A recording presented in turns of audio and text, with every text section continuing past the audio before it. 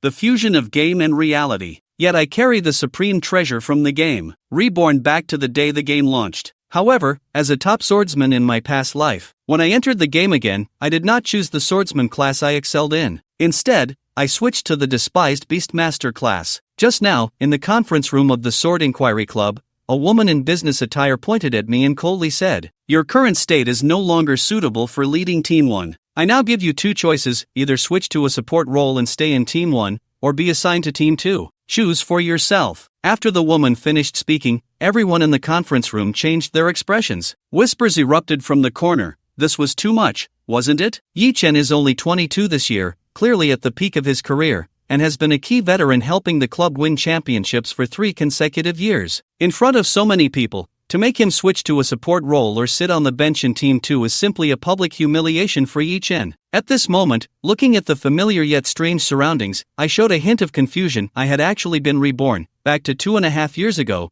on the day the game Miracle was about to launch. Seeing Chui Min's ugly face at the conference table, a deep sense of disgust appeared in my eyes. I remembered that this woman targeted me because I rejected her unspoken rules in my past life. So I snorted coldly and stared at Chui Min, saying each word clearly, "I'm done." As soon as I said this, an uproar erupted in the conference room. Chui Min frowned even more and coldly said, "Don't forget, you have a contract with the club. If you breach it, you will owe 200 million. Hearing this, I couldn't help but sneer. In my past life, due to contract constraints and various pressures, I had no choice but to settle for second place. All the resources I gained in the game were unconditionally contributed to Team 1 members, resulting in my own slow development. It wasn't until later, when the game merged with reality, that I realized how much I had missed out on. Even so, I climbed step by step to the top 10 in the world with my talent and hard work. However, due to a special restriction placed on me early on, I was unable to break free from the control of the Sword Inquiry until I fought my way back to life and reclaimed the legendary treasure, the true snow of Heaven's path. They even wanted me to hand it over for others to use. I finally couldn't take it anymore and, risking everything, took everyone down with me. Now that I've been reborn, I certainly won't repeat the same mistakes. Is it 200 million? I can afford it. Bring me the termination contract. Before long, currency in the real world will become worthless paper. Only strength in the game matters. Alright, Yi Chen, don't regret this. Chui Min's face turned pale with anger. At this moment, a short-haired young man wearing glasses stood up, gently patting Chui Min's back, advising her, "Sister Chui, don't be too angry. It's not worth it for someone like him." After saying this, he looked at me with deep provocation in his eyes. "Yi Chen, your time has passed. Just wait and see. After you leave, I will lead the Sword Inquiry to greater heights." Looking at this young man standing up to provoke me, I couldn't hide the cold glint in my eyes. This guy named Wang Tong, when he first joined the club, was ignored by everyone due to his poor gaming skills. Out of kindness and a sense of responsibility as the team captain, I repeatedly trained with him in the game,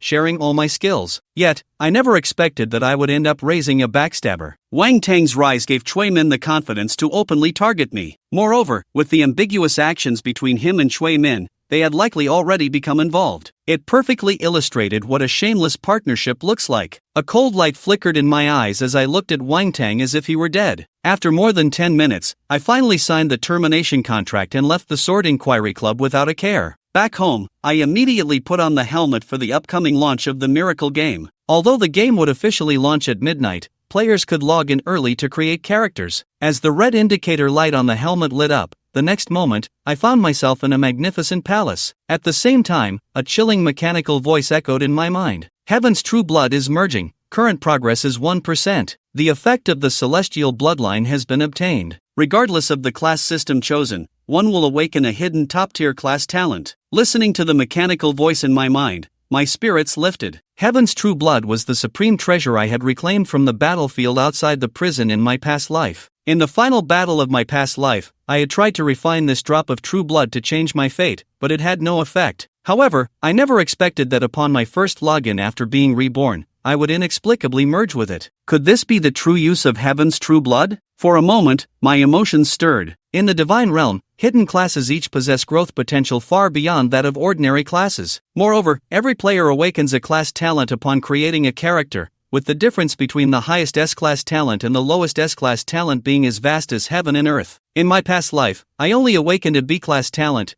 which gave me a significant inherent disadvantage compared to those super geniuses with S-class talents. It was only after countless efforts that I barely squeezed into the global top 10. If in this life I can obtain both a hidden class and a top-tier talent, combined with my deep understanding of the game as a Reborn player, my achievements will surely surpass those of my past life. And this is only from merging 1% of heaven's true blood. One can only imagine that as my level increases and the merging progresses, even more surprises await. Just then, a cold mechanical voice echoed in my mind again. First log into the game, please name your character. A hint of hesitation appeared in my eyes. In all previous games, my ID was Sword Inquiry Long Song, which was very famous among players in the national server. If I logged in with this name, my true identity would have no secrets left. Recalling the various experiences of my past life, a phrase involuntarily surfaced in my mind. I would rather betray the world than let the world betray me. My eyes flashed with determination as I decisively confirmed my game ID as Wei Wui Feng. Character naming successful, please choose a class. As the cold voice echoed again, 7 beams of light descended from the sky, representing warrior, mage, assassin, archer, priest, summoner, beast master and other 7 class paths. Players can choose anyone as their game class. In my past life, I chose the warrior class. If I chose it again, I would be confident that with my deep understanding of this class, I could easily reach the top of the server. However, because of this, I understand better than anyone the limitations of the warrior profession. If I had to choose the profession with the highest growth potential among the 7 major classes, it would definitely be the presale master. As far as I know, the presale master can later merge with presales to acquire their attributes and skills. With this ability to merge with different presales, one can transform into any profession. While the beast master profession has a high growth limit, its drawbacks are also very clear. Training multiple beasts requires a significant amount of resources that ordinary players simply cannot afford. However, I possess the unique celestial bloodline, which allows me to awaken a hidden profession and top-tier professional talent, solving all these issues. A flash of golden light sparkled in my eyes as I decisively walked up to the pillar of light representing the beast master. Instantly, a brilliant golden light shone from the pillar, bathing my body in its glow. Congratulations! You have obtained the unique hidden profession, Divine Domain Master. Congratulations on awakening the 3S level talent, Infinite Evolution. Congratulations! You have acquired the Black Iron level initial pet, Void Bug, as a Divine Domain Master. Passive Skill 1 allows you to establish a Divine Domain contract with any target. Passive Skill 2 increases all presale attributes by 50%. Passive Skill 3 reduces the experience required for all presales to level up by 50%. The initial skill, Divine Domain Contract, has a certain probability of binding the target to a contract,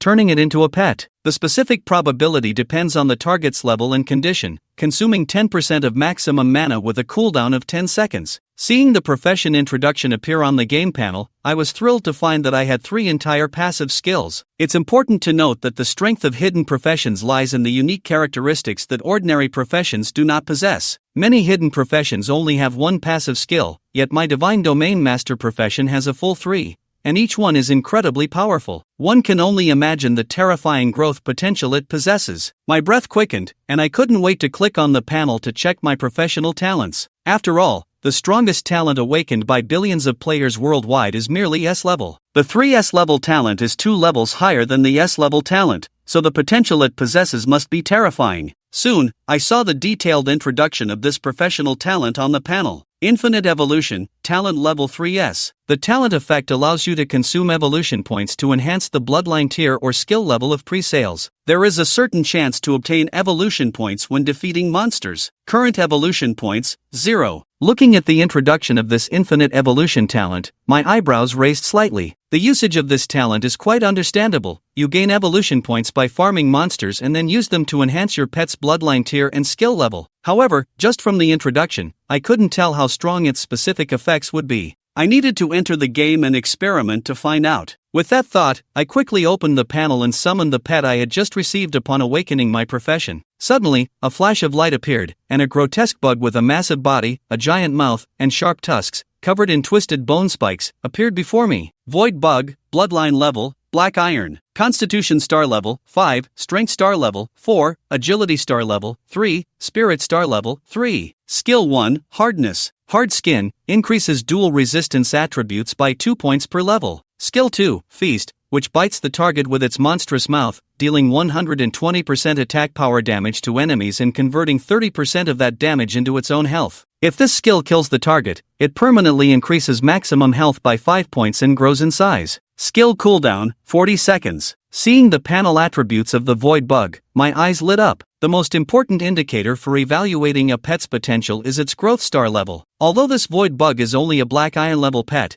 its 4 attributes add up to a total of 15 growth star levels, which is already the ceiling for black iron level pets. Not only is it tough and resilient, but it also comes with healing skills, making it perfect for the current phase of grinding through dungeons, especially the Feast skill, which can permanently increase maximum health after successfully killing a target. This means that as long as it consumes enough monsters, its health bar will extend indefinitely, and one day, it will grow into an unkillable super tank. After a long wait, the clock struck 12, and suddenly, a flash of light appeared before my eyes, bringing me to a rather simple village. At the same time, I heard a crisp game notification sound. Welcome to the 4399 beginner village in the Miracle Continent. As a dense series of teleportations occurred at the starting point, flashes of light continuously appeared as countless players poured into the village. In the Miracle game, there is no function to adjust character appearance. Your in-game character looks exactly like you do in real life. As a top player leading the Questioning Sword Club, who has won the global championship for 3 consecutive years, I have a high profile in the national servers gaming community. However, I don't want to reveal myself too early in the Miracle game to avoid unnecessary trouble. So, I hurried to the general store and spent the 10 copper coins issued by the system to buy a black iron mask to cover my face before leaving the beginner village. At that moment, the clearing in front of the village was filled with countless players shouting and chasing after various level 1 monsters like wild chickens and wild dogs. However, I didn't stay because the Void Bug, as a black iron level pet, inherently possesses attributes much stronger than those of an ordinary level 1 player. It also benefits from my Divine Domain Master's passive, which provides a 50% boost to all attributes, making its attributes comparable to those of a level 7 player in basic gear. I strode directly into the dense forest ahead, filled with dangers. Once I was sure no one was around, I summoned the Void Bug. Together, we swiftly moved through the forest, and after about 10 minutes, I finally arrived at my chosen hunting spot. Long-eared rabbit, normal monster level 3, health 220, attack 14 to 16, defense 11. Upon seeing this fluffy long-eared rabbit, my eyes lit up. I pointed at it and loudly commanded, attack. The Void Bug let out a roar and charged at the long-eared rabbit, biting down hard. A damage number of -27 popped up above the rabbit's head. After being attacked, the long-eared rabbit's already red eyes turned even bloodier. It immediately retaliated with a strike, scratching the Void Bug fiercely. However, the Void Bug's defense attributes are already high, and with its Hardskin passive skill, the long-eared rabbit could only deal -6 damage. Under the relentless assault of the Void Bug, the long-eared rabbit's health quickly plummeted, leaving it with less than 40 health points. At that moment, the Void Bug suddenly let out a roar and activated the Feast skill. It opened its monstrous mouth and swallowed the long-eared rabbit whole, followed by a greedy and satisfying crunch. A game notification immediately appeared on my screen. Your pet, the Void Bug, has activated the Feast skill, successfully killing the level 3 normal monster, long-eared rabbit, and received 5 experience points and an increase of 5 maximum health points. As the Void Bug successfully swallowed the long-eared rabbit, its size visibly increased slightly. My eyes lit up with a sense of satisfaction, akin to raising a giant creature. Normally, in the Miracle game, experience points are distributed based on the contribution of damage done to the monster. However, the pre-sale master profession has a special mechanism that allows for arbitrary adjustments to the experience distribution ratio between oneself and the pre-sales. One of the characteristics of the Divine Domain Master is that it reduces the experience required for pre-sales to level up by 50%. Therefore, I decisively chose to allocate all the experience from killing monsters to the Void Bug,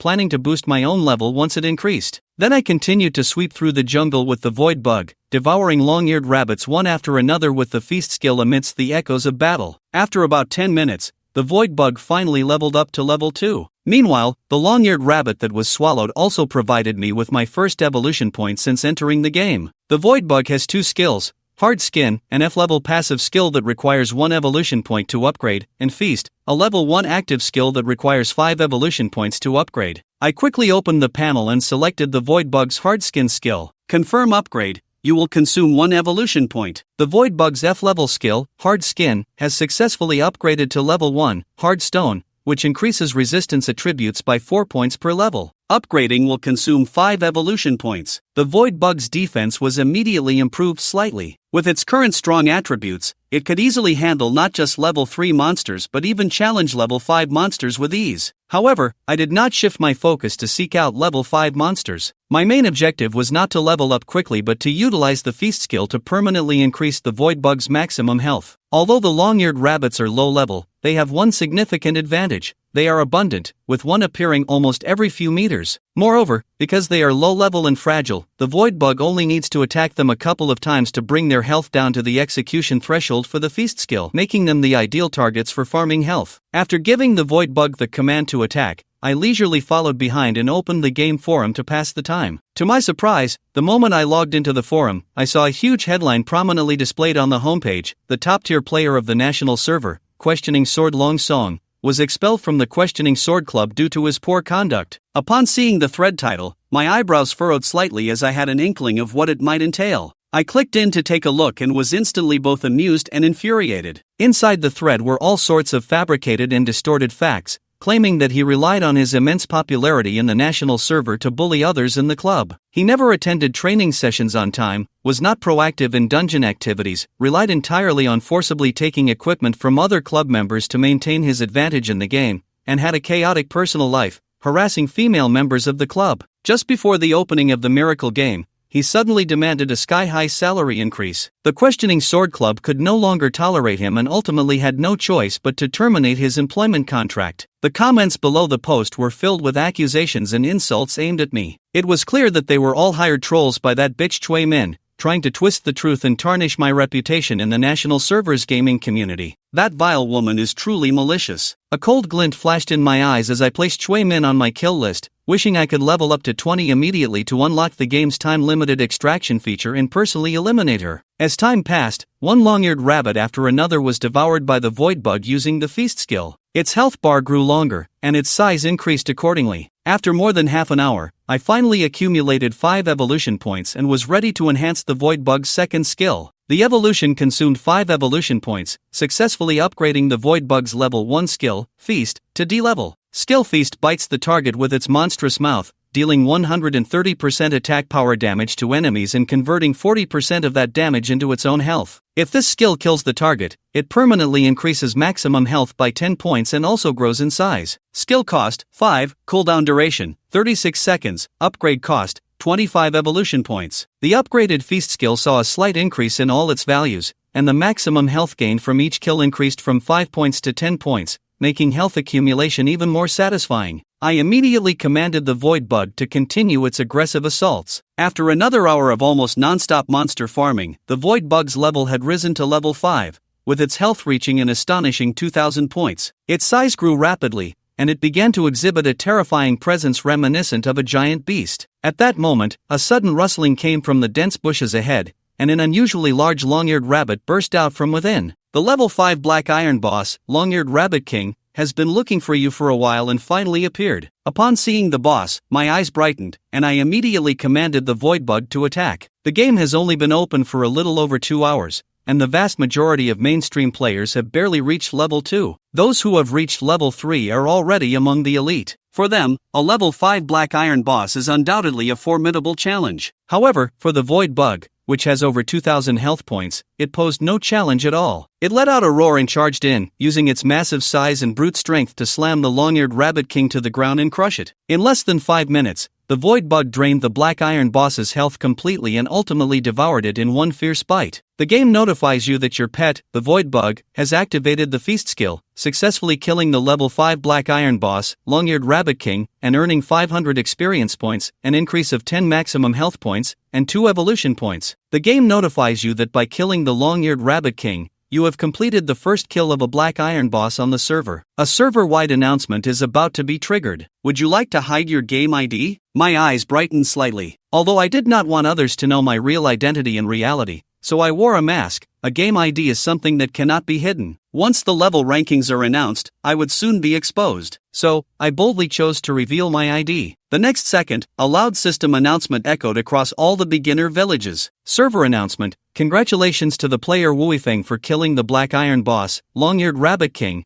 completing the first kill of a black iron boss on the server. You have received rewards, 10 reputation points, 10 gold coins, plus 1 luck, and the S-level skill, Life Chain. As the loud server announcement echoed through the sky, countless players looked up, their eyes filled with disbelief. In the 438 beginner village, a well-rounded 5-person team was vigorously hunting slimes in the jungle, which is the core of the Questioning Sword Club. Leading the team, Wang Tang had already leveled up to level 5, while the other 4 were only at level 3. Clearly, all experience resources were prioritized for Wang Tang, with the intention of creating a brand new powerhouse. Upon hearing the server announcement echoing in the sky, all 5 members frowned, their eyes revealing their dissatisfaction. Damn it, someone else got the first kill of the Black Iron boss. Who exactly is this Wui Feng? How could their progress be faster than ours? The priest in the team snorted dismissively, saying, "It's just good luck. If we encountered the Black Iron boss, our team could take it down too." After saying that, he walked over to Wang Tang, easily linking arms with him, and comforted him softly, "Don't worry, I've already mobilized everyone to search for the boss's coordinates. Once found, the powerful hidden profession, Gale Swordsman, combined with our 4 supports, will definitely be able to easily clear it." The first kill of the Black Iron boss was snatched by that person named Wei Weifeng, but the first kill of the bronze boss will definitely be yours. This priest is none other than Chui Min, who took over as the support for the team after Jiang Yecheng was expelled from the club. However, her appearance in the game is completely different from in reality, showcasing how much advanced technology has gone into creating that curvaceous and beautiful figure. Looking at Chui Min, who had linked arms with Wang Tang, a hint of disgust flashed through my eyes, but my face remained expressionless. "Thank you, Sister Min. Now that Yecheng is gone, I will definitely work twice as hard and quickly take on the pillar role in our Questioning Sword Club." Upon hearing Wang Tang mention Yecheng, a hint of resentment appeared in Chui Min's eyes as she smugly replied, "Don't worry, I've already used my connections to take care of him. In a few days, he will be completely disgraced, and no gaming club will take him in. I want to see if he can remain so stubborn. Sooner or later, I'll make him kneel like a dog begging me." Meanwhile, I was also feeling excited, eagerly checking the system rewards I had just received. Upon opening my inventory, I saw a shiny skill book quietly lying in the corner. Life Chain, Skill Level S. The skill effect creates a life chain that connects the Beast Master with a pet. During the chain's duration, 80% of the damage the Beast Master receives is transferred to the pet. The skill consumes 10 mana per second with a cooldown of 10 seconds. As soon as I finished reading the introduction of the Life Chain skill, my eyes lit up. The biggest shortcoming of the Beast Master profession is the Beast Master themselves. This skill perfectly helps to cover that shortcoming. Moreover, the Void Bug is a typical tank-type pet, capable of absorbing all the damage transferred to it. In addition to the rewards for killing the boss, 3 black iron level equipment pieces dropped from the body of the long-eared Rabbit King. However, since I allocated all experience to the Void Bug to ensure it leveled up first, I remained at level 1 and couldn't use any of this equipment for now. I could only store them in my inventory. The substantial experience from defeating the long-eared Rabbit King allowed the Void Bug to smoothly level up to 6. Under the passive enhancements of the Divine Domain Master profession, its attributes were already comparable to those of a bronze-level boss. I decapitated the long-eared Rabbit King because there was a lucrative hidden quest in the beginner village that required 3 black iron boss heads and 1 bronze boss head. There aren't many bosses in the beginner village, and other players might only encounter them by chance while leveling up, but I have perfect knowledge of the distribution of all bosses in the beginner village from the previous century. After putting the bloody head of the Rabbit King into my inventory, I moved with the Void Bug to a new location, heading west with a clear goal. Server announcement: congratulations to the player Wuifeng for killing the bronze-level boss, Goblin Shaman, completing the first kill of a bronze boss on the server. You have received rewards, 50 reputation points, 30 gold coins, plus 2 luck, and the S-level skill, Berserk Power. At 4 a.m., 4 hours after the game launched, another loud server announcement echoed across the entire national server without warning. The national server instantly erupted in chaos, with countless players in the beginner villages discussing it. Meanwhile, I stood alone in the dark forest, looking down to check my loot, starting with the S-level profession skill book awarded by the system. Berserk Power, Skill Level S. The skill effect ignites the rage bloodline within the pet, doubling the damage of its next 3 attacks. Skill cost, 100 mana, cooldown duration, 30 seconds. This came at the perfect time, just right to compensate for the Void Bug's insufficient attack power. After learning the skill, I bent down and scooped up a pile of items from the Goblin Shaman's corpse. In addition to dozens of shiny silver coins, I found 3 pieces of bronze equipment and a level 1 mage skill book, Flame Shadow. Additionally, defeating the Goblin Shaman earned me 3 evolution points, bringing my total evolution points accumulated from monster farming to 63. However, I didn't rush to upgrade the Void Bug's Feast skill again. I wanted to save up for 100 evolution points to enhance the Void Bug's bloodline quality and see what type of pet it could evolve into. After counting my loot, I immediately headed back toward the beginner village with the Void Bug. After several hours of constant killing, the Void Bug had leveled up to level 10, with its health reaching an astonishing 6,000 points and its size exceeding 3 meters, resembling a fearsome purple beast. I walked beside the Void Bug, completely concealed by its massive body. As we passed through a high-level farming area, 3 players farming monsters spotted the Void Bug from a distance. They immediately widened their eyes at its fearsome size. "Look over there. What is that thing? Its size is enormous. It must be a boss. There's a high bounty for the boss's coordinates right now. Let's note down this boss's coordinates and record a video as evidence." A few minutes later, in a nearby grove, there was news about the boss, and it was not far from us. The young man referred to as the Emperor brightened up after watching the video and immediately notified everyone to gather and go hunt the boss with him. A few minutes later, a large group of people, led by Huang Xiao, hurriedly rushed toward the coordinates shown in the video. Meanwhile, I was unaware that the enormous Void Bug had been mistaken for a boss by other players. To avoid drawing attention, I left the dangerous high-level farming area and stored the Void Bug away, continuing on my journey alone. After about 10 minutes, I finally returned to the beginner village. I wound through the village and gently knocked on the closed door of a house. A moment later, the door opened, and a plump middle-aged woman stepped out from the room. "Sun Widow, capture contract success rate, 1%. Seeing the 2 lines of bright green text under Sun Widow's name, I was momentarily taken aback. Every small monster and boss I encountered in the wild had similar prompts beneath their names. However, seeing such a prompt on an NPC was clearly unusual. After a moment of daze, I realized this must be the first passive ability of the Divine Domain Master profession, allowing them to establish a Divine Domain contract with any target. Initially, I was unsure about the specific effects of this passive ability, but now I finally understood how it worked. It even allows contracts with NPCs in the game. It's important to note that NPCs in the Miracle game are not simple. Some high-level NPCs possess substantial game resources. If you can contract a key NPC with significant power, it would be immensely beneficial. As Sun Widow opened the door, she saw a handsome young adventurer standing outside, his eyes sparkling as he stared at her with a hint of a flirtatious smile. "Isn't it a bit inappropriate for such a handsome guy to come knocking during the day?" she said with a smile. I replied with a serious expression, "Sister, don't misunderstand. I'm not here to spar with you, I'm here for that item." Upon hearing me mention that item, Sun Widow's expression changed slightly. "I don't understand what you're talking about. If there's nothing else, please leave," she said, starting to close the door. But I pressed my hand against the door, looking deeply at Sun Widow, and whispered, "You wouldn't want the village chief to find out about your situation with the militia captain, would you?" Upon hearing my words, Sun Widow's face changed dramatically as she looked at me in disbelief. "How do you know that?" A mischievous smile crept onto my lips as I replied, "I know a lot more than that. Now, can we talk about that item?"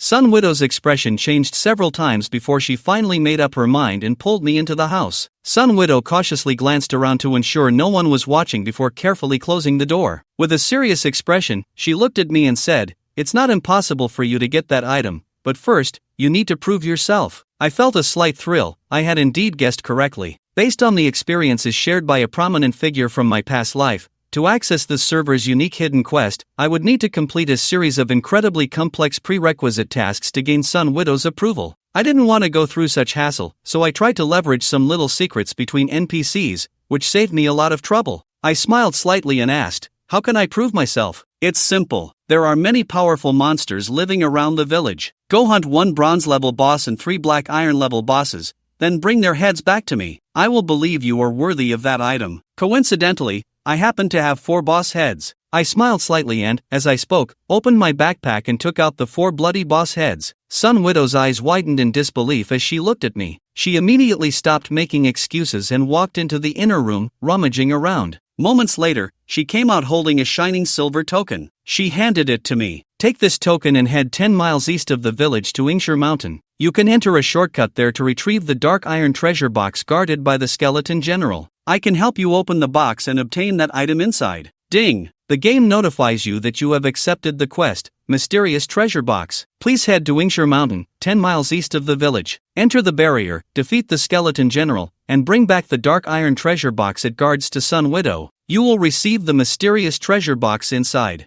With the quest in hand, I was filled with joy. After leaving Sun Widow's house, I first headed to the general store to restock on consumables. Then I arrived at the village entrance to set up a stall, clearly stating in the stall information that I was selling attribute equipment at high prices, accepting gain gold coin transactions, and only selling for 10 minutes, urging buyers to come quickly. In the early stages of the game, the value of equipment depreciates by the minute. Right now, an item might be worth 10 gold coins, but in just a few hours, it may not even be worth 1 coin. With the game merging into reality, many aspects will require game gold coins, especially during the initial phase of this merge when expenses are higher. Even I have to budget carefully to save up more coins before that happens. At this time, a few other players were also setting up stalls at the village entrance. However, their stalls were filled only with basic whiteboard equipment. As soon as I set up my stall, it instantly overshadowed the others. Countless players around were drawn to it, gasping in surprise at the shiny attribute equipment displayed in front of me. Wow, everyone, look! This stall has a lot of black iron equipment. That blue staff is actually level 7. The black iron staff adds over 20 points of spell power and comes with a mage area attack skill book. More and more players gathered around my stall, and I was surprised to find that each player's name had a line of green text beneath it, indicating they were in a recoverable state. This discovery excited me. If players could also be controlled through contracts, the possibilities would expand immensely. Just as I was pondering, a player squeezed through the crowd and approached my stall, asking, "Do you accept real money transactions? 1 gold coin for 10,000, directly transferred to your card. I'll take all this equipment." I looked up to see that the speaker was a level 6 warrior-type player named Aoshi Shifum. I felt a slight stir in my heart, realizing he was from Aoshi. This gaming guild had a notorious reputation in my previous life. Before the game merged with reality, they had once illegally detained players to force them to farm for gold, robbing high-level bosses everywhere, which ultimately incited widespread outrage and led to their suppression by several major guilds. I had a poor impression of them and pointed directly at the sign on my stall, saying, "I only accept game gold coin transactions, not real money." It wouldn't be long before the game's arrival in reality severely impacted the real-world currency system. In the upcoming new era, all wealth in the real world would quickly turn into worthless paper, and only game gold coins would serve as the hard currency. Moreover, real-world currency can easily be traced back to one's identity in the real world. Exposing one's identity without having the power to ensure absolute safety is extremely dangerous. Aoshi Shifeng frowned upon hearing my words and asked, "What's the difference between game gold coins and real money? The game just opened. Where am I supposed to get that much gold for you? Moreover, game gold coins aren't as stable as real currency. Right now, 1 gold coin can be exchanged for 10,000, but in a few hours, it might only be worth 5,000. I remained unfazed and said, "Regardless, I only trade in game gold coins. If you don't have enough, you can go find someone else to exchange for gold before coming back to buy. By the way, you have 5 minutes left to exchange for gold. Is that enough? 1 gold coin will cost you 12,000. You have 4 minutes and 50 seconds left." Aoshi Shifeng glared at me in frustration and turned to leave the crowd, saying, "Why are you so stubborn?" 2 minutes later, a female mage in a red robe squeezed her way through the crowd, pointing at several pieces of black iron equipment and the flame skill book on my stall. "I want all of this equipment and the skill book. Can you give me a slight discount?" I looked up at the female mage, whose game ID was Big Bear Soft Candy, and saw her bright, eager eyes staring at me. I smiled broadly and replied, "Sure, if you want a discount, no problem, but you'll need to buy a few more pieces of equipment. These 3 white pieces of equipment cost 50 silver coins, 60 silver coins, and 40 silver coins respectively. If you buy them all together, I'll sell them to you for just 2 gold coins. That's a good deal, right? Wow, you're such a nice guy." Big Bear Soft Candy exclaimed joyfully, her face lighting up as she completed the transaction with me. After the beautiful mage completed her transaction and walked away with a light step, whispers arose among the surrounding crowd, speculating how he lost 50 silver coins by exchanging 1 gold coin for 100 silver coins, yet still looked so happy. This must be what they call being foolishly happy. This stall owner really isn't a good person to deceive such a cute girl. I pretended not to hear the murmurs of the crowd and continued to wait for a few more minutes. After selling 2 pieces of white equipment, the 10 minutes were up, and I promptly packed up my stall and left. Currently, in the numerous beginner villages across the national server, countless players are desperately leveling up, competing to be the first to reach level 10 and complete the achievement reward for their first transition. I previously allocated most of my experience to the void monster pets,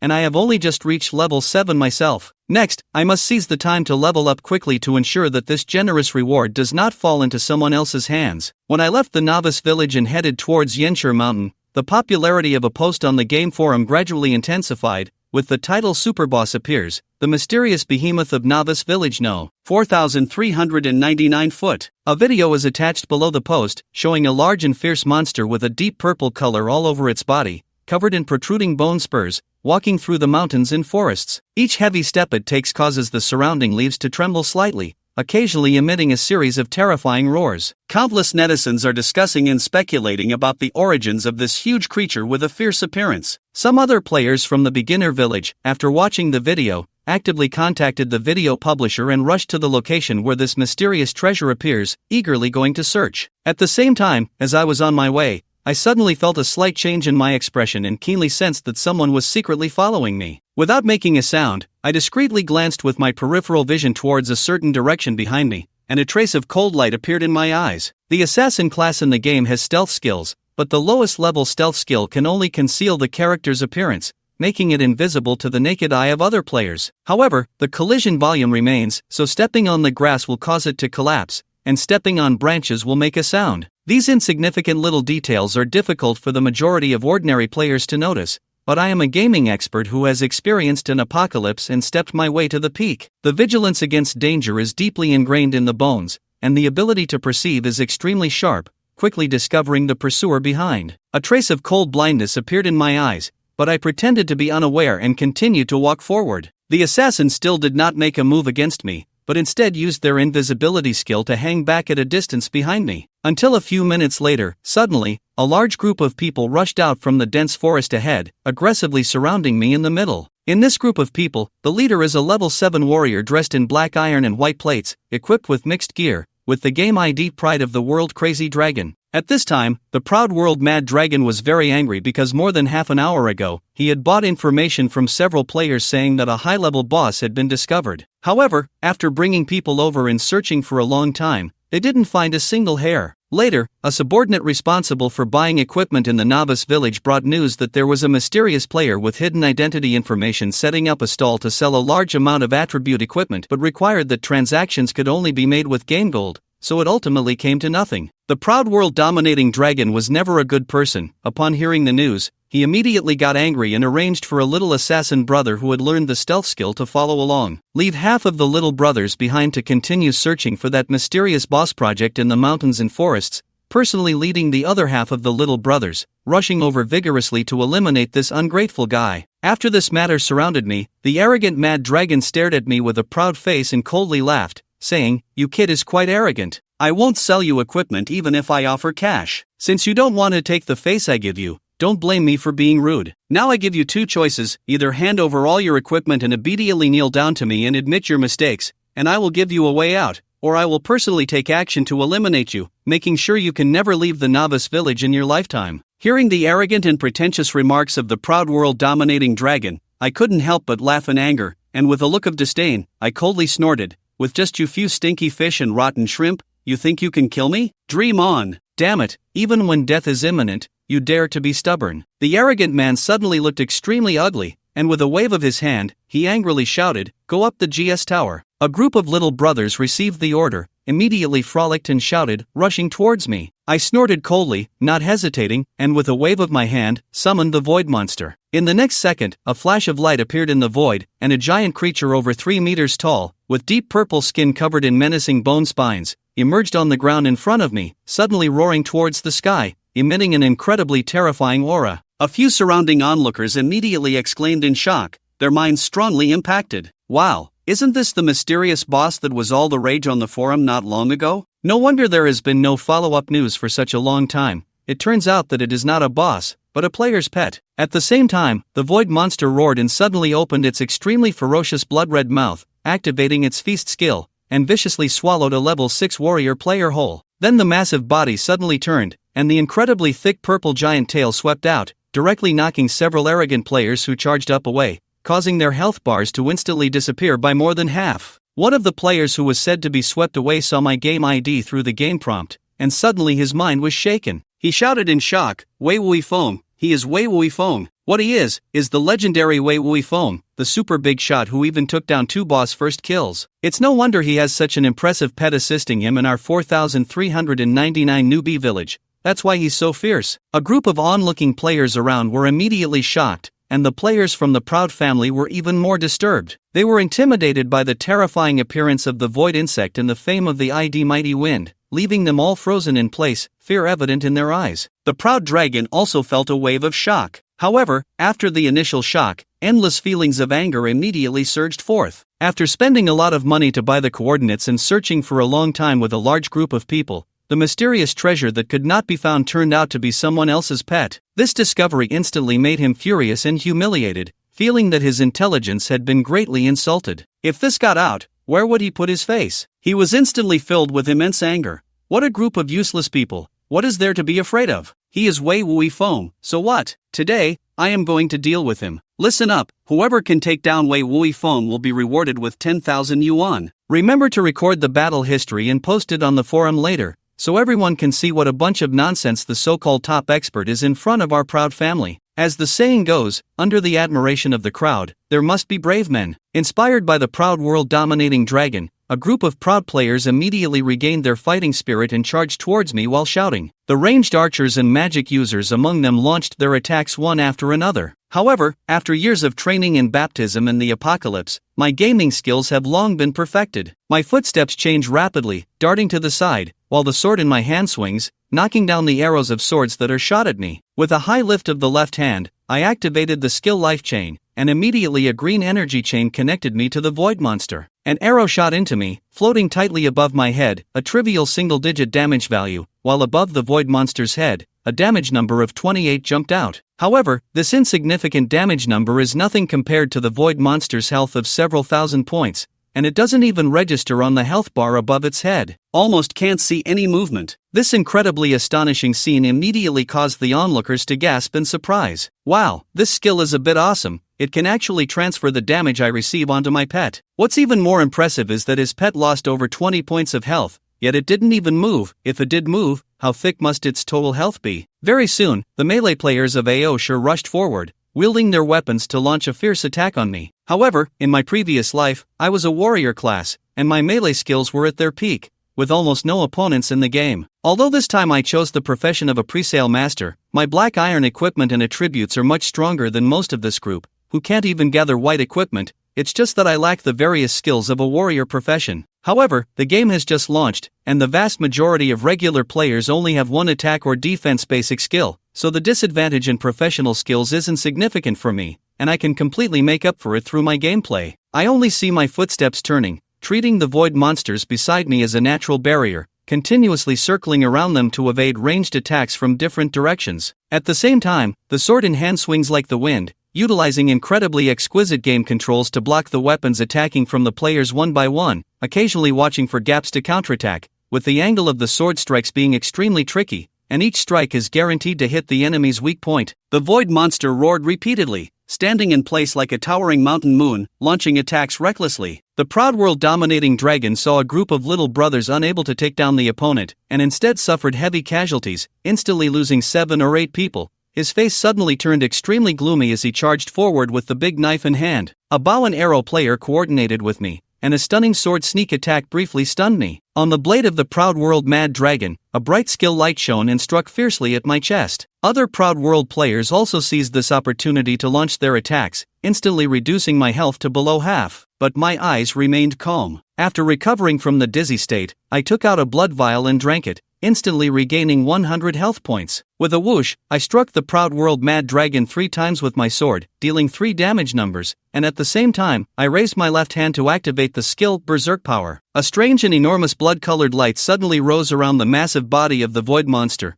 fiercely slapping the Proud World Dragon with a claw, and then devouring it in one bite, instantly killing it, leaving the priest in the distance with no chance to heal. When the Proud world-dominating dragon died, the remaining Proud world players immediately became headless dragons, falling into chaos, completely losing the courage to continue fighting me, and began to turn and flee. I chased after the void bug all the way, killing 5 or 6 people before stopping. I picked up the equipment and potions dropped by the group one by one, tossed them into my bag, and then continued on my way. This PK was just a trivial episode for me during my journey. However, the few passerby players who happened to walk by and witness this battle were incredibly shocked. With the strength of one person, to kill more than 20 high-level players to the point of dropping their armor and fleeing in embarrassment, is this Wui Feng still human? Too awesome. Not only are the pet attributes explosive, but his own gaming skills are also smooth and flowing. No wonder he can get 2-hand kills in a row. This strength is absolutely undeniable. Who recorded the video? Hurry up and post it on the forum. This segment of the video will definitely go viral. After more than 10 minutes, I finally arrived at the foot of Inure Mountain, the location of the mission. Along the way, I dealt with quite a few monsters,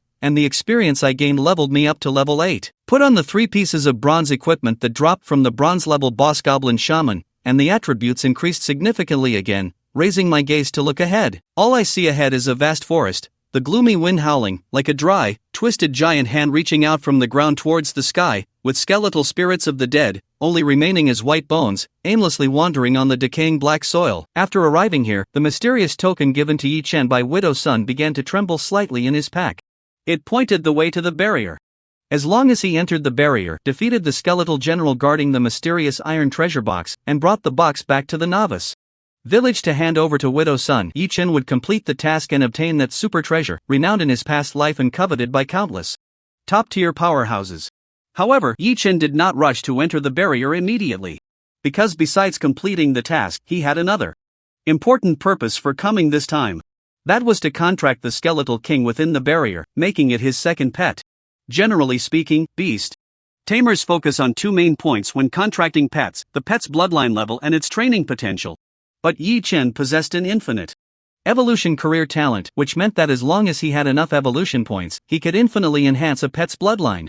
Therefore, he did not need to place too much importance on the pet's initial bloodline level.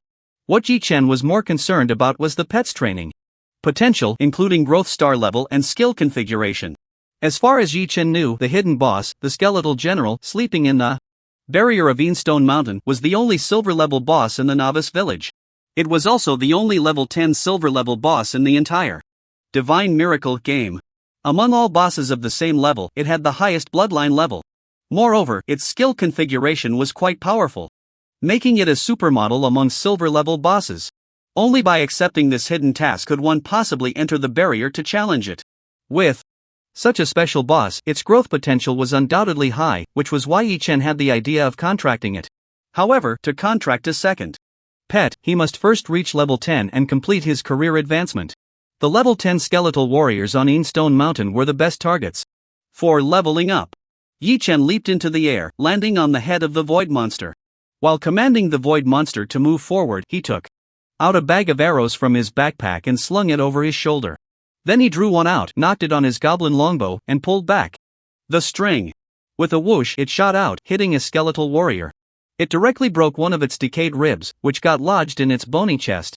The skeletal warrior let out a howl, the faint spark of undeath burning and flickering in its eye sockets, as it turned and charged at Yi Chen.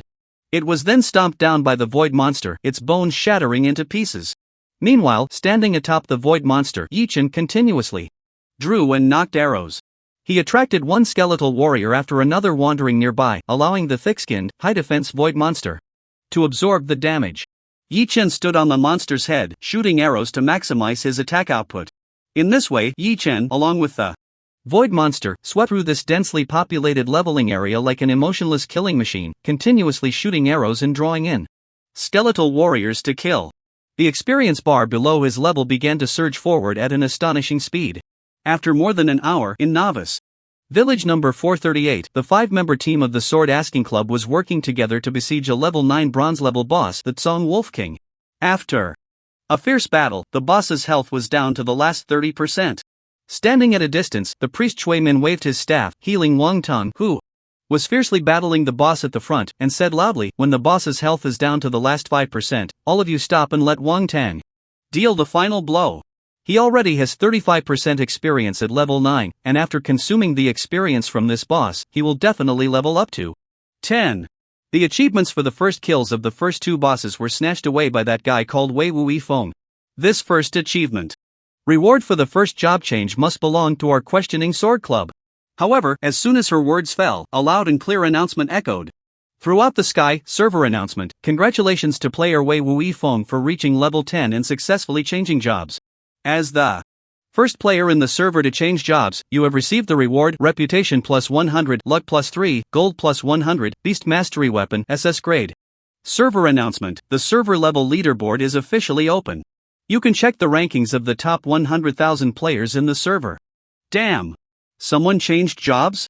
It's Wei Wu Feng again. In one night, he appeared in the server announcements 3 times. Is this what they call 3 times in one night? Damn! The system reward for the job skill book is called Beast Mastery Weapon. So, this Wei Wu Feng must be a beast master? If he were a mage, I could accept it, but how can a beast master level up so fast? I just don't understand. There are videos of the big shots in the AO Sure Family's PK on the forum. If you watch them, you'll understand. Crap, I just finished watching that video, and it left me speechless. Damn it, we are all players too. The server just opened for a few hours, how can the gap be so big? 2 consecutive system announcements stirred up a wave of shock among countless players, sparking endless discussions. The members of the Questioning Sword Club all changed their expressions in unison. Bastard! Where did this Wei Wu Feng come from? Shui Min's face was extremely ugly as she shouted in frustration, how come I didn't know when our national server got such a gaming expert? Wang Tang's face was even darker, his expression at its worst. He originally thought that after pushing Yi Chen out of the club, with his own gaming skills and the support of the Questioning Sword Club's resources, he would surely dominate in this brand new gaming world and rise rapidly. He aimed to replace Yi Chen at the fastest speed and become the most dazzling superstar in the national server. However, he never expected that the spotlight would be stolen by some unknown guy. He didn't even manage to grab one of the 3 most important achievement rewards at the beginning of the game. Wei Wu Feng. From now on, in this game, it's either me or you. Wang Tung's eyes glinted with coldness, radiating deep hostility. Meanwhile, far away in the 4399 novice village, Yi Chen saw several lines of text quickly appear on his game panel. Congratulations, you have reached level 10, job level advancement successful, promoted to Junior Beast Master. Your attribute growth has been enhanced, free attribute points per level 510, number of contractable pets 12, awaken job skills, healing light, wild awakening, heavenly Dao True Blood Fusion in progress, current fusion progress 2%, heavenly Dao True Blood Fusion in progress, current fusion progress 3%. The True Blood of Heaven is currently at 10% fusion progress, your celestial bloodline has advanced. Bloodline effect, attribute growth is doubled, and you can gain 1020 free attribute points per level. Looking at the prompt information that appeared on the game panel, Yi Chen's eyes suddenly brightened, revealing an uncontrollable excitement. As expected, after the class advancement, the fusion of the True Blood of Heaven was higher, and a new ability was awakened. Moreover, this newly awakened ability was incredibly powerful, actually doubling his attribute growth. It is known that according to the game rules of Miracle, players' attribute growth doubles with each class advancement. For example, before the first transfer, players could gain 5 free attribute points for each level up. After the first transfer, the free attribute points gained per level would increase to 10. This pattern continued with each subsequent transfer. However, the bloodline effect awakened this time allowed Yi Chen's attribute growth to double again on top of that. With just the first transfer, he could have the attribute growth of a second transfer player. Although gaining an extra 10 attribute points per level may not seem like much, it accumulates level by level. Moreover, the later the game progresses, the more terrifying this bonus becomes. Just imagine, after reaching the 7th and 8th transfers in the future, Yi Chen would gain several hundred more attribute points for each level compared to other ordinary players. As the levels accumulate, the attribute gap would become even larger. By that time, the true strength of this bloodline effect would be revealed. In addition, this class promotion also allowed Yi Chen to awaken 2 brand new class skills. Light of Healing, skill level A, skill effect, illuminates a pet with the light of healing, allowing it to recover 2% of its maximum health every second for the next 10 seconds. Skill cost, 100 magic, cooldown, 40 seconds. Wild Awakening, skill level A, skill effect, awakens the wild power within a pet, increasing its attack power, attack speed, and movement speed by 20% and reducing skill cooldowns by 20% for the next 60 seconds. Skill cost, 200 magic, cooldown, 90 seconds. Based on Yi Chen's experience from his previous life, ordinary class players awaken D-level skills upon their first transfer. However, both skills awakened by Yi Chen are A-level skills. This shows just how valuable the hidden class, Beast Master, is in the entire server. Among them, the Light of Healing is a pure healing skill. Moreover, it is a very rare healing skill that restores a percentage of maximum health. It perfectly complements the Yefeast skill of the Void Insect, which can infinitely stack health limits.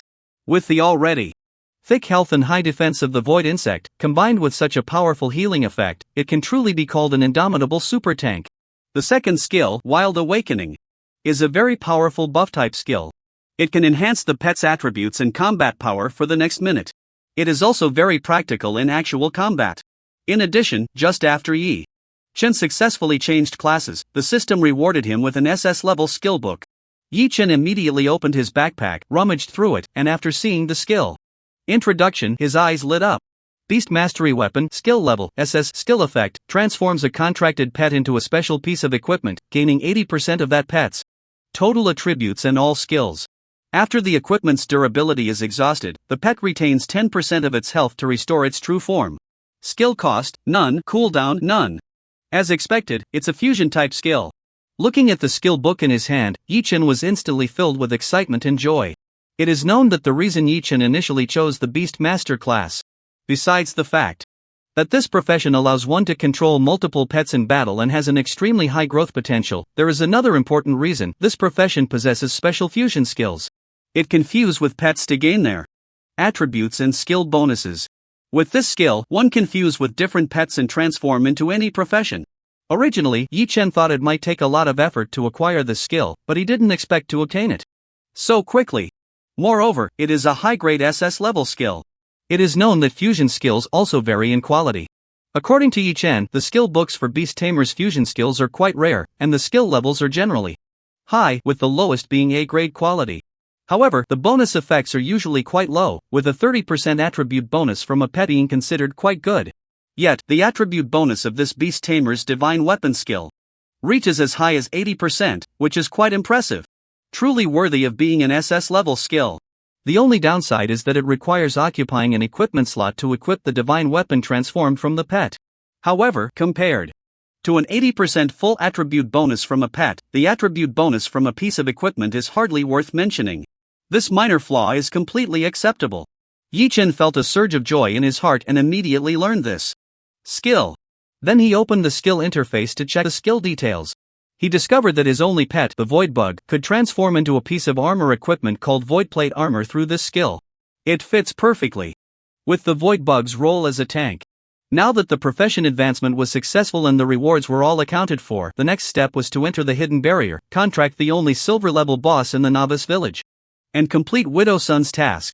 A glimmer of anticipation flashed in Yi Chen's eyes. A flash of light appeared in his palm as he took out the silver token given by Widow Sunday. Then, following the token's guidance, he walked deeper into Stone Mountain. A few minutes later, he arrived at a bare, steep cliff. The token in his hand suddenly flew up, transforming into a silver light that shot into the cliff ahead. A slowly rotating spatial portal immediately appeared on the surface of the cliff. Without hesitation, Yi Chen stepped inside, and in an instant, the light flashed before his eyes. The next second, he found himself in a dark, eerie valley filled with ominous energy. In the center of the valley stood a circular altar several yards in diameter. On the altar lay an incredibly heavy, rusted bronze coffin. The moment Yi Chen stepped into the valley, the bronze coffin trembled violently, emitting a muffled bang, and the coffin lid flew open. A skeletal warrior, its flesh long decayed and only its white bones remaining, stood up from the coffin. Clad in tattered bronze armor and wielding a bronze spear, it let out an angry roar at Yi Chen. Skeleton General, Silver Level Boss, Health 10,000 Attack, 101-115 Defense, 95 Skills, Combo, Gale Thrust, Undead Power, Summon the Dead. Description: a renowned general who fought for the Empire thousands of years ago, after falling in battle, was transformed into an immortal undead. The glory and oaths of the past have long decayed, leaving only endless hatred and slaughter. Status: can be captured. Contract success rate, 3%. Upon seeing the attributes of the Skeleton General, Yi Chen's gaze suddenly sharpened, revealing a hint of seriousness. He didn't expect this guy's attack power to exceed 100. Moreover, its health was a staggering 10,000 points. It was even more ferocious than the Void Bug, which had been buffed for several hours with the feast and benefited from his hidden class passive. It also had a total of 4 skills. A level 10 boss with such astonishingly exaggerated attributes could only be described as terrifying. No wonder it was the only level 10 silver grade hidden boss in the entire server. However, Yi Chen did not feel afraid because of this. Instead, a surge of excitement filled his heart, and his eyes revealed an unmistakable fervor. The stronger the boss's attributes and combat power, the greater its potential. After forming a contract, with proper training, it would surely grow into a formidable force. The only downside was the low success rate of the contract, which was only 3%. But it was fine, he could contract while fighting. According to the game rules of Divine Miracle, the success rate of beast contracts is closely related to the target pet's level, rank, and condition. Especially for boss-level pets, the lower the health and the worse the condition, the higher the probability of a successful contract.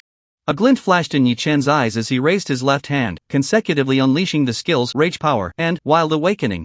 A hazy blood-red halo enveloped the void bug, significantly enhancing its attributes. "You've been empowered, go for it," Yi Chen shouted, and the void bug let out a skyward howl. It emitted a deafening roar of fury and charged heavily towards the skeleton general. As it got closer, it directly activated the Yi Feast skill. With its terrifyingly large mouth wide open, it bit down hard on the skeleton general's bony body. -279. The strongest strike, enhanced by the 2 buffs of Rage Power and Wild Awakening, only dealt less than 300 points of damage. If it were a simple normal attack, the damage value might only be in double digits.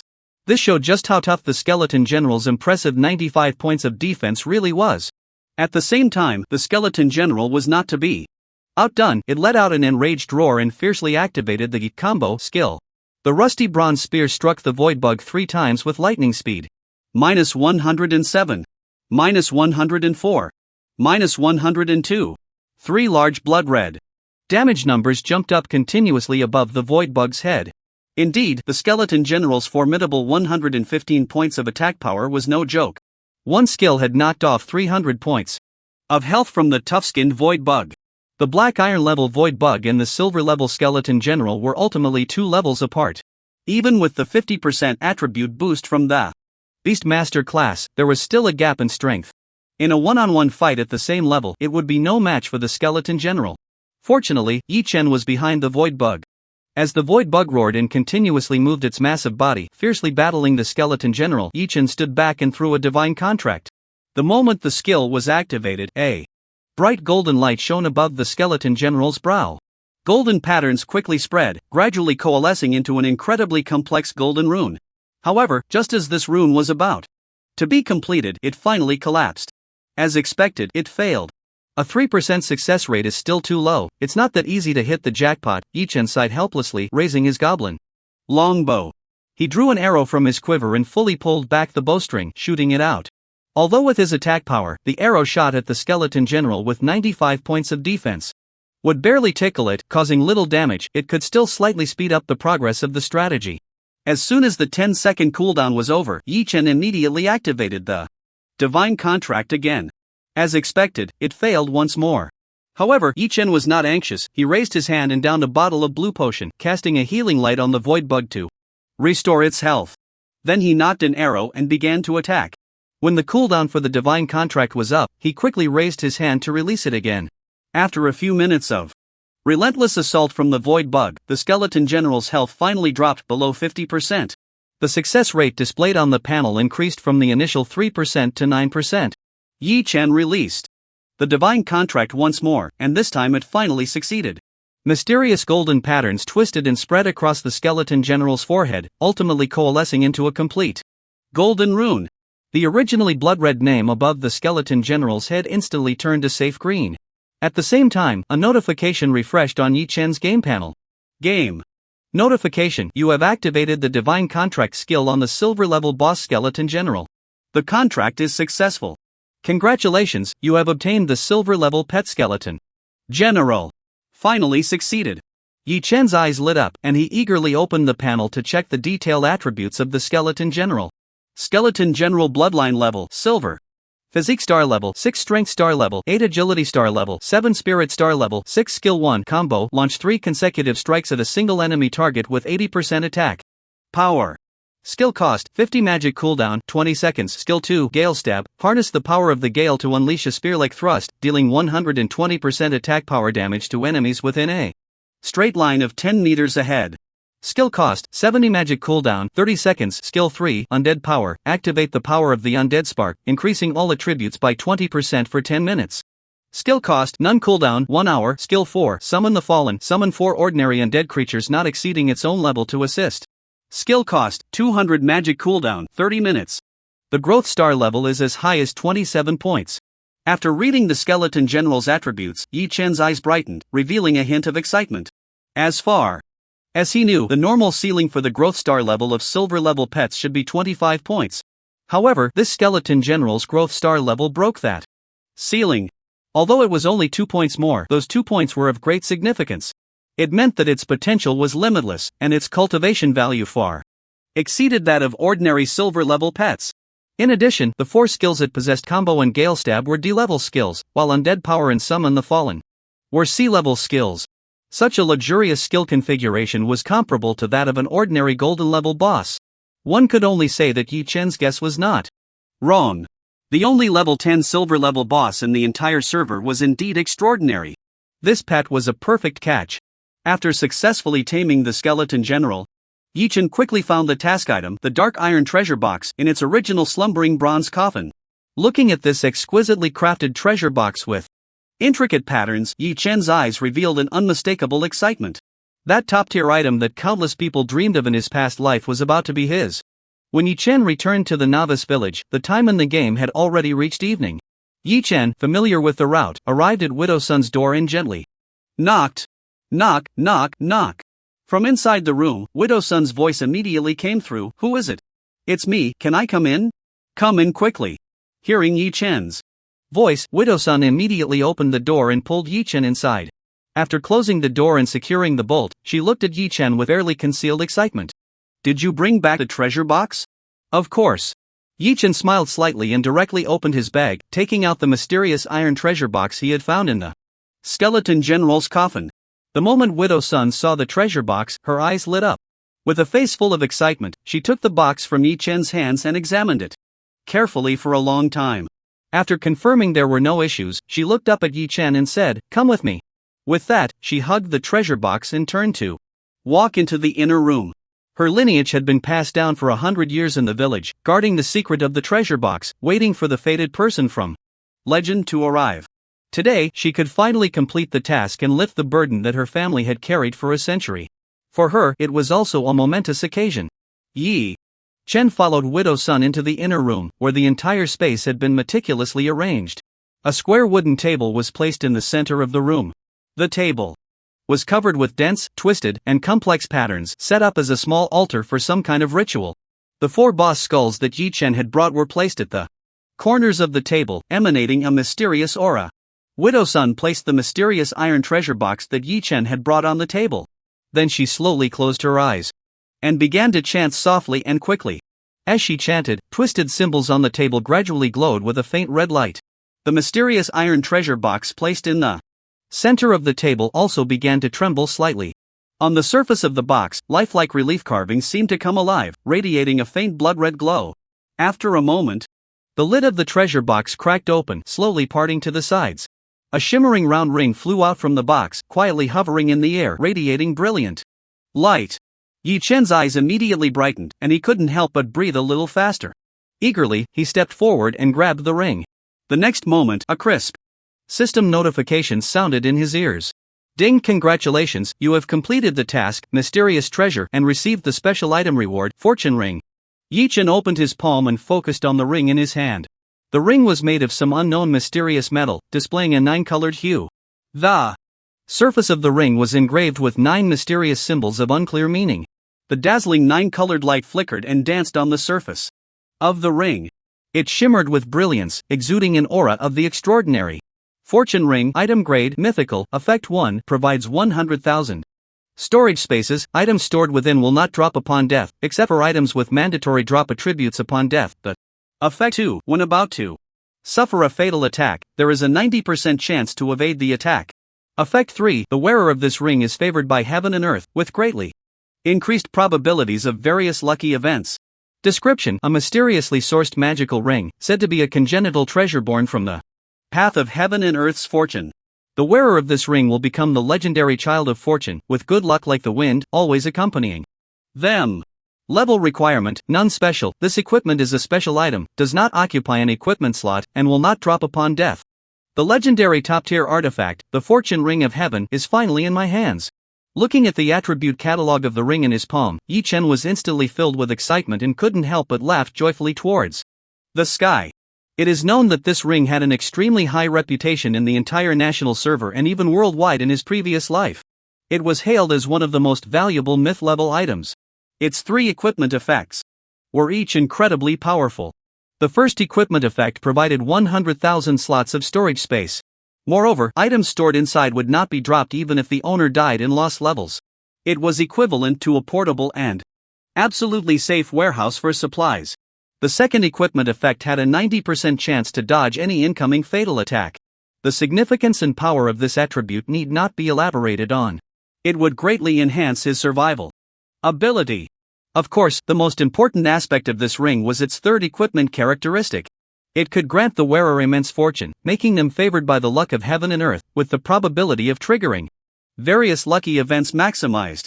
In the game Miracle, there is a special luck value mechanism. The probability of triggering the highest attack power, evasion rate, monster drop rate, and so on during battles is closely related to the player's luck attribute. The higher the luck value, the higher the probability of triggering lucky events. The effect of this third equipment effect is to directly max out a player's luck value. Opening a box guarantees gold. Killing enemies guarantees drops, and bosses guarantee top-tier equipment. Even casually killing a small monster could yield exceptional gear. In his previous life, the player who obtained this equipment relied on unparalleled luck attributes to turn misfortune into fortune and advance rapidly. Even with mediocre gaming skills, he still managed to squeeze into the top 10 players globally. Countless people envied him, secretly drooling in admiration. Yi Chen finally fulfilled his wish and successfully got it in his hands, and his joy was beyond imagination.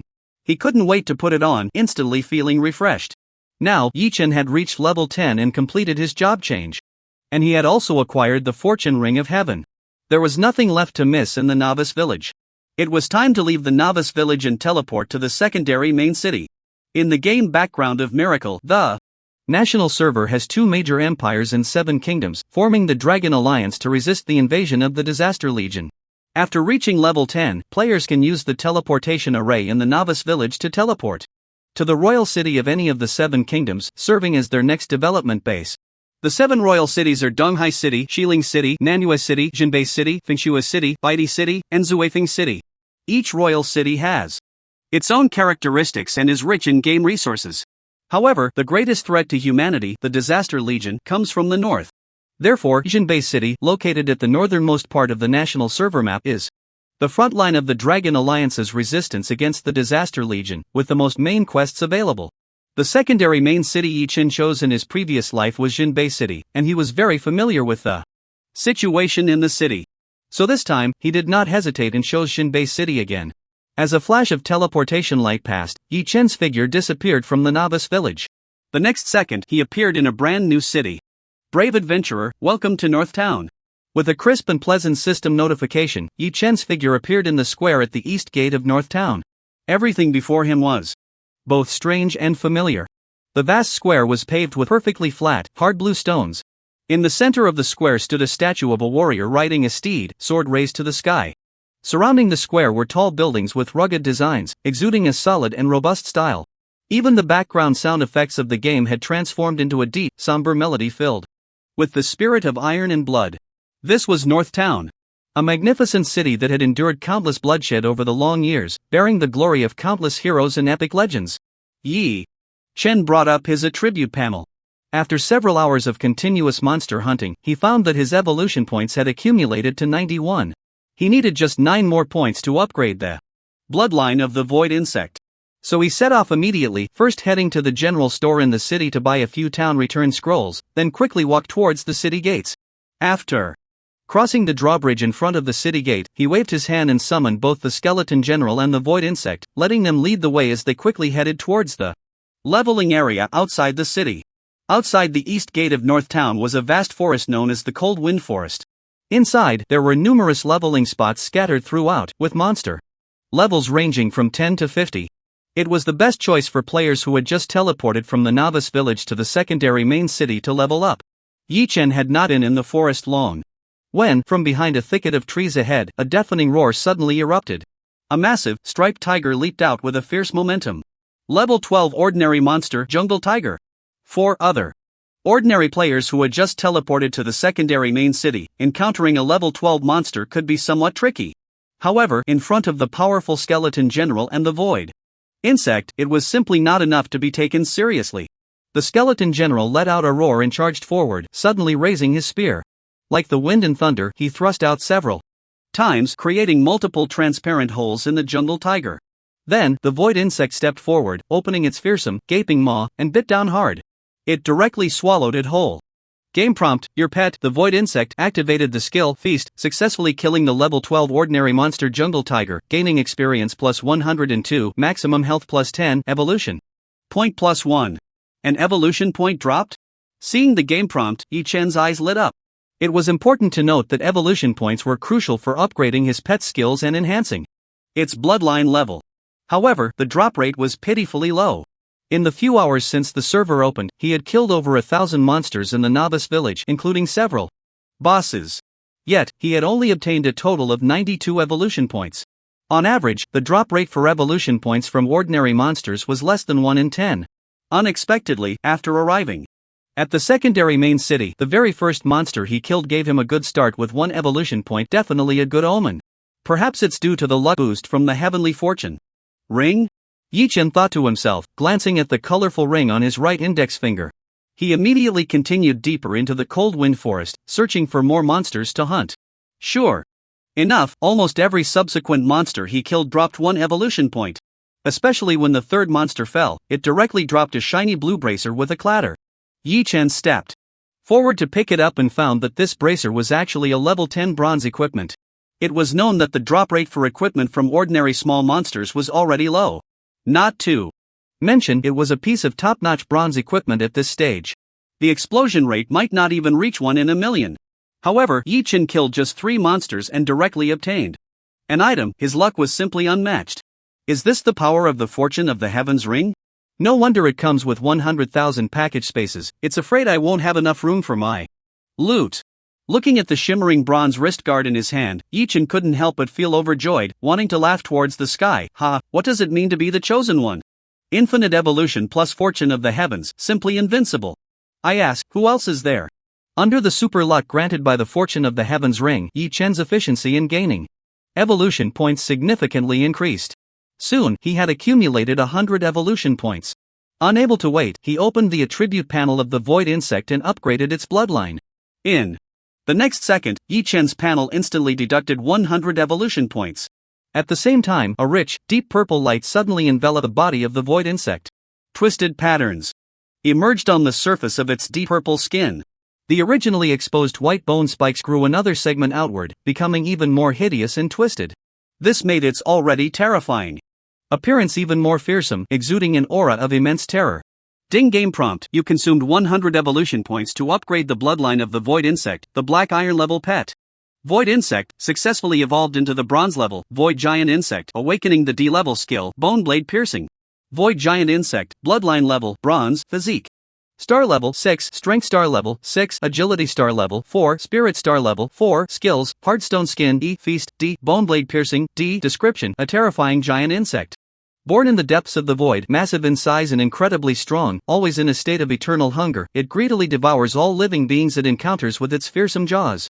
Bone blade piercing fires 10 sharp bone spikes, flying forward for a distance of 5 meters, each spike dealing 70% attack power damage to the first enemy hit. Skill cost: 100 magic cooldown time, 40 seconds. After evolving, the void giant insect's growth star level increased from the original 15 points to 20 points. This is the highest star level that a bronze level pet can normally achieve, showcasing its exceptional growth potential. In addition, it awakened a brand new D level skill, bone blade piercing. It can launch 10 bone spikes to attack enemies within 5 meters in front, further enhancing the output capability of this terrifying giant beast. Yi Chen was very satisfied with the attributes of the void insect after its evolution. He immediately set off deeper into the forest with his 2 pets. Eventually, following his memories from his past life, he arrived at a valley named Wolf Valley. In the valley lived large groups of level 15 monsters, the blade-tooth wolves. For Yi Chen now, it was the perfect place to grind and level up. Moreover, deep in the valley, there was a level 16 silver level boss, the blade-tooth wolf king. It was just right to take it down and also claim the first kill of the silver level boss. With a command from Yi Chen, the void giant insect and the skeleton general both let out furious roars and charged towards the wandering wolves in the valley. The void insect took the lead, rushing up to a blade-toothed wolf. Suddenly, it roared and shot out 10 fierce bone spikes from its massive mouth. Puff puff puff puff. The spikes hit the wolf, causing a series of damage. At the same time, the skeleton general raised its left hand and activated the Summon the Dead skill. In the next second, fur mounds suddenly rose up from the ground around its body. Four skeletal archers, all broken and decayed, struggled to crawl out from the ground. Holding a tattered and worn white bone longbow, I followed behind the skeletal general, charging forward at the razor-toothed wild wolves. The strength of monsters in the game is greatly related to their level. Normally, a level 15 monster's attributes are much stronger than those of a level 10 monster. Even though the void giant worm and the skeleton general are both boss-level pets. Crossing a full 5-level gap to fight against the level 15 Blade Fong Wolf is not an easy task. However, these two pets, boosted by Yi Chen's God Envoy profession, received a staggering 50% attribute enhancement. Their actual combat power far exceeds their own level, making it much easier to deal with the Blade Fong Wolf. Especially the skeleton general, with its ability to summon the dead.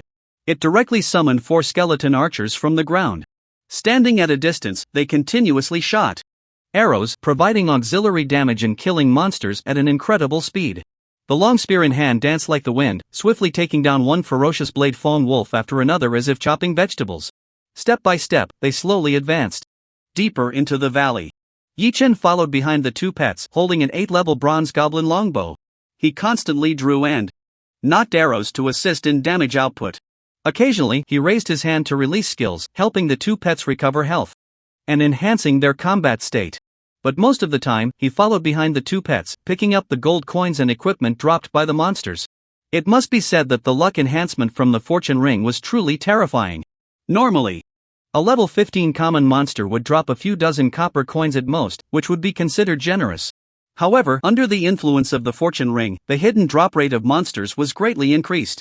Each monster dropped at least 2 silver coins, along with a large number of scattered copper coins. Occasionally, they even dropped shiny high-level equipment. Yi Chen was so busy that he could hardly keep up with picking everything up. For the first time, he realized that picking up gold coins and equipment could be such a tiring task. At the same time, Yi Chen felt a surge of anticipation in his heart. With the enhancement of the fortune ring, the drop rate of even the small monsters was already so astonishing. He wondered how much the drop rate of boss monsters would be increased. The first silver-level boss to be taken down in the entire server must drop a lot of good stuff, right? A glimmer of expectation flashed in Yi Chen's eyes. He continued to lead the two pets deeper into the valley, killing along the way. As each Blade Fong Wolf fell, the evolution points on Yi Chen's panel rapidly increased. Yi Chen began to use his talent skills to upgrade the skill levels of the two pets. You consume 5 evolution points. And the Void Giant Worm's E-level skill, Hard Stone Skin, successfully upgrades to D-level skill, Thick Skin. Thick Skin, fixed increase of 4/6 level points in dual resistance attributes. You consume 25 evolution points, and the Void Giant Worm's D-level skill, Feast, successfully upgrades to C-level skill. Feast bites the target with its fierce giant mouth, dealing 150% attack damage to the enemy, and converting 40% of the damage into its own health. If the skill kills the target, it permanently increases maximum health by 1020 points, and its size also increases. Skill consumption, none. Cooldown duration, 3632 seconds. After more than an hour of grinding like this, Yi Chen had no idea how many Blade Fong Wolves he had killed. In any case, he upgraded several skills of the two pets to C-level and saved up over 100 evolution points. The levels of both pets also successfully rose to level 11. Yi Chen finally arrived at the deepest part of the valley. Beneath a steep cliff, he saw a giant wolf over 6 meters long, its fur glistening, with 2 incredibly sharp fangs protruding from its mouth like blades, a terrifying sight. Level 16 silver level boss, Blade Fong Wolf King. Yi Chen glanced at the specific attributes of the Blade Fong Wolf King through the game panel. Silently comparing the attributes of the Wolf King with his two pets in his heart, he quickly estimated, and his expression suddenly became serious, concluding that even with both of his pets having a 50% attribute boost, it was still a bit too much to take down this powerful silver-level boss with a full 5-level gap. Fortunately, Yi Chen still had a trump card.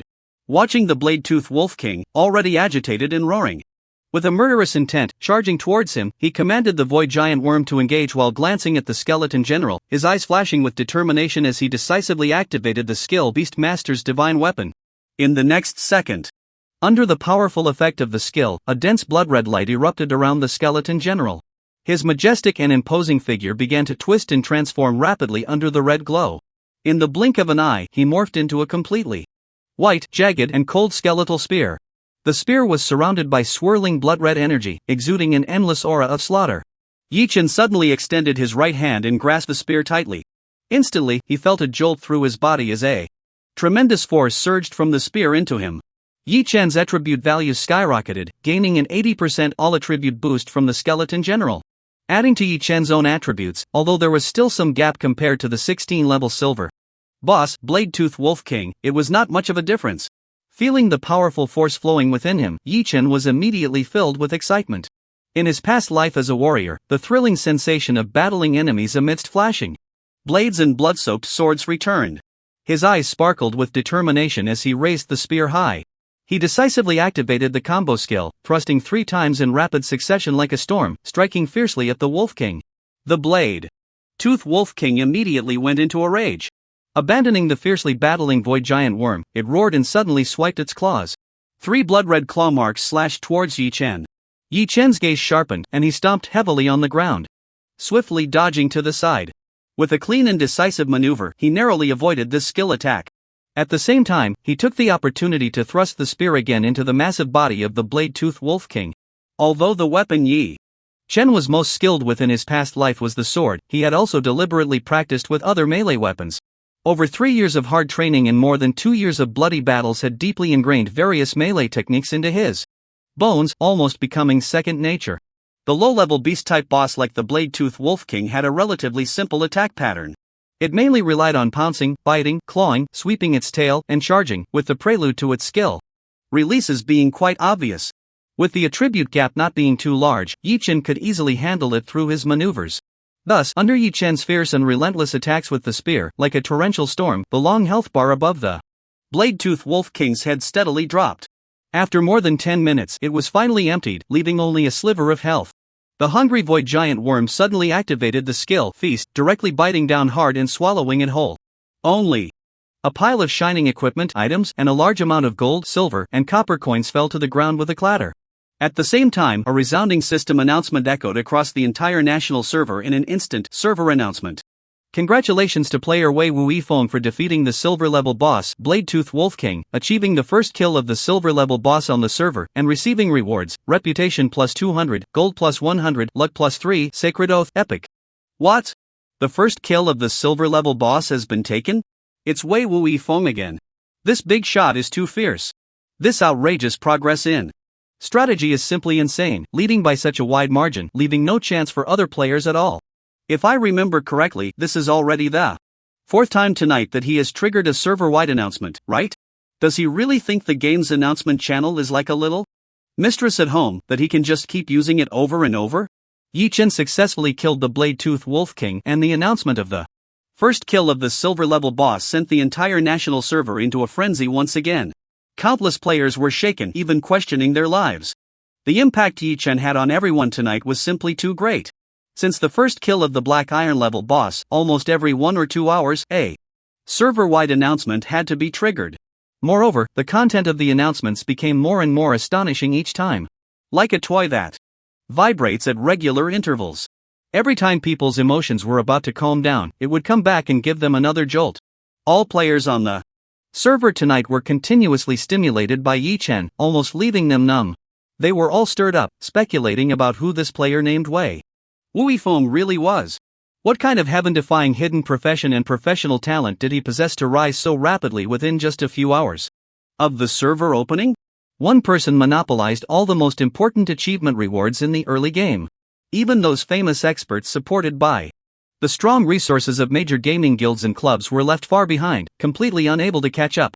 Meanwhile, in the valley, Yi Chen's eyes sparkled as he looked at the pile of shining equipment and copper coins on the ground before him. He was completely stunned by the quantity of items dropped by the Blade-Tooth Wolf King. After counting, this level 16 silver level boss dropped a total of 1 golden item, 6 silver items, 2 bronze, Items 2D grade warrior skill books and a large amount of gold, silver, and copper coins. It should be known that the probability of a silver level boss dropping a golden item is extremely low, comparable to winning a 5 million lottery. However, Yi Chen had a stroke of luck. The first silver level boss he killed dropped a golden item. In addition, the yield of silver items was also quite astonishing, with as many as 6 pieces. Plus 2 even rarer skill books.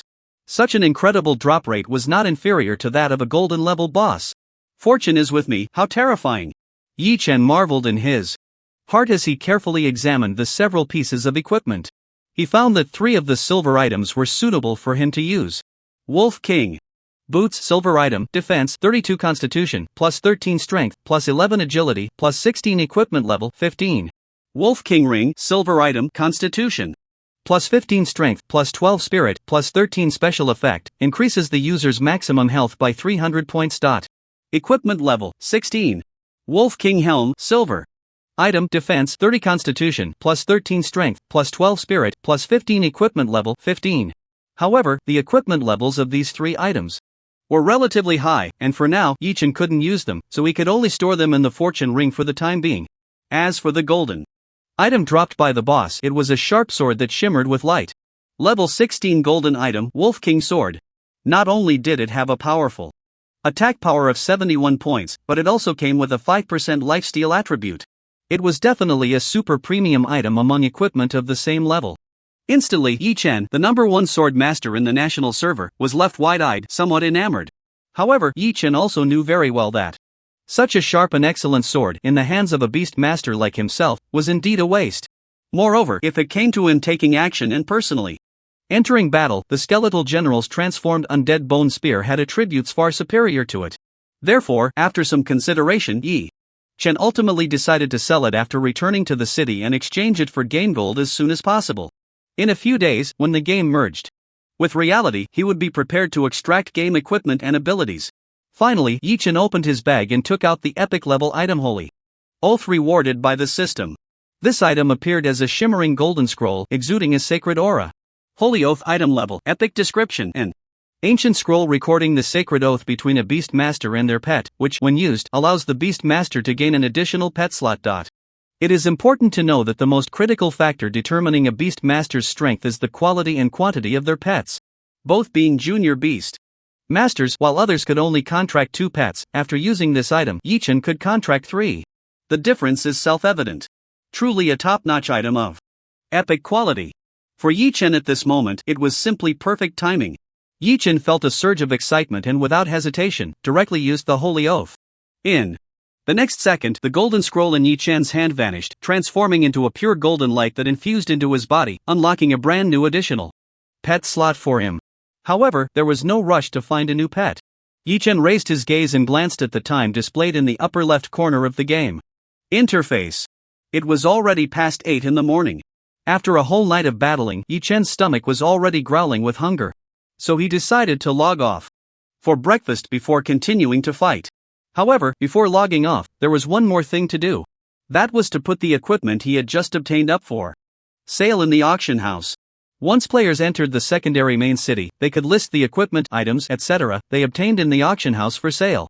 All players could see the relevant auction information, which was much more efficient than setting up a stall in the square to sell goods. The only downside was that the system would take a hefty 10% commission from the transaction amount.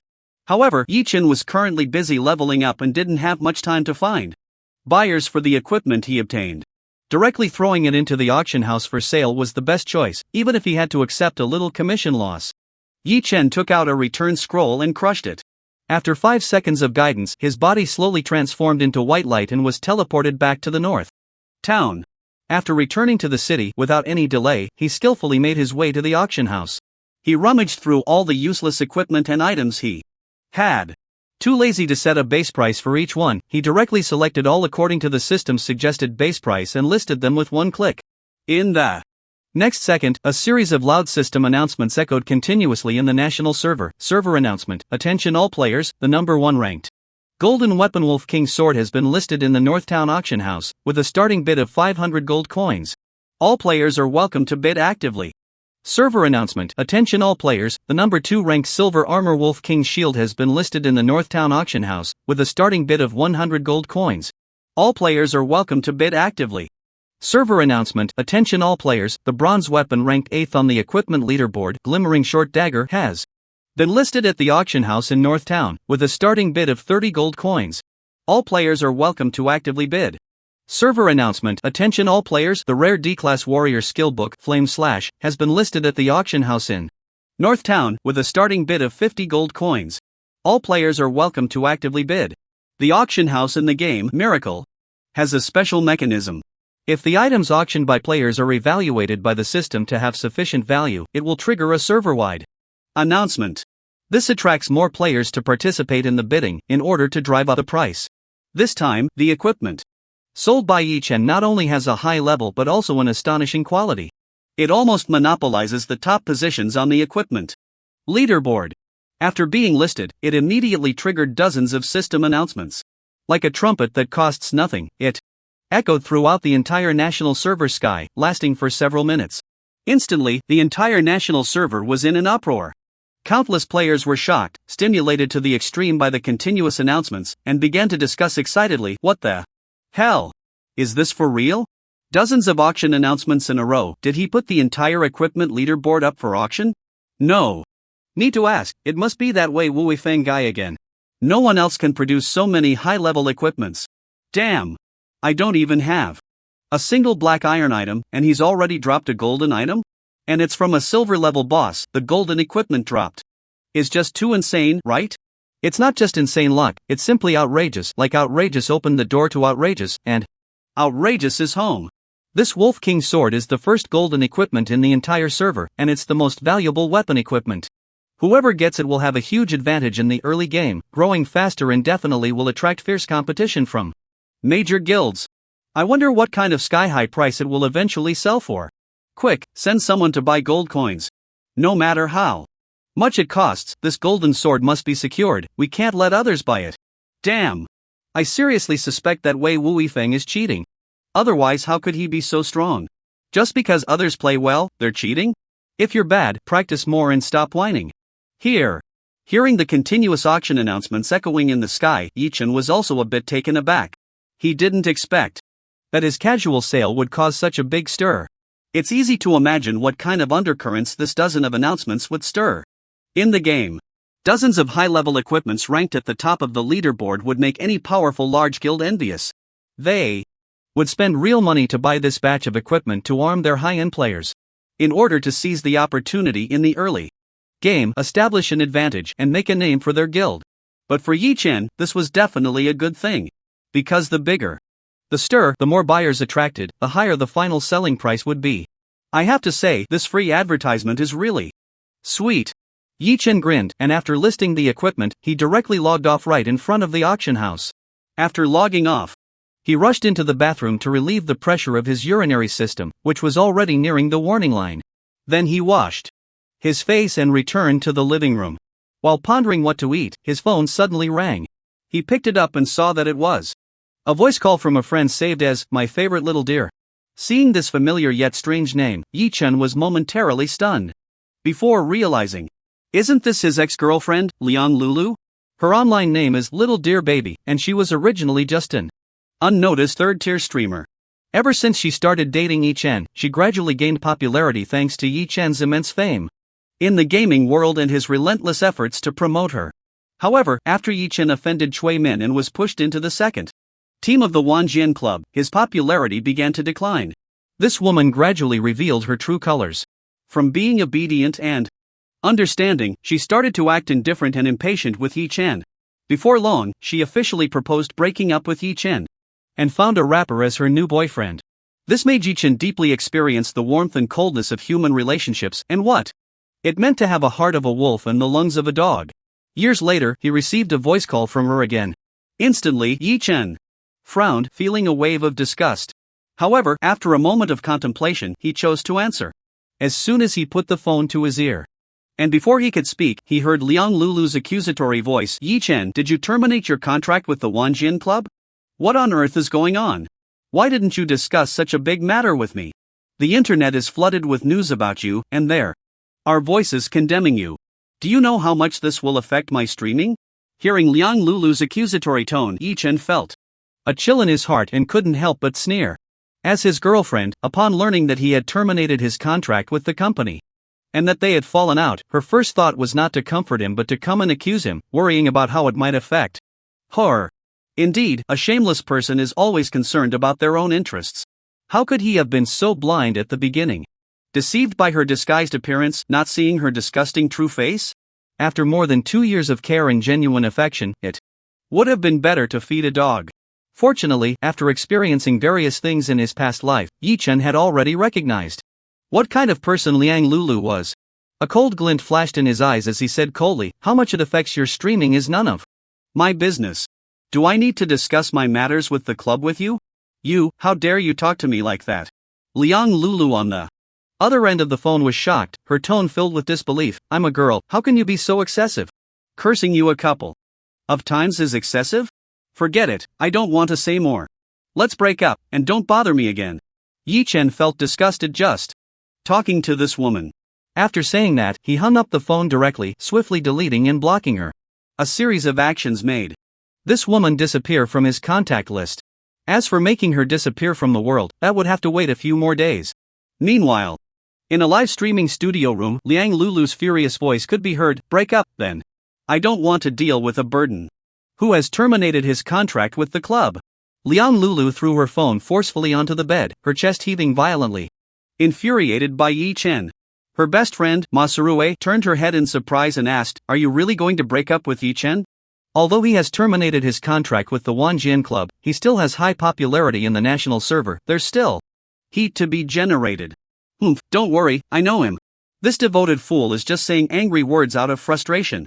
Liang Lulu snorted lightly, her face filled with pride as she said, "In less than 3 days, he will come back to apologize and grovel to me." She had been in a relationship with Yi Chen for over 2 years, and they had naturally argued before. But every time, it was Yi Chen who lowered his head first, believing that as a man, he should be more tolerant and take the initiative to appease her. Over time, this made Liang Lulu develop a kind of blind confidence, increasingly disregarding Yi Chen. But this time, even if he really kneels down and begs me, I might not forgive him. Liang Lulu sneered proudly, her eyes filled with longing as she said, "The hottest game in the world right now is Divine Miracle. The game just launched last night, and that big shot called Wei Wuifeng actually achieved 4 achievement rewards in a row. If nothing unexpected happens, he is very likely to become the next gaming king. Once I establish a connection with the big shot Wei Wuifeng, as for Yi Chen, a washed-up waste, he can just stay wherever he feels comfortable." Liang Lulu did not know that at this very moment, the person she yearned to befriend, the legendary Wei Wuifeng, was actually Yi Chen. While Liang Lulu was lost in her own fantasies, various gaming guilds and clubs across the country were bustling with activity. They were frantically seeking information about the mysterious player known as Wei Wuifeng through various channels. However, after searching for a long time, they found nothing. This mysterious player, who had caused a sensation in the national server overnight, seemed to have appeared out of thin air, leaving no trace behind. In the conference room of the Jian Club, a large group of club executives and top gamers gathered around a spacious conference table. A battle video from the game was playing on the big screen. It was the PK video of Yi Chen from last night in the 4399 newbie village against the AO Sure family. After playing the video 3 times in a row, Chuimin pressed the stop button, slowly scanning the room before speaking. "Let's discuss what we can see from this video. First of all, this Wei Wuifeng is definitely a hidden class beast master, and the awakened class talent is incredibly powerful. It's very likely to be the legendary S-class talent. Otherwise, with just a casual player, there's no way his leveling speed could be so rapid." A melee expert adjusted his glasses and analyzed seriously. Moreover, judging from this video, although he is a beast master, his melee skills are sharp and decisive. He is undoubtedly a master. "Oh?" Chui Min's gaze sharpened as she quickly asked, "Can we deduce his identity from his gameplay? A player with this level of skill shouldn't be unknown." The expert's face showed a look of difficulty as he shook his head. "The AO Sure players are too weak, they didn't even force out his full strength. Based on these basic operations, we can't see much of a personal style, making it hard to guess who he really is." At that moment, a female player, looking at the frozen figure on the screen, revealed a thoughtful expression and hesitantly said, "However, this person's build does resemble Yi Chen quite a bit." As soon as she said this, the atmosphere in the conference room fell silent. Everyone exchanged glances, looking at the figure on the screen, and indeed found it very familiar. They began to speculate in their hearts. Could this Wei Wui Feng really be Yi-chun? If that were the case, it would be quite the spectacle. Just yesterday, they had said that his gaming performance had declined severely, forcing him to step down to the second team, pushing him to the brink of breaking the contract. Yet that very night, he had achieved 4 accomplishments in the newly launched game, wiping out the player Wang Tang, whom the entire club had been supporting. Wasn't that a slap in the face? In an instant, all eyes turned to Chui Min, their expressions bizarre. Under the weight of so many meaningful gazes, Chui Min felt a prickling sensation on her back, an indescribable discomfort. Just then, Wang Tang, who was sitting next to Chui Min, suddenly spoke up. This person cannot be Yi Chen. First of all, Yi Chen has been playing the swordsman class for over 3 years and would never choose the beast master. Secondly, Yi Chen's PK style is incredibly flashy, while this person is straightforward and decisive, completely different styles. So, they absolutely cannot be the same person. Many in the conference room nodded, agreeing that Wang Tang made sense. Yi Chen's gameplay was famously spectacular and highly entertaining. It was precisely this that attracted countless fans. But what they didn't know was that in the 2 years since the game had arrived, after experiencing one brutal battle after another, Yi Chen's style of operation had long been stripped of its ostentation, returning to simplicity. All the originally flashy and skillful elements had been cut away, replaced by an extreme pursuit of explosive power and lethality. They naturally could not see this. Upon hearing Wang Tang's conclusion, Chui Min also breathed a sigh of relief and said, according to the intelligence, this Wei Wui Feng should be a solo player. Since his professional talent and gaming skills are so outstanding, it indicates that he is a rare talent. For the development of the club, I have decided to recruit him. Xiaoyu, this matter will be handed over to your public relations department. Chui Min's gaze turned to a beautiful woman in OL uniform with black stockings, and she said, as long as he is willing to come, we can negotiate the treatment. We can offer him an annual salary of 100 million. As soon as these words were spoken, a gasp of cold air filled the conference room. It should be noted that the highest annual salary in the club before was only 50 million for Yi Chen. However, in order to recruit this Wei Wui Feng, Chui Min directly offered a sky-high contract of 100 million, showing her determination. Wang Tang immediately became restless. He had painstakingly worked to push Yi Chen out to gain the club's full support for his development. If another Wei Wui Feng came, it would definitely divert a lot of resources from the club. Wouldn't that mean he had pushed Yi Chen out for nothing? His expression changed instantly, and he shouted anxiously, Sister Chui, address me by my title during work. Chui Min shot a displeased glance at Wang Tang and said, I know what you want to say. The rest of you can leave the meeting, you come to my office with me. After saying that, she turned around first, swaying her alluring figure as she walked out of the conference room. Watching the look she threw at him before leaving, Wang Tang couldn't help but shiver slightly, his face turning a bit pale, knowing he was about to report on work again. Meanwhile, Yi Chen had already finished breakfast at home. A handful of noodles, 2 tomatoes, and 8 eggs were made into a steaming bowl of tomato and egg noodles. After finishing, he felt completely comfortable and immensely satisfied. Leaning back in his chair, he patted his belly and let out a satisfied burp. After enjoying a moment of the afterglow of being full, just as he was about to get up to clean the dishes, suddenly, the phone on the table rang again. Yi Chen picked it up and saw that it was an unfamiliar number. His brow furrowed slightly, but he chose to answer it. Is this Mr. Yi Chen? A very pleasant woman's voice came from the phone, with a cool and elegant tone. Listening to the voice of the woman on the other end of the phone, Yi Chen felt it was somewhat familiar, but he couldn't recall who it was for a moment. He raised his eyebrows slightly and asked, It's me, may I ask who you are? My name is Li Chonan. You may not have heard of my name, but that's okay. I have established a game studio and am currently working on the game Divine Miracle. I heard that you terminated your contract with the Sword Inquiry Club yesterday, and I sincerely invite you to join us. As long as you agree, I can help you cover all the costs incurred from breaking the contract with the Sword Inquiry Club, and I can offer you an annual salary of 100 million. The Sword Inquiry Club is blind, they don't know how to cherish the world's #1 melee player. Come to my studio, and I will let you fully utilize your talents and showcase your skills in the game. Upon hearing the other party introduce herself and mention her name, Yi Chen's pupils suddenly constricted. He was not at all unfamiliar with the name Li Chonan. In fact, in his previous life, she was a well-known figure. Originally, she was the daughter of a certain consortium in the country.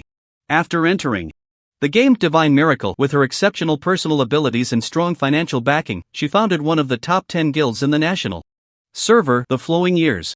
In the later stages, she became a significant force both in the game and in reality. The main reason she left a deep impression on Yi-Chen was that her profession was also a warrior, and her main weapon was a sword. In the later stages of the game, she had challenged Yi-Chen. They had a total of 10 PK matches, with Yi-Chen winning 7 and losing 3. This established his position as the #1 swordsman in the national server. It must be said that Li Chonan was more decisive and straightforward in her actions than many men. To successfully recruit Yi-Chen, she offered a high price, which showed her sincerity. But unfortunately, Yi-Chen only trusted himself in this life and would not attach himself to any force. He shook his head directly and firmly refused. "Sorry, Miss Li, I currently have no plans to join any other studio." However, Li Chonan did not give up and continued. "As far as I know, when you left the Sword Inquiry Club yesterday, you didn't bring anything else, just the game helmet for Divine Miracle. So I guess you must have entered the game Divine Miracle, right? If that's the case, you should know that a top-quality golden weapon sword has come out in the game and is currently being auctioned. As long as you agree to join my studio, I will buy that golden sword as a gift for you." On the other end of the phone, Li Chonan spoke confidently. Being a swordsman herself, she knew very well the allure of a good sword for a master swordsman. Therefore, she believed that no top swordsman player could resist the temptation of the #1 golden weapon sword in the entire server. However, after hearing this, Yi-Chen's expression became somewhat strange. "You want to buy the sword that I put up for auction and give it to me? I might as well not auction it at all." Suppressing a smile, he shook his head and said, "I appreciate your kindness, Miss Li, but I really have no plans to join any studio. Please look for someone else." After saying this, without waiting for Li Chonan to say anything else, he directly hung up the phone. 1,000 miles away, in front of a floor-to-ceiling window with bright light and a view of the distant sea, a stunningly beautiful tall woman listened to the busy tone coming from her phone, her expression slightly astonished. After a moment, a smile appeared on her lips, revealing a playful and intrigued look. "Very well, as expected of the current #1 melee player in the world, he certainly has character. But that's okay, there will be plenty of time. One day, I will definitely win you over and make you obediently serve me." Yi-Chen washed the dishes clean and logged back into the game. By the time he returned online, it was already an hour later. The auction duration for that batch of equipment was exactly 1 hour. Therefore, as soon as Yi-Chen logged in, a series of crisp game notification sounds rang in his ears. On the game panel before him, a series of prompts appeared. Game notification: the item you entrusted for auction at the auction house, Wolf King Sword, has been sold, with a final sale price of 1,800 gold coins. After deducting a 10% handling fee, 1,620 gold coins have been credited to your account. Notification: the item you entrusted for auction at the auction house, Wolf King Shield, has been sold, with a final sale price of 420 gold coins. After deducting a 10% handling fee, 378 gold coins have been credited to your account. With a series of pleasant system notification sounds, Yi-Chen's game panel suddenly showed an increase of over 6,000 gold coins. It should be noted that according to the current market conditions, 1 gold coin can be exchanged for at least 5,000 units of real currency. This means that Yi-Chen made a profit of over 30 million from selling this batch of equipment. Yi-Chen couldn't help but sincerely exclaim, "In this damn year, life is getting harder for the poor, but the rich really are rich." Yi-Chen specifically checked the auction records and found that the player who bought the Wolf King sword was named Fishing Alone in the Cold River. If Yi-Chen remembered correctly, this person should be a capable subordinate of Li Chonan. It seems this woman isn't just boasting, she really did buy this sword. Yi-Chen murmured as he spoke, walking towards the general store in the city. He planned to restock on arrows, potions, and other consumables before heading out to level up. However, just a few steps out, a loud system notification echoed throughout the server. Player Xiao Yurusu shouts, "The Sword Club sincerely invites the Great Wei Wuifeng, with a contract annual salary of 100 million, other benefits negotiable, welcome to join us." Since Yi-Chen had disabled ID search and private messages from unfamiliar players, the simplest way for other players to contact him was through server-wide shouts. However, server-wide shouts were expensive, costing 10 gold coins each. That's a full 50,000 in cash. Listening to the server-wide shout echoing in the sky, Yi-Chen couldn't help but sneer. Just yesterday, they had pushed him away, and today they wanted to spend 100 million to get him back? These idiots could only be described with one word: cheap.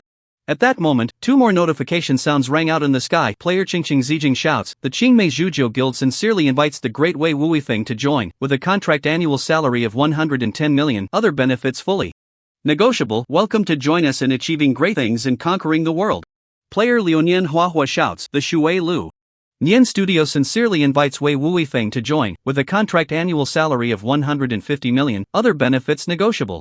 3 consecutive announcements echoed throughout the server, with intervals of no more than 2 minutes. Instantly, it set all players ablaze. What the hell? Did I hear that right? Annual salary of 150 million, that's outrageous. If I remember correctly, the sky-high contract for Wanjian Changda and the Wanjian Club was only 50 million a year, right? That's normal. After all, the popularity of Divine Legend far exceeds any previous game, so top players' salaries naturally rise. But the Wanjian Club just fired a veteran who had served for 3 years yesterday, and now they're spending double to recruit a newcomer who's just starting to shine. I have to say, this move is really bold. The management must be out of their minds. What kind of studio is this water-flowing year? I've never heard of them before, and they come in swinging so extravagantly. But the game has just launched. What if Wei Wuifeng's hidden class is strong in the early game but weak later on? Aren't these guilds and clubs afraid of throwing money at a dog? You don't know anything. Do the higher-ups of the major guilds and clubs have worse judgment than you? If they're willing to offer such high terms, it means they believe Wei Wuifeng is definitely worth that price. Exactly, not to mention just the equipment he auctioned off earlier could probably earn tens of millions. In my opinion, an annual salary of 150 million is still too low. Wei Wu might not even look at it. Countless players were shocked, speculating how Yi Chen would choose when faced with the olive branches extended by various guilds. However, Yi Chen shook his head with a smile, not taking it to heart at all. After replenishing his supplies at the general store, he was about to leave the city to grind monsters and level up.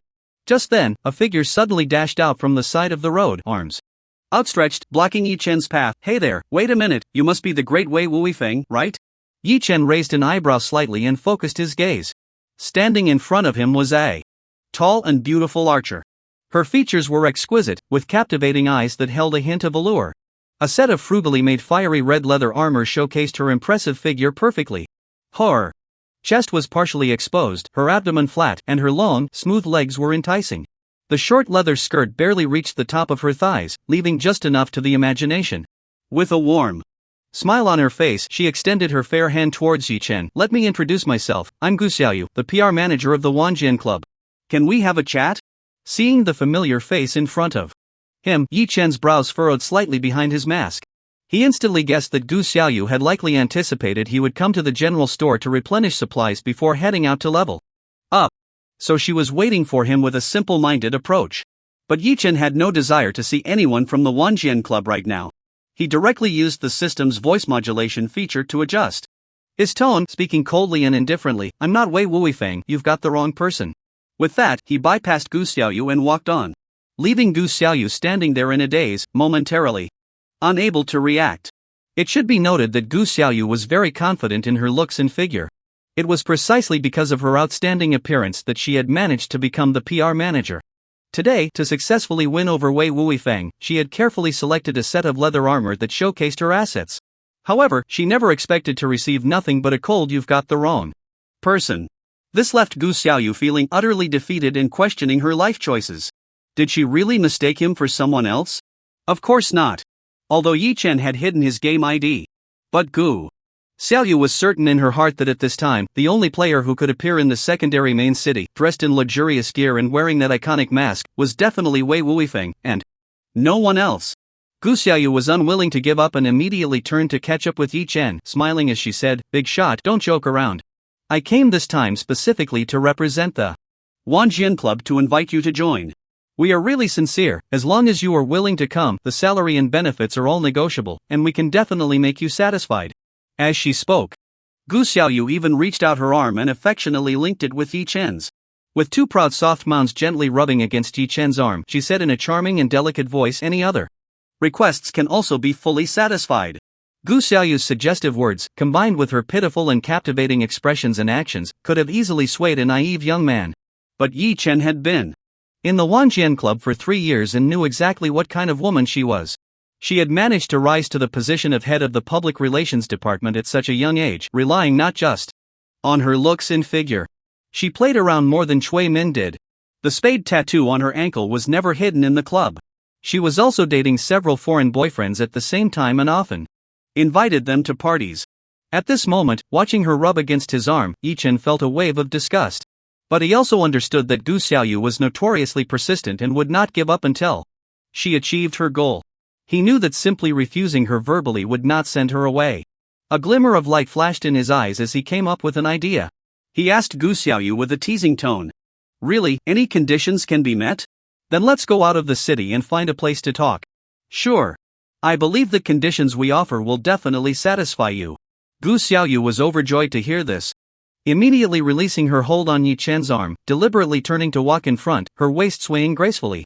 However, her expression was full of disdain, secretly mocking and sneering in her heart. What a load of nonsense about being a gaming expert. He was just a shrimp-headed man who could only think with his lower body. With just a little trick, he was confused and lost. A mere man from the Dragon Kingdom dared to foolishly dream of taking advantage of her? It was simply a toad wanting to eat swan meat. Once you obediently took the bait and signed the contract, she wouldn't even spare you a glance. The two of them, each with their own thoughts, quickly walked out of the East City Gate. As they passed over the drawbridge in front of the city, they saw a large group of players gathered ahead. A series of noisy voices came from within. Huang Xiao, your gear is really impressive. It's a pity that several pieces were sold by that bastard Wei Wuifeng, making him so many gold coins. It's really too cheap for that little brat. No worries, let's wear the gear he sold and take him down, and loot all the good stuff from him. This is called using his own methods against him. Haha, what a good use of his own methods against him, I love that. Yi Chen focused his gaze and saw that the names of these more than 10 players all had the prefix Aoshi in front of them. Crowded in the center was that fool from Aoshi Quanglong. From their words, it seemed they had bought several pieces of gear he had auctioned off. Their strength had greatly increased and their confidence was swelling, preparing to take revenge on him. They wanted to use his own methods against him? It seemed they had completely forgotten the pain after healing their wounds. Today, he would teach them what it meant to strike a rock with an egg, to shake a tree with an ant. A cold glint flashed in Yi Chen's eyes, and without saying a word, he raised his hand and summoned the Void Giant Worm. Roar! After the Void Giant Worm appeared, it suddenly opened its ferocious giant mouth and let out a deafening roar. Activating the skill, Bone Blade Piercing. From its enormous mouth, 10 incredibly sharp bone spikes shot out. Like arrows, they whistled through the air, piercing towards the crowd ahead. After taking down the Blade-Tooth Wolf King, the immense experience reward caused both the Skeleton General and the Void Giant Worm to level up to level 12. With the Void Giant Worm's impressive Growth Star rating of 20 points, combined with the passive attribute boost from the Divine Guardian, its skill power was extraordinarily strong. As the 10 bone spikes flew out, each one dealt astonishing damage. In just one round of skill attacks, it easily killed 3 players from the Aoshire family who wore cloth armor. A large group of Aoshire family members turned around in shock upon seeing the Void Giant Worm's terrifying and oppressive massive body. Their expressions changed drastically. It's Wei Wu's legacy. This bastard has no martial ethics. He actually ambushed us from behind. Bastards, what the hell are you all doing? Hurry up and attack? A large group of people, flustered, began to attack the Void Giant Worm under Aoshire Quanglong's scolding.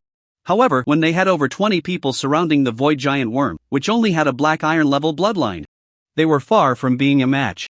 Moreover, now there were only a mere dozen of them? And the Void Giant Worm's bloodline had been evolved by Yi Chen, raising it to bronze quality. With this shift in power, the gap in strength became even more significant. Each of the Void Giant Worm's normal attacks could inflict terrifyingly high damage on the Aoshire players. Except for the well-equipped Aoshire Quanlong, all other melee players couldn't withstand 3 attacks from the Void Giant Worm. Every time the cooldown ended, a single feast could directly take one person away. Aoshire Quanglong wanted to use the same trick again, bringing people to rush over and kill Yi Chen. But Yi Chen, equipped with high-level leather armor and an absurdly high agility attribute, quickly repositioned while continuously shooting arrows. He kited several Aoshire players to the brink of death. In the end, it took just over 2 minutes to easily eliminate the dozen or so Aoshire players. With the luck boost from the Hongyun Qitian ring, after Yi Chen killed his enemies, the equipment drop rate was astonishingly high. It directly dropped a full ground of equipment. Yi Chen's face lit up with joy as he picked up all the equipment. This wave of equipment recovery could be resold for a good price. Although the number of players who had reached level 10 and successfully teleported to the secondary Main city was still not many. Yi-chan and the Aosher family attracted many onlookers to stop and watch this battle at the city gate. They were all amazed, marveling at Yi-chan's incredible strength. Gu Xiaoyu was particularly shocked by the over 4-meter-tall void giant worm, covered in sharp bone spikes, looking terrifying beyond belief. Standing between the legs of the void giant worm, she looked up at the colossal creature. Swallowing hard, her face turned slightly pale, she sweetly flattered Yi-chen. Brother Wei Wu, your pet is really amazing, it easily wiped out so many people from the Aosher family. Do you want to try its power too? Yi-chen looked at Gu Xiaoyu with a half-smile, his tone cold and indifferent. Gu Xiaoyu's expression changed instantly. What do you mean? What do I mean? I mean I won't join the Sword Inquiry Club, and I'm not interested in any conditions you offer. Don't come bother me in the future. As soon as he finished speaking, the void giant worm let out a roar and suddenly activated the Yi Feast skill. In Gu Xiaoyu's horrified gaze, it opened its massive mouth and swallowed her whole. It even dropped her short skirt and chest armor. The crowd of onlookers witnessing this scene was immediately astonished. Ha! Wei Wuifeng is doing just fine, so why did he suddenly order his pet to swallow that beautiful archer? I thought they were companions. Companions my ass, didn't you hear what Wei Wuifeng said before he made his move? That archer was asking the Sword Club people, specifically trying to recruit Wei Wuifeng. He must have been annoyed by their persistence, so he acted decisively to show his stance. Isn't Wei Wuifeng being too arrogant? Doing this in front of everyone, isn't that slapping the Sword Club in the face? Bah! Does the Sword Club even have the face? Sword Club's Changgu has served for 3 years, how many honors has he helped them win? But what's the result? They just say they want to terminate the contract. After terminating it, they even turn around and smear Chang Gu online. Damn it, who doesn't know that Chang Gu is famous in the gaming circle for having good values and character? The so-called dirt that was exposed is full of holes, it's completely fabricated, I don't believe a word of it. Exactly, the Sword Club's various actions are really disgusting. Just look at that archer's flirtatious demeanor, clearly not here to discuss cooperation seriously. If I were Wei Wuifeng, I would do the same to her. Is what you mean by do serious? Unbothered by the crowd's discussions behind him, Yi-chen picked up the 2 pieces of equipment that Gu Xiaoyu had dropped and leaped directly onto the head of the void giant worm. He then commanded the void giant worm to take big strides and quickly delve into the leveling area. The game had been open for less than 24 hours, and every second counted for leveling up. He didn't have time to waste on these messy matters. Meanwhile, at the resurrection point in North Town, Gu Xiaoyu's body slowly reformed. Wei Wuifeng, you bastard! You're going to die a terrible death. Gu Xiaoyu trembled with rage, furious, and cursed through gritted teeth. She immediately opened her friend list and reported the incident to Cui Min with embellishments. Soon, Cui Min, who was teaming up with Wang Tang and others to grind monsters, learned of the situation and her expression immediately turned grim. Wang Tang, who originally didn't want any more newcomers from the Sword Club, quickly fanned the flames, saying, Cui Jie, in a war between 2 countries, you don't kill the envoy. This bastard Wei Wuifeng actually dared to kill our people right in front of the city gate, clearly looking down on us in the Sword Club. We absolutely cannot let this go, otherwise, any random cat or dog will dare to shit on our heads. Cui Min, whose heart was already narrow, immediately looked extremely displeased, turning to Wang Tang and asking in a deep voice, Are you confident you can defeat him? Of course I'm confident. Wang Tang pounded his chest, confidently declaring that Wei Wuifeng is just a useless beast master. As long as I get close to him, no matter how strong his pet is, what use is it? Just watch me operate him. Cui Min still trusted Wang Tang's strength. Nodding, she directly opened her friend list and commanded one of her subordinates, send someone to find out Wei Wuifeng's coordinates. How dare he kill our people from the Sword Club? I want to make sure there's no place for him in this game anymore. Game tip, you have activated the Skill Divine contract on the silver level boss Ice Demoness. The contract is successful, congratulations, you have obtained the Silver level pet Ice Demoness. Deep in the cold wind forest, in a hidden map where snow flies endlessly and the cold is unbearable. With a pleasant game notification chime, Yi-chen finally captured his 3rd pet. It was a mysterious Demoness with snow-white skin and a beautiful face. She had a slender, tall figure draped in a black cloak embroidered with golden patterns. In her hand, she held a long ice crystal bow that seemed to be carved from a millennium of profound ice, with strands of icy breath swirling around the bowstring. Ice Demoness Bloodline level, Silver Physique Star level, 5 Strength Star level, 7 Agility Star level, 7 Spirit Star level, 5 Skill 1 Ice Power. Each attack additionally inflicts 20% ice magic damage, causing a 10% slow effect. Skill 2, Snowstorm Barrage, continuously. Fires 5 ice crystal arrows at a single enemy target, each arrow dealing 70% attack damage. Skill cost, 60 magic cooldown duration, 20 seconds. Skill 3, Rain. Of arrows, fires 8 ice crystal arrows in a fan-shaped area ahead, each arrow dealing 80% attack damage. Skill cost, 70 magic cooldown duration, 25 seconds. Although it was also a silver level pet, this ice demoness had only 24 points in growth stars. It was a full 3 points lower than the skeleton general, so her training potential could only be considered average. But Yi Chen had no intention of training her. She was just a temporary addition to merge with him, using her attributes and skills to increase monster farming efficiency. He could simply dissolve the contract with her once he found a suitable pet later. Yi Chen activated the Beast Mastery skill, and a dazzling blue light erupted from within the ice demoness. Ultimately, it transformed into a crystal-clear ice crystal bow that exuded an endless cold aura. Yi Chen reached out to grasp the ice crystal bow, and immediately felt a powerful energy, as cold as frost, surge into his body. Overall attributes significantly increased. With his right hand, he pulled back the long bow, and elemental power quickly gathered on the bowstring. In an instant, it coalesced into a crystal-clear ice crystal arrow. With a whoosh, it shot out, directly severing a small tree the thickness of an arm. The broken part surged with cold air, covered in a layer of frost. Yi Chen nodded, feeling very satisfied with both his archery accuracy and the power of this ice crystal bow. He then turned around, accompanied by the Void Giant Worm and the Skeleton General, and continued deeper into the cold wind forest. After more than half an hour of travel, they arrived at a leveling map called the Shadowwind Cemetery. Looking around, the cemetery was filled with broken tombstones, leaning crookedly in the ground. Decayed skeleton warriors struggled to crawl out of their graves. Dragging rusty, broken iron swords, they wandered aimlessly in the cemetery. Deeper in the cemetery, there were occasionally vague, huge shadows flickering, accompanied by the cawing of crows. It exuded a chilling atmosphere reminiscent of a horror film. The reason Yi Chen chose this cemetery as his leveling ground was not only because the number of monsters in this map was sufficient and their levels were high, but also for another important reason. Deep within this map, there was a hidden SS level main quest, the most lucrative in the early game. As long as he tightly grasped this quest chain, he would definitely be able to reap various generous rewards in the future. Perhaps even his third main pet could be secured as well. Thinking of this third pet, Yi Chen's heart ignited with excitement, and a glimmer of uncontainable anticipation flashed in his eyes. If I can really succeed, it would be far more useful than the Void Giant Worm and the Skeleton General.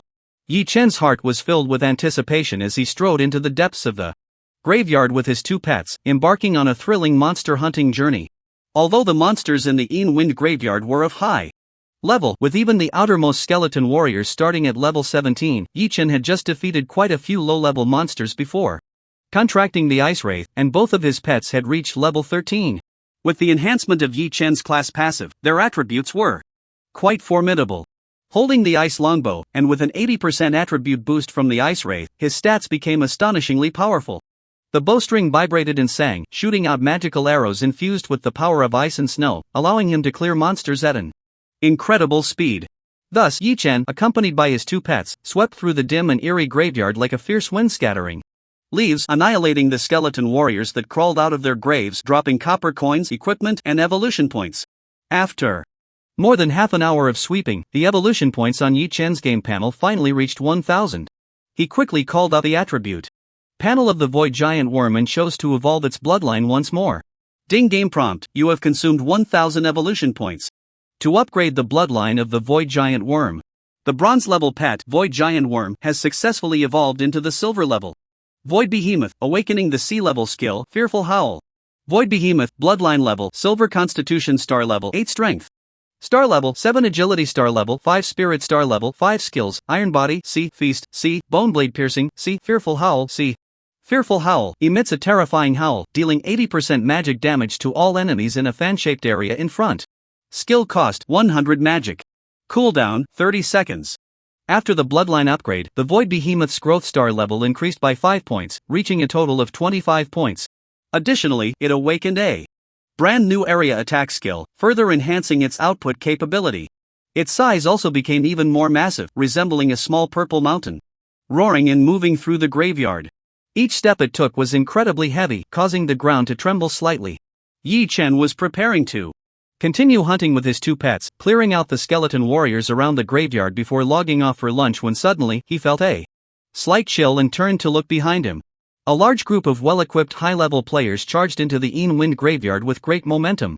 Surrounding him, the faces of the newcomers were quite familiar. They were a group from the Sword Inquiry Club.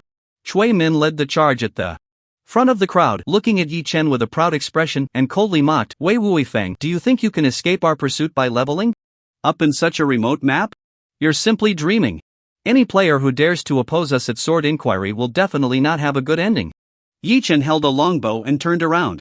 His gaze swept over the crowd behind Chui Min and found all familiar faces. Several members of Team 1, including Wang Tong, were all present. In addition, there were a dozen reserve players that the club had been training. Essentially, the elite force of the entire Sword Inquiry Club had arrived. Seeing this, Yi Chen couldn't help but sneer coldly. With the game having been live for less than 24 hours, all players were racing against time, busy leveling up and grinding monsters in the initial phase. They actually mobilized all their elite members to come find him for a PK and seek revenge. Only that foolish woman Chui Min could do something like this. At this rate, how could the Sword Inquiry Club not suffer? However, as one of the top gaming clubs in the country, the elite level of its core members was beyond doubt. The dozen or so people approaching were all above level 11, equipped with a mix of bronze and black iron high-level gear. Among them, 5 members of Team 1 were fully equipped with bronze gear. Such a luxurious high-end lineup would likely lead any other solo player. Feeling hopeless. Yet Yi Chen frowned slightly, feeling greatly offended. Damn it, you want to kill me, and you only brought this few people? Who do you look down on? At least bring a 100-man team, right? Yi Chen sneered disdainfully and, in a changed voice, coldly said, "Stop flattering yourself, I can level up wherever I want. With this bunch of shrimp soldiers and crab generals, you wouldn't even be enough to fill the gaps in my pet's teeth. Let alone make me hide. You speak so arrogantly. You just got lucky and obtained a top-tier hidden class, riding the wave for a moment. What gives you the right to be so boastful?" Since entering the game, Yi Chen had been racking up achievement rewards and stealing the spotlight. Wang Tang had long been green with envy. Now, he was even more eager to show off his strength in front of Chui Min. He drew his sword with a clang, stepping forward. With a fierce look in his eyes, charging at Yi Chen. "Today, I'll let you see just how big the gap is between you and a true top expert. In the face of absolute strength and skill, your so-called professional talent is nothing to speak of." Facing the aggressive Wang Tong charging at him, Yi Chen did not hesitate. The bowstring sang as he shot an ice arrow straight at him. Wang Tang's eyes revealed a hint of disdain. He quickly moved his feet, easily dodging the arrow. However, Wang Tang's gaming skills could be said to have been trained by Yi Chen himself. He was well aware of his various operational habits and movement methods. As Wang Tang dodged the first arrow, the bowstring trembled again, and 2 more arrows were shot out in quick succession. They came from 2 different angles, instantly sealing off all of Wang Tang's escape routes. Among the crowd of the Sword Inquiry Club, several archers' pupils shrank in unison, revealing looks of disbelief. This guy has such strong predictive ability. This level of awareness and skill is definitely that of a top archer. Wang Tang's expression also changed. He hadn't expected Yi Chen, a beast master, to be so skilled in archery. Moreover, the angles and timing of the attacks were just right, as if he had predicted Wang Tang's movements in advance. With no other choice, he gritted his teeth and swung his sword to deflect one of the arrows, but the second arrow struck him in the side. A large damage number instantly popped up above his head. -371. One arrow had taken away nearly a quarter of his health. Seeing the terrifying damage numbers, the group from the Sword Inquiry Club all widened their eyes in unison, a chorus of gasps filling the air. How is this possible? Wang Tang is fully equipped with top-notch bronze gear. And just one arrow took away over 300 points of damage. That's too exaggerated. How could a beast master have such high attack power? Little did they know, Yi Chen, with the help of the Beastmaster Divine Weapon skill, had obtained 80% of the attributes of the level 16 silver boss, the Ice Demoness. His panel attributes were explosive, even more ferocious than 2 silver-level pets combined. How could Wang Tang, at just level 13, and equipped with bronze gear, withstand this? Wang Tang was completely stunned by the terrifying damage from Yi Chen's arrow. Watching a quarter of his health bar vanish in an instant, his heart tightened, and his expression turned extremely grave. However, what shocked him even more than losing health was that after being hit by the arrow, a layer of blue frost effect enveloped his entire body.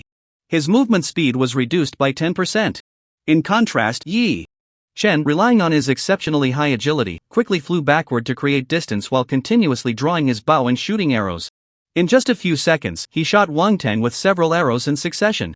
At the same time, he didn't forget to taunt, "Is this what they call the operation and strength of a top expert? So the operation of a top expert is just to take hits without fighting back. I've learned something today." Hearing Yi Chen's mocking words, Wang Tang was instantly furious, nearly exploding with rage. But he couldn't refute it. After all, he hadn't even touched the corner of Yi Chen's clothing and was already close to being shot dead. The slap to the face came too quickly.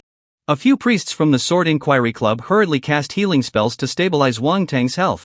Shui Min, furious and embarrassed, shouted, "What are you all standing around for? Attack! Together! Eliminate him!" Upon hearing the command, everyone immediately drew their weapons and charged at Yi Chen. Seeking death. Yi Chen snorted coldly, a flash of killing intent in his eyes, and decisively ordered his two pets to attack the enemy's backline players. It should be noted that the Void Behemoth and the Skeleton General were now both level 13. Coupled with the passive bonuses of the Divine Beast Master class, their panel attributes were almost comparable to a level 15 silver boss. For any player at this stage, it was undoubtedly an absolute crushing advantage. However, the combat strategy of the Sword Inquiry members was also very clear. Knowing they couldn't confront these two pets head-on, the crowd quickly dispersed. A few people used the surrounding terrain to maneuver against the two pets. The others launched a thunderous assault, focusing all their firepower on Yi Chen. The first to arrive were the arrows from 3 archer players.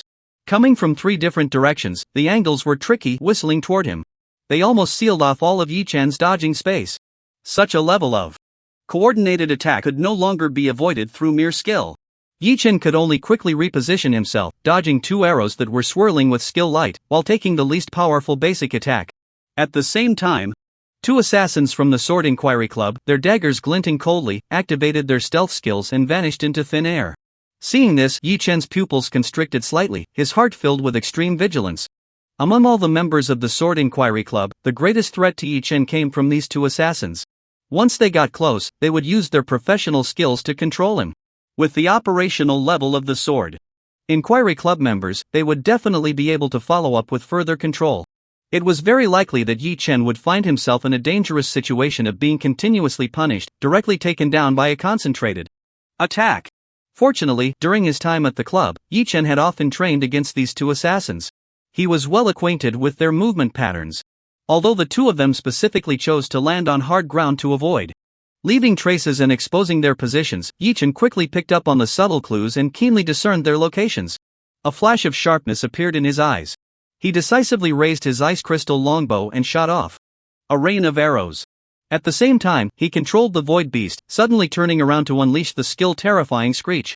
Both of these skills were area of effect attacks that covered a fan-shaped area. Yi Chen and the Void Beast attacked from 2 different positions simultaneously. The overlapping fan-shaped areas instantly sealed off all escape routes for the 2 assassin players. There was no room for any extra maneuvers. The only thing they could do was to exert all their strength to barely escape from one skill's coverage area, allowing themselves to only take damage from one skill. However, the characteristics of the assassin class were high attack and low defense. So even taking damage from one skill was unbearable. Their health instantly dropped by more than half. They were forced out of their stealth state, left with only a sliver of health. At the same time, the Skeleton General, under Yi Chen's control, moved to a suitable position. With an angry roar, it raised its spear and activated the skill, Storm Thrust. The spear tip stirred up a fierce wind, shooting out a chilling blue spear light that extended 10 meters long. It pierced through the bodies of the 2 assassins. The 2 assassins' bodies trembled in disbelief, their eyes wide open.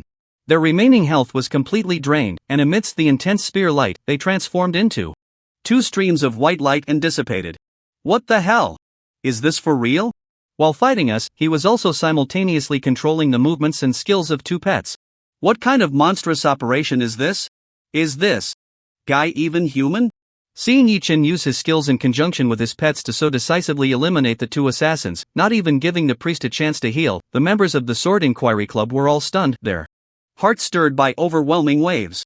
It was hard to imagine that such an incredible and exaggerated operation could be performed by a human. But Yi Chen's offensive did not stop there.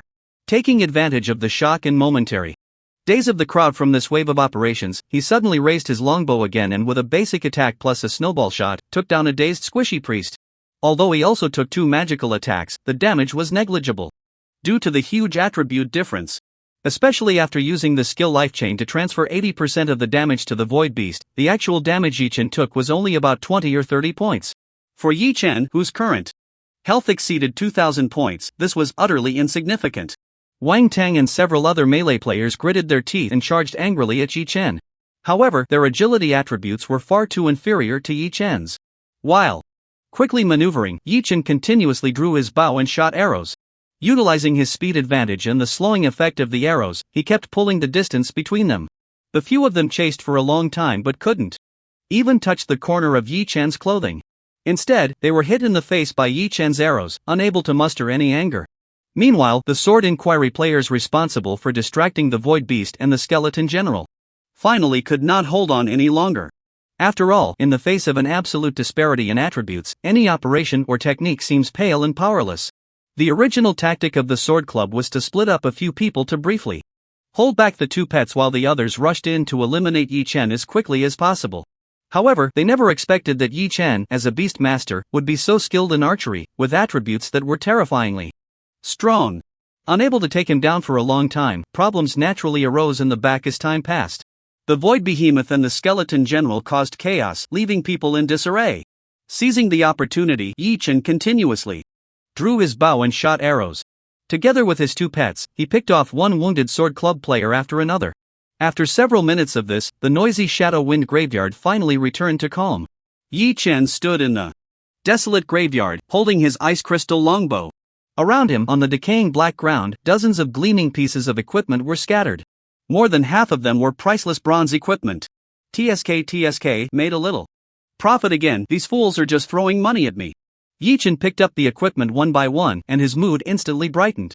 Meanwhile, at a resurrection point several miles away, there was a chorus of wails. Ah! My bronze sword! And my pigskin helmet, they're all gone. You only lost 2 pieces of equipment and you're crying? I lost all my gear, and all that's left is my underwear. Damn! Is the death drop rate in this game really that high? No, as far as I know, other players don't have such a high drop rate after dying. Losing 2 pieces is considered unlucky. It must be that bastard Wei Wui Feng, who has some unknown special item that increased our drop rate. This is a heavy loss. A large group of people chattered, having lost more than half of their equipment, all with expressions of immense pain. Chui Min, already in a bad mood, looked even worse and shouted angrily, "Enough! So many people couldn't take down a Beastmaster, and we were wiped out by 1 person, and you still have the face to talk here?" The crowd's expressions changed, and they quickly closed their mouths, not daring to make a sound. The atmosphere on site became incredibly oppressive. Chui Min looked at everyone with a stern face and asked in a deep voice, "Tell me, where did the problem lie?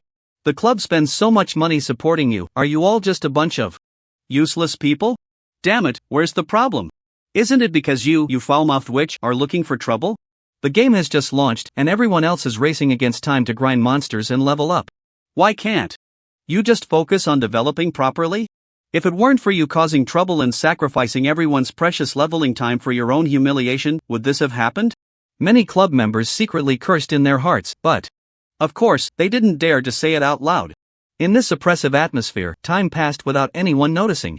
Suddenly, a voice in the crowd murmured, "If Yi Chen were still here, we definitely wouldn't have been wiped out. If Yi Chen were still here, we definitely wouldn't have been wiped out." This voice seemed to express the shared sentiment of everyone.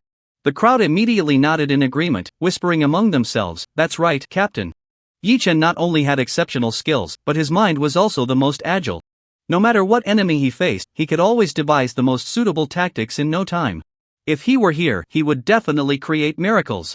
Hearing the murmurs, Wang Tang could no longer sit still. If Yi Chen were here, today's wipeout wouldn't have happened. Wasn't that equivalent to saying he was inferior to Yi Chen? Enough! Wang Tang coldly snorted, his face darkening as he said in a deep voice, "The reason we lost to Wei Wui Feng today is not due to skill or tactics, but purely because our attributes were completely crushed. In the face of an absolute attribute gap, even if Yi Chen came, there would be no way. Moreover, Yi Chen has already been expelled from the club. There will never be a Captain Yi Chen again. Only I, Captain Wang Tang." As soon as Wang Tang finished speaking, the murmurs ceased abruptly, and no one dared to mention Yi Chen again. However, the expressions on their faces showed some skepticism, clearly not taking Wang Tang's warning seriously. Even Chui Min couldn't help but feel a bit doubtful. Because when Yi Chen was around, the Asking Sword Club had always been invincible in the game, never suffering any losses. How was it that now, with Yi Chen gone, they couldn't even handle a mere solo player? Was Wang Tang really that useless? Was the gap between him and Yi Chen really that large? It should be noted that since Yi Chen joined the Asking Sword Club, he had always been the club's star and cash cow. Because of this, she had been enviously eyeing him for 3 years without daring to make a move. Until recently, when Wang Tang began to show promise. This made Chui Min feel that she had found someone who could replace Yi Chen at any time. And was obedient enough. Only then did she dare to openly target Yi Chen to satisfy her desires. However, it seemed that she had overestimated Wang Tang. The gap in strength between him and Yi Chen was not small at all. But after all, Yi Chen was the one she had pushed out. If she were to backtrack now and admit that expelling Yi Chen was a mistake, wouldn't that be slapping her own face? So, even though she felt immense regret, she could only stubbornly hold her ground, her face dark as she said, "Alright, no more nonsense, this matter ends here. The club will allocate some funds to quickly replace the equipment you lost. Everyone work a little harder these days, hurry up and grind to recover the lost levels. I will send someone to secretly investigate Wei Wuyi Feng, and once we thoroughly understand his background, we will find an opportunity to settle the score." This damn woman spoke so lightly. Losing a level in the early game and wasting so much leveling time wasn't something that could be easily recovered. The crowd cursed inwardly, but none dared to voice their thoughts. They all quickly nodded in agreement, turned, and left to level up. A team of 3 other members was also dismissed by Chui Min, told to log off for lunch. Soon, only Chui Min and Wang Tang remained in front of the resurrection point. Wang Tang looked a bit nervous. "Sister Chui, Alright, you don't need to say more." Chui Min waved her hand to interrupt Wang Tang, saying irritably, "Log off now and come to my office. I'm very angry right now." Meanwhile, the news of the Asking Sword Club's wipeout could not be kept under wraps. It quickly spread throughout the game, causing a huge uproar. Initially, some players noticed while looking at the level leaderboard that several members of the Asking Sword Club, who had originally ranked high, suddenly dropped a level all at once. Suddenly, everyone widened their eyes and couldn't help but exclaim, "Everyone, quickly look at the ranking leaderboard. The top players of the Sword Inquiry Club have all suddenly dropped levels." "No way? Let me see. Oh wow, it's true. Could it be that they wiped out while trying to take down a high-level boss? To encounter this on the first day of the server launch, what bad luck. What bad luck. It's clearly heaven's retribution for them. Who told them to hide their bows after the birds were gone and break the contract with Sword Inquiry Long Song? They deserve it. The Sword Inquiry team wiped out, that's delightful to hear, haha." Soon, even more shocking news spread. According to insiders, the collective wipe of the Sword Inquiry Club was not due to a boss fight gone wrong.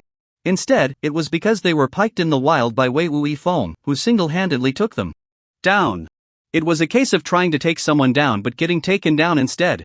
Once the news broke, it stirred up a huge wave among players, all feeling it was unbelievable. What the hell? Is this for real? Why does it sound so magical? Although the things the Sword Inquiry Club did are disgusting, the strength of its members is undeniable. After all, it's one of the top gaming clubs in the national server, with over a dozen professional players, and they wiped out while ganging up on a casual Beastmaster player? Isn't that too ridiculous? Impossible, absolutely impossible. If this news is true, I can only say that Wei Wuyi Feng is just too fierce. No wonder those gaming guilds are willing to offer astronomical salaries in the hundreds of millions, fighting to sign him. With such terrifying strength, even the highest price is justified. Player Chang Suyu calls out, "The 6 Harmonies and 8 Wastelands Guild sincerely invites the great Wei Wuyi Feng to join, with a contract annual salary of 200 million, other benefits are negotiable, welcome to join us and create a grand empire together." Player Lunyan Huahua calls out, "The Like Water Flowing Years Studio sincerely invites Wei Wuyi Feng to join, with a contract annual salary of 250 million, other benefits can be discussed." A series of announcements echoed throughout the server, instantly igniting the entire national server. What the hell? All the major guilds are raising their offers. It seems this news is really true. Wei Wuyi Feng really took down a whole group of the Sword Inquiry Club by himself. Awesome. Not just awesome? This wave is like a little cow stuffed with explosives, it blew up. I said long ago, without Sword Inquiry Long Song, can it still be called Sword Inquiry?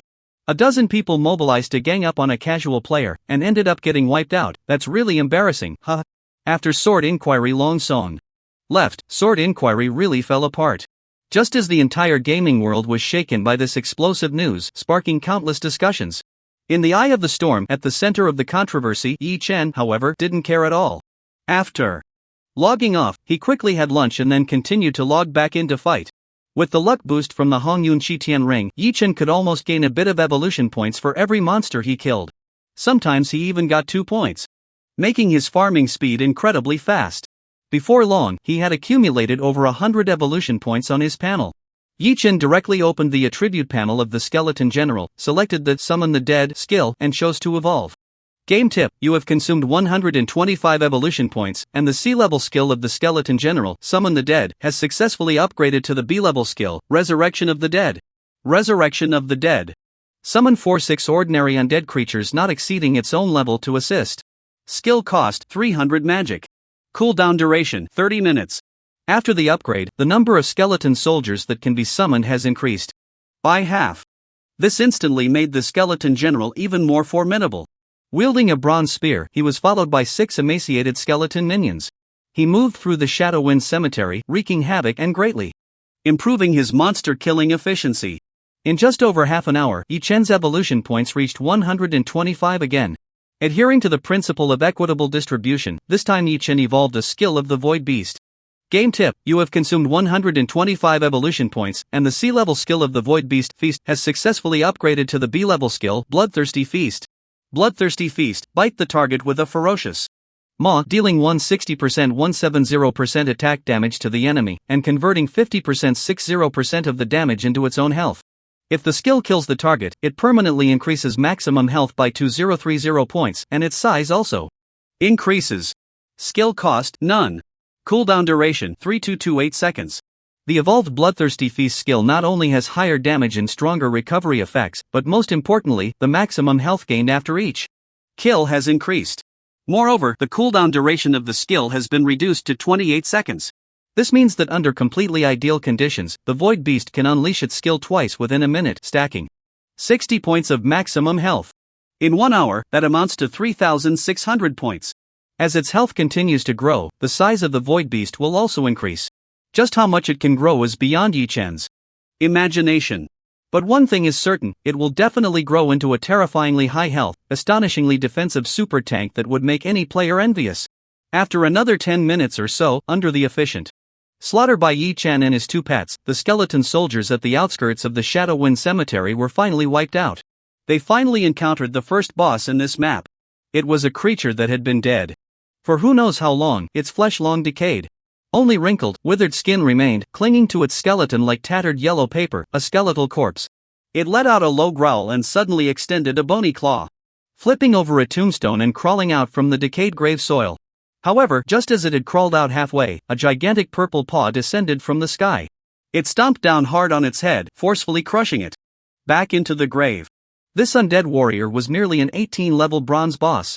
In front of the already leveled up 14-level silver pets, the Void Beast and the Skeleton General, it had no power to fight back at all.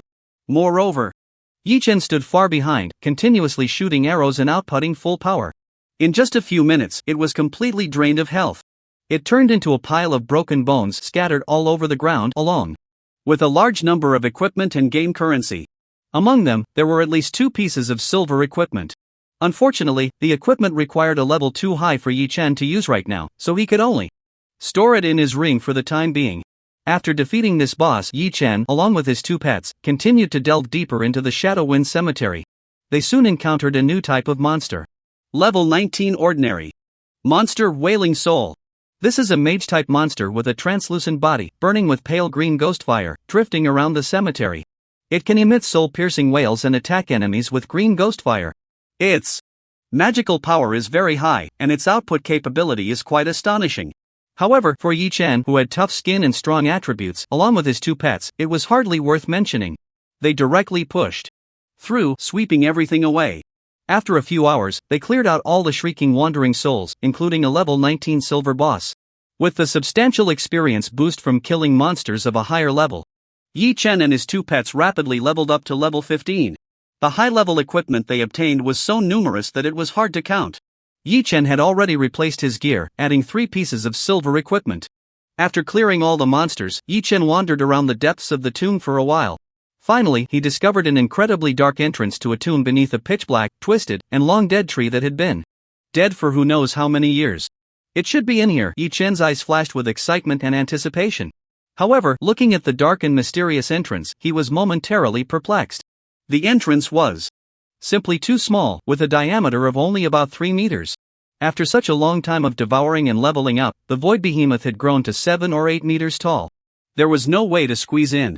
It seems that not everything is better when it's bigger. It's troublesome if you can't fit through a large hole. If only this entrance were elastic and could stretch freely. Yi Chen sighed inwardly, and with no other choice, he had to allowing the ice demoness to revert to her original form. Then he activated the skill again, transforming the void insect into a rugged and imposing purple breastplate to wear. He rummaged through his bag and found several pieces of melee armor to replace his original leather armor, turning himself into a warrior. Holding a sharp level 15 bronze longsword, the blade shimmered with a cold light. Accompanied by the skeleton general and the ice demoness, he strode into the tomb. Descending the damp steps at the entrance of the tomb, he went deeper underground, arriving at a dimly lit, narrow tomb passage. On the walls of the passage, every few meters hung a dim bronze oil lamp. The flickering flames cast an uncertain light, emitting a faint greenish glow that extended to the end of the passage, creating a chilling atmosphere. However, having experienced the apocalyptic baptism in his past life, Yi Chen had seen scenes far more terrifying than this and was not affected in the slightest. He directly held his longsword and strode forward. Passing through the several hundred meters long narrow passage, he finally arrived at a huge circular tomb chamber. The chamber was dimly lit, and on the ground, dried blood had been used to depict an incredibly bizarre and complex magic array. In the center of the array, a wooden rack held the figure of a girl, barely clothed. 5 mysterious figures cloaked in black surrounded the rack, continuously chanting strange incantations, conducting some kind of evil ritual. The moment Yi Chen stepped into the tomb chamber, the 5 figures surrounding the torture rack simultaneously stopped their chanting and turned to look. Beneath their cloaks was a shroud of darkness, their faces obscured and indistinct. Yet, Yi Chen could still discern from above their heads that one was a level 22 silver grade boss, a tomb lich, along with 4 level 21 silver grade quasi-boss lich apprentices. You foolish human, daring to intrude into my territory, go to hell. The tomb lich was furious. With a roar, it suddenly raised its right hand, magical energy swirling in its palm. A fireball, instantaneously cast, shot towards Yi Chen. A glint of brilliance flashed in Yi Chen's eyes as he quickly dashed diagonally forward, effortlessly dodging the fireball attack. He swept his sword behind him and charged towards the 5 monsters with swift strides. At the same time, the skeleton general followed closely behind Yi Chen, letting out an angry roar. Accompanied by 6 skeleton soldiers summoned with skills, it also launched an assault. The ice wraith stood far back, continuously shooting icy arrows that shimmered with a cold aura, initiating its attack. Although the ice wraith was only a level 16 silver grade boss, it was significantly lower in level compared to the level 22 tomb lich and the level 21 lich apprentices. However, it benefited from a 50% attribute boost from the god envoy profession. Moreover, since the tomb lich and lich apprentices were fragile cloth-wearing monsters, the damage it could inflict was still quite considerable. Nevertheless, the magical strength of these 5 boss-level monsters was terrifying. Each terrifying magical attack that struck was genuinely painful. The tomb lich raised its tightly gripped skeletal staff and began to chant loudly. In the void, countless strands of dark energy suddenly converged, forming a ghostly claw filled with ominous energy. It clawed fiercely at Yi Chen. Yi Chen immediately felt a chill run through him, instantly losing over 500 health points. Fortunately, at that moment, he was wearing the void armor transformed from the void behemoth, which granted him an 80% attribute boost, including health. His total health bar now exceeded 20,000 points. Losing a few hundred health points was hardly a concern. With the fastest speed, he rushed in front of the 5 monsters. Spotting one of the lich apprentices, he raised his sword and struck down. Minus 247. A large damage number popped up above the lich apprentice's head. Although there was a significant level disparity, the lich apprentice was still a cloth-wearing class, and Yi Chen easily broke through its defenses. After the strike, Yi Chen swiftly moved back to a position about 2 meters away from the 5 monsters. He activated the skill, Fearful Howl. The void armor he wore erupted with a dazzling purple light. Behind him, a hazy phantom of the void behemoth coalesced, opening its massive mouth and roaring in anger. It unleashed a tangible fan-shaped soundwave, enveloping the area in front of him and covering all 5 monsters within the attack range. At the same time, the skeleton general charged forward. Suddenly thrusting its spear, it activated a combo skill. Like lightning, it stabbed multiple times, creating several blood holes in the Lich apprentice that Yi Chen had just attacked. In terms of absolute strength comparison, the Toon Lich, accompanied by 4 quasi-boss minions, was indeed stronger than Yi Chen, who only had 2 pets. However, monsters were ultimately monsters, fighting purely on instinct without any tactics. Most of the time, the aggro was firmly drawn to Yi Chen, who had the highest attributes and damage output. The vast majority of their attack skills were directed at him. But Yi Chen had been a warrior in his past life. After enduring 2.5 years of apocalyptic trials, his melee combat skills had reached an extraordinary level of mastery. To deal with various types of game monsters, methods are constantly emerging. The steps beneath him changed like the wind, flitting back and forth among the 5 monsters like a butterfly among flowers. He used their bodies as shields to block vision and disrupt the monster's spellcasting. With just this maneuver, he avoided at least a third of the damage attacks. For skills that were truly unavoidable, he could withstand them completely thanks to the powerful dual resistance attributes and exaggerated health gain from merging with the Void Giant Worm. During this time, Yi Chen commanded the Skeleton General and the Distant Ice Wraith to unleash their full power, focusing fire on a Lich apprentice. Coupled with his own all-out assault, in less than 3 minutes, he directly took down the fragile Lich apprentice. Then, Yi Chen continued the same strategy. With the 2 pets focusing their output, he eliminated the other 3 Lich apprentices one by one. Until 10 minutes later, in the vast tomb chamber, only the Toon Lich remained, a lone boss, roaring in a frenzy of impotent rage. After all his minions had fallen, it could only face the combined assault from Yi Chen, the Skeleton General, and the Ice Wraith. Although the attacks were extremely violent, with powerful magical skills that made Yi Chen feel like he was on the brink of death, fortunately, he could drink potions to recover health. Additionally, with the healing effect of Blood Feast and the damage absorption from the Skeleton General, he managed to hold on without any major issues. Ultimately, when Yi Chen had only 15% health left, he finally unleashed Blood Feast, conjuring a fearsome Void Maw. With a vicious bite, it instantly drained the last bit of health from the Toon Lich. Crash! The tall figure beneath the Toon Lich's cloak collapsed to the ground, dropping a large pile of equipment and coins. Yi Chen counted the items dropped by the Toon Lich and the 4 quasi-bosses. A total of 2 pieces of golden equipment, 13 pieces of silver equipment, and 2 mage skill books were obtained. It could be considered a bountiful harvest. Among them, 1 piece of golden equipment was usable by Yi Chen himself.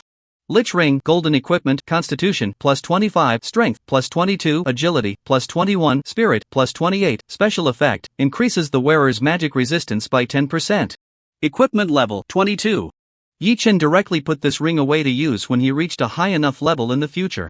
As for the other equipment and skill books, he planned to auction them off as soon as he returned to town to convert them into game gold. After counting the spoils, Yi Chen walked to the wooden torture rack standing in the center of the tomb. There, he saw a young girl with long hair, bound with ropes on the dark wooden rack. The girl was scantily clad, with only a few thin rags hanging on her, exposing large areas of her snow-white skin and impressive figure. However, she was covered in wounds, her body marred by shocking blood-red scars that evoked a sense of pity in those who beheld her. Damn it, these liches are truly beasts. Looking at the poor girl on the torture rack before him, her clothes tattered, her body covered in wounds, and having endured unimaginable inhuman torment, Yi Chen couldn't help but curse out loud. At that moment, the girl slowly raised her head. She revealed a flawless, exquisitely beautiful face, as if illuminating the entire dark tomb with brightness. At the same time, her name and character introduction appeared before Yi Chen's eyes. Mubing Yu Level 32 Introduction, the 3rd Princess of Jinbei City, of noble birth, gifted since childhood, pure in heart, and deeply favored by the King of Jinbei. However, 3 months ago, during an outing, she was captured by the Disaster Legion and imprisoned in a dark tomb, where they attempted to use evil magic to transform her, who possesses a pure soul, into some kind of evil creature with boundless potential. Status, can be tamed. Contract success rate, 10%. Indeed, it's Mu Bingyun, that Queen of the North who holds a transcendent position in the late game, leading the armies of the 7 nations to resist the attacks of the Disaster Legion. The moment Yi Chen saw the girl's identity information, his eyes lit up, revealing an uncontrollable excitement and thrill. However, right now, this future noble queen, who would be admired and revered by countless people, was just a pitiful girl tied to a torture rack, waiting for rescue. Especially when he saw the last part of the character information, indicating her tameable status. Yi Chen felt even more excited, his breath quickening slightly. If this future queen who would reign over the north and command great armies became his pet. Just thinking about that scene thrilled him. However, Yi Chen's 3 pet slots were already full. If he wanted to tame Mu Bingyun, he would have to first release a contract with one of his pets. This choice was easy for Yi Chen.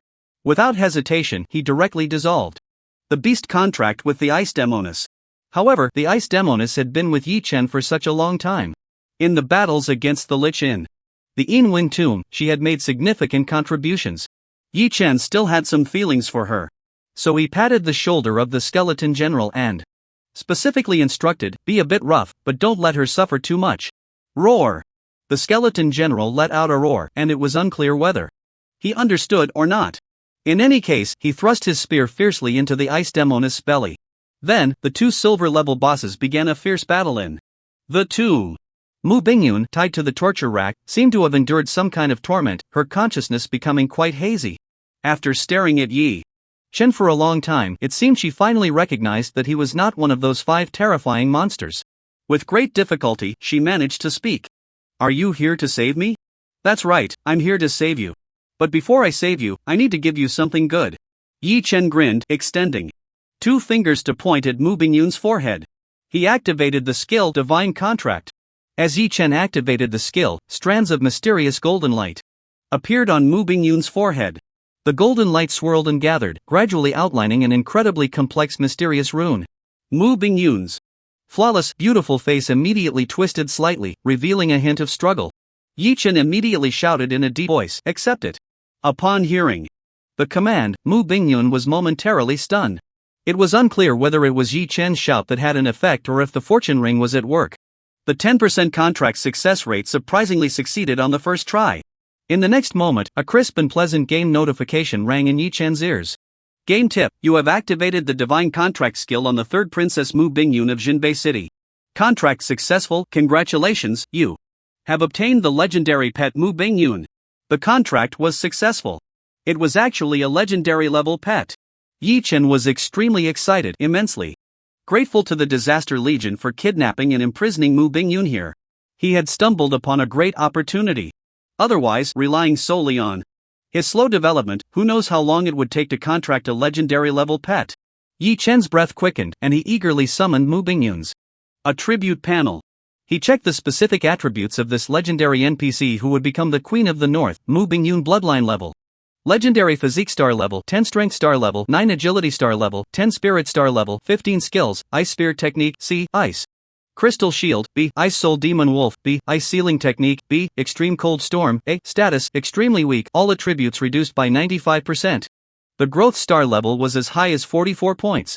Especially the growth star level of the Spirit attribute, which was an impressive 15 points. Although rated as legendary, Mu Bingyun's explosive attribute growth was on par with most epic level pets. Clearly, she, like the skeleton general, was an outstanding model among pets of the same level. The moment the divine contract was established, Mu Bingyun's heart stirred, and a subtle connection that was hard to describe in words was established with Yi Chen. A deeply rooted, unshakable absolute thought took root deep within her heart. It was as if this mysterious man with the bronze mask before her was the heaven of her life, with a significance that far surpassed everything else. She must unconditionally obey all his commands. Along with this came a sense of familiarity that emanated from the depths of her soul. It was as if Yi Chen was the closest person to her in this world, and everything about her belonged to him. Master! Master! Mu Bingyun struggled to open her mouth, hoarsely calling out to Yi Chen. A look of satisfaction immediately appeared in Yi Chen's eyes. He quickly swung his sword to cut the ropes, freeing Mu Bingyun from the torture rack. After enduring long-term torment in the dark, Mu Bingyun's body was already extremely weak. As soon as she landed, her long legs went soft, and she collapsed weakly into Yi Chen's arms. Those damned liches deserve to die. Yi Chen cursed while taking out a mage's cloak from his pack, wrapping it around Mu Bingyun's exposed body. Thank you, master. Mu Bingyun nestled in Yi Chen's arms, her delicate face slightly flushed as she softly expressed her gratitude. Yi Chen nodded with a smile and asked, "Are you really the 3rd Princess Mu Bingyun of Jinbei City?" "I came from Jinbei City. Why have I never heard of a princess going missing?" "As far as I know, just a few days ago, the 3rd princess appeared in public." Yi Chen certainly knew that the Mu Bingyun in his Arms was the real one. The one in Jinbei City was merely a fake princess impersonated by the Disaster Legion to carry out their unspeakable conspiracy. The reason he asked this was to interact with Mu Bingyun and trigger subsequent quest events. Sure enough, upon hearing Yi Chen's words, Mu Bingyun's delicate body trembled. She looked at Yi Chen in disbelief and exclaimed, "Master, what you just said is true. There really is another me in Jinbei City?" "Of course it's true. Do you think I would lie to you about something like this?" After receiving Yi Chen's affirmative response, Mu Bingyun's expression immediately turned anxious as she grasped Yi Chen's arm and said urgently, "Master, the one in the city is a fake. They are impersonating me. There must be some conspiracy targeting Jinbei City. I need to hurry back to the royal city and tell my father about this." "I know you're anxious, but don't rush." Yi Chen gently patted Mu Bingyun's back to calm her emotions and said, "The royal city is heavily guarded. How easy do you think it is to see the king? Think carefully, is there anyone in the royal city who can help us meet your father? Someone who can help." A contemplative look appeared in Mu Bingyun's eyes, and soon her gaze brightened as she said to Yi Chen, "My teacher, the ice mage Han Xiufeng. He is a court mage who can freely enter and exit the royal palace. If he knows the truth, he will definitely be able to help us. But right now, my identity is just that of a newcomer adventurer in Jinbei City." Yi Chen raised an eyebrow and pondered, "It might not be that easy to meet your teacher, right? You don't need to worry about that, Master." Mu Bingyun smiled and said, "My teacher once posted a long-term quest at the Adventurers Guild, offering a reward for the elemental crystal core from the ice scale snow python. As long as we take the quest, hunt an ice scale snow python, and obtain its elemental crystal core, we can meet my teacher." Ding game prompt, "You have triggered the SS level main quest, Winter is coming. Please follow the quest prompt to go to the Jinbei City Adventurers Guild, accept and complete the bounty quest to hunt the ice scale snow python, allowing Mu Bingyun to meet the court mage Han Xiufeng. After completing the quest, you will receive generous rewards." With the quest in hand, Yi Chen felt satisfied and said to Mu Bingyun, "Alright, I know what to do now. You are still very weak, so don't talk too much. Go rest in my beast space for a few days to recover your energy. Once I finish hunting the ice scale snow python, I'll summon you out to meet your teacher." "Thank you, Master."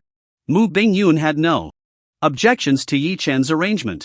She nodded respectfully and obediently, then with a flash of light, was taken into the beast space by Yi Chen. That was a mysterious space exclusive to beast tamers. Pets that had formed a contract with the beast tamer could be stored in the beast space. Inside, they did not need to eat or drink to sustain their lives. Even their physical condition and injuries could be well recovered. Although Mu Bingyun was a legendary pet at level 32, after enduring the torment of the Toon Lich for 3 months, her body was already extremely weak. For at least a short time, it was impossible to expect her to fight. The beast space was the best place for her. At that moment, a piercing cry of pain came from behind Yi Chen. The skeletal general had finally defeated the ice wraith. Yi Chen turned and walked over to check the loot dropped by the ice wraith. Surprisingly, even the ice crystal longbow had dropped, and it was a top-quality golden equipment. Ice crystal longbow, golden. Equipment, attack power, 72-83 constitution, plus 14 strength, plus 16 agility, plus 21 spirit, plus 13 special effect. Each attack additionally inflicts 15% ice magic damage, causing a 5% slow effect. Equipment. Level, 16.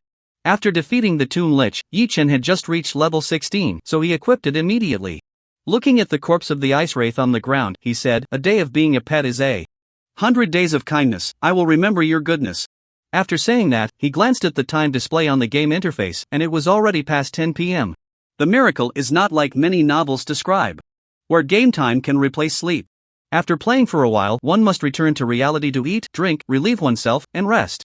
However, after the game merges with reality, as players' levels rise and their vitality and mental strength grow, they can gradually manage to stay online for several days or even months without logging off. But that is a matter for the future. At least for now, all players are still mere mortals. Since the game opened, Yi Chen has been grinding monsters online for over 20 hours at high intensity, and he is already quite fatigued.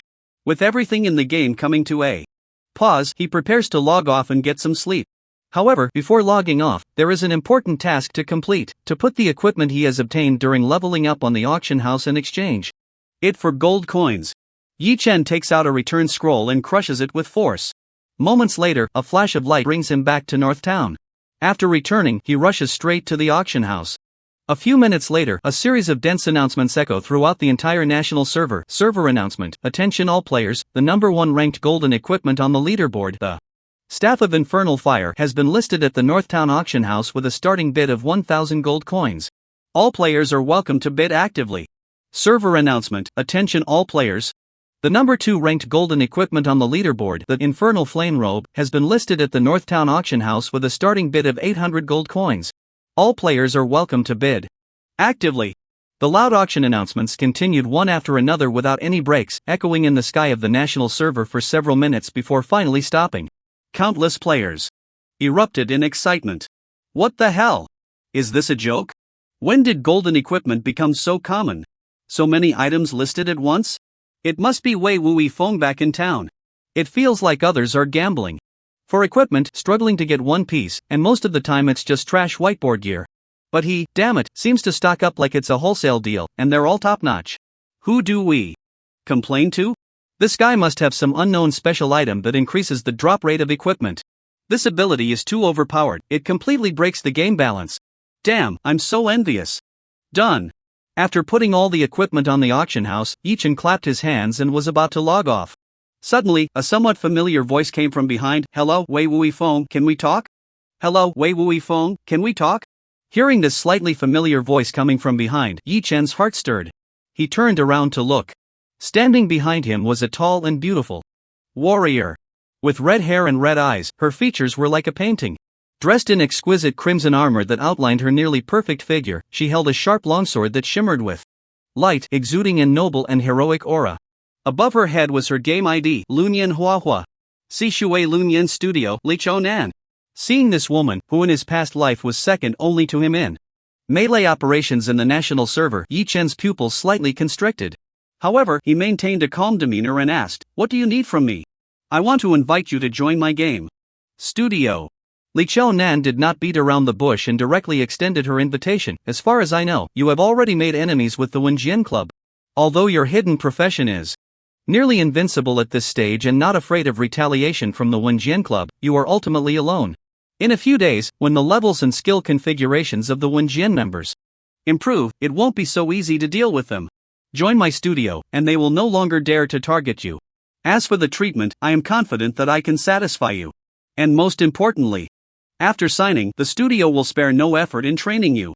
We will push you to the throne of the number 1 in Divine Miracle, making you a gaming king like Wenjian Changgu.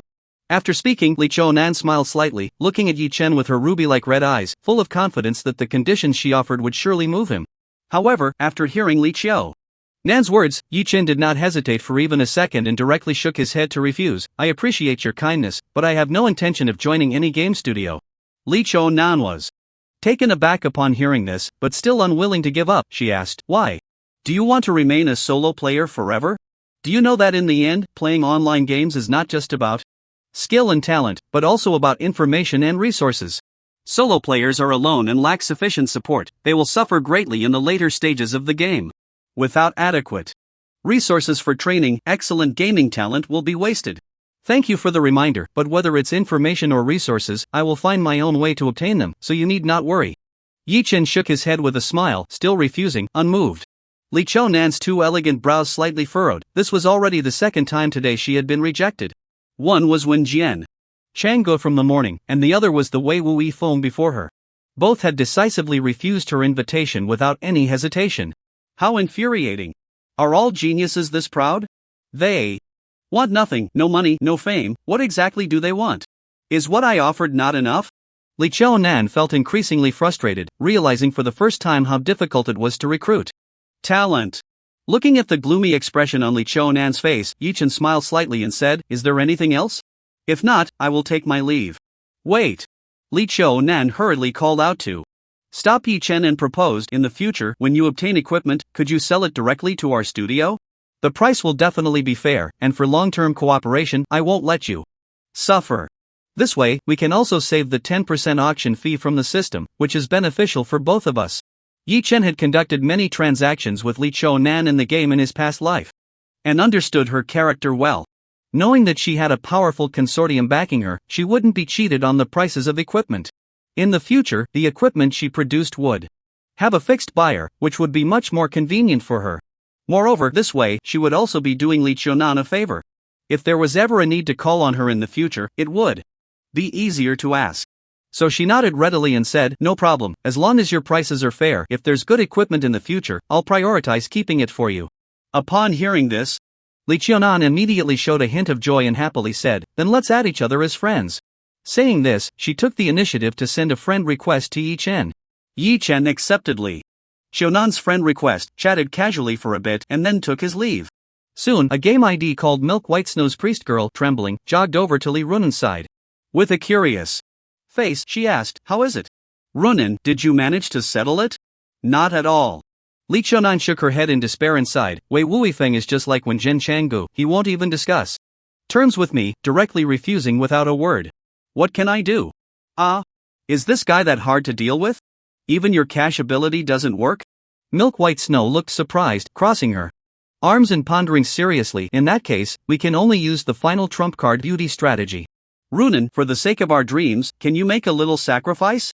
If we can get either when Jin Changgu or Wei Wuifeng, we can settle the big matter." Get lost, why don't you go sacrifice yourself?" Li Qiaonan's face flushed, and she glared at Milk White Snow with annoyance. "With your figure, those men would prefer you, right? I can sacrifice." Milk White Snow chuckled and eagerly suggested, "How about we work together? I'll go sacrifice to Wen Jian Chang. Go, and you go sacrifice to Wei Wuifeng? You little girl, you've finally revealed your true colors, haven't you? Have you been coveting Wen Jian Changgu for a long time?" "Nonsense. What? Jian Changgu is handsome, operates skillfully, and has quick hands. Which girl wouldn't like him?" Milk White Snow put her hands on her hips, speaking with conviction. "Aren't your walls filled with his posters? Honestly, have you ever secretly done bad things in front of his posters at night? What nonsense are you talking about? See if I don't tear your mouth apart."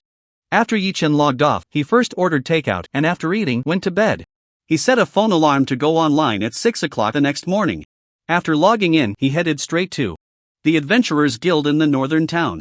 Soon, he found the hunting task for the ice-scale snow python posted by Han Xiufeng on the task wall of the Adventurers Guild. After accepting it, he set off out of the city. As Yi Chen passed under the city gate and walked towards the outside, an assassin player hidden in a corner of the city wall immediately opened the chat window and reported to a friend, "I saw Wei Wuifeng leaving the city." "Good. You take a group of people to keep tracking him and report his location to me at all times. Don't lose him." The ice-scale snow python is a golden level boss with a fluctuating level around 25. It lives on a mountain called Snow Dragon Ridge, 100 miles north of North Town. After leaving North Town, Yi Chen headed north quickly. However, as he walked, he sensed something was off. Someone was following him. Moreover, this group had quite sophisticated tracking methods. Several players from the assassin class were trailing him from a distance, using stealth skills to take turns tracking him. Such a covert and professional tracking method would be nearly impossible for an ordinary player to detect. Even Yi Chen, after leaving North Town for quite a while, only noticed it through the subtle signs he had honed over the years. Who could it be? Yi Chen furrowed his brows slightly, secretly guessing the identity of the group behind him. Since the game launched, the only factions he had made enemies with were the Aosher family and the Wenjian Club. However, both of these forces had suffered significant losses at Yi Chen's hands and had experienced his prowess. In the short term, they should be lying low, not daring to seek trouble with Yi Chen again. Maybe someone is curious about my profession and talent, so they sent someone to observe and gather information. Yi Chen murmured to himself, suddenly thinking of several possibilities. Just as he was pondering how to deal with the annoying flies behind him, a figure suddenly emerged from the woods. Ahead. It was a level 13 female mage, sweet and pure, with quite a high appearance. She wore a light blue mage robe. The robe had a teardrop-shaped opening at the chest, revealing a deep snow-white cleavage, and she held a blue staff, her face beaming with a warm smile as she walked towards Yi Chen. Why is it her? Seeing the ID little dear baby above the woman's head, Yi Chen's brows furrowed tightly under his mask, revealing an unmistakable look of disgust in his eyes. However, Liang Lulu was completely oblivious. Feeling quite good about herself, she jogged lightly to Yi Chen's side, displaying a sweet smile that she thought was charming. Big brother Wei Wu, I have an A-level skill book for the beast tamer profession. I wonder if you're interested. Upon hearing about the A-level skill book, Yi Chen's mind was instantly stirred. He immediately halted the order for the skeleton general to poke 1,000 transparent holes in Liang Lulu. Casually, he asked, what skill book? Seeing that Yi Chen was indeed interested in the skill book, Liang Lulu's mood instantly became excited. Thinking there was hope, She quickly displayed a detailed illustration of the skill book in the air before Yi Chen. Beast Spirit Shield skill level. A skill effect invokes the blessing of the beast god's power to grant a pet a health shield equal to 30% of its maximum health, lasting for 30 seconds. Skill cost 100 mana, cooldown time 45 seconds. A shield type skill that increases a pet's survivability. Especially for the thick-blooded and high-defense void behemoth, it is an extremely rare top-tier skill. It can further enhance its already impressive tankiness. Yi Chen's eyes brightened slightly as he asked, "How much?" "I'll buy this book." "Oh, I'm not here to do business for money." Liang Lulu winked at Yi Chen, her voice sweet and coy. "I've taken on a very difficult task that requires me to kill a level 20 silver level boss. But as a little mage, I really can't handle it, so I'd like to ask the big brother for help in completing this task." Liang Lulu's strategy was quite obvious. First, she used the skill book to pique Yi Chen's interest, hoping he would agree to help her with the task. During the task, she would have ample time to spend with Yi Chen. At that time, she would deliberately chat about some ambiguous topics and create some physical contact. In this way, as time went by, their relationship would naturally become a matter of course. Liang Lulu was very confident in her looks and her ability to flirt with men. Back then, Yi Chen had been captured by her using this very tactic. Moreover, this time, in order to get close to Wei Wuifeng, the suddenly risen super big shot, she had put in a lot of effort and spent a fortune. Just buying this skill book had cost her a full 3 million. Fortunately, all this money had come from Yi Chen in the past. She considered it an investment in the next round of her life, spending that foolish money. When Yi Chen heard this familiar rhetoric and saw Liang Lulu's flirtatious demeanor, he felt utterly disgusted. His gaze grew colder, but he still asked nonchalantly, "As far as I know, isn't your boyfriend Wenjin Changgu? Why don't you ask him for help? If he were willing to lend a hand, taking down a level 20 silver boss should be quite easy, right?" Upon hearing Wei Wuifeng mention Yi Chen, a look of grievance that seemed on the verge of tears appeared on Liang Lulu's face. "Don't mention that scumbag. That scumbag is not even human. I've already broken up with him." These two sentences from Liang Lulu seemed simple but were actually quite calculated. On one hand, she cleared her relationship with Yi Chen, telling Wei Wuifeng that she was now single. On the other hand, it was also to pique Wei Wuifeng's curiosity. If he really became curious and asked why she called Wenjin Changgu a scumbag, she could concoct a pitiful story about being deceived by a scumbag, abandoned after falling in love, and perform on the spot to gain sympathy. In the end, she would throw herself into Wei Wuifeng's arms, crying like a rain-soaked pear blossom, stirring the man's protective instincts. Perhaps she would achieve her goal today. But unfortunately, she didn't know that the masked Wei Wuifeng in front of her was the very scumbag she spoke of. Watching Liang Lulu's convincing performance, Yi Chen couldn't help but sneer coldly in his heart and was too lazy to continue playing along. He directly said coldly, "I can help you with the task, but you need to hand over the skill book first." Liang Lulu was momentarily taken aback, thinking it was a pity this Wei Wuifeng was too indifferent, showing no curiosity and not pursuing the matter further. Her carefully crafted story had gone to waste. But he agreed to help her with the task, so at least her first step plan had succeeded. She immediately beamed with joy, took out the skill book, and handed it to Yi Chen. At the same time, she deliberately brushed her fingers lightly against the back of Yi Chen's hand a few times. She flashed him a self-assuredly seductive smile and said sweetly, "I'll lead the way." After saying that, she turned around and walked in front of Yi Chen, swaying her hips and flaunting her charm as she moved forward.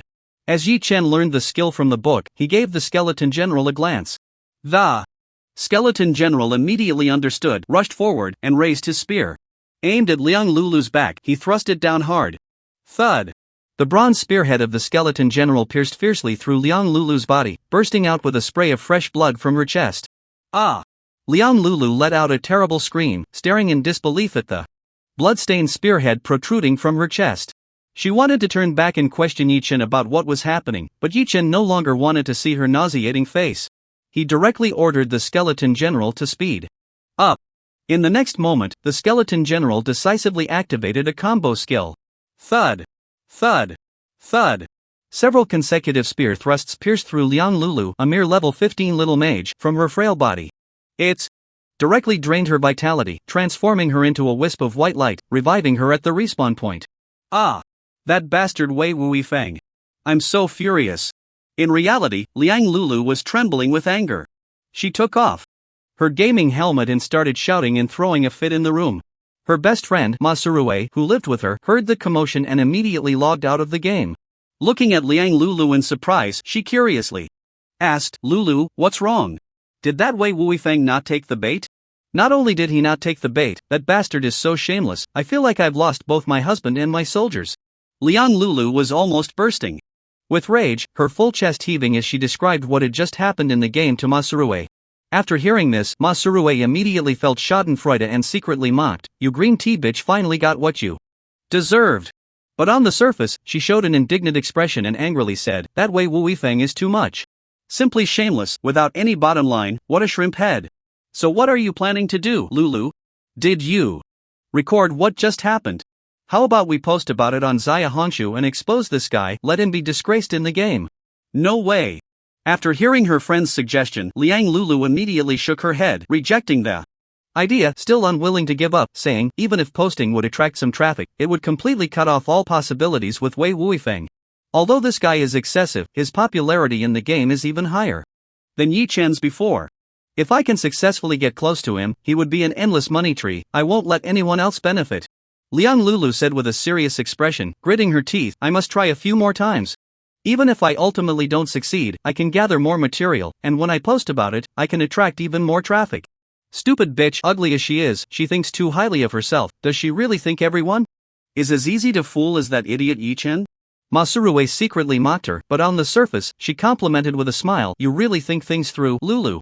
By the way, what about Yi Chen? Has that simp contacted you?" "Not yet." Mentioning Yi Chen made Liang Lulu feel another wave of anger. They had been arguing for a whole day, and in the past, Yi Chen would have come with flowers, actively seeking her forgiveness. However, this time, that simp was taking too long to come and apologize. This made Liang Lulu extremely furious, and she huffed, saying, "A washed-up professional player not coming is better, I'd rather stay far away from him." After saying that, she turned away in anger, sat down on the sofa, and began to devise a plan to deal with Wei Wuifeng. If Yi Chen had heard the conversation between Liang Lulu and Masurue, he would definitely feel a sense of irony. After dating Liang Lulu for over 2 years, he had been completely obedient to her, caring for her, and had almost given her everything. Yet, all his heartfelt efforts were taken for granted in her eyes. Even when something happened to her, she immediately came to seek justice, eager to distance herself from me. Instead, it was the legacy of Wei Wu, a stranger who had never had any interaction with Liang Lulu before. Even after she committed such an outrageous act of murder and smuggling, Liang Lulu still held on to her fantasies, unwilling to give up.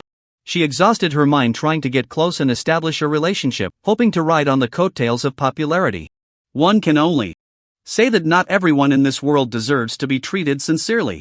Some people are just born to be despicable. Meanwhile, after dealing with Liang Lulu in the game, Yi Chen continued to move forward. As he passed a corner of a cliff, he ordered the skeleton general to hide behind a large rock. When that group of assassin players caught up, he suddenly ambushed them. Yi Chen himself turned around with the void behemoth and charged back. In the battle, he took out most of the assassins.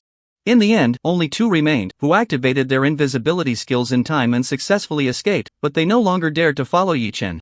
After shaking off the pursuers behind him, Yi Chen finally felt relieved. He moved at full speed for more than half an hour and finally arrived at his destination, this time Snow Dragon Ridge.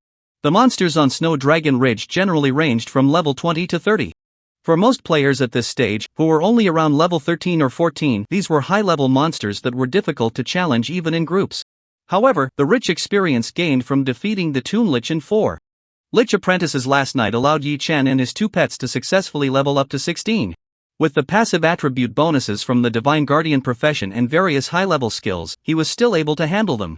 Yi Chen's purpose for coming to Snow Dragon Ridge was not just to obtain the energy crystal core of the Ice Scale Snow Python to complete the quest. He also planned to level up directly to 20 on this map, getting ahead of all other players for the second job change. Because after successfully changing jobs for the second time, players could spend in-game gold to withdraw skills, items, and more into the real world. When there were 10 second job players globally, it would trigger certain conditions. The game Divine Miracle would begin to fully integrate with reality, affecting everyone in the real world and causing an unprecedented upheaval. Thus, Yi Chen aimed to be the first to undergo the second job change, using the time difference to do some things.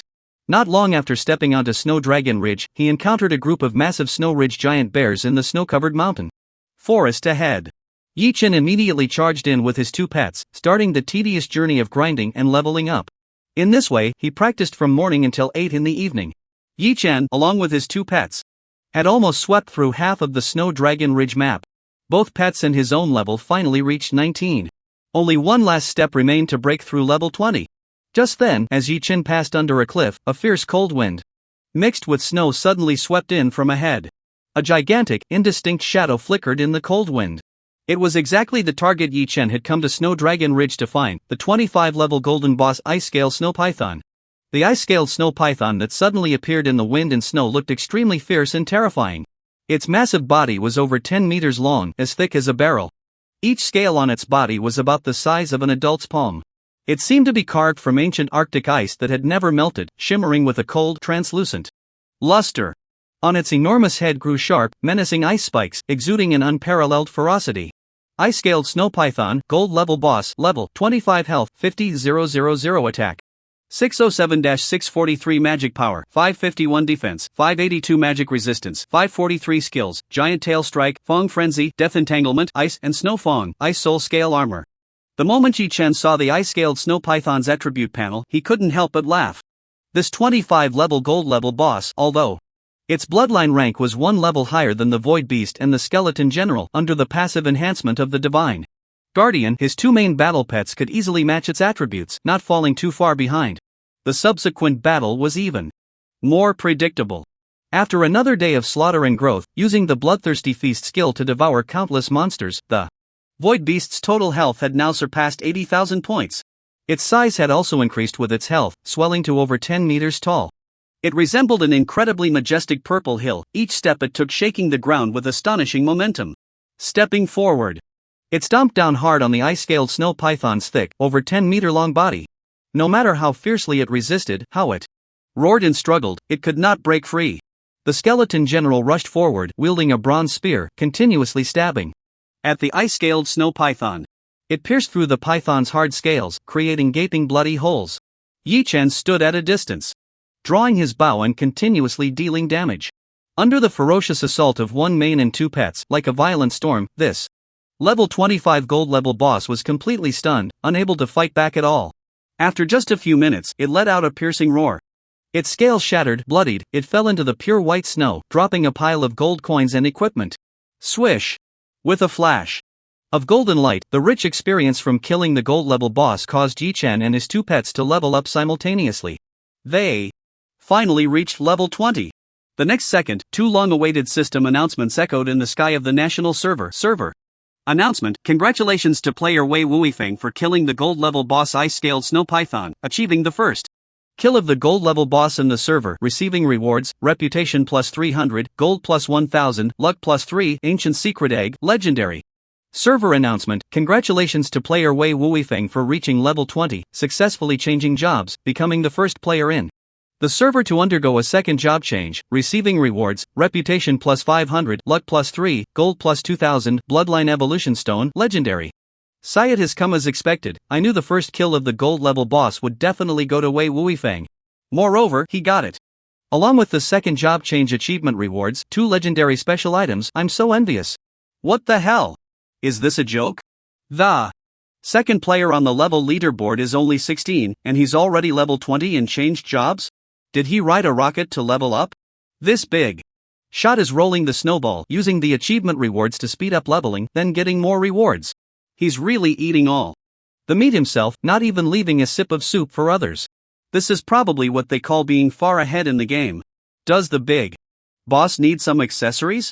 I'm 36D, with a silver tongue, can fly nationwide. For the shocked discussions of all the players in the server, Yi Chen was neither aware nor concerned. At this moment, all his attention was focused on the few lines of text appearing on the game panel before him. Congratulations, you have reached level 20, your profession level has successfully advanced and you have been promoted to Intermediate Beast Master. Your attribute growth has been enhanced, free attribute points per level, 2040, number of contractable pets, 34, awakening profession skill, beast avatar, function unlocked, reality extraction, heavenly Dao true blood fusion. In progress, current fusion progress 11%. Heavenly Dao True Blood Fusion in progress, current fusion progress 20%, Yurt Sungtian. Bloodline has advanced. Bloodline effect, all skill cooldowns reduced by 50%. As expected, after the second transfer, the fusion progress of the Heavenly Tao True Blood had increased again. A brand new bloodline effect had awakened. All skill cooldowns were reduced by 50%. The effect description was simple and clear, but the power it represented was immense. It was important to note that, with sufficient mana, the shorter the skill cooldown time, the higher the skill release frequency, and the stronger the player's output capability. With this bloodline effect, Yi-Chin could release skills at a higher frequency, providing various buffs to his pets. The awesomeness of this was beyond words. In addition, this career advancement also awakened a brand new professional skill. Beast Avatar, Skill Level. Skill effect, select one pet, condense a magical avatar using elemental power. The avatar possesses 70% of the main body's total attributes and all skills, duration 5 minutes. Skill cost, 500 mana, cooldown time, 10 minutes.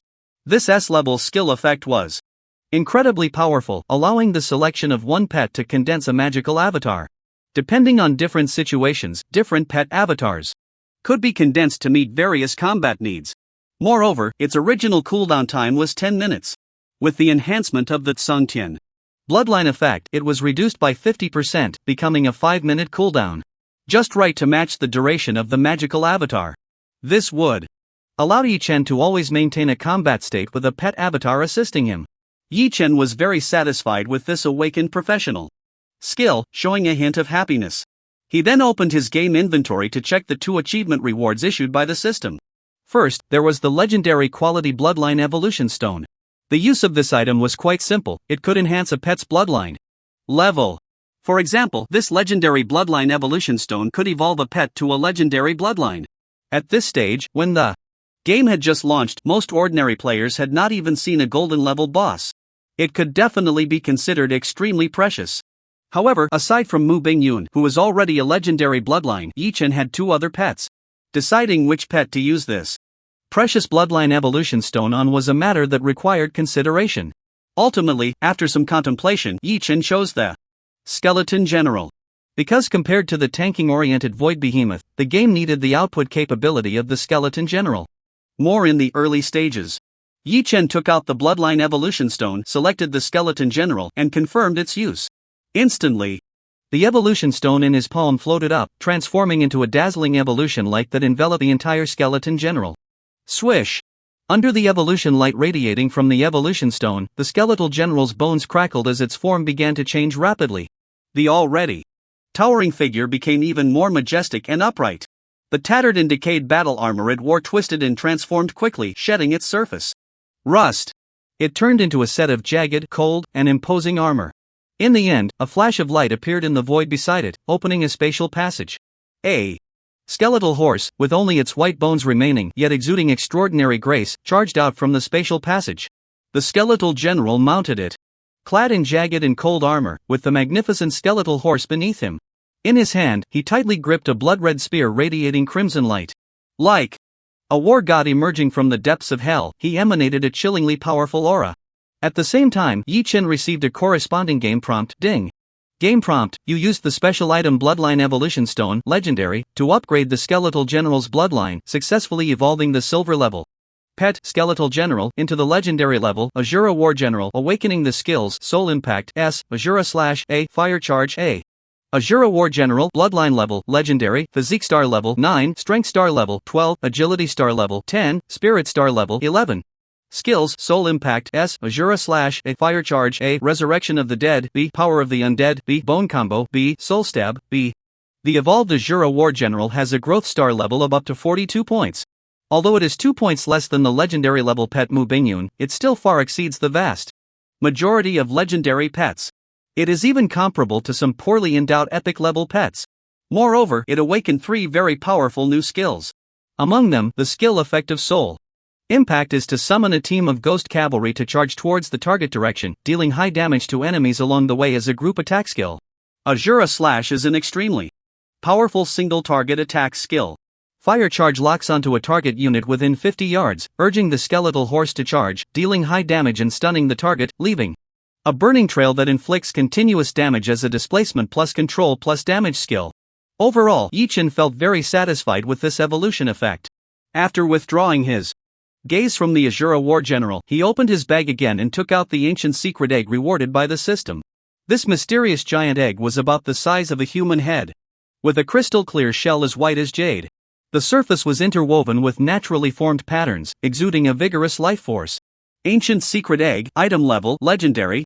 Description: a mysterious giant egg containing ancient bloodlines, nurturing a vigorous life energy. After contracting, it will hatch a rare pet with legendary level bloodlines. Based on Yi Chen's experience from his previous life, generally speaking, the quality of system rewarded items is never poor. The pet nurtured within this mysterious egg is very likely to be extraordinary. However, Yi Chen did not immediately contract it for hatching, because he had successfully leveled up to level 20, unlocking the reality extraction function. He could extract skills and items from the game into the real world. Tonight, he was going to kill. Moreover, he must leave no trace that could lead others to suspect him. Therefore, for this fourth pet, Yi Chen planned to contract a creature skilled in various assassination techniques, capable of killing invisibly. After killing the person, I will dissolve the contract and hatch this ancient secret egg. By then, I can completely clear my relationship and no one will suspect me. As for the pet to contract, Yi Chen has already thought it through. He walked over to the corpse of the ice scale snow python, checked it, and found it to be another great harvest. A total of 8 pieces of golden equipment dropped, along with 2 B-level skill books. Among them, 2 pieces of equipment can be used by Yi Chen. Eye of the Snow Python golden equipment, Constitution, plus 39 Strength, plus 41 Agility, plus 37 Spirit, plus 35 Special Effect. The wearer gains 5% physical lifesteal. Equipment level, 25. Snowfield Cloak, golden equipment, Constitution, plus 38 Strength, plus 35 Agility, plus 44 Spirit, plus 37 Special Effect, increases the wearer's movement speed by 7%. Equipment level, 25. Yi Chen equipped both pieces of equipment and then began to search under the giant corpse of the snow python. Finally, he found the required quest item, the elemental crystal core of the ice scale snow python. After storing it in the fortune ring, he directly crushed the return scroll and teleported back to the city.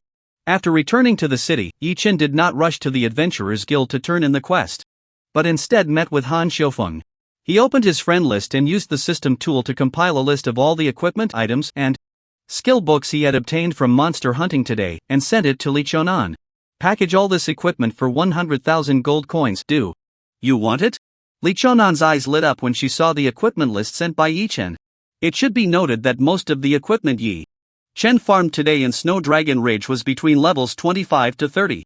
This is exactly the high-level equipment that mainstream players need at this stage. Among them, there are more than a dozen top-notch golden equipment.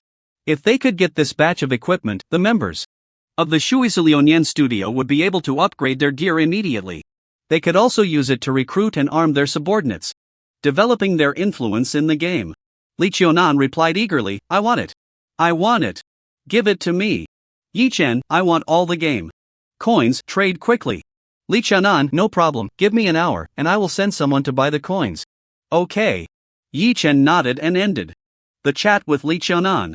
During the hour of waiting for Li Qiunan to gather the money, Yi Chen did not idle. He strode out of the city and headed west.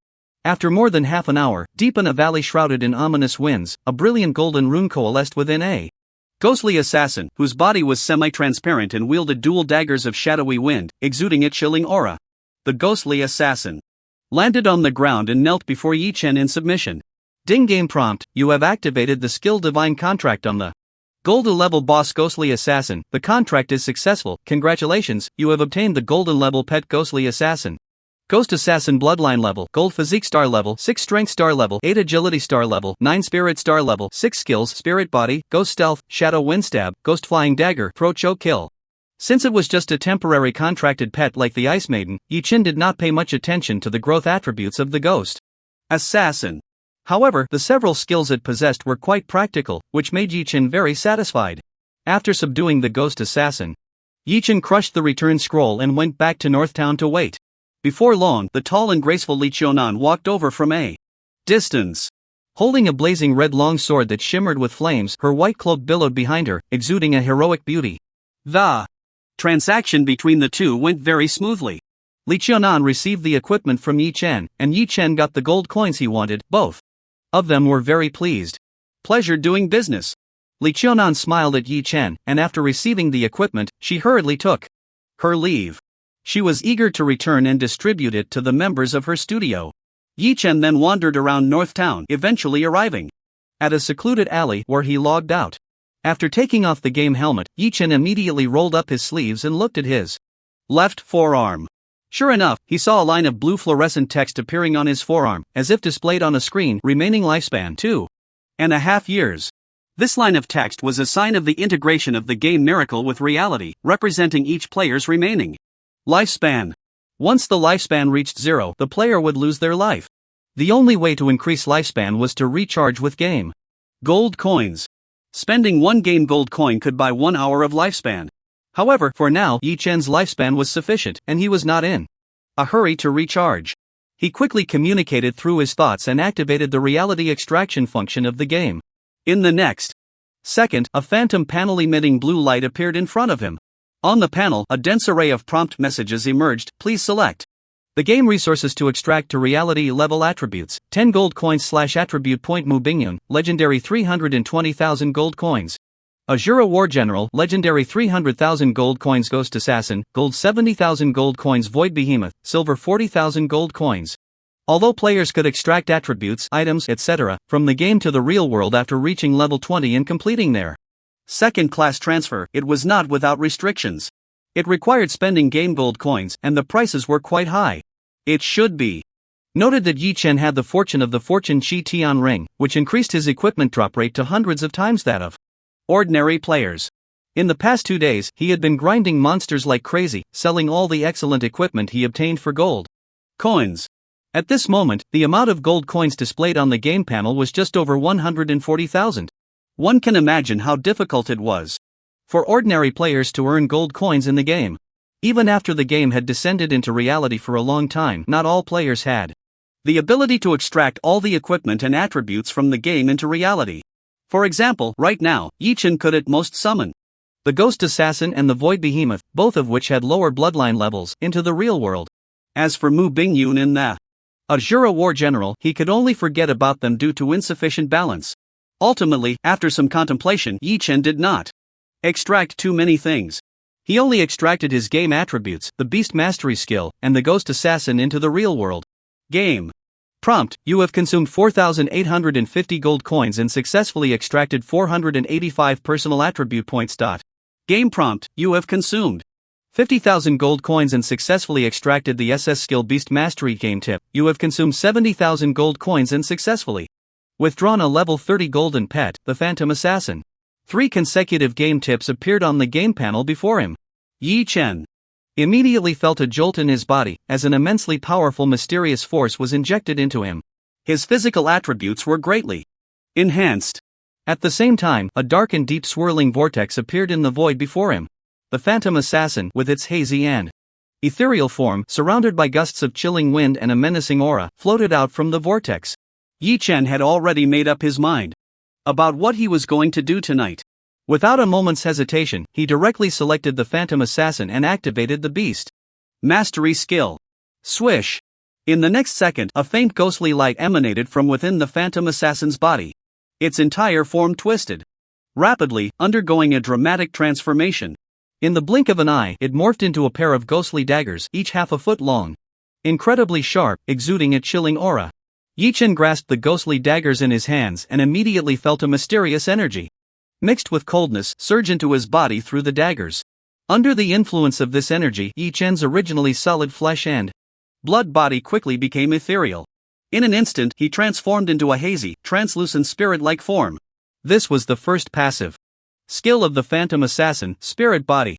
It allowed the flesh and blood body to be converted into a ghostly form, ignoring any physical collisions. He could pass through walls and houses effortlessly, leaving no trace behind. Looking at his transformed translucent body, Yi Chen nodded in satisfaction. He then activated the Phantom Assassin's second skill, Phantom Stealth. After the skill was activated, his already faint spirit body became completely transparent, vanishing entirely into the void. Meanwhile, in the Jiangwen Club building, at 11:30 p.m., the vast majority of club members were either still battling late into the night in the game or had completed their tasks for the day, logging off to rest and recharge for tomorrow's gaming session. However, in a room connected to Chui Min's office, the lights were still brightly lit. Wang Tong was tied up and lying on the bed. Chui Min, dressed in a stylish black leather outfit made from economical materials exuding a sexy allure, stood by the bed. Holding a dart in her hand, she aimed several times before throwing it at a brightly colored target on the opposite wall, divided into many sections. Thud! The dart struck the target with pinpoint accuracy. Seeing the prominent words "happy ball" in that section, Wang Tang's face turned pale. He swallowed hard, his body unable to stop trembling. Gulp! Seeing the wicked smile on Chui Min's face as she picked up the terrifying object from the small cabinet by the bed and slowly approached him, Wang Tang immediately felt a wave of tension wash over him, causing him to shiver uncontrollably and instinctively close his eyes. However, the imagined excruciating pain did not come. Instead, he heard Chui Min scream. Wang Tang sensed something was wrong and opened his eyes. Instantly, he saw Chui Min bleeding profusely from her chest, a tragically beautiful crimson flower blooming from the wound. It was as if an invisible sharp weapon had pierced through her back, directly through her chest. As the blood flowed from her chest, Chui Min's vitality quickly faded away. The light in her eyes rapidly dissipated, turning to ash in an instant. With a thud, she fell forward, collapsing onto Wang Tang's lower body. This sudden and horrifying scene left Wang Tang pale with fear. Terrified, he looked around, but the large room was empty, with not a single shadow in sight. Could it be a ghost? Wang Tang was so scared that his soul felt like it was flying away, forgetting that he was tied up on the bed, feeling utterly humiliated. He opened his mouth, wanting to scream for help. However, just as he opened his mouth, the sound had not yet escaped his throat when a sharp, invisible blade suddenly shot out from the void. With an unstoppable force, it ruthlessly struck Wang Tang's forehead. A shocking crimson mark appeared on his brow without warning, and a spray of blood shot out from the back of his head. His skull was instantly pierced, losing all vitality, and he fell helplessly onto the big bed. Generally speaking, the invisibility skill of assassin-type professions would break the moment they attacked or were attacked by an enemy. However, the ghost assassin was a spirit body, so his stealth skill was somewhat special. Unless hit by an enemy's attack or detected by a special detection skill, he would not exit the invisibility state when launching a skill attack. Therefore, Yi Chen was still in an invisible state. Hidden in the void, he looked at the corpses of the dog couple on the bed, a cold glint flashing in his eyes. In his previous life, he had been targeted by these two, and the various conspiracies and schemes against him had finally been avenged. Then, Yi Chen turned and passed through the wall, leaving the Wanjian Club building. Originally, there was another name on Yi Chen's kill list, Liang Lulu. But Liang Lulu had no connection to Wang Tang and Chui Min, while the three were all related to Yi Chen. If all three were killed on the same night, investigators would easily suspect Yi Chen. If all went as expected, by noon tomorrow, 10 players worldwide would successfully undergo their second-class change. At that time, the game merging with reality would trigger a series of unpredictable events. At this critical moment, Yi Chen did not want his real identity to be exposed so early, to avoid unnecessary trouble. The reason he decided to eliminate Wang Tang and Chui Min tonight was not only for revenge but also because they had the powerful Wanjian Club backing them. Once the game merged with reality, they could grow at the fastest speed, bringing skills and items from the game into the real world. If left unchecked, allowing them to develop would pose a certain threat to him. But that woman, Liang Lulu, had no other abilities besides selling herself. She could be temporarily set aside to deal with later. After returning home, Yi Chen deactivated the Beast Master skill. He ordered the Ghost Assassin to use the stealth skill to hide and protect himself, then lay down on the bed and fell into a deep, peaceful sleep. The next morning, he woke up early to log into the game. Swish! With a flash of light, Yi Chen's game character appeared. In the town of Beicheng, the mysterious pet egg that nurtures a legendary level pet still lies quietly asleep in the storage space of the fortune ring. It awaits Yi Chen to form a contract and hatch it. However, Yi Chen's remaining gold coins are running low. If he were to dissolve the contract with the Phantom Assassin, he would be unable to summon a second pet into the real world for a short time. His physical body in the real world would be in a dangerous state without protection. Therefore, after careful consideration, Yi Chen decided to temporarily maintain the contract with the Phantom Assassin. After some time, when he has enough gold coins, he will dissolve the contract and hatch that legendary level pet egg. He is curious about what kind of mysterious pet with ancient bloodlines is inside.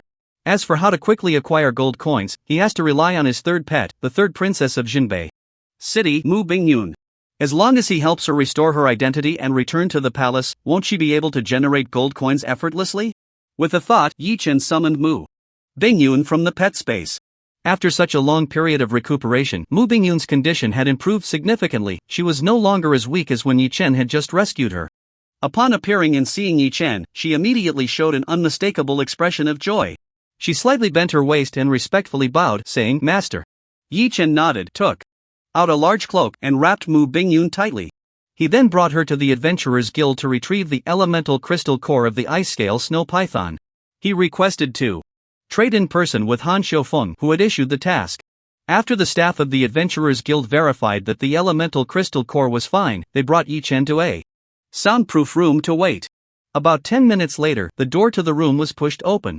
A middle-aged man with an elegant appearance, dressed in a blue mage robe, walked in from outside. He saw the man walking in from outside. Yi Chen immediately recognized that this man was Mu Bingyun's magic mentor, the Grand Mage of the Northern Town Palace, Han Xiufeng. A man with many stories. After Han Xiufeng entered, he first completed a transaction with Yi Chen. He gave Yi Chen 2,000 gold coins to buy the precious elemental crystal core of the ice-scale snow python. Then he glanced at the mysterious figure behind Yi Chen, whose entire body was hidden beneath a large cloak, and felt a vague sense of familiarity. Finally, he turned his gaze back to Yi Chen, revealing a hint of scrutiny, and asked, "Speak, why did you insist on me coming in person for this transaction? It can't just be for the 2,000 gold coins, can it? Grand Mage Han is indeed sharp." Yi Chen smiled slightly and pointed to Mu Bingyun behind him. "Please first see who she is." As Yi Chen's words fell, Mu Bingyun slowly stepped forward, removing her hood to reveal her stunningly beautiful face. The moment Han Xiufeng saw Mu Bingyun's appearance, his originally calm expression changed dramatically. He showed an expression of immense surprise and exclaimed, "Bingyun! You, how could you be here? What on earth is going on?" "Teacher, it's a long story." After several months, seeing her magic mentor again, Mu Bingyun was also a bit emotional. After calming herself, she recounted how she was captured by the Disaster Legion, imprisoned in a dark underground tomb, and subjected to various inhumane tortures. She told Han Xiufeng everything in detail. Thanks to this young hero who happened to pass by and killed the tomb lich, I was rescued from the tomb. But I heard that during the months I was missing, someone impersonated me and entered the palace. This must be the Disaster Legion's conspiracy, hiding an unknown purpose. So, I thought of this way to see you first. Please secretly take me to meet my father, reveal the truth, and stop the disaster from coming. After hearing Mu Bingyun's words, Han Xiufeng's expression immediately became serious. If what Mu Bingyun said was true, then the northern town was undoubtedly shrouded in a huge shadow. A massive disaster could erupt at any moment. However, this Mu Bingyun had appeared too suddenly. Given the gravity of the situation, without thoroughly confirming her identity, he could not fully trust her. Thus, Han Xiufeng rubbed his chin with his fingers and slowly circled around Mu Bingyun a few times. With a scrutinizing gaze, he examined Mu Bingyun from head to toe and indeed found no flaws. But he still looked at Mu Bingyun's eyes with suspicion and cautiously asked, "Although there are no flaws in appearance, form and looks can be disguised with skills. Do you have any other way to prove your identity?" Upon hearing Han Xiufeng's question, a thoughtful light appeared in Mu Bingyun's clear eyes. After a moment, her eyes brightened, and she said, "I know that you hide books in the sleeves of your robe. When there are people around, you look at the serious magic book in your left sleeve. When there are no people, you look at the yellow." "Ahem, alright. I believe you are the real Bingyun." Han Xiufeng immediately coughed violently twice, interrupting Mu Bingyun's words. Knowing such a private secret, this beautiful girl before him was undoubtedly his true disciple. "This matter is of great importance, and we must not delay. You must come with me to the palace immediately to meet the king and discuss how to handle this." After confirming Mu Bingyun's identity, Han Xiufeng's expression became extremely grave. Realizing the urgency of the situation, there was no time to waste. Immediately, they rushed with Yi Chen and Mu Bingyun towards the palace located in the central area of Jinbei City. The national realm consists of 2 great empires and 7 kingdoms. Among them, Jinbei City is the capital of the Northern Cold Kingdom, one of the 7 kingdoms. It was once known as Beihan City many endless years ago. Until later, when the abyss of purgatory opened in the far north, calamities descended upon the world. The Northern Cold Kingdom, located at the northernmost part of the national realm, was the first to bear the brunt, becoming the front line for humanity to confront the calamities and resist the army of disasters. Thus, Beihan City was officially renamed Jinbei City. Therefore, the official title of the king of the Northern Cold Kingdom is the Northern Cold King, and in certain occasions, he is also referred to as the Jinbei King.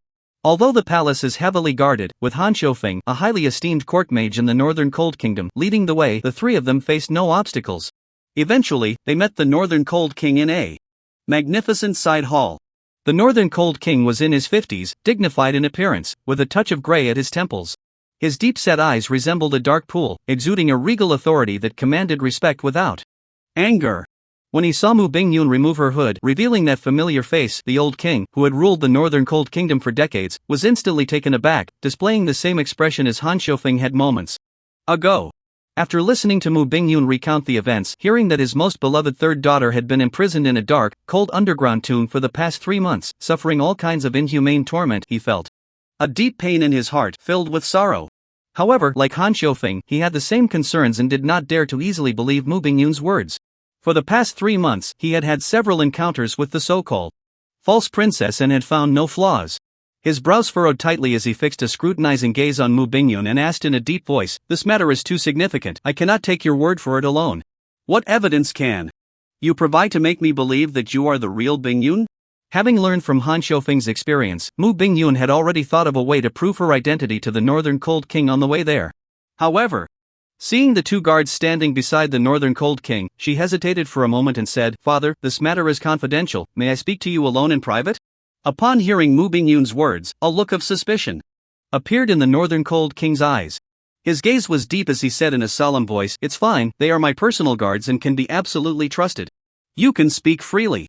"All right." Mu Bingyun nodded, speaking clearly and loudly. "When I was 5 years old, I saw you and the Duchess behind the rockery in the Imperial Garden. Cough, cough. My dear daughter, you have truly suffered these past few months." The Northern Cold King quickly coughed heavily to interrupt Mu Bingyun's words. He rushed down from the throne, grasping Mu Bingyun's hands with a face full of concern, expressing his heartfelt sympathy for a long time. Finally, a fierce cold light shot from his eyes as he angrily shouted, "Come here! Where is the scoundrel who dared to impersonate Bingyun? Bring them to me at once." "Reporting to your majesty, early this morning, the third princess took people to Silver Moon Fortress." "What?" Upon hearing that the fake princess had unexpectedly left the palace early in the morning without any warning and rushed to an important border fortress, the king of Beihan felt a heavy weight in his heart, rising a sense of foreboding. He immediately issued orders with great urgency, "Quickly send someone to bring her back. Remember, come up with a suitable reason, and try not to alarm her. If she dares to resist, suppress her on the spot and force her back." "Yes." A captain of the guards responded in a deep voice, immediately turning to leave the hall to convey the orders. Then, the king of Beihan turned his gaze to Yi Chen, expressing his gratitude. "This young adventurer, it is all thanks to you for saving my daughter that we were able to discover the conspiracy of the disaster army in time, avoiding the fall of the fortress and the suffering of the people. What reward do you wish for? Speak freely." "Ding, congratulations, you have completed the SS level main quest, Winter is Coming, intermediate task, helping Mu Bingyun restore her identity as a princess, and you have earned an opportunity to request a reward from the king of Beihan. Please cherish this opportunity and make your request." Hearing the system notification chime in his ear, Yi Chen's heart stirred. He hadn't expected that this time the task reward would allow him to ask for anything he wanted. Indeed, main quests were impressive, they were much better than those with fixed rewards. As for what request to make, Yi Chen showed a contemplative look in his eyes. He really wanted to directly tell the king of Beihan, "The emperor takes turns sitting on the throne, this year it's my family's turn, so why not let me sit on your throne for a few days?" But after thinking it over, he realized that the king of Beihan might not agree to such a request. What he needed most right now was gain gold, money was the most practical. So he bowed to the king of Beihan and smiled, saying, "Your majesty is too kind. I am just an ordinary adventurer with no grand ambitions. A little merit, and I would be very satisfied if your majesty could generously reward me with some gold coins." "Just gold coins? That's easy." The king of Beihan laughed heartily and said, "Then how about I reward you with 1 million gold coins? 1 million gold coins would definitely be considered a fortune for an ordinary player. Even with Yi Chen's luck from the fortune ring, it would take several days of grinding monsters and farming equipment to accumulate that much. For other ordinary players, it was likely that they would never amass such a sum in their entire lives. However, it still didn't quite satisfy Yi Chen's appetite. Yi Chen maintained a calm demeanor and subtly exchanged a glance with Mu Bingyun. Mu Bingyun immediately took the king of Beihan's arm and playfully pouted, saying, "Father, this young hero saved my life. Is my life really only worth a mere 1 million gold coins in your eyes?" The king of Beihan hesitated slightly, indeed feeling that 1 million gold coins might be a bit stingy. So he tentatively asked Mu Bingyun, what about 2 million? Father, you don't know what kind of torment I suffered in that tomb. 3 million? Actually, my safety is secondary, but have you ever considered the terrible consequences if we hadn't discovered the Disaster Army's conspiracy in time? 5 million, can't we just give him 5 million? The king of Beihan gritted his teeth, looking at Mu Bingyun with a face full of exasperation, feeling deeply frustrated inside. This girl, is she my daughter or his daughter? Why is she constantly putting her father in a bind, always siding with an outsider? Where is my warm and caring little cotton-padded jacket? Mu Bingyun saw that the king of Beihan was nearing his limit, so she didn't continue to push for more. Instead, she took the king of Beihan's arm and said, my previous captain of the guard didn't even notice when I went missing, he was too incompetent. I want to replace him with a new captain. I think the young hero Wei Wu is very suitable. Upon hearing this, King Beihan also felt that Mu Bingyun's words made sense. He turned to Yi Chen and asked, you heard what the third princess said just now. What do you think? Are you willing to take on the role of the captain of the personal guard? In the game Divine Miracle, players can also join different NPC factions and take on positions. Naturally, Yi Chen was eager for the position of captain of the personal guard. After all, the fact that Mu Bingyun was his pet could not be easily disclosed. Given their different statuses, it was not easy to meet each other. Mu Bingyun certainly could not follow him around all day like other pets to level up. However, with this identity, all problems would be easily resolved. Not only could he meet Mu Bingyun anytime, but he could also use his power for personal gain, mobilizing her personal guard to help him with tasks. It must be said that Mu Bingyun was truly intelligent and exceptionally understanding. Yi Chen had not even deeply considered this issue himself, and she had already laid the solution before him. This immediately made Yi Chen extremely satisfied, and he gave her an appreciative look. Clenching his fists, he said loudly, I am grateful for your majesty and the princess's kindness. From now on, I will do my utmost to protect the princess's safety. Mu Bingyun felt the approval in Yi Chen's gaze, and her heart fluttered slightly. Like a cat yearning for its owner's affection, she felt secretly satisfied and delighted by his touch. King Beihan did not notice anything amiss between the two. After all, Mu Bingyun had been saved by Yi Chen this time, and it was quite normal for her to feel grateful. He then said to Yi Chen in a deep voice, since that's the case, it's settled. From today on, you will be the captain of the third princess's personal guard. After announcing Yi Chen's appointment and rewards, King Beihan called Han Xiufeng to leave together, discussing how to respond to potential changes. Before leaving, he instructed Yi Chen and Mu Bingyun to avoid alarming the enemy and not to leave the palace for the time being. Soon, the vast palace was left with only Yi Chen and Mu Bingyun. Yi Chen waved to Mu Bingyun and smiled, asking, come over and tell me, as the captain of the princess's personal guard, what do I need to do? Master is joking. Mu Bingyun walked gracefully to Yi Chen's side and said softly with a smile, the position of captain of the personal guard is just a guise. I will arrange for others to handle the specific tasks. You have complete freedom of action. You can give any orders or requests to Bingyun at any time. After saying this, Mu Bingyun hesitated for a moment, then blushed slightly and said softly, if there's nothing else, you can come find Bingyun anytime. Alright then, from now on, I'll call you princess, and you call me master. We'll each stick to our roles. Yi Chen laughed heartily, very pleased with Mu Bingyun's respectful and obedient attitude, always following his commands. Meanwhile, in reality, the members of the Jiangwen Club, noticing that Wang Tang and Shui Min had not appeared for a long time, finally sensed something was wrong and chose to report it. Soon, a large number of official personnel arrived, breaking down the door and conducting a thorough investigation of the scene. Wow, I didn't expect the director of the Sword Inquiry Club and the recently promoted newcomer to have this kind of relationship. They seem to be quite extravagant in private. I was afraid of that. These two must be colluding to push the Sword Inquiry Long Song out. They are also slandering Sword Inquiry Long Song online, throwing all sorts of dirt at them. It's truly shameless. In the back of the office of the Sword Inquiry Club building, in a hidden compartment, a group of professional officials was busily working.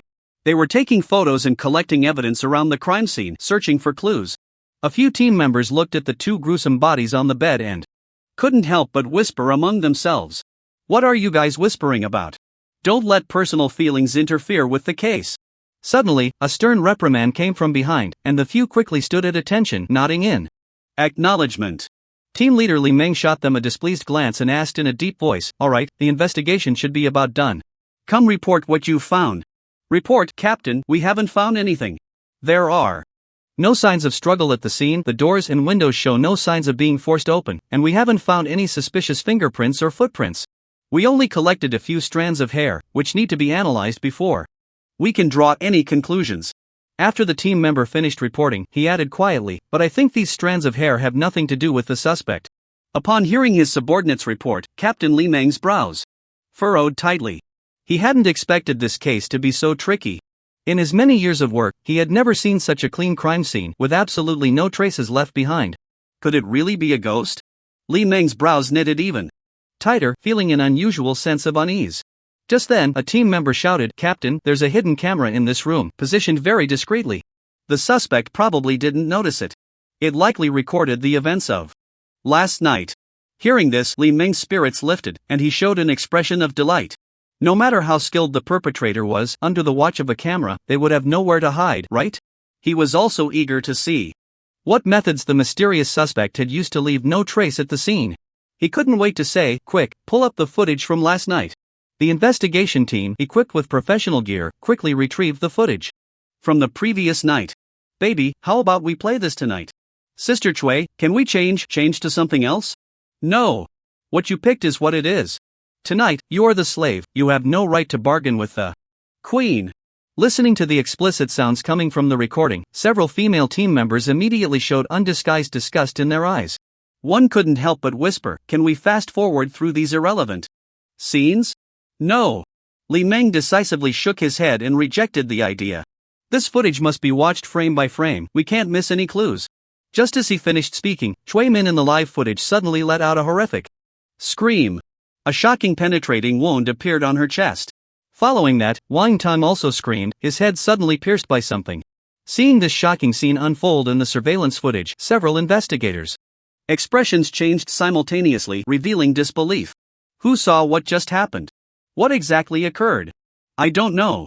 Everything was normal, and then they suddenly died." "How is that possible?" All the investigation team members displayed expressions as if they had seen a ghost, their hearts stirred by overwhelming waves of shock. Li Meng's fists instinctively clenched, he took a deep breath and said in a deep voice, "Quick, rewind it and play it again. This time, frame by frame, everyone keep your eyes wide open, don't miss a single detail." "Yes." The operator immediately rewound the video and replayed the earlier footage. This hidden camera was originally bought by Chui Min, specifically to capture these processes for his own enjoyment later. Therefore, the pixel quality was extremely high, almost crystal clear.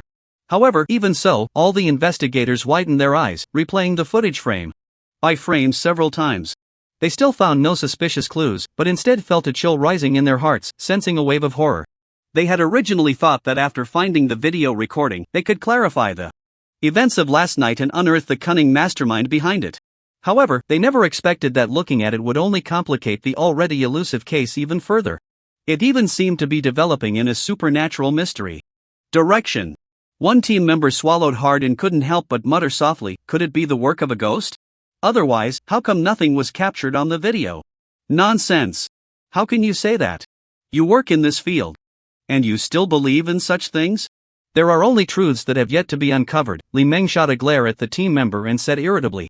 However, despite his words, he couldn't help but feel doubtful inside. Could a normal human really execute such a perfect crime? At that moment, a young female team member with a ponytail looked at the footage and suddenly pondered thoughtfully, "The boss is right, there are no ghosts in this world." To me, it looks more like an assassin using stealth skills for a sudden attack. However, it's strange that after activating the skill, they didn't reveal themselves. Bang! Li Meng gave the female team member a light knock on the head and scolded, "Sun Xiaodong, I told you to play fewer games, but you didn't listen, you're almost obsessed. Your theory is even more absurd than ghosts, okay? Got it, Captain, I'll remember." Sun Xiaotong rubbed her head in pain, realizing that her earlier statement was a bit out of line. It was all because the game Divine Miracle was too fun, fully immersive. She had played for 2 days during her break and still hadn't recovered. How could there be someone in the world who could have stealth skills like an assassin in the game? She must be overthinking it. "Captain, what should we do now? Since we can't find anything at the scene, let's call it a day." Li Meng rubbed his temples, feeling a bit of a headache as he ordered, "Bring all the members of the Sword Inquiry Club back to take statements, see if we can uncover any clues." Yes. Soon, all members of the Sword Inquiry Club were taken away to assist in the investigation. At the same time, a loud and clear announcement echoed throughout the entire national server. Server announcement: all players please note, the conspiracy of the Disaster Legion has been exposed. And at noon sharp, the Gate of Purgatory will open, summoning the undead army to forcefully assault the Silver Moon Fortress. The Gate of Purgatory event is officially starting. The Northern Cold Kingdom has urgently issued a mobilization order recruiting adventurers above level 17 to participate in the city defense battle. After the event ends, rewards will be distributed based on points ranking, and all players are welcome to participate actively. The resounding system notification echoed 3 times above the national server before finally stopping. It transformed into a strikingly prominent message, hanging at the very top of every player's game interface. Instantly, the entire national server erupted in excitement, with countless players eagerly discussing, "Wow! The first server-wide event is here already? This game moves pretty fast. Damn it, I was forced by my boss to pay my taxes yesterday, and now I'm only level 16, so I can't participate in this event. Did you really let 3 minutes hold you back from leveling up? If you're bad, just practice more, stop making excuses. Great, the server-wide event comes at just the right time. It's the best opportunity for our explosive gang to rise. Brothers, charge! Let's head to Silver Moon Fortress." Meanwhile, Yi Chen, who was leisurely chatting with Mu Bingyun in the palace to pass the time, suddenly had his eyes sharpen. Stood up abruptly, revealing a hint of excitement. Mu Bingyun, unable to hear the game announcement, noticed Yi Chen's sudden enthusiasm and curiously asked, "Master, what's wrong?" "It's nothing," Yi Chen shook his head and casually replied. Not long after his words fell, the palace door was pushed open. A palace guard strode in, knelt before Mu Bingyun and respectfully reported, "Princess, the false princess's identity has been exposed at Silvermoon Fortress, and she has activated the summoning array that has been secretly arranged for months. She intends to open the gates of hell and summon the undead army to attack the fortress. Fortunately, it was discovered in time. The king has urgently dispatched troops for support and instructed me to escort the princess back to her quarters to recuperate." "What?" Upon hearing that Silvermoon Fortress was about to face an assault from the undead army, Mu Bingyun's brows furrowed, revealing a hint of worry.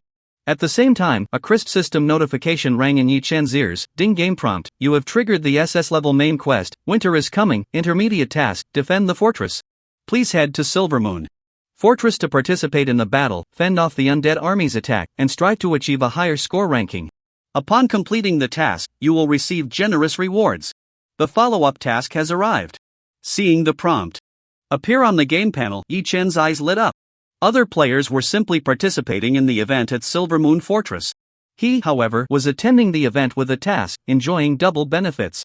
It couldn't be more satisfying. Afterward, the palace guard waved his hand and called in 2 more subordinates. They brought the 5 million gold coins promised to Yi Chen by the Northern Cold King and the identity token of Mu Bingyun's captain of the guard. After receiving everything, Yi Chen, along with the palace guards, escorted Mu Bingyun back to her quarters. Outside Mu Bingyun's quarters, Yi Chen met his future subordinates. The entire guard team consisted of 101 members, with a complete range of professions, all advanced NPCs above level 40. The vice-captain, Li Qing, was even a level 50 master-level powerhouse. Although Yi Chen was only nominally part of the guard team, there might be a time in the future when he could use them. So, he gathered everyone together and went through a formal appointment process. After completing the procedure, there was less than an hour left before the gates of hell would open. Mu Bingyun's current physical condition was still weak, so it was impossible for her to join Yi Chen on the front lines. Thus, Yi Chen bid her farewell and left the palace alone. However, he did not immediately teleport to Silvermoon Fortress. Instead, he quickly walked out of North Town and arrived at the leveling area outside the city. With a flash of light in his palm, he took out the mysterious pet egg awarded by the system. Previously, Yi Chen had insufficient gold coins. He was worried that after breaking the contract with the Phantom Assassin, he would be unable to summon other pets into reality for a short time. In case of an unexpected situation, it would be difficult to respond, so he temporarily shelved the idea of hatching this pet egg. But now, with the huge sum of 5 million gold coins, there were no more worries.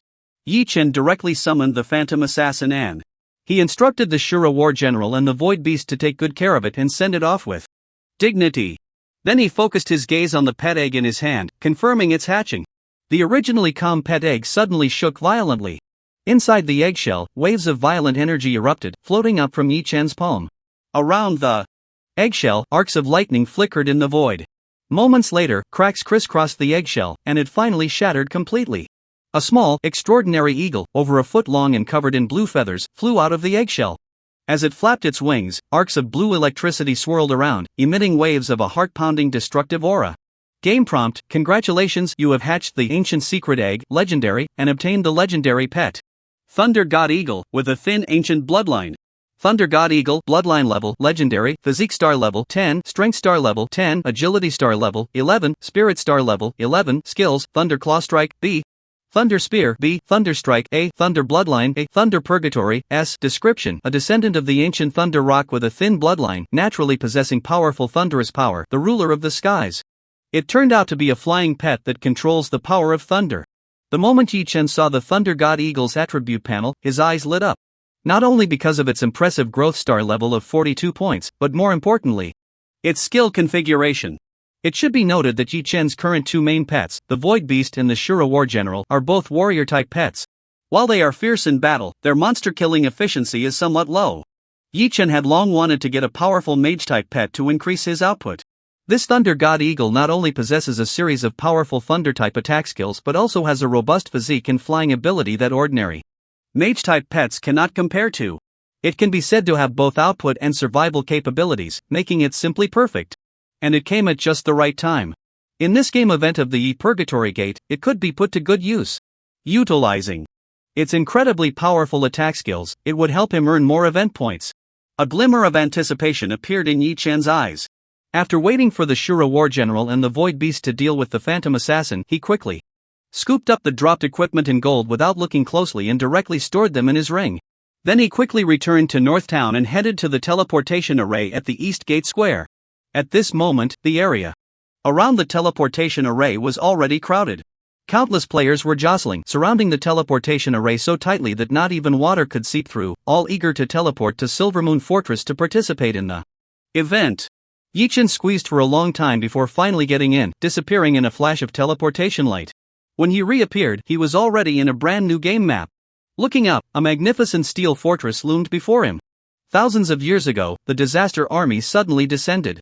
Endless undead creatures surged forth from the abyss of purgatory, quickly sweeping across the entire world. This plunged the entire game world into an endless catastrophe. Later, after hundreds of years of arduous and brutal warfare, and at an immense cost, humanity finally drove the disaster army to the icy northern lands. Relying on the mountainous terrain, they established a long, unyielding great wall stretching for thousands of miles, along with three formidable fortresses: Silver Moon, Dragon City, and Tianyuan. From then on, relying on the natural barrier to separate the north and south, they managed to keep the disaster army at bay beyond the Great Wall, finally gaining a chance to recuperate. Among them, Silver Moon Fortress is the closest fortress to North Town. Therefore, the Northern Cold Kingdom places great importance on its defenses. Successive kings have continuously expanded it, making the fortress larger and larger. It stands like a majestic dragon, spanning the vast land, integrated with the Silver Moon mountain range, forming a solid barrier to protect the kingdom. In this event, the absolute main force defending against the undead army's attack is the NPC Legion of the Northern Cold Kingdom. The summoned player adventurers are only responsible for defending a small section of the wall. After Yi Chen was teleported over, he climbed the wall under the guidance of an NPC. He saw that the wide wall was already crowded with people. Although at this stage, the entire national servers level is above level 17, the number of players eligible to participate in this event is just over 10 million. After excluding those who, for various reasons, cannot spare the time, the actual number of players participating in the event at Silver Moon Fortress may only be a few million. But it is still an astonishingly large number. Millions of players crowded on a section of the wall stretching for hundreds of miles, all vying for advantageous output positions. Fortunately, in the upcoming Monster Tide Siege, they aim to earn more event points. Even before the event has started, they are already fighting fiercely over positions, showcasing the survival of the fittest in the game world. Yi Chen stood far back, not rushing to claim a position, but instead opened the level leaderboard. First place, Wei Wui Feng level 20, second place, Lu Feng Huishua level 19, third place, Jianai Taimei level 18, fourth place, Jisa Tianxia level 18, fifth place, Shenyang Bihui 2 level 18, sixth place, Lunyan Huahua level 18, seventh place, Qingqing Zijin level 18, eighth place, Baji de Guangfeng level 18, ninth place, Zhiji Qinsha level 18, 10th place, Naibai de Shuizi level 18. The second place, Lu Feng Huishue, has already reached level 19, and several other top players are also at level 18. This is just the level ranking of national server players. The number of players reaching this level across major world servers will only be greater. If nothing unexpected happens during this event, there will be 10 people successfully reaching their second-class change, triggering the condition for the game to fully descend into reality, Yi Chen murmured, feeling a hint of excitement for the impending chaotic times. With a flash of brilliance in his eyes, he strode toward the front of the wall, ready to find a good output position, aiming to secure the MVP of this cross-server event and claim the rewards. However, before he could get close, he was blocked by 2 players with non-mainstream appearances. Get lost. This section of the wall has already been reserved by our Morning Love family. No outsiders are allowed near. What kind of look is that? Do you think wearing a mask and hiding your ID makes you wooey foam? Let me see what you really look like under that mask. As he spoke, one of the players reached out to pull off Yi Chen's mask. A cold glint flashed in Yi Chen's eyes. Without any unnecessary words, he directly summoned the Void Beast. Roar! Accompanied by a deafening, furious roar, the Void Beast appeared out of thin air. Its massive body, over 10 meters tall, crashed down onto the city wall like a heavy purple mountain, causing a tremor that shook half the wall. The enormous body, covered in menacing bone spikes, blocked the sunlight from above, completely enveloping the 2 players from the Morning Love family in shadow. With its mouth wide open, it roared in anger. The gust of wind from its gaping maw sent the hair of the 2 players flying wildly behind them. In an instant, they were filled with terror, collapsing to the ground, their eyes wide open, unable to speak coherently. Holy crap! Is it really Wei Wu's legacy? Yi Chen coldly stared at the 2 of them, as well as a group of Morning Love players who hurried over upon hearing the commotion, and calmly asked, "Can I come to this city wall?" Yes. Absolutely. This section of the wall was originally occupied by our Morning Love family for you. It's all because these 2 blind fools didn't recognize the mountain. Please don't hold it against us. A few people from the Morning Love family quickly stepped forward, smiling and trying to appease Yi Chen. Most gaming groups operate this way, adept at adapting and bending. They are domineering and unreasonable towards ordinary solo players. When faced with someone they cannot provoke, they immediately lower their stance and try to please. Although Yi Chen had no good feelings towards such people, he couldn't be bothered to argue. He directly led the Void Beast and strode towards the edge of the city wall. The crowd around quickly made way, watching the Void Beast's massive body over 10 meters tall, their expressions filled with awe, their hearts churning with waves of shock. Holy crap! Wei Wu's pet is really getting bigger and bigger. The health bar on its head is almost black. It must have over 50,000 health points by now? With such an impressive pet assisting, no wonder the level is skyrocketing like it's on a rocket. I'm so envious. If I could have a pet like that, even if it meant I had to wear all golden gear to climb the level leaderboard, I'd be more than willing. You kid are just dreaming. Yi Chen paid no attention to the discussions around him, stepping up to the front of the city wall, quietly waiting for the event to begin. At that moment, he suddenly received a game notification. Li Qianan sent a message. Lu Nianhuahua, Wei Wu, I've formed a high-level team with 2 pure mage classes. The output capability is absolutely explosive. Are you interested in joining the team to participate in the event together? Looking at the message from Lu Nianhuahua, Yi Chen raised his eyebrows. It seemed that this woman still hadn't given up on trying to recruit him. This was quite in line with her persistent character from her previous life, where she would never abandon her goals. Without that kind of determination, she wouldn't have been able to hone her swordsmanship to such an extreme level, becoming the second best melee player in the national server after himself. Generally speaking, in Monster Siege mode game events, melee players find it hard to shine. Instead, it's a golden opportunity for mages and archers to showcase their skills. They can take advantage of the terrain output damage freely and use their powerful damage capabilities to earn more event points. Li Qianan knew that Yi Chen's 2 main pets were both melee types. Even with impressive attributes and strong power, they wouldn't have much of an advantage in today's event. So she specifically formed 2 teams composed entirely of high-level mages, inviting Yi Chen to join. By leveraging the damage output from the mages in the team, they could earn more event points. This was originally a kind gesture, but she clearly underestimated Yi Chen's strength. If he really joined her team, he would not only fail to benefit from the mage's prowess but would also have his own event points taken away. Yi Chen wasn't interested in such a thankless task, so he decisively replied, I appreciate your kindness, but I'm used to soloing, so I won't join you all. Alright then. Li Qianan sighed regretfully, then quickly added. Let's see who earns more points in this event. After seeing the message, Yi Chen's expression turned a bit strange. If you were a mage, that would be one thing. But just a mere warrior, what gave you the courage to challenge me on points? Just because your team has 4 mages? Yi Chen smirked and typed back, a competition is fine, but there should be some stakes, right? What do you want to bet on? Let's bet on the event rewards. Whoever loses, all the items earned will go to the other. No problem, it's a deal. Li Qiunan closed the chat window, her eyes revealing a determined glint. Milk-White Xuezi immediately leaned over, her face full of curiosity as she asked. So, did he agree? No. Li Qiunan shook her head helplessly and said, but I made a bet with him to see who earns more points in this event. Rom, it's all up to you this time, make sure to max out the buff for me. Take this opportunity to let him see the strength of our studio. Don't always think that just because of a hidden class you can be invincible. As long as we win this time and successfully dampen his spirit, we'll have a chance to recruit him into the studio with both kindness and authority. I can definitely help, but after all, that's the legacy of Wei Wu. Milk-White Xuezi muttered, the bet you made with him gives me a feeling of hitting a stone with an egg, overestimating your own strength. You girl, how can you boost others' confidence while diminishing your own? Li Qiunan was immediately speechless, glaring at Milk-White Xuezi, then confidently said. Don't worry, according to the intel, both of his main battle pets are melee types, which won't have an advantage in this kind of event. Even if he contracts a third pet after the second transfer, he definitely won't have time to level it up in such a short period. I've got 4 mages helping with the output, plus you, the number 1 healer in the server, providing buff bonuses. Winning against him should be a piece of cake. Let's hope so. As millions of players anxiously awaited, time ticked by. Soon, it reached noon. Outside the Silver Moon Fortress, the vast plains suddenly trembled with a violent roar. A thick, rich blood-red energy surged upward from the depths of the earth like a waterfall, flowing against the current. It formed a blood-red curtain wall that spanned the vast land, radiating terrifying energy fluctuations and a chilling, dreadful aura. Moments later, the once calm blood-red curtain wall suddenly rippled with dense layers of blood-red waves, as if raindrops were falling on a lake's surface. Countless grotesque, deathly creatures surged forth from behind the blood-red wall. In the blink of an eye, they gathered into an endless, surging tide of beasts, crashing toward the Silver Moon Fortress. At the same time, in the sky above the fortress, a massive light screen appeared, visible only to players.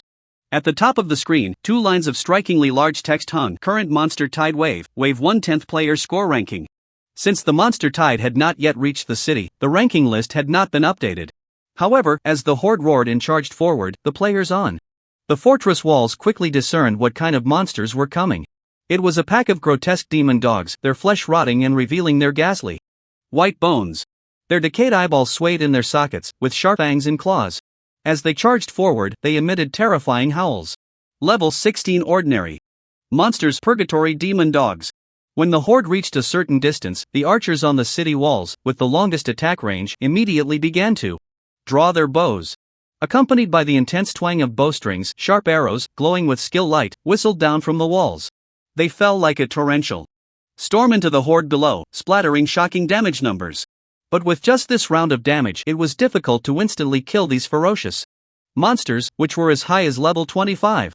The endless purgatory demon dogs, enduring the heavy rain of arrows falling like raindrops, continued to charge forward. Soon, the front line of the monster tide entered the attack range of the mage players. Countless mage players on the walls waved their staffs and unleashed their skills.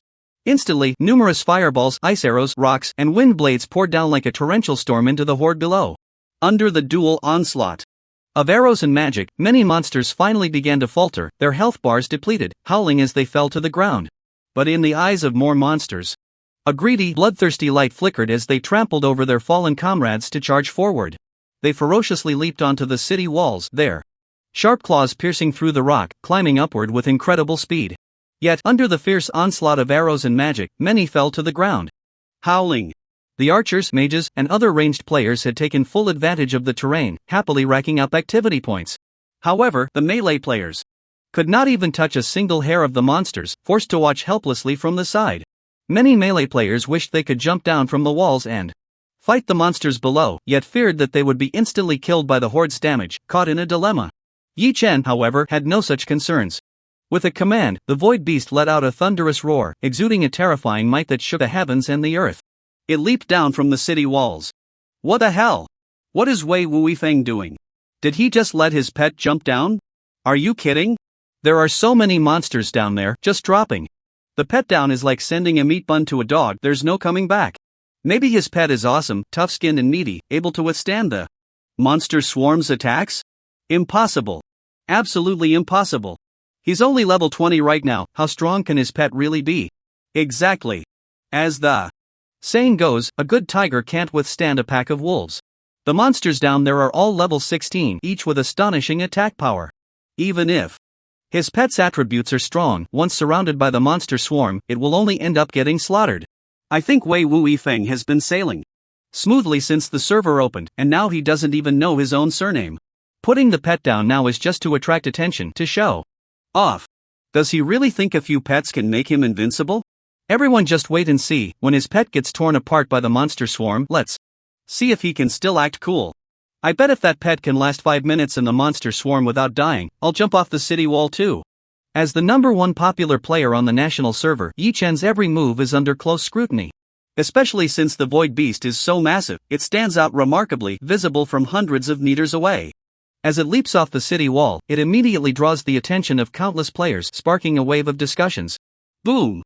Under the gaze of many eyes, the Void Beast descends from the sky like a heavy meteor, crashing into the monster swarm below.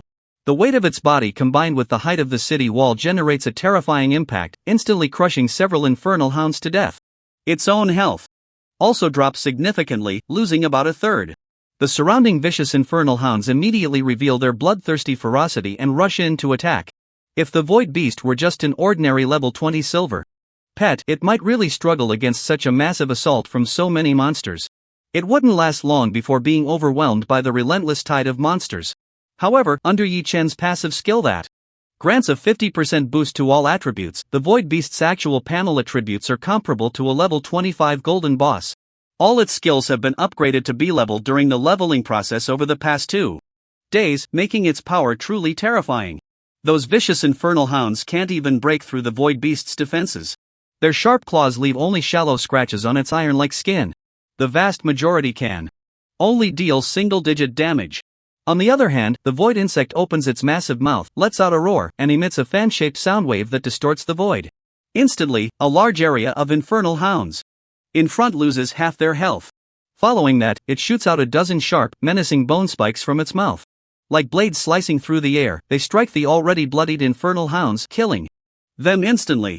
Then it opens its giant mouth again and fiercely bites down, swallowing one infernal hound that had leaped into the air towards it. A green recovery number appears above its head.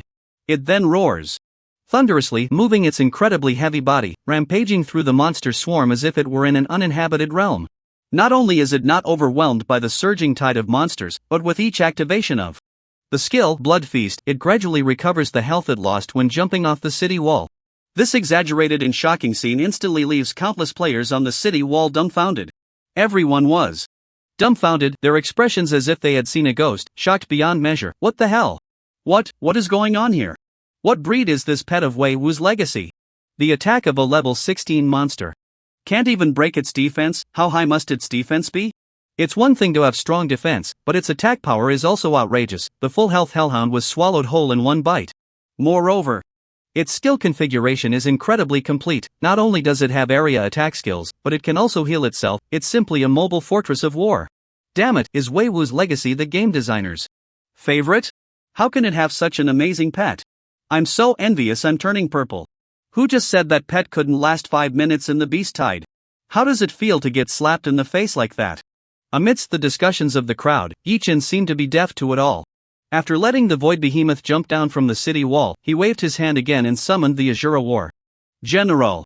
When the imposing Azura War General rode in on a fiery skeletal horse, wielding a sharp blood-red spear, and leaped out from the spatial passage to appear beside Yi Chen, it immediately caused an uproar among the crowd. Countless gazes turned towards them, revealing an unmistakable envy. But Yi Chen did not immediately let the Azura War General jump down from the city wall to join the battle. Instead, he opened its attribute panel.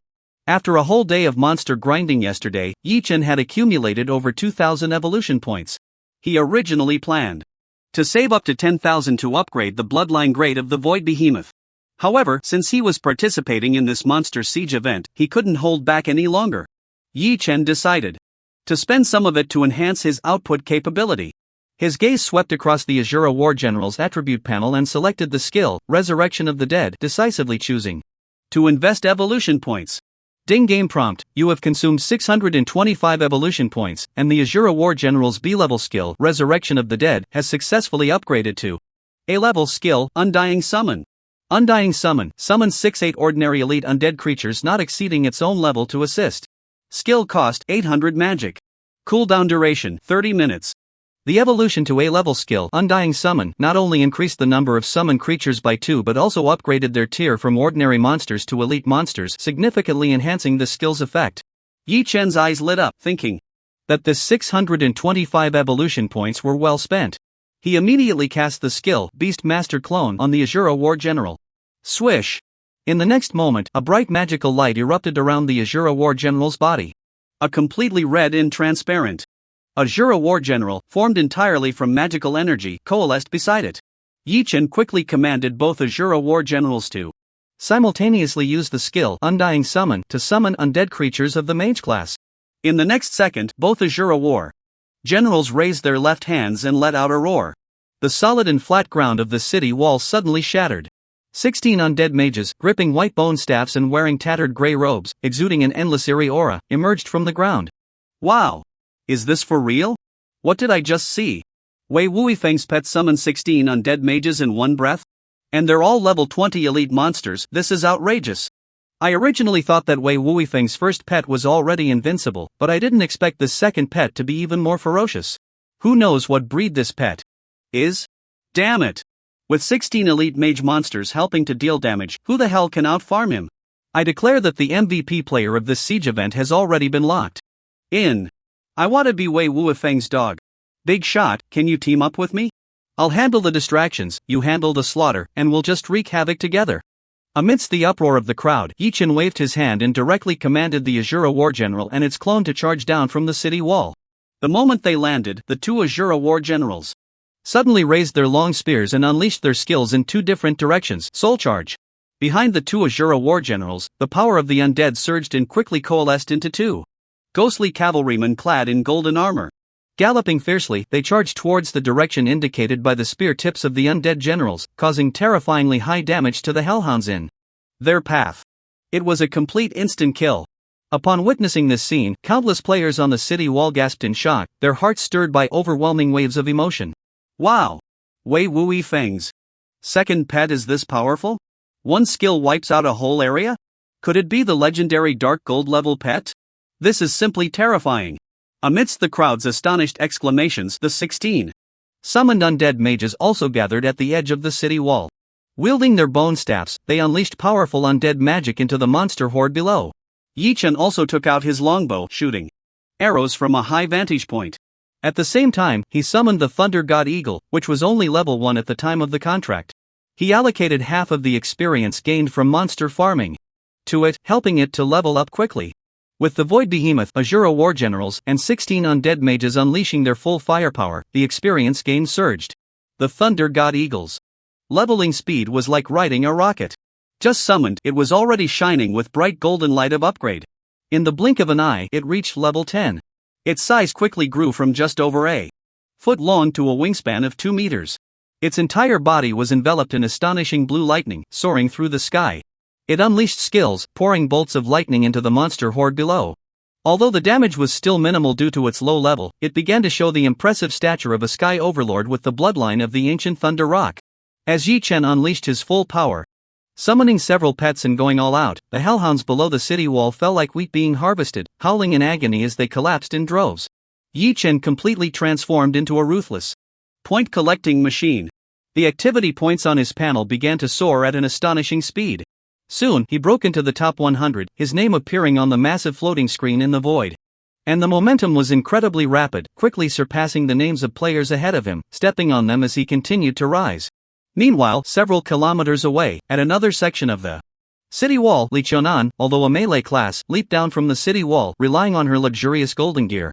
She activated some skill, transforming like a Super Saiyan. The entire body was enveloped in a layer of surging red flames, significantly enhancing its attributes. The long sword in hand gleamed sharply, and at the tip of the blade, a crimson sword light shot out, extending several feet.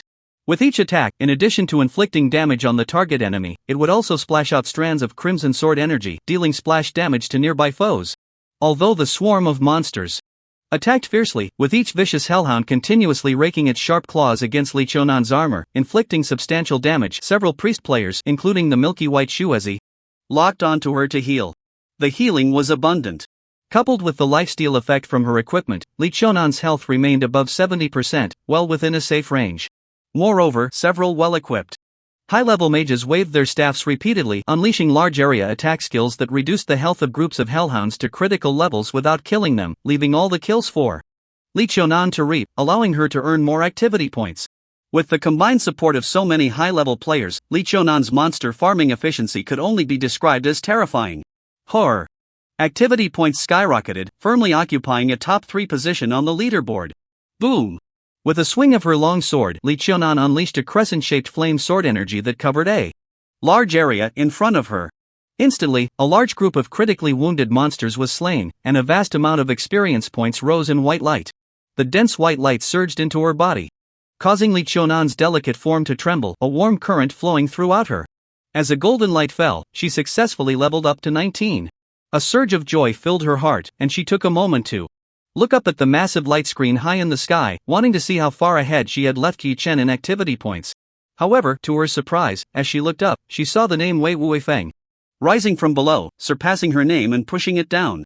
Her expression changed instantly, and she broke down, shouting in the chat channel to her best friend, Rong Rong. What on earth is going on?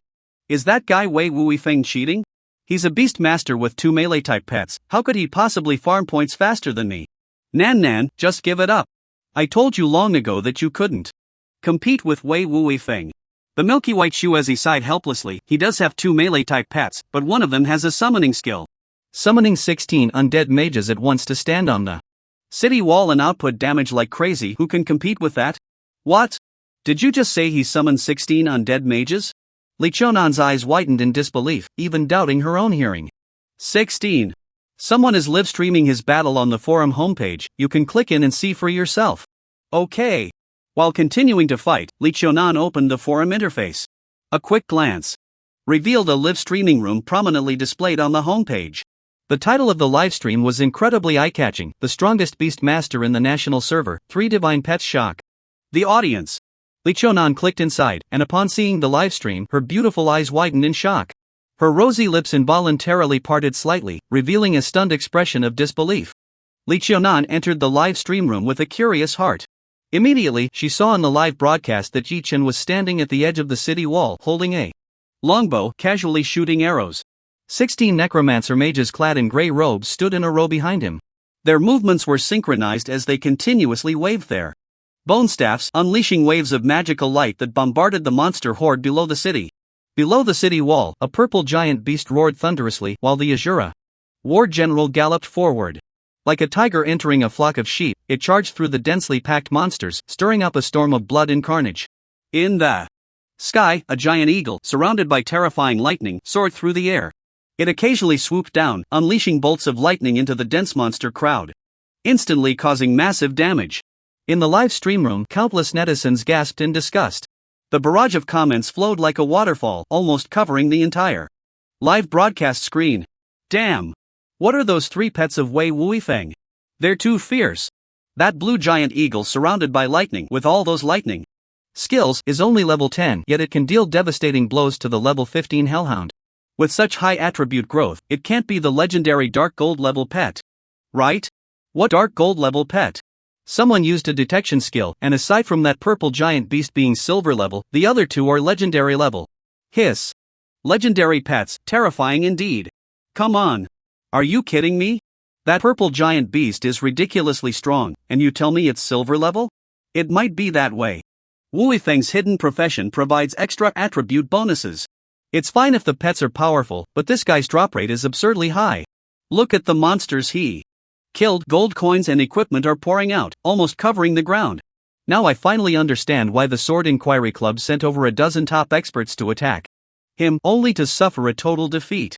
It's not that the Sword Inquiry Club is too weak, it's that Wei Wuifeng is too strong. By the way, why haven't I seen anyone from the Sword Inquiry Club today? They didn't come to participate in the first large-scale event of the entire server. Could it be that they've really been shut down by Wei Wuifeng? Don't you know? The Sword Inquiry Club is in big trouble. This morning, everyone was taken away, so of course, they can't log into the game. What the hell? Is that true? What exactly happened? I don't know, there are all kinds of rumors online, but something definitely went wrong. Damn it, they deserve it, ha ha ha. Watching the scene in the live broadcast where Yi Chen's 3 pets were all out and the battle was in full swing, Li Chonan suddenly felt numb all over, questioning her life. Who the hell can compare to this outrageous output ability? She had been so confident, actively seeking to bet against him on who could score higher.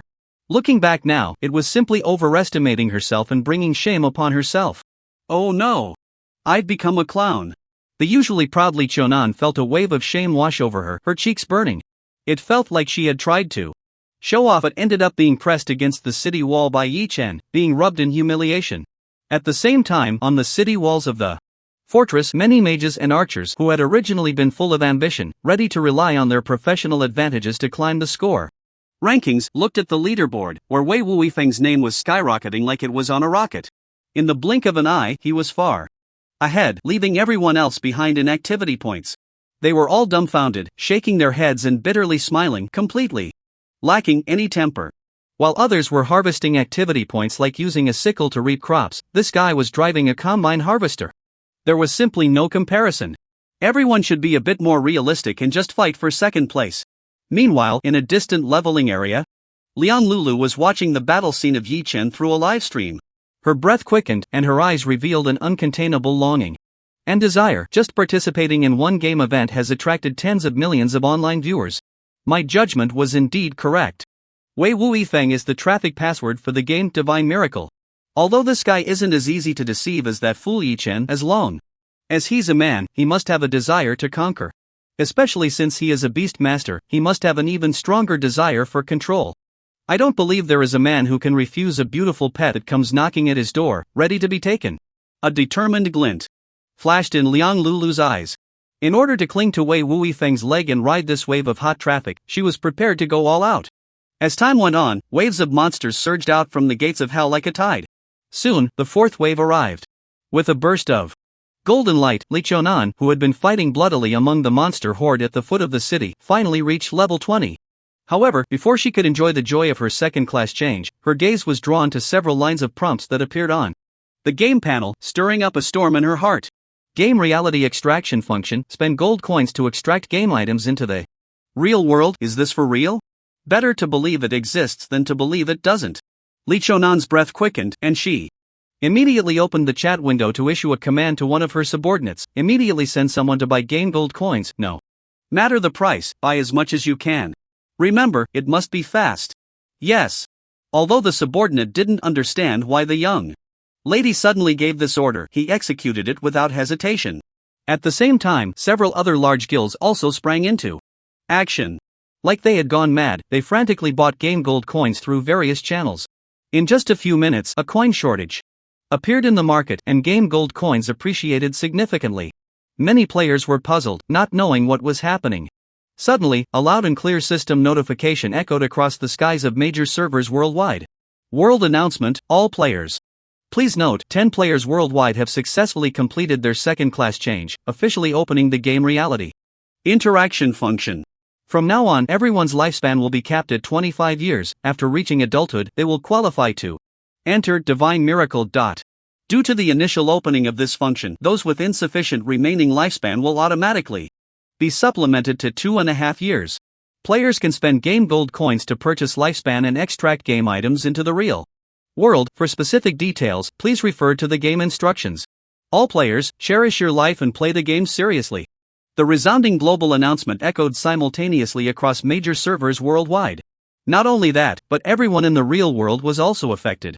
At this very moment, whether they were working on a construction site, sneaking a read of a novel at work, or trying to avoid their sister-in-law's gaze, this voice resonated in their minds. Like a stone creating ripples in a pond, it instantly stirred up a huge uproar. Players engaged in fierce battles atop the fortress city, resisting the monster tide, were suddenly shaken, their faces displaying expressions of disbelief. After a brief silence, a wave of heated discussions erupted. What the hell? Is this for real? The game has merged with reality? Can game items be extracted into the real world? This is too ridiculous, right?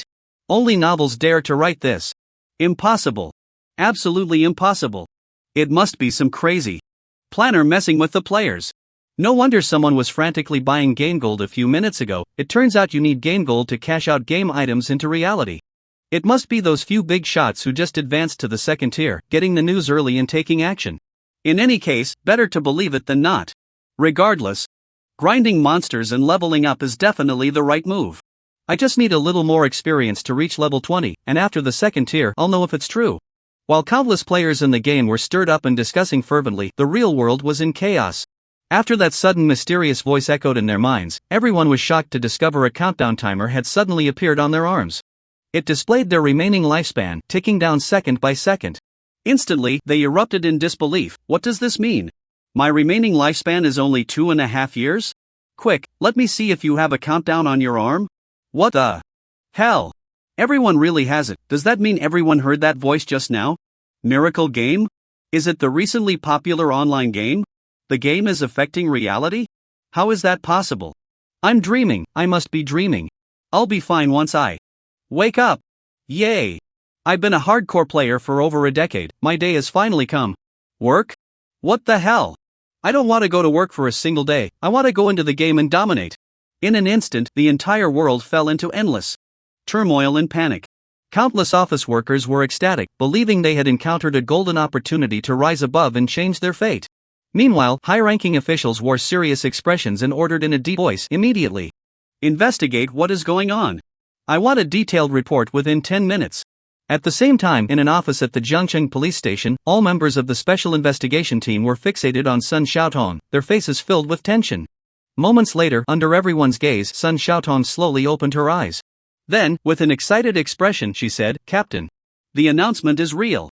Now, even without a game helmet, we can log into the game anytime, anywhere. This is amazing." What's so amazing? Everyone only has 2.5 years left to live. What's there to be happy about? Li Meng said, speechless. That's because you guys are too old. Sun Xiaotong chuckled carefreely. I still have over 4 years left. As soon as she said this, everyone in the office fell silent. An awkward low pressure descended upon the entire office. Li Meng's mouth twitched silently, struggling to suppress the urge to curse. Taking a deep breath, he said in a low voice, if all of this is true, then regarding the case of the Sword Inquiry Club, could it really be as you previously speculated? That it was done by an assassin-type player who extracted game abilities? Impossible. Sun Xiaotong shook her head directly and said, at the time of the incident, there was only one second transformation player in the entire world. Although Wei Wuifeng indeed has some grievances with the Sword Inquiry Club in the game. But his profession is Beast Master, not an assassin. How could it possibly?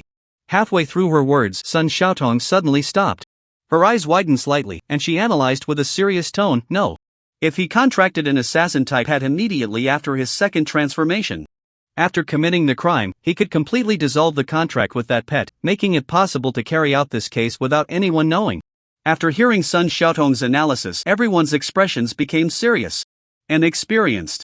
Old officer said in a deep voice, but even so, we have no evidence. Relying solely on speculation, we still cannot lock him as a suspect. Moreover, Wei Wuifeng is just his name in the game, we don't even know his true identity. This case is too tricky and likely involves the game Divine Miracle, which is beyond our capabilities. I suggest we immediately organize the information and report it up. After a discussion, the special investigation team decided to report the case immediately. Meanwhile, in the game, as time passed, more and more players reached level 20 and completed their second transformation. Soon, some players couldn't wait to test the game's reality extraction function. The results quickly concluded that the announcement was true. The attributes and items in the game could indeed be extracted to the real world. However, the required gold coins were too many. At this stage, the vast majority of players simply couldn't afford it. Once the news spread, countless players became excited and attacked monsters even more vigorously. Soon, they successfully defeated the fourth wave of monsters. Looking down from the city wall, among the corpses of monsters lay a dazzling array of equipment and shining game coins. Countless players above the city wall immediately had fiery eyes, unable to resist swallowing their saliva. Especially after learning that game coins were an important resource for purchasing life and extracting game items to the real world. Countless players became even more envious. They rushed to jump down from the city wall, scrambling for the equipment and coins on the ground. Especially below the section of the city wall where Yi Chen was located. An endless Amount of equipment and coins covered the ground in a thick layer, dazzling to behold. A few players, with fiery eyes, couldn't wait to jump down from the city wall, eager to make a big haul. Yi Chen's gaze suddenly turned cold. The void giant beast, standing below the city, let out a furious roar. A series of bone spikes shot out from its mouth, piercing through the bodies of those players and nailing them to the city wall. The thunder god eagle in the air swooped down, its massive wings flapping, emitting a burst of thunderous light that struck those players. In the blink of an eye, it killed them all. Not only did they fail to collect the coins and equipment below, but they also lost all their own gear. After killing those players, Yi Chen surveyed the crowd around him and coldly said, "I already said, the area of 20 by 20 meters in front of the city wall is my territory, and no one is allowed to touch the dropped equipment. Is there anyone else who wants to try?" Hearing Yi Chen's threatening words and the tragic fate of those players just now, the surrounding players immediately changed their expressions, not daring to meet his gaze. However, many were still unconvinced, shouting from the crowd, "The city defense event is for everyone. All the monsters are defeated together.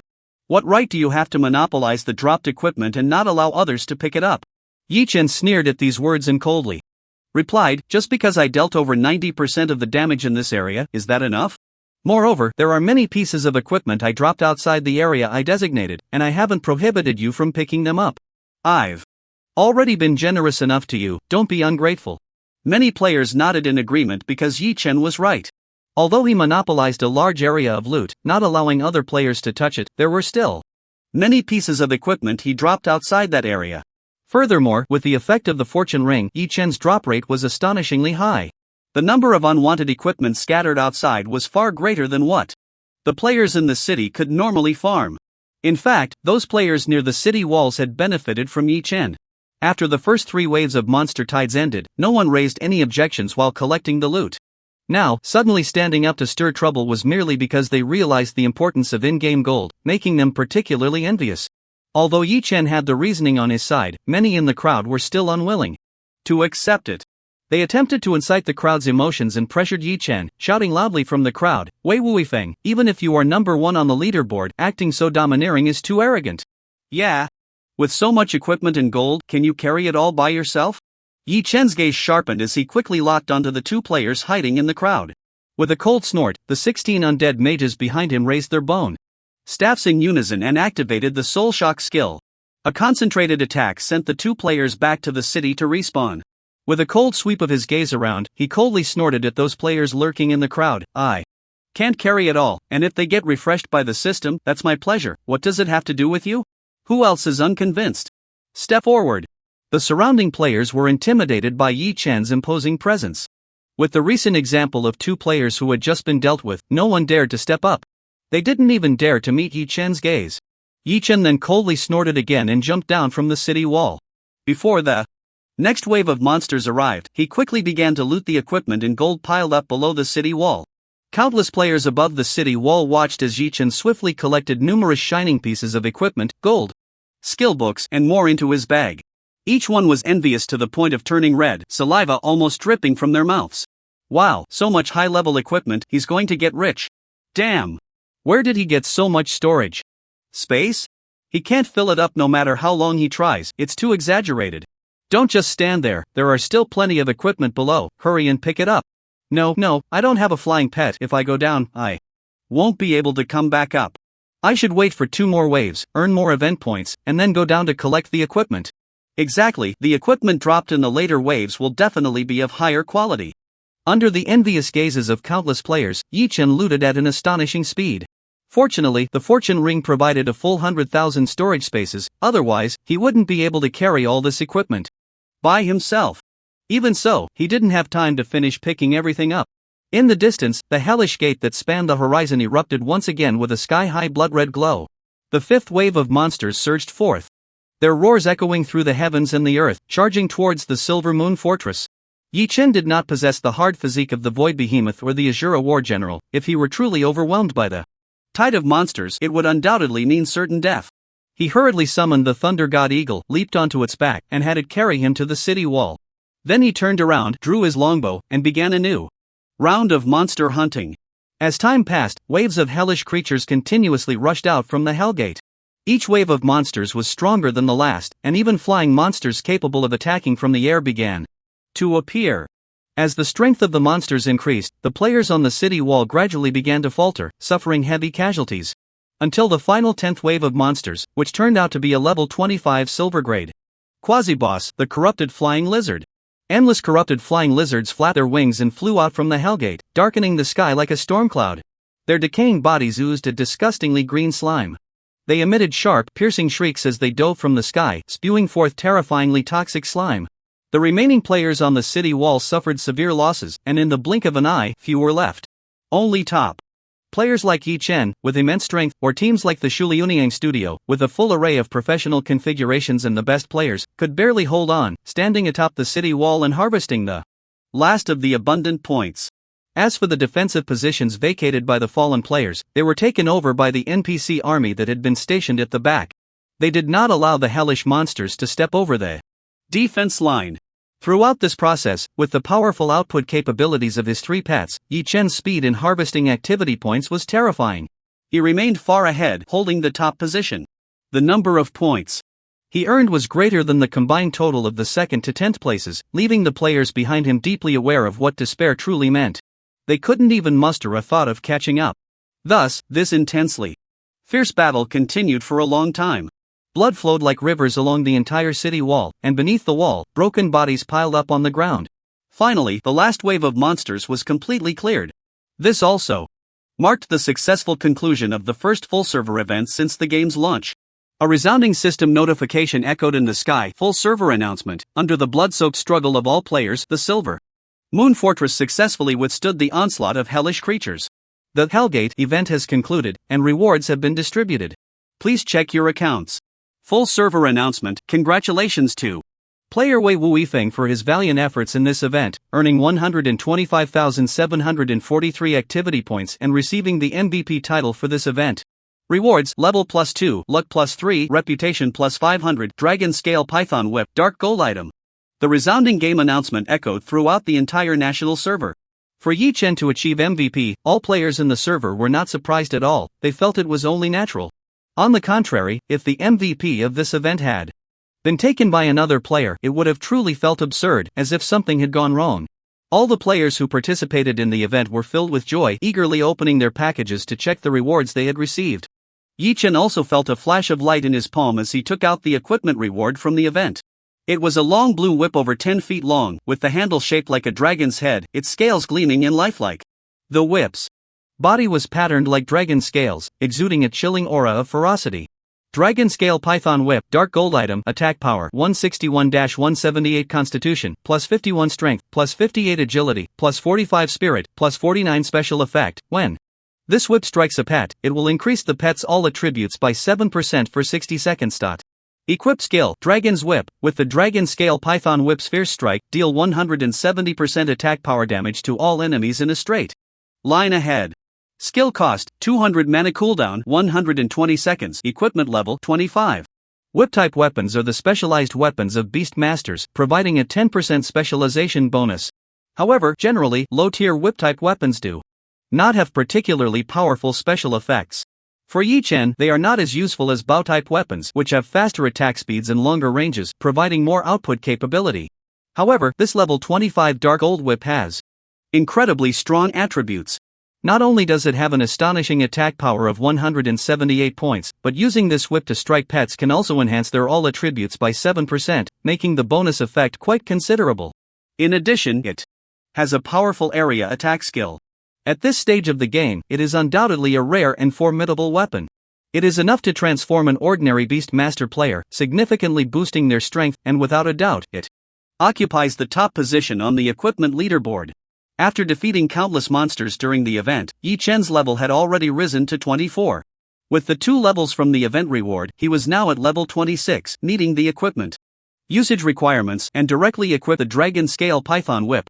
He casually glanced at his inventory space. This event could be described as a windfall, yielding great rewards. Just in gold coins alone, he had earned over 200,000. Moreover, his inventory was filled with a dazzling array of various equipment. There were as many as 27 pieces of gold items. In addition, there were 312 silver items, 1,275 bronze items, and 2,123 black iron items. Over 70 skill books for different professions had also dropped. It is no exaggeration to say that at this moment, more than 30% of the high-tier equipment above silver grade in the entire national server was stored in Yi-Chen's storage space of the Lucky Heaven Ring. If he took a screenshot of the item list and posted it on the game forum, it would undoubtedly cause a huge uproar, making countless factions envious and begging Yi-Chen to sell them this batch of equipment. Looking at the bountiful rewards, Yi-Chen felt a sense of fulfillment. At that moment, Li Qiunan, accompanied by her friend, the fair-skinned Shuezi, walked over from the distant city wall. Having just experienced a bloody battle, her armor was damaged in several places, revealing patches of her snow-white skin. Her ample bosom was almost spilling out, and the white cloak behind her was stained with blood, giving her the appearance of a valiant female general. She strode up to Yi-Chen, her gaze complex as she looked at him. Raising a shimmering, rune-engraved longsword in her hand, she presented it to Yi-Chen with a reluctant and resentful tone, saying, "Here. A bet is a bet. This is the event. Reward I got, it's yours now." Yi-Chen remembered that Li Qiunan's final score ranking was third, just behind himself and the number 1 mage in the national server, Lu Fenghui Shui. The event reward she received was also very precious. A level 25 golden longsword. Yi-Chen laughed heartily, not being polite. He grabbed the sword's hilt and pulled, but it didn't budge. His brows slightly raised, he looked up at Li Qiunan. He saw her pouting, her delicate and fair face full of reluctance. That pitiful little expression made Yi-Chen feel a bit sorry for her. So he increased his strength, one by one, prying open her fingers that were gripping the sword hilt, taking the sword away. Li Qiunan bit her silver teeth in pain, but there was nothing she could do. She could only regret in her heart why she had to find trouble and bet with Yi-Chen in the first place. But she didn't forget the main point, took a deep breath, suppressed her reluctance, and said to Yi-Chen seriously, "You are the first player in the entire server to reach the second transfer. You must have known about the integration of the game and reality. If nothing unexpected happens, this world will soon face a major upheaval that hasn't been seen in 10,000 years. What will happen in the future, no one can say for sure. As a solo player, you are bound to feel isolated. So, I invite you again to join our Shui Lu Nian studio. If we work together sincerely, there will definitely be a place for us in this game world in the future." Seeing this woman seizing the opportunity again to paint a beautiful picture for him, still not giving up on recruiting him, Yi-Chen was somewhat speechless. He crossed his arms and leisurely looked at Li Qiunan, raising an eyebrow and asking back, "If you want me to join your studio, what can you offer me? Will you give me money?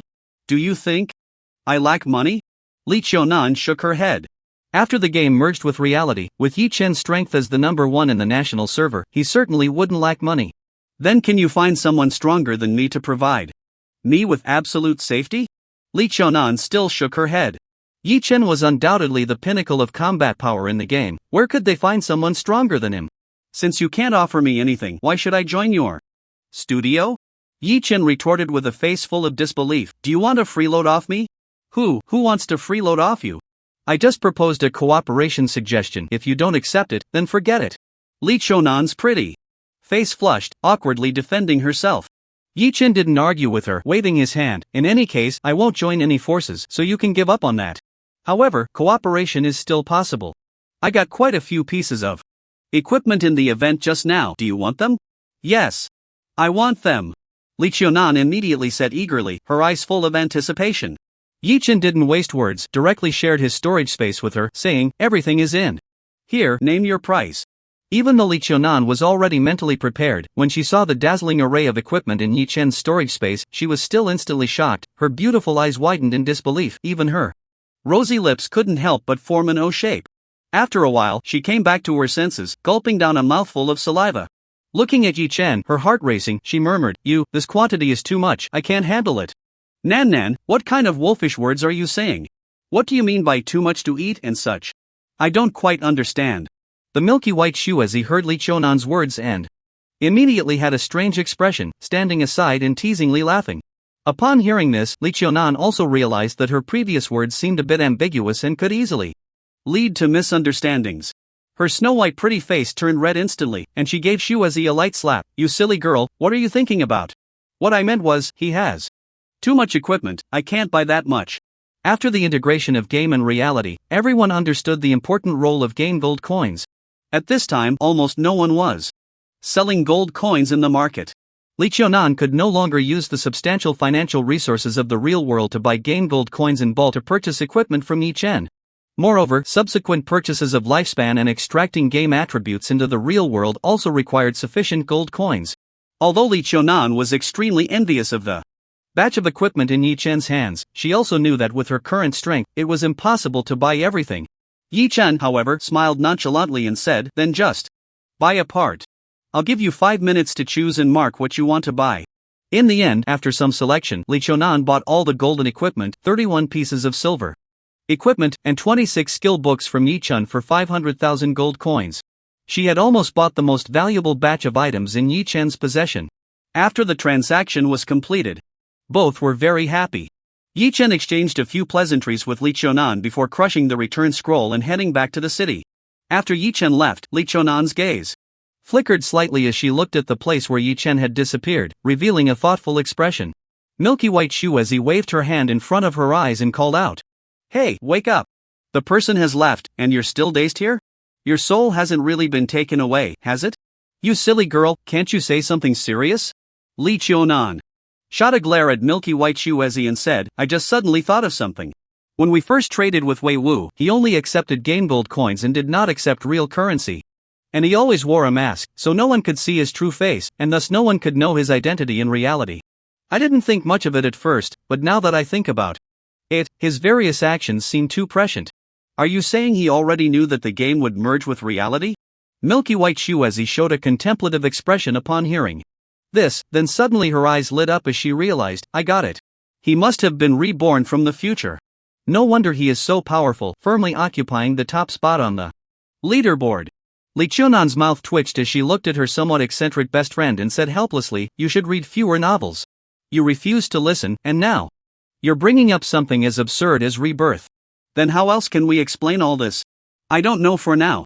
Li Qiunan shook her head, a glimmer of unusual light flashing in her eyes as she murmured, "However, if I could see his true appearance behind the mask and figure out who he really is, perhaps all these questions could have answers." Yi Chen was still unaware that his true identity had already caught the attention of two women. After returning to the city, he headed straight to the auction house, putting all the remaining equipment, skill books, and other items on the shelves. However, since the best batch of equipment had already been bought by Li Qiunan, there was no full server announcement. This time, Yi Chen was quite pleased with the peace and quiet. After leaving the auction house, Yi Chen turned and headed straight for the palace. Before heading to Silver Moon Fortress for the event, Yi Chen had instructed Mu Bingyun to help him acquire a few items. They should have been obtained by now. The palace was heavily guarded, but Yi Chen, using the identity token of Mu Bingyun's captain of the personal guard, moved through without obstruction and arrived outside Mu Bingyun's chamber. He bowed and called out loudly, "I have important matters to report to the princess." "Come in," came Mu Bingyun's cool voice from within the chamber. Her tone carried a hint of indifference, exuding the noble dignity befitting a princess of the kingdom. Yi Chen pushed the door open and stepped inside, closing the door behind him. He saw Mu Bingyun, dressed in a luxurious gown, with an air of nobility, walking out from the inner hall. She knelt before Yi Chen, showing utmost obedience, and greeted him. "This servant, Bingyun, greets my master." Yi Chen was slightly taken aback and instinctively glanced outside the hall. Mu Bingyun, seeing through his thoughts, smiled gently and explained, "Master need not worry, my room is protected by a soundproof array. No matter what we do inside, no sound will be heard outside." Only then did Yi Chen relax, nodding at Mu Bingyun, "Get up. There's no need to kneel to me, I have no special preferences. Have you found the items I asked you to look for?" "They are all prepared for you, master." Mu Bingyun stood up and led Yi Chen to sit at the table, where 3 items were displayed. They were a shimmering blue jade pendant, a blue scroll pulsating with runes, and a light purple triangular flag. Blue light protective pendant. Item level, dark. Gold item description, automatically activates when the user is unexpectedly attacked, forming a blue light shield to block the next incoming attack. Shield duration, 30 seconds. Invisibility scroll. Item level, gold item description, upon activation, allows the user to enter an invisible state, lasting 120 minutes. The invisibility is automatically when an attack is initiated or received. Reconnaissance flag. Item level, gold item description, upon activation, creates a reconnaissance field with a radius of 300 meters. If anyone or a large animal enters the field, immediate detection is triggered. Now, the game was beginning to merge with reality. Although Yi Chen was undoubtedly the top player in the game, unafraid of any enemy challenges, his real body left in reality posed a significant risk. In his past life, many experts had been ambushed and killed in reality while they were leveling up in the game. Because of this, Yi Chen had deliberately concealed his true identity since entering the game. Now, with these 3 items, his survival ability in reality would undoubtedly be greatly enhanced. At least for a short time, he could ensure his safety without worrying about being ambushed or assassinated while in the game. One must say, Mu Bingyun was indeed a valuable companion. Although, due to her status, she could not accompany Yi Chen like the Void Behemoth and the Azura War General, helping him grind monsters and level up. She could leverage her identity to help Yi Chen acquire many rare items that were hard to find, providing various conveniences and assistance. This was something purely combat-oriented pets like the Void Behemoth and the Azura War General could not compare to. In addition, Mu Bingyun was very understanding and considerate towards Yi Chen. While he examined the 3 items, she stood quietly behind him, extending her delicate hands to gently massage his shoulders. In a sweet voice, she said, "This servant has heard that Master displayed great prowess in the battle at Silvermoon Fortress, taking first place among all adventurers. I imagine Master must be tired after such a fierce battle. Let Bingyun help Master relax." Well, not bad, put in a bit more effort. Feeling Mu Bingyun's delicate little hands working hard on his shoulder, Yi Chen felt a bit secretly pleased. This was genuine princess service, a royal enjoyment. Perhaps even the old king of Beihan would not be fortunate enough to experience this. At this moment, on the forum, almost all players were discussing Yi Chen's 3 pets. They were all marveling at the strength of those 3 pets, filled with envy. If they knew that Yi Chen had a 4th hidden pet, the stunningly beautiful 3rd princess of Jinbei City, not only powerful and of noble status, but also able to provide attentive service and help Yi Chen relax completely after the battle, they would definitely go even crazier, their eyes turning green with envy. If the officials of the Beihan kingdom saw this, the usually high and untouchable royal princess secretly doing her utmost to serve Yi Chen in his chamber, would absolutely blow their minds and even make them question their lives. Mu Bingyun's pair of snow-white little hands was vigorously kneading Yi Chen's shoulder. While helping him with the massage, she spoke in a respectful tone, "Master Bingyun has always stayed in the palace and lacks experience. So I want to ask my father for permission to serve in the military for training. I wonder what Master thinks." Hearing Mu Bingyun's words, a glimmer flashed in Yi Chen's eyes, and he was not surprised by her suggestion. Because in his previous life, after Mu Bingyun was rescued from the Dark Tomb, her personality transformed. Driven by a deep hatred for the disaster army, she went to serve in the military. Through the baptism of war, she gradually became decisive and established a high reputation in the military. This led to her later involvement in the struggle for royal power, step by step ascending to the throne. Serving in the military was a necessary path for her to ascend to the queen's position and an important part of the SS-level main quest, Winter is Coming, which Yi Chen would certainly not refuse. Nodding, he permitted. "Okay, no problem. But if you go to serve in the military, you must pay attention to your safety. If you encounter dangerous situations, do not push yourself too hard. Remember, your life is no longer just your own, it belongs to me. Thank you for your concern, Master. Bingyun will remember." Hearing Yi Chen's calm yet authoritative voice, Mu Bingyun's heart fluttered slightly, and she replied respectfully. Because now, the game and reality had just merged, and it was a critical time for exploration, with too many things for Yi Chen to handle. Therefore, Yi Chen did not stay long in Mu Bingyun's room and left the palace, finding a hidden corner in the city to log out. After returning to reality, Yi Chen immediately brought up the game reality speed-up panel. Spending over 100,000 gold coins, he extracted a set of equipment he had prepared in advance, along with 3 items he had just received from Mu Bingyun into the real world. Except for certain special types of game items, the vast majority of equipment and items could not exist simultaneously in both the game and reality. Once extracted into the real world, they would disappear from the game. This time, Yi Chen extracted equipment mainly to enhance his defense, to prevent his real body from being suddenly attacked while his consciousness was immersed in the game. Therefore, what he extracted was not the main battle leather armor he wore in the game, but a carefully selected set of armor. It provided high defense and health bonuses along with several shield and recovery skills. Combined with the dark gold level item Qingguan Protective Pendant, which could last for 30 seconds, it could be said to be as stable as a mountain. Even if the 10 strongest assassin players in the entire server launched a surprise attack together, it would be enough for them to fight for a long time. Such a long time was enough for Yi Chen's consciousness to return from the game and handle any unexpected situations he faced. After putting on a full set of armor, Yi Chen immediately felt a surge of powerful energy coursing through his body. It was as if with just one fist, he could easily smash through walls and engage in deep conversations about life with the young woman living next door. Satisfied, he nodded and took out the shimmering invisibility scroll, crushing it in one swift motion. Instantly, the runes glowed and pulsed, a flash of blue light swept by, and Yi Chen's figure vanished into the air. The place where Yi Chen was currently staying, including the Sword Inquiry Club, was known to many. Although, for now, no one knew he was Wei Wu's legacy. However, just his identity as the #1 melee player in the national server made him a target of envy at this particular moment. Therefore, to be safe, Yi Chen decided to find another place to hide for a few days.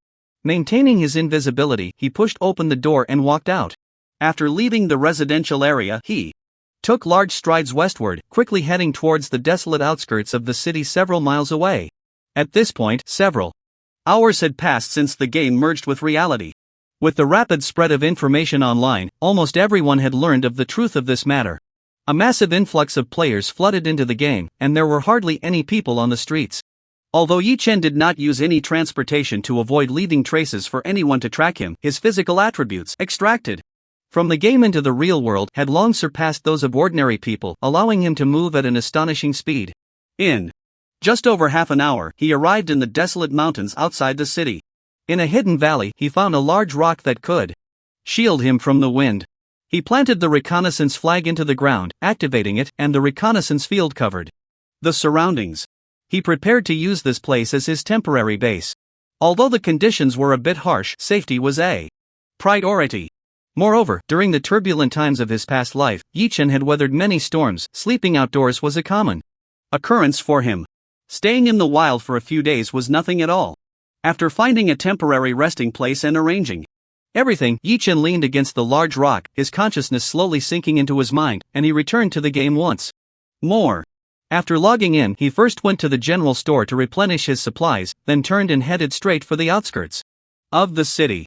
This time, his purpose was very clear: to seize the first kill reward of the Dark Gold level boss, to push for the third transfer, to obtain the first guild establishment token in the entire server.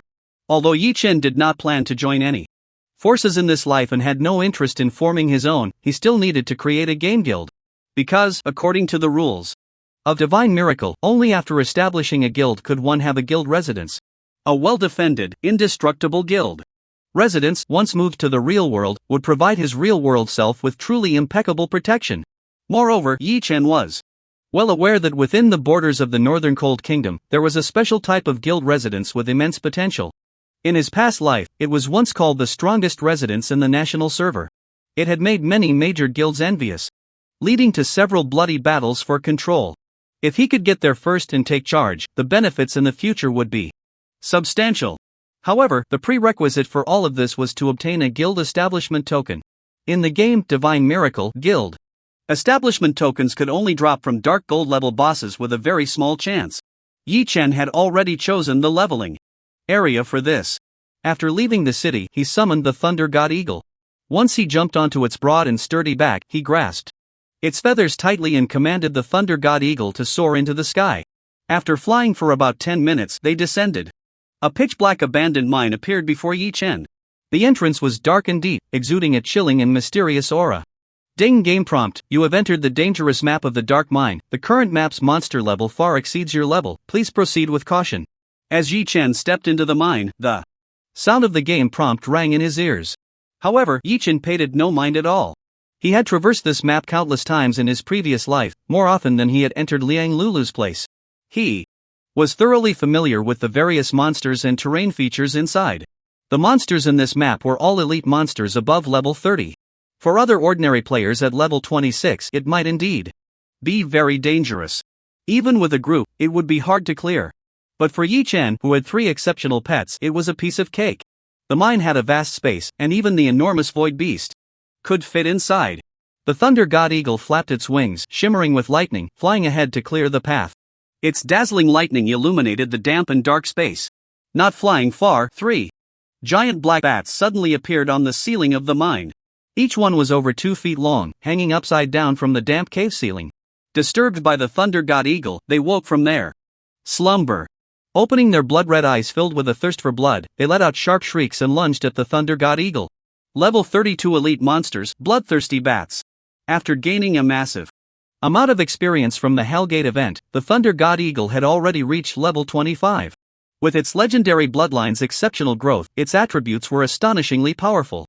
Letting out a loud eagle cry, it charged at the three bloodthirsty bats. Amidst the shrieks, lightning flashed, coalescing into a dazzling lightning spear that pierced through one of the bloodthirsty bats. At the same time, the Azura War General and the Void Beast also rushed forward. The three battle pets combined their attacks, easily taking down the three bloodthirsty bats in no time. They dropped a pile of shiny game coins and 3 evolution points. Hearing the prompt sound for the evolution points being credited, Yi-Chen suddenly remembered. Earlier, during the Hellgate event, several game streamers had followed him throughout the live broadcast. To avoid exposing his specific talents in too many details, although he had already gathered enough evolution points for the Void Beasts evolution, Yi-Chen had not upgraded its bloodline in front of so many eyes. Now, when he opened the panel, he saw that the evolution points had accumulated to over 50,000. So he directly selected the Void Beast and confirmed its bloodline evolution. He also upgraded several skill levels by 1. Ding game prompt, you have consumed 10,000 evolution points to upgrade the bloodline of the Void Beast. The silver level pet, Void Beast, has successfully evolved into the golden level, Void Terror Beast, awakening the B level skill, Void Spikes. Void Terror Beast bloodline level, golden. Physique star level, 9 strength star level, 9 agility star level, 6 spirit star level, 6 skills, Iron Body, C, Blood Feast, B, Bone Blade Piercing, C, Fearful Screech, C, Void Spikes, B. Void Spikes unleashes the power of the Void, summoning sharp bone spikes to erupt from the ground, dealing 120% attack damage to all enemies in the target area. Skill cost, 200 magic cooldown time, 30 seconds. Game prompt, you have consumed 625 evolution points. The B-level skill, Blood Feast, of the Void Terror Beast has successfully upgraded to the A-level skill, Death Feast. Deadly Feast, with a ferocious giant mouth, it bites the target, dealing 170% attack power true damage to the enemy, and converting 6070% of the damage into its own health. If the skill kills the target, it permanently increases maximum health by 3040 points, and its size also increases.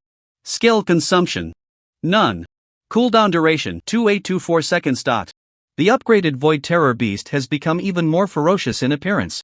It has awakened a brand new area attack skill, further enhancing its output capability. What surprised and delighted Yi-Chen the most was the evolution of the skill Deadly Feast to A grade. Although the damage value of the skill did not increase, the damage type changed from ordinary physical damage to true damage. This means that no matter how high the target's defense attributes are, it can still deal fixed damage. This is undoubtedly a qualitative transformation. As expected, among the skills of the Void Terror Beast, the growth potential of the Feast skill is the highest. With continuous evolution in the future, it will definitely bring more surprises. A glimmer of uncontainable anticipation flashed in Yi-Chen's eyes. However, to continue evolving his pet, more evolution points are needed. Just now, Yi-Chen had operated to raise all 3 pets' skills to A grade, consuming over 10,000 evolution points. There are still 30,000 evolution points remaining on the panel. He needs 70,000 evolution points to evolve to the Dark Gold bloodline. The reason Yi-Chen chose this dark mine as the leveling location is mainly because the monsters here are dense, making it a good place to farm evolution points. With the 3 pets clearing the way, Yi-Chen easily dealt with the bloodthirsty bats encountered along the way and delved deeper into the mine. Soon, he arrived at a massive underground cavern. This cavern is enormous, at least the size of 2 football fields, and the space inside is incredibly dark. As Yi-Chen and the 3 pets arrived, the pitch-black ceiling of the cave suddenly lit up with scarlet glows. Countless bloodthirsty bats, hanging upside down from the ceiling, awakened from their slumber, opening their bloodthirsty eyes. They were densely packed, numbering in the thousands or tens of thousands. They all let out piercing shrieks and fell from the ceiling. In their scarlet eyes, an endless thirst for blood and ferocity radiated, like a terrifying dark cloud sweeping towards Yi-Chen. The level 32 bloodthirsty bats are much stronger than those low-level monsters in the Hellgate event. With so many attacking at once, even Yi-Chen did not dare to be careless. Fortunately, there was terrain to utilize. A glint of brilliance flashed in Yi-Chen's eyes as he immediately cast the Beast Control clone skill, summoning a clone of the Void Terror Beast. Then, he commanded the 2 Void Terror Beasts to charge forward together. Using their massive bodies, they blocked the exit connecting the mine shaft and the cavern. Then he ordered the Shura War General to activate the Undying Summon skill, summoning 8 elite-level undead archers. standing in the gap between the legs of the two void terror beasts. They raised their longbows and shot multiple arrows into the sky. As the skill's light shone, the arrows shot out and split apart, turning into a dense rain of arrows that rained down into the swarm of bloodthirsty bats. Instantly, a large area of concentrated damage numbers erupted. The two massive void terror beasts simultaneously unleashed their A-grade skill Fearful Roar. They opened their ferocious, gaping mouths aimed at the sky and roared in anger. Roar! Two terrifying sound waves, as if tangible, spread out from the gaping mouths of the two void beasts with their menacing fangs. They formed two distorted fan-shaped areas in the void, enveloping a large number of bloodthirsty bats that had fallen from the sky. Instantly, the bloodthirsty bats shrieked in pain, their health dropping significantly. Yi Chen did not let the Thunder God Eagle fly into the cave to endure the onslaught of the bloodthirsty bats. Instead, he had it hide behind the two void beasts, acting as a mage to deal damage. With a powerful flap of its wings, it activated the skill Thunder Hell. Suddenly, thunder roared through the cave. Endless blue lightning surged down from the void, forming a terrifying realm of thunder. The bloodthirsty bats caught in the thunderous area suffered continuous damage, their health rapidly depleting. The Azura War General galloped out, pointing his spear skyward. A fierce blood-red beam shot forth, piercing through the bodies of the bloodthirsty bats. With such a combination of skills, the health of 5 or 6 bloodthirsty bats was completely drained. Glimmering silver and copper coins burst forth, clattering to the ground. However, a large number of bloodthirsty bats also flew closer. With their vicious claws and piercing shrieks, they launched a fierce attack on the two void beasts blocking the cave entrance. Even though the void beasts had tough skin and high resistance due to their passive skills, the level difference with the bloodthirsty bats was evident. The claws of the bloodthirsty bats, surrounded by skill light, scratched against their bodies, tearing long crimson wounds. -97. -121. -68. One by one, blood-red damage numbers rapidly jumped from the bodies of the two void beasts, and their health began to drop quickly. Fortunately, the health of the void beasts was substantial, reaching over 100,000. Coupled with the recovery effect of Death Feast and Yi Chen's healing from behind, even with a few hundred points of health lost every second, they could hold on for a long time. Crack! Crack! Crack! Yi Chen swung the dark gold dragon scale python whip in his hand, striking several pets to grant them buffs with the equipment's special effect. At the same time, he continuously activated skills to shield and heal the void beasts. The Thunder God Eagle, Azura War General, and the 8 elite level undead archers hid behind the two void beasts, unleashing their full power. Under the immense attack output, the health of each bloodthirsty bat was quickly drained, turning them into corpses that fell to the ground. However, the number of bats was simply too great, and their attacks were equally fierce. The void beast avatars created by skills only had 70% of the main body's attributes. Yi Chen's healing and shield skills were all locked to the main body, leaving the avatars to suffer rapid health loss. In less than 4 minutes, only the last 10% remained, and it had become precarious. Seeing this, Yi Chen's expression darkened, and he immediately ordered the Azura War General and Thunder God Eagle to charge out. They rushed into the crowd of monsters outside, activating skills and rampaging, drawing a large amount of aggro from the bloodthirsty bats to help absorb the damage. Thus, they managed to hold on for the last minute. The duration of the Void Beast energy avatar finally reached its limit, letting out a roar before its body disintegrated. At the same time, the cooldown for Yi Chen's Beastmaster avatar skill had just finished. He quickly summoned back the Thunder God Eagle and Azura War General, whose health had dropped below half due to the bat attacks. With a wave of his hand, he summoned another full health Void Beast avatar to block the cave entrance. It let out a powerful roar, engaging in a fierce battle with the bloodthirsty bats that lunged at it. In this way, Yi Chen utilized several pets to take turns absorbing the damage from the swarm of bloodthirsty bats. With a reasonable tactical arrangement, they unleashed their firepower deep within the unknown mine, enjoying the thrill of hunting monsters.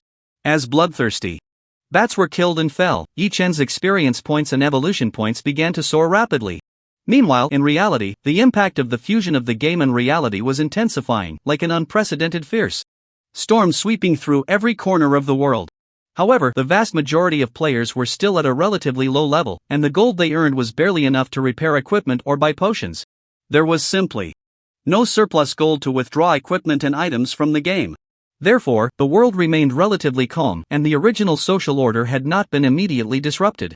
Just as Yi Chen was lost in the dark mine, grinding monsters, a few uninvited guests arrived outside the door of his original residence. The leader was a middle-aged man in a suit, looking elegant and poised. He was none other than Xin Jiangong, one of the major backers behind the Sword Inquiry Club.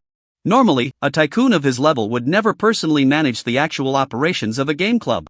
But this noon, with the sudden fusion of the game and reality, coupled with the abrupt deaths of Cui Min and Wang Tong, the Sword Inquiry Club was left leaderless. Thus, Xin Jiangong decisively decided to take charge of the Sword Inquiry Club himself. The first thing he did after taking control of the club was to recruit new members, deciding to bring back Yi Chen, the player recognized as the #1 melee player in the national server.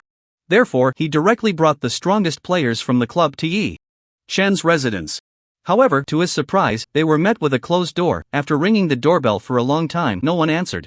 Impatient, Xin Jiangong ordered his men to break in. They found that the place had long been empty, and there was no sign of Yi Chen. His mood instantly soured, and his expression darkened. At that moment, someone suddenly said, "I remember Yi Chen has a girlfriend, could he have gone to her place? Isn't that the female streamer called Little Dear Baby?" Exactly, as far as I know, Yi Chen is completely obedient to his girlfriend, a total devoted fan. With such a big event happening today, it's very likely he went to find her.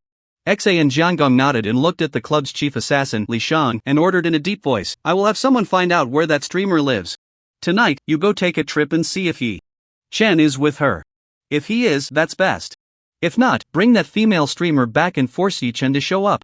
In any case, I must see Yi Chen within 24 hours. This world is about to undergo a great change, and the future will be dominated by the major guilds in the game. A top player like Yi Chen, if he cannot be used by me, must be killed by me. He must not become a sword in someone else's hand, turned back against us." Hearing the cold words spoken by Xin Jiangong, the few people who had come with him immediately felt a chill in their hearts. At this moment, the game had just merged with reality, and the vast majority of ordinary players had not yet shifted their mindset. Hearing Xin Jiangong casually mention killing someone, the impact was unimaginable.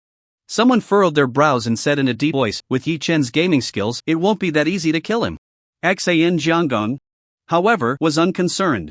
He snorted coldly and confidently said, "Even if his gaming skills are strong, without the support of a club, he is just a mere solo player. The amount of gold needed to extract game equipment into the real world is not a small sum. You all know how many gold coins the club spent to help you extract your equipment. Do you think a solo player can afford that at this stage? Unless he is Wei Wu Feng. Otherwise, as long as I find him, he will definitely not escape my grasp." After saying this, Xin Jiangong slowly scanned the crowd with his gaze and smiled as he asked, "Do you think Yi Chen could be Wei Wu Feng?" "Impossible, absolutely impossible. Yi Chen is the strongest melee player in the national server, how could he choose the Beast Master profession? Moreover, the gaming style of Wei Wu Feng is completely different from Yi Chen's, they cannot be the same person." The few immediately shook their heads, unanimously denying this possibility. "So, I have Yi Chen in my grasp. If he knows his place and comes back to serve the club, that's fine. If he doesn't know how to appreciate kindness, no one can save him." Xin Jiangong sneered, his eyes filled with confidence that everything was under his control. Meanwhile, in the game, Yi Chen was unaware of what was happening in reality and was lost in the dark mine, grinding monsters. After a fierce battle lasting more than half an hour, he finally cleared out the thousands of bloodthirsty bats in the entire mine. With the generous experience boost from cross-level grinding, both he and his 3 pets leveled up. The ground before him was covered with a thick layer of equipment and game gold. Yi Chen immediately bent down to pick it up, taking several minutes to finally collect all the equipment into his bag. One word: refreshing. The biggest feature of the Dark Mine map is its extensive network of caves. It connects several similar large caves. Each cave is home to a large number of group monsters like the bloodthirsty bats. They are like huge treasure chests filled with experience, equipment, and gold, waiting for Yi Chen to open. After cleaning up the loot, Yi Chen quickly and skillfully led his 3 pets through the mine and into another tunnel. After a few minutes of travel, he arrived at another, larger cave. The monsters in this cave, like the bloodthirsty bats, were also level 32 elite monsters burrowing giant ants. Although they were ants, they were as large as calves, with shiny black shells and immense strength. Attracted by the aggro, they immediately surged forward like a tide. Yi Chen quickly employed the same tactic, summoning a Void Terror Beast avatar to block the entrance with 2 Void Terror Beasts acting as meat shields. He then commanded the Shura War General to summon 8 undead mages hiding in the back to output damage. The 8 undead mages waved their bone staffs, unleashing waves of ghostly fire. The eerie green flames of the undead covered a large area in front of the cave entrance, forming a terrifying sea of fire. A large group of burrowing giant ants was caught in the flames, continuously displaying damage numbers as their health bars plummeted. The thunder god eagle soared freely in the cave. With wings surrounded by the brilliance of thunder, powerful attack skills were unleashed wildly into the swarm of monsters below. The terrifying blue lightning shattered the shells of the cave giant ants, causing devastating output damage. One by one, the cave giant ants fell to the ground, howling in pain. They transformed into rich experience, light, equipment, and gold. Thus, Yi Chen was alone. In this map rich with resources, he embarked on a thrilling monster hunting journey. While most players needed to team up to kill a level 25 ordinary monster, he was already farming elite monsters above level 30. If this scene were to spread and be seen by other players, it would undoubtedly ignite the game for him instantly. Countless people would be left in disbelief, lamenting why, as players, the difference could be so vast. Yi Chen was completely immersed in the exhilarating experience of rapidly leveling up, forgetting the passage of time. Until after 9 o'clock in the evening, two sudden server-wide announcements echoed abruptly across the entire national server. Server announcement: congratulations to player Wei Wui Feng for killing the Dark Gold level boss Evil King Spider, achieving the first kill of the Dark Gold level boss on the server, and receiving rewards: Reputation plus 1000, Luck plus 4, Gold plus 10,000, Beast Soul Ancient Jade, Legendary.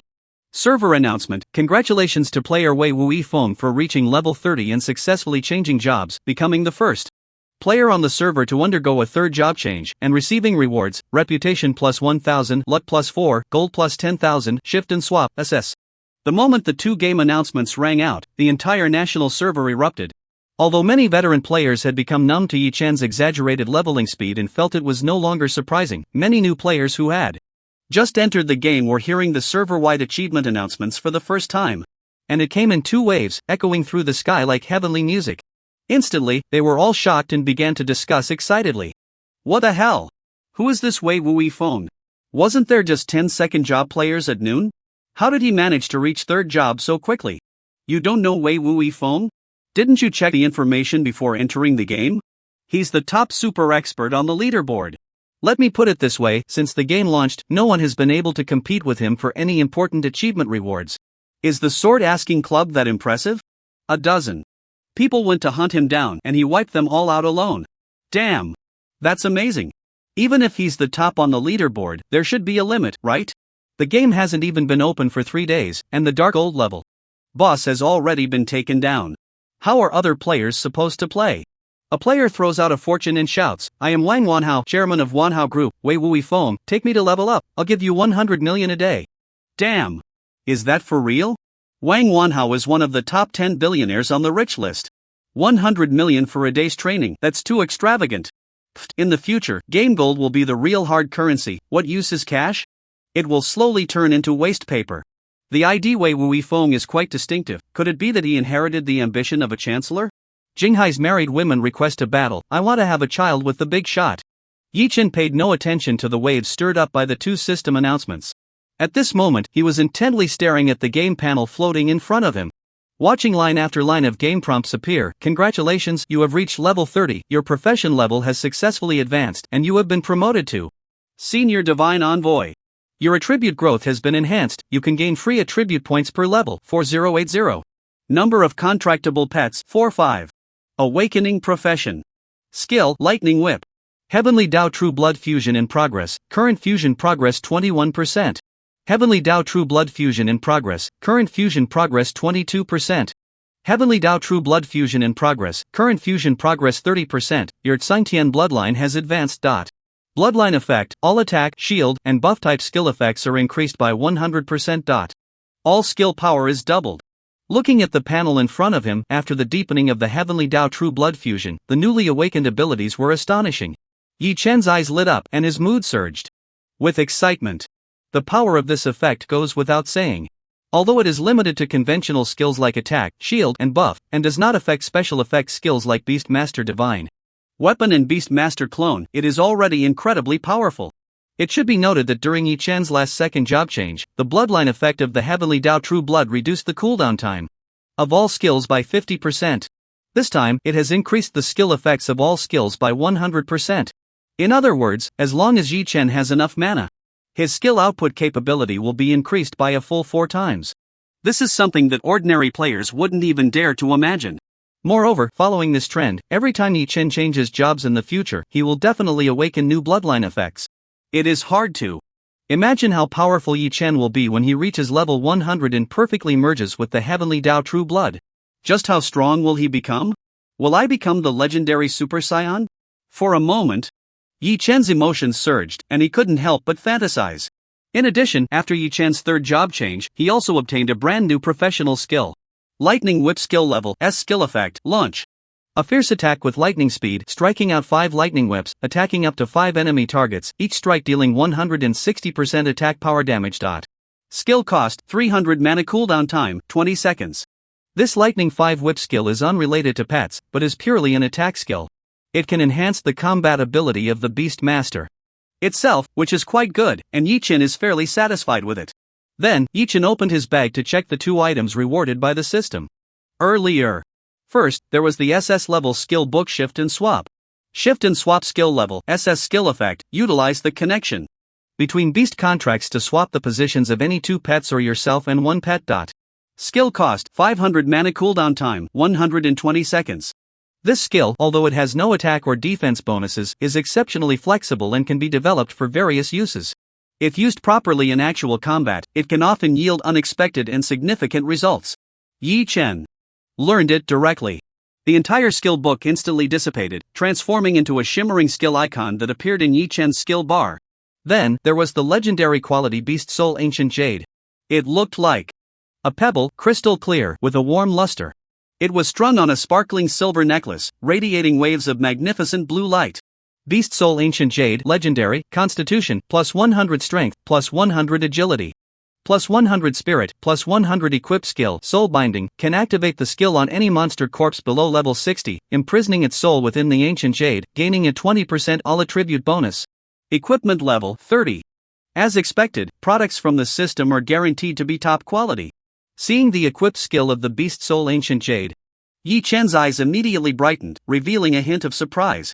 Setting aside the attribute bonuses, just the soul binding skill alone is enough to prove the value of this legendary equipment. Even many epic level equipment may not have such a powerful equipped skill. It can be said without exaggeration that this Beast Soul Ancient Jade necklace is undoubtedly a super rare item. In the early stages of the game, just at this moment, there is a recently deceased boss corpse on the ground in front of Yi Chen. So, Yi Chen immediately equipped the Beast Soul Ancient Jade, aiming at the corpse of the 35-level Dark Gold boss, the Evil King Spider. He decisively activated the Soul Binding skill. Instantly, an incredibly hazy blue light radiated from the Beast Soul Ancient Jade, enveloping the corpse of the Evil King Spider. A faint and ethereal soul shadow was drawn out from the corpse and sealed within the Ancient Jade. This caused a lifelike spider shadow to appear inside the originally crystal clear and pure Ancient Jade. At the same time, Yi Chen's body trembled slightly. He felt an immensely powerful force surge into his body. All attributes received a significant boost. Yi Chen's confidence soared, feeling that even without relying on pets, he could easily defeat any player of the same level. Unfortunately, there was no way to verify this. After all, where could he find another player of the same level as Yi Chen in the entire world? Finally, Yi Chen bent down and began to rummage through the heavy body of the Evil King Spider, starting to loot the spoils. After a thorough count, Yi Chen found a total of 5 dark gold items, 4 gold items, and 2 sea-level skill books from beneath the Evil King Spider's corpse. It could be considered a great harvest. If it were any other player receiving so many items from a dark gold boss would undoubtedly make them ecstatic, even unable to close their mouths in joy. But Yi Chen, who was used to the high drop rates from the fortune ring, had long since become numb to this. With a wave of his hand, he stored all the equipment into his bag. In the end, only a palm-sized, shimmering, jade-like mysterious token remained in his hand. This was the important goal of Yi Chen's trip out of the city to level up the guild establishment token. Moreover, it was the first guild establishment token in the entire server. Its value was self-evident. As long as he brought it back to the city and registered with an NPC, he could establish the first game guild in the entire server. Then he could start working towards acquiring the special territory known as the #1 guild base in the national server. As long as he occupied it and extracted it to the real world, his Safety in the real world would be initially guaranteed. Thinking of this, a trace of uncontainable anticipation flashed in Yi Chen's eyes. He decisively took out a return scroll and crushed it. After 5 seconds of guidance, his body transformed into a burst of white light and was teleported back to North Town. Just as he walked out of the teleportation point and was about to head to register the guild, he was suddenly blocked by 2 figures. "Hello, are you Wei Wuyi Feng?" Yi Chen raised an eyebrow, stopped in his tracks, and sized up the 2 in front of him. One was a male warrior with the game ID Guan Han Zhou. The other was a female mage with the game ID De Xiong Wan Tang, who looked somewhat familiar. Both of them were not very high in level, just over level 20. They must have been waiting at the teleport point for him to return from leveling up. Yi Chen's gaze flickered slightly as he looked at the 2 without showing any emotion and asked in a deep voice, "Do you need something from me?" "Let me introduce myself. My name is Lin Feng, and this is my colleague Sun Xiaotong." The male player, who introduced himself as Lin Feng, smiled slightly and said to Yi Chen, "We are here today on behalf of the higher-ups, representing the official side, to make contact with you." "Official?" Hearing the sensitive term from Lin Feng's mouth, Yi Chen's heart stirred. He looked at the 2 of them calmly and asked, "I'm just a small casual player, what does the official want with me?" "You're too modest, big shot." 2. Occupy the top spot on the leaderboard as a casual player is enough to prove your talent and strength. Lin Feng laughed heartily, sincerely complimenting Yi Chen, then got straight to the point. "To be honest, our main task today is to ask if you would be willing to join the official team? With your strength as the number 1 on the leaderboard, if you agree, you will definitely be valued. From now on, you will have no worries and will receive strong support from the official resources. While it can't be said that you'll have everything you want, you will enjoy many benefits that ordinary people can hardly imagine. But the price is to completely lose your freedom and become a weapon-driven by the official, right?" Yi Chen thought to himself, completely uninterested in the tempting conditions Lin Feng offered. But he also didn't want to offend the official. So he politely declined Lin Feng's invitation, saying, "I'm sorry, but I don't plan to join any forces for now. But cooperation is not a problem. The equipment I level up can be sold to the official first." "That's great." Lin Feng's eyes lit up, somewhat pleasantly surprised. He hadn't expected that in their first meeting, just a few words would make Yi Chen willingly join the official. Establishing a cooperative relationship would be even better. They had done their homework before officially contacting Yi Chen and knew that his drop rate was extremely high. Coupled with his leading personal level, over 80% of the top-tier equipment in the entire national server was farmed by him alone. If they could establish a long-term cooperative relationship with Yi Chen and acquire all that equipment, it would be an invaluable piece of news for the official. His task this time could be completed perfectly. For a moment, Lin Feng was filled with excitement and said to Yi Chen, "Rest assured. The purchase price we offer will definitely be fair, and we won't let you suffer any losses." "Just right, I just got a batch of equipment today, you can name your price."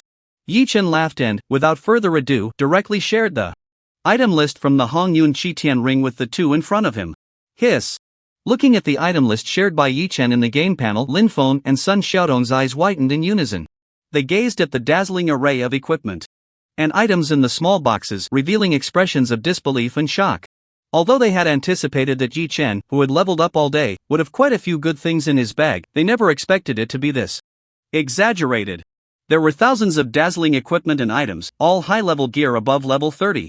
Moreover, the quality was generally very high, with several pieces even among the top 10 dark gold equipment on the leaderboard. According to the current market conditions, just one piece of this level of high-end equipment could easily be exchanged for cash enough to buy a luxurious villa in the most prosperous first-tier city. Such a lavish and treasure-like item list instantly left the 2, who earned only a few thousand a month, in a state of shock that was hard to describe in words. They stared blankly, their mouths dry. It wasn't until a while later that they took a deep breath, coming back to their senses from the shock. Lin Feng swallowed hard and looked at Yi Chen, unable to contain his excitement as he asked, "Can all this equipment be sold to us?" "That's right." Yi Chen nodded lightly and said, "Pack everything together. For sale, you can set the price, but I only accept game gold." "Of course. Please wait a moment, I'll find the relevant colleagues to calculate the price."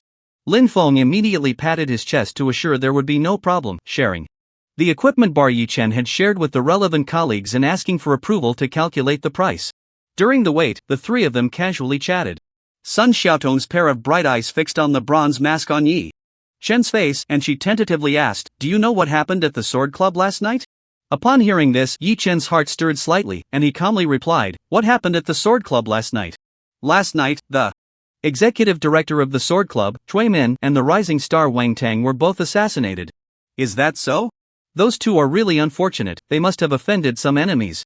Yi Chen's tone was extremely calm, appearing disinterested. Sun Xiaotong did not press further, only murmuring with implication, "This case is a bit strange, but due to the sudden integration of the game Divine Miracle with reality, there are too many things to deal with, so it has been temporarily shelved. Compared to the two who have already died, the stability of society and the future of more people are more important." Although Sun Xiaotong's words were not explicit, Yi Chen still caught the underlying meaning. Clearly, after the game merged with reality, the officials had already speculated through various clues that he was behind last night's incident. However, since he had concealed his appearance throughout the game, the officials were still unable to pinpoint his true identity. Coupled with various other reasons, the higher-ups ultimately decided to suppress the case and not pursue it further. At the same time, they sent Lin Feng and Sun Xiaotong to make contact with him, releasing goodwill in hopes of recruiting him. Yi Chen had long anticipated the officials' attitude and felt no surprise. He merely smiled faintly and did not say much more. Both sides had reached a tacit understanding, everything was unspoken. A few minutes later, another official player hurriedly arrived with a large sum of money and reported the price to Yi Chen. They were willing to pay 400,000 gold to purchase this batch of equipment from Yi Chen. To be honest, this price was even higher than Yi Chen had expected. Clearly, the officials were very sincere about cooperating with Yi Chen. Yi Chen was very satisfied with this and directly completed the transaction. Accompanied by a crisp system notification sound, 400,000 gold was credited to his account. At this moment, looking across the entire national server, it was likely only the officials who could take out such a huge amount of gold to purchase equipment at once. Even Li Qiunan, who had the backing of a consortium, did not have this capability. Therefore, establishing a stable cooperative relationship with the officials was a good thing for Yi Chen. At least he wouldn't have to worry about the sales of equipment in the future. After the transaction was completed, Yi Chen added Lin Feng and Sun Xiaotong as friends, then turned and left. Just a few minutes later, a loud system announcement echoed across the entire national server announcement. Congratulations to player Wei Wuifeng for successfully creating the first player guild in the national server, Supreme Temple, and receiving rewards, reputation plus 2000, luck plus 3, blood. Flag epic. Server announcement, as the first player guild established in the entire server, Supreme Temple, has received the legendary guild talent, Divine Grace, granting all guild members a 10% increase in all attributes. Wow! Hearing the announcement echoing across the sky, countless players gasped in surprise and looked up. Instantly, a huge wave swept through the entire server. After the initial shock, many players became excited, their eyes filled with fervor as they began to discuss the number one guild in the server, the Supreme Temple. What a powerful name. It's another big shot from Wei Wu's legacy, truly impressive. Other achievement rewards are one thing, but to have the first registered guild in the entire server taken by this lone player, Wei Wu's legacy, is unbelievable. What will the other guilds and gaming clubs do now? They must be so envious they could almost drool. No wonder. It's the top guild, their talent is just too amazing. All guild members can receive a 10% boost to all attributes, it's practically a god-level buff. With such an incredible buff, they will definitely attract a large number of skilled players to join, and in the future, they will surely become a dominant guild in the server. Where is Wei Wu recruiting? Bao Xiaolangjian will be the first to sign up. As countless players were stirred and excitedly discussing, the leaders of various guilds and gaming clubs in the leveling areas also looked up at the sky. Their eyes revealed an unmistakable shock and unwillingness. It must be understood that the significance of the number one guild in the server is completely incomparable to all the achievement rewards that Yi Chen had previously obtained. Because even the top gaming teams in the country have at most only a few thousand core players to develop and grow in the game and achieve a grand ambition. The most important way is to establish a guild in the game and attract other lone players and player groups to join. The number of top players in the entire server is extremely limited. Whoever can establish a guild first can seize the opportunity and attract a large number of skilled players to join, gathering the most elite lone players in the server under their banner. Later established guilds can only recruit from the remaining players left by the earlier guilds. The quality of the members they eventually recruit will definitely vary greatly, especially when they already know that the game will merge with reality, leading to a huge transformation in the real world. All major guilds and clubs are placing even more Importance on the game miracle, seeing it as a huge opportunity to change their fate. They are all gearing up, ready to spare no effort.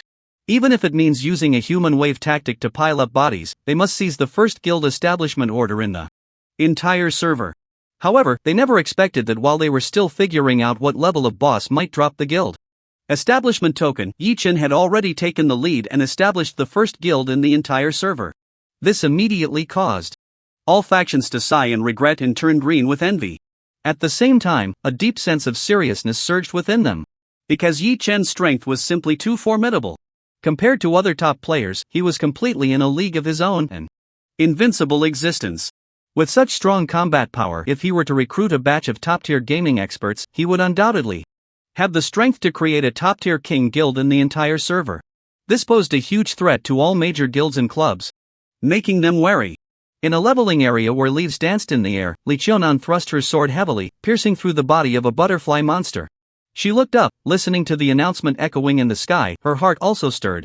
Her brows furrowed slightly, and she murmured with a hint of melancholy, "No wonder no one is willing to join my studio. It turns out they are determined to go solo." Beside Li Qiunan, the milky white snow girl stood with her arms crossed, her white priest robe stretched tight, two white rabbits almost bursting forth. Looking at Li Qiunan's resentful expression, her beautiful eyes blinked lightly as she seriously analyzed, "Although he won't work with you, you can make him work with you." Several question marks appeared on Li Qiunan's smooth forehead. After a moment she reacted, and her cheeks instantly turned bright red. She forcefully twisted a bit of the milky white snow's body and scolded, "You little brat, what nonsense are you talking about? Why don't you go work with him? Who told you my heart already belongs to Wenjin Changgu? If he were Wenjin Changgu, I would definitely go work with him." The milky white snow puffed out her chest, speaking with great confidence. Then she chuckled and joked with Li Qiunan, "As the saying goes, you can't catch a wolf if you don't want to part with the child. Didn't you specifically get a special item that can see through masks? Find an opportunity to see the true face of Wei Wui Feng. He might be a super handsome guy. Even if he really is a super handsome guy, it's impossible." Li Qiunan placed her hands on her hips, haughtily snorting, "Even if my studio goes bankrupt, I would jump off the cliff rather than sacrifice my looks to win over Wei Wui Feng." Meanwhile, in Jinbei City, Yi-Chen walked out of the registration office of the guild. A flash of light appeared in his palm as he took out a blood-red flag that fluttered in the wind. It was the epic level item just rewarded by the system Blood Frenzy Battle Flag. Blood Frenzy Battle Flag. Item grade Epic Item Effect. Within a 1000 meter radius of the battle flag, a blood frenzy domain is formed. All guild members enter a bloodbath. Frenzy state, increasing attack power and spell power by 20%, attack speed by 10%, reducing skill cooldown time by 10%, and gaining 5% life steal. This blood frenzy battle flag truly lives up to its epic grade status. It can grant such powerful group buffs to all guild members within a 1000 meter range, making it an absolute weapon for team battles. Whether for boss raids or guild wars, it can be of great use. It can even play a crucial role in turning the tide of battle. Although Yi-Chen established the guild merely to secure a base and did not intend to recruit other players, this blood frenzy battle flag in his hands was not particularly useful. However, for those ambitious players ready to make a big splash in the game, it was undoubtedly a rare and precious treasure. Even more tempting than any top-tier equipment. It could definitely fetch a good price. Yi-Chen nodded in satisfaction and put away the blood frenzy battle flag. Then, contrary to what all players expected, he did not immediately shout to the entire server to recruit members. Instead, he walked towards the nearest grocery store, preparing to stock up on supplies before heading out of the city to level up for a while. However, just a few steps out, Yi-Chen suddenly raised an eyebrow, sensing someone following him from behind. He stopped, turned around, and looked back. The moment he saw the figure behind him, his eyes slightly flickered, revealing a hint of surprise. "Why is it you again?" Looking at the figure that appeared behind him, Yi-Chen's brows immediately furrowed, revealing obvious impatience and disgust. This figure was none other than Liang Lulu, who, after failing to seduce Yi-Chen last time, still refused to give up. Having deeply reflected on her experiences, she believed she had found the winning formula and came back to entangle him once more. She clearly did not notice the look of disdain in Yi-Chen's eyes. Dressed in a deep V robe that transitioned from red to blue, she perfectly outlined her alluring curves. The neckline was very low, exposing two snow-white, soft mounds and a deep cleavage. Just a glance was enough to make an innocent virgin blush and his heart race, leading him to temptation. Clearly, Liang Lulu had put a lot of thought into preparing this outfit. How much she enhanced her attributes was unknown, but her allure to men was maximized. Her eyes were full of flattery, wearing a seductive expression as she gazed at Yi Chen and said softly, "I came today specifically to seek the support of the boss. In the future, as games merge with reality, the world will become increasingly chaotic. As a weak woman, I am helpless in this chaotic world, hoping to follow the boss in the future." After saying this, without waiting for Yi Chen to refuse, she immediately revealed her trump card, saying, "I know my gaming skills are poor, and the boss might not think highly of me. But after all, I am a popular streamer with millions of fans, certain things can still be of use. Aren't you a beast, master? Just treat me as a pet and take me in. As long as you give the order, I will obediently do anything, master." While speaking, she grasped the hem of her robe with both hands and gently lifted it. With a sultry gaze directed at Yi Chen, she made a highly suggestive gesture. However, seeing Liang Lulu's attitude of offering herself up, thinking she was being incredibly tempting, Yi Chen felt utterly nauseated. Was this woman's brain fried from a fever? Or was she just born to be a shameless person? Back then, he had treated her so well, complying with her every request and pampering her. Yet all he received in return was disdain, being treated like a lowly lapdog. However, with the identity of Wei Wu, he was not going to be polite. Last time, he had killed and robbed her, taking her skill book, which could be considered extremely excessive.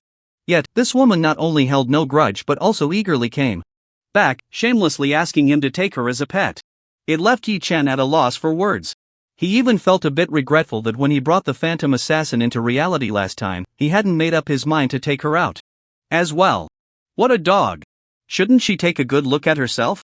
A shameless bitch to the core, and she still wanted to be his pet? Who did she think she was? Yi Chen felt sick at heart but also understood Liang Lulu's character. He knew that even if he rejected her and told her to get lost, she would shamelessly continue to cling to him, pestering him endlessly. Moreover, that would be too easy on her. A woman like her, without any shame, deserved to be taught a harsh lesson. So, after a moment of contemplation, he calmly commanded in a deep voice, "Kneel." "Ha? Here?" Liang Lulu was taken aback upon hearing this, showing a hint of difficulty. It was important to note that they were in the bustling north town, surrounded by countless players coming and going. Many players had already stopped to watch from a distance. Before coming to find Yi Chen today, she had prepared herself mentally for various demands he might make. She had even resolved to offer herself. But she never expected that Yi Chen's first request would be for her to kneel before him in front of so many people. Many things could be done privately, but doing them in public was entirely different. Liang Lulu could foresee that if she really knelt down here as Wei Wuifeng requested, her tens of millions of fans online would definitely explode in an instant. But then she thought, what was her purpose in getting close to Wei Wuifeng with such scheming? Wasn't it just for the heat and traffic? Right now, wasn't it a perfect opportunity to create buzz? It should be noted that she hadn't publicly announced her breakup with Yi Chen yet. If she knelt down and submitted to another man in front of everyone, the effect would definitely be explosive. Thinking of this, Liang Lulu's eyes brightened, and her breathing became a bit rapid. She could even imagine the news headline, "Millions of internet celebrity little dear babe breaks up with Yi Chen, kneels to follow Wei Wuifeng," soaring to the top of the trending searches. To ensure the show effect was explosive enough, she deliberately spoke in a voice loud enough for the nearby crowd to hear clearly. "Little dear guarantees that from now on, I will have nothing to do with Yi Chen, wholeheartedly following Wei Wuifeng. Please accept me." What the hell? Am I seeing this right? The female mage kneeling on the ground is the millions of internet celebrity little dear babe? Strange, wasn't she the girlfriend of Wenjin Changgu? Why is she kneeling to Wei Wuifeng? Do I even need to ask? It's definitely because Wenjin Changgu has fallen out of favor, so she's quickly clearing the relationship and clinging to a new thigh. Damn! To cling to Wei Wu Yifeng's thigh, she's really going all out. Kneeling in public like this, and saying such shameful words. You don't understand. Maybe she just likes this vibe? But I have to say, little dear babe's figure and face are truly top notch. Those legs, that waist, that big thunder, TSK, I can't even imagine how great it must feel. I really envy Wei Wuifeng. It's just that Wenjin Changgu is a bit too pitiful. Hee, the bicycle Wenjin Changgu is reluctant to ride, Wei Wuifeng can just stand up and pedal. Liang Lulu's kneeling and shouting immediately caused a huge uproar among the crowd. Countless players gathered to watch the excitement. Some even opened the game recording function to capture this scene. Yi Chen was also a bit surprised, once again having his perception refreshed by this woman's shamelessness. A cold glint flashed in his eyes as he coldly commanded again. Now, close your eyes. Ha! Upon hearing this, Liang Lulu's expression changed slightly. She couldn't help but recall the last time she tried to seduce Wei Wuifeng. It started off well, but in the end, as soon as she turned around, she was stabbed with 1,000 transparent holes, leaving her a bit apprehensive. But this time, she had learned from her previous lesson. She deliberately chose a safe area in the town of Beicheng for their meeting. In the safe area of the main city, he couldn't possibly kill me, right?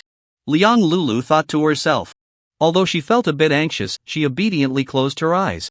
Without saying a word, Yi Chen waved his hand. In front of countless players around, he summoned the towering Shura warrior. With an extremely cold expression on his face, he raised the blood-red spear with its sharp edge. Aiming at the kneeling Liang Lulu, he thrust it down fiercely. Poof! The sharp blood-red spear of the Azura war general pierced through Liang Lulu's chest and emerged from her back. In an instant, it created a transparent hole in her body. Then, without giving Liang Lulu any chance to struggle or resist, he thrust the spear repeatedly like a torrential storm, stabbing her fiercely. In just 2 seconds, he drained the health bar above her head, sending her back to respawn directly. This sudden scene immediately caused an uproar among the onlookers. Countless players widened their eyes in shock and began to discuss, what the hell? What's going on? Why is Wei Wuifeng going crazy? How could he kill little deer? Because he didn't fancy her. But there was no need to be so ruthless, right? It's such a waste to not eat the meat that comes to you. TCH, do you think everyone is like you, thinking with their lower body? Exactly, someone of Wei Wuifeng's caliber, do you think he lacks women?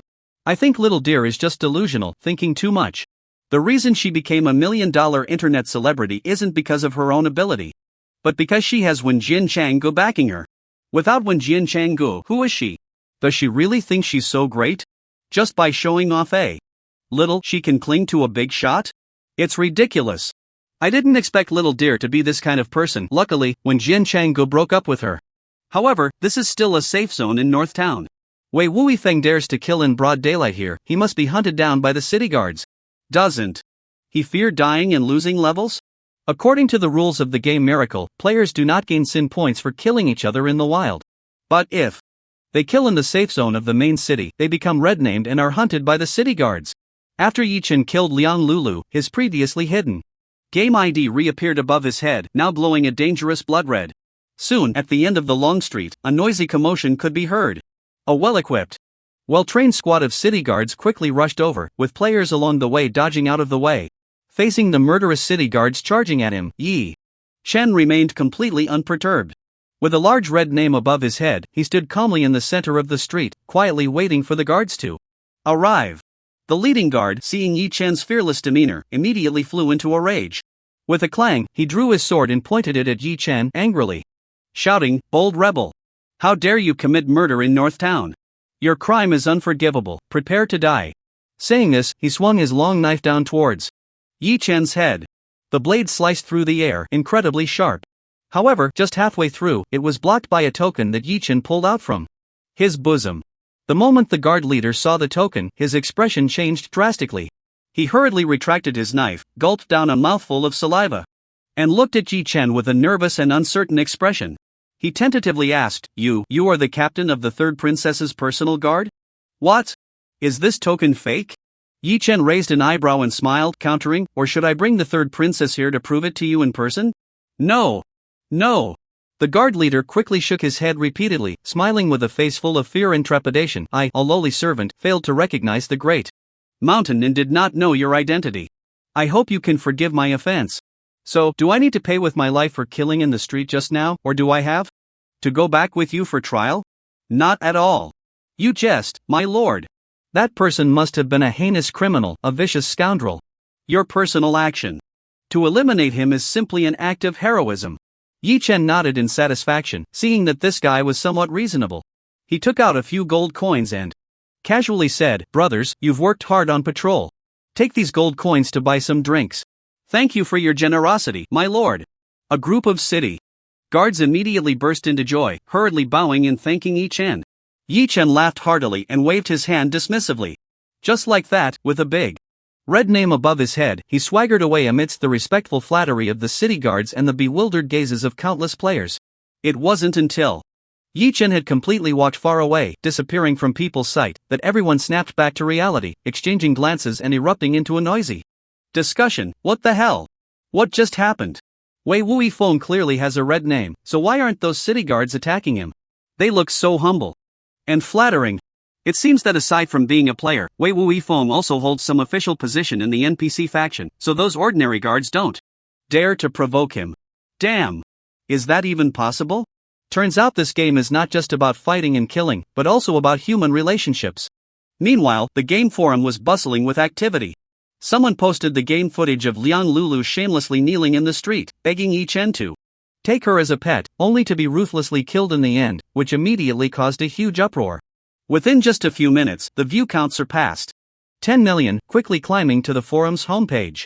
Countless players were online eagerly discussing in the comments section, this is hilarious. Liang Lulu really has guts, just a washed-up internet celebrity riding on the coattails of asking Sword Long Song, thinking she's something special. Did she think Wei Wui Feng was some inexperienced virgin? Just showing a little cleavage and making a fuss would get her a big shot? Damn, this woman is such a thankless wretch. How long has it been since she broke up with asking Sword Long Song? She can't wait to distance herself and find a new backer. It's really disgusting. Wei Wui Feng did well. A shameless bitch like her deserves a good lesson. If I were Wei Wui Feng, I definitely wouldn't let her off so easily, at least I'd teach her a lesson in 18 different ways. Something's off with you. Aha! Wei Wui Feng, that bastard, is he even a man? In reality, Liang Lulu gritted her teeth, furious and exasperated, her chest heaving violently. Looking at the countless insults and mockery from players on the game forum, she felt an unbearable sense of humiliation. Since that's the case, don't blame me. If it comes to it, I'll fight to the death. Liang Lulu gritted her teeth, furiously took out her phone, and opened Xia Hongshu. Just as she was about to unleash her version T0 power and prepare to write a scathing post to punch back at Wei Wui Feng, suddenly, a flash of skill light appeared behind her. A signature assassin skill, the blunt strike, emerged from the void and struck hard at the back of her head. Bang! With a muffled sound, Liang Lulu was knocked unconscious. In the next moment, an assassin-type player, face covered with a black cloth and dressed in fine leather armor, silently emerged from the void behind Liang Lulu.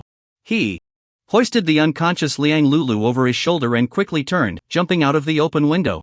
The entire process was smooth and seamless, completed in just a few seconds without making any unnecessary noise. After an unknown amount of time, Liang Lulu felt a sharp pain in her cheek and groggily opened her eyes. She found herself tied up in a windowless, very spacious room, sitting on a sofa. A middle-aged man in a suit, looking unfamiliar, was slapping his own cheeks to wake himself up. Startled, she looked at him with infinite terror in her eyes and trembled as she asked, "Where is this? Who are you? Why have you tied me up here?" Xin Jiangong looked at her coldly, not wasting a single word. He directly handed her a phone and a card with a time and location written on it, saying in a deep voice, "Stop talking nonsense. You have 5 minutes to help me get Yi Chen to meet at the location on the card. Once the task is completed, everything can be discussed. Otherwise, think about the consequences yourself." Liang Lulu could clearly sense the threat in Xin Jiangong's words, and she was immediately filled with panic. To ensure her own safety, she had no choice but to comply, hurriedly assuring him, "No problem, I'll contact Yi Chen right now. Don't worry, that guy is just my little lapdog. As long as I take the initiative to invite him, he will definitely come." While speaking, Liang Lulu took the phone and the card with the location from Xin Jiangong's hand. She quickly opened the chat app, found Yi Chen's chat window, and sent a message, "Hey, why haven't you replied for 2 days? Where are you now?" However, after sending the message, a large red exclamation mark appeared in front of her. A prominent prompt message appeared in the chat window, "The other party has enabled friend verification. You are not yet their friend. Please send a friend verification request. You can only chat after the other party approves it." Yi Chen blocked me? Seeing the prompt in the chat window, Liang Lulu was stunned, her eyes filled with disbelief. Not willing to give up, she immediately dialed Yi Chen's number. However, the result was the same, the call could not be connected, she had been blocked. This outcome made Liang Lulu furious, unable to hold back her anger. Yi Chen, that bastard. Just a mere lapdog. After 2 days of arguing, not only did he not take the initiative to ask me to reconcile, but he actually blocked me. How dare he? However, before she could curse, she suddenly felt a chilling atmosphere enveloping her. Looking up, she met Xin Jiangong's dark gaze. "It seems you two really broke up, what a waste of effort." Xin Jiangong snorted coldly, snatching Liang Lulu's phone away, his expression somewhat unpleasant. He hadn't expected that even this route with Liang Lulu would not work. A subordinate asked in a deep voice, "Boss, since this woman is useless, how should we deal with her?" Hearing this, Liang Lulu's face turned pale with fear, worried they would kill her to silence her. She hurriedly said, "Please don't do anything to me. I'm just temporarily arguing with Yi Chen, that lapdog must still care about me. At most, in 2 days, he will take the initiative to contact me, and then I will definitely trick him to your designated location." 2 days? I can't wait that long, I'll try my method. Xin Jianggong snorted coldly, looking impatient. After speaking, he gave a glance to the 2 younger brothers. "You two, come over and hold her down, don't let her move around." As soon as he finished speaking, the 2 younger brothers immediately stepped forward. One on the left and one on the right, they grabbed Liang Lulu's arms and pinned her down on the sofa. Liang Lulu was instantly filled with fear, struggling desperately, but she couldn't break free from the strong grips of the 2 young men. With a pale face, she trembled and asked, What do you want to do?" "Don't worry, we won't do anything to you just yet. We just want to take a few photos of you to send to Yi Chen, to arrange a meeting with him." Xin Jianong smiled slightly, gently patting Liang Lulu's cheek as he said, "You'd better hope that your position in Yi Chen's heart is as high as you claim. Otherwise, what we might do to you is really uncertain." After saying this, he ordered the 2 younger brothers to roughly manipulate Liang Lulu into various poses. Holding a phone, they took pictures. In the end, after careful selection, they picked out a few satisfactory ones. After adding some text, they sent them to Yi Chen via email and multimedia message. Although Yi Chen's phone had long been unreachable, he should still be able to see the emails and messages. This was the only way they could think of to contact Yi Chen under the current circumstances. Meanwhile, in the game, Yi Chen was leveling up with his pets, completely unaware of everything happening in the real world. Suddenly, he heard a ding sound, indicating he received a friend message. "Lu Nian Huahua, congratulations. The boss has established the first guild in the entire server, please take care of us in the future." Yi Chen raised his eyebrows and casually replied, "Sure, there will be opportunities for collaboration. Lu Nian Huahua, the guild has been established for so long, why haven't you started recruiting yet? The top independent players in the entire server are all eagerly waiting to join your supreme temple." Wei Wui Feng. "I don't have any plans to recruit for now." "What? Not planning to recruit? Then why did you establish a guild? Is it just for the achievement rewards? Wasn't there a server-wide announcement last time?" Li Qiunan was immediately exasperated and directly called Yi Chen. Breathing heavily, she eagerly said, "Boss, let's make a deal. If you find it troublesome and don't want to manage the guild, why not transfer the guild shell to me? You can name your price. You have to know, the Supreme Temple is the first guild in the entire server, with priority selection rights over all players. If she could really buy it from Yi Chen, then her studio, Shishui Liunian, could directly rise to the top."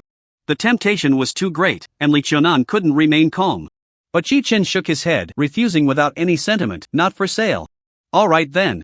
Li Qiunan immediately pouted silently, her expression somewhat resentful, feeling that Yi Chen was wasting a great opportunity. Clearly, he had established the first guild in the national server but was not recruiting other players. He was wasting a golden opportunity for a powerful rise and an incredibly strong guild talent, making her heart bleed. For the first time in her life, she tasted the bitterness of envy and jealousy. But this was Yi Chen's choice, and she couldn't say much. So she took a deep breath to calm herself and stated her true purpose for seeking Yi Chen. "Boss, I just completed a task and obtained an S-level secret realm map, which allows a 5-person team to enter together. Are you interested in exploring with us?" "S-level secret realm map?" Yi Chen raised his eyebrows slightly, revealing a hint of interest. In the game Miracle, besides the vast public leveling areas, there are many hidden secret realm dungeons. They require special items to unlock in order to enter. The monsters in these secret realm maps are often much stronger than those in regular maps. Of course, the rewards are also more abundant. In the early stages of the game S-level secret realm dungeons are already considered very rare top-tier dungeons. Yi Chen's eyes flickered slightly. He didn't immediately agree but instead asked, "What level is that secret realm dungeon?" Li Qiunan stuck out her tongue and honestly replied, "The map information shows that the monsters inside are level 32 to 36. Upon hearing this, Yi Chen immediately understood and smiled, saying, "With a map of such high level, your studio strength can't handle it yet, right? You want to clear the map early to get a batch of high-level equipment and improve your strength. So, you want me to be your muscle?" Li Qiunan didn't expect Yi Chen's thoughts to be so meticulous. With just a few words, he saw through her calculations. She could only helplessly admit, "That's right, we really want you to help us level up." But that map is indeed a genuine S-level secret realm, and the rewards inside are definitely plentiful. "I can help you level up, but I'm quite expensive." Yi-chan smiled slightly and laid out his terms. All the equipment and items dropped in the secret realm. "We split 90 tenths. What? You work hard to help us level up, and you only want 10% of the equipment? That's not very good, right? You're really playing dumb, aren't you?" Yi-chan added helplessly, 10% is yours. And 90% is mine. Li Qiaonan fell silent upon hearing this, unable to help but bite her silver teeth. To ask for 90% of the rewards right off the bat, this guy is really ruthless. But considering Yi-chan's extremely high drop rate, if he were to enter the secret realm map, the resource output of the entire dungeon could increase several times. Calculating it this way, even 10% is not a small amount. After some deliberation, she agreed to Yi-chan's terms. "No problem, 10% is 10%. It's a bit late today, let's meet at 9 a.m. tomorrow to enter the secret realm." After saying that, she sent Yi-chan a coordinate for the meeting point. After confirming there were no issues, Yi-chan ended the voice call with Li Qiaonan. A glimmer of anticipation appeared in his eyes, and he couldn't help but murmur, "There should be a few decent bosses in the S-level secret realm. Right? I wonder if there are any suitable ones to catch as pets." After his third class change today, Yi-chan had gained a new pet slot. However, he had no idea what boss to catch as a pet. Normally, the ultimate boss in an S-level secret realm map is likely to be an exceptionally strong model among bosses of the same tier, similar to the skeleton general in the hidden map of the novice village. It could also be a top-notch pet with great potential. This was also a significant reason why Yi-chan agreed to help Li Qiaonan clear that hidden dungeon. After that, Yi-chan leveled up for a while longer. At 11 o'clock in the evening, he logged off on time to rest and recharge. Although Yi-chan currently lived in a remote area with no shops around, he could purchase all the necessary supplies in the game and then cash out the gold coins. Before logging off, he made a special trip to the shop to buy a tent, blankets, magic lamps, and other items. He also went to a tavern and bought a lavish meal of 4 dishes and a soup. After logging off, he spent more than half an hour setting up his temporary residence. Then he took out 4 dishes and a soup, enjoying them comfortably with a little wine. While eating, Yi-chan casually took out his phone and found a brand new unread multimedia message. His heart stirred, and he clicked it open, his gaze instantly sharpening. Inside the message were 3 photos. In the photos, Liang Lulu was being roughly pinned down on the sofa by several burly men posed in various humiliating positions, her expression filled with struggle and fear. The text was simple, essentially telling him that Liang Lulu was in their hands. If he didn't want anything to happen to her, he should meet them at the agreed place at 9 o'clock tomorrow morning. After reading the message, Yi-chan couldn't help but smile. He had been pondering how to deal with that wretched Liang Lulu, and now it seemed he wouldn't even need to lift a finger, someone was doing it for him. As for the group that kidnapped Liang Lulu, although Yi-chan didn't have solid evidence, he could make a good guess. In Jiang City, where the game had just merged with reality, there were enough people with the strength and guts to do such a thing. It was most likely the Wanjian Club. These bastards really don't know when to quit, coming to seek death. A cold glint flashed in Yi-chan's eyes as he silently sentenced the Wanjian Club to death. He then picked up his phone and replied to the message. Meanwhile, in that spacious and empty room, the phone on the table suddenly vibrated instantly, capturing everyone's attention. Xin Jiangdong eagerly picked up the phone to check the message. Liang Lulu, bound hand and foot, widened her eyes and looked at the phone with anticipation, hoping Yi-chan would meet them as they demanded, allowing her to escape their clutches. However, after reading Yi-chan's reply, Xin Jiangdong's expression darkened instantly. With a cold snort, he placed the phone in front of Liang Lulu, letting her see Yi-chan's response. "Dumbass. Did you guys get shit in your brains? Threatening me with this broken shoe? If I don't play her to death, I'm not your keeper." Liang Lulu was struck like a bolt from the blue, frozen in place. Her face turned pale with anger, trembling all over. She shouted in exasperation, "Yi-chan, you bastard. How can you treat me like this? You're just my little lapdog, what right do you have?" But before she could finish her sentence, Xin Jiangdong yanked her hair. She trembled all over, realizing her current predicament. Looking at Xin Jiangdong's cold, grim face, an infinite terror surfaced in her eyes. She stammered. What do you want to do?" "Don't worry, you're a top-tier internet celebrity, I won't kill you," Xin Jiangdong said with a smirk, revealing a sinister smile that sent chills down Liang Lulu's spine, patting her cheek. "I'm a frugal person, I always eat every grain of rice in the bowl clean." "Brothers, go out and line up." "Thank you, boss." Several lackeys immediately ran outside, excitedly lining up. The screams in the room didn't stop all night. The next morning, Yi Chen got up early, feeling refreshed and invigorated. After casually eating some breakfast, he logged on and headed to the meeting place he had arranged with Li Chonan. The meeting place agreed upon by Li Chonan and Yi Chen. Deep in the cold wind forest, in a small map called the Peach Blossom Grove. The forest is filled with century-old peach trees in full bloom. Petals fall like rain, and the grass is lush and fragrant. Li Chonan, dressed in a set of curve-hugging crimson armor, stands beneath a peach tree. Her slender waist is barely graspable, her abdomen flat and her legs long. Pink peach. Petals drift down with the wind, landing among the snow-capped peaks and valleys. Holding a slender narrow sword, she exudes the grace of a remarkable female general. Upon seeing Yi Chen arrive, Li Chonan's eyes instantly brightened slightly. She had one hand behind her back and quietly used a special item. Suddenly, a faint clear light surged into her eyes, granting her temporary X-ray vision to see through obstacles.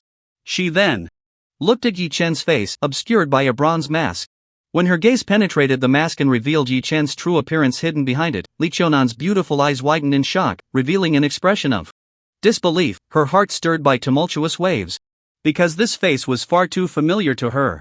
Her room was plastered with his posters, and she saw them every day upon waking. Wei Wu Yifeng is actually Wen Jian. Changgu? How is this possible? Li Chonan's ample bosom rose and fell, feeling utterly incredulous. Since the launch of Divine Miracle, Wei Wu Yifeng had emerged, firmly occupying the top spot on the leaderboard, attracting countless eyes. Many had found it strange that he concealed his face with a bronze mask, curious about his true identity in real life. Even on the forums, many players had opened a discussion area to analyze and speculate on Yi Chen's true identity. In the discussion area, various opinions abounded. Many suspected that Yi Chen wore a mask to hide his face because he was a celebrity. Once his true appearance was revealed, his identity would be exposed. Moreover, his achievements in the game could not solely be attributed to a special hidden profession and gaming talent. His gaming skills were undoubtedly top-notch. He was certainly not an unknown figure.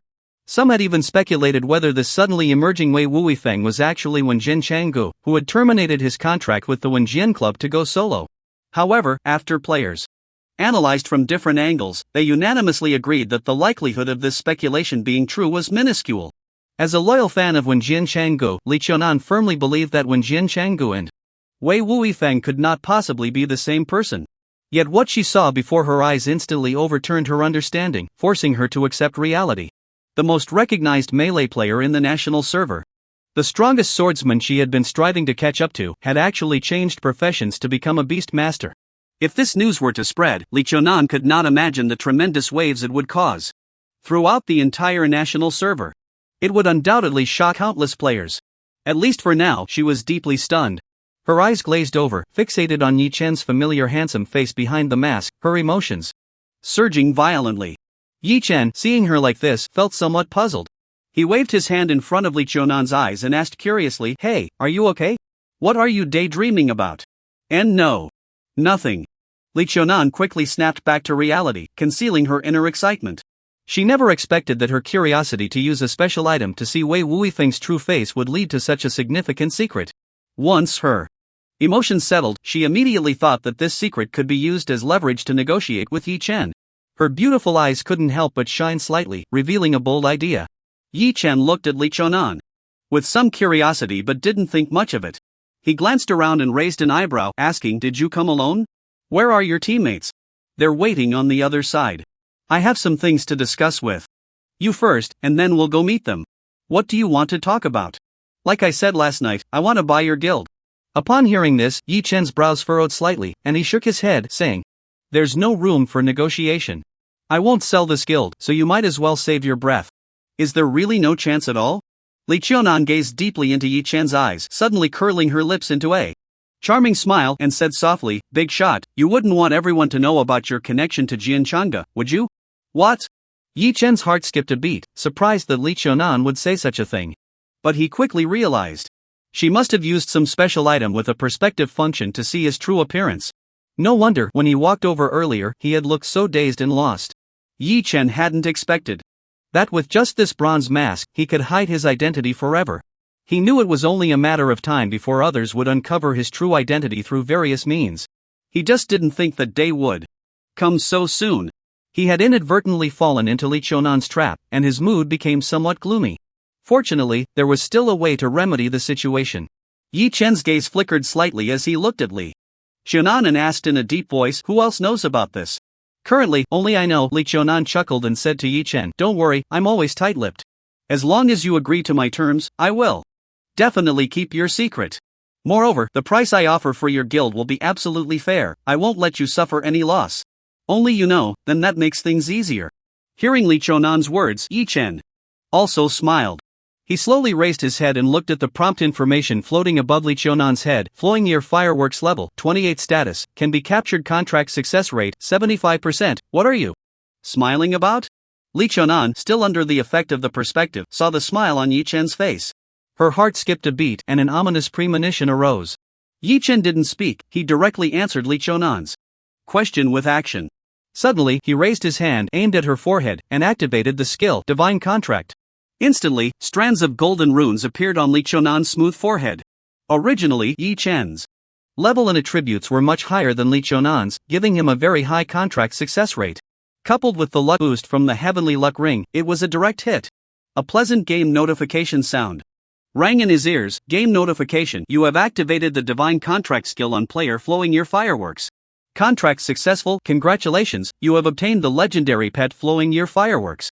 The moment he successfully took Li Chonan as his pet. Li Chonan's detailed attribute panel also appeared before Yi Chen in the void of the game interface. Flowing Year Fireworks bloodline level, legendary talent. Red Lotus Divine Fire. Normal attacks deal an additional 20% fire damage, all fire skill damage increased by 60%. Skills: Heavy Slash, D, Sweeping Thousands, C, Fiery Combo, B, Fire Phoenix Slash, A. Since Li Chonan was a player, her attribute panel did not display growth star levels like other pets. But it showcased her talent skills. A-level talent Red Lotus Divine Fire. It seemed that an A-level talent player's growth potential corresponded to a legendary level boss or NPC. If that's the case, with my SSS level talent, wouldn't I be comparable to a mythological existence? Yi Chen felt a surge of joy in his heart. At the same time, Li Chonan also received a game prompt. As the symbols formed on her forehead, a contract was established with Yi Chen. An indescribable, wonderful feeling, difficult to articulate in any language, emerged in Li Chonan's heart. It was as if this man before her was her sky, her earth. He was her supreme and absolute master. The meaning of her existence was to obey and fulfill all his commands. What's going on? I have become the pet of Wei Wu's legacy? This realization suddenly shocked Li Chonan. She looked at Yi Chen in horror and exclaimed, "What? What have you done to me?" "Nothing, just a little punishment for threatening me with leverage earlier." Yi Chen snorted coldly, speaking lightly. "You should be grateful that I don't know your real address yet, or I wouldn't have the time to come find you. Otherwise, the punishment wouldn't be so simple." After saying that, Yi Chen looked at Li Chonan and commanded in a deep voice, "Without my permission, you are not allowed to reveal my true identity to anyone." "Okay, master," Li Chonan instinctively replied. Only after the words left her mouth did she suddenly realize. In disbelief, she covered her mouth, a storm of emotions rising in her heart. "Oh my god. Li Chonan, what did you just say? You actually called him that so naturally. How embarrassing." In an instant, Li Chonan felt a wave of panic. She knew that her earlier attempt to use a secret to threaten Yi Chen had gone too far, provoking someone she shouldn't have. She hurriedly pleaded with Yi Chen, "I'm sorry, I know I was wrong, please release the contract. I promise, I won't tell anyone your identity.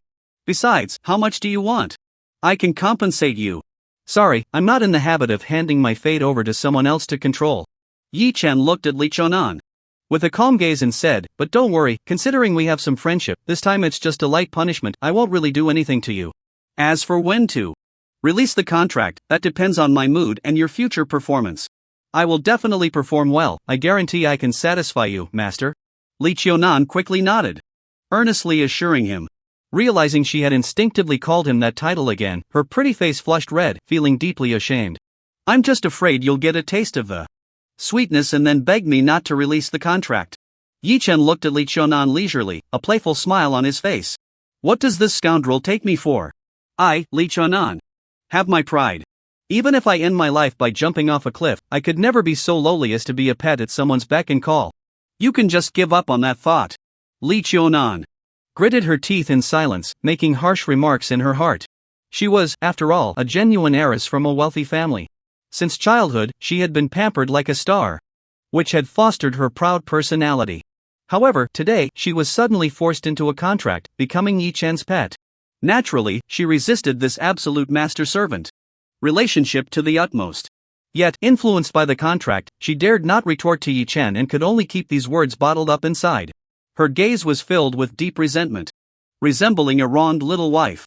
Yi Chen could probably guess what Li Qiunan was thinking, but he didn't care. In their contractual relationship, Yi Chen held absolute power.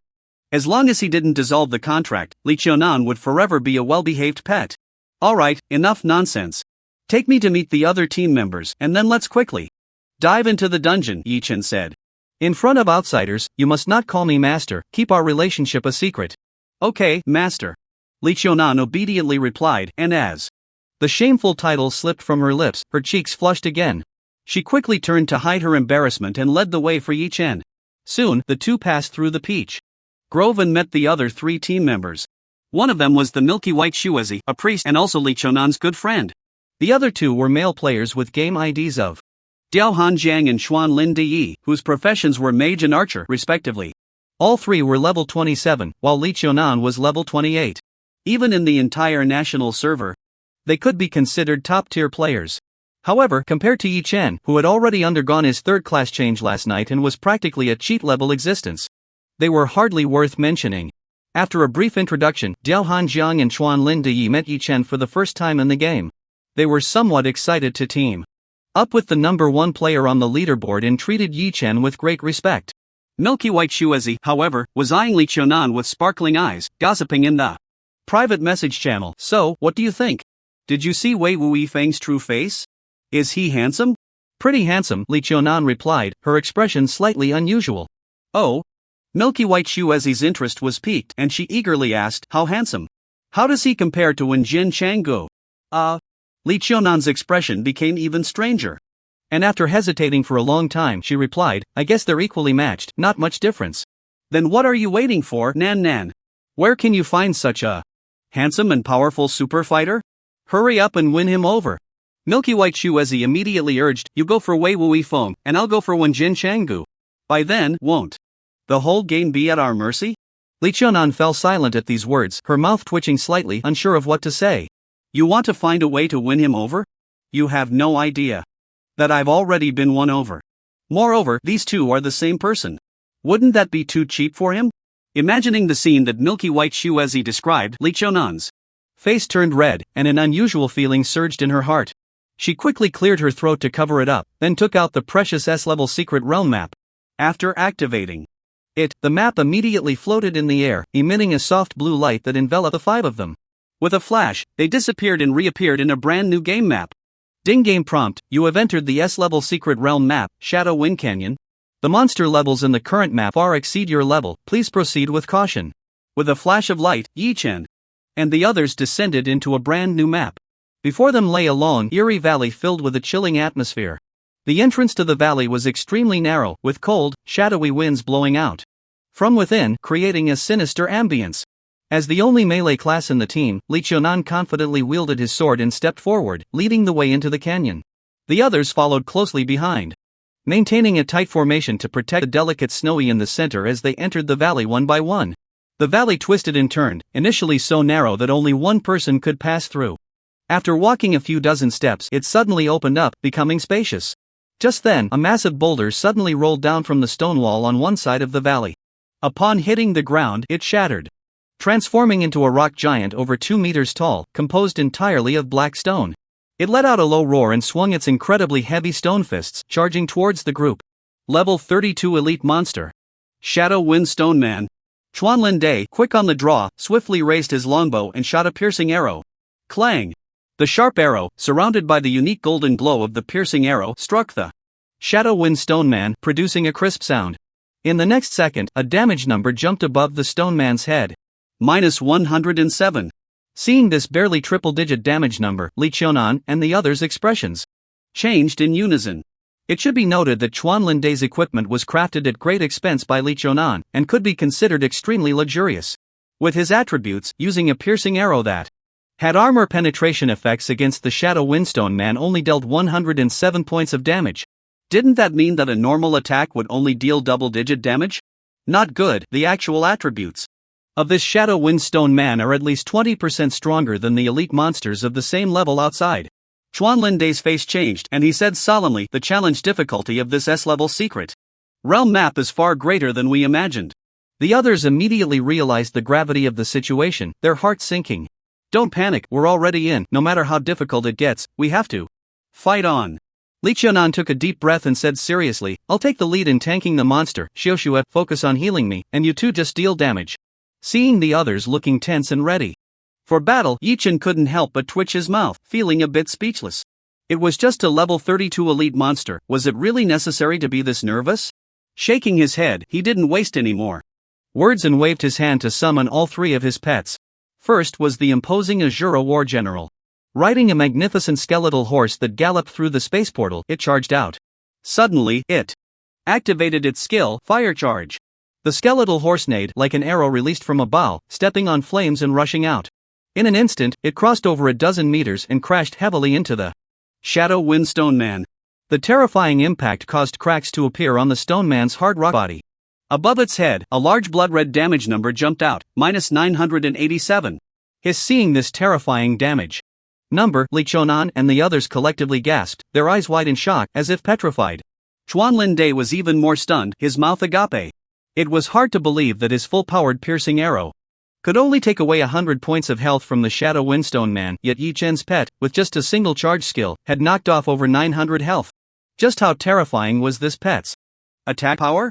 Before they could calm down, the Azura War General roared, suddenly raising the long spear in his hand and thrusting it forcefully at the Shadow Windstone Man. 3 streaks of blood-red spearlight, each several zhang long, shot out in succession from the spear tip, piercing through the Shadow Windstone Man's body. -1037. -1109. -1098. 3 consecutive damage numbers exceeding 1,000. Jumped up above the Shadow Windstone Man's head, causing its health bar to drop sharply, leaving only a third of it remaining. At the same time, a terrifying roar echoed in the sky. The grotesquely large body of the Void Terror beast descended into the valley like an immensely heavy purple mountain. The tremendous impact made the ground of the valley tremble. It suddenly opened its massive maw and unleashed its skill, Devouring Feast. It bit down fiercely. -2352. An eye-catching damage number leaped into view. It directly swallowed the Shadow Windstone Man whole, turning it into nourishment for its growth and evolution. Wow! So fierce? A level 32 elite monster was just taken down like that? Seeing the immensely powerful Shadow Windstone Man, whose armor-piercing arrows could hardly break its defenses, being taken down so easily by Yi Chen's 2 pets was like watching paper being torn apart. Li Qianan and the others were instantly shaken, their hearts stirred by overwhelming waves. Although they had long known that Yi Chen's pets were of high rank and incredibly powerful, they never expected them to be this strong. It was simply outrageous. Especially the Void Terror beast, with its visually striking massive size and fierce appearance. Just standing there, it exuded a pressure akin to a mountain, making them involuntarily look up in awe. Just as they were still immersed in shock and had not yet calmed down, another loud eagle cry suddenly resonated in the sky. The Thunder God Eagle, surrounded by lightning, flapped its enormous wings several meters wide, and soared over their heads, flying into the canyon ahead. As it passed, the Shadow Windstone Men, hidden on the rock walls on both sides of the canyon and seemingly one with the walls, were immediately disturbed and awakened from their slumber.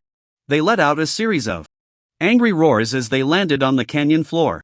In the blink of an eye, over 100 of them had gathered.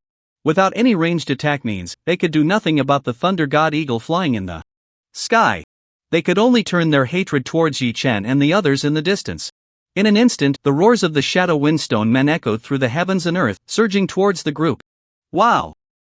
So many monsters? Looking at the overwhelming wave of Shadow Windstone Men charging forward, Li Qianan and the others turned pale, sweat seeping from their palms, their anxiety reaching a peak. They knew that the Shadow Windstone Men were genuine level 32 elite monsters, with attributes that were exceptionally strong. Without Yi Chen, their 4-man team could barely handle 3 or 4 monsters at once, which was almost their limit. If they accidentally pulled too many monsters, casualties were very likely. Yet, such powerful monsters, Yi Chen's pet had actually attracted over 100 at once. Could they really withstand such a terrifying elite monster? Horde? Would they flip over right after entering the secret realm? However, Yi Chen's expression was calm and unruffled as he waved his hand and activated his skilled beast. Master Clone. Whoosh! As the skill's light flashed, an energy clone of a Shura war general was summoned. Then, 2 Shura war generals roared simultaneously, raising their right hands. In the next second, the ground of the valley shattered. 16 skeletal, raggedly cloaked necromancers emerged from the ground, with flames flickering. In their eye sockets, they waved their bone staffs, unleashing powerful necromantic spells towards the horde of monsters ahead. The Void Terror beast let out a roar and suddenly activated its skill, Void Spike. In the next second, a massive circular area appeared beneath the feet of the charging Shadow Windstone men. Jagged, sharp bone spikes erupted violently from the ground. The dozens of Shadow Windstone men within the area suffered massive damage and were instantly knocked into the air. Before they could land, the Void Terror beast roared again. A terrifying destructive soundwave spread from its massive mouth. The terrifying power contained within twisted the void, instantly covering a large fan-shaped area ahead. The dozens of Shadow Windstone men enveloped by the soundwave trembled violently, their health dropping sharply. The 2 Shura war generals, one on the left and one on the right, urged their bone steeds and charged fiercely into the monster horde. Their long spears thrust and swept, unleashing a series of incredibly powerful skill lights. They moved freely, as if in a realm without enemies. The Thunder God Eagle, possessing the ancient Thunder Phoenix bloodline, circled above the monster horde. Its massive wings shimmered with brilliant lightning. It continuously unleashed terrifying and deadly thunder skills onto the monster horde below. With the terrifying firepower output from the 3 pets, over 100 Shadow Windstone men quickly lost health, suffering heavy casualties. In the end, only a handful of stone men managed to reach Yi Chen and the others, but they were already left with very low health. The 16 necromancers summoned by the Shura war generals waved their staffs, unleashing a volley of skills, easily completing the final harvest. Li Qiunan and the others, standing to the side, were instantly stunned by the scene before them, their minds shaken, all petrified in place. Their eyes widened in disbelief, shocked by the exaggerated output capabilities of Yi Chen's pets. Deep inside, an unprecedented wave of excitement surged. After a long while, Chuan Lindai finally swallowed hard and muttered in disbelief, "My goodness, over 100 level 32 elite monsters, and they were wiped out in less than a minute? I didn't even get a chance to strike. No wonder the Great Wei Wu is so formidable. This output capability is simply terrifying." The others were equally stirred, looking at Yi Chen as if he were a monster. Although they had long known that Yi Chen's pets were incredibly powerful and could handle monsters fiercely, they never expected them to be this fierce. Describing it as against the heavens is not an exaggeration at all. This guy, is this how he usually levels up by grinding monsters? No wonder his level is skyrocketing like he's on a rocket. Who can keep up with this? For a moment, the emotions of the few were incredibly complex, not knowing what to say. Just then, the milk-white snow child suddenly pointed at the ground in the valley ahead, shouting excitedly, "Wow! You guys, look, so much equipment." The other 3, upon hearing this, quickly focused their attention forward, and were immediately taken aback, unable to help but widen their eyes. In the valley ahead, over 100 broken corpses of the Shadow Windstone men were scattered all over the ground. Among these corpses, countless silver and copper coins sparkled, covering the ground in a thick layer. Mixed in were also pieces of shiny high-level equipment, dazzling to behold. This discovery made the few who had just calmed down unable to remain composed again.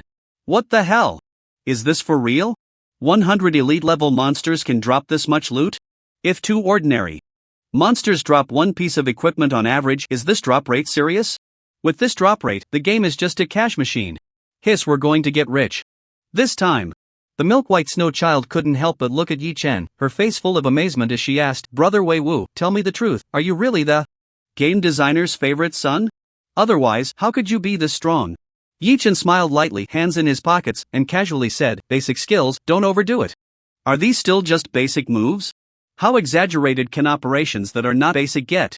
Faced with Yi Chen's obviously pretentious remarks, the others were somewhat speechless, but had nothing to say. Because he indeed had the capital to be pretentious. "According to our agreement, 90% of these things are mine. You can collect everything first and we'll settle the accounts together after we go out." Yi Chen pointed to the ground covered with equipment and gold coins and said to Li Qiunan. Li Qiunan nodded and immediately walked to the front, starting to pick up the items with remarkable skill. Seeing this scene, the other 3 showed expressions of surprise. It should be known that Lee Chonan had a very proud personality. If it were a boss kill, she might personally check the loot. However, for ordinary monsters, she had always looked down on picking up the equipment and gold coins herself, letting others do it instead. Yet at this moment, Yi-chan casually said a sentence, and this pampered young lady obediently complied.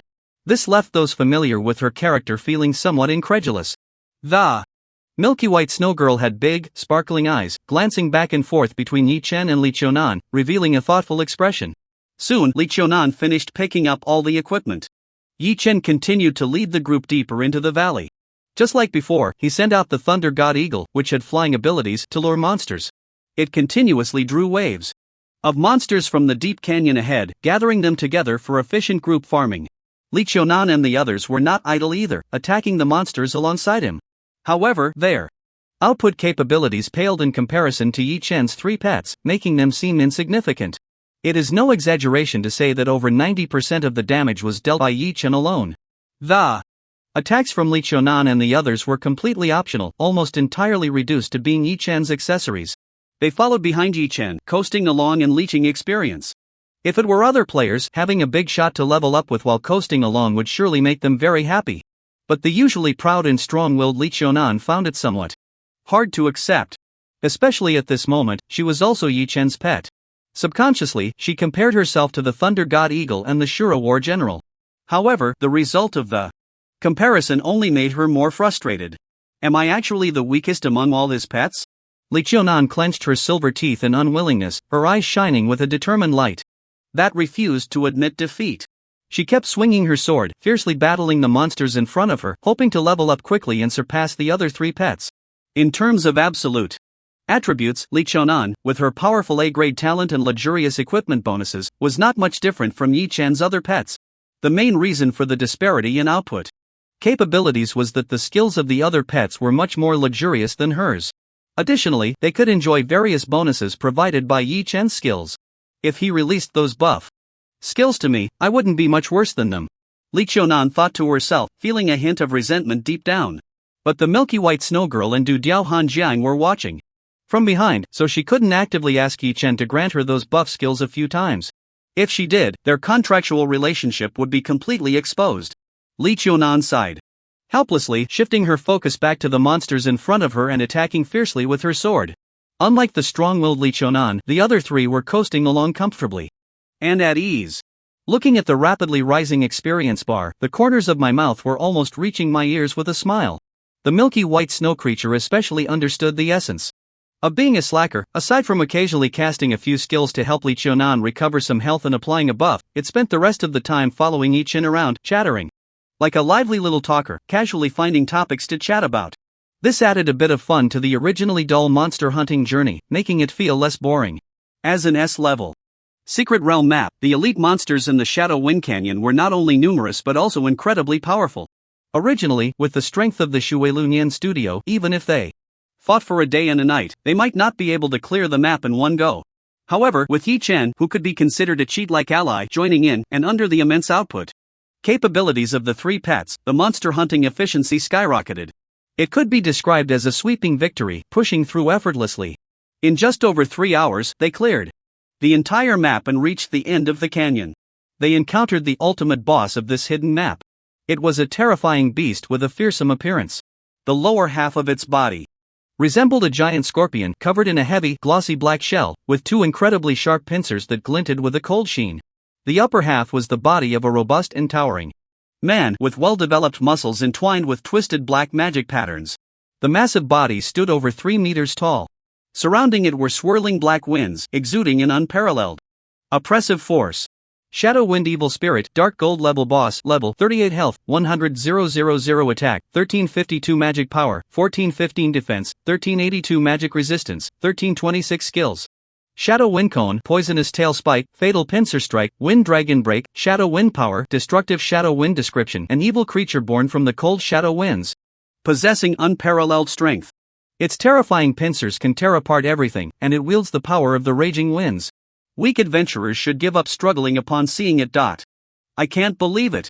It's actually a level 38 Dark Gold monster. All 4 attributes are over 1,300 points, isn't that a bit exaggerated? Fortunately, this time we came with the Great Wei Wu, otherwise, with just the few of us, we probably wouldn't be able to get through even if we leveled up 3 more times. Looking at the imposing tall figure at the end of the Shadow Wind Canyon, along with its incredibly exaggerated attributes, Li Qiaonan and the others immediately changed their expressions, unable to help but gasp in shock. Yi Chen's brow, however, slightly furrowed, revealing a hint of disappointment. Originally, the main reason he agreed to come with Li Qiaonan to grind this map was to see what the ultimate boss of this map was. Could he capture it and make it his 5th pet? However, the Shadow Wind evil spirit before him, while possessing very strong attributes and decent growth potential, was clearly a melee type, overlapping with the positioning of the Shura War General and the Void Terror Beast. It did not meet Yi Chen's requirements for a 5th pet. It seems that I still need to put some thought into finding this 5th main pet, Yi Chen murmured to himself. But he did not take the Dark Old Boss, which made Li Qiaonan and the others look serious as if facing a great enemy, to heart. With a strong whip crack, he directly commanded his 3 pets to rush in and start eating it up. It should be noted that Yi Chen's 3 main battle pets, aside from the Void Terror Beast, which currently had a lower bloodline rank of only gold, the Shura War General and the Thunder God Eagle, were both genuine legendary pets. Their inherent attribute growth was already much stronger than that of the Dark Gold Shadow Wind Evil Spirit.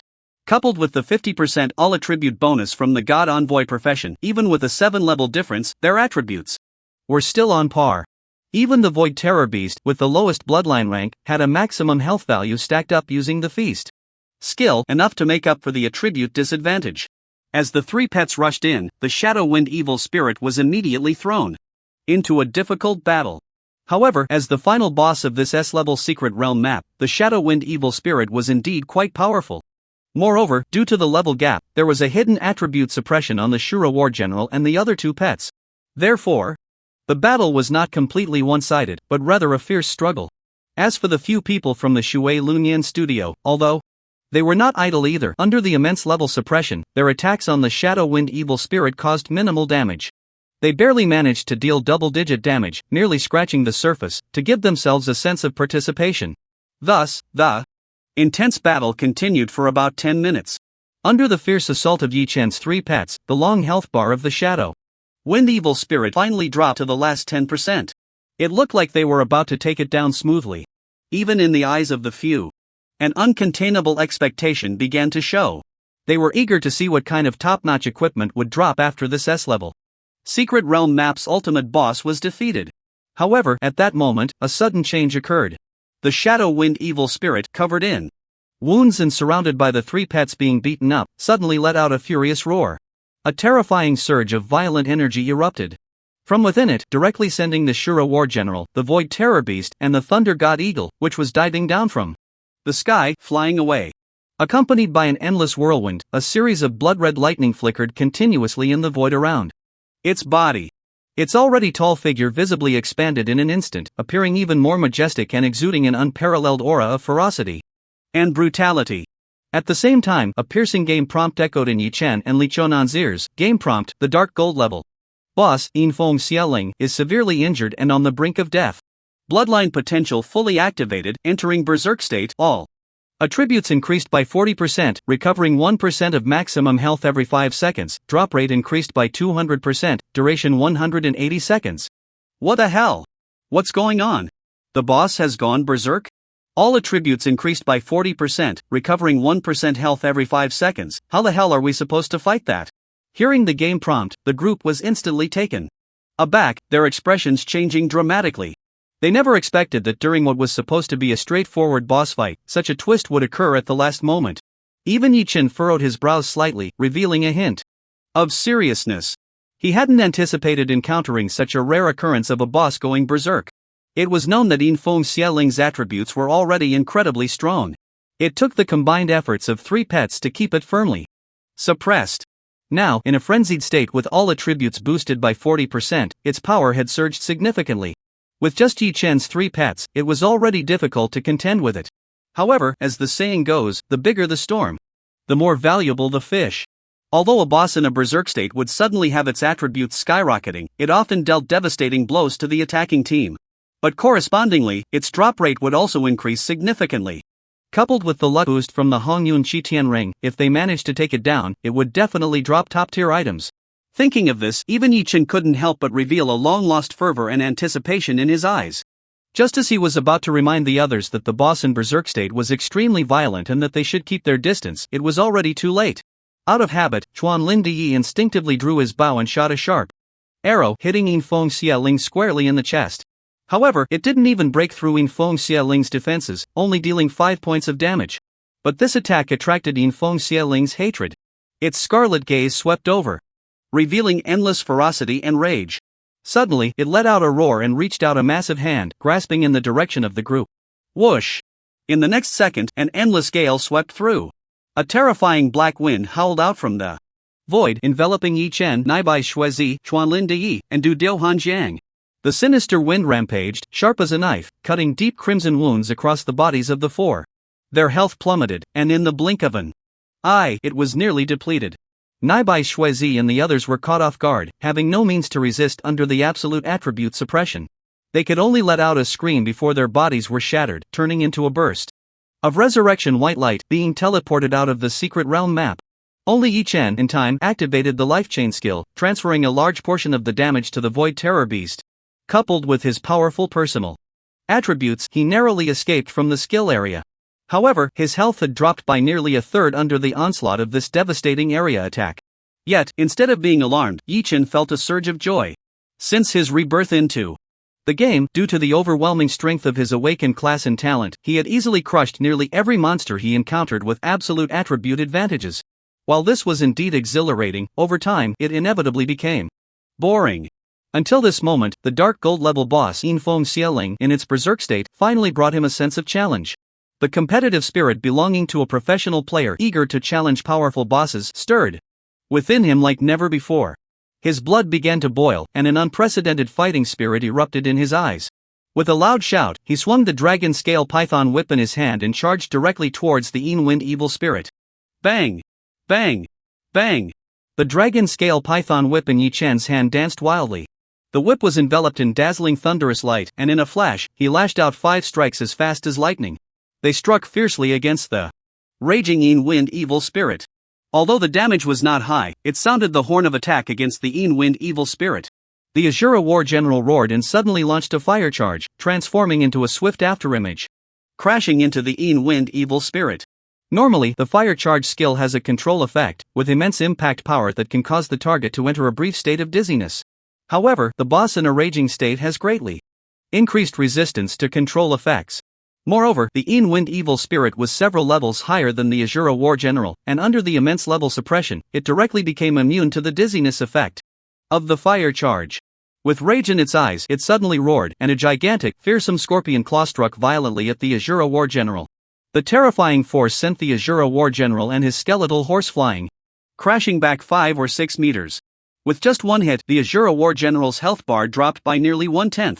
The Thunder God Eagle flapped its wings, diving down from the sky, its sharp eagle claws surrounded by brilliant, thunderous light. It attempted to unleash a thunder claw strike, fiercely grabbing at the Yin Wind evil spirit. However, before the attack could land, the Yin Wind evil spirit suddenly raised its gaze. With a roar, its long, glossy black scorpion tail swung up into the sky. The sharp stinger at the end glimmered with a chilling light, whistling through the air, and pierced into the body of the Thunder God Eagle. Then, with a sudden forceful flick, it yanked the Thunder God Eagle down from the sky, crashing it hard to the ground. The Void Terror Beast roared thunderously, and from its fearsome mouth, sharp bone spines shot out. They whistled through the air, fiercely shooting towards the Yin Wind evil spirit. Yet, the Yin Wind evil spirit raised a hard scorpion claw as a shield, blocking all of them, resulting in very limited damage. Then, a flash of crimson light flickered in the Yin Wind evil spirit's eyes. Suddenly, it raised its right hand and made a grasping motion towards the massive Void Terror Beast. Instantly, a chilling black gale surged from its palm. It transformed into a ferocious Yin Wind dragon with raging winds, swirling around it, continuously causing high damage to the Void Terror Beast. It must be said that after entering a raging state, the Yin Wind evil spirit, with a 40% attribute boost, became incredibly fierce. With its powerful attributes and level advantage, it completely pressed Yi Chen's 3 pets down to the ground. In comparison, Li Chonan's performance was quite remarkable. As a melee class, she had not stood with Yi Chen and the others earlier, thus avoiding the Yin Wind evil spirit's area attack skill. Then, wielding her long sword, she fiercely charged at the Yin Wind evil spirit. The crimson sword edge, surrounded by flames, continuously struck the Wind evil spirit. Although the damage was not high, her footwork was as swift as the wind, advancing and retreating with precision. Utilizing her superb positioning skills, she hid herself in the blind spot of the Wind evil spirit's vision, continuously launching attacks. Each time the Wind evil spirit attacked, she would dodge in advance. If she couldn't avoid it, she would block with her long sword, using the block action to reduce the damage she took. It must be said that in her previous life, Lee Chionan was able to grow step by step into the second best melee player in the national server through hard work, even challenging Yi Chen. Her gaming talent was indeed remarkable. At this moment, her gaming skills were already comparable to many professional players in gaming clubs. She just lacked further honing. As they passed through the Windy Valley, while dealing with those ordinary monsters, the main competition lay in panel attributes and sustained output capabilities, leaving little room for gameplay skills. Her performance was far inferior to that of Yi Chen's other three pets. However, at this moment, facing the enraged Windy evil spirit, the three pets, including the Azura warrior, fought purely on instinct.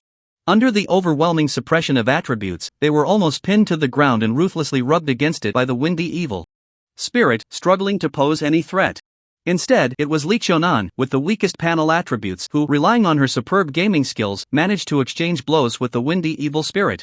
This made Yi Chen look at her with new eyes, and he couldn't help but ponder. It seemed that compared to ordinary boss-type pets, contracted players becoming pets still had certain advantages. Smack! Yi Chen swung the dragon scale python whip and struck Lee Chionan on the backside. She immediately shuddered, gaining a 7% boost to all attributes. As if greatly encouraged, her eyes sparkled with fighting spirit as she continued to launch fierce attacks on the Windy evil spirit. However, relying solely on gameplay skills ultimately couldn't make up for the gap in attributes. Just a few seconds later, she was swept by the long tail of the Windy evil spirit, letting out a muffled groan as she was sent flying. Her health instantly dropped significantly, nearly below half. After getting up, she quickly took out a large health potion from her bag and gulped it down. After recovering some health, she raised her sword again, ready to charge back at the Windy evil spirit. But Yi Chen called out to her, his voice serious, "Don't go in again. With your current attributes and skill level, going in is just asking for death." Hearing Yi Chen's assessment of her skills, Lee Chionan felt belittled and retorted angrily, "If you think you can do better, then go ahead. What's the point of just standing back and making sarcastic comments?" Yi Chen, upon hearing this, wasn't angry. He smiled slightly and said, "That's exactly what I intend to do." "What?" Lee Chionan was taken aback, her expression one of surprise. "You, a beast master, want to personally go into battle against the boss? What kind of joke is that? You should just stay back and buff us. Who says a beast master can't fight in person?" Yi Chen laughed heartily and said to Lee Chionan, "From your movements just now, I saw a bit of my shadow. You must have practiced intentionally. But unfortunately, you haven't grasped the essence. Next, I'll demonstrate it for you once. How much you can learn will depend on your fortune." As his words fell, Yi Chen suddenly extended his right hand, reaching out towards Lee Chionan, and shouted, "Sword, come." Before Lee Chionan could react, she suddenly felt an incredibly intense wave of energy erupting from within her body. Surrounded by blazing red lotus flames, her body quickly twisted and transformed. In the blink of an eye, she morphed from her original human form into a dazzling, flame-wreathed crimson long sword. Emitting endless sharpness and heat, it sang as it flew through the air, landing in Yi Chen's palm. "What is going on? I have actually turned into a sword." Feeling the astonishing change happening to her body, Lee Chionan was utterly shocked. She quickly checked the game log and finally discovered through the battle prompts that Yi Chen had activated a skill called Beast Master Weapon, turning her into his weapon. In that moment, held in Yi Chen's palm, Lee Chionan felt acutely that his rough, large hand was tightly gripping her body. Instantly, a shiver ran through her, awakening an unprecedented sense of strangeness. Before she could calm her emotions, she suddenly felt a surge of fierce, unbridled energy. Like a rushing river, it poured into her body from Yi Chen's palm. It made her delicate form tremble, and she couldn't help but let out a soft moan. At the same time, the moment Yi Chen grasped a long sword that had transformed from Lee Chionan, he also felt an incredibly hot and powerful energy surging into his body from the sword's body. His body trembled slightly, and his personal attributes surged dramatically. In fact, purely from the perspective of attribute enhancement, whether choosing the Thunder God sculpture or the Azura War General, activating the Beast Master Weapon skill would provide Yi Chen with a much stronger attribute boost than choosing Lee Chionan. But Lee Chionan's corresponding weapon was a sword. And the main weapon Yi Chen was most skilled with was precisely the sword. It was with his extraordinary swordsmanship that He earned the title of the strongest melee player in the national server. Therefore, Yi Chen chose Li Qiunan. At this moment, holding the blazing red longsword surrounded by flames, a long-lost feeling surged in his heart. His emotions stirred. Instantly, filled with a sense of boundless ambition, as if with a sword in hand, the world was his. He infused a surge of energy into the sword, causing the blade to ring out with a clear sound, resonating endlessly. Transformed into a sword. Li Qiunan's delicate form trembled, and she bit down hard on her silver teeth. Yi Chen first raised his left hand, activating the life chain skill to connect himself with the Void Terror Beast. Then, wielding the sword, he stepped out with a flourish. Swiftly rushing to the side of the Yin Wind Evil Spirit. He activated the skill Flame Combo. Flames swirled around the sword's edge, and in an instant, it tore through the void, delivering 3 consecutive slashes that struck the Yin Wind Evil Spirit. Instantly, 3 deep, shocking sword marks were carved into its hard body covered in black armor on the lower half. Above the Yin Wind Evil Spirit's head, 3 blood-red damage numbers jumped out, -327, -359, -342. With just one skill, Yi Chen dealt over 1,000 points of damage to the Yin Wind Evil Spirit. It was evident how sharp Yi Chen's attack power was after merging with Li Qiunan and gaining 80% of her attributes. However, this fierce attack instantly enraged the Yin Wind Evil Spirit. A scorpion claw whistled through the air, fiercely clamping down on Yi Chen. Yet, Yi Chen's footwork was as swift as the wind, his figure elusive like a ghost. With a flicker, he easily dodged this attack. Taking the opportunity to circle behind the Yin Wind Evil Spirit, he struck down heavily with another sword. When the Yin Wind Evil Spirit, in a fit of rage, turned around to find Yi Chen and launch an attack, Yi Chen seemed to have already predicted its reaction. With another flicker, he quickly stepped back several paces, once again dodging to its back to launch an attack. This is Shadow Step? Although Li Qiunan had turned into a weapon, her consciousness remained, allowing her to see Yi Chen's game maneuvers. She instantly recognized what game operation Yi Chen was using at that moment. Simply put, the so-called Shadow Step is a technique that involves predicting the enemy's actions and quickly moving one's position, allowing oneself to always be in the enemy's blind spot to launch attacks and evade their locked-on attacks. In fact, Li Qiunan had also used this footwork in the earlier battle. However, her footwork still had flaws. If Li Qiunan's Shadow Step had reached a level where it could be officially used in combat, then Yi Chen's Shadow Step was already at the pinnacle, achieving a state of perfection. Every step he took was filled with confidence, decisive and resolute, without a hint of hesitation. Moreover, the stride and speed were just right, allowing him to remain in the blind spot of the Yin Wind Evil Spirit's vision. With each sword strike, he continuously attacked, causing the Yin Wind Evil Spirit to jump and rage, roaring repeatedly, yet it could not find Yi Chen's shadow at all. Witnessing Yi Chen's extraordinary skills, which had almost surpassed human limits, Li Qiunan, who was within the sword body, was instantly shaken, feeling an incredible sense of disbelief. It should be known that she was originally a loyal fan of Yi Chen, having watched nearly every match he played. However, even in the World Championship arena, Yi Chen's gameplay had never been as sharp as it was at this moment. Could it be that he didn't even use his full strength in the World Championship? What kind of monster is this guy? Li Qiunan's emotions surged violently. Just as this thought arose, a wave of scorching, overwhelming energy surged into her body. Yi Chen had activated her skills again.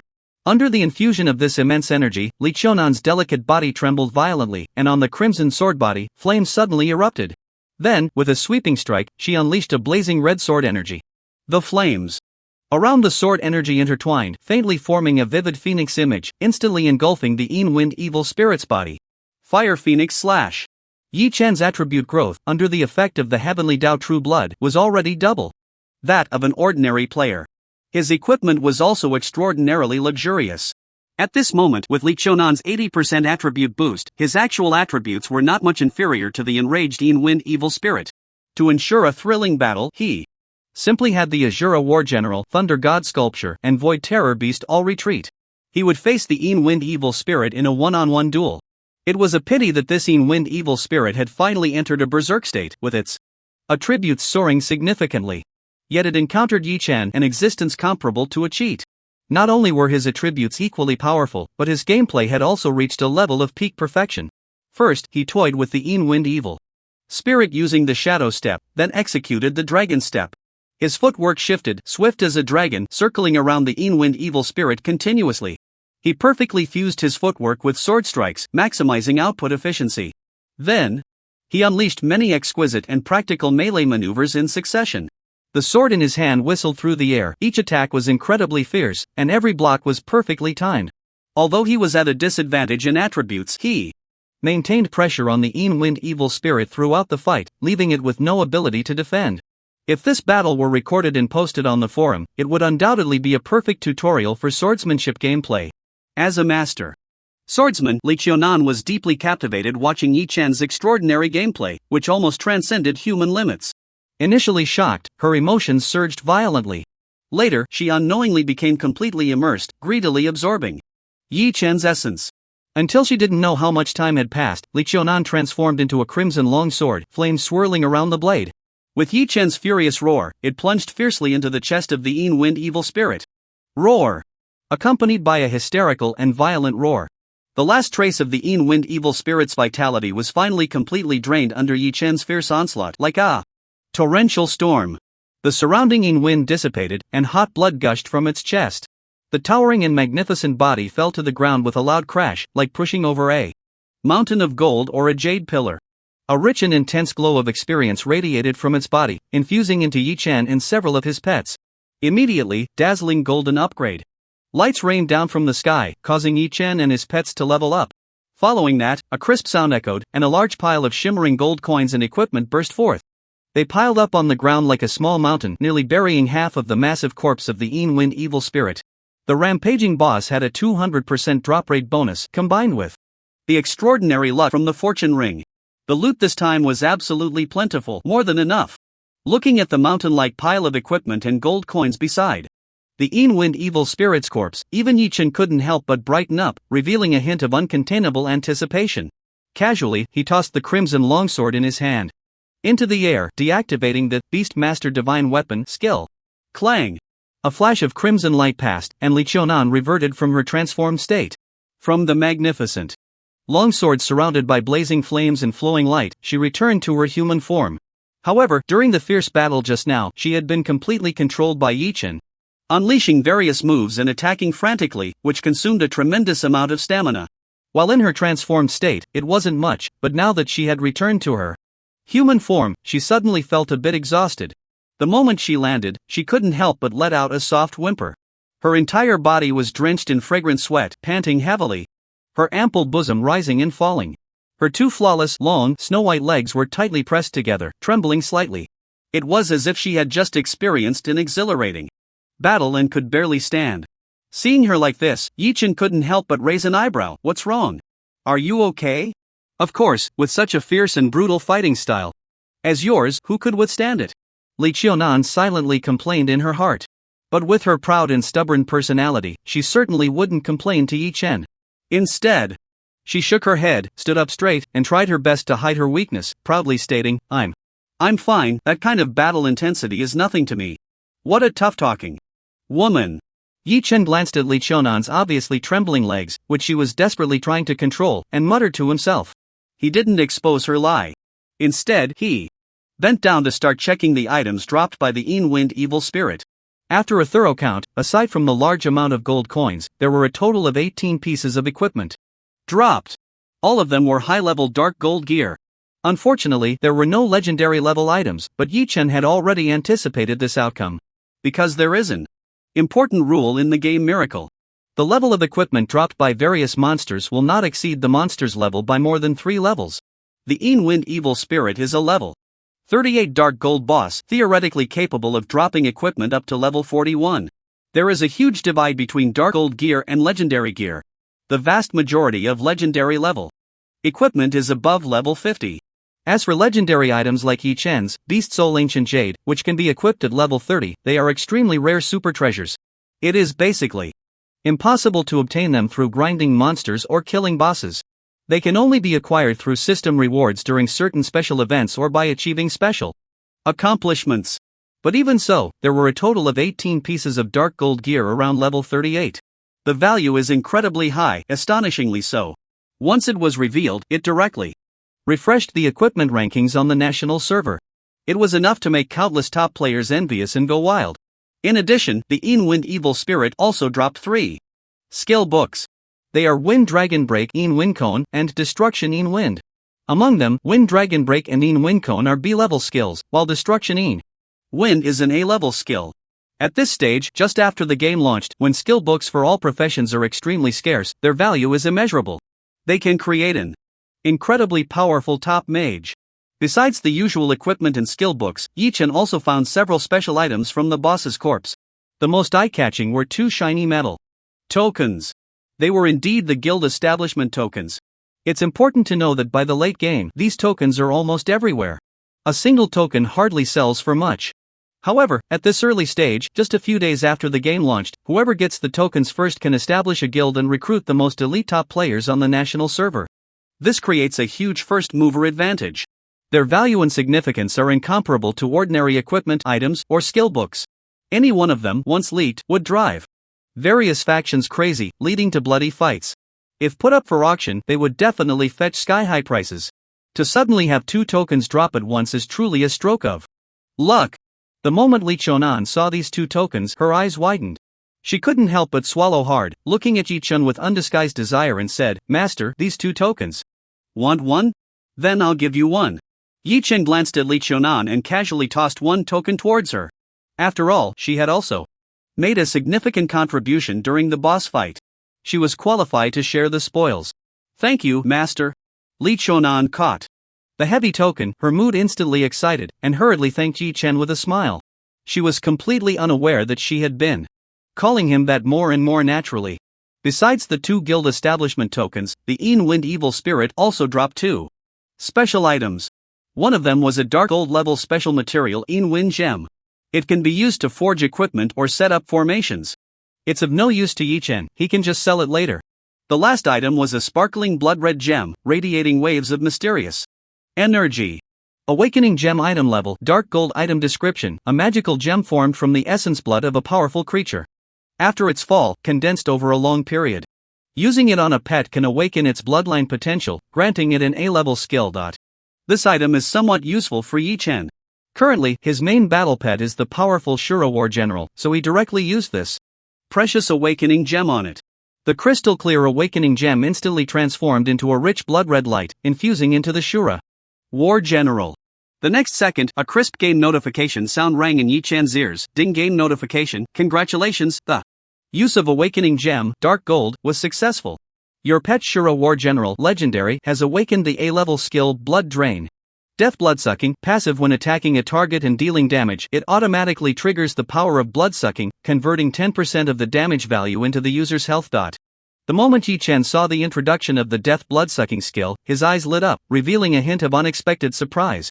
He did not expect that the skill awakened by the Azura War General this time would be an extremely rare bloodsucking skill. It is known that the bloodsucking attribute is a coveted top-tier attribute for countless melee players. It can greatly enhance a player's survival ability and combat endurance.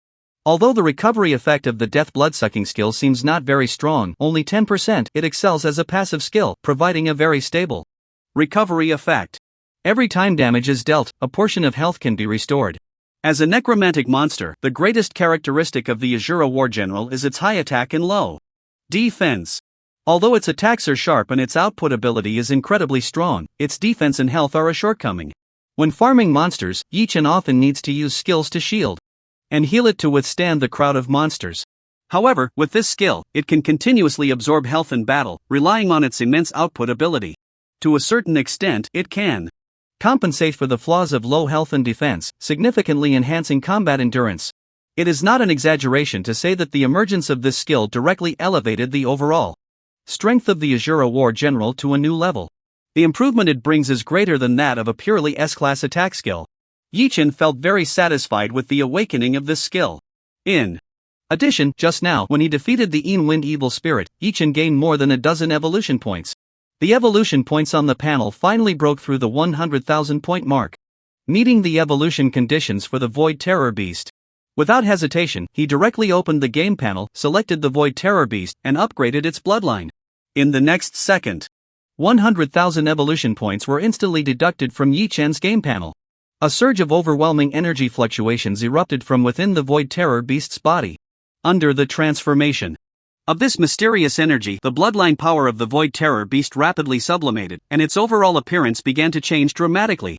Its deep purple, hard skin completely transformed into a tough shell covering its entire body. The surface of the shell was covered with twisted, menacing bone spines.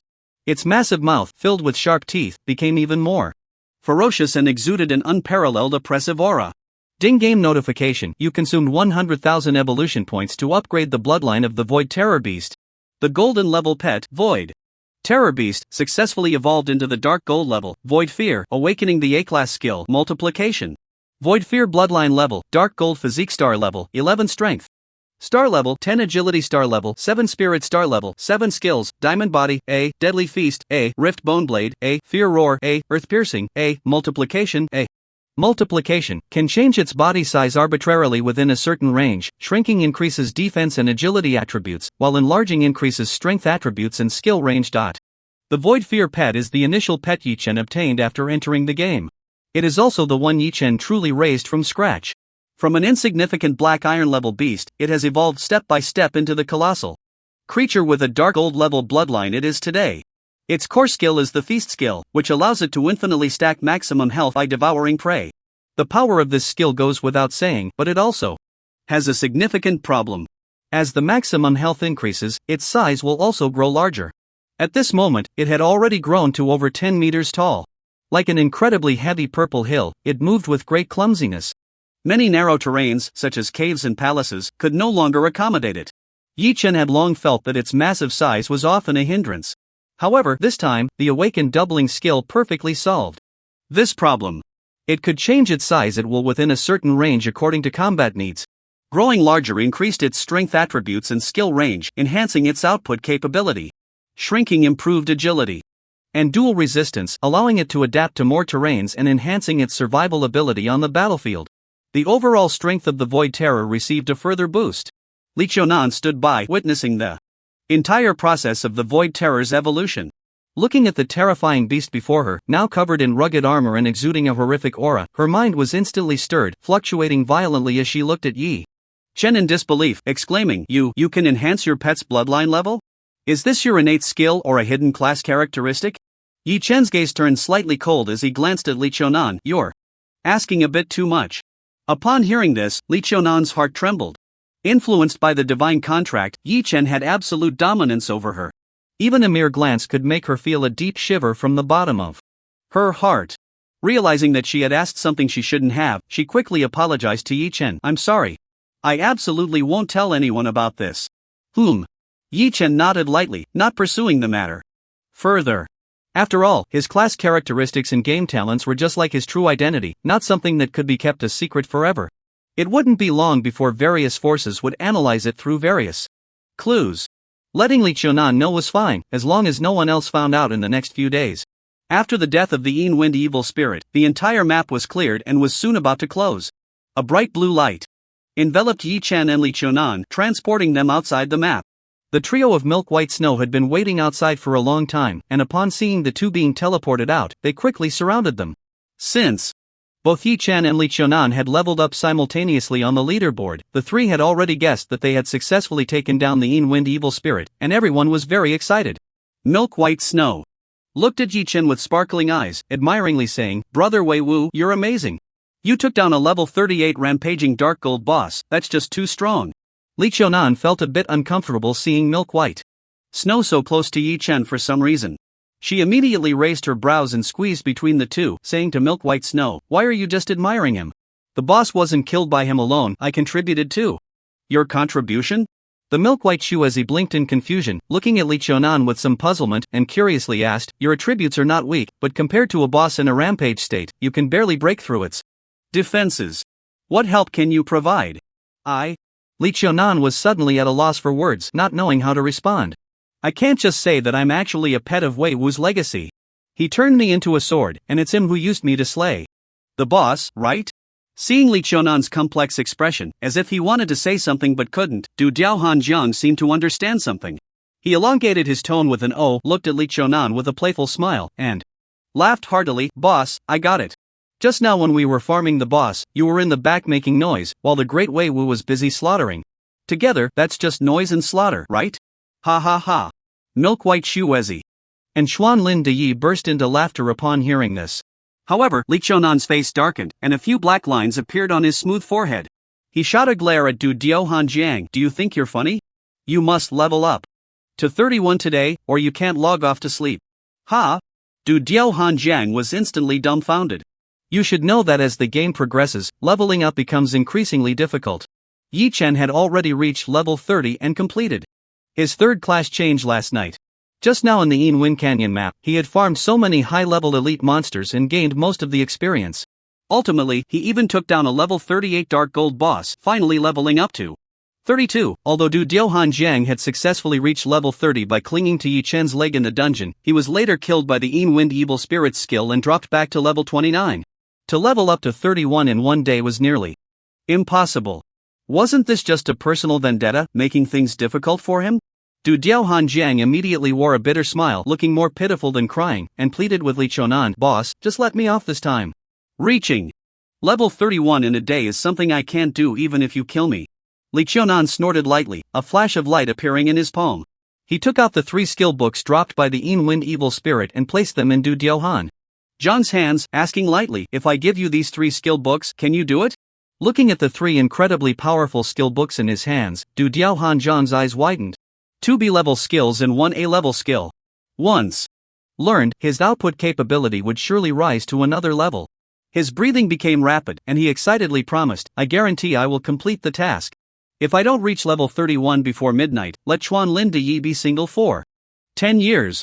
Chuan Lin De Yi, what does that have to do with me? Milk-White Shuezi was also incredibly surprised and curiously asked, "Did these 3 skill books all drop from the boss? What else did the boss drop? Surely there were plenty of good items, right?" When they learned from Yi Chen and Li Chonan that the Wind Evil Spirit, a single boss, had dropped a total of 18 dark gold items, the 3 of them gasped in unison, amazed by the generosity of the Wind Evil Spirit. Goodness, is this boss a sow? It's simply too productive. When they found out that, in addition to equipment and skill books, 2 incredibly precious guild establishment orders had also dropped, the 3 were even more ecstatic. They all knew what this meant. Great! We got the guild establishment orders. We can form our own guild now. And we will be the second guild established in the entire server. Milk-White Shuezi was incredibly excited. And she hugged Li Chonan tightly. The 2 stunning beauties embraced each other closely. For a moment, the peaks gathered like a crowd, and the waves surged with fury. The scene was truly breathtaking. Click Yi Chen, with unwavering focus, skillfully activated the game's screenshot function to capture this beautiful moment. After the members of the Like Water Flowing Years studio calmed down from their excitement, Yi Chen began to divide the spoils with them. According to their prior agreement, 90% of the loot from the Secret Realm dungeon would belong to Yi Chen. In fact, when calculated, just that 1 guild establishment token was worth far more than the 10%. Li Chonan dared not play tricks with Yi Chen or greedily demand more. Instead, he directly handed over all the other loot to Yi Chen. Then, he spent game coins to repurchase from Yi Chen. This included enough coins to cover the 3 skill books given to the solitary fisherman on the cold river. Unfortunately, with the current strength of the Like Water Flowing Years studio, they simply couldn't handle so many high-level items at once.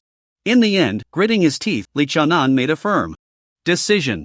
He spent over 500,000 coins to carefully select 8 pieces of dark gold equipment and a batch of golden gear. Then, he bid farewell to Yi Chen and hurried back to North Town, eager to establish the guild. The remaining equipment and items, Yi Chen also wanted to sell quickly. So he opened his friend list, found the chat window of the official representative Lin Feng, and sent a message. "I just got a batch of new equipment, do you want it?" "Yes. No matter how much equipment the big boss produces, we will take it all." Just a second later, Lin Feng's reply came back. The response was so quick and the words so sincere. On one hand, it reflected the official recognition of Yi Chen's strength. On the other hand, it fully demonstrated the official's profound background. It should be noted that, benefiting from the luck boost of the fortune of the Great Luck Ring, the equipment Yi Chen produced was not only of high level but also of impeccable quality. Every time he went out to level up, he returned loaded, and the value of the equipment in his bag was almost astronomical. Even a gaming team like Li Chonan's, backed by a top-tier consortium, couldn't handle it. Only the official could have such strong strength and courage to boldly say they would take it all. "Alright, let's meet at the East Gate Square of North Town." Yi Chen and Lin Feng agreed on a meeting place and immediately crushed the return scroll to head back to North Town. After arriving at the East Gate Square, it wasn't long before 3 figures approached. Among them, 2 were Lin Feng and Sun Xiaotong, whom he had met last time. The other was a level 28 male mage with the ID of Chosen Mage, who was closely following Sun Xiaotong, eagerly trying to please her and constantly chatting. Sun Xiaotong wore a look of annoyance mixed with helplessness. Due to their previous collaboration, this transaction went very smoothly. Yi Chen listed all the items he intended to sell and sent the list to Lin Feng. Then, professional official personnel evaluated it and provided a price. After Yi Chen confirmed that the price was acceptable, the two parties officially completed the transaction. However, the list Yi Chen provided did not include the guild establishment token. This item had special significance at this stage, and Yi Chen planned to negotiate its price separately. However, before he could speak, Lin Feng took the initiative to say to Yi Chen, "By the way, big boss, besides purchasing equipment this time, we actually have another matter to discuss on behalf of the official." "Oh?" Yi Chen raised his eyebrows slightly, looking at Lin Feng, and asked calmly, "What's the matter?" "It's like this, you established the first game guild in the entire server last night, but you haven't recruited any members. So we want to ask, what exactly are your plans?" Lin Feng did not beat around the bush, directly looking at Yi Chen and said frankly, "If you don't plan to manage this guild, could you transfer it to the official? You can name your price, and we will try our best to meet your demands." Sure enough, just like Li Chonan before, they were eyeing the shell of the Supreme Temple, the #1 guild in the entire server. Yi Chen thought to himself, and shook his head directly, rejecting Lin Feng's proposal. "Sorry, I have my own plans for the operation of the Supreme Temple, and I have no intention of transferring it to anyone else." After saying that, Yi Chen smiled slightly, ready to tell Lin Feng. Although the Supreme Temple could not be transferred to the official, at this moment, he had a brand new guild establishment token in his hand, which he could sell to them. However, before Yi Chen could say anything, the guy who came with Lin Feng and Sun Xiaotong, called the Chosen Mage, suddenly snorted. Coldly. With a superior expression and tone, he pointed at Yi Chen and said, "Now that the game is merging with reality, the world will undergo tremendous changes, and the official is organizing all its forces to respond actively. As a citizen of the Dragon Kingdom, at this critical moment of great change, you have the obligation to obey the official's orders and follow the official's commands. It is your honor that the official is interested in your guild. If you donate it for free, the official will naturally recognize your contributions and reward you accordingly. But if you think too highly of yourself, believing you are the #1 on the leaderboard, you will have the capital to bargain with the official. If you make excessive demands of the official, the only one who will suffer in the end is you." Upon hearing this, Yi Chen's brows furrowed, feeling that this idiot's brain wasn't quite right. He shot a cold glance at him, then turned to Lin Feng and asked in a deep voice, "Is this the official stance? Can I understand that you are threatening me?" "No, no. Big shot, please don't listen to his nonsense." Lin Feng's expression changed immediately, hurriedly explaining to Yi Chen, "He just came with us this time, he's just talking nonsense. The official absolutely has no such intention, the leaders value your cooperation very much." Sun Xiaotong even directly raised her eyebrows, glaring at the Chosen Mage, and sternly scolded, "Shut up! Li Dong! Didn't I tell you to keep your mouth shut and not to speak when we came here? You agreed so well at the time, now you're talking nonsense?" Yi Chen's gaze was calm, looking faintly at the three of them. For a moment, it was hard to distinguish whether the words just spoken by this guy named Li Dong were his own thoughts or if someone had instructed him to say them. But in any case, these words reflected many issues. Any force or organization, once it reaches a certain scale, will definitely form factions internally, leading to many different voices. Yi Chen did not doubt that the vast majority of the official higher-ups had a friendly attitude towards him. They were willing to cooperate with him on an equal and respectful basis. However, it could not be ruled out that a very small number of diehards had not yet shifted from their original mindset. They believed that in this brand new era, they could still remain high and mighty, controlling everything. All players should obediently bow their heads and obey, allowing them to command and manipulate. Clearly, the current Li Dong was a typical representative of those people. Or rather, he was a pawn sent by those people to pressure Yi Chen and convey certain signals. Yi Chen sneered coldly in his heart, and the guild token he originally planned to trade with the officials was no longer going to be taken out. He nodded slightly to Lin Feng and Sun Xiaotong and said in a calm tone, "Since the transaction is complete, I will take my leave." After saying that, he turned around and left without looking back. TCH, just a player who suddenly rose to prominence due to sheer luck and awakening a special hidden class, what's there to be so arrogant about? Looking at Yi Chen's departing figure, Li Dong's eyes revealed a trace of disdain as he coldly snorted. Hearing Li Dong's words, Lin Feng and Sun Xiaotong's expressions turned very ugly. Sun Xiaotong, even more so, raised her eyebrows in anger and scolded, "Li Dong, shut your mouth. Do you know how much importance is placed on the cooperation with Wei Wuifeng? If because of you, our relationship with Wei Wuifeng breaks down, can you bear that responsibility? If it breaks, it breaks. Do we, the official side, really have to rely on a mere player's strength? Li Dong said dismissively, we represent the official side in our dealings with him, and we absolutely cannot lower our stance. Otherwise, where is the dignity and authority of the official side? Just as his words fell, a loud system notification suddenly echoed in the sky. Server-wide announcement, congratulations to player Lu Nian Huahua for successfully creating the second player guild in the national server, Flowing Years, and receiving rewards, Reputation plus 1500, Luck plus 2, Dragon War Drum, Legendary. Server-wide announcement, as the second player guild established in the server, Flowing Years, has received the Epic Guild Talent. 7 kills, increasing all guild members' attack power and spell power by 12%. Another new guild has been established, the second guild in the national server, Flowing Years. The Supreme Temple of Wei Wuifeng has been silent since its establishment, and it hasn't recruited anyone yet. Flowing Years should be recruiting now, right? The guild talent of Flowing Years is quite powerful, actually increasing attack power and spell power by 12%. Their monster farming efficiency will surely soar. Brothers, charge! As soon as the announcement of the establishment of the Flowing Years Guild was made, it instantly caused a huge uproar in the game. Countless players were discussing it, eager to join immediately. At that moment, another announcement bell rang out suddenly in the sky, server-wide announcement. Attention all players, the auction house in Jinbei City has just listed a guild establishment token with a starting bid of 300,000 gold coins. All players are welcome to bid actively. Once the announcement was made, the entire server erupted again, with countless players expressing their astonishment. What the hell? When did the guild establishment token become so cheap? Flowing Years just established, and another one is listed in the auction house. Isn't that too coincidental?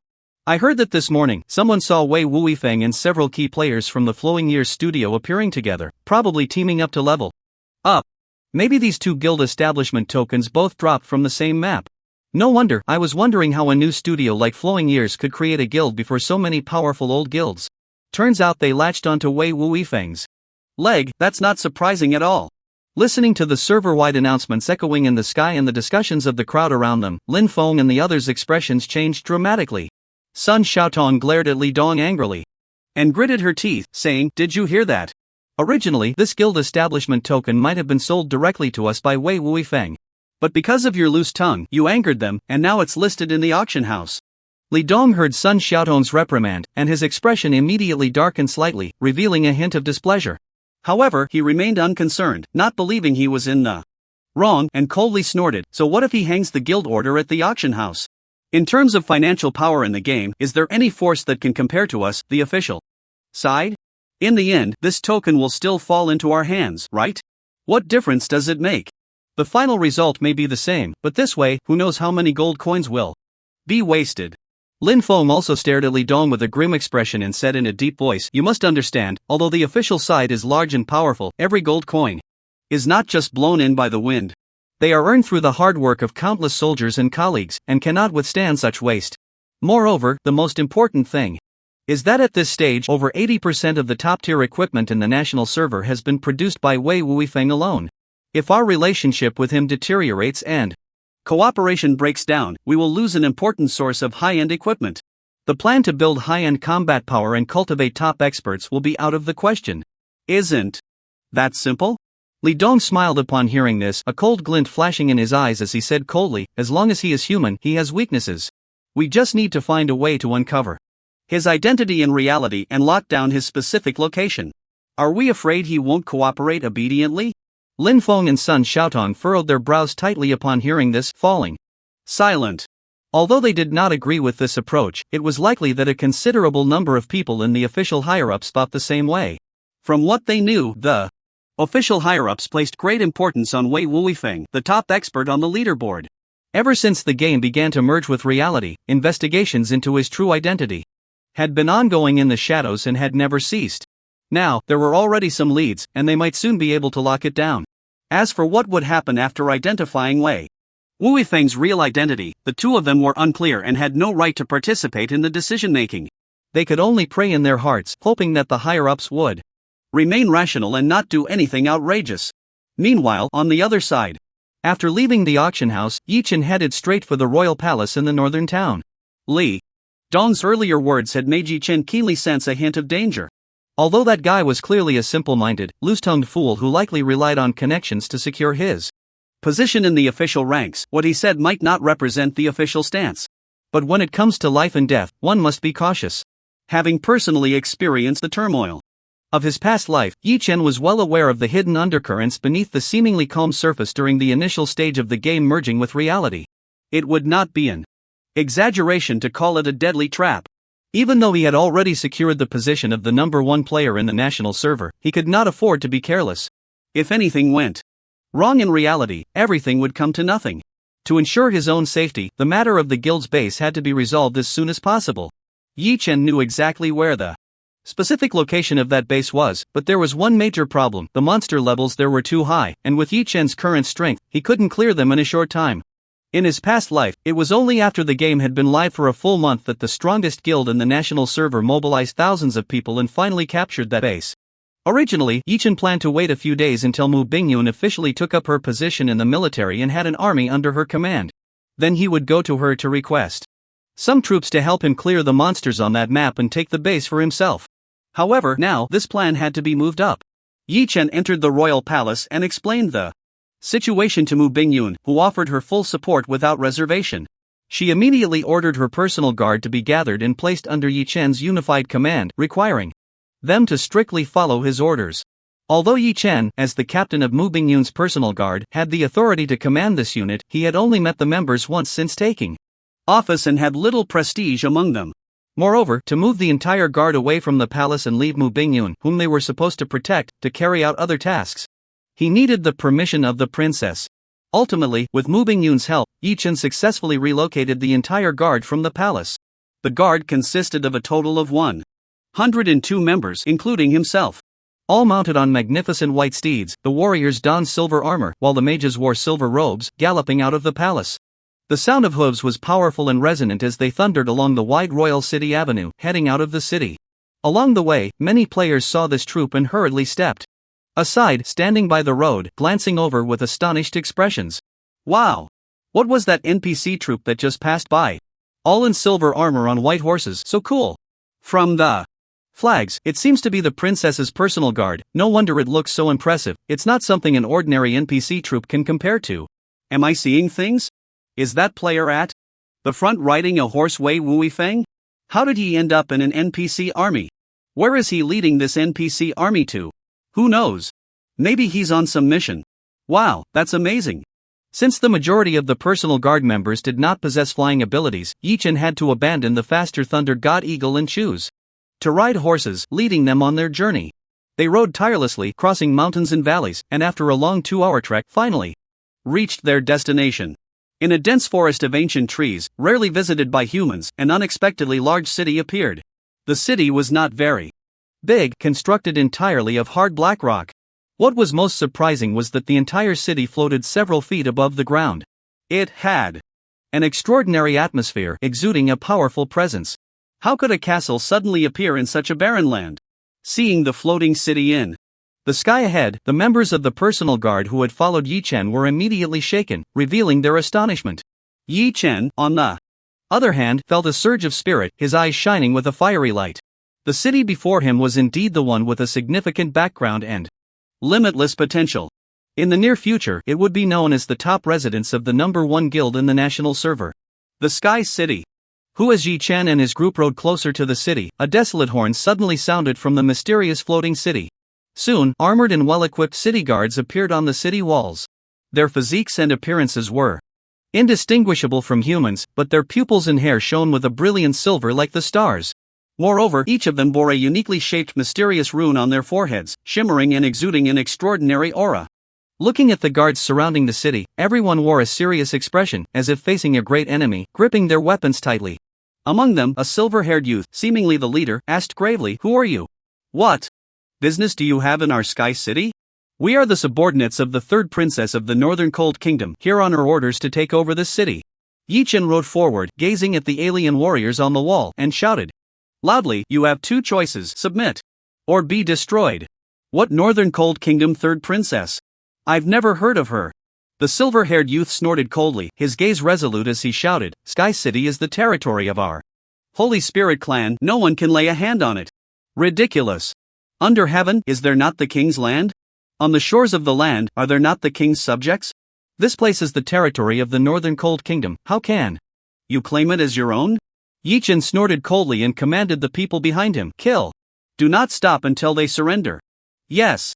Over 100 elite guards, upon receiving Yi Chen's order, wasted no time and immediately launched an offensive. Some team members dismounted and took longbows from their sides, drawing arrows. Accompanied by the twang of bowstrings, sharp silver arrows whistled through the air, shooting towards the warriors on the city wall who called themselves the Holy Spirit clan. Moreover, mages waved their staffs, chanting powerful spells, unleashing terrifying magical energy towards the city wall. The Holy Spirit clan warriors on the walls were not to be outdone, they immediately roared in retaliation, arrows raining down like a storm. In an instant, both sides engaged in a fierce battle. In the game Miracle, guild bases generally fall into two categories. One is when a guild selects a location and sends craftsmen to build it themselves. Once the base reaches a certain scale, they can recruit human soldiers to form a defensive troop for the base. The second situation is forcibly occupying existing wild bases. Besides saving the trouble of building a base, there is another significant advantage. These wild bases often harbor different special races. By conquering the base, they can also recruit them to become unique defensive units. For example, insectoids, orcs, giants, undead, and so on. These races possess unique racial traits. The troops trained from these bases are often much stronger than ordinary human troops. The reason this Sky City was called the strongest base in the national server in the past life was not only due to its high elevation, never falling, and indestructible special attributes but also because of the Holy Spirit clan residing within. This race has a mysterious origin. It is said to have been brought to life by a magical celestial stone. Their strength is formidable. Even the most ordinary Holy Spirit warrior is above level 40, capable of easily defeating most ordinary players at this stage. Fortunately, Mu Bingyun's elite guard is sufficiently skilled, although there are only about 100 of them, all are above level 50. Especially the vice captain, Li Qing, who is as high as level 70, a legendary powerhouse on the verge of entering the holy domain. With a cold snort, he leaped from his horse, stepping into the air, and suddenly drew his sword, swinging it forcefully. A fierce and magnificent arc of sword energy swept out, crashing into the crowd on the city wall, instantly killing more than a dozen Holy Spirit warriors. Yi Chen was not idle either. With a wave of his hand, he summoned his 3 pets to assist in battle. Roar! Accompanied by a deafening roar, the terrifyingly large body of the Void Terror landed on the city wall in an instant. It suddenly opened its fearsome jaws, and the roar transformed into sound waves, instantly enveloping a group of Holy Spirit warriors. The Shura war general followed closely behind, charging out from the summoning portal on horseback. With a sudden shake of his spear, he activated the skill Soul Impact. In the next second, the power of the undead gathered in the void behind him. In the blink of an eye, it coalesced into a squad of menacing ghost cavalry. Galloping forward, they roared to the heavens, charging ahead. Wherever they passed, they were unstoppable, inflicting massive damage on the Holy Spirit warriors they encountered along the way. Chirp! A sharp eagle cry echoed through the sky. The thunder god eagle dove down from the heavens, its massive wings swirling with lightning brilliance. Instantly, endless bolts of lightning cascaded down from the sky. A terrifying thunderous hell formed, rampaging wildly on the city wall, causing countless Holy Spirit warriors to scream in agony. Although Yi Chen's 3 pets were still at a relatively low level, their bloodline was strong enough, and their skill configuration was extraordinarily luxurious. Coupled with the passive bonuses of the Divine Guardian profession, they could be considered exceptionally powerful. Even against Holy Spirit warriors with an average level above 40, they could inflict significant damage. Is that the legendary Thunder God Eagle with a legendary bloodline? That undead war general has an incredible aura. Definitely not an ordinary undead knight. And that purple giant beast, what is its origin? I can actually feel a hint of fear from it. Captain's 3 pets are extraordinary. Given time, they will surely become something remarkable. The moment they saw Yi Chen's 3 battle pets enter the fray, many members of the personal guard were immediately shaken, their eyes wide open, erupting in exclamations. It should be noted that all members of this guard were elite individuals, handpicked from the army. Not only were they strong themselves, but their personalities were also incredibly proud. Although they did not show it on the surface, in reality, they looked down on Yi Chen, who was only around level 30 and had limited strength. They believed he had merely gotten lucky by saving the princess's life and had suddenly been appointed as the captain of the personal guard. They did not take him seriously at all. If it weren't for the princess's direct order, they wouldn't have even moved for him. However, at this moment, witnessing the might of Yi Chen's 3 pets, they were all shaken and put away their dismissive attitudes. They all realized that although Yi Chen was currently at a low level with limited strength, given time as long as he trained these 3 pets, he would undoubtedly become a formidable force, someone they would look up to. Even the Vice Captain Li Qing, who was at level 70, had his gaze sharpened slightly, revealing a hint of seriousness. He no longer dared to underestimate Yi Chen. With a cold glint in his eyes, he focused on the area of the city wall where the Holy Spirit warriors were most concentrated, and with a flash of killing intent, he swung his sword down fiercely. Boom! The terrifying and brilliant sword energy tore through the sky, descending from above. It ruthlessly cleaved down upon the walls of the Sky City. Any Holy Spirit clan warrior caught within the range of the sword energy, illuminated by its radiance, was instantly killed. At level 70, Li Qing was like a god descending upon these Holy Spirit clan warriors, who were only slightly above level 40. Even a single ordinary attack from him dealt them unimaginable damage. Just being near meant death, a mere touch spelled doom. In addition, the other soldiers of the Royal Guard were equally fierce. Mages, archers, and other ranged classes continued their relentless assault. Melee classes, bolstered by their mage allies' wind spirit technique and levitation spells, moved with the grace of swallows. With roars, they soared into the air, charging onto the city walls. Relying on the attribute advantages brought by their level difference, they maneuvered with ease, slaughtering all in their path. In just a short time, the walls ran red with blood as Holy Spirit clan warriors fell, screaming and bleeding to the ground. Within the city, towering arrow towers stood like a forest. But before they could unleash their power, they were all shattered by Li Qing's sword strikes, sending forth waves of brilliant sword energy. It was effortless to break and destroy. In the face of absolute strength, any resistance was futile, merely a waste of effort. Against the Royal Guard, who were like wolves and tigers, completely overwhelming in level and power, the city-defending warriors of the Holy Spirit clan had no means to resist. After just a few minutes of intense battle, they left behind thousands of corpses and fled in panic into the city. Yi Chen led over 100 Royal Guard soldiers, following closely behind, cutting through the city like chopping vegetables, slaughtering hundreds of Holy Spirit clan warriors. Finally, they arrived at the city center in a spacious square. The ground of the square was incredibly flat, etched with complex inscriptions and curved grooves. In the center of the square, suspended in midair, was a diamond-shaped celestial stone, several yards in diameter, its surface seemingly cut into countless facets, radiating a dazzling array of colors. Surrounding the celestial stone, waves of magnificent rainbow light continuously emanated. Thick streams of vibrant energy flowed from the stone, cascading down like a waterfall, following the engraved runes and grooves on the ground. It seemed to inject energy into the entire city's operation. Yi Chen immediately recognized that this mysterious celestial stone was the core of the city and the origin of the entire Holy Spirit clan. According to the game's background story, this celestial stone had a mysterious origin, having descended from the heavens. After its arrival, it absorbed the essence of the heavens and earth, merging its own mysterious energy, and gave birth to the first Holy Spirit clan people. Subsequently, driven by their bloodline instincts, the Holy Spirit clan established their city around it. As the city grew larger, the potential of the celestial stone was gradually released, giving rise to stronger Holy Spirit clan members.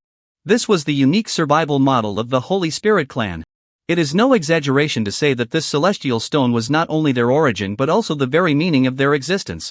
It was the fundamental treasure upon which this race's survival and development depended. At this moment, in the face of life and death, all the Holy Spirit clan members in the city gathered in the square, blocking the way before the celestial stone. They looked at Yi Chen and his companions, who were drawing closer, their expressions extremely grave, all tense to the utmost. At this moment, with just a command from Yi Chen, the Royal Guard behind him could easily wash the entire Sky City in blood, erasing all the Holy Spirit clan. But what Yi Chen wanted was not an empty city. The Holy Spirit clan members before him were, in his eyes, a valuable asset. If he killed them all, he would have to spend resources to recruit again, which would be counterproductive. So he stepped forward, directly addressing the crowd. Looking at the thousands of Spirit Clan people in the square, he coldly shouted, "Listen up, everyone. I'm giving you another chance. Bow down and submit, obey me, recognize me as your master from now on, and follow my orders. I will ensure your safety. Otherwise, I will command my men to kill you all. Then, using the power of this Skystone, I will recreate a new Spirit Clan. Submit or be destroyed, the choice is yours." Yi Chen's words stirred up a storm among the Spirit Clan people, instantly causing a huge uproar. No one doubted Yi Chen's words or abilities. It is no exaggeration to say that just having Li Qing, who possessed level 70 strength, was enough to wipe out the entire Spirit Clan. Under the shadow of the tragic extermination of their clan, countless Spirit Clan people were filled with fear and began to discuss among themselves. Ultimately, faced with the choice between dignity and survival, they chose survival from the heart. More than 3,000 Spirit Clan people, led by a few esteemed leaders, laid down their weapons and knelt before Yi Chen, expressing their submission. Looking at the kneeling Spirit Clan people before him, Yi Chen nodded in satisfaction. He quickly opened the game panel and brought up the guild management interface. He bound the Sky City beneath his feet as the guild's base. According to the game rules of Miracle, to bind an existing wild territory as a guild base, 2 conditions must be met. First, all monsters in the territory must be cleared, and no resistance should remain. Second, the core of the territory must be firmly occupied for more than an hour to successfully bind it. Although Yi Chen did not kill all the Spirit Clan people, they had all submitted, thus meeting the first condition. As for the second condition, the core of the Sky City territory was the Sky Stone floating in the center of the square. Yi Chen stood beneath the Sky Stone, patiently waiting for an hour, and finally the system's countdown ended. A pleasant game notification sound rang in his ears. Ding, game notification, congratulations, you have successfully occupied the level 4 territory. Sky City, becoming the guild base of Supreme Temple. It's done. The moment the system's bell rang, Yi Chen's eyes lit up, revealing an unmistakable joy. This was the first guild base in the national server, renowned in his past life, with limitless potential, that had caused various forces to fight bloodily for it, igniting waves of bloodshed. He had finally secured it.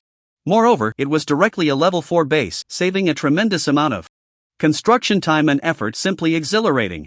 Yi Chen felt a surge of excitement and couldn't wait to click on the guild base management interface. The detailed information of the entire territory immediately appeared clearly.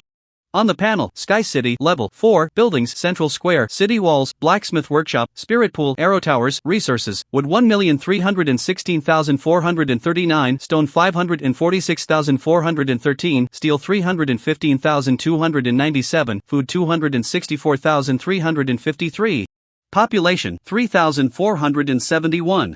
Above the management panel, rows of data densely packed, meticulously detailing the specific situation of this guild stronghold. It includes what buildings are present in the stronghold, a detailed introduction to the functions of each building, how many resources are available, and the population, among other things. Yi Chen carefully reviewed each item, familiarizing himself with the detailed status of this guild stronghold. After finishing the review, he refocused his gaze on the top of the management interface, specifically the territory level section. According to the information displayed, a level 4 territory, Sky City, can utilize the power of the Sky Stone to make the entire city float in mid-air. If the scale of the city is further upgraded to a level 5 territory, it would not only unlock more advanced territory buildings but also further stimulate the power of the Sky Stone, forming a sky curtain that covers the city. This would defend against external attacks while also allowing the entire city to become invisible, disappearing from people's sight. This function is absolutely practical. It is important to note that Yi Chen's urgent efforts to secure this guild stronghold are primarily to ensure the safety of his real-world body while playing the game, preventing any accidents. With the amount of gold he currently possesses, it is still insufficient to withdraw the entire territory into the real world. At most, he could extract some buildings and a few spirit race soldiers to deal with player ambushes or even large-scale assaults of 1,000 players. However, if certain enemies with official backgrounds targeted him and launched a long-range missile strike after locking onto his position, it wouldn't matter if Sky City was merely a level 4 territory. Even if it were upgraded to level 6 or 7, he would still find it difficult to survive the terrifying missile bombardment. Although the probability of such an event occurring is minuscule, Yi Chen does not want to take any risks as long as there is even a 1 in 10,000 chance. Therefore, the best approach is to quickly upgrade Sky City to level 5, granting it the ability to become invisible. At that point, the city would hide in the void, undetectable even by satellite surveillance, allowing him to rest easy. However, the gap between a level 4 territory and a level 5 territory is enormous. Upgrading requires a significant investment of resources, and the resources currently available in the territory are simply insufficient. Normally, these resources can only be slowly mined and collected by occupying outdoor resource points. But this conventional method is too slow for resource growth. Without at least 10 days to half a month, it would be impossible to successfully upgrade the territory. Yi Chen cannot wait that long. He must find a way to gather enough territory resources in a short time. At this moment, Yi Chen's advantage as a reborn individual is fully manifested. With memories from his past life, he not only knows the locations of all important high-level resource points in the entire northern cold country region but also clearly understands which outdoor territories, like Sky City, are established by different races and await occupation. Although those territories do not have the same development potential as Sky City, they all possess abundant territory resources. They are like treasure chests filled with resources, waiting for him to unlock them. Moreover, after conquering those territories, he can allocate some troops to garrison them. After a few days, he can sell them to other guilds for a considerable profit. It is definitely a risk-free business. However, the strength of those territories cannot be compared to the level 4 territory, Sky City, at all. Currently, Yi Chen commands several thousand spirit race warriors, which is more than enough to attack those territories. There is no need to ask Mu Bingyun's personal guard for help anymore. So, he took out a few thousand gold coins, placed them in a storage bag, and handed it to the vice captain Li Qing with a smile, saying, "Everyone has worked hard this time, take these few thousand gold coins back and buy some drinks for the brothers." Li Qing took the gold coins from Yi Chen's hand, and a smile immediately appeared on her face. It should be noted that although several thousand gold coins were nothing to Yi Chen, it was still quite a lot. Divided among everyone, each person could get dozens of coins, almost equivalent to the salary of an ordinary personal guard for half a month. No one dislikes a generous leader.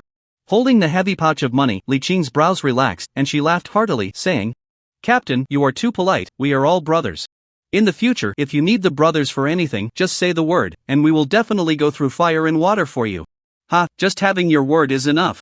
Yi Chen laughed heartily, exchanged a few pleasantries, and bid farewell to everyone. He then returned to the city, looking at the thousands of Holy Spirit clan members gathered in the square, waiting for orders, and solemnly commanded, "In 10 minutes, you will select 2,000 people to accompany me into battle. The remaining people will stay in the city, repair the city walls, and continue doing what you should be doing." After speaking, Yi Chen walked into the Lord's Hall established next to the square, disconnected from the game, and returned to reality. Once his consciousness returned to reality, Yi Chen immediately brought up the game item withdrawal panel to check the withdrawal costs of various items. He discovered that to completely withdraw the level 4 territory, Sky City, into the real world, it would require a staggering 30 million gold coins. This was just for the construction part, not including the thousands of Holy Spirit clan warriors in the city, which shows how harsh the withdrawal conditions for game items are. Even in the late game, only a very few top guilds with substantial resources could have enough strength to completely withdraw their guild bases from the game into the real world. The vast majority of small guilds and ordinary players, no matter how hard they tried, could only struggle to survive on the most basic line. The gold coins earned in the game were mostly spent on repairing equipment and buying time, leaving little left.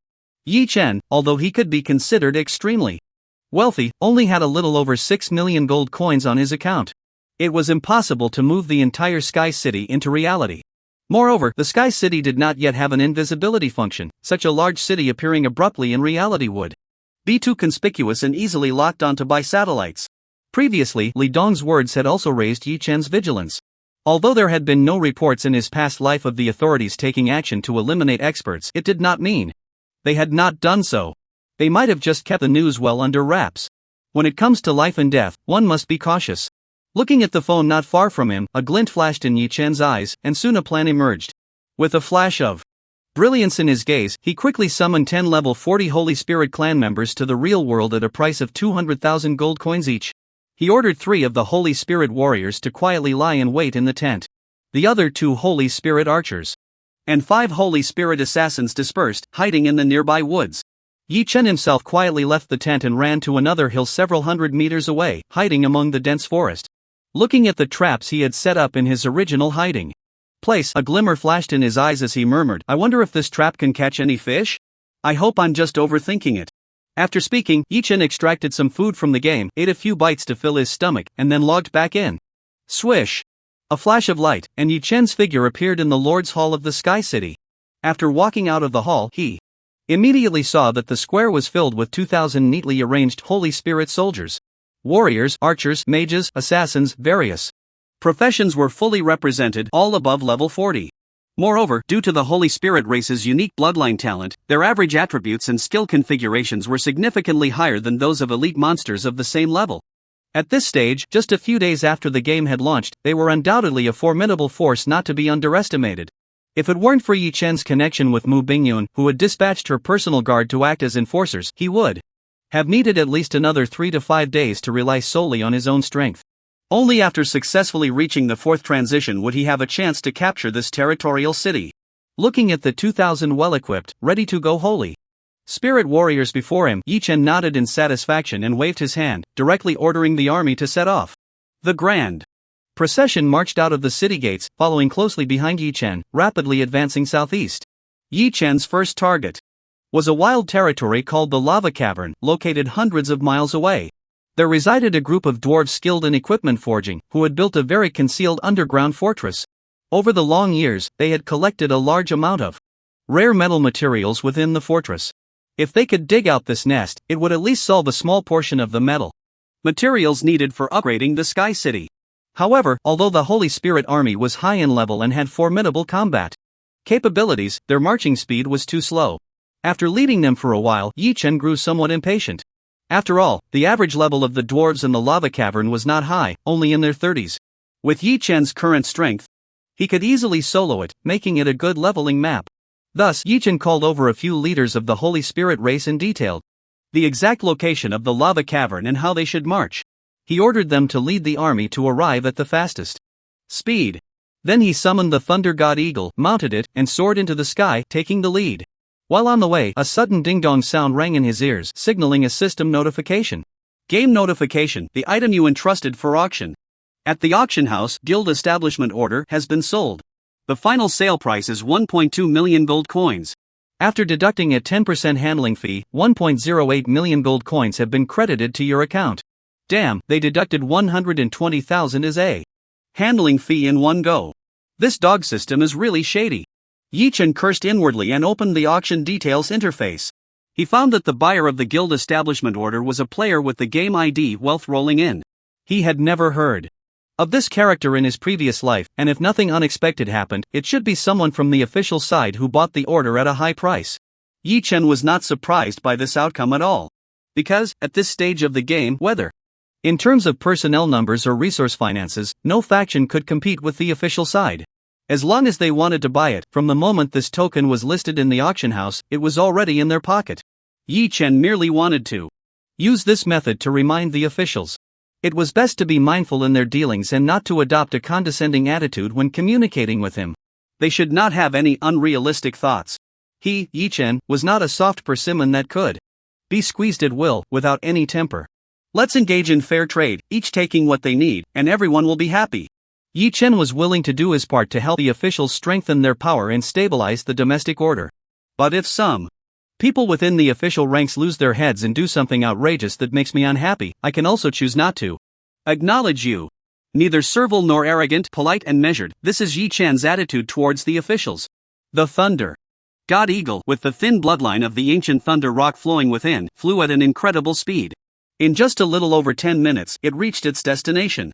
The entrance to the lava cavern's map was deep within a hidden valley. On the steep, jagged mountain walls stood an imposing, gigantic stone door.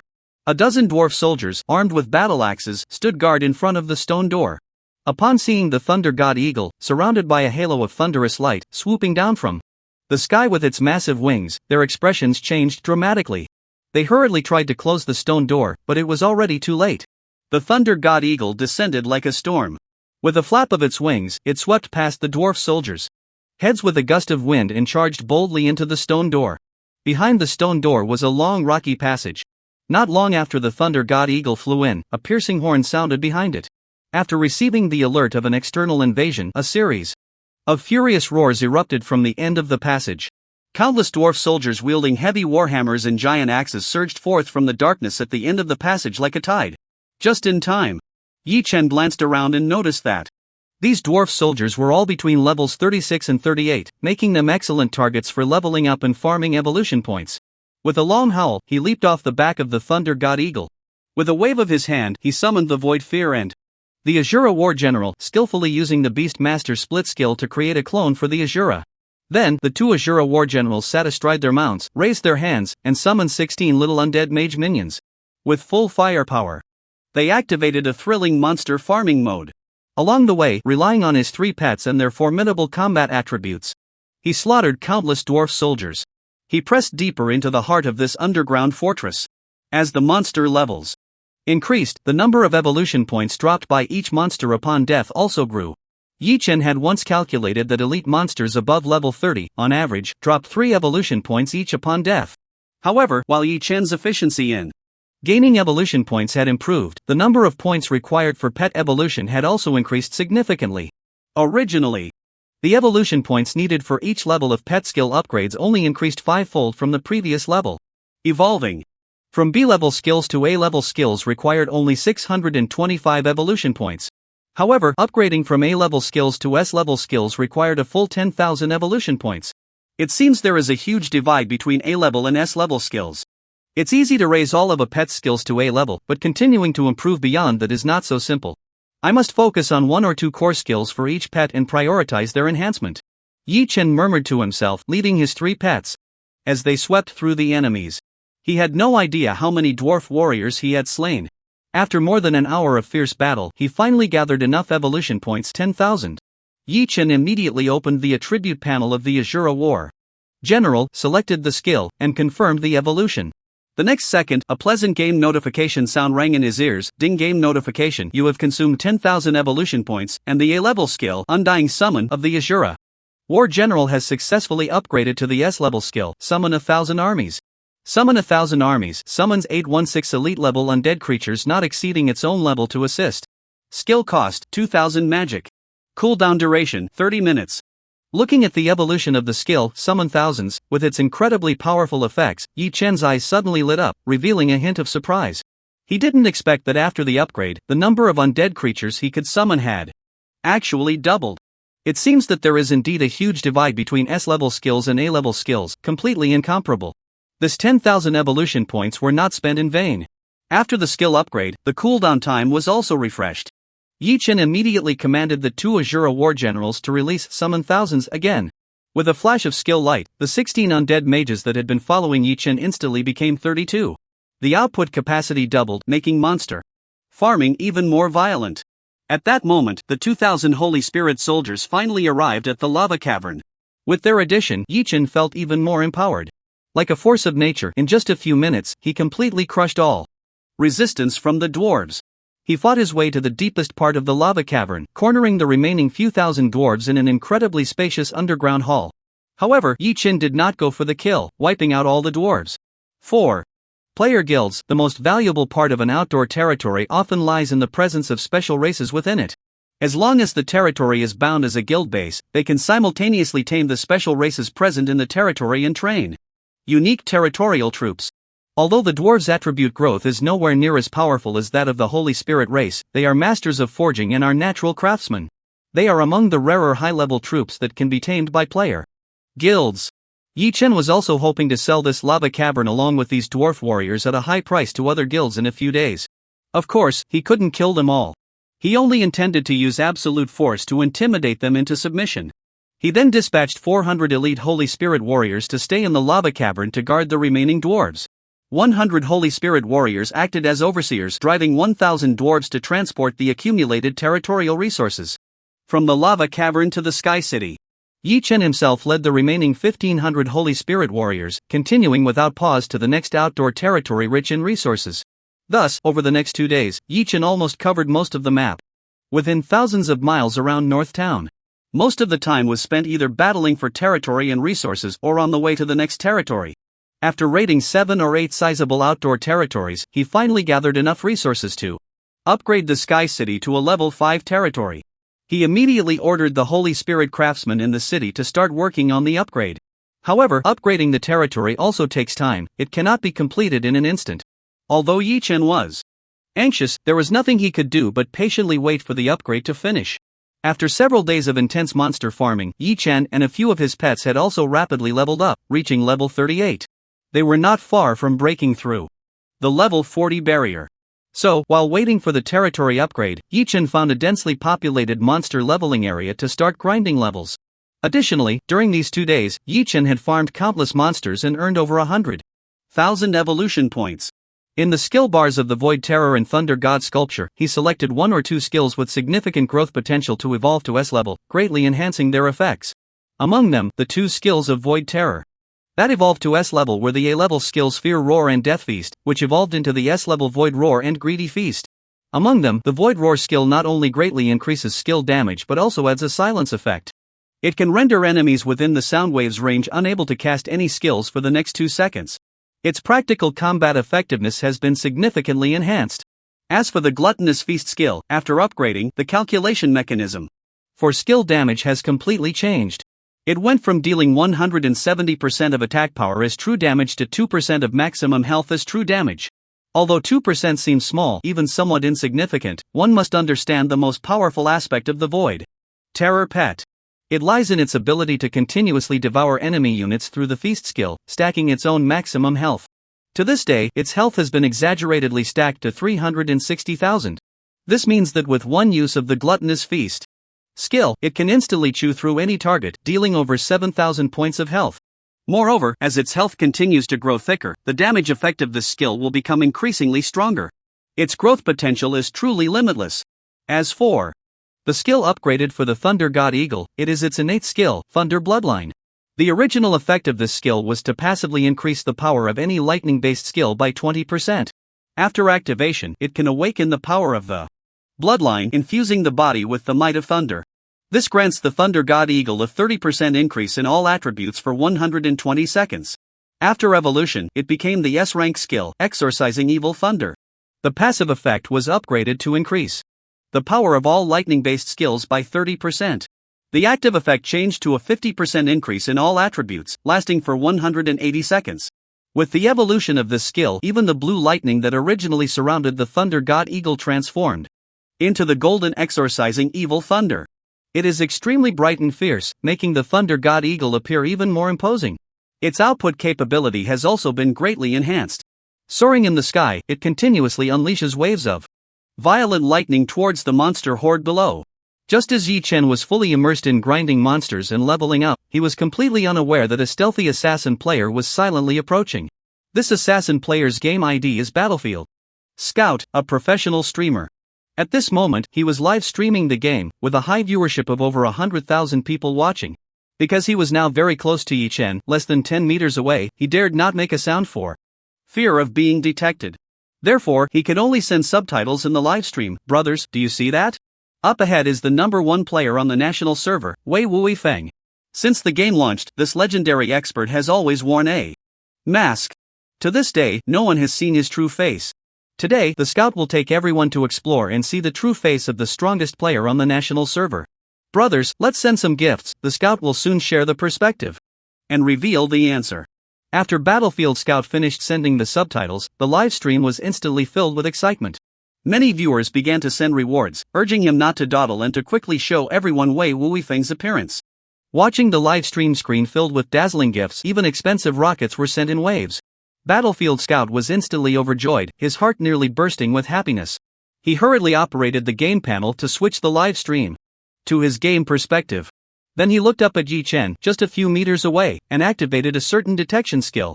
As the skill activated, a faint blood-red light flickered in Battlefield Scout's eyes, directly piercing through the bronze mask that Yi Chen was wearing. Yi Chen's true appearance hidden beneath the mask was revealed in this special way. Shared through the perspective of Battlefield Scouts, presented in the live broadcast room, in front of hundreds of thousands of viewers. Wow! Am I seeing things? Why does this Wei Wui Feng look so familiar? With those thick brows and big eyes, isn't that Wen Jianchang? No way! Wei Wui Feng is actually Wen Jianchang? What kind of international joke is this? I was wondering why I couldn't find any trace of Wen Jianchang among the top-ranked swordsmen in the national server. Logically speaking, with his extraordinary gaming skills, even if he awakened the lowest-level trash talent, he would definitely stand out. So he actively gave up the melee profession and changed to Beast Master. But if that's the case, wouldn't his unparalleled melee skills be wasted? What a pity! Although it's indeed a bit of a pity, it cannot be denied that after changing to Beast Master, when Jianchang Ji's gaming talent not only wasn't buried but actually became even stronger. No wonder this guy entered the game wearing a bronze mask, he was afraid of being recognized. With the game perspective shared by the Battlefield Scout, the moment Yi Chen's true face was revealed in this live broadcast room with over 100,000 viewers, it instantly exploded. You have to know, in recent times, Yi Chen's performance in the game has been nothing short of dazzling, unmatched. The true appearance of the game character Wei Wu Feng, as well as his identity in the real world, has been the hottest topic in the Divine Miracle gaming circle. Countless players have been incredibly curious about this, with various opinions and discussions. Besides, the player who originally held the title of the strongest in the national server, Wenjian Changgu, completely disappeared from the public eye after terminating his contract with the Wenjian Club and has not appeared again. Many people suspect that he has already changed his identity and entered the Divine Miracle game with a new game ID. However, among the top-ranked swordsmen in the national server, there is not a single person who can match him. This has left many of Yi Chen's loyal fans greatly disappointed. They speculated that Yi Chen must have been affected by the termination of his contract with the Wenjian Club. He didn't enter the game at the launch, so his level fell behind. But as long as he pulls himself together and works hard to level up, he will definitely catch up. Many even compared Wenjian Changgu and Wei Wu Feng, the two hottest top experts in the national server gaming circle. One is a melee player recognized as the number one in the national server, while the other is a mysterious top expert who seems to be cheating. They listed a series of differences in their gaming operations and styles. They even seriously analyzed who would be superior if Wenjian Changgu caught up in level and they faced off in the game. Who would be able to claim the title of the strongest in the national server? However, at this moment, the mystery is revealed. These two game characters, standing at the peak of the national server, are actually the same person. Instantly, many players felt an overwhelming wave of disbelief. However, the ironclad fact is right in front of them, leaving no room for doubt. Moreover, combining these two identities explains many things logically. For example, why did a top expert like Wei Wu Feng, with outstanding talent and top-notch skills, remain unknown in the national server before, as if he had appeared out of nowhere? Why did the melee player, destined to shine brightly, Wenjian Changgu, completely vanish in the Divine Miracle game without any news? Because Wenjian Changgu is Wei Wu Feng, and Wei Wu Feng is Wenjian Changgu. As soon as this explosive news broke, it spread like a storm at an astonishing speed. Within just a few minutes, it had reached the entire national server. All the major gaming forums and short video platforms were filled with related reports. Like a stone creating ripples in a pond, it stirred up a huge uproar across the national server.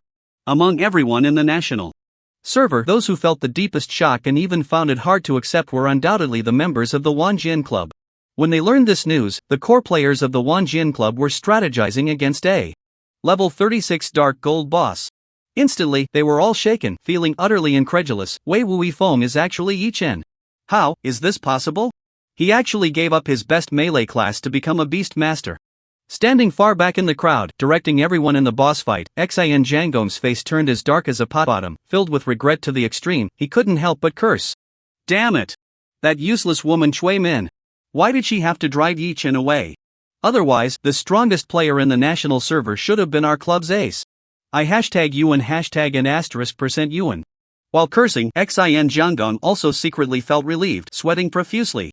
Fortunately, a few days ago, when he went to find Yi Chen, he came up empty-handed. Otherwise, if there had been a conflict, he might not have returned at all. Beside Xin Jiangong stood a stunningly beautiful mage, Liang Lulu. A few days ago, Xin Jiangong had secretly kidnapped her to a hidden base to force Yi Chen to show up. Although he ultimately failed, he didn't let her off the hook. Instead, adhering to the spirit of not wasting a grain of food, he intended to squeeze out her last bit of remaining value.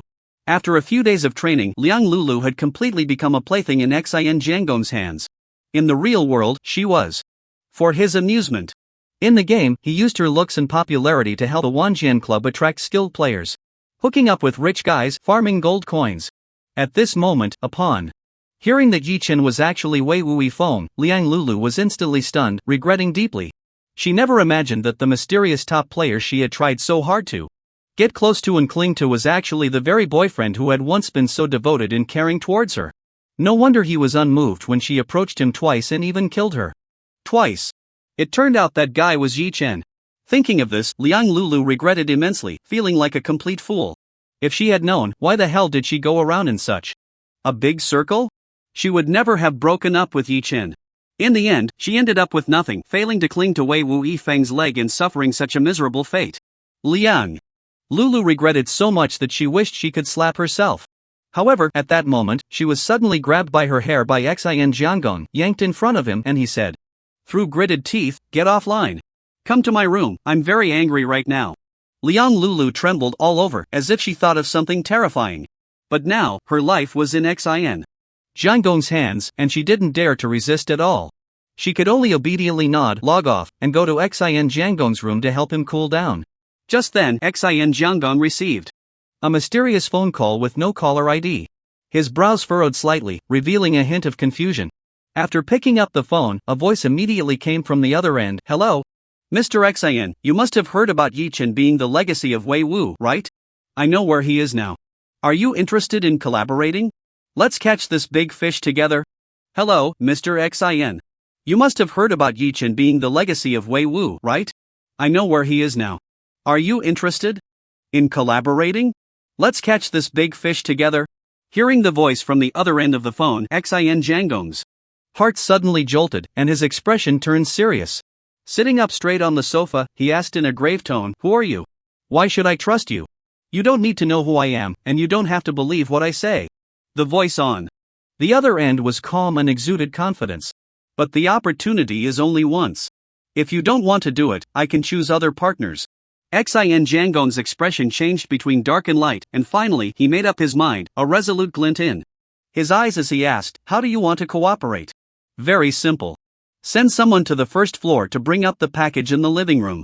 It contains Yi Chen's location information. Then send a few capable people to capture him alive. From now on, this number 1 player in the national server will be a tool in our hands. Hearing the voice from the receiver, Xin Jiangong's pupils suddenly constricted, and his expression became extremely grave. He knew that ever since the game merged with reality, he had deeply realized the importance of protecting his own safety. To avoid exposing his whereabouts and being targeted by enemies in the game, he had deliberately hidden in a villa that no one knew about, acting as a temporary secret base. The location of this secret base should be known only to a few trusted subordinates who were always by his side. However, this mysterious caller was able to stealthily place a package in the living room of the villa. This showed that the other party had considerable power and influence. For a moment, Xin Jiangong couldn't help but feel tense, even his limbs felt weak. He immediately gave Liang Lulu a big push, telling her to go to the first floor living room to bring the things up. After opening the package, Xin Jiangong found that it contained a tablet computer. The tablet screen displayed a map. A striking red dot was flashing in the corner of the map, glowing red. Are you from the official side? Upon seeing the red dot on the map, Xin Jiangong's pupils constricted again, and he asked in a deep voice. Within the borders of Manhwa, only the officials had this capability. They could use satellite positioning to lock onto mobile signals and find the exact location of any target. Hearing Xin Jiangong's words, the voice on the other end fell silent. After a while, it finally spoke. Who I am is not important, what matters is our cooperation. As long as we capture Wei Wu's legacy alive and successfully hold him in our hands. With your Jian Club's foundation, it will be easy to become the strongest guild in the national server. At that time, I just need you to help me with some things at critical moments. Hearing the voice on the phone, Xin Jiangong's heart stirred. He keenly realized that although the person on the other end was likely from the official side, their intention to collaborate with him was definitely not on behalf of the officials. It was highly probable that some individuals, driven by personal desires, were attempting to use their power for personal gain, seeking to control Yi Chen through him, thereby achieving some unspeakable special purpose. Therefore, everything had to be done secretly, without revealing his true identity. Xin Jiangong understood that cooperating with such a person was akin to seeking skin from a tiger, with great risks involved. A small mistake could lead to an irretrievable outcome. But if he could truly seize the opportunity to capture Yi Chen, the strongest player in the national server, and control him just like Liang Lulu, then he would undoubtedly have a place in the game in the future. Even more so, as the game and reality further merged. In the future, it is highly likely that I will become one of the most powerful people in the world. Standing above all living beings, I will control everything. Damn it, fortune favors the bold, I'm all in. Faced with this unparalleled temptation, Xin Jiangong did not hesitate for long and decisively made up his mind. A flash of brilliance appeared in his eyes as he said to the mysterious person on the other end of the phone, I can cooperate with you.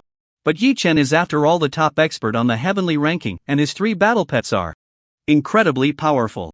With just the few people I have, capturing him alive will be as difficult as ascending to the heavens. Can you send some experts to help? However, the mysterious person on the other end of the phone coldly snorted in response. I only provide the location, how to capture him alive is your business. If you can't even handle this small matter, you don't deserve to cooperate with me. I will call you again tomorrow, hoping to hear good news from you." After saying that, the mysterious person hung up the phone directly. Xin Jiangdong put down the phone, pondered for a moment, and then picked it up again. He began to mobilize troops and arrange personnel.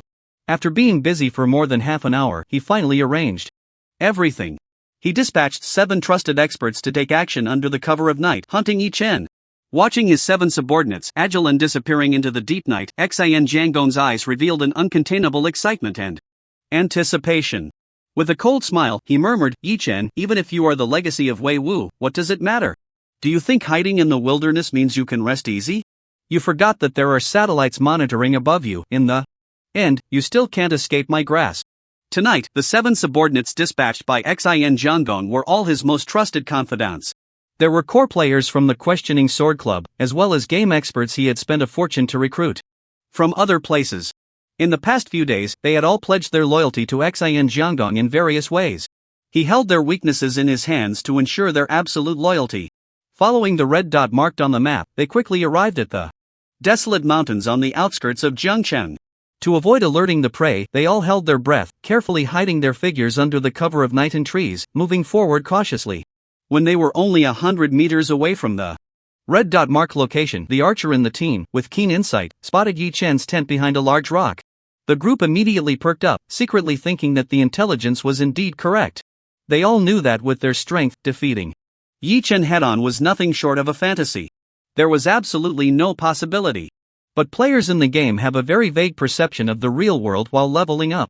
This is the most vulnerable time for every player. Taking advantage of this opportunity, launching a surprise attack was their only chance for success. Therefore, among the 7-man team sent to hunt Yi Chen, there were 3 assassins. They exchanged glances and entered stealth mode. Their figures completely disappeared into the air, silently approaching the tent.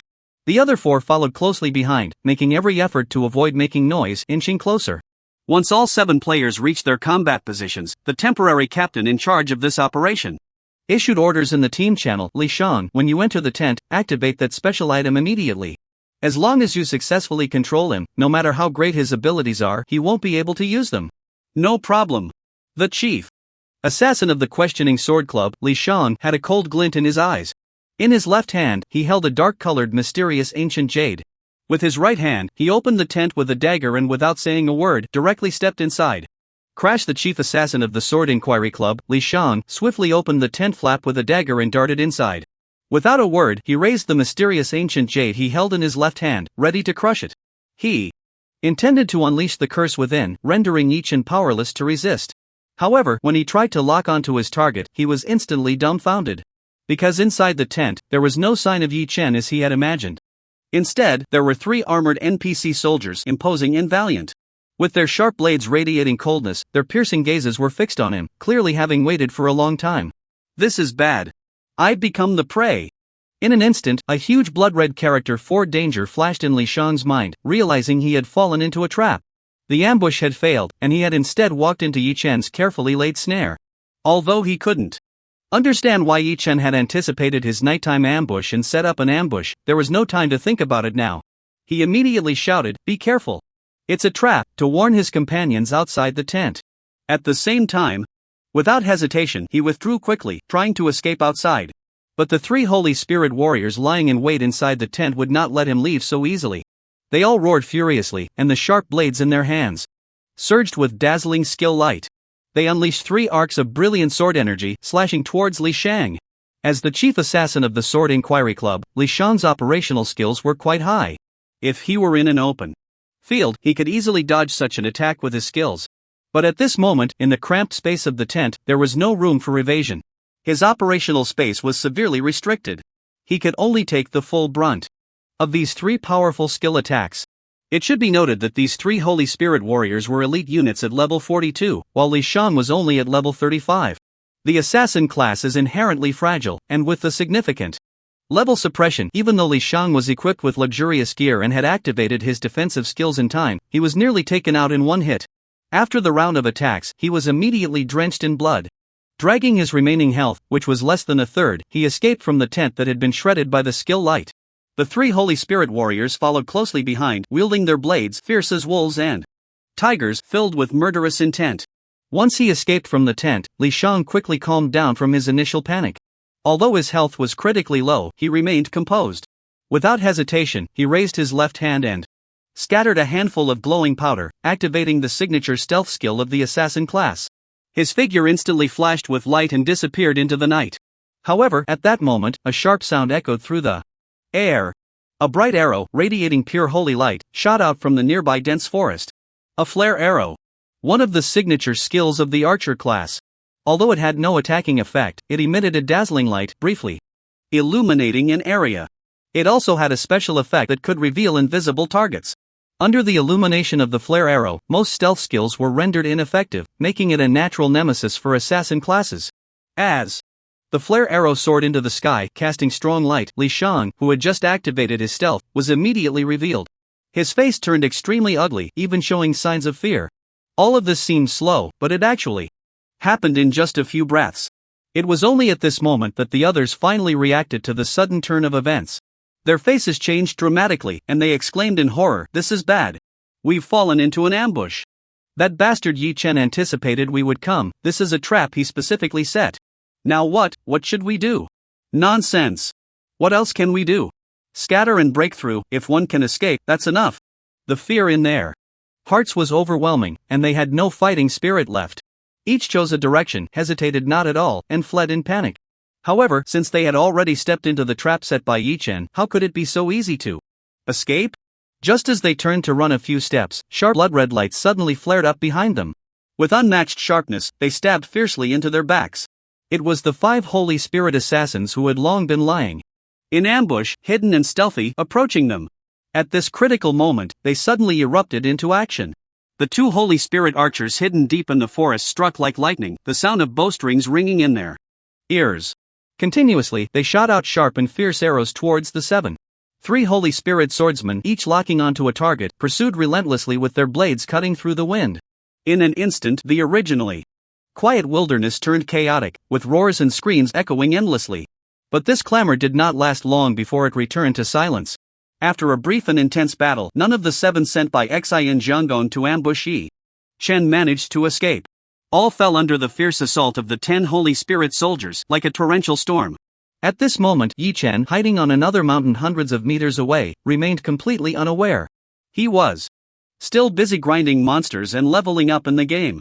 It wasn't until a Holy Spirit assassin stealthily approached his hiding place and was detected by the reconnaissance flag that Yi Chen was finally alerted, hurriedly logging off and returning to reality.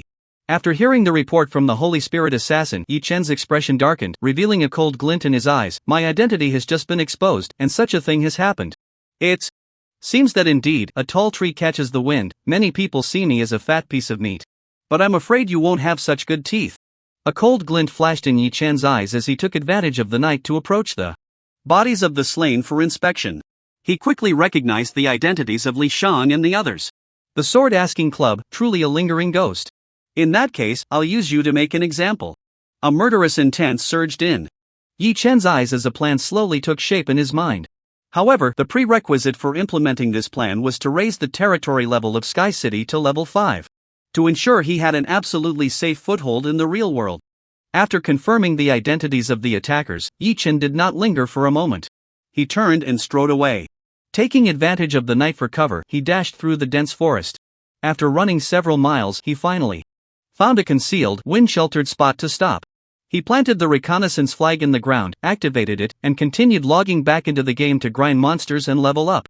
It wasn't until close to dawn that he finally received the long-awaited game notification. "Ding, game notification. Congratulations, Sky City has successfully upgraded to a level 5 territory, unlocking new territory buildings, Holy Spirit Altar, Holy Spirit Totem."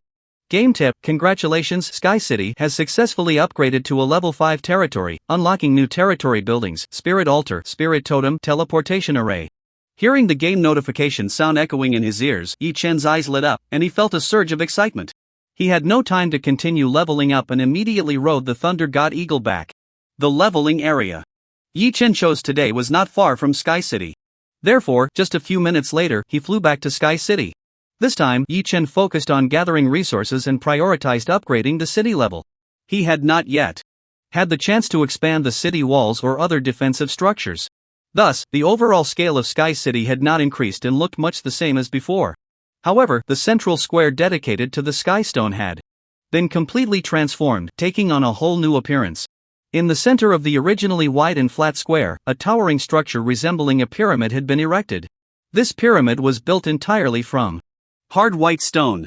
Grooves were carved into the rock surface, and metal was poured in to outline countless intricately shaped runes and channels. Among them, sparkling magical gemstones adorned the structure. The dazzling rainbow skystone floated high at the top of the pyramid, slowly rotating. An endless, majestic energy flowed out from the skystone like a waterfall. It coursed along the twisted grooves on the surface of the pyramid, injecting a continuous and powerful force for the normal operation of the entire city. After returning to the city, Yi-Chen immediately opened the territory management panel. He indeed found an option named Void Illusion Array in the territory management interface. Activating this option would allow him to open the Void Illusion Array, hiding the entire city. However, the normal operation of Sky City, including the nurturing and recruitment of Spirit Clan warriors, relied entirely on the source energy released from that Skystone. After upgrading to a level 5 territory, the Skystone could only produce 10,000 points of source energy per day. Meanwhile, activating the Void Illusion Array for a day would consume a full 2,000 points, which could be considered a huge expense. In addition, other territory buildings also required source energy to function. If the Illusion Array was continuously activated, keeping the Void City in a hidden state, the remaining source energy available for recruiting Spirit Clan soldiers would be very limited. The expansion speed of the territories military strength would be quite slow. However, the most important reason Yi-Chen wanted to capture Sky City was to find an absolutely safe hiding place for himself in reality. As long as his safety was guaranteed, he could unleash his potential in the game, and his strength would surely soar. Given time, relying solely on his absolute strength, he could sweep away all enemies without fear of any risks or challenges.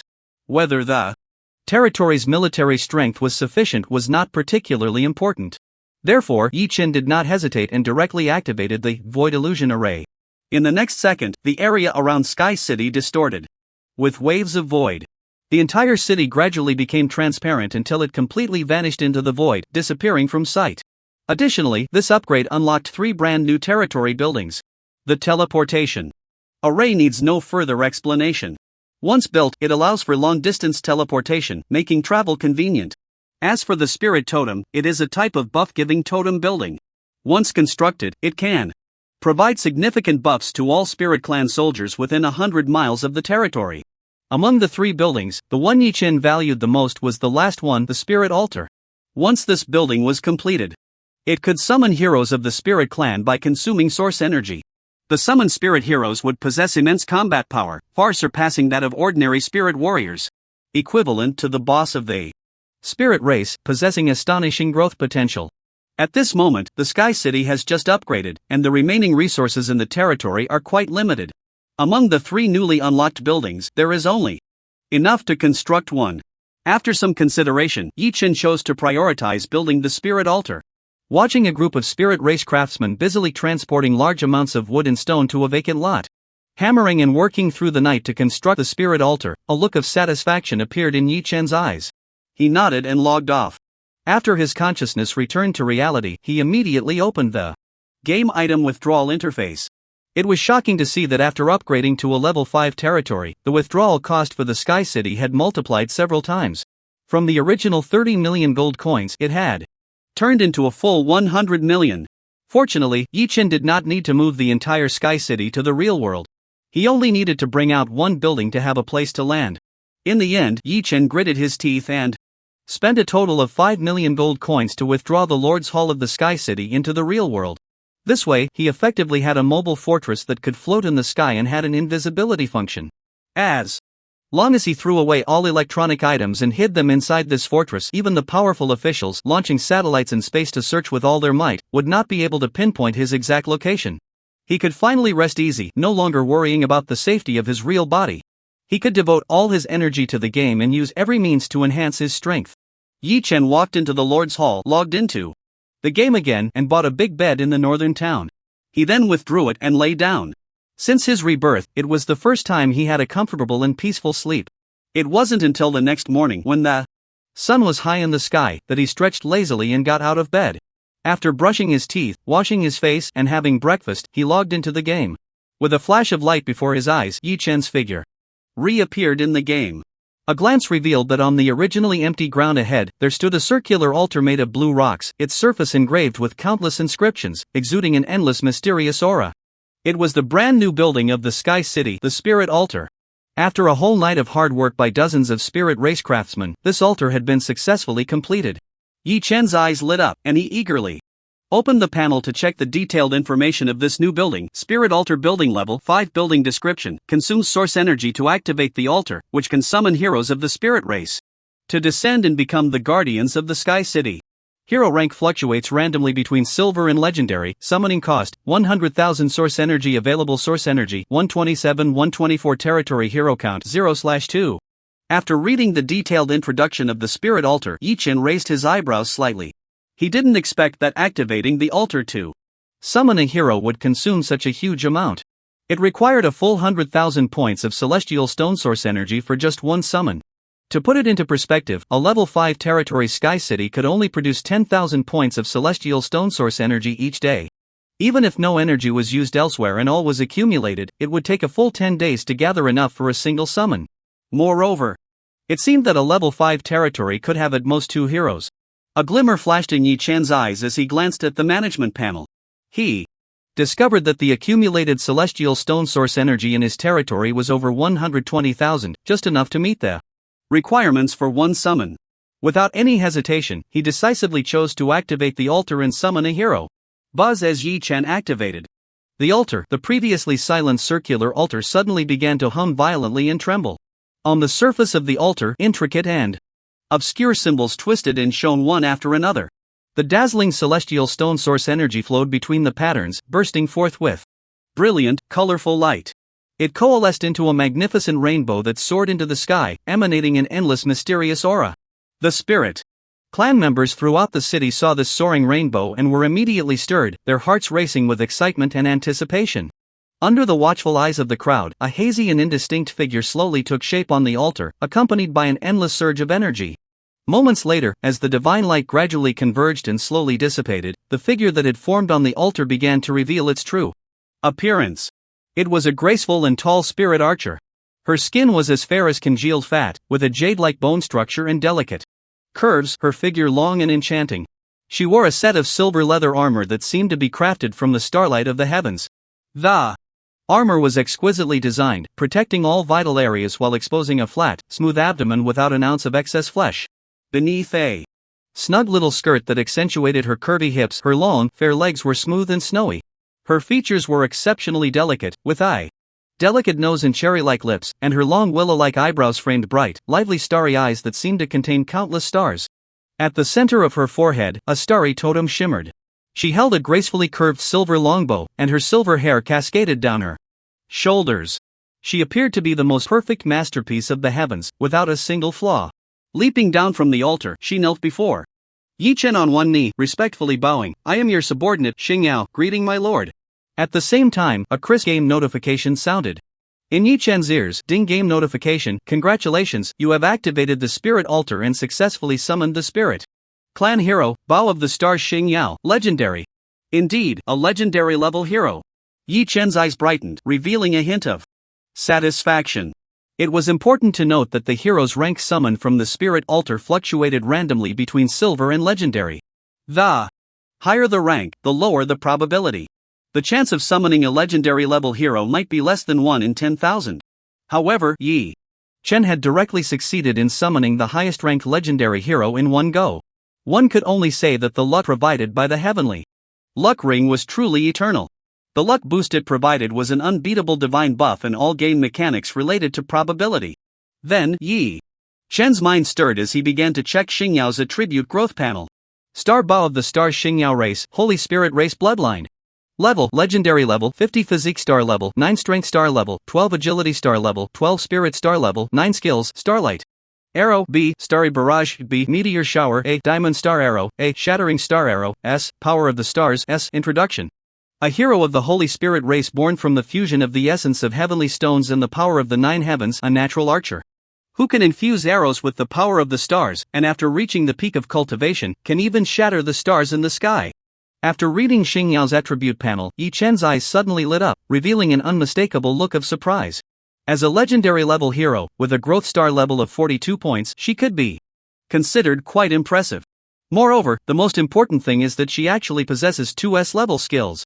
It is worth noting that even Yi Chen's Thunder God Eagle and Azura War General, before being enhanced by Yi Chen, each only had 1S level skill. With 2S level skills, Xingyao is undoubtedly a standout among legendary level heroes. Over the past 2 days, Yi Chen had been worried about finding a suitable pet. This hero archer from the Holy Spirit race is just the best candidate coming to him. Furthermore, Xingyao is at level 50, which is a full 11 levels higher than Yi Chen's current level, and her attributes are explosively strong. As long as the contract is successfully established, almost any high-level map below level 55 can be easily swept through. Yi Chen's leveling speed will be greatly enhanced. However, Yi Chen's pet slot is currently full. To sign a contract with her, he must first release one of his pets. Thinking of this, Yi Chen immediately opened the chat window and sent a message to Li Qiunan, "Come to this coordinate in 20 minutes." Li Qiunan, who was leveling up with a few subordinates, felt a stir in her heart upon receiving Yi Chen's message. She vaguely guessed what Yi Chen suddenly wanted from her. To be honest, during the days she had been Yi Chen's pet, she had benefited from his profession's passive bonuses. All attributes increased by 50% and leveling experience reduced by 50%. The monster farming speed was incredibly fast, and her level had skyrocketed to the second position on the leaderboard. She had truly tasted the sweetness of it. At this moment, suddenly receiving Yi Chen's message, her heart sank slightly, feeling a bit reluctant. But she still made up a reason, parted ways with the Milky White Yuki and the others, and arrived at the coordinate location sent by Yi Chen. After waiting for a few minutes, she heard a whooshing sound of wings flapping above her head.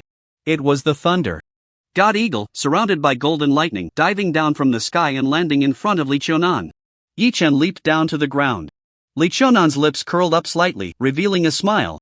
Just as she was about to greet Yi Chen, suddenly she noticed a tall, silver-haired, silver-eyed beauty archer jumping down from the Thunder God Eagle's back, holding a starlight longbow and closely following behind Yi Chen.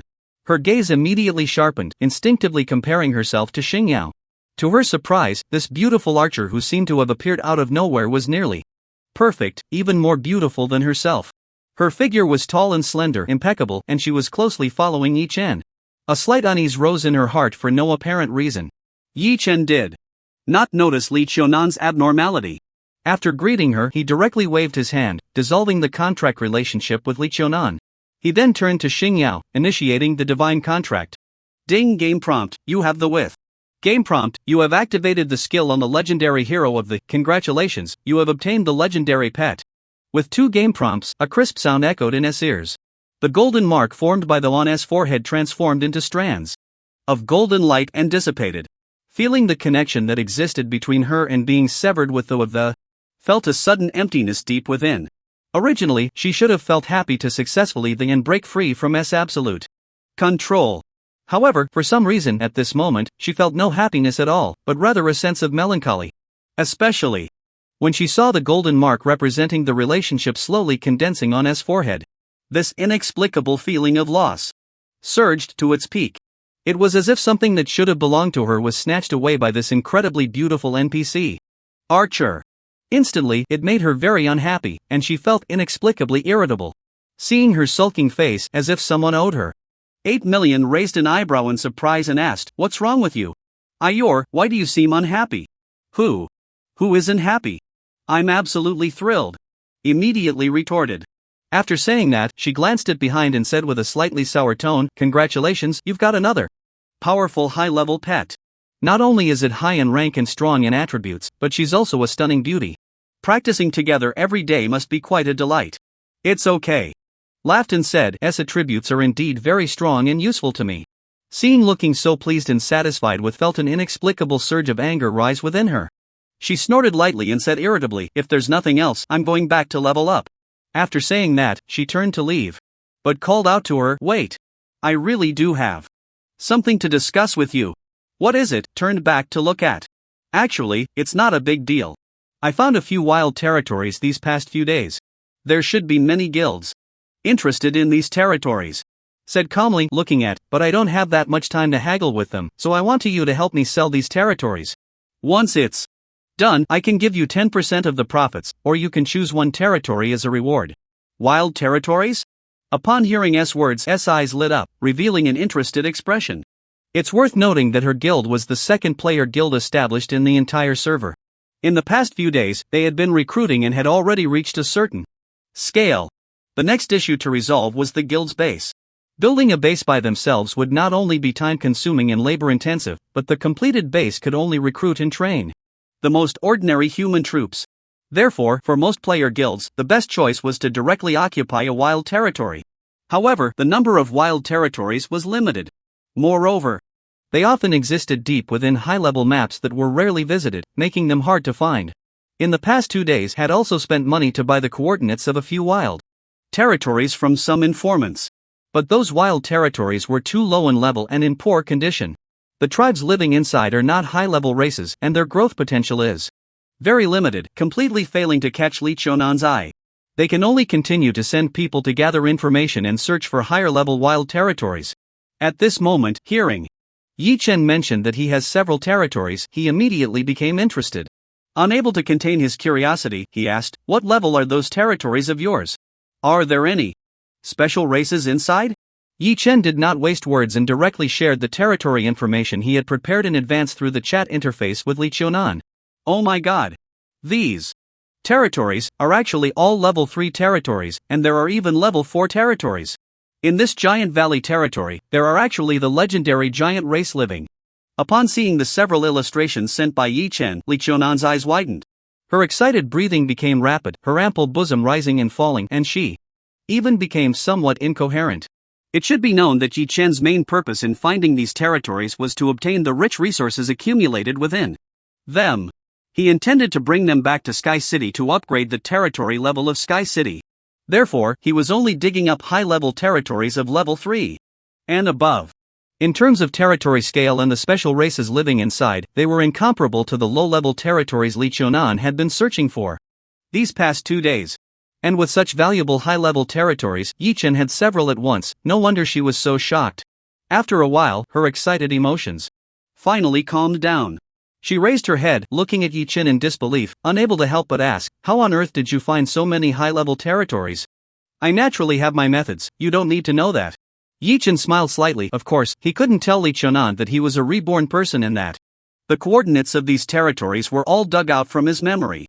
"For these territories, help me find buyers. The price for each territory starts at least at 1 million gold coins." "What? 1 million gold coins?" Hearing the price quoted by Yi Chen, Li Chonan was immediately taken aback and said, "Although these territories are all very high level and the special races inside are quite outstanding. But if it's just selling the coordinates, I'm afraid they won't sell for such a high price. I think you might not have understood my meaning." Yi Chen smiled slightly and explained to Li Chonan, "For these territories, I not only know their coordinates, but I have also taken them down. They now belong to my possessions.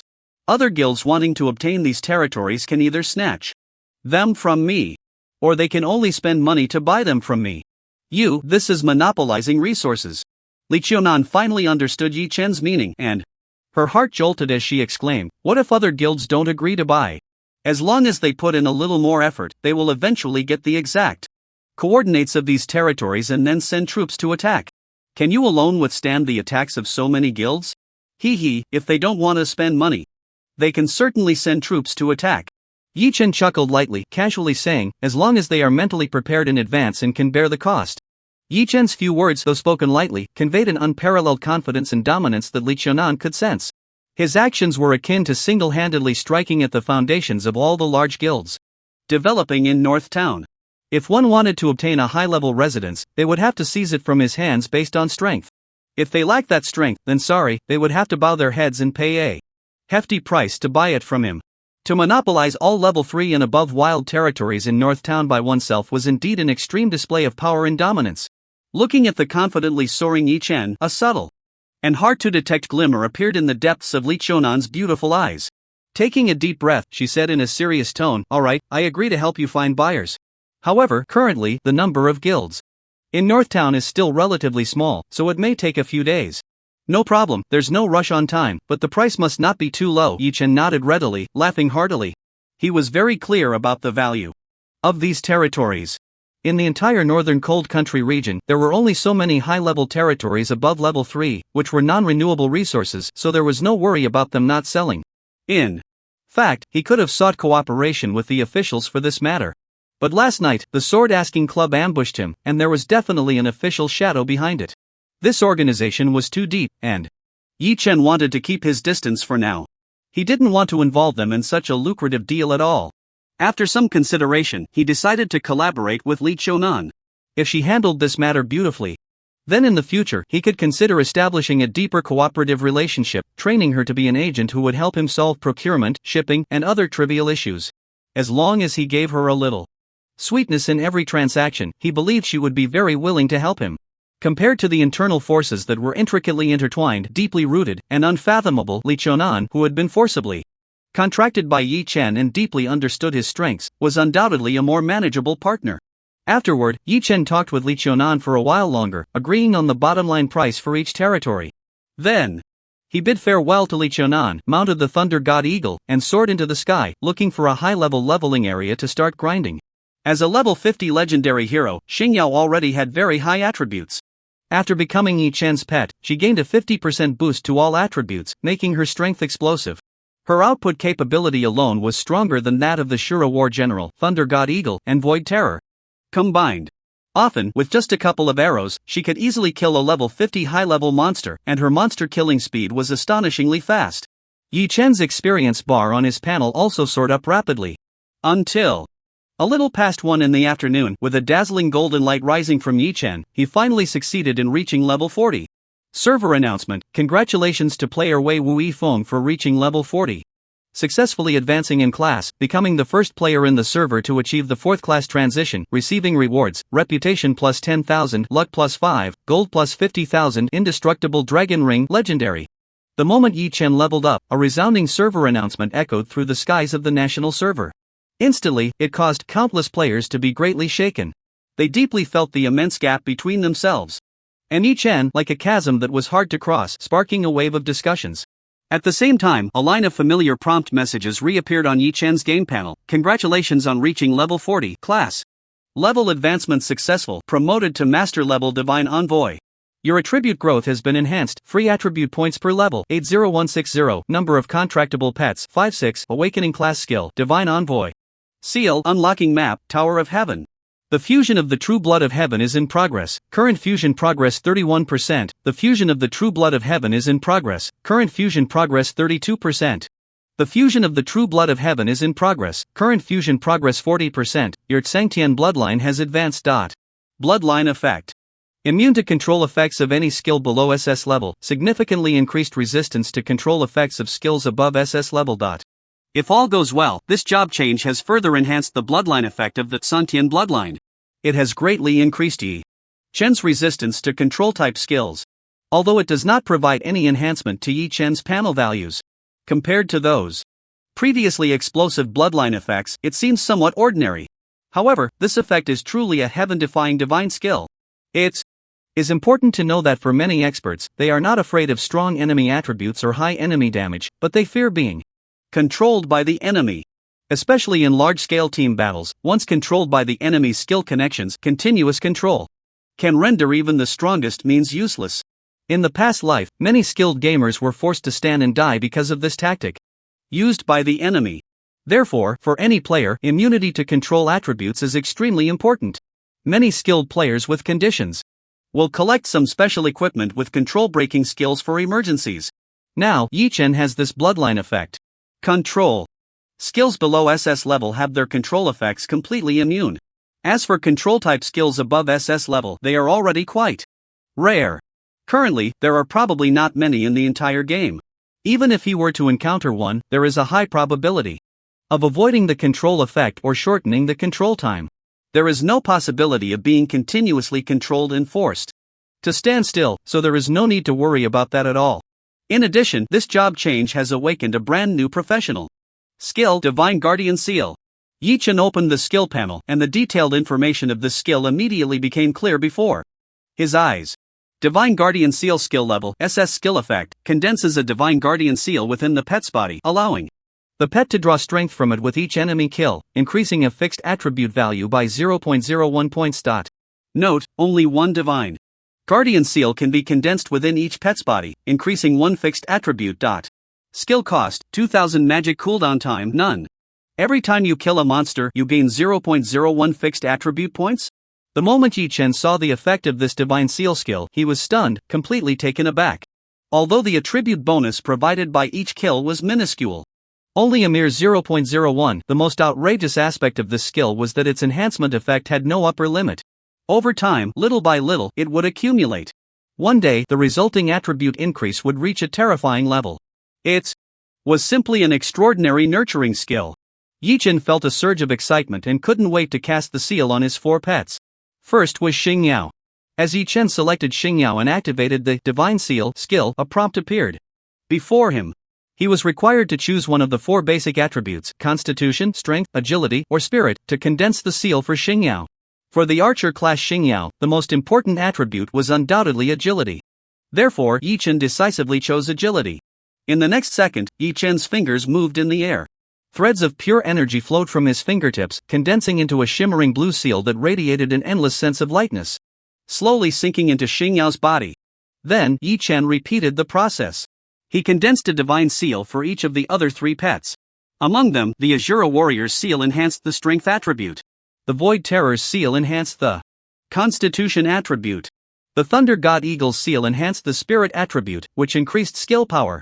Once the seals were formed within their bodies, the 4 pets began to sweep through the high-level monsters around the map again. As one monster after another was killed, the panel attributes of the pets began to grow slowly. Seeing this, Yi Chen nodded in satisfaction. Regaining his focus, a flash of light appeared in his palm as he took out the equipment rewarded by the system. It was a sparkling golden ring, with a lifelike golden dragon embossed on its surface. An invisible dragon's might spread out, exuding endless majesty. Indestructible Dragon Ring, Legendary, Constitution, plus 150, Strength, plus 120. Agility, plus 120, Spirit, plus 130, Equipment Effect, Dragon Breath. Normal attacks have a 5% chance to unleash a scorching dragon breath, burning enemies in a straight line ahead. Equipment Skill, Indestructible Guardian, activates the Sleeping Golden Dragon Spirit within the ring, forming a shield that grants immunity to all control effects and attack damage below level 70 for the next 5 seconds. Equipment level 40, such an indestructible dragon ring, it even comes with an invincible shield. Looking at the effect of the Indestructible Guardian skill, Yi Chen's eyes lit up. In the game Divine Miracle, there were no absolute invincible skills. Any shield could be forcibly destroyed in the face of absolute power. However, there were some skills with temporary invincibility effects. For example, the active skill of this Indestructible Dragon Ring could form a shield that immunizes against any attack damage below level 70. It could also be called an invincible skill. Such skills were the rarest and most precious type among all equipment skills. After so many days since the server opened, under the luck boost of the Fortune Ring, Yi Chen had obtained so many top-tier equipment, yet none had a similar invincible skill. This showed just how scarce it was. It was a precious attribute that could save one's life at a critical moment, even turning the tide. Just based on this one skill, the value of this Indestructible Dragon Ring was immeasurable and could easily be sold for a sky-high price. However, with such excellent equipment, Yi Chen certainly wouldn't sell it, he equipped it immediately. Besides all this, after successfully reaching the 4th advancement, Yi Chen also unlocked a brand new game map, Sky Tower. This map was very famous in the game in my previous life. Every player, after their 4th class change, would receive a chance to enter the challenge. The tower has a total of 108 floors. Based on the number of floors each player has cleared, a reward for clearing the levels is given. The higher the floors cleared, the more generous the final reward. There are even rumors that if one successfully clears the entire tower and reaches the peak of the 108th floor, they will receive the legendary mythical reward. However, the monsters inside the Tower of Heaven are exceptionally terrifying, and the difficulty increases the higher you go. Moreover, each player only has one chance to challenge it, and can only enter at level 40. In my previous life, the highest record among global players was only 102 floors. Therefore, what one could obtain after successfully clearing the entire tower remains a mystery to this day, existing only in people's speculations and imaginations. But Yi Chen is certain that it must be a reward powerful enough to turn decay into wonder. It could allow an ordinary player to turn their fortunes around and grow into a formidable figure. In his previous life, Yi Chen's awakened gaming talent was too poor, and his early development was not good, so he only made it to the 91st floor. But in this life, Yi Chen is making a comeback. Whether it's gaming talent, hidden professions, or skill configurations, everything has nearly reached its peak. As for the ultimate reward above the 108th floor, it can be said to be a sure thing. However, the Tower of Heaven stands there, ready to enter at any time, and there's no rush to challenge it immediately. Yi Chen now has something even more urgent to do. The Sword Inquiry Club, it's time to settle our accounts. A flash of killing intent appeared in Yi Chen's eyes as he quickly sent a message to Li Qiunan, asking her to help him locate the main team of the Sword Inquiry Club. Although Li Qiunan didn't know what Yi Chen was planning, it was just a small matter for her, and she readily agreed. Not long after, Li Qiunan sent a message back. I found out that the Sword Inquiry Club was just established in Xiling City yesterday and has filled its ranks. They are currently organizing 2 teams of 1,000 players each to level up in a map called the Wild Wilderness. All the main players and club executives are basically there. The Wild Wilderness, got it, thanks. Yi Chen murmured, a flash of killing intent in his eyes, and thanked Li Qiunan. He then recalled the 4 pets that were fighting monsters back to his side, retrieving them into the pet space. He took out a return scroll and crushed it. After returning to the city, Yi Chen headed straight for the teleportation array, using the fastest speed to teleport to Xiling City. Then, with a wave of his hand, he summoned the Thunder God Eagle directly in the East Gate Square. Amidst the astonished gazes of countless players around, he leaped onto the back of the Thunder God Eagle. With its giant wings spread wide, it soared into the sky, heading straight for the Wild Wilderness. It wasn't until Yi Chen left that the players around the square reacted. Suddenly, they were all excited, bursting into a flurry of discussions. Wow! Who was that big shot just now? That flying mount is so cool. It looks like the Thunder God Eagle of Wei Wuifeng, but the lightning around it is changed from blue to gold. What? The top player Wei Wu Yifeng? Isn't he from Jinbei City? Why did he suddenly come to Xiling City? And he looks so fierce and full of killing intent. Who knows? He probably means business, something big might happen. Let's follow him and see the excitement. The Wild Plains are located dozens of miles east of Xiling City. On the plains, several types of level 40 elite monsters such as the Plains Rhino and the Plains Giant Wolf are active. At this moment, 2,000 member teams from the Wanjian Guild are scattered into groups of 5, hunting and farming monsters on the plains. Guild members farming monsters on the same map can gain guild experience, which is an important way for the guild to level up in the early stages. Originally, the Wanjian Club chose to develop its secondary main city in Jinbei City. However, the establishment of the Supreme Temple and the Flowing Year Fireworks Guilds brought them immense competitive pressure.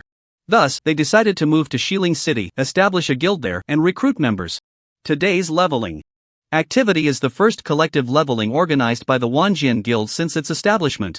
As the guild leader, Xian Jianggong naturally attended in person. However, while farming monsters, he seemed somewhat distracted.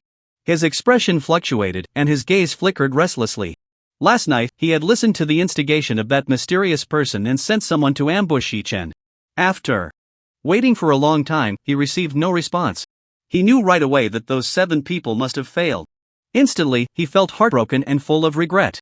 On one hand, he lamented the loss of 7 capable subordinates, feeling immense pain. On the other hand, he was more worried that Yi Chen would retaliate against him. Fortunately, he had anticipated this outcome. After sending those 7 out, he quickly moved to a different residence. Yi Chen would not be able to find his real-world address. The only possible means of retaliation would be to cause trouble for Wanjian in the game.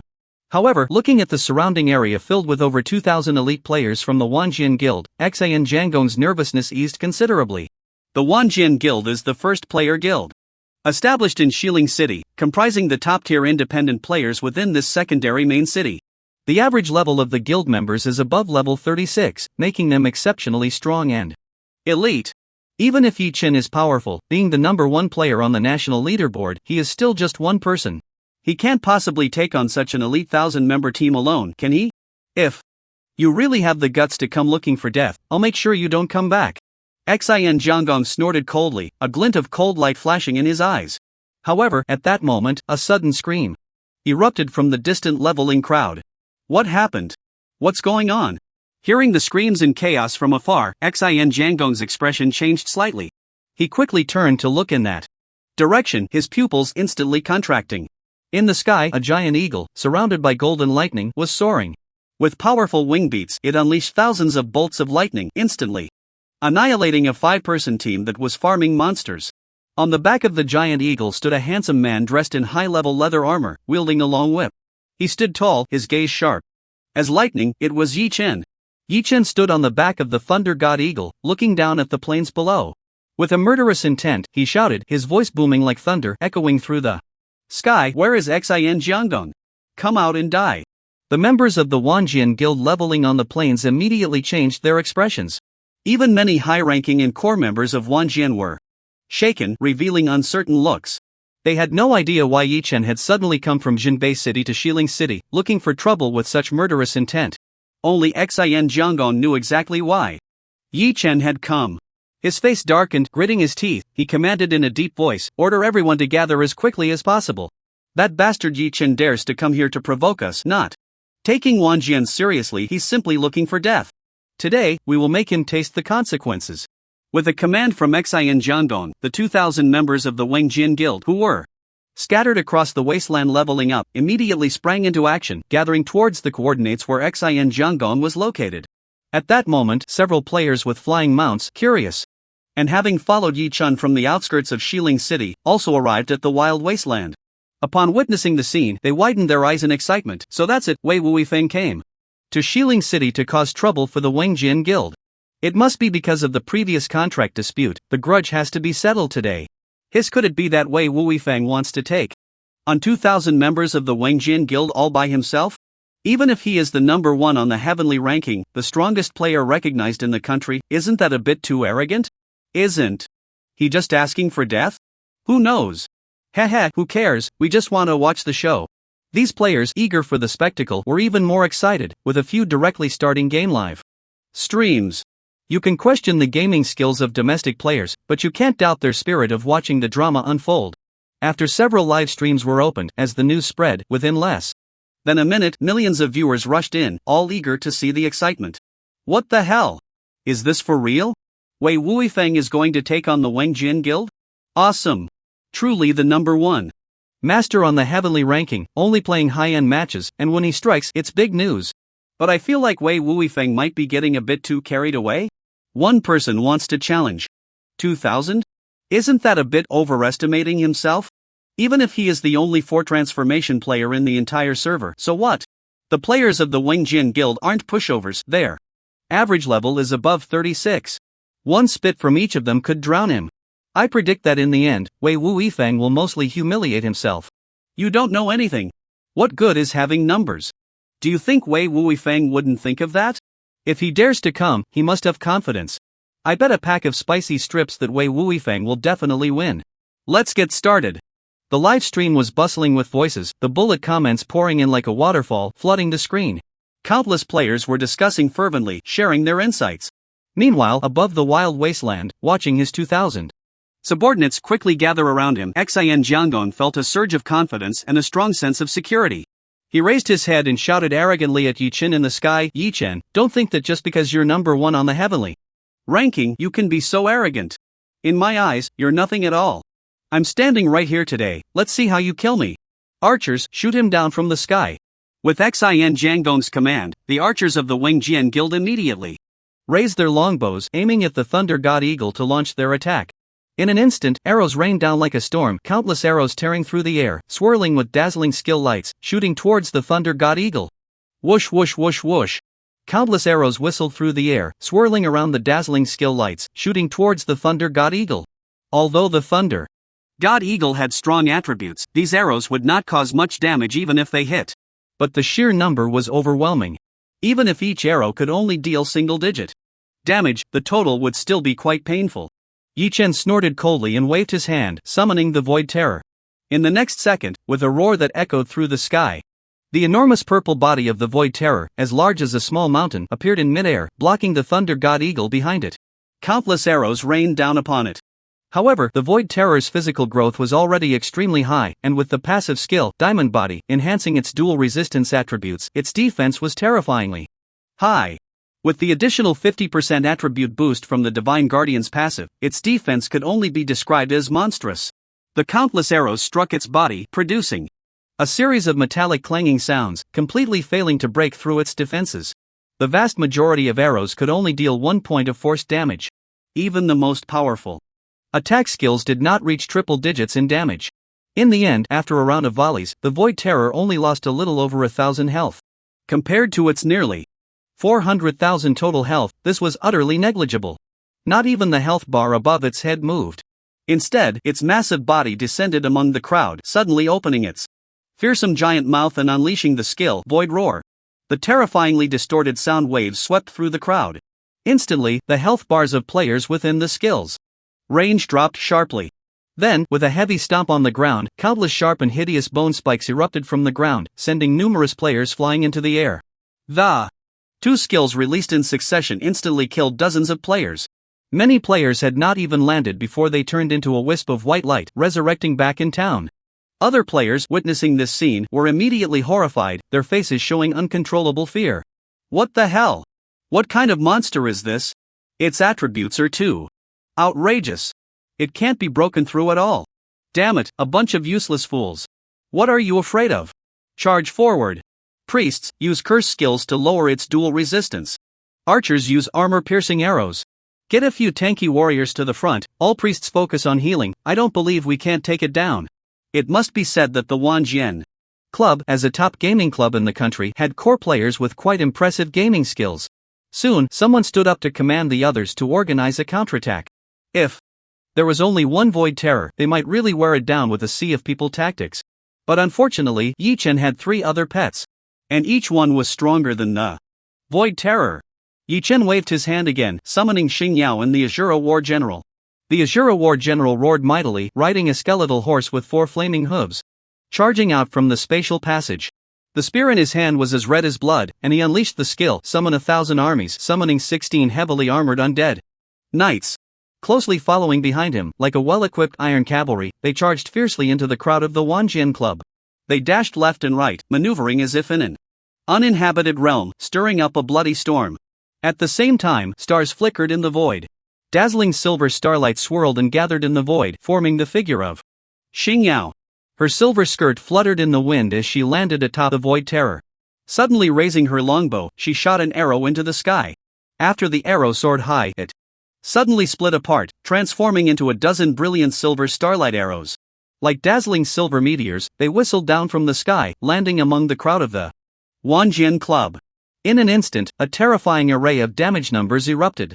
All those struck by the arrows were instantly killed, with no room for negotiation. The Thunder God Eagle flapped its wings, carrying Yi Chen as it dove down from the sky. A skill called Thunder Hell was unleashed into the crowd below. Instantly, endless thunder raged, erupting into a terrifying display of damage numbers, killing more in an instant. Yi Chen's 4 pets were not only incredibly powerful in attributes, but their skill configurations were top-notch. Each one more formidable than the last. In just a brief encounter, they inflicted heavy casualties on the 2,000-member teams of the Sword Inquiry Guild. They were left crying out for help, with almost no ability to fight back. In the livestream, countless players, witnessing this scene through the broadcast, were immediately shocked. The chat room exploded, with countless comments flooding the screen, nearly covering the entire view. Holy crap! Holy crap! Holy crap! He's really going solo against 2,000-member teams. Is Wei Wuyi Feng even human? His 4 pets are terrifying, their attributes are simply outrageous, they're like 4 unbeatable superbosses. Wow, that beautiful archer is so cool. That long-legged beauty is also Wei Wuyi Feng's pet? Where can I catch humanoid pets like that? I have a bold idea. Damn, Wei Wuyi Feng must be hacking. He's ridiculously strong. Don't say just 2,000-member teams, even if 1,000 people came, they'd only be slaughtered. I don't understand, but I'm deeply shocked. As countless players discussed in the livestream. On the wild wilderness, the battle continued to rage fiercely. A large group of high-ranking members from the Sword Inquiry Guild gathered around Xin Jianggong. Watching Yi Chen's 4 pets wreak havoc among the crowd, and seeing their own side suffer heavy losses, they were all anxious. This won't do, we can't go on like this, we must find a way to take down Yi Chen. As long as that beast master is dead, his pets will naturally be no threat. Someone shouted from the crowd, and immediately began to take action. When the Thunder God Eagle once again flapped its wings and dove down from the sky to attack, several core members of the Sword Inquiry Club seized the opportunity to launch their assault. 2 mages waved their staffs, casting spells with control. Effects. 3 archers tightened their bowstrings and simultaneously shot out shock arrows. 5 skills hit one after another, finally stunning the thunder god. Eagle. Its wings stopped flapping and it plummeted from the air, crashing into the crowd. Seeing this, Xin Jiangong was overjoyed, immediately standing at the back of the crowd, shouting excitedly, "Charge! Everyone focus fire, take him down! Whoever can kill Wei Wuifeng will be rewarded with 100,000. As the saying goes, under heavy rewards, there will surely be brave men." Xin Jiangong took out 100,000 yuan and announced a bounty on Yi Chen's head, instantly igniting the fighting spirit of the players in the sword questioning game. Countless melee players looked on with fiery eyes, gazing at Yi Chen as if he were a walking 100,000 yuan. They all brandished their weapons and charged at Yi Chen from all directions. Archers, mages, and other ranged players stood at a distance, locking onto Yi Chen's position. From afar, they unleashed their skills in attack. In an instant, countless beams of dazzling magic and arrows rained down like a torrential storm, flying towards Yi Chen from all sides. In the live stream, countless players held their breath upon witnessing this scene, their hearts racing. Not good. Wei Wuifeng is being focused fire. I knew it, he can't be cool for more than 3 seconds. What good are his pet's attributes? Once the Beast Master dies, it's all for nothing. Exactly, being weak is the biggest shortcoming of the Beast Master profession. Even if Wei Wuifeng is number 1 on the leaderboard, he can't escape. With so many people focusing fire, even the strongest tank warrior in the national server can't withstand it, let alone a mere Beast Master. I'm afraid after this round of focus fire, Wei Wuifeng will be taken down in an instant. Let him show off, he deserves it. In the live stream, countless players were discussing anxiously, all holding their breath, ready to witness the final outcome of this round of focus fire. However, facing the overwhelming barrage of attacks coming from all directions, Yi Chen's expression remained completely calm. With an utterly tranquil gaze, he leisurely raised his left hand and activated the skill, Life Chain. He connected his own health with the tough Void Terror. Then, narrowing his pupils, he quickly assessed the trajectory of the incoming attacks with sharp insight. Moving like lightning, he sidestepped to avoid them. Yi Chen, clad in leather armor, had an exceptionally high agility attribute, and his steps were as swift as the wind, allowing him to move quickly. Instantly, many ranged attacks missed their mark. Arrows whistled down, embedding themselves in the ground where he had just stood, the shafts vibrating. Yet, many attacks still struck Yi Chen. If it were any other player, even a heavily armored warrior, being hit by so many attacks would leave them with half their health at best. However, with the blessing of the celestial bloodline, Yi Chen's attributes grew to be twice that of an ordinary player. His base attributes were already much higher than those of other players, and with his top-tier dark gold equipment along with the Beast Soul Ancient Jade hanging around his neck, providing a 20% all attribute boost from a dark gold level boss, his resistance values were comparable to the strongest tank warrior in the national server. Therefore, the damage these skill attacks could inflict on him was negligible. Moreover, with the Life Chain skill transferring 80% of the damage to the Void Terror, the actual health he lost was even less. After enduring a wave of skill attacks, his health bar only decreased slightly, about 1/10. Facing the melee players charging at him, Yi Chen snorted coldly and suddenly raised his long whip. The blood-red whip, covered in thorns and barbs, instantly flickered with a furious lightning glow. With the force of wind and thunder, as fast as lightning, he struck fiercely at the surrounding players. Lightning 5 whip. At this moment, the whip in Yi Chen's hand was no longer the level 25 Dragon Scale Python whip. Instead, it was a new piece of equipment he had just obtained yesterday, the level 39 Dark Gold weapon, Thorn Blood Whip. Not only was its attack power exceptionally strong, but it also had a 5% lifesteal effect. With 5 consecutive powerful strikes, he lashed out fiercely. The immense impact directly sent the 5 melee players charging at him flying, their health bars dropping significantly in an instant. Above Yi Chen's health bar, 5 green recovery numbers popped up in succession. The health he had just lost in that round of concentrated fire was almost fully restored in an instant. Seeing this, Xin Jiangong, who was hiding in the crowd at a distance, suddenly turned pale with anger and shouted frantically, "Damn it, a bunch of useless trash. With so many people, you can't even take down one Beast Master. What are you all doing? Where are your control skills? Use Shock Arrow and Wind Binding Technique, control him and take him down." Following Xin Jiangong's orders, the nearby players from the Wanjian Guild began to unleash their control skills towards Yi Chen. However, to everyone's shock, when those skills hit Yi Chen, although damage was dealt, the control effects were all completely immune. They couldn't control Yi Chen for even a second. Yi Chen's expression was icy, his eyes filled with killing intent.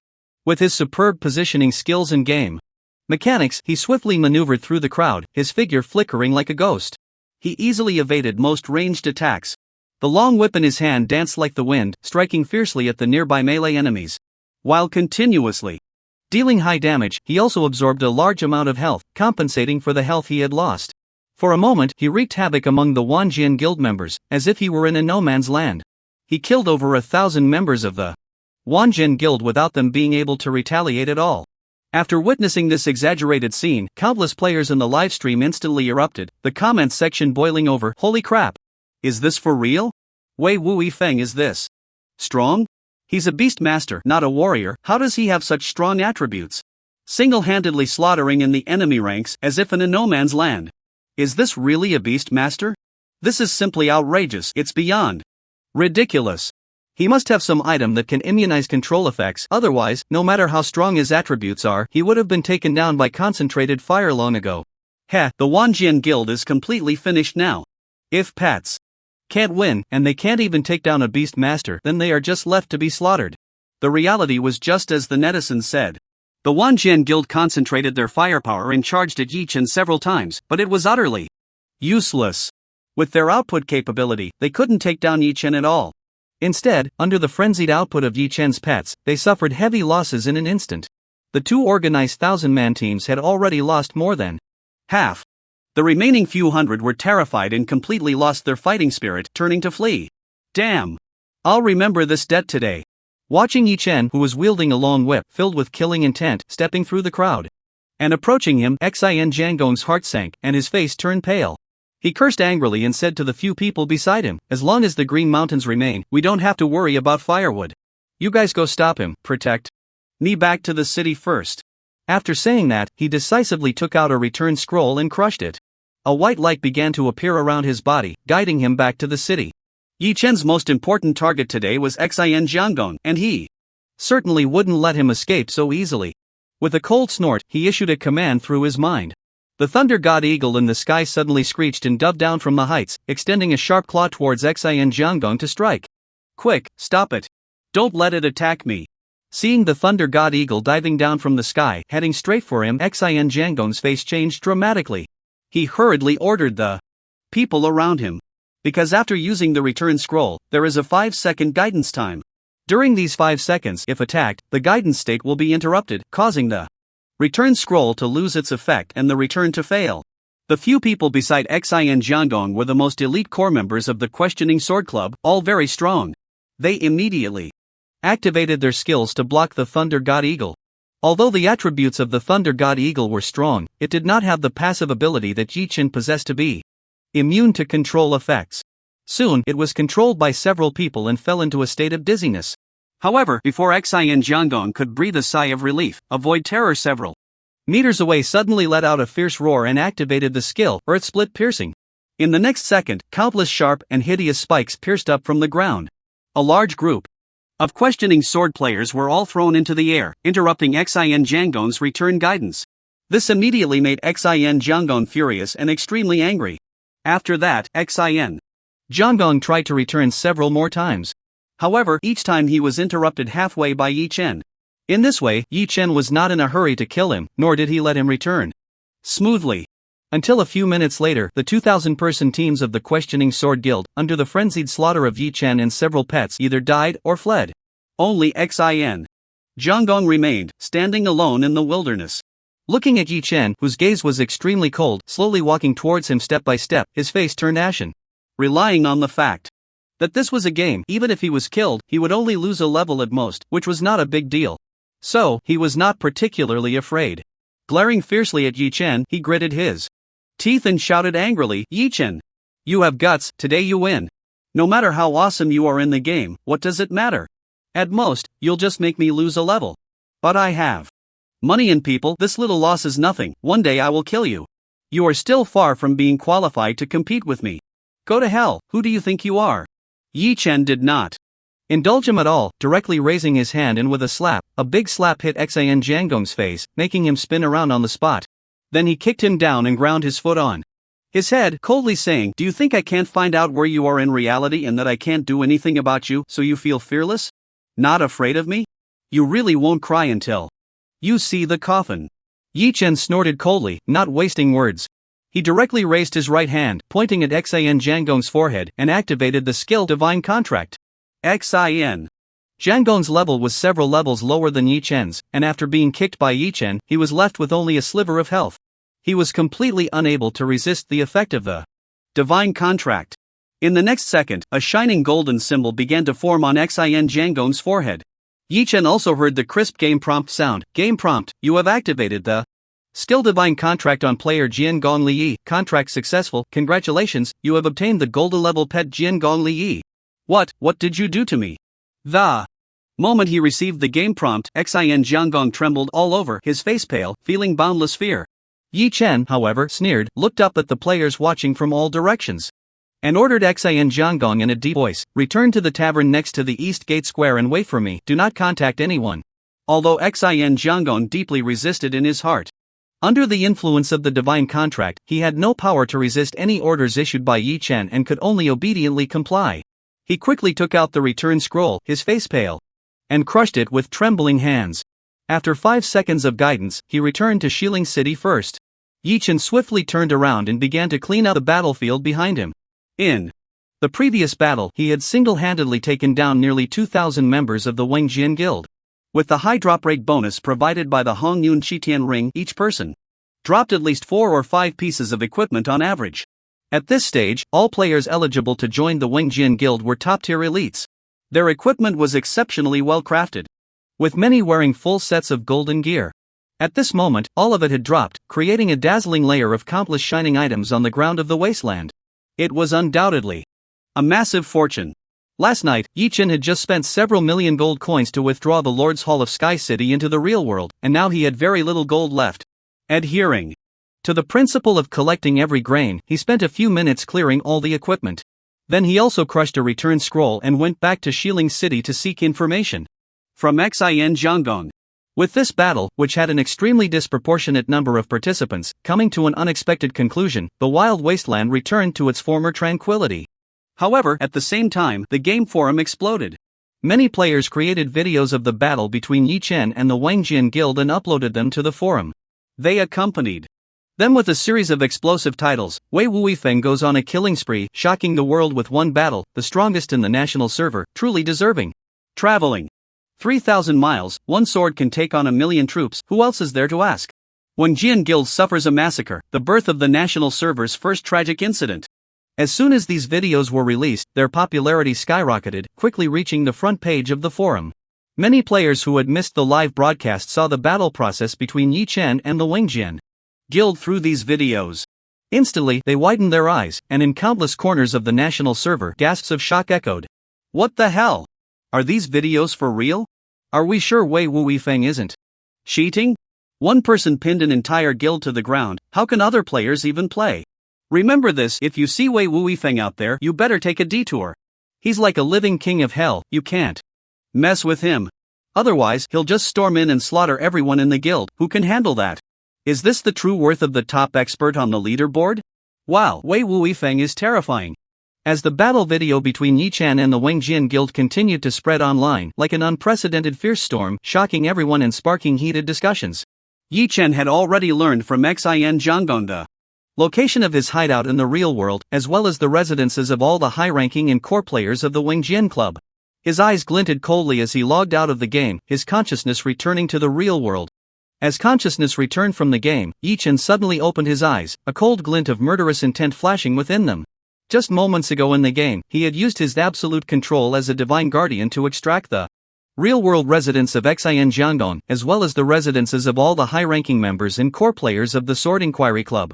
Among them were some of Xin Jiangong's trusted subordinates, and others were enemies from his past life who had targeted Yi Chen. Some were concentrated in the club's base, while others, like Xin Jiangong, were secretly hiding away, concealing their true locations. Under normal circumstances, it might not be easy for Yi Chen to track them down one by one, it would at least require considerable effort. But with the special hidden class of Divine Guardian, everything became very simple. He could directly go to their locations, force a contract, and then order them to reveal the information he wanted to know. It would not be an exaggeration to say that as long as the target showed up in the game and Yi-Chen learned their location, there would be no secrets in this world for him. Yi-Chen walked out of the city lord's hall and looked up at the sky. It was afternoon, and the sunlight was even a bit blinding. They say that the night is dark and windy, perfect for murder, but for Yi-Chen at this moment, he had no such concerns. Killing in broad daylight. With a thought, Yi-Chen summoned the game panel and opened the territory operation interface. He made the city lord's hall, which had been extracted into the real world, remain invisible, and moved towards the center of Jiang City. At the same time, he summoned 5 Holy Spirit assassins using gold coins. Together with the 5 Holy Spirit assassins he had summoned last time, there were now a total of 10, all summoned before him. The 10 Holy Spirit assassins were all dressed in the distinctive gear of the Holy Spirit race, wearing hoods that concealed their faces in the shadows. They held 2 sharp daggers, emanating a chilling aura, glinting with cold, sharp light. An invisible, mysterious, and deadly atmosphere radiated from them. Yi-Chen rummaged through the forum and found several target photos and game screenshots on the official account of the Sword Inquiry Club. Using the game panel's function, he projected them into the void, displaying them to the 10 Holy Spirit assassins. Then, Yi-Chen paired the 10 Holy Spirit assassins into 5 groups, assigning them specific assassination targets and detailing their exact locations, as well as how to retreat after the kill and where to regroup. After everything was clearly explained, the city lord's hall flew deep into Jiang City, hovering above a villa area. With a command from Yi-Chen, the 10 Holy Spirit assassins immediately bowed their heads in obedience. They activated their invisibility skills and quickly vanished, leaping down from the floating city lord's hall. Like arrows released from a bow, they split into 5 groups, dispersing in all directions to hunt their respective targets. All 10 Holy Spirit assassins were level 40, and at this stage, their attributes could definitely be considered powerful. Especially since just before Yi-Chen logged off, he had ordered Xian Jianggong to issue a command for all Sword Inquiry members to level up online, recovering the levels they had just lost to Yi-Chen's team wipe as quickly as possible. Now, they were all in the game. The Holy Spirit assassins stealthily advanced, ready to ambush, almost guaranteeing success. After sending the Holy Spirit assassins away, Yi-Chen himself leaped down from the city lord's hall, accompanied by 3 Holy Spirit warriors and 2 Holy Spirit archers, landing in the courtyard of the villa where Xian Jianggong was hiding. He pushed open the large door and casually walked into the villa's hall. A glance around revealed a curled-up figure in the corner of the living room. It was a petite woman, dressed in a carefully styled sexy outfit, but her body was covered in wounds. A red collar was fastened around her neck, tethered to the corner of the living room by a shimmering silver chain. It was Liang Lulu, who was imprisoned by Xian Jianggong, preparing to be slowly trained. The moment she saw Yi-Chen, her eyes widened in disbelief. She never expected to see Yi-Chen here. Immediately, she became excited, like seeing a lifeline, quickly crawling to Yi-Chen's feet. Clinging to Yi-Chen's thigh, she pleaded desperately, "Yi-Chen, are you here to save me? I know I was wrong, please, save me and take me away. I promise, I will listen to you from now on. Can we go back to the way things were?" Yi-Chen looked down at Liang Lulu, who was begging at his feet like a dog, with disgust in his eyes. He couldn't be bothered to say a word, directly. Kicking Liang Lulu aside, tearing off the chain that bound her, gripping it in his hand, and pulling her upstairs. In this villa, besides Xian Jianggong and Liang Lulu, there were also 2 of Xian Jianggong's trusted subordinates. One of them heard the commotion and came out to check the situation. Yi-Chen directly ordered the Holy Spirit warriors and archers following him to take him out. He then dragged Liang Lulu's chain, pulling her into Xian Jianggong's room. At this moment, Xian Jianggong had already knelt in the room, looking terrified, waiting as per Yi-Chen's orders. When he saw Yi-Chen push open the door and walk into the room, his fear reached its peak. But he still forced himself to put on a calm facade, looking at Yi-Chen and saying in a deep voice, "Yi-Chen, don't do anything reckless. I have many assets. As long as you let me go, I can give you 5 billion, how about it?" Slap. The response to Xian Jianggong was a loud slap from Yi-Chen. The tremendous force made him spin in midair, half of his face swelling up like a pig's head. "Don't be afraid, I'm just here to play a game with you today."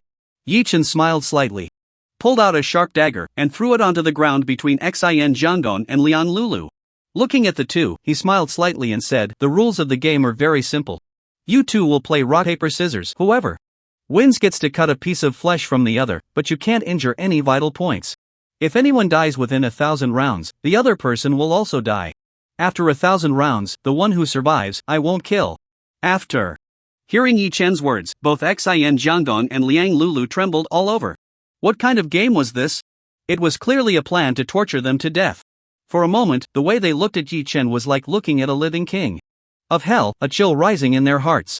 Just as they were about to plead for mercy, the 5 Holy Spirit soldiers had already dealt with Xin Jiangong's 2 subordinates, bloodied weapons in hand as they walked into the room. Yi Chen directly handed Xin Jiangong and Liang Lulu over to them, letting them supervise the 2 in completing the game. He then walked out of the villa, returning to the invisible Lord's Hall in mid-air. Sitting in the Lord's throne, he closed his eyes and logged back in. The matters in reality had mostly been handled.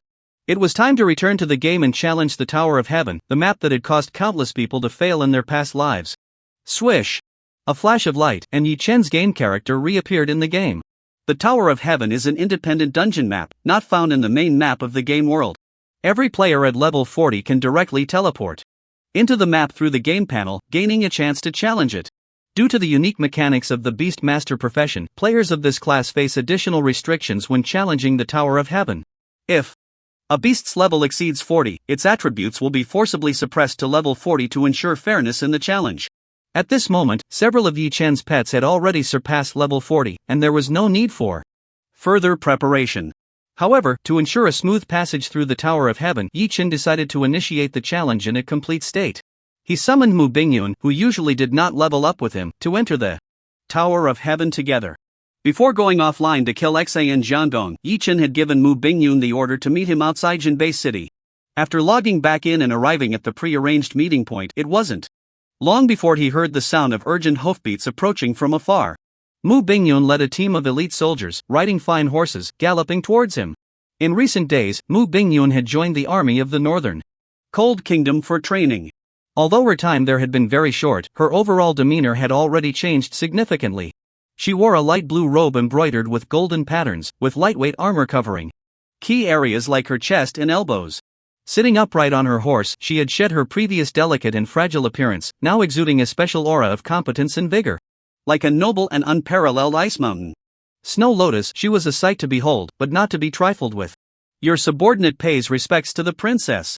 Yi Chen immediately stepped forward to greet Mu Bingyun, pointing to a cave not far away, and respectfully said, after several days of searching, I finally found the secret realm that the princess ordered me to locate, just in the cave ahead. Very good. Mu Bingyun nodded in satisfaction and instructed her accompanying subordinates, you all stay here. Without my command, no one is allowed to enter the cave.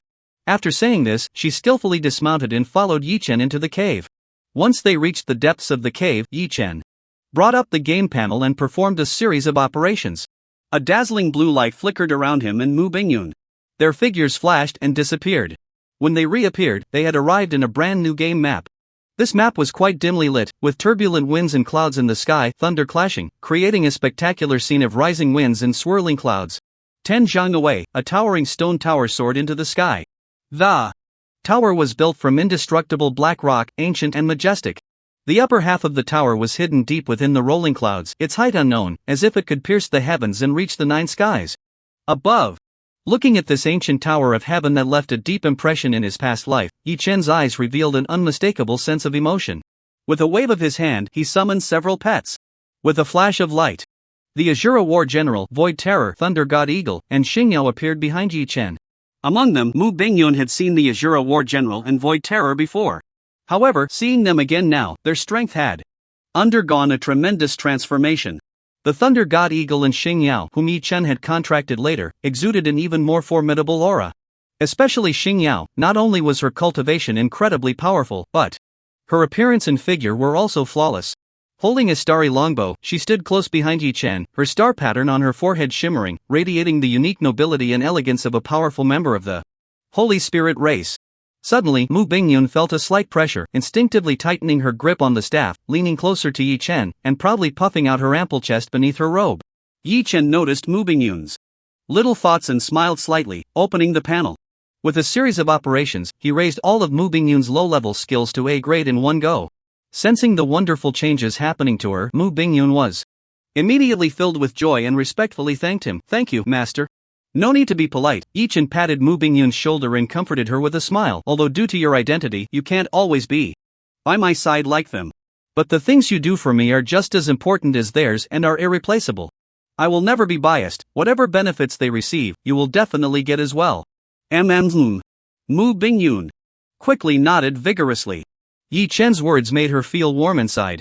The feelings of resentment and unease from not being able to accompany Yi Chen dissipated. Yi Chen, along with a few pets, walked into the tower hall. The interior of the tower hall was spacious and bright, with a diameter of about 100 feet, and in the center of the hall, a complex summoning array was engraved. As the array glowed, a huge spider, entirely emerald green, with a hard shell, materialized in the center of the hall.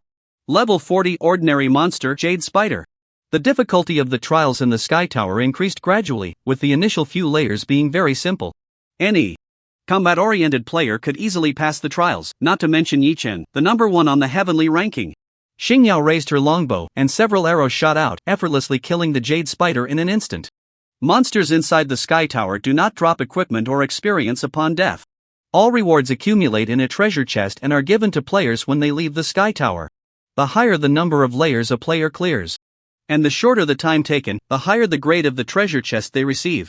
After the jade spider died, a flash of light occurred, and Yi Chen and his pets were teleported into the second layer of the tower hall. 2 ghost fire skeletons, engulfed in green flames, charged forward with claws bared. Mu Bingyun raised her staff, and a cold wind mixed with ice and snow blew through, instantly freezing the 2 ghost fire skeletons, which then shattered with a loud bang, easily clearing the second layer. In this way, relying on the powerful strength of his pets, Yi Chen quickly surged upward layer by layer. In the blink of an eye, he had rushed up more than 30 layers, with no sign of slowing down, continuing to ascend rapidly. Until more than 2 hours later, a loud and clear announcement echoed across the entire server. Server announcement: congratulations to player Wei Wuifeng for killing the legendary boss Tyrant Mantis, achieving the first kill of the legendary boss on the server, and receiving rewards: reputation plus 5,000, gold plus 500,000, luck plus 5, life and death seal. SS. Server announcement: congratulations to player Wei Wuifeng for defeating the legendary level boss Tyrant Mantis, achieving the first kill of the legendary level boss on the server, and receiving rewards: reputation plus 5,000, gold plus 500,000, luck plus 5, life and death seal. SS. The resounding server announcement echoed 3 times across the entire national server before finally stopping. Instantly, it set the national server ablaze, with countless players shocked, looking up at the sky with disbelief. Then, like a pot boiling over, discussions erupted. What? Did I hear that right? Wei Wuifeng got the first kill of the legendary level boss? Isn't there a huge divide between Dark Gold and legendary level bosses? The lowest level for a legendary level boss is 50, right? Wei Wuifeng is only level 40, can he really challenge a boss 10 levels higher? That's absurd. You have to know that the level suppression from a 10 level difference is no joke. But Wei Wuifeng's profession is beast tamer, he might have a few pets at higher levels. Moreover, those pets of his are incredibly powerful, comparable to boss level beings. A few pets attacking a legendary level boss could still succeed. Is this the true worth of the strongest player in the national server? I'm afraid that looking across the entire world, in all servers, there's no one else who can stand shoulder to shoulder with Wei Wuifeng. Countless players in the national server were stirred, shocked beyond belief. Originally, many thought that Yi Chen's hidden profession might be a strong special type in the early stages. As time passed, once the strong phase was over, it would gradually show signs of weakness, being slowly caught up by other top players. However, the result was beyond everyone's expectations. Yi Chen's hidden profession was far stronger than anyone had imagined. There was no sign of weakness at all, it could even be said to be overwhelmingly fierce. While everyone else was still struggling with level 40 monsters, he was already able to easily take down a level 50 legendary level boss. He had long been singing ahead, far ahead of all other players, leaving them all far behind. An insurmountable chasm had opened up in between. Meanwhile, on the 101st floor of the Tower of Heaven, Yi Chen first aimed at the corpse of the boss on the ground and activated the soul binding skill of the legendary equipment Beast Soul Ancient Jade. He imprisoned the soul of this level 50 legendary level boss Tyrant Mantis, gaining a 20% all attribute bonus. A satisfied smile appeared on his face as he took out the skill book just awarded by the system from his bag and began to check the detailed skill effects. Life and Death Seal, skill level, SS skill effect, condenses a life and death seal within the pet. Once the pet dies, it will resurrect in place after a 2-second delay with 50% health. Skill cost, 1000 mana, cooldown, 1 hour. Note, after each pet uses the life and death seal to resurrect, it can only condense the life and death seal again after 72 hours. Seeing the skill effect of life and death seal, Yi Chen's eyes brightened slightly, revealing a hint of joy. It should be noted that according to the rules Of the game Miracle, although a beast tamer's pets can be resurrected in the beast space after dying in battle, the resurrected pets have a half-hour weakness period and cannot be summoned directly to participate in battle. This setting, to some extent, greatly limited the combat ability of beast tamer players, maintaining the balance between various professional systems. However, with the life and death seal skill, it was equivalent to giving each pet a resurrection armor. Not only can one be resurrected on the spot after death and continue fighting, but one can also avoid demotion losses. Truly a top-tier divine skill of SS rank. Without a second thought, Yi Chen directly learned it. In the next second, the skill book in his hand vanished, transforming into a hazy divine light that coalesced into a shining skill icon in Yi Chen's skill bar. At the same time, Yi Chen and several of his pets were teleported into the 102nd layer of the tower. A towering figure, 3 meters tall, stood silently in the center of the tower hall like an iron tower. Its entire body was covered in hard, blood-red scales, and it carried a massive sword on its back, exuding an overwhelming and terrifying aura. Level 51 Legendary Boss Blood Sword Demon. A super boss of this level was something any level 40 player could only look up to. Its incredibly powerful attributes and immense level suppression were enough to instill despair in anyone. In his previous life, the strongest player in Blue Star had perished on this layer, unable to succeed in passing through. Even someone as strong as Yi Chen felt significant pressure when he cleared the 101st layer just now. He knew that the last few layers would not be so easy to conquer. However, upon seeing the sword slung across the back of the blood sword demon, Yi Chen's eyes lit up. After finding Xin Jiangdong in reality, he had dissolved the divine contract with him. This meant that Yi Chen had an empty pet slot available to contract a new pet. The ideal target for Yi Chen was to transform into a high-level boss of sword-type weapons through the Beastmaster Divine Weapons skill. The blood sword demon before him was just perfect. Without hesitation, Yi Chen raised his right hand and initiated the divine contract.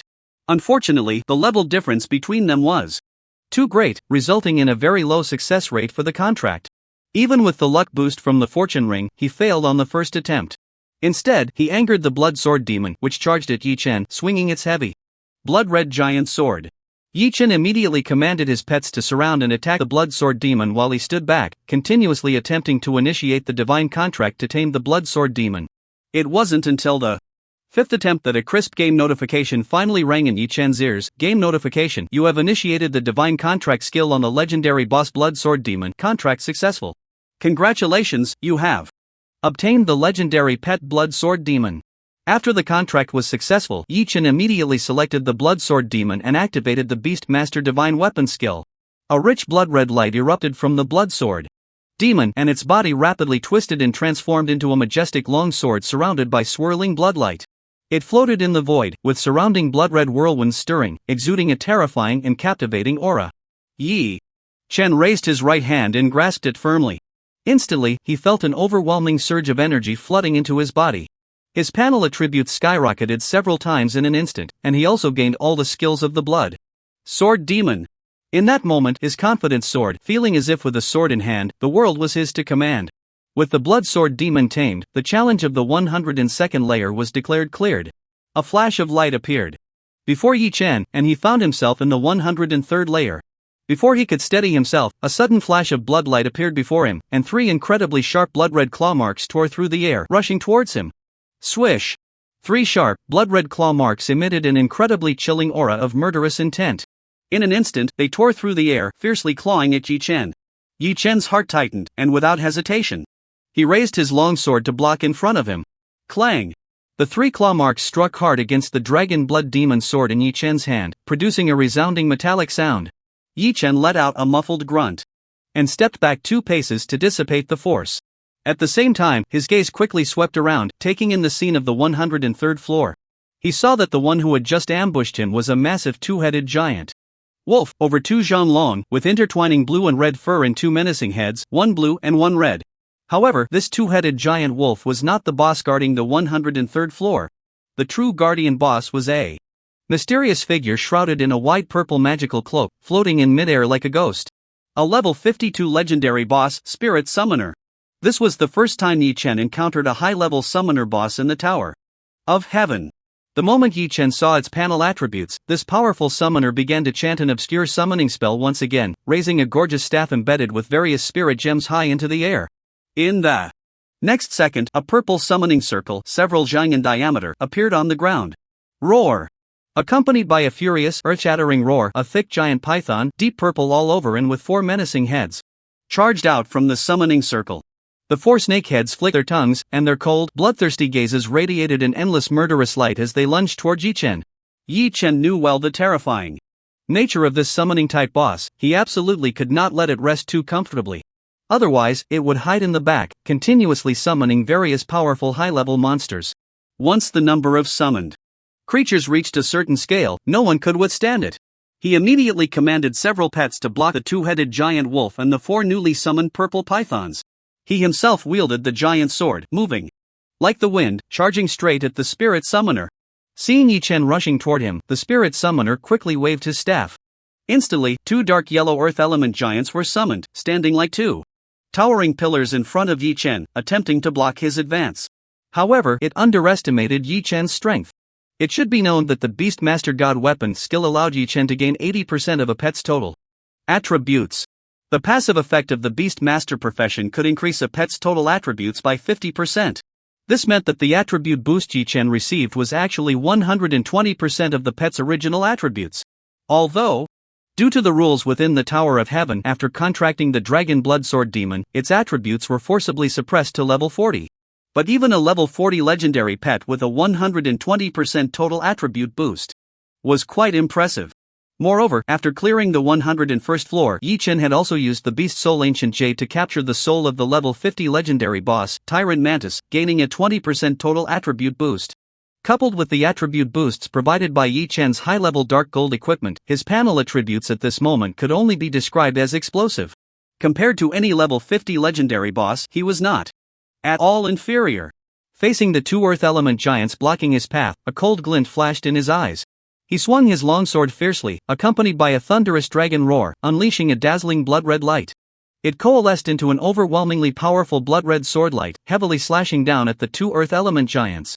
Dragon element slash. Boom!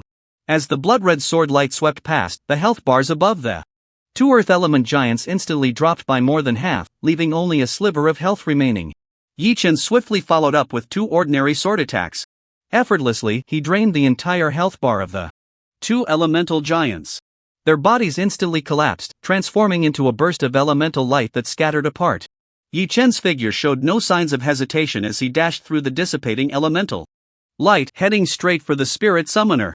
The spirit summoner was taken aback and hurriedly retreated, trying to evade. However, in the next second, a frigid storm mixed with countless frost and snow suddenly descended, rampaging around it. Although the damage it caused was not high, it covered the summoner in a thin layer of frost, plunging it into a frozen and slowed state, significantly reducing its movement speed. Following that, a sharp sound echoed through the sky. Several sharp arrows, entwined with starlight, swept across the sky, whistling down and striking the spirit summoner hard. Yi Chen finally charged forward. With a roar, he swung his giant sword, the blade shining brilliantly with skill light. He struck down fiercely at the spirit summoner. Although the spirit summoner was a level 53 legendary boss with formidable attributes and its summoned creatures were exceptionally powerful, it was unfortunate to encounter Yi Chen. Wielding a blood-red giant sword, he relentlessly pursued and hacked at it. The spirit summoner attempted several times to use skills to control Yi Chen to escape his frenzied pursuit. However, Yi Chen was immune to any control effects from skills below SS rank, completely disregarding those abilities. He relentlessly chased after it, outputting damage without restraint. In less than 10 minutes, he easily took down this level 52 legendary boss, successfully clearing the 103rd floor of the Tower of Heaven. The subsequent boss guardians on the higher floors would increase in strength with each level. But with Yi Chen's rich combat experience and close cooperation with several pets, he passed through without any danger. After more than an hour, he finally fought his way through to the highest 108th floor. In the center of the tower hall, he encountered the ultimate boss guarding the last level of the Tower of Heaven. It was a mysterious ghost shrouded in a gray cloak. A pitch-black skull pendant hung around its neck, and it wielded a dark red scythe of death. The sides seemed to have reaped countless souls, its surface swirling with strands of cold black mist. Amidst the swirling black mist, distorted faces of immense pain emerged, emitting sharp wails. It was like a cold, merciless reaper, walking between the realms of the underworld and death, harvesting the souls of living beings, suspended in the void of the tower hall. From the shadows beneath the cloak, two blood-red, indifferent gazes shot out, locking firmly onto each end. It exuded an unparalleled chill and a palpable aura of murderous intent. Level 55 Epic Boss, the Phantom Envoy. Ethereal Messenger, Epic Level Boss, Level 55 Health, 527000 Attack, 5012 Magic Power, 5521 Defense, 4815 Magic Resistance, 4930 Skills, Soul. Harvest, Ethereal Body, Ethereal Stealth, Soul Leap, Ethereal Slash, Soul Chain, Soul Corrosion Wind, Night Parade of 100 Demons. Introduction, a powerful messenger born in the realm of the ethereal, capable of traversing between two worlds, wielding a sharp scythe of death to reap all living souls in the world. With a slim chance of evolving into the legendary Grim Reaper who governs the cycle of life and death. Status, can be tamed. Contract success rate 0.1%. Hiss. Upon seeing the attributes of the ethereal messenger, even Yi-Chen couldn't help but gasp, a serious expression appearing in his eyes. He never expected that the final boss of the Tower of Heaven would be such a 55-level epic boss. It is known that the higher the boss grade, the greater the disparity in strength. According to Yi-Chen's past experiences, normally, a legendary boss is at least level 50. As for an epic boss, it should be at least level 65 or above. However, this ethereal messenger, with a level of only 55, has reached an astonishing epic level. Clearly, it is similar to the 10-level silver boss, the skeleton general, from the novice village. It belongs to a special existence that only exists in certain maps, transcending among bosses of the same level, incomparable. Although its level is not higher than the 107-level boss, the difference in grade makes the disparity in strength seem like a chasm, completely incomparable. The difficulty of clearing the level has instantly increased several times. Even Yi-Chen, looking at the scythe of death in the ethereal messenger's hand, which was shrouded in ghostly energy, felt a heavy pressure bearing down on him. Unable to help but murmur, indeed, the final level of the Tower of Heaven is not so easy to pass. To clear the level, he must show some real skills. However, beyond the seriousness, Yi-Chen felt even more excitement. Looking at the ethereal messenger's incredibly powerful attributes and skill configuration, he revealed an unmistakable fiery gleam. So far, Yi-Chen has contracted 5 main pets, each of a different type. He has a tank, a warrior, a mage, an archer, and a flying pet. When contracting new pets in the future, it is best not to repeat types. This way, they can complement each other and unleash their maximum power. In Yi-Chen's plan, his pet team still lacks 3 types of pets. One is an assassin-type pet that can stealthily move and has explosive killing power, able to escape from the chaos of battle. One has various control skills, capable of stabilizing control over enemies during combat. And one is a support-type pet that can provide various buffs to other pets, similar to a priest profession. The ethereal messenger before him is the best choice for an assassin-type pet in Yi-Chen's eyes. If he can successfully contract it, it will become Yi-Chen's first epic-level pet. However, the ethereal messenger's level is 55, which is a full 15 levels higher than Yi-Chen at this moment. The contract success rate is a mere 1 in 1,000. Clearly, successfully contracting it is not so easy. Just as Yi-Chen's thoughts were racing, the ethereal messenger had already launched its attack. Its cold gaze, revealed beneath the cloak, flashed with a chilling killing intent. Stepping forward, it instantly transformed into a wisp of shadowy wind, disappearing from sight. The next second, the shadowy wind surged, appearing in mid-air above Yi-Chen. Teleportation skill, Soul Leap. The manifested Reaper, with a flash of murderous intent in its eyes, raised the scythe of death high. On the dark red blade, a dazzling and tragic skill light flickered. Accompanied by countless wails of souls, it heavily slashed down towards Yi-Chen. Attack skill, Phantom Slash. Yi-Chen's heart suddenly tightened, feeling the chilling aura surging from the blade. However, the disparity in attributes between the two sides was simply too great. In the face of absolute attribute suppression, his maneuvering space was extremely limited. Even though he could clearly see the trajectory of the Phantom Slash, he was too rushed to dodge in time. He could only activate the life chain skill, connecting himself with the Void Sphere just in time. In the next second, the sharp scythe of death came crashing down. The scythe was incredibly cold, as if it had no substance, slicing through Yi-Chen's body. Yi-Chen felt a wave of chill penetrate him. In the next moment, a large damage number popped up above his head. -1672. It should be noted that at this moment, Yi-Chen was under the enhancement of the Beast Soul Ancient Jade and the Beast Master Divine Weapon. His panel attributes were incredibly strong, comparable to a level 50 legendary boss. Even with the life chain skill transferring 80% of the damage, he still lost so much health. This meant that without the damage transfer, that scythe could have directly taken away over 8,000 of his health. An epic-level boss was indeed terrifying. The damage exploded to the extreme. Yi Chen's heart suddenly sank, feeling a heavy pressure. But this pressure also ignited his fighting spirit. In his eyes, a bright and high-spirited battle intent burst forth as he raised his long sword. With a dragon element slash, he swept out a blood-colored sword light towards the Reaper. However, at that moment, a surge of dark energy suddenly churned around the Reaper's body. Its entire form quickly faded, disappearing into the void, causing Yi Chen's attack to land in empty space. Invisibility skill Phantom Stealth. However, Yi Chen seemed to have anticipated this. The moment the Reaper concealed itself, he immediately shouted Xingyao. Xingyao was in sync with Yi Chen's thoughts, understanding his meaning without needing specific commands.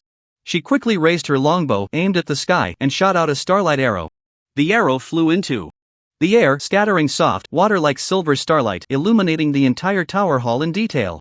The hidden Reaper was also revealed from the void. Mu Bingyun immediately waved her staff and cast a skill. She summoned a frigid storm mixed with wind and snow, enveloping the area around the Reaper for several feet. Although the damage caused by the huge attribute gap was very limited, it successfully covered the surface of the Reaper's body with a thin layer of frost, greatly slowing its movement speed. The Azura War General seized the opportunity, locking his gaze on the Reaper and decisively activated the fire charge. The bone horse beneath him neighed, its hooves igniting with fire, like an arrow released from a bow. It charged fiercely into the Reaper. Boom! The Azura War General activated the skill fire charge, his body shooting forward like an arrow released from a bow.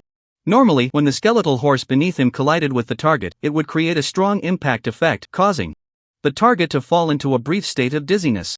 However, this time, when the undead skeletal horse crashed into the body of the Netherworld envoy, covered by a grey cloak, it felt as if it had hit air, passing straight through its body. The damage inflicted was minimal, let alone any dizziness effect. This was due to the Netherworld envoy's passive skill, Spirit Body. This is a special skill possessed only by a few high-level ghost-type monsters, allowing them to ignore unit volume collisions and significantly immunize against physical damage, making it an exceptional skill. However, the Spirit Body also has its drawbacks. While it can immunize against physical damage, it cannot evade magical attacks. In fact, certain special attribute magical skills can even deal additional damage. For example, the God of Thunder's Wrath, which swirled around the body of the Thunder God Eagle. Brilliant golden light, representing the utmost yang and strength, specifically targets various ghosts and spirits. As the Thunder God Eagle flapped its wings, a long cry echoed, and a dazzling golden lightning bolt, as thick as a barrel, struck down in an instant. Like divine punishment from the heavens, it crashed down fiercely upon the Netherworld envoy. Instantly, the Netherworld envoy's body trembled violently, letting out a painful scream. Above its head, a large damage number jumped out. -351. Although this damage was negligible compared to the Netherworld envoy's total health of over 500,000, it was still significantly higher than what the other pets could inflict. Yi Chen's eyes sparkled with determination as he decisively activated the Beast Master Clone skill, summoning a clone for the Thunder God Eagle. The two of them would be the absolute main output in this battle. However, the Netherworld envoy was not one to just take hits without retaliating. After being struck by the God of Thunder's wrath, a bloodthirsty glint shot from its eyes, locking onto the Thunder God Eagle. With a roar, it swung its large sleeves, unleashing a chilling soul-eroding wind towards the Thunder God Eagle. Although the Thunder God Eagle had a powerful bloodline and was surrounded by the utmost yang and strength of the God of Thunder's Wrath, it had a high resistance to skills like the soul-eroding wind. Unfortunately, the level and attribute gap between it and the Netherworld envoy was too great. With just one skill attack, the wind swept through, directly blowing away over 30,000 health points from the Thunder God Eagle. It should be noted that the Thunder God Eagle's total health was just over 200,000.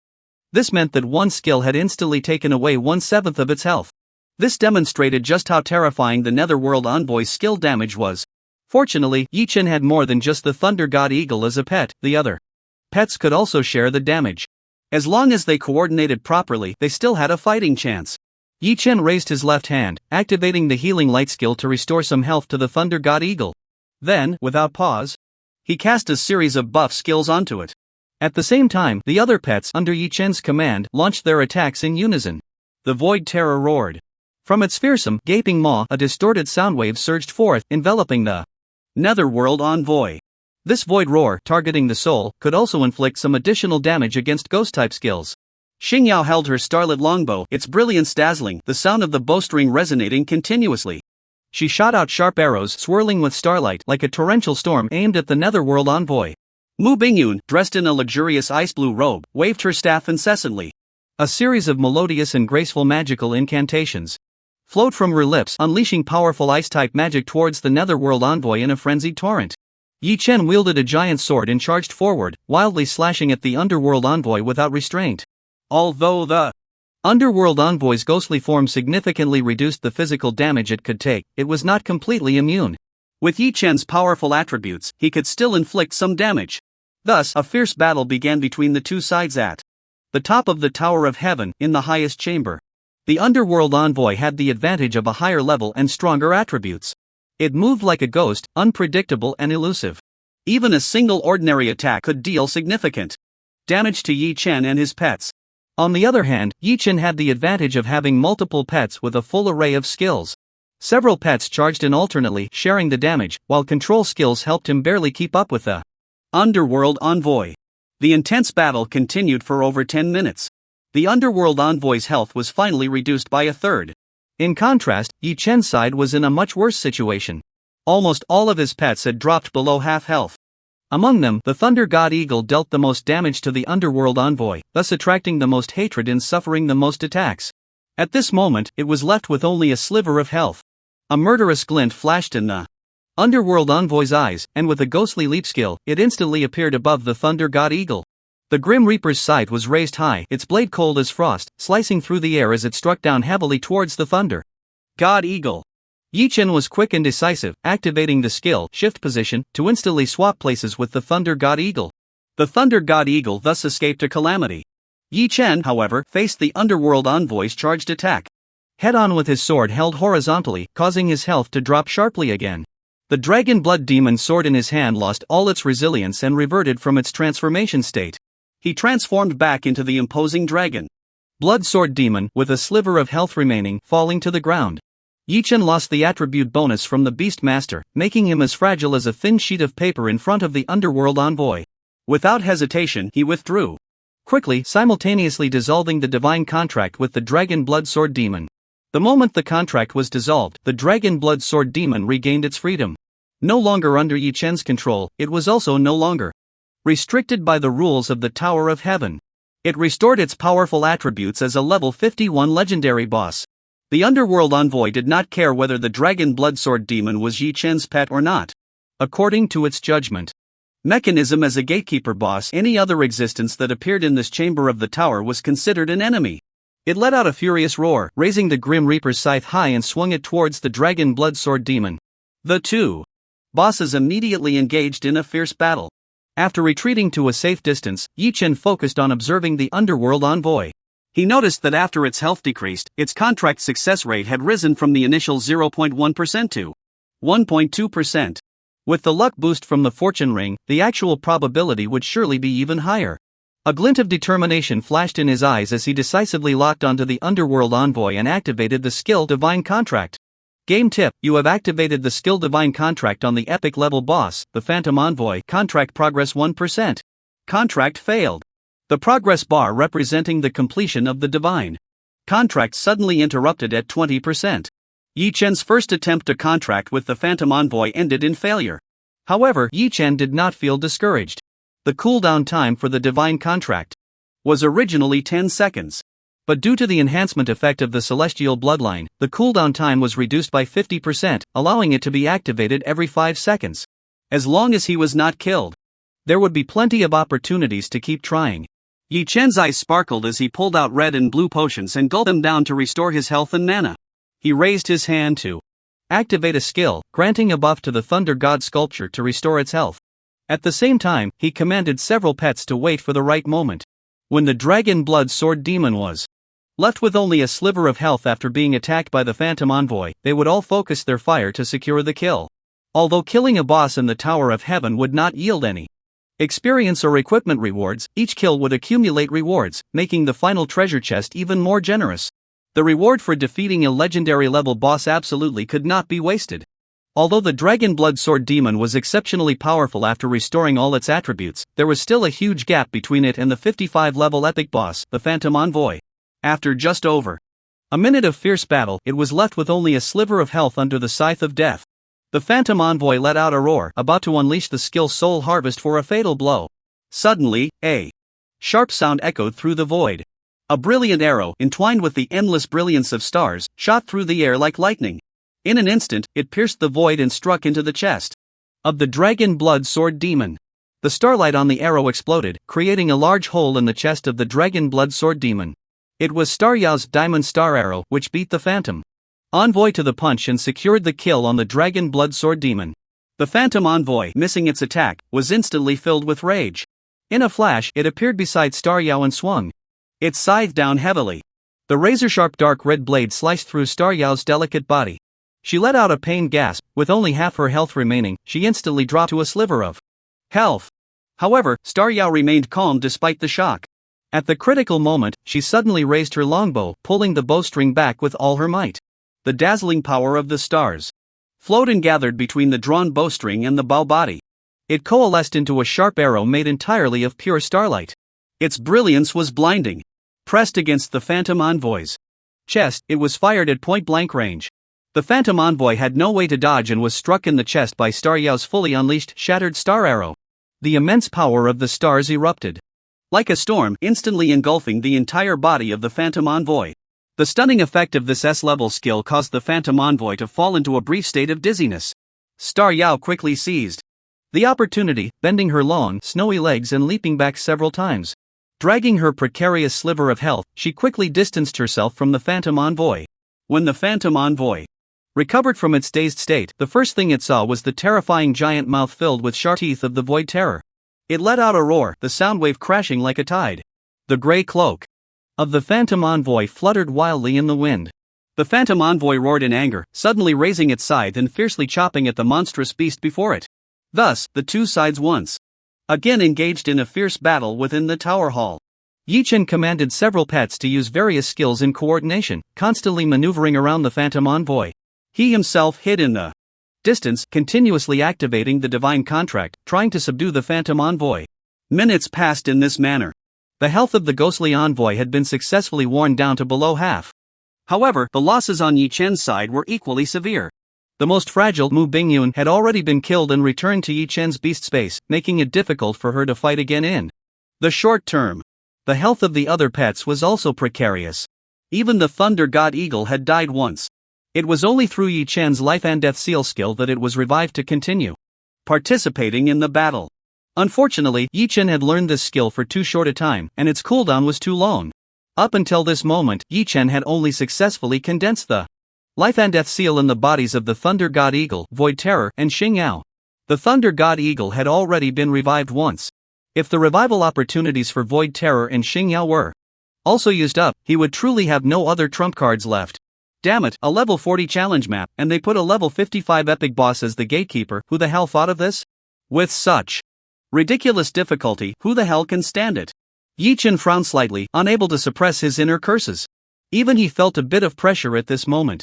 However, just then, a melodious game notification sound suddenly rang in Yi Chen's ears. Game notification: you have activated the skill Divine Contract on the epic boss Ghostly Envoy. Contract successful. Congratulations, you have obtained the epic pet Ghostly Envoy. It worked. The moment he heard the game bell echoing in his ears, Yi Chen was overjoyed, unable to hide his ecstatic expression. At the same time, a resounding world announcement followed. Throughout the entire game world, across all major servers, it echoed and reverberated: world announcement. Congratulations to player Wei Wuifeng for successfully clearing the 108th floor of the Sky Tower. As the first player in the world to clear the Sky Tower, you have received the rewards: Reputation plus 30,000, Luck plus 10, Ancient Order of the Sky, Mythical. The resounding world announcement echoed in various languages across the skies of major servers worldwide, instantly stirring up a huge uproar in the game. Players from all countries erupted in excitement, with waves of animated discussions. Wow! This time it's not a server-wide announcement, but the legendary world announcement. If I remember correctly, this should be the first time since the game launched, right? What exactly is the Sky Tower? Clearing it can actually trigger a world announcement. That's amazing. Not only that, but it also rewarded Wei Wuifeng with a mythical level token. That's a legendary mythical item. I wonder what it's used for. I bet this time, Wei Wuifeng is going to soar. What the hell is this Sky Tower? How could it be cleared first by someone from the Dragon Kingdom? It's simply intolerable. Wei Wuifeng. I'll remember that name. I hope to have a chance to challenge him. I hope he doesn't disappoint. Yi Chen was completely unaware of all the discussions and commotion outside. At this moment, all his focus and attention were on that radiant, mysterious token slowly descending from the air. With the grand and solemn world announcement echoing in the air, a mysterious ancient token, shimmering with divine light, slowly descended from the sky, landing before Yi Chen. The ancient token was about the size of a palm, carved from a complete piece of blue ancient jade. On the back of the token, a magnificent scene of an immortal ascending with a glowing cloud was engraved. On the front, amidst layers of intricate patterns, two grand ancient characters were carved in a flowing script, Tong Tian. Floating in the void before Yi Chen, it radiated bursts of brilliant divine light. Tong Tian Ancient Token. Item grade, mythical item description. A mysterious ancient token passed down since ancient times. At level 50, it can be used to open a spatial passage to the legendary mythical map Biluotian. Tong Tian Ancient Token, Biluotian. Yi Chen's eyes sparkled as he reached out to grasp a Tong Tian Ancient Token in his palm. Looking at the item description of this mysterious token, he revealed a hint of contemplation. These two names he had never heard of in his previous life. But he clearly understood the value of mythical grade items in mythical maps. If that's the case, this Tong Tian Tower is merely a trial assessment. Only by passing it can one obtain the Tong Tian Ancient Token and gain the qualification to enter the true mythical grade map. Yi Chen murmured, his thoughts gradually becoming clearer. He couldn't help but feel curious about the map. Named Biluotian. It should be known that the difficulty of clearing the Tong Tian Tower could be described as hellish. In his previous life, across the entire Blue Star, with billions of players, not a single person managed to clear it even after 2.5 years of the game merging with reality. Even someone as strong as Yi Chen in this life, possessing nearly cheat-like strength, almost failed at the final level. One can imagine just how immense the challenge of this map truly was. What kind of map required such elaborate efforts and such a difficult trial to earn a ticket for entry? For a moment, Yi Chen's heart surged with excitement. He was filled with endless speculation and longing for the mysterious map named Biluotian. But one thing was certain. Since this map could be called a mythical grade map, it must contain boundless opportunities and treasures waiting for him to discover. It's just a pity that this map requires level 50 to enter. It seems I need to work doubly hard to level up in the coming days. Yi Chen's fingers traced the patterns on the Tong Tian Ancient Token, his eyes flickering as he murmured. At that moment, a crisp and pleasant game notification sound rang in Yi Chen's ears. Game notification, congratulations, you have successfully cleared the 108th level of the Tong Tian Tower, taking 3 hours and 51 minutes, and received a mythical grade treasure chest *1. As the game bell rang, a crystal-clear treasure chest, carved like flawless jade and shimmering with 7-colored divine light, descended from the sky. The mythical item, the Tong Tian Ancient Token, was the achievement reward Yi Chen received for clearing the Tong Tian Tower. This treasure chest was the reward for Yi Chen's continuous clearing of the Tong Tian Tower, slaying countless monsters and bosses. It really is a mythical grade treasure chest.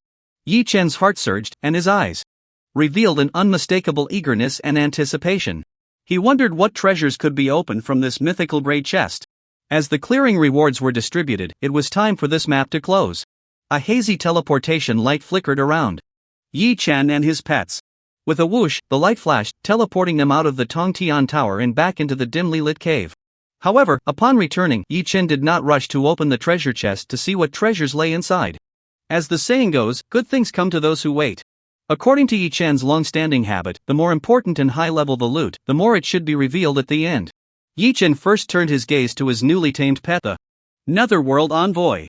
Locking his sight on it, he brought up its attribute panel to check the detailed attributes. Netherworld Envoy Bloodline level, Epic level, 55 Physique star level, 10 Strength star level, 12 Agility star level, 12 Spirit star level, 14 Skills, Netherworld Stealth, B, Soul Leap, B, Netherworld Body, A, Netherworld Slash, A, Soul Chain, A, Soul Eating Shadow Wind, A, Night Parade of 100 Ghosts, S, Soul Harvest, SS. Description, a powerful envoy.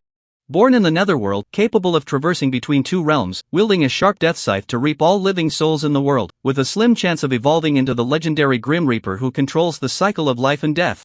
An epic level pet with a growth star level as high as 48 points. Not to mention, just based on this incredibly powerful attribute growth, it would make countless beast tamers green with envy and drooling. Not to mention, the skill configuration of the Netherworld Envoy is also quite luxurious. Invisibility, displacement, control, area attack.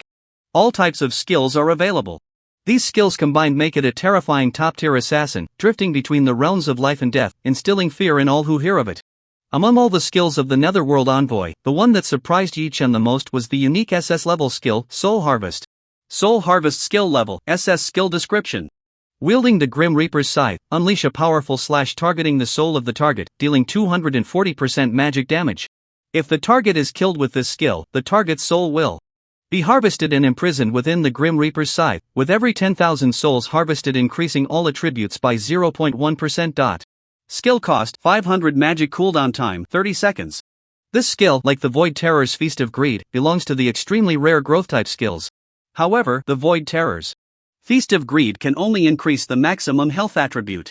In contrast, the Soul Harvest skill can enhance all attributes of the Netherworld Envoy. In a sense, the enhancement effect is more comprehensive. Although the enhancement speed is somewhat slow, with every 10,000 souls harvested only increasing attributes by 1,000, the accumulation over time can lead to considerable attribute bonuses. Overall, Yi-Chen is very satisfied with the Netherworld Envoy. It can definitely be called a rare assassin-type pet. Then Yi-Chen took a deep breath and took out the mythic treasure chest rewarded by the system from his bag. Looking at the exquisite chest, crystal clear and floating in midair, constantly emitting a rainbow of light, Yi-Chen felt a surge of excitement, his eyes filled with anticipation. A bit nervously rubbing his hands, he slowly opened the treasure chest. As Yi-Chen held his breath, he slowly opened the mythic treasure chest. Suddenly, an incredibly rich 7-colored divine light burst forth from the crack of the chest. As the opening grew larger, the treasure light became even more intense, almost blinding Yi-Chen. Finally, the chest lid was completely opened. A series of crisp game notification sounds rang in Yi-Chen's ears. Ding, congratulations! You have opened a mythic treasure chest and received the reward, Undying Law Disc, Mythic. Congratulations, you have opened a mythic treasure chest and received the reward, Origin Ancient Jade, Mythic. Congratulations, you have opened a mythic treasure chest and received the reward, Evil Demon Jar, Legendary. Congratulations, you have opened a mythic treasure chest and received the reward, Eye of Truth, Legendary. Congratulations, you have opened a mythic treasure chest and received the reward, SS level secret Realm Map *3. Congratulations, you have opened a mythic treasure chest and received the reward, S level secret Realm Map *12. One treasure chest yielding 2 mythic level items. Looking at the game panel in front of him, with lines of refreshing game notifications, Yi-Chen's breath quickened and his eyes revealed an uncontrollable joy. It is important to know that the richness of the final treasure chest reward in the Tower of Heaven is determined by the time taken to clear it and the number of bosses killed. However, Yi-Chen did not kill the most important ultimate boss in the entire Tower of Heaven. Instead, he used the divine contract to subdue it, turning it into his pet. In a way, this could be seen as a bit of a shortcut. Yi-Chen had originally worried that not killing the final boss would affect his rewards. However, it now seemed that this concern was completely unnecessary. When it comes to opening treasure chests and obtaining rewards, one can always trust the Fortune Chi Tian ring. The probability of a treasure chest yielding 2 mythic level items is almost negligible. Yi-Chen had never heard of such a thing in his past life. It would not be an exaggeration to describe it as an overflowing luck. For a moment, Yi-Chen was in high spirits. He couldn't wait to open his package and check the newly obtained reward items. First, there was the first mythic level item, the Undying Law Disc. It was a palm-sized, ancient-looking bronze disc. In the center of the disc, there was an image of a person sitting cross-legged. Surrounding the image were layers of incredibly complex, mysterious symbols. They spread out in circles, extending all the way to the outer edge of the disc. It emitted an ancient and profound, mysterious aura that was hard to describe in words. Undying Law Disc Item Grade, Mythic Item Description: a mysterious law disc containing the power of life and death reincarnation. Nurturing it within the body with experience points can increase extra lives, having a death replacement effect. Upon death, it revives at full health and status at the original location, with no losses. Note, the experience points required for each extra life are equal to the current level up experience, with a maximum of 10 extra lives. Current lives 0/10. It's actually an extremely rare death replacement item, and it can replace death up to 10 times. With it, it's equivalent to having an extra 10 lives. After seeing the detailed introduction of the Undying Law Disc, Yi-Chen's breath quickened, and he felt a surge of excitement. It is important to know that after the game merged with reality, this world was filled with too many variables. For any player, the most important thing is to stay alive. However, the real world is fraught with danger. In the game, there are all kinds of strange and special items, making it nearly impossible to defend against. Even the strongest players can be ambushed if they are not careful. Therefore, death replacement items have become the ultimate items that everyone dreams of. In his past life, special items that could replace death even once could easily fetch sky-high prices, attracting countless powerful individuals who flocked to them. However, this Undying Law Disc can replace death a full 10 times. With it, it's equivalent to having 11 lives. One can only say it truly lives up to its status as a mythic grade item, and its effects are indeed explosive. The only downside is that each life requires an amount of experience equal to that needed for leveling up to condense. This will greatly slow down the player's leveling speed. But this small flaw is not a problem for Yi Chen at all. Among his current pets, Xingyao is at level 50, and the Underworld Envoy is at level 55. They far exceed Yi Chen's level as a Beastmaster. It's like having two powerful leveling accelerators. They can easily take Yi Chen to grind in maps above level 50, and the leveling speed is undoubtedly impressive. Even if a large amount of experience is allocated to nourish the Undying Law Disc, he can easily leave other players far behind. For Yi Chen, the real biggest issue with this item is that it is too expensive. It actually requires a full 100 million gold coins to cash out into the real world. Until then, it can only be used in the game. It seems I need to find a way to make money. Only with enough gold coins can I cash out all the good stuff into the real world. Yi Chen murmured to himself as he activated the Undying Law Disc on the spot. Originally lying quietly in the palm of Yi Chen's hand, the disc slowly floated into the air. It emitted a soft blue light that seeped into Yi Chen's chest. As long as Yi Chen allocates some experience to nourish it while leveling up in the future, he can gain extra lives to replace death, avoiding the risk of losing levels upon dying. The second mythic grade item, the Origin Ancient Jade, is a crystal clear blood-colored ancient jade. Its overall shape resembles a droplet, as if it were the blood of some ancient deity that had solidified, worn on a necklace. The blood jade glows with a hazy light, resembling the deepest abyss in the world, making one feel as if they could sink into it with just a glance. The equipment effects can be described with the word powerful. Origin Ancient Jade Item Grade Mythic Effect 1 increases the maximum health of the wearer and all pets by 50%.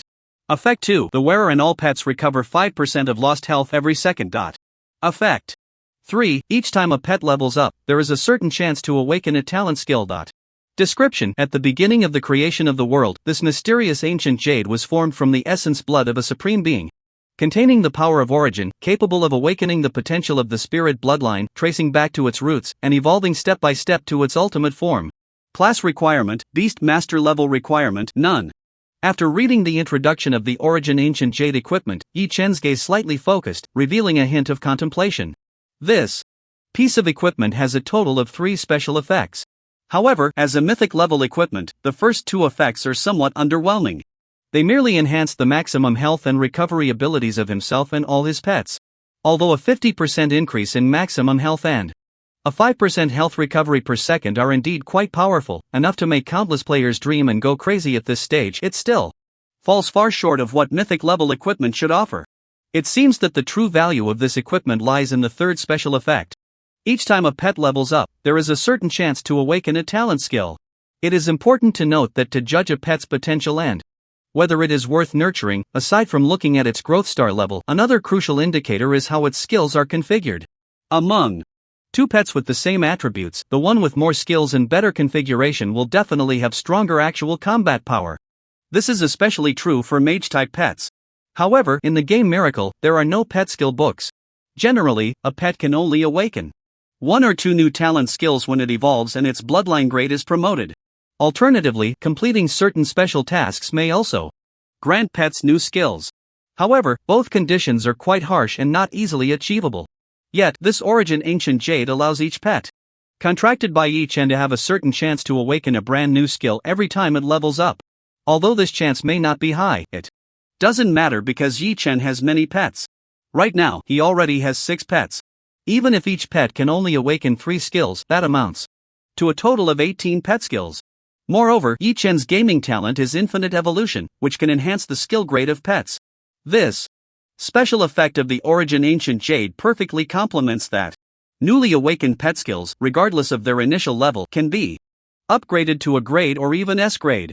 This further enhances the practical value of these skills.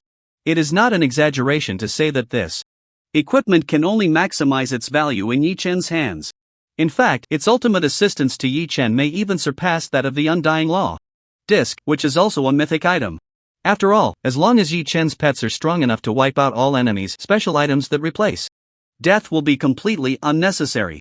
Once Yi Chen realized this, he immediately felt elated. He equipped the Origin Ancient Jade, replacing the legendary equipment Beast Soul Ancient Jade that he had originally worn around his neck. Although this equipment was something Yi Chen had replaced and no longer needed, legendary equipment is still a highly sought-after top-tier item in the current stage of the game. It could easily be auctioned off for a sky-high price, contributing to Yi Chen's money-making plans. After looking at the mythic equipment, the next step was to check the 2 legendary rewards. Although they are a tier lower than mythic items, they are still rare super top-tier items. Especially since the game had just launched a few days ago, and the vast majority of mainstream players had not even seen legendary equipment yet. Legendary equipment is almost on par with divine artifacts.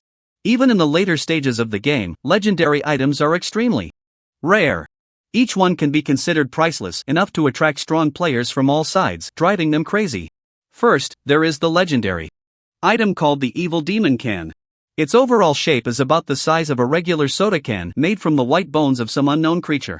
The surface of the can is etched with countless twisted and bizarre patterns, resembling ghostly symbols. The air around the jar was filled with a sinister aura, with wisps of black mist swirling around it. The black mist occasionally churned, twisting into grotesque images of vengeful spirits, looking incredibly ominous and sending chills down one's spine. Evil Demon Jar Item Level Legendary Item. Description: a jar sealed with countless evil spirits. Once opened, it can unleash thousands of evil spirits to attack a target. Cooldown time: 3 days special. Killing a target using the Evil Demon Jar does not count as a player kill, and no experience or rewards can be gained. The description of the Evil Demon Jar was straightforward and brutal, with no frills. In simple terms, it was a super weapon capable of unleashing powerful attacks against enemies. Although monsters killed with it would not yield any rewards and could not be used for grinding levels, it could be immensely useful in certain special situations. It could serve as an important trump card, held in reserve to be used in critical moments. Yi Chen nodded, stowed it away, and took out the last legendary item. This item looked like a round eyeball made of gold. Its surface was engraved with incredibly complex inscriptions. It felt heavy in his hand, shining brilliantly, and was quite mysterious. Eye of Truth Item Level Legendary Effect 1 can detect any invisible units. Effect 2 can discern the weaknesses of a target. Effect 3, in certain maps or special scenarios, can provide important game hints through subtle clues. Item description: eons ago, a legendary emperor poured the full power of his empire into crafting 7 legendary treasures. Over a millennium, and the Eye of Truth is one of them. After refining it, one can unlock true vision and possess meticulous observational skills. From the information provided, this item did not offer any substantial enhancement to a player's combat power. However, its abilities to reveal invisibility and discern enemy weaknesses were very practical in battle. With it, there was no longer any worry about being ambushed by assassin-type players. Yet, if these were the only 2 effects, they would be far from sufficient to classify it as a legendary item. The greatest value of this item should lie in its last effect, the ability to gain important game hints in certain maps or scenarios. However, the strength of this effect could not be discerned merely through textual description, it needed to be experienced to be understood. Yi Chen focused his thoughts and held the Eye of Truth up to his eyes, choosing to use it. The Eye of Truth, as if made of pure gold, instantly transformed into strands of golden light, merging into his eyeball. Once everything settled, Yi Chen felt a sudden clarity before him. The entire world seemed to become clearer. Even in the dim depths of the cave, he could see the fine textures on every rock. As Yi Chen's gaze moved, when it fell upon Xingyao, an information prompt box suddenly appeared. Above her head, below her name, a powerful hero of the Holy Spirit race, but she seems to have been unwell in recent days, causing a reduction in her combat power. Looking at the text prompt that appeared above Xingyao's head, Yi Chen was momentarily taken aback, his expression slightly strange. Goodness, even the NPC's physiological cycle can be observed. This observational ability is truly meticulous. Seeing Yi Chen suddenly staring at her, Xingyao's delicate face showed confusion. Tilting her head, she asked curiously, "Master, why are you looking at me like that all of a sudden?" I wasn't looking at anything." Yi Chen coughed to cover his embarrassment, patted Xingyao's shoulder and said with concern, "You should pay attention to resting these days and drink more hot water." Upon hearing this, Xingyao was slightly taken aback but quickly reacted. Her snow-white face flushed with a rosy hue, her long legs slightly coming together, and she looked at Yi Chen with a hint of shyness and annoyance, softly saying, "Thank you for your concern, Master." In addition to the 4 legendary grade top-notch items mentioned above, the Divine Treasure Chest also yielded 15 incredibly rare secret realm maps. Among them, 3 were SS grade maps and 12 were S grade maps. Each map could unlock a lucrative secret realm dungeon, the value of which is self-evident. Just one of them, if circulated, would be enough to attract countless top-tier players eager for it. However, unfortunately, the Tower of Babel is a level 40 challenge map. Therefore, the secret realm maps obtained from the treasure chest are all between level 40 and 45. Yet, with Yi Chen's current strength, even high-level maps above level 50 could be easily swept through. Farming dungeons in this level range no longer holds much cost-effectiveness. Thus, he did not plan to farm these 15 secret realm maps himself. The best choice was still to sell them. At this point, all the spoils from the Tower of Babel challenge had been accounted for. Yi Chen waved his hand, recalling several pets into the pet space, then summoned Mu Bingyun. At this moment, it had been less than half an hour since Mu Bingyun was killed by the underworld envoy in the Tower of Babel. Although she had successfully revived in the Beastmaster space due to the divine contract with Yi Chen, she was still in a half-hour period of weakness and could not fight. Her face was pale, her steps unsteady, looking quite weak. Yi Chen supported her as they walked out of the cave. The few personal guards stationed at the cave entrance had been on duty for several hours and were already growing somewhat impatient. They occasionally peeked into the cave, all very curious. What could Yi Chen and Mu Bingyun have been doing in that narrow cave for several hours? At this moment, seeing Yi Chen supporting Mu Bingyun as they walked out of the cave, with Mu Bingyun still looking fatigued and weak, they couldn't help but be taken aback. They exchanged glances, their expressions strange, their imaginations running wild. Yi Chen helped Mu Bingyun onto the horse's back, watched her leave, and then crushed the return scroll, teleporting back to North Town.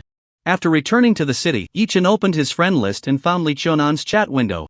He sent her the legendary equipment Beast Soul Ancient Jade that he had just replaced and the few secret realm maps, turning them into a catalog. Wei Wui Feng, do you want these things? I want them. I want them. Less than 2 seconds after Yi Chen sent the message, Li Chionan replied instantly, "Where are you now? I'll come find you right away. East Square of North Town." Okay.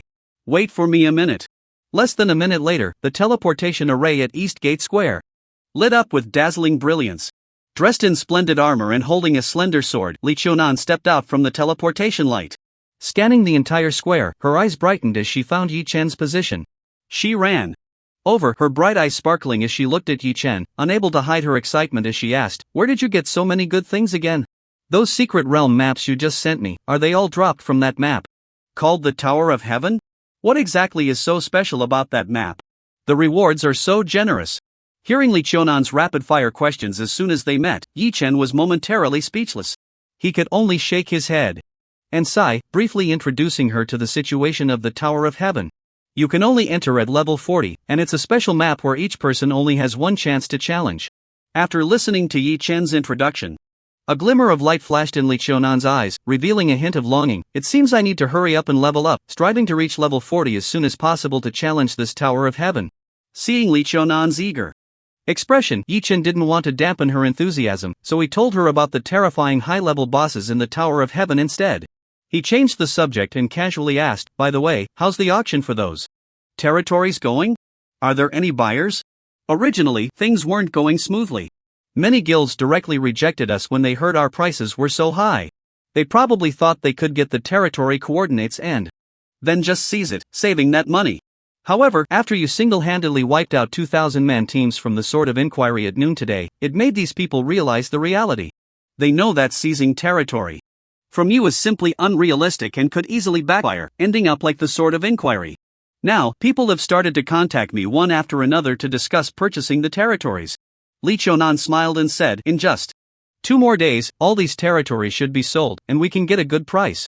Yi Chen nodded in satisfaction and said, "All right, you handle this, and just give me the money in the end. You're so trusting to leave everything to me?" Li Chionan looked at Yi Chen curiously and asked, "Aren't you afraid I'll secretly collude with those buyers and take a cut?"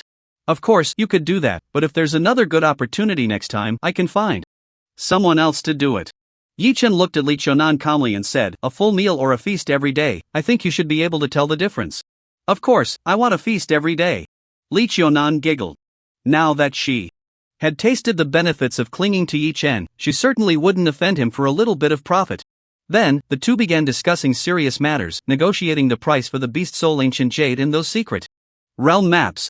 In the end, it was agreed that Li Qiunan would spend 1.5 million gold coins to acquire the Beast Soul Ancient Jade in all 15 secret realm maps. However, Li Qiunan couldn't take out that much gold at once, so they agreed she would pay it off within 3 days. The transaction was completed, and everyone was happy, both in very good spirits. Li Qiunan directly equipped the Beast Soul Ancient Jade in front of Yi Chen. The crystal-clear ancient jade pendant hung around Li Qiunan's neck, nestled between her snowy white peaks. The icy skin and snowy jade shone together. Li Qiunan playfully winked at Yi Chen and asked with a smile, does it look good? Good looking. Yi Chen stared intently at the ancient beast soul jade trapped between Li Qiunan's twin peaks, nodding seriously. Thank you for the compliment. Li Qiunan smiled charmingly and said, if you ever have such top-notch equipment to sell in the future, be sure to remember me first. No problem. Yi Chen nodded and said, as long as you handle the matters I entrust to you properly, then you will have great benefits. The two exchanged smiles, both quite satisfied with this tacit cooperative relationship. After that, they chatted for a while longer, and then Li Qiunan took her leave to level up. Yi Chen glanced at his inventory space and realized that the batch of equipment he had picked up after annihilating 2,000-man teams from the Wanjian Club at noon had not yet been processed. Such a large quantity of high-level equipment, looking across the entire national server, aside from the official channels, no other force could possibly consume it all at once. However, Yi Chen's relationship with the officials was quite delicate at the moment, and he did not want to sell the equipment to them. So he went to the auction house in North Town and listed all the equipment for sale. After finishing, Yi Chen checked the time, it was already 8 o'clock in the evening. He logged off to have dinner, then returned online and casually found a map to level up for a while. He logged off punctually at 10 o'clock. Rarely, today he finally settled all grievances with the Wanjian Club and also dealt with that despicable Lian Lulu. Moreover, he successfully cleared the Sky Tower and received generous rewards for it. Yi Chen felt relaxed and rewarded himself by logging off early to enjoy a comfortable sleep. Although he logged off to rest, countless players in the game did not take a break. The game forum was especially lively. Many players were fervently discussing various events that had occurred in the game. Today, the two hottest topics on the forum were both related to Yi Chen. One was the Sky Tower map he had just cleared. Everyone was very curious about what kind of map it was. After clearing it, it actually triggered a world announcement and even granted myth-level rewards. They were passionately discussing all the details about this map. The other hot topic was Yi Chen's solo annihilation of 2,000-man teams from the Wanjian Club at noon. Even at this moment, the battle video from that fight was still prominently displayed on the forum's homepage, attracting the attention of countless players. It was dubbed the first tragic incident since the launch of Miracle. Countless players marveled at Yi Chen's unparalleled strength and engaged in heated discussions in the comments section. As time passed, some players gradually discovered that since the battle at noon, many high-ranking players from the Wanjian Club had seemingly vanished without a trace. They suddenly logged off and never came back online. By evening, a piece of news began to circulate online, claiming that those high-ranking members of the Wanjian Club had all been killed in real life. At first, people did not believe this news, thinking it was just baseless speculation. Until several internal members of the Wanjian Club, under investigation by various forces, confirmed the information. Once the news broke, the entire internet erupted. Instantly, it stirred up a huge uproar in the forum. What the hell? Are you kidding? So many core players from the Wanjian Club were all killed in a single day? This news must be fake, right? The Wanjian Club is one of the top gaming clubs in the national server, filled with experts. Who has the ability to break into the club and kill people? Nonsense. Think about it. At noon, Wei Wuifeng just annihilated 2,000-man teams from the Wanjian Club, and in the afternoon, a large number of high-ranking members were killed. Who else could it be? Could it really be Wei Wuifeng who did it? Looking at the national server, only he has the strength and motivation for this. It's terrifying. I knew that once the game merges with reality, chaos would surely ensue, leading to all sorts of turmoil. If he dares to commit murder in broad daylight, what is there that he wouldn't do? The authorities must severely punish Yi Chen, otherwise, similar incidents will become more frequent, and how can the safety of the public be guaranteed? Do you think punishing Yi Chen will change the unstable situation in the real world? I advise you to save your breath. Although the real world seems calm on the surface, behind the scenes, it's already a complete mess. I've heard that some forces have started secretly building parks, controlling many people to farm gold for them. Compared to Yi Chen, those people should be dealt with harshly. Even if we take 1,000 steps back, does the official really have the strength to sanction Yi Chen? For a moment, the forum was in an uproar, with countless people discussing fiercely. The pressure was invisibly placed on the authorities. In fact, the authorities received the news even earlier than the players. They had long been secretly investigating, looking for Yi Chen's location. However, through their investigation, they only learned that the attack was carried out by a group of assassin-type NPCs. They ambushed the target while he was leveling up in the game. After killing, they vanished into thin air. The whole process was seamless, leaving no trace. Even after reviewing all the surveillance footage nearby, they couldn't find out where these assassins ultimately went. As for Yi Chen, he had long discarded all electronic devices on him that could be used for remote positioning. The Lord's Hall, floating in midair, was also in stealth mode, making it impossible for satellites to lock onto it. Therefore, the authorities used all available means but still couldn't find Yi Chen's shadow. In desperation, they could only hope to negotiate with him in the game. The next morning, after getting up and having breakfast, Yi Chen logged into the game and immediately received a message from Lin Feng. Is it convenient to meet now? Yi Chen raised an eyebrow, naturally aware of Lin Feng's intentions. He nodded and sent him the meeting location. A few minutes later, Lin Feng, Sun Xiaohong, and Li Dong arrived quickly. The expressions of the three were very serious. After greeting each other, Lin Feng looked deeply at Yi Chen and asked in a low voice, "About the incident with the Sword Inquiry Club yesterday, it was you, right?" "That's right."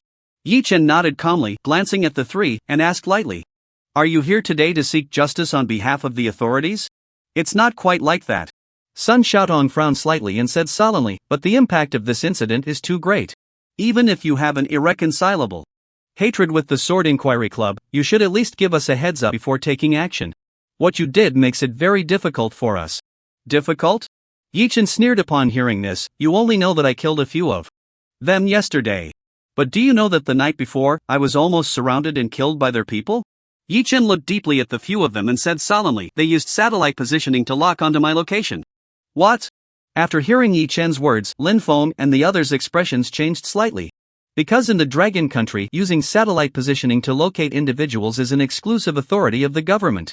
If what Yi Chen said is true, it indicates that there were definitely official personnel involved in the hunting operation against him by the Sword Inquiry Club the night before last. Originally, they came to find Yi Chen to seek justice, questioning him about why he had killed indiscriminately for no reason. But now, it turned into their fault instead. If there really are people within the government secretly plotting against Yi Chen, then he naturally has no need to be cautious about the government and everything. For a moment, Lin Feng and Sun Xiaotong exchanged glances, unsure of what to say. Li Dong, however, snorted coldly and aggressively pressed, "This is just your word. How do we know if it's true? You can't just say such things, you'd better provide evidence, or I'll be careful to accuse you of defaming the government. Finding evidence is your business. Whether you believe it or not, it has nothing to do with me." After successfully bringing the City Lord's Hall into the real world, Yi Chen was now full of confidence and naturally would not indulge Li Dong's bad habits. Since their last meeting, he had been very disgusted with this person. This time, daring to speak to him in such an arrogant tone, Yi Chen directly snorted coldly. He swung a big slap at him. With a loud smack, it struck Li Dong, making him spin around twice on the spot, half of his face swelling up. Staring at Yi Chen in disbelief, he shouted angrily, "Yi Chen! You bastard, dare to hit me? I am an envoy of the government. Hitting me is disrespecting the government. You think you are worthy to represent the government?" Yi Chen snorted coldly again and swung another big slap, hitting the other side of Li Dong's face hard. 2 symmetrical handprints were left on his cheeks. Then, without giving Li Dong a chance to continue his bluster, he directly summoned the Grim Reaper, who silently appeared behind Li Dong. The scythe was raised high and swung down forcefully, instantly killing Li Dong. Watching Li Dong's figure turn into a burst of white light and dissipate, Lin Feng and Sun Xiaodong's faces changed dramatically. It should be known that although Li Dong had a bad personality and spoke without restraint, what he said was not wrong. The three of them were chosen as envoys to negotiate with Yi Chen, each representing the government. Yi Chen killing him in the street was no different from a loud slap in the face, severely striking the government. It left no face for the government at all. Lin Feng's expression changed immediately, and he opened his mouth to speak. But Yi Chen raised his hand directly, interrupting him, and said, "Don't say it, I know what you want to say. But I want to emphasize again, I am not a vassal of the government, nor am I your subordinate. Do not look down on me with that condescending attitude. I believe that the assassination attempt against me by the Sword Inquiry the night before last was not the government's intention. But within the government, there must be a large number of people who harbor malice against me. Otherwise, they wouldn't have deliberately arranged for that idiot Li Dong to come and make trouble for me. Help me convey a message to the higher-ups of the government. If they want to cooperate with me, that's fine. But the premise is to put away that condescending attitude and keep those with ulterior motives in check. Do not point fingers at me. If you can't do that, then there is no need for our cooperative relationship to continue." Yi Chen's words were neither humble nor arrogant, summarizing the core message as follows: "Gentlemen, the times have changed. Your government is a mess internally and has no right to point fingers at me. Instead of seeking justice from me, it would be better to spend a little more effort managing your own people." Lin Feng and Sun Xiaotong naturally picked up on Yi Chen's implied meaning, and for a moment, they were somewhat bewildered. Originally, they had come to confront Yi Chen, but now it seemed like they were being reprimanded by him instead. However, this matter was indeed the officials' fault from the start. If there hadn't been officials providing Yi Chen's satellite location to Xin Jiangdong, none of these events would have occurred. They couldn't refute Yi Chen, and in the end, they could only smile wryly and solemnly assure him, "We will report the situation to the higher-ups when we return and strive to give you an explanation as soon as possible." After saying this, the two turned and took their leave. Although they said this, Yi Chen knew that they were merely conveying the official's message to him. Ultimately, the official's attitude towards him would depend on the higher-ups' decisions. But Yi Chen didn't care about that at all. If this incident could prompt the officials to correct their attitude and cooperate with him on an equal and respectful basis from now on, that would be the best outcome. If they remained obstinate and refused to give him a satisfactory answer, leading to a breakdown in their cooperative relationship, the ones who would ultimately suffer would be them, not him.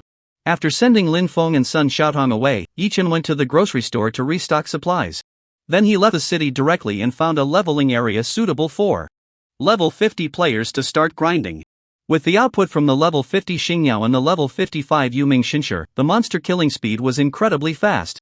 Yi Chen and the experience bars of his other pets began to rise rapidly. While Yi Chen was immersed in leveling up, other players were not idle either. As time passed, more and more players reached level 40 and began to challenge the Tower of Heaven.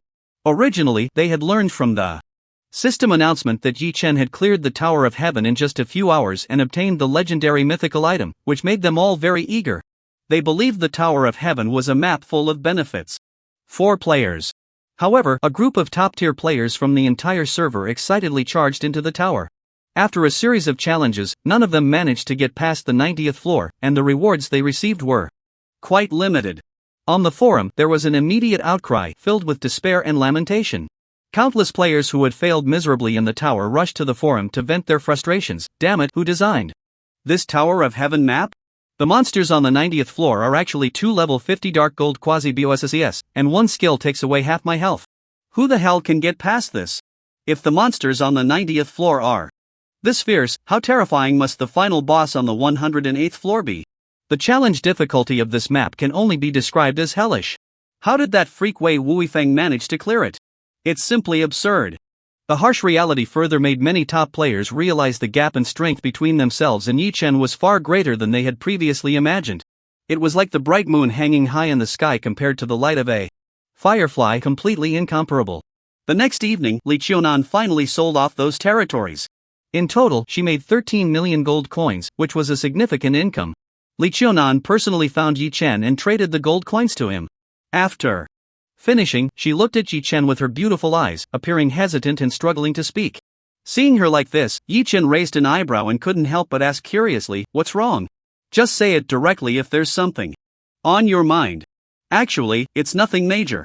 Li Qiunan bit her lip lightly, her gaze lowered to the ground, her pretty face slightly flushed as she said, "I want you to sign a contract with me again, allowing me to become your pet." "What?"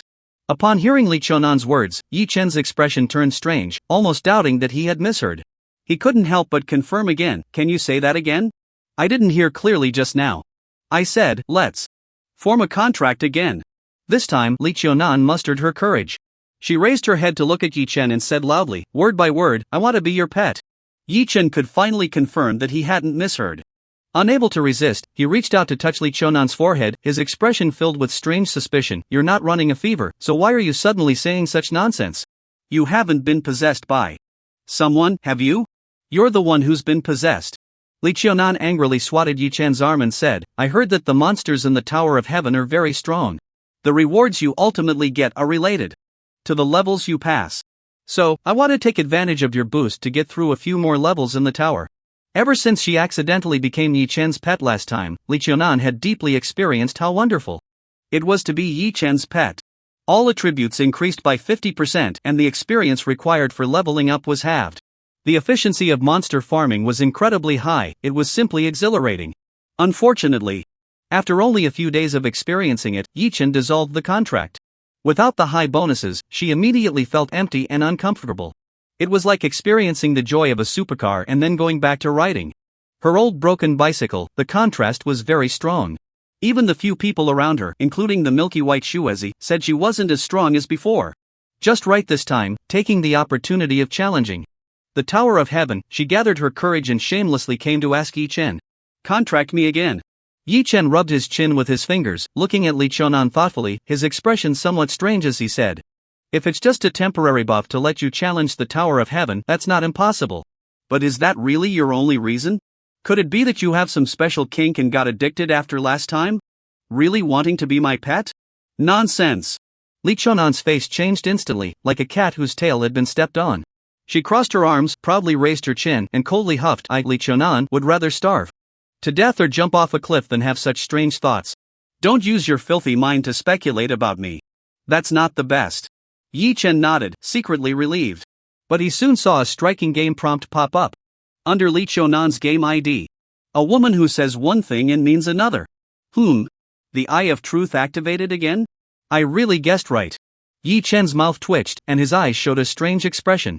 For a moment, he didn't know whether to agree or refuse. But glancing at Li Chonan's proud and exquisite face, her impressive figure outlined by the fiery red armor, he suddenly felt that he couldn't go against a woman's wishes. So, he had no choice but to reluctantly agree. Temporarily dissolving the contract with Xingyao, he extended his finger in the expectant gaze of Li Chonan. He drew a golden mark representing the contract relationship on her smooth forehead. Feeling the special connection established with Yi Chen, Li Chonan's heart fluttered, and she felt a wave of fulfilling satisfaction. I'll come to find you again tomorrow to dissolve the contract. After agreeing with Yi Chen, Li Chonan turned around with a faint smile, feeling very good. Her strength was already very strong, and her equipment was extraordinarily luxurious, making her one of the top players in the national server. Coupled with the 50% all-attribute boost from the Divine Contract and the legendary equipment Beast Soul Ancient Jade, her attributes nearly doubled, reaching an astonishing level. In the end, I managed to clear a total of 103 levels in the Tower of Heaven. Although I still couldn't complete it, I created the best record among global players, aside from Yi Chen. Instantly, a wave of heated discussion erupted on the forum, with countless players speculating endlessly. They all wondered what special means Li Chonan had used to reach such a high level. Even many high-ranking guild members privately messaged Li Chonan, inquiring about the secrets to conquering the Tower of Heaven. But what could Li Chonan possibly tell them about the true secret? She could only respond vaguely. Late at night, Li Chonan lay in bed, looking at the posters of Yi Chen on the wall. Her mind involuntarily recalled everything that had happened that day in the Shadow Wind Canyon. Especially the scene where she transformed into a sharp sword, firmly grasped in Yi Chen's palm, battling the evil spirit of the Shadow Wind. The surging energy fluctuations within Yi Chen, with each swing of his sword, poured into the long sword she embodied. It surged and flowed wildly within the sword body. Each infusion was so powerful, and each swing was so decisive. A dreamy look appeared in Li Chonan's eyes, and her long legs slightly tightened. The next day, Yi Chen, as agreed, dissolved the contract with Li Chonan. Li Chonan did not show any unusual reaction. In the following days, Yi Chen lived relatively peacefully, spending his time grinding monsters and leveling up. Normally, as levels increased, players' leveling speed would slow down. Many players, after their fourth promotion, saw their leveling efficiency plummet, unable to gain even one level in 2 days. However, Yi Chen, relying on the powerful output of a few pets, was still able to maintain a strong leveling momentum. In just a few days, he reached level 48.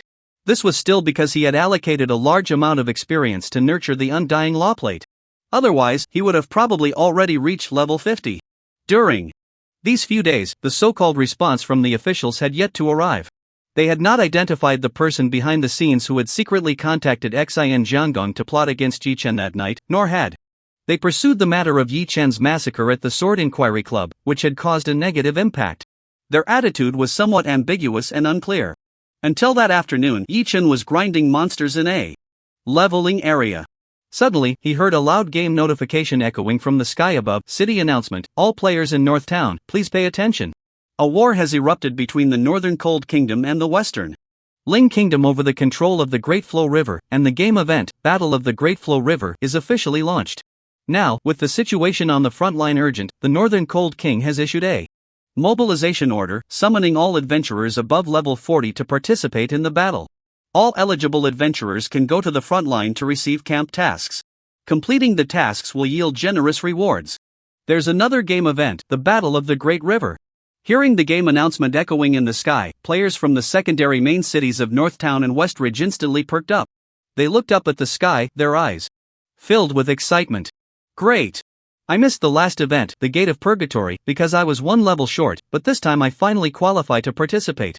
This time it's a battle between the two secondary main cities. Are we going to fight against the players from Westridge? Who knows? We'll find out when we get there. As long as there are rewards, it doesn't matter. Let's go, we can't be late for the quest. Countless players were filled with enthusiasm, pouring out of Northtown and heading towards the event location, the Great River Plain, hundreds of miles away.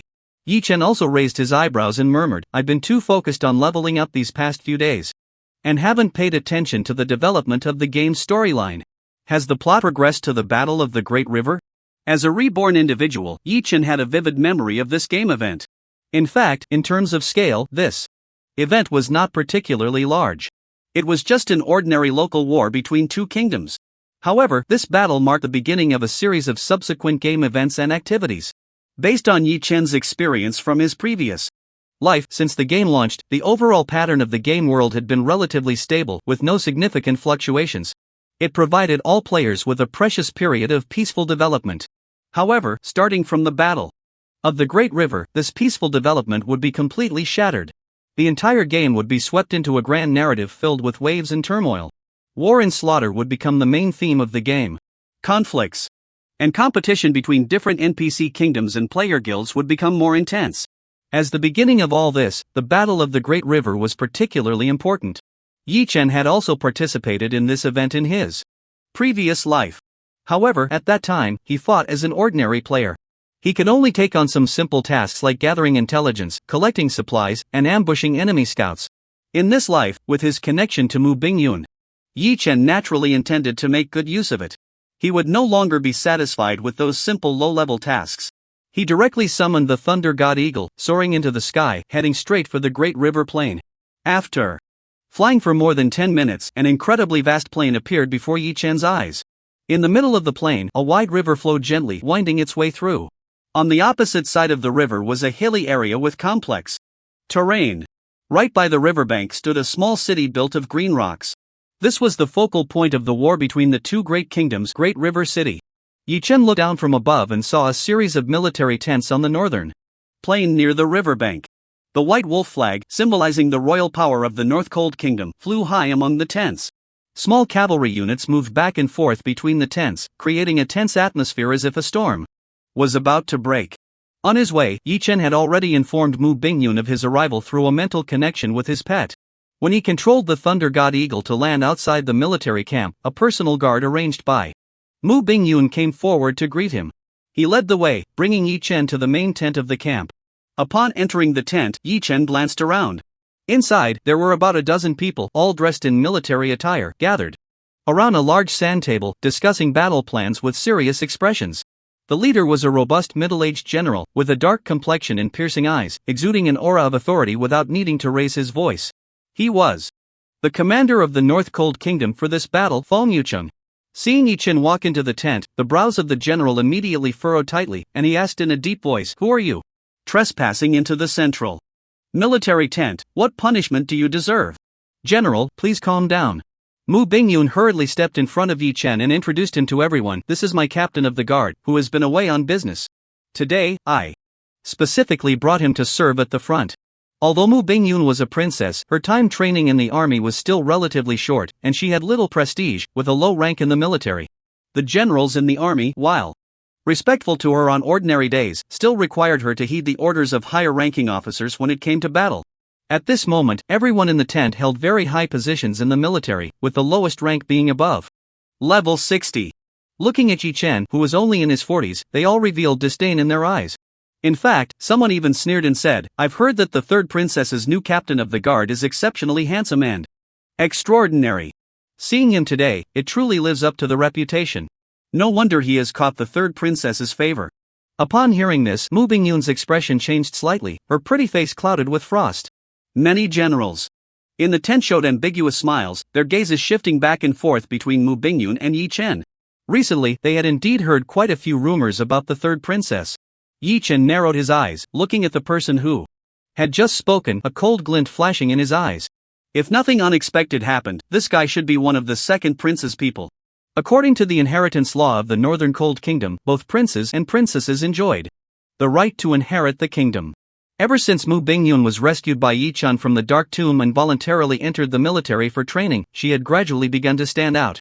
The second prince, Mu Tianhan, had started to feel threatened by his sister. He began to use various means, both openly and secretly, to set traps for Mu Bingyun. Clearly, Mu Bingyun had often been targeted by these loyal generals of Mu Tianhan in the army. However, she had never mentioned any of this to Yi Chen. Seeing the atmosphere in the tent was off, the main commander, Feng Yuqing, immediately cleared his throat heavily and said, "Since he is the third princess's person, I naturally welcome him to serve at the front. Someone, see if there are any suitable tasks that can be assigned to him. A beast master who is not even level 50, how can he be entrusted with any important duties?" The officer in charge of assigning tasks muttered sarcastically and casually said to Yi Chen, "You can go to the other side of the river and scout the enemy's supply routes and timings." Hearing the officer's blatant disregard for Yi Chen, casually assigning him such a perfunctory task, Mu Bingyun immediately became displeased. She could overlook how these loyal generals of Mu Tianhan disrespected her on ordinary days. But they dared to look down on Yi Chen like this, she could not tolerate it. Her face turned cold, her brows furrowed, ready to reprimand the ignorant officer.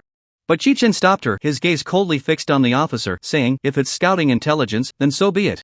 Before sunset, I will bring back the information." "You said you could bring back the intelligence before sunset?" The military commander, upon hearing Yi Chen's audacious claim, immediately narrowed his eyes. "It is important to know that the timing and route for transporting supplies are top military secrets, not something that can be easily spied on. Even if one were to obtain relevant information, it could very well be false information deliberately released by the enemy. Therefore, he intentionally assigned this difficult and low-reward task to Yi Chen, hoping to use it to embarrass him and tarnish Mu Bingyun's reputation. However, he did not expect that Yi Chen, this reckless youth, not only accepted the task but also dared to boast that he would retrieve the intelligence before sunset. The military commander was suddenly pleased, realizing this was a perfect opportunity to set a trap for Yi Chen. He immediately straightened his face and said sternly, "In the military, there are no empty words. If you do not bring back the enemy's supply intelligence before sunset, what will happen? In the military, there are rules, and we will follow them accordingly." Yi Chen snorted coldly, looking at the military commander with a frosty gaze, and asked in a deep voice, "But if I successfully bring back the intelligence, what will you do?" The military commander frowned and asked in a low voice, "What do you want me to do?" "Very simple, you just need to step out of the military tent, in front of all the soldiers outside, slap yourself 3 times and shout 3 times that a dog's eyes look down on people," Yi Chen replied. "All right. It's a deal, I agree." The military commander did not believe that Yi Chen could complete the task before sunset.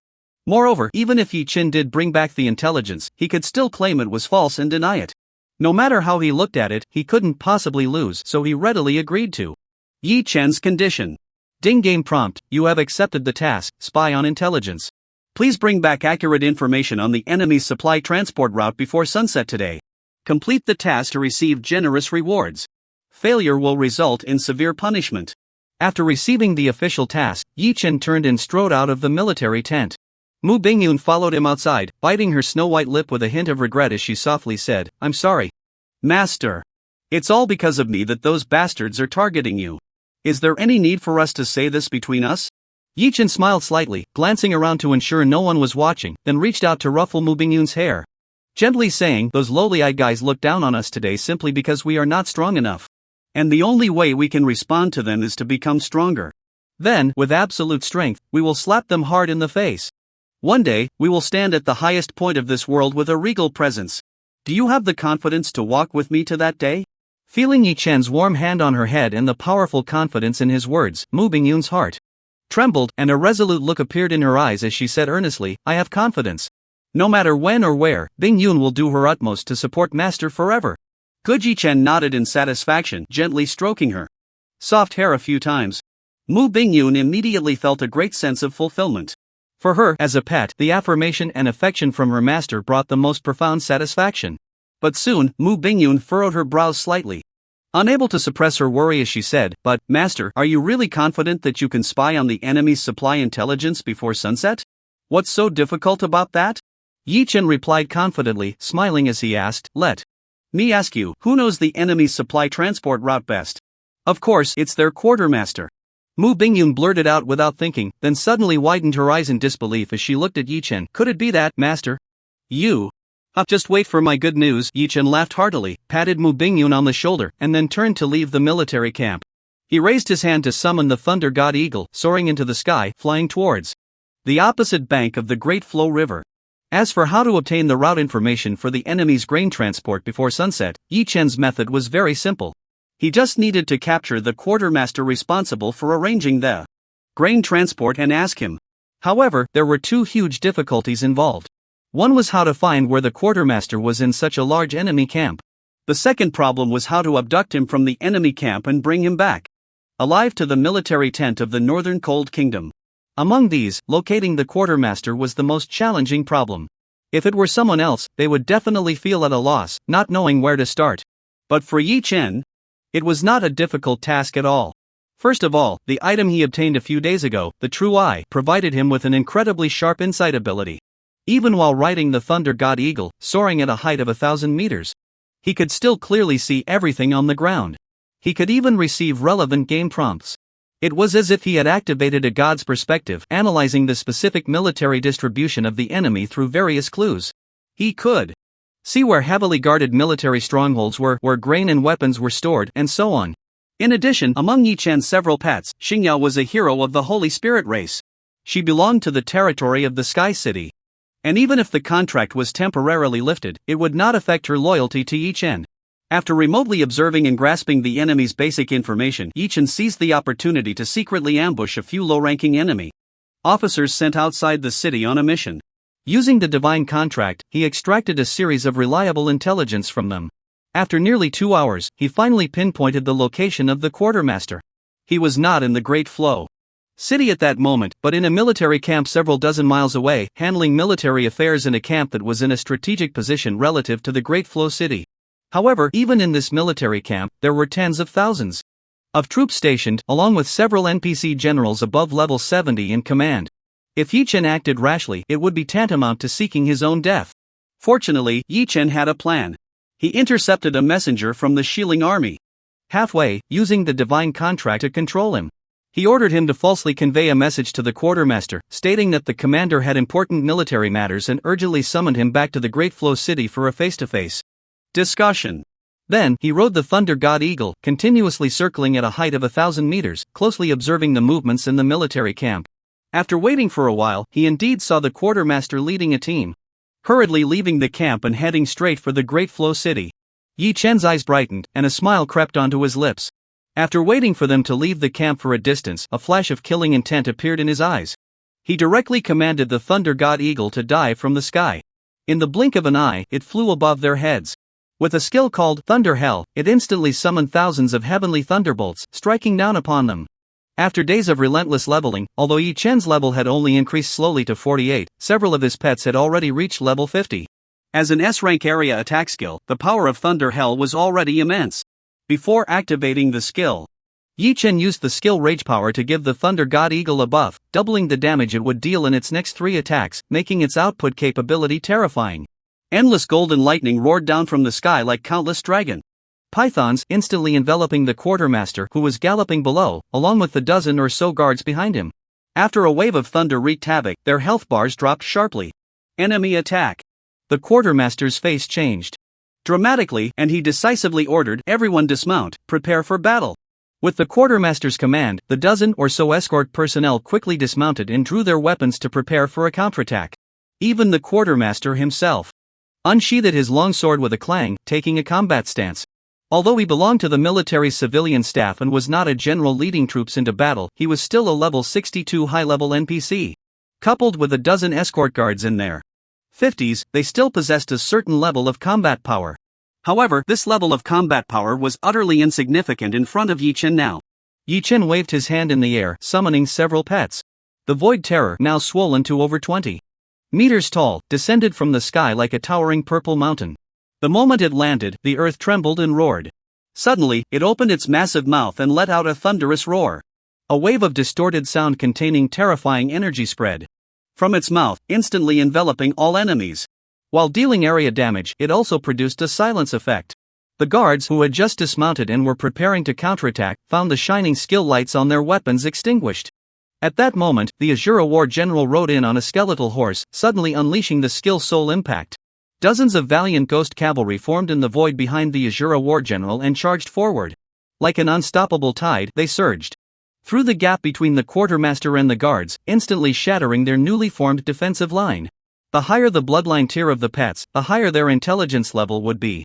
After so many days of leveling together under Yi Chen's deliberate training, his pets had already formed a very tight combat synergy. Their skill coordination was incredibly proficient. After the Azura War General used his skill to scatter the enemy's defensive formation, the two strongest damage dealers, Xingyao and the Netherworld Envoy, immediately stepped in to reap the rewards. The Netherworld Envoy leaped behind a guard who was already at half health, raising the Scythe of Death high. A chilling light glimmered on the blade, tracing a sharp arc as it slashed through the guard's body, directly emptying his health bar and harvesting his soul into the scythe.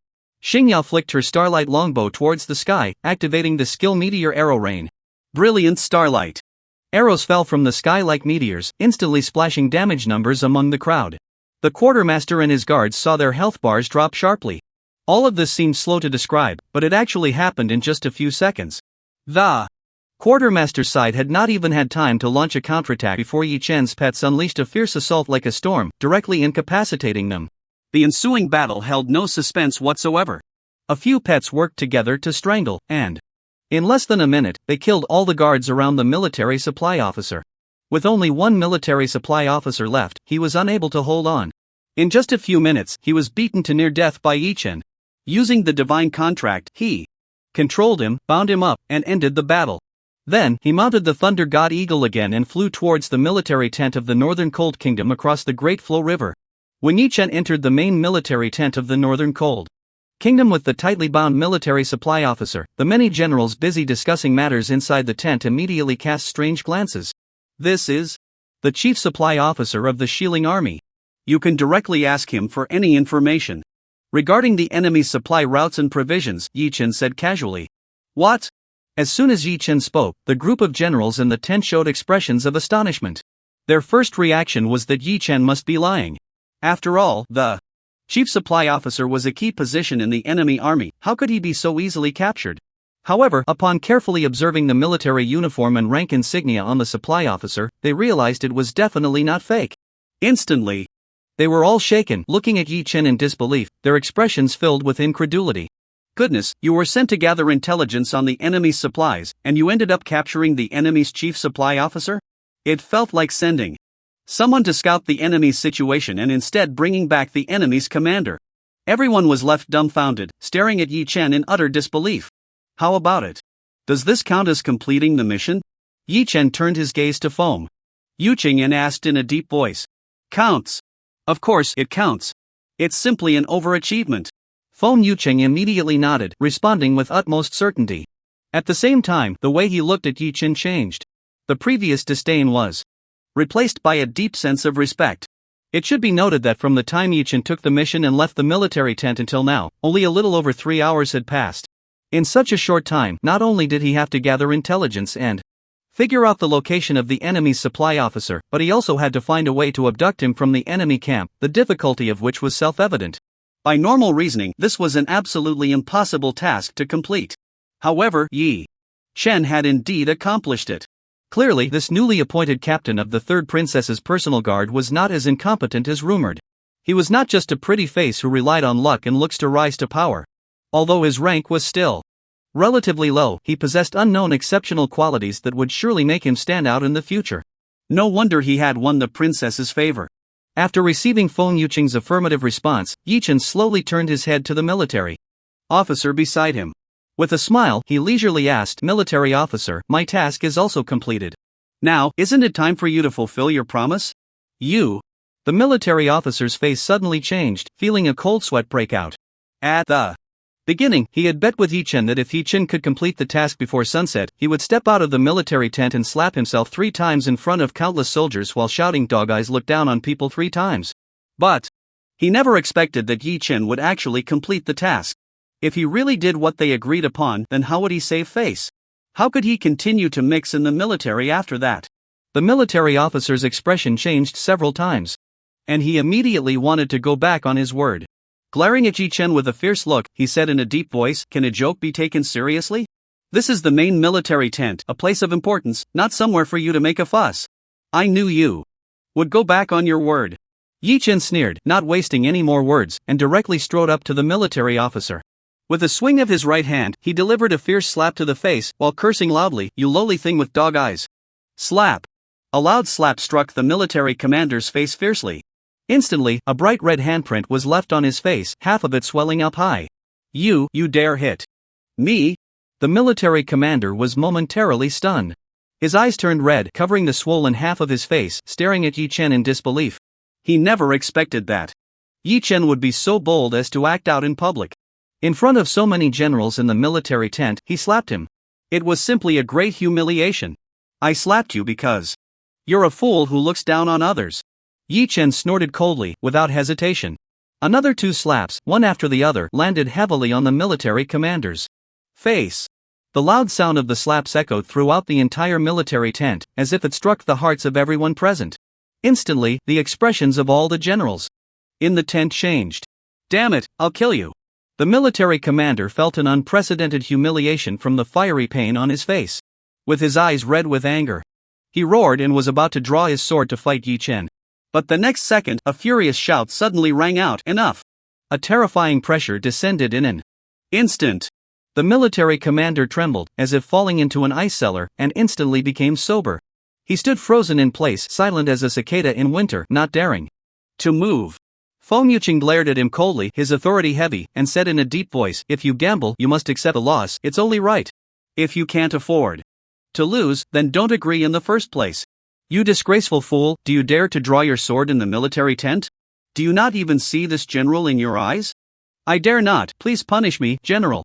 The military commander was instantly frightened pale, hurriedly kneeling on the ground, knocking his head in apology.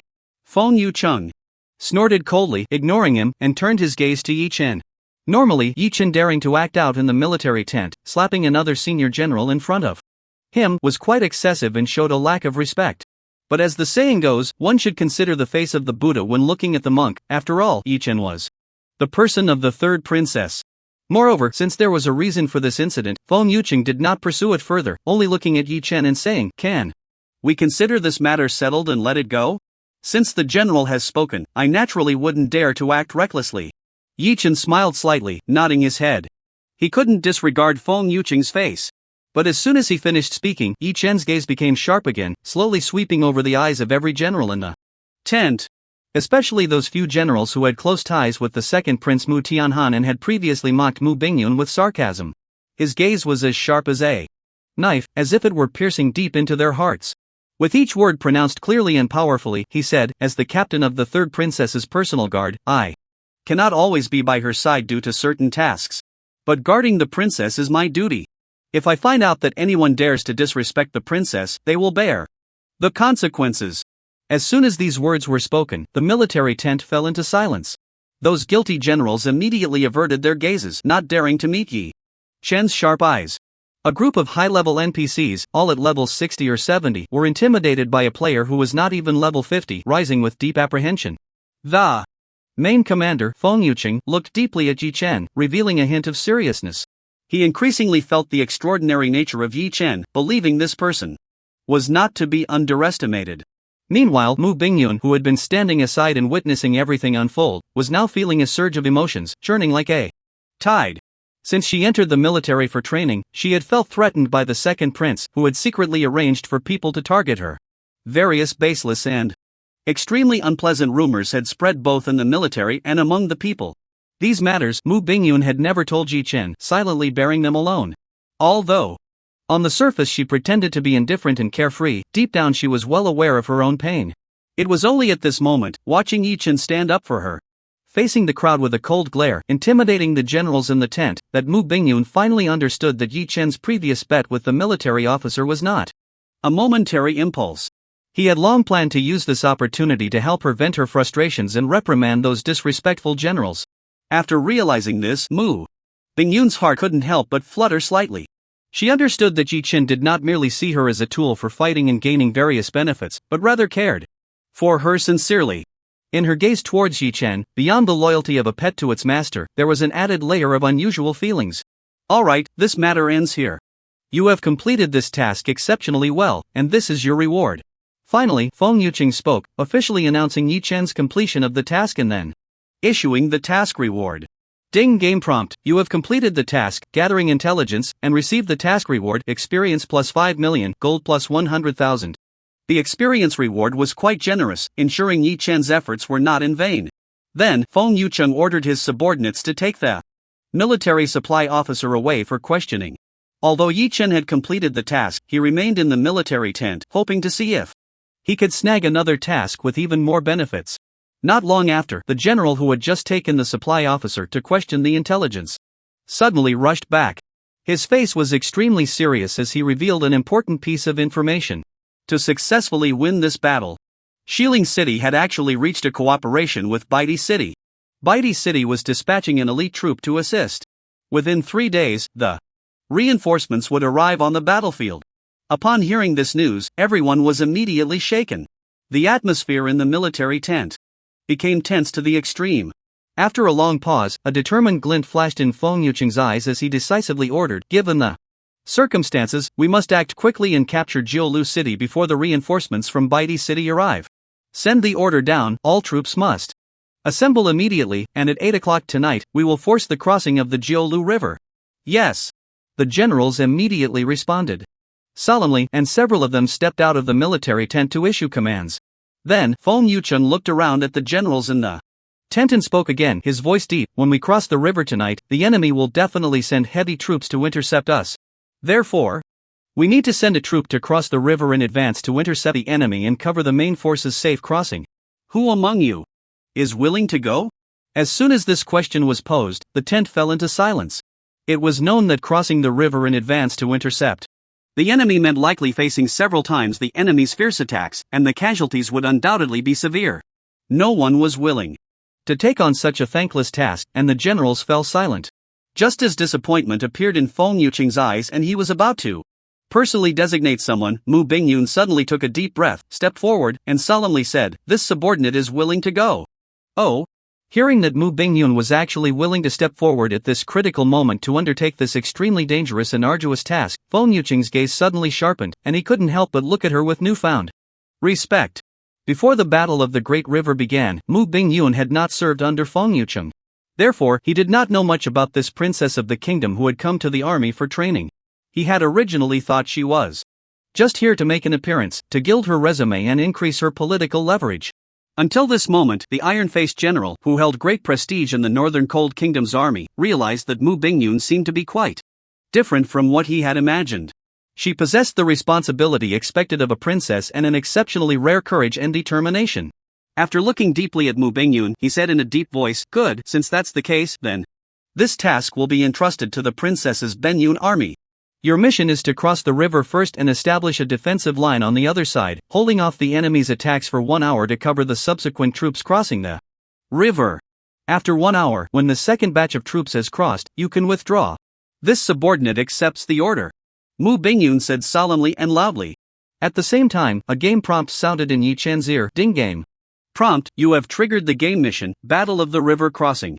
Please assist the third princess of the Northern Cold Kingdom, Mu Bingyun, in crossing the Great River to establish a defensive line, hold the position for 1 hour, and ensure Mu Bingyun's safety during the battle. Upon completion of the mission, you will receive generous rewards. After accepting the mission, Mu Bingyun and Yi Chen immediately turned and left the tent. The official crossing time for the Northern Cold Kingdom's army was set for 8 o'clock in the evening. As the vanguard troops providing cover for the crossing, they would cross the river first at 7:30 and establish a defensive line on the other side. For Mu Bingyun, this battle was a great opportunity to make a name for herself and establish her prestige in the army. However, the risks were also very high. A moment of carelessness could lead to severe losses for her 30,000 Bingyun army, greatly damaging their morale. Yi Chen certainly could not allow such a situation to occur. He immediately opened the territory management panel, remotely controlled the Sky City, and moved it at full speed towards the Great River. He used up all the accumulated Skystone energy in the city to recruit Holy Spirit warriors. He prepared to use the Sky City to support the battlefield and help the Northern Cold Kingdom win this war. After so many days of management and construction, although the Sky City was still far from being strong and powerful, it had already developed a certain level of combat capability. It was time to showcase it to the world and let all players witness the grandeur of the #1 territory in the national server. By the time Yi Chen finished his operations, it was already past 6 o'clock. Time was tight, and Mu Bingyun had to deploy troops and handle many urgent matters, so she left first. Yi Chen casually found a hidden corner in the military camp to log off, had dinner, and used the restroom. After resolving his personal matters, he logged back in, and it was already 7 o'clock in the evening. What he saw was that the entire army stationed in the camp had been fully mobilized. The sounds of people shouting and horses neighing filled the air, creating a busy scene as if a great battle was imminent. Yi Chen summoned the Thunder God Eagle and rode it into the air. From a high vantage point, he looked down. He saw one formidable NPC army after another lined up neatly on the vast plain outside the military camp. Spears and halberds stood like a forest, pointing towards the sky, reflecting a cold, blood-red light under the fiery sunset. Mu Bingyun's 30,000 Bingyun army had also gathered and set off first. The soldiers, clad in silver armor, glimmered coldly in the sunset. They resembled a powerful silver dragon winding across the earth and swiftly advancing towards the river, crossing several dozen miles away. In the distance above the river, floating bridges were being constructed at an astonishing speed, quickly paving the way to the opposite bank of the long river. Moreover, millions of gamers had just learned that tonight, the Northern Cold Kingdom's army would forcibly cross the river. They were gathering from all directions, preparing to cross the river and participate in the great battle. Meanwhile, on the opposite bank of the Long River, the Western Ling Kingdom's army in Giant Flow City also noticed the movements of the Northern Cold Kingdom's forces. They immediately sprang into action, mobilizing troops and gathering a large number of elite units, rushing to the crossing point of the Northern Cold Kingdom to prepare for an ambush. They aimed to launch a fierce attack while the Northern Cold Kingdom's army was in the midst of crossing the Long River and still unsteady. If successful, it would undoubtedly deal a heavy blow to the Northern Cold Kingdom's forces. Perhaps they wouldn't even need to wait for reinforcements from White Emperor City to end this war. However, they had only begun to respond urgently and gather their troops after discovering the Northern Cold Kingdom's movements, so their speed was ultimately much slower. At 7:30 in the evening, the first floating bridge spanning both banks of the Giant Flow River was finally completed. Under Mu Bingyun's orders, 30,000 cloud-running troops quickly crossed the bridge. After more than 20 minutes, they finally all reached the opposite bank and began to form a defensive line. Heavily armored infantrymen stood at the very front of the line. They slammed their heavy shields, enhanced with inscriptions, onto the ground, embedding the lower halves deep into the earth. Together, they formed an incredibly solid defensive shield wall. The sharp tips of their spears pierced through the gaps in the shields, exuding a chilling aura of death. Behind the shield wall stood rows of archers, poised and ready. Their quivers were filled with arrows, their gazes sharp as hawks. An arrow was already knocked on the bowstring, eyes fixed ahead, expressions gravely serious. Behind the archers were priests and mages clad in cloth armor. Mu Bingyun, dressed in military attire, tightly gripped her staff. Protected by a group of elite guards, she stood behind the heavy shield wall, gazing far into the distance, her expression extremely grave. The air was thick with a tense atmosphere, as if a storm was about to break. Suddenly, from behind a few distant hills, a low rumble echoed. The sound started off faint but quickly grew louder, like a heavy drum beating or rolling thunder. Even the ground trembled, causing small stones to bounce with the vibrations. As the last Rays of the setting sun sank below the horizon. A formidable heavy cavalry burst forth from behind a hill. Each rider was clad in incredibly heavy black armor, and even their horses were covered in heavy armor. They charged forward with great momentum, the sound of their hooves shaking the earth. Like an unstoppable torrent of steel, their roar echoed through the heavens and the earth, charging towards the defensive line formed by the 30,000 cloud-running troops. Attention everyone, prepare for battle. Archers, get ready to shoot. Mu Bingyun's cold voice echoed under the night sky. The 30,000 soldiers of the Benyun army, standing in formation, immediately showed solemn expressions, their eyes revealing a high spirit of battle. Behind the battle line, rows of archers drew their bowstrings taut, aiming high into the air, the sharp steel arrowheads reflecting a cold light under the moonlight. Dressed in military attire, Mu Bingyun stood behind the heavy shield line, watching the formidable heavy cavalry charging forward, her expression grave to the extreme. When the enemy cavalry's front line was only 100 steps away from the defense line, Mu Bingyun's gaze darkened, decisively ordering, "Shoot, shoot." In the next second, the archers, who had already drawn their bowstrings and were ready to fire, released their arrows. In an instant, the sound of bowstrings resonated continuously, echoing through the night sky. Sharp arrows, swirling with skillful light, shot forth like a storm, raining down upon the enemy. This volley of arrows was all shock arrows, with an attack that included a stun effect. After this round of fire, many of the charging frontline cavalry fell into a state of dizziness. They were thrown to the ground, tumbling under the immense force of inertia. Many cavalry following behind were also caught off guard, colliding into one another. However, the armor of these heavy cavalry provided extremely high control immunity. More cavalry that were not stunned braved the rain of arrows, continuing to charge forward at full speed. As long as they got within a certain distance, they could lock onto the frontline soldiers of the Benyun army and activate their charge skills. Relying on the advantages of their heavy armor, they forced their way through the defense line, disrupting the formation of the Benyun army. However, Mu Bingyun, who was well aware of their tactics, would certainly not sit idly by. She immediately ordered the mages behind the line to unleash area attack skills, turning the area within dozens of meters in front of the line into a sea of fire. However, the most terrifying aspect of the heavy cavalry was that they were covered in hard armor.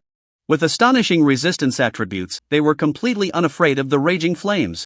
Like an unstoppable torrent of steel, they charged forward, enduring the continuous magical damage and the rain of arrows falling from the sky. Soon, they reached a distance where they could activate their charge skills.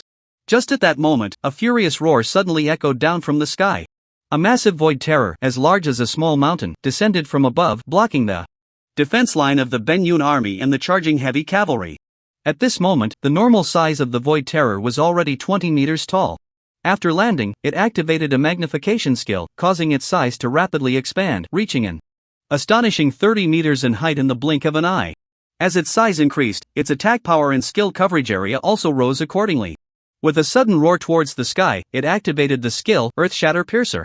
In the next second, a huge circle nearly 30 meters in diameter appeared on the ground ahead. Countless sharp bone spikes, hideous and menacing, burst forth from the ground. They sent the charging cavalry flying into the air. Before they could land, accompanied by an angry roar, a surging wave of distorted sound instantly engulfed their bodies. Normally, the main NPC legions of the Seven Kingdoms had an average level between 40 and 50. For example, the 30,000 Benyun army under Mu Bingyun's command was an elite legion with an average level of 50. Although the heavy cavalry sent by the enemy to assault the Benyun army's defense line was not numerous, there were only a little over 3,000 of them. However, the average level was incredibly high, reaching an astonishing level 53. Coupled with a set of exquisite heavy armor, its attributes were undeniably formidable. Yet, even so, the heavily armored cavalry, charging to the front lines while enduring a rain of arrows and magical attacks, was already battered and bruised, with less than half of their health remaining. After being hit by the Void Terror's 2 consecutive skills, their health bar plummeted sharply. More than half of them had their health reduced to 0 on the spot, turning into corpses that fell to the ground. However, no matter how strong the Void Terror was, it could only block the enemies in front of it. A greater number of heavily armored cavalry circled around it. Once they were close enough, they decisively activated their charge skill. The neighing of their steeds was deafening, charging like arrows released from a bow, fiercely crashing into the defenses of the cloud-running army. The immense impact immediately shook the entire defensive line. Many of the heavily armored warriors at the front could not withstand such a force, and even the heavy shields that crashed to the ground were sent flying. However, from behind those overturned shields, long spears immediately thrust out. The bright Spearheads were incredibly sharp, piercing through the heavy armor of the cavalry and dealing significant damage. But after the first wave of impact, the cavalry behind quickly followed, roaring as they charged. Thus, one after another, they crazily assaulted the defensive line formed by the Cloud-Running army. In the blink of an eye, the defensive line of the Cloud-Running army endured a fierce impact. Although it had not yet been breached, it was already showing signs of disarray. At that moment, more enemy troops emerged from behind two distant hills. This time, it was a light cavalry unit of about 5,000, charging right after the heavy cavalry. During the charge, they pulled out longbows from their saddles, shooting arrows while advancing, retaliating against the Cloud-Running army's ranged attacks. Only when they got close enough did they put away their longbows, draw their long knives, and launch their final charge. Following this cavalry, there was a dense mass of infantry troops, surging forth from the hills like a tidal wave. The sounds of shouting and killing were earth-shattering as they launched an assault on the Cloud-Running army's defenses. In an instant, the two sides clashed fiercely. Countless skills illuminated the night sky, and the roars and cries of battle echoed across the entire southern bank of the Great Luhua River. Such a scene of war, filled with clashing weapons and flashing blades, could most easily ignite a man's warrior spirit. Yi Chen felt as if the blood within him was boiling. He summoned all his pets and threw himself into the battle. The Azura war general waved his hand, summoning over a dozen necromancers who stood at the back, waving their staffs and unleashing their spells. He himself wielded a long spear, suddenly charging into the dense enemy ranks. He dashed left and right, maneuvering through the chaos as if in a realm uninhabited.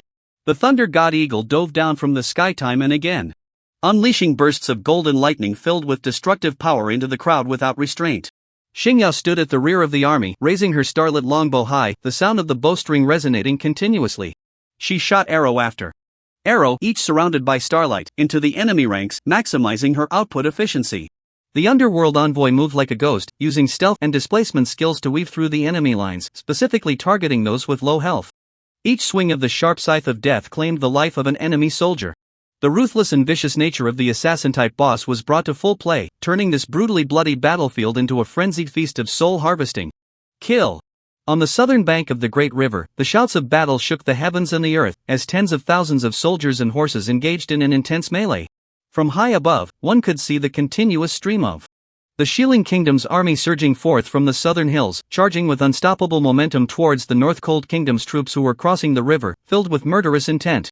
The well-equipped 30,000 strong Benyun army formed a solid defensive line on the southern bank of the Great River, fiercely resisting the frenzied assault of the Shieling army, covering the crossing of their own troops behind them. In terms of absolute numbers, the Shieling army was even slightly larger than the Benyun army. However, in their pursuit of speed to intercept the North Cold Kingdom's crossing forces, their front and rear units were somewhat disconnected. The first wave of troops that arrived were mostly cavalry and some lightly armored infantry, lacking mages, priests, and other cloth-armored professions. There was little coordination among the various troop types, preventing them from maximizing their effectiveness. In contrast, Mu Bingyun's Benyun army, though only 30,000 strong, had a complete configuration of professions. They had crossed the river in advance and arranged themselves in formation, waiting for the enemy. With a reasonable defensive formation and close cooperation among the various troop types, they gained the upper hand in battle. Heavy shield warriors held the front line, fighting to the death, using their flesh and blood to withstand the frenzied charges of the enemy cavalry. The priests in the rear focused on the frontline warriors, continuously healing them and providing various buffs. Archers and rear mages, under the protection of the frontline warriors, unleashed a relentless barrage of attacks. Bright magical lights illuminated the night sky, and sharp arrows rained down like raindrops from above. The chaotic battlefield transformed into a bloody hell, harvesting the lives of the enemy. A great battle was raging fiercely. On the northern bank of the Great River, hundreds of thousands of North Cold Kingdom troops were lined up neatly, crossing the floating bridge at full speed to the southern bank. Even more players had accepted the cooperative battle camp tasks. They gathered densely along the riverbank, waiting to cross. Many players had taken on related camp tasks. They brought floating logs and various supplies from the distant forest to assist the army in constructing the floating bridge. Some players with flying mounts had their mounts temporarily requisitioned by the North Cold army. They shuttled back and forth between the two banks, helping transport the crossing troops. For every soldier they brought over, they earned a certain amount of camp points, busy and happy. More players who had not received related tasks could only gather on the northern bank, watching eagerly the fierce battle on the southern bank. They wished they could cross the river immediately and join the fight. In the sky above the southern bank, many well-known game streamers rode a variety of flying mounts circling in the air. They all started game live streams, broadcasting the war scenes below. When the scenes of iron horses and golden spears, the clash of blades and swords, were presented through the live stream to countless players, many felt their blood surge with endless longing. Riding and wielding swords, this is the game a man should play. My big sword is already itching to go, let me cross the river. This is just an appetizer, wait until the North Cold Army crosses the Great River and the main force of the Shilling Army arrives, then it will be the real spectacle. Wow, after a few days, why do I feel like Wei Wu's pets have become even more ferocious? An NPC army with an average level of 50 can be slaughtered at will. That purple giant beast, can it grow infinitely? Putting aside its attributes, just its size is enough to intimidate. It's bigger than the largest boss I've ever seen. Like a small purple mountain, it's terrifying. Is that mysterious shadow in a cloak the new pet contracted by Wei Wu after level 40? Level 50 elite NPCs, each one reached by a scythe. It's terrifying, simply horrifying. Yi Chen's several pets were incredibly powerful, rampaging across the battlefield with absolute attribute advantages, killing indiscriminately. They had almost become the most eye-catching figures in this battle. Soon, they attracted the attention of countless netizens in various live streaming rooms, sparking a wave of gasps and discussions. But Yi Chen paid no mind to these. At this moment, all his focus was completely immersed in this intense battle. Although killing NPC soldiers did not yield experience or equipment drops, evolution points were still awarded. As enemy soldiers were ruthlessly slaughtered, the evolution points on Yi Chen's panel were rapidly increasing. Half an hour later, he finally broke through the million mark. Yi Chen had been looking forward to this moment for a long time. He decisively opened the game panel and selected the Void Terror from the pet list to upgrade its bloodline. In the next second, the 1 million evolution points on the panel instantly reset to 0. Meanwhile, the Void Terror, roaring on the battlefield and trampling enemies with its massive size, suddenly erupted with a dazzling purple light. Under that purple glow, its size visibly shrank. However, as its size decreased, the aura it emitted became even more terrifying. A fearsome purple horn grew from the center of its head, piercing the sky like a sharp sword, exuding an unparalleled aura of ferocity and brutality. Ding game prompt, you have consumed 1 million evolution points to upgrade the bloodline of the Void Terror. The Dark Gold level pet, Void Terror, has successfully evolved into the legendary level, Void Catastrophe. Awakening the S-level skill, War Tread. Void Catastrophe, Bloodline level, Legendary, Physique Star level, 12, Strength Star level, 12, Agility Star level, 8, Spirit Star level, 8, Skills, Diamond Body, A, Gluttonous Feast. S, Skyrending Bone Blade, A, Void Roar, S, Earth-Shattering Piercing, A, Doubling, A, War Tread, S. War Tread heavily stomps the ground, releasing a terrifying shockwave that deals 200% attack damage to all enemies in a surrounding area. Skill cost, 1000 mana cooldown, 60 seconds. At this moment, the void bug that Yi Chen had nurtured since the server opened finally evolved into a legendary level pet. Moreover, this pet had one major characteristic. All of its area attack skills would increase in range as its size grew. In other words, the more monsters it killed, the thicker its health, the larger its size, and the larger its size, the higher its output. With the bloodline evolution complete, the Void Catastrophe, now a legendary pet, suddenly roared and stomped heavily on the ground. Instantly, the earth rumbled. A violent shockwave spread out in an instant, covering a vast area with a diameter of 50 meters. All enemies within the area saw their health bars drop significantly. Many enemies who were already low on health were directly killed by the shock, resulting in heavy casualties. What the hell? What's going on? Wei Wu Yifeng's pet has undergone ultimate evolution? As expected. The rumors online are true. Wei Wu Yifeng's innate ability is to make pets evolve. No wonder every one of his pets is so fierce. I just wonder if there are any special limitations to this ability. What was that skill just now? It was terrifying. A group attack skill that can cover a 50-meter diameter attack area. Although the skill damage isn't that high, the range is just outrageous. It can only be described as terrifying. The bloodline evolution of the Void Calamity and the newly awakened skills after evolution created a terrifying might. Instantly, it caused a wave of gasps in the livestream, with countless players filled with envy. At this moment, the defense line of the Benyun army had already held for more than half an hour. Although the casualties were heavy, with many frontline soldiers dead, they still held their ground. Moreover, as more and more Beihan troops crossed the Great Flow River, some units gathered and quickly entered the battlefield to assist the Benyun army in defending their position. This made the entire line of defense even more solid. On the wide river's surface behind, floating bridges were continuously built, and the speed of troop crossings was increasing. Everything was developing in a positive direction. It seemed that the task would soon be completed, successfully covering the main force across the long river. However, at that moment, a thunderous roar suddenly echoed through the vast night. Countless troops appeared densely, like a tide between several hills. However, this time the troops that appeared were different from the previous NPC legions. Their equipment was not uniform like the NPC legions, but varied and glimmered under the night. It was a large-scale player army.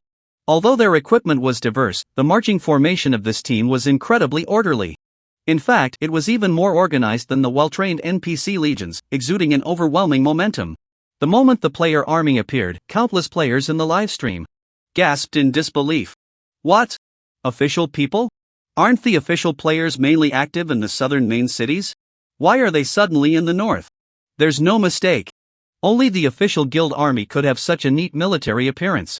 It is said that the officials directly drew elite soldiers from active duty to establish guilds in the game, reorganizing them, and the guild names are numbered, now reaching the 50th army.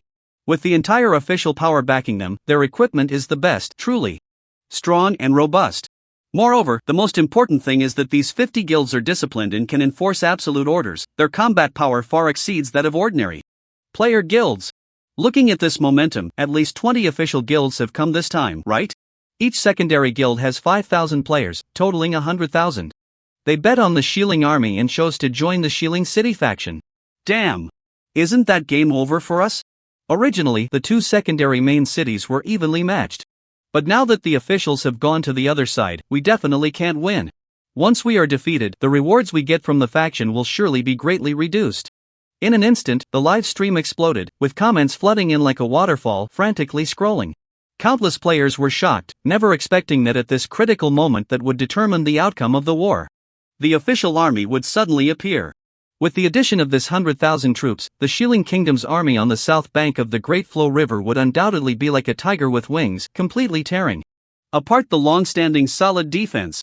Once this defensive line is breached, the Northern Cold Army, which has just crossed the river and hasn't even had time to adjust its formation, will be thrown into chaos by the subsequent arrival of the fierce Shieling army, resulting in heavy casualties. This war might very well end in failure. On the northern bank of the giant Flow River, countless players rushing to join the battle from Jinbei City changed their expressions drastically upon witnessing this scene, their eyes filled with despair. Yi Chen's gaze also tightened slightly, somewhat unexpectedly.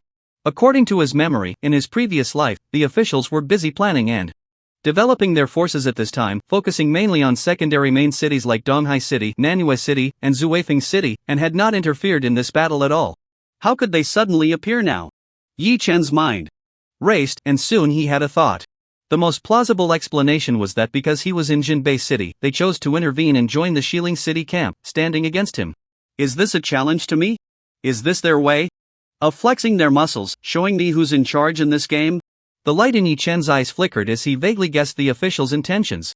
He couldn't help but sneer inwardly. Their calculations were good, but unfortunately, they had picked the wrong person. As Yi Chen's thoughts turned, the official player army finally launched their attack. Two guilds composed entirely of cavalry players charged first, initiating the assault. The thunderous sound of hooves shook the ground, exuding an astonishing momentum as they rushed towards the Bunyun army's defensive line. Seeing this, Mu Bingyun's delicate face immediately showed a serious expression. Her right hand, tightly gripping her staff, trembled slightly, revealing her inner tension. The vice-captain of her guard, Li Qing, who had been protecting her with a sword, frowned and said, "Princess, the upcoming battle is too dangerous. You are invaluable, you cannot stay here any longer. We should protect you and retreat." "No. My mission is to hold the position for an hour. My soldiers are still here fighting bravely, how can I abandon them and leave first?" Mu Bingyun's expression was serious, her silver teeth clenched as she resolutely rejected Li Qing's request. But Li Qing's expression changed, wanting to persuade her again, but Yi Chen interrupted him with a wave of his hand and said, "Don't worry, a mere 100,000 rabble can't turn the tide. Just continue to hold your ground, they won't break our defenses." "Master, do you have a plan?" Mu Bingyun, in her excitement, almost called out "Master," looking at Yi Chen with hopeful eyes. Yi Chen nodded, not wasting words, and directly pointed to the sky, smiling as he said, "Look at the sky." "The sky?" Mu Bingyun and Li Qing raised their eyes with some suspicion, and then their eyes widened in shock. Under the starry night sky, a void suddenly began to violently ripple and distort, as if a transparent canvas hiding the truth had been abruptly lifted. A small, extraordinary city emerged in the sky. This is the city in the sky? Looking at the suddenly appearing majestic city in the sky, Li Qing's pupils instantly shrank. He recognized at a glance that this city was the very one that Ji Chen had led their team to conquer back then. However, after successfully taking the city, he had led his team away. His understanding of this city was not very deep. He only knew that it was quite special, able to use some kind of power to make the city float in the void. But he did not know that it could also fly quickly in the sky and change positions. Even after upgrading, the city had gained an invisibility function. Besides that, after so many days of construction and development, the overall scale of the city in the sky was much larger than when they had just conquered it. The city walls towered high, incredibly sturdy, with arrow towers standing tall within the city. Sharp cold iron crossbow bolts protruded from the arrow tower's shooting holes, radiating a chilling light. Moreover, there were many Holy Spirit archers dressed in leather armor and well-equipped, appearing on the city walls. Their longbows gleamed, and their quivers were filled with arrows. Their eyes were sharp like hawks poised on the city walls, exuding a terrifying and compelling aura. Such a conspicuous city suddenly appeared in the sky, instantly becoming the focus of everyone's attention, sparking a huge uproar. The game streamers who were live broadcasting quickly shifted their cameras from the charging official army to this abruptly appearing city. In the live chat, countless players saw the scene and instantly erupted, feeling shocked. What the hell? What's going on? How did a city suddenly appear in the sky? Is this some kind of illusion? Someone explain this. What the hell is happening? I see the city information. This is a guild territory, belonging to the guild Supreme Temple. What? Supreme Temple? Isn't that Wei Wu's guild? Could it be that this city in the sky is his territory? Wow! Where did he get such a flashy guild territory? In an instant, the live chat was in an uproar. All the players who witnessed the scene were captivated by the city that had suddenly appeared in the sky, their hearts shaken to the core. Meanwhile, the official army of 100,000 players finally charged into the range of the city in the sky. With Yi Chen's command, the Holy Spirit archers on the city walls immediately drew their bows. In an instant, arrows fell like rain. Sharp arrows, swirling with skill light, tore through the sky, raining down densely like raindrops on the player army charging below. In these days, Yi Chen had recruited a large number of Holy Spirit warriors in the city in the sky. Among them, the number of archers recruited was the highest. At this moment, there were as many as 6,000 Holy Spirit archers on the city walls. Although their levels were just over 40, slightly weaker than the elite NPC army, they were just right for dealing with the player army that was also just over level 40. Inside the city, among the towering arrow towers, there were also powerful crossbows firing. They shot out engraved arrows as thick as a child's arm and several feet long from the arrow towers. The surface of the arrows glowed with complex engravings, surging with immense rune power. Like dazzling rainbows tearing through the sky, they shot into the crowd below. They directly pierced through the heavy cavalry charging forward, sending both horse and rider crashing to the ground. They instantly transformed into a burst of white light, directly resurrecting back in the city. Under the overwhelming and dense rain of arrows from above, the player army charging head-on suffered heavy losses in an instant, with many falling from their horses. In the end, less than 2/3 of the players, equipped with fine armor, charged through the heavy rain of arrows. But their conditions were already severely damaged, with their health bars looking pitiful, barely holding on. With a few remaining hit points, the Void Calamity charging head-on trampled down, instantly harvesting a swath of players. As a burst of white light rose, a pile of high-level equipment exploded onto the ground. Since they were going to challenge him, how could Yi Chen not give it his all to show his respect for the officials? He summoned several pets and commanded them to unleash their full power. The Thunder God Eagle let out a loud screech, diving down from the night sky, throwing a Thunder Hell skill into the crowd. Instantly, endless golden lightning wreaked havoc, clearing the health bars of dozens of players within the skill's range in an instant.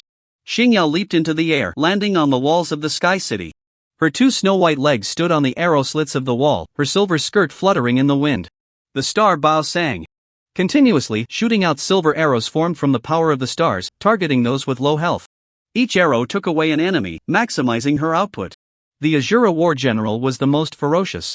Riding a skeletal horse and wielding a crimson spear, he charged into the enemy ranks with unstoppable momentum. With powerful attributes and the lifesteal effect provided by the blood drain skill, he dashed through the enemy lines, moving freely as if in an uninhabited realm. The Netherworld Envoy fully utilized the agility and ghostly nature of the assassin-type pets. Using displacement and invisibility skills, he flickered unpredictably among the enemy crowd, striking down lives with each side swing. Occasionally, he unleashed a group attack skill, Knight of the 100 Ghosts, summoning a horde of fierce spirits that rampaged through the crowd, creating a vacuum zone. With the firepower of the Sky City and several legendary pets, Yi-Chen single-handedly held back the collective charge of 100,000 official players. This explosive scene instantly ignited the entire internet. Countless netizens were shocked, and the live stream room erupted, while single-handedly resisting the frontal charge of 100,000 players. And they still say Wei Wuifeng isn't cheating? Damn, this is like a little cow on a plane, incredible. But the other side is the officials. Will his reckless provocation anger them? Why worry about it? Wei Wuifeng isn't afraid, why should a bystander like you care? That's true. The officials sent out an army of 100,000 to participate in this game event, probably to showcase their strength and establish authority. They never expected to hit a hard wall like Wei Wuifeng, now they probably can't even regret it. What bad luck to run into Wei Wuifeng, the officials are in for a tough time.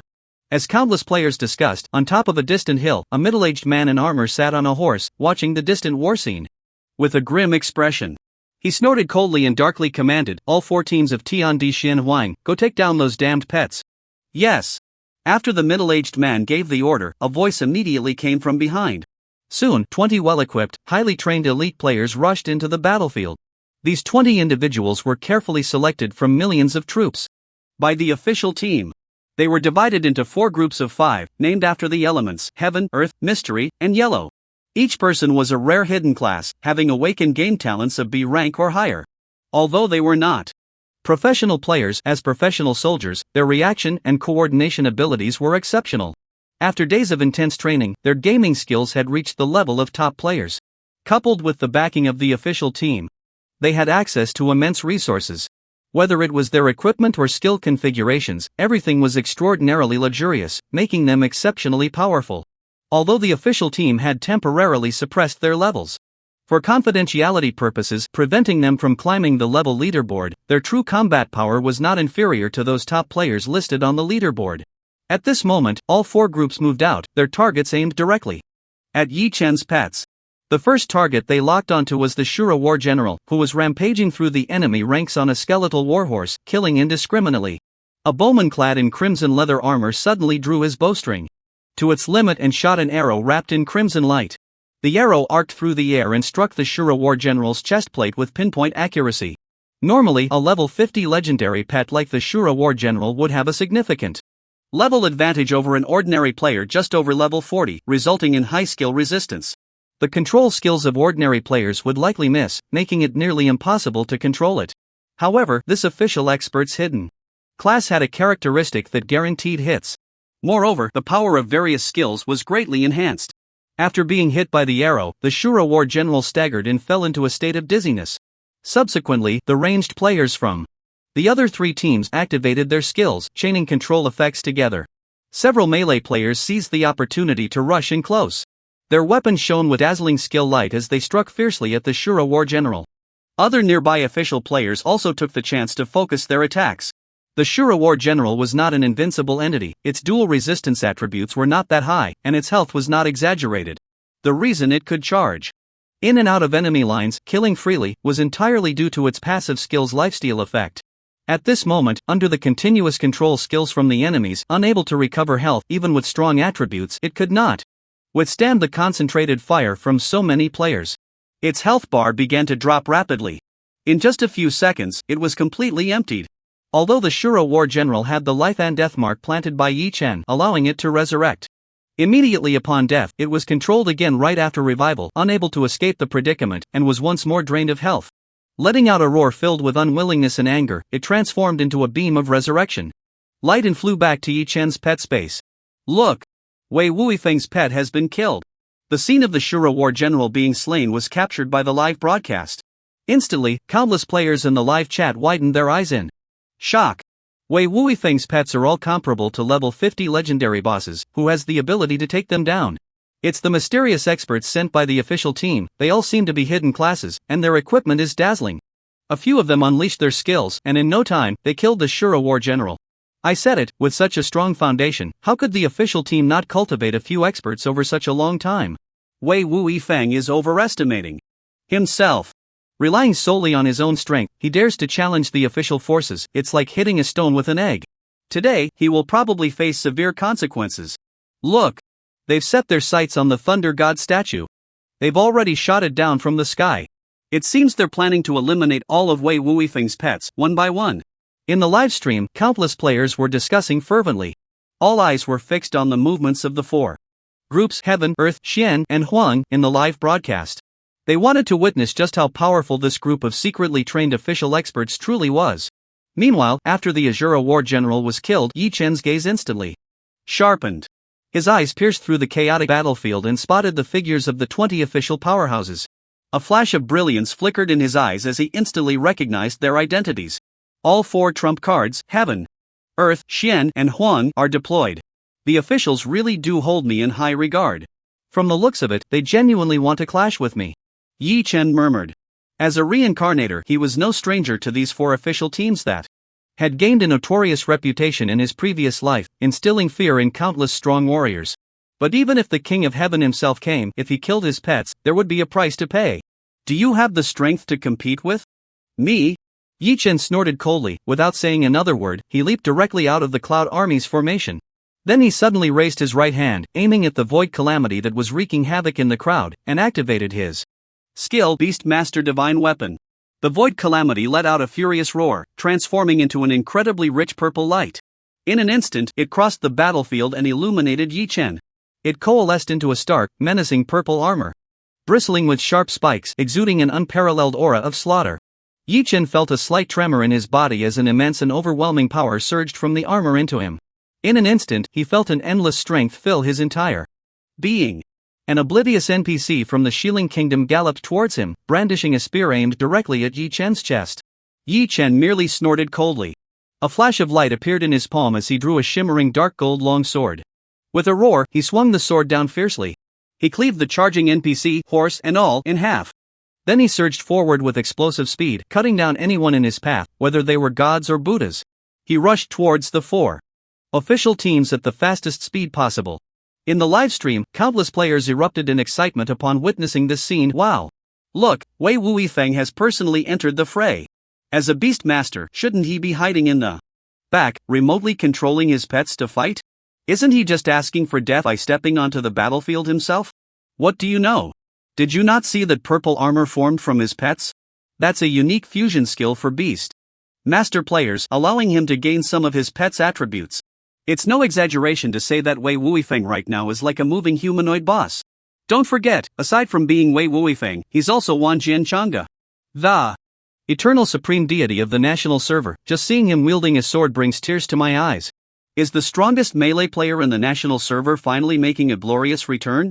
Why are you just recording? Hurry up and react. On the chaotic battlefield, Yi Chen donned his void armor and wielded a dark old longsword. He moved like the wind across the tumultuous scene, striding forward. He rushed towards the four groups of people from Heaven, Earth, Xian, and Huang who were unleashing thunderous attacks in the distance, hunting the Thunder God Eagle. However, it was unfortunate. In the previous battle, he had completely released his pets, leaving them too far away. Moreover, when the pets were in combat mode, the Beast Master could not forcibly recall them to the beast space. For a moment, he was unable to arrive in time. He could only watch helplessly as the Thunder God Eagle was shot down from the sky by those four groups, continuously controlled. Ultimately, it met the same fate as the Azura war general, transforming into a resurrecting white light and flying back to his pet space. The Thunder God Eagle is down. Wei Wuifeng's two pets have fallen one after another. This time, he must be really angry. It seems that those four mysterious five-man teams really have something. Many of the skills they used, I've never seen before. Most are probably hidden classes. I just wonder, compared to the recognized strongest player in the national server, Wei Wuifeng, who is stronger? The clash between the strongest player in the national server and the mysterious experts secretly trained by the officials will surely be an extremely exciting confrontation. I can't wait. Watching Yi Chen's figure like the wind, crossing the battlefield and quickly charging towards the four groups, countless viewers in the livestream held their breath, their eyes revealing an unmistakable anticipation. They looked forward to the arrival of an exciting battle. Meanwhile, on the battlefield, the four teams of Heaven, Earth, Xian, and Huang also noticed Yi Chen rushing towards them. Their eyes immediately showed eagerness and playful mockery. If he had stayed hidden under the protection of the NPC army, we really wouldn't have been able to do anything about him. I didn't expect him to jump out himself, this is just what we wanted. Just a solo player, does he really think he's invincible? He doesn't think we'll be like those so-called game experts who are easily defeated, does he? If that's the case, then let's show him what it means to have someone beyond the human realm and skies beyond the heavens. Looking at the rapidly approaching Yi Chen, the four teams did not take him seriously. In their view, no matter how strong Yi Chen was, he was ultimately just a beast master player. His most powerful means was to control pets to attack enemies. However, the few pets he was proud of were utterly weak. 2 of them were easily wiped out, it was no big deal. It was evident that the title of the so-called number 1 player in the national server was completely exaggerated and not as formidable as rumored. It was merely because he had encountered 2 weak enemies before, combined with the exaggeration spread online, that it became so sensational. They could easily eliminate Yi Chen's pets. Did they still fear this beast master charging in for close combat? Even if he had once been the strongest melee player in the national server, possessing some exceptional strength, the professional characteristics of the beast master class were there. No matter how skillfully he operated, he could not possibly be a match for their 20 hidden class players, carefully selected from millions. Alright, after all, Wei Wuyi Feng is currently recognized as the strongest player in the national server.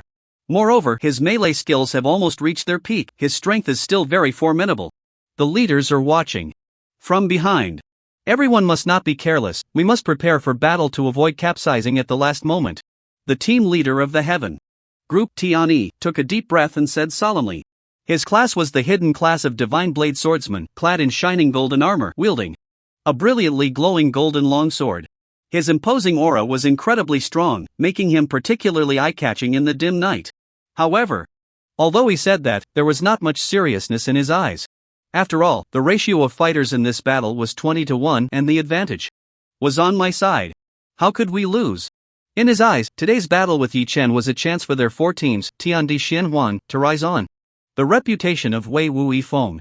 In front of countless players from the national server, they would slay Yi Chen with a thunderous strike, announcing their strength to everyone. Yi Chen charged in like a raging storm, quickly entering their attack range. The archer in the fiery red leather armor drew his bow once more and took the first shot. A fiery red arrow shot out, tearing through the wind, aimed directly at Yi Chen. Yi Chen snorted coldly, his footsteps shifting rapidly, trying to dodge the arrow. But he soon received a game prompt indicating that the enemy's attack had a guaranteed hit effect and could not be avoided by movement. The sharp arrow, radiating a crimson glow, traced an arc in the night sky and struck Yi Chen's chest. However, the seemingly fierce arrow hit the void armor in front of Yi Chen and did not break through his defense at all. It merely sparked a bit and was deflected away. Above Yi Chen's head, only a damage number of -5 appeared. As for the stun effect that came with the skill, it was completely immune. How is this possible? The red-armored archer numbered Xin San saw his proud skill attack fail to break through Yi Chen's defense. His pupils suddenly constricted, revealing an expression of disbelief. He found it extremely hard to accept this outcome. The other team members around him also changed their expressions slightly. As the leader of the group, Tianyi said in a deep voice, "No need to panic. Right now, Wei Wuyi Feng is in the SS level skill, Beast Master's Divine Weapon, transformation state. According to intelligence, this skill allows him to gain a portion of his pet's attribute bonuses. That purple giant beast pet of his is known for its strong defense, so it's normal for the armor to be high after transforming. But other attributes like attack and agility definitely aren't that abnormal. At worst, we just need to put in a bit more effort, and we can definitely take him down." Tianyi's reassurance calmed the slightly changed expressions of the others. In the meantime, Yi Chen had already drawn his long sword and charged forward. Without saying a word, he swung his sword and rushed towards several people. A player clad in black armor, with muscles bulging, let out a roar and charged directly at him. In his left hand, he held an incredibly heavy steel shield. Under the glow of his skill, a heavy mountain-like phantom faintly coalesced. Like a mad bull, he charged fiercely at Yi Chen. Let me experience just how sharp the blade of the so-called strongest melee player in the national server really is. Can it cut through my shield? Looking at the heavily armored warrior charging forward with a shield, Yi Chen's gaze sharpened slightly, instantly recognizing the person's origin.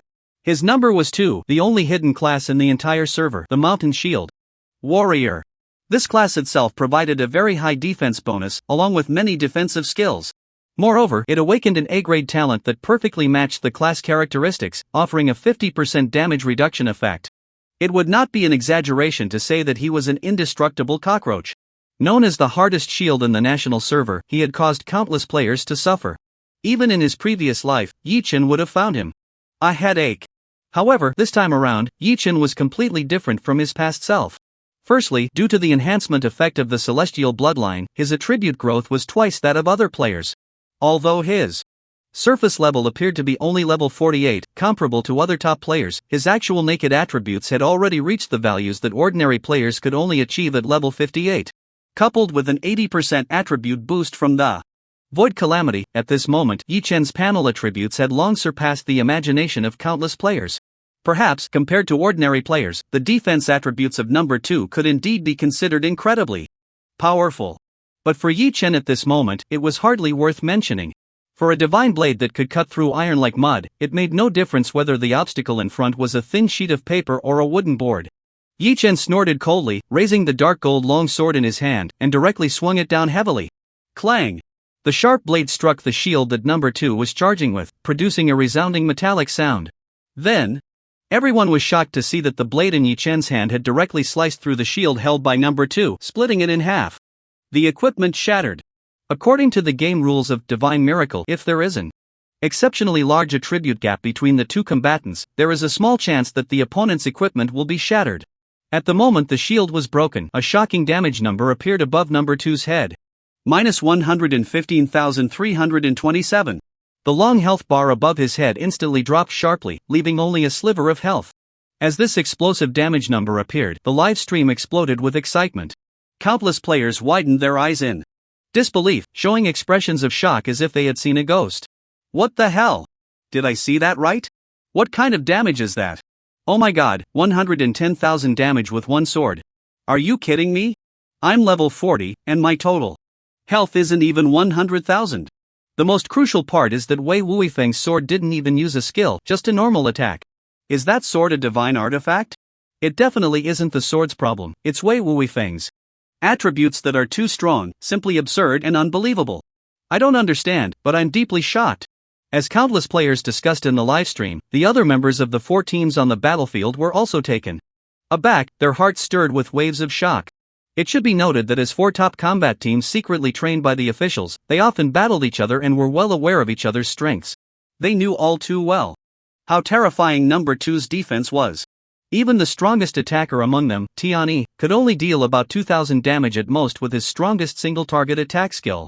Because of this, they had sent number 2 out to test Yi-Chen's attack power first, to formulate the most reasonable combat plan.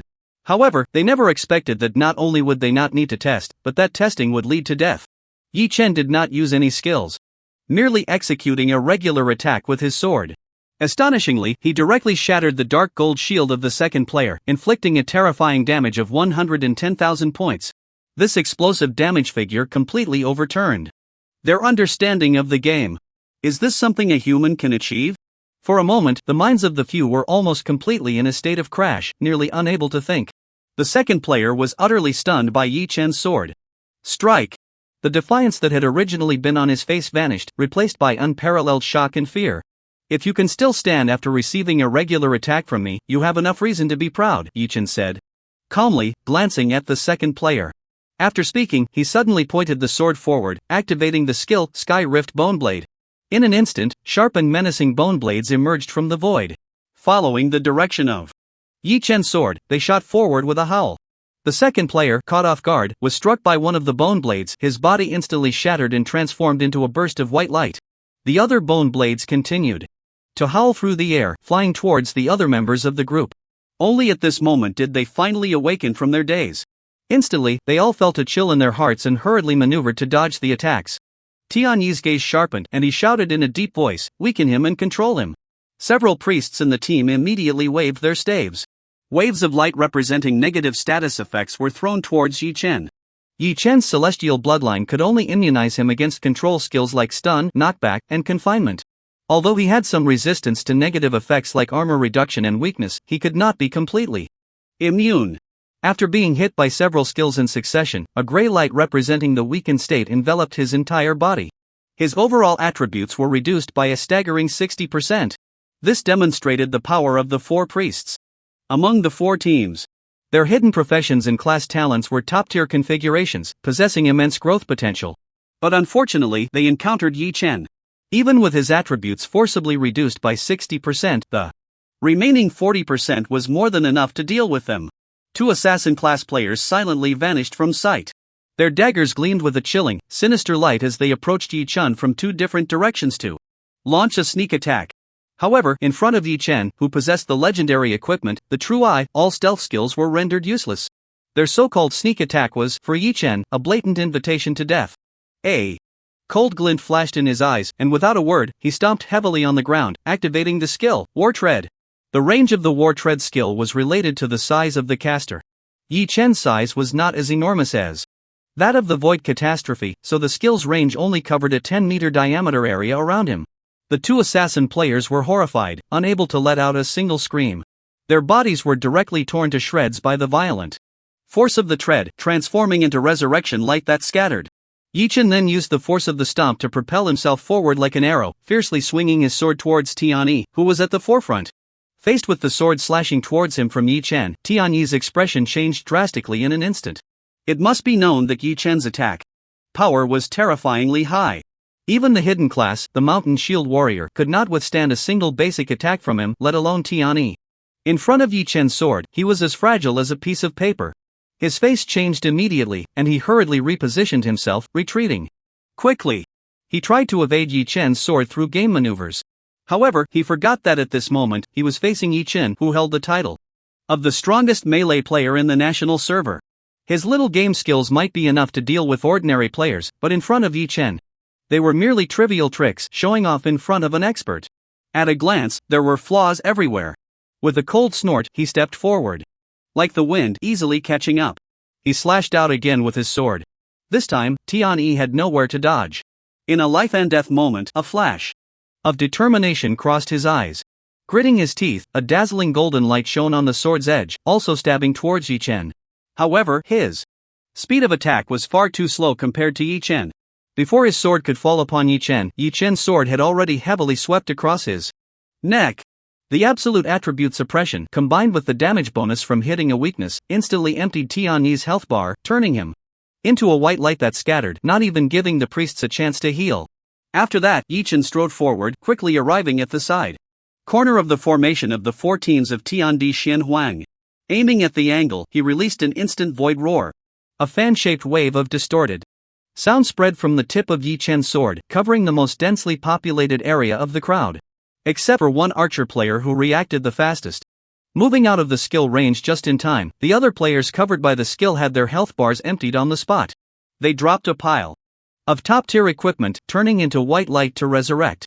The remaining team members finally woke up completely at this moment, realizing just how enormous the gap in strength between them and Yi Chen was. It was like the difference between the glow of decaying grass and the bright moon. With just their 20 people, wanting to take down Yi Chen was like an ant trying to shake a tree, or an egg hitting a stone. There was absolutely no possibility. They exchanged glances and without hesitation, scattered in different directions to flee. But how could Yi Chen let them go? With a cold snort, his eyes filled with killing intent, he directly pursued them with his sword raised. Pointing the sword, he predicted their movements. A ground-splitting, piercing skill summoned a field of sharp bone spikes that suddenly burst from the ground, killing a fleeing priest. At the same time, on the city wall of the Sky City in the distance, Xingyao's bowstring sang.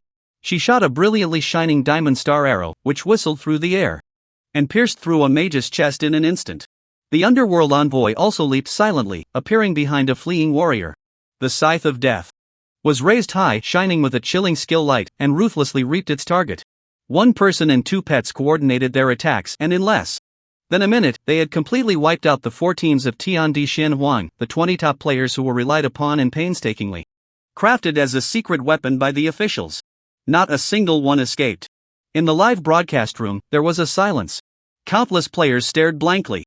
At the screen, watching Yi Chen, one person with one sword, standing alone in the chaotic battlefield, their hearts stirred up in a storm. It wasn't until a while later that an uproar of discussion erupted across major live broadcast rooms online. The comments section was boiling, with countless bullet comments flying by. What the hell, is this it? Isn't it too easy? I originally thought there would be an incredibly exciting PK battle, but I never expected it to be a one-sided massacre. The strength of both sides isn't even on the same level. The official side poured countless efforts into creating this secret weapon, and this is it? Just this? Wei Wu's legacy kills them like dogs. I guess the official side sent these 20 people to catch Wei Wu off guard and to crush his spirit. But instead of achieving their goal, they ended up creating Wei Wu's moment of glory. Do you know what it means to be the number one in the national server? The 4 characters Wei Wu are an absolute symbol of strength. In the livestream, countless players were discussing fervently. Meanwhile, Yi Chen, who was on the battlefield, showed no signs of stopping. His figure moved like a swift wind, quickly sweeping past the place where the 20 had died, collecting all the equipment they dropped. To be fair, although these 20 people weren't very strong, their luxurious equipment, backed by the official side, was nothing to scoff at. The full set of gear was the top-tier dark gold equipment, and they even dropped a few legendary items. All of this was Yi Chen's loot. Selling it at the auction house would be enough for him to make a hefty profit. In addition, after the 100,000 official players were shot down by the Holy Spirit archers, countless pieces of equipment dropped. They were densely scattered, almost covering the ground in a thick layer. Yi Chen couldn't help but smile, grateful for nature's bounty. He directly ordered hundreds of Holy Spirit assassins to stealthily emerge from the Sky City. They arrived on the battlefield below, gathering all the equipment with full force and transporting it back to the Sky City's warehouse. The officials had worked hard to deliver the equipment right to their doorstep. It would be too ungrateful not to collect it. The recent battle also allowed Yi Chen to experience the long-lost thrill of combat. The surrounding scene of flashing blades and the clamor of war stirred the warrior blood within him. Thus, he maintained his transformed state, wielding a sword, and slaughtered indiscriminately. Like an unstoppable humanoid boss, he rampaged across the battlefield, crazily killing the official players. Relying on the Sky City high above and the thousands of Holy Spirit archers on the city walls, he single-handedly held back the official army of 100,000, making it difficult for them to step over the line and assault the defensive position established by the Benyun army on the shore. It wasn't until several minutes later that the mission time finally ended. A crisp game notification sounded in Yi Chen's ear. Ding game. Notification: congratulations, you have completed the mission, crossing the river battle, successfully assisting the Benyun army in repelling the enemies assault and covering the main force across the giant flow river. You have received the mission rewards: experience plus 10 million, gold plus 1 million. Swish! With a burst of golden light, Yi Chen's level successfully rose to level 49. Only one step remained to reach level 50 and complete the 5th transition.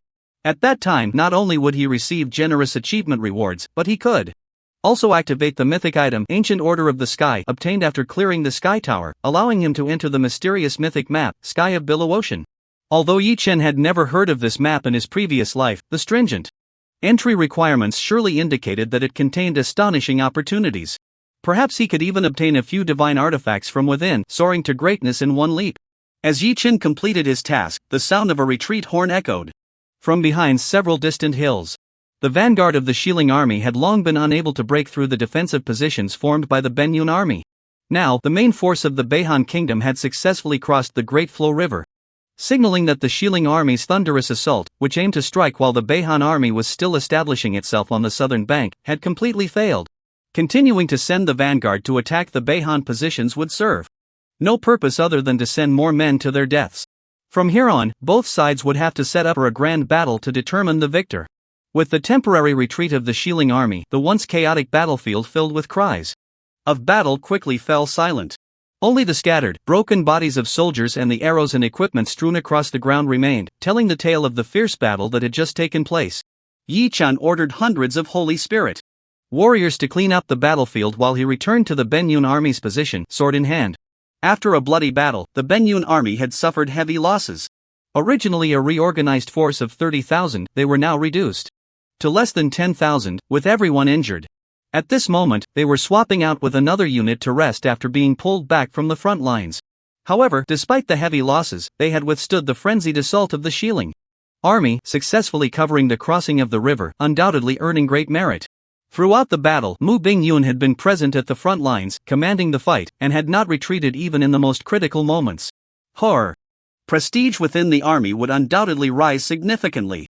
From now on, no one would dare to underestimate her.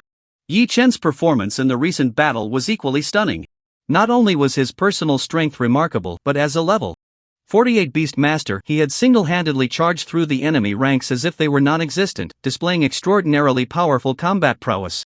Moreover, when the Benyun army's defensive position was on the verge of collapse under the assault of 100,000 players, he summoned the Sky City. In that crucial moment, he turned the tide of the entire war with his own strength, achieving immeasurable merit. At this moment, seeing Yi Chen return, covered in blood and wielding his sword, all the officers and soldiers of the Benyun army cast respectful glances at him. Even the personal guards closely following Mu Bingyun, tasked with ensuring her safety, wore solemn expressions. No one dared to question Yi Chen's position and strength as the captain of the personal guard any longer. In this river-crossing battle, your contributions are immense. After the war concludes, I will petition the general and my father to reward you handsomely. At this moment, in front of everyone, Mu Bingyun did not dare to act too intimately with Yi Chen. She merely nodded at him, sincerely praising him. Yi Chen cupped his fists in salute, thanked Mu Bingyun, and looked up towards the direction of the Great Flow River. At this moment, dozens of floating bridges had already been erected across the wide, calm river. Hundreds of thousands of Beihan soldiers marched across the floating bridges, forming an orderly line on the southern bank. Even the millions of players gathered on the northern bank were being guided by NPCs, orderly stepping onto the floating bridges to begin their crossing. Meanwhile, several miles away, the army of Xiling Kingdom, rushing from Jiulu City and several surrounding military camps, was also quickly gathering. The two armies, separated by several miles, faced each other in a tense standoff. Both sides were rapidly consolidating their forces and adjusting their formations. The air was thick with a sense of impending battle, a tension akin to a storm brewing. Lichionan's Shui Lunyan Guild was also participating in this event. After leading her guild's army across the river, she directly approached Yi Chen. Looking at the towering and solid city walls, the Sky City floating in the void, her eyes were filled with unmistakable envy. The Sky City is your guild's base? I knew it, you sold so many guild territories, you must have kept the best for yourself. Just moments ago, although she was on the opposite bank of the Jiulu River, she had seen the sudden appearance of the Sky City through the live broadcast. The sight of arrows raining down from the city walls, inflicting heavy casualties on the official army of 100,000, was astonishing. For this city that not only floated in the sky but also had invisibility capabilities, and whose troops were incredibly powerful, she was instantly envious. However, she also knew full well that this Sky City belonged to Yi Chen. No matter how envious she felt, she dared not entertain any thoughts. Yi Chen smiled slightly, not boasting about how impressive the Sky City was, but instead changed the subject. I just got a batch of equipment, do you want it? As he spoke, he sent the equipment illustrations he had just obtained from the 4 teams to Li Chionan's chat window. These are. Looking at the dazzling illustrations of the equipment, Li Chionan couldn't help but widen her eyes. Her beautiful eyes revealed an unmistakable surprise. It was important to note that these 4 officially secret elite teams, although easily defeated by Yi Chen, had undeniably luxurious equipment. Many of the items were top tier, ranking high on the equipment leaderboard. With Yi Chen's luck-enhancing ring, the drop rate was astonishingly high. More than half of the equipment from these 20 individuals had dropped. If Li Chionan obtained this batch of equipment, she could quickly create a dozen top-tier players for Shui Lunyan. Li Chionan's heart raced with excitement, her chest slightly heaving, and she couldn't wait to finalize the deal with Yi Chen. She bought the equipment for 1 million gold coins. After tasting this sweetness again, she was even more determined. No matter what, Li Chionan, will cling to this big leg of Wei Wu. Just as their transaction was completed, a voice suddenly came from behind Yi Chen. Boss Wei Wu, can we talk to you? Yi Chen turned around and was surprised to see Lin Feng and Sun Xiaotong, whom he hadn't seen in a long time. His heart stirred, and he vaguely guessed their intentions. Raising an eyebrow, he smiled and asked, "What brings you two here?" "We wouldn't dare." Both of them looked a bit awkward. Lin Feng cleared his throat and said to Yi Chen, "Since learning that you were targeted and ambushed using satellite tracking, the higher-ups have taken it very seriously, ordering a thorough investigation within the official ranks, and finally found the mastermind behind it. Moreover, all the involved personnel have been captured, and the main culprit has been executed. The leaders hope that these matters won't affect our cooperative relationship." While speaking, Lin Feng sent a video and several documents to Yi Chen through the private message channel. Yi Chen opened the video and took a glance. He found that the content of the video was footage of several people being executed by gunfire. As for the documents, they were their interrogation records and other related files. Yi Chen did not take the authenticity of the video and documents to heart. After all, even if they were all true, it was possible they were just a few scapegoats picked at random. He had no way of knowing who the real mastermind was. However, Lin Feng's actions demonstrated the official stance. Moreover, their timing was very subtle. They didn't come too early or too late. They just happened to show up after he had used the Sky City to block the official army of 100,000 players. And just like slaughtering chickens and dogs, he easily wiped out the 4 small teams they had secretly trained with countless efforts. Only then did they come running to him eager to make amends. Clearly, the battle just fought had thoroughly awakened the officials, making all the higher-ups acutely aware that his status as the #1 player in the national server was absolutely supreme and unshakable. No matter how much effort they put in or how many resources they spent, they could never cultivate another player who could rival him. Furthermore, with his guild base that could become invisible and fly, coming and going without a trace, the higher-ups were even more apprehensive. They fully understood that under the current conditions, they could never do anything to him. On the contrary, if they angered him, he could cause a huge uproar at any time, inflicting immeasurable losses on them. Compared to him, who had various advantageous resources in the game, they were the weaker side. To them, he was an untouchable deity. Even if they were unwilling in their hearts, they had to put aside their lofty attitudes and bow down to him. In fact, Yi Chen had long anticipated this outcome. Just like a great person once said, seek peace through struggle, and peace will exist, seek peace through compromise, and peace will perish. For that small portion of higher-ups within the officials who harbored malice against him, only by using thunderous means to hurt them would they behave in the future. He believed that after this incident, for at least a considerable period of time, those guys would not dare to have any designs on him again. However, restoring the previous cooperative relationship would no longer be possible. Because those people did not truly realize their mistakes. They only knew that if they continued to resist, the only ones who would suffer would be them. Once an opportunity arose in the future, they might strike at him at any time.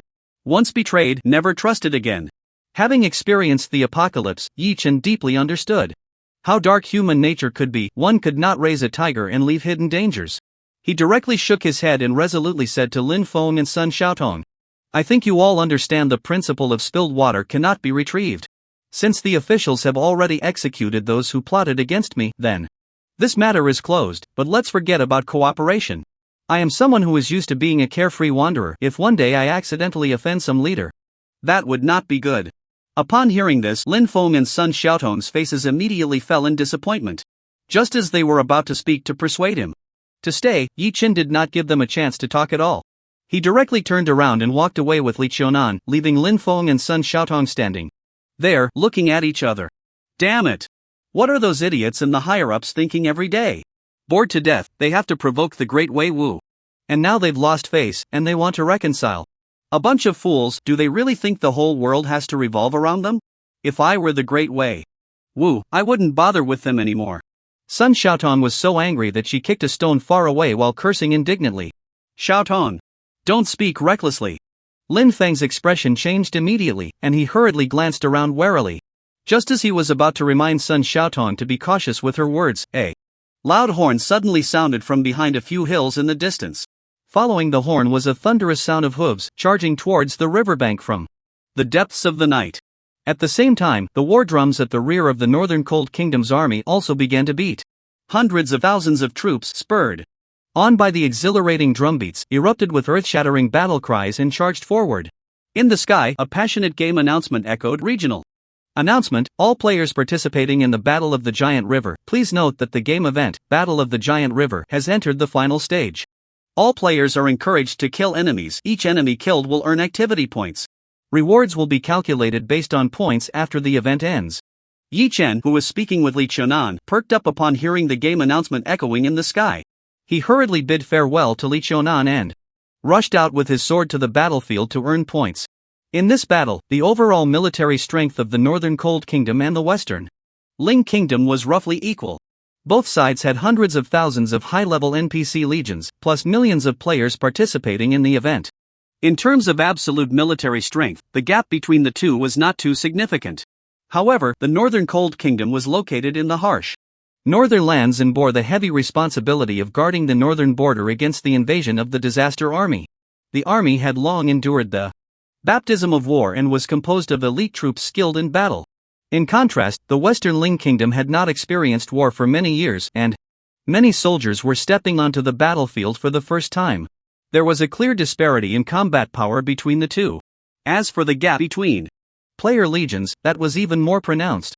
Just Yi Chen's few pets and the Sky City hovering in the night sky were enough to match 1,000,000 troops. That night, Yi Chen, with his sword, rampaged through the player army of Western Ling City, unleashing endless bloodshed. Countless players from Western Ling City were terrified, developing a deep fear of the ID Wei Wu Yifeng. Ultimately, the fierce battle lasted the entire night before finally coming to an end. Hundreds of thousands of Western Ling troops were defeated, losing their helmets and armor, and the Northern Cold Army declared a resounding victory. The next morning, as the first rays of sunlight broke through the darkness and fell upon the ravaged battlefield, the game announcement declaring the end of the event echoed in the sky. Citywide announcement: after a night of fierce battle, the Battle of the Giant River concludes with the Northern Cold Kingdom's victory. All players from Northern Cold City receive a 20% increase in activity rewards, while all players from Western Ling City receive a 20% decrease in activity rewards.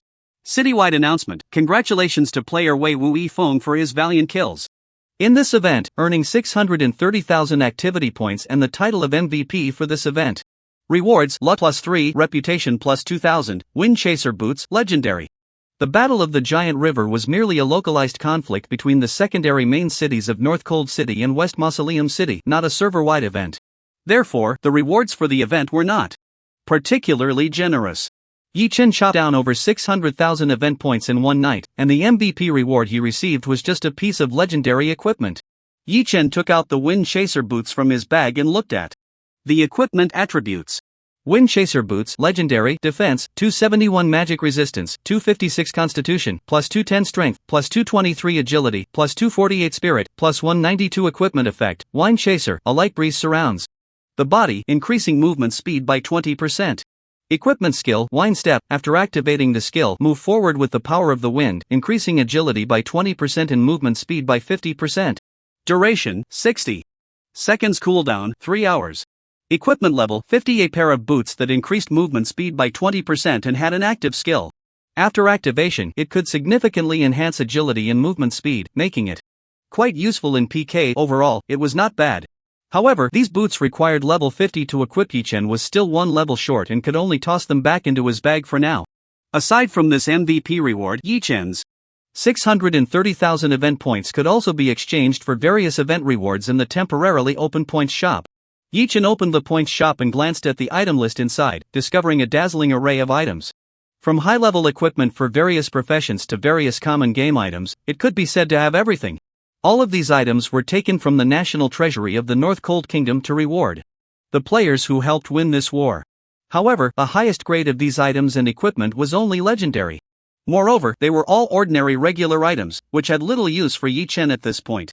In the end, after searching for a long time, he found only one item that caught his eye. Blood Bodhi item level, legendary item description, a magical spiritual fruit containing the power of creation. Feeding it to a pet can enhance the pet's growth attributes and has a certain chance to activate the bloodline power within the pet, allowing it to evolve. Effective for pets below epic level.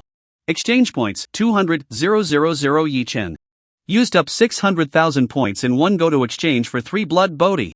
With over 30,000 points left, he directly exchanged all of it for gold at a rate of 1 point for 10 gold.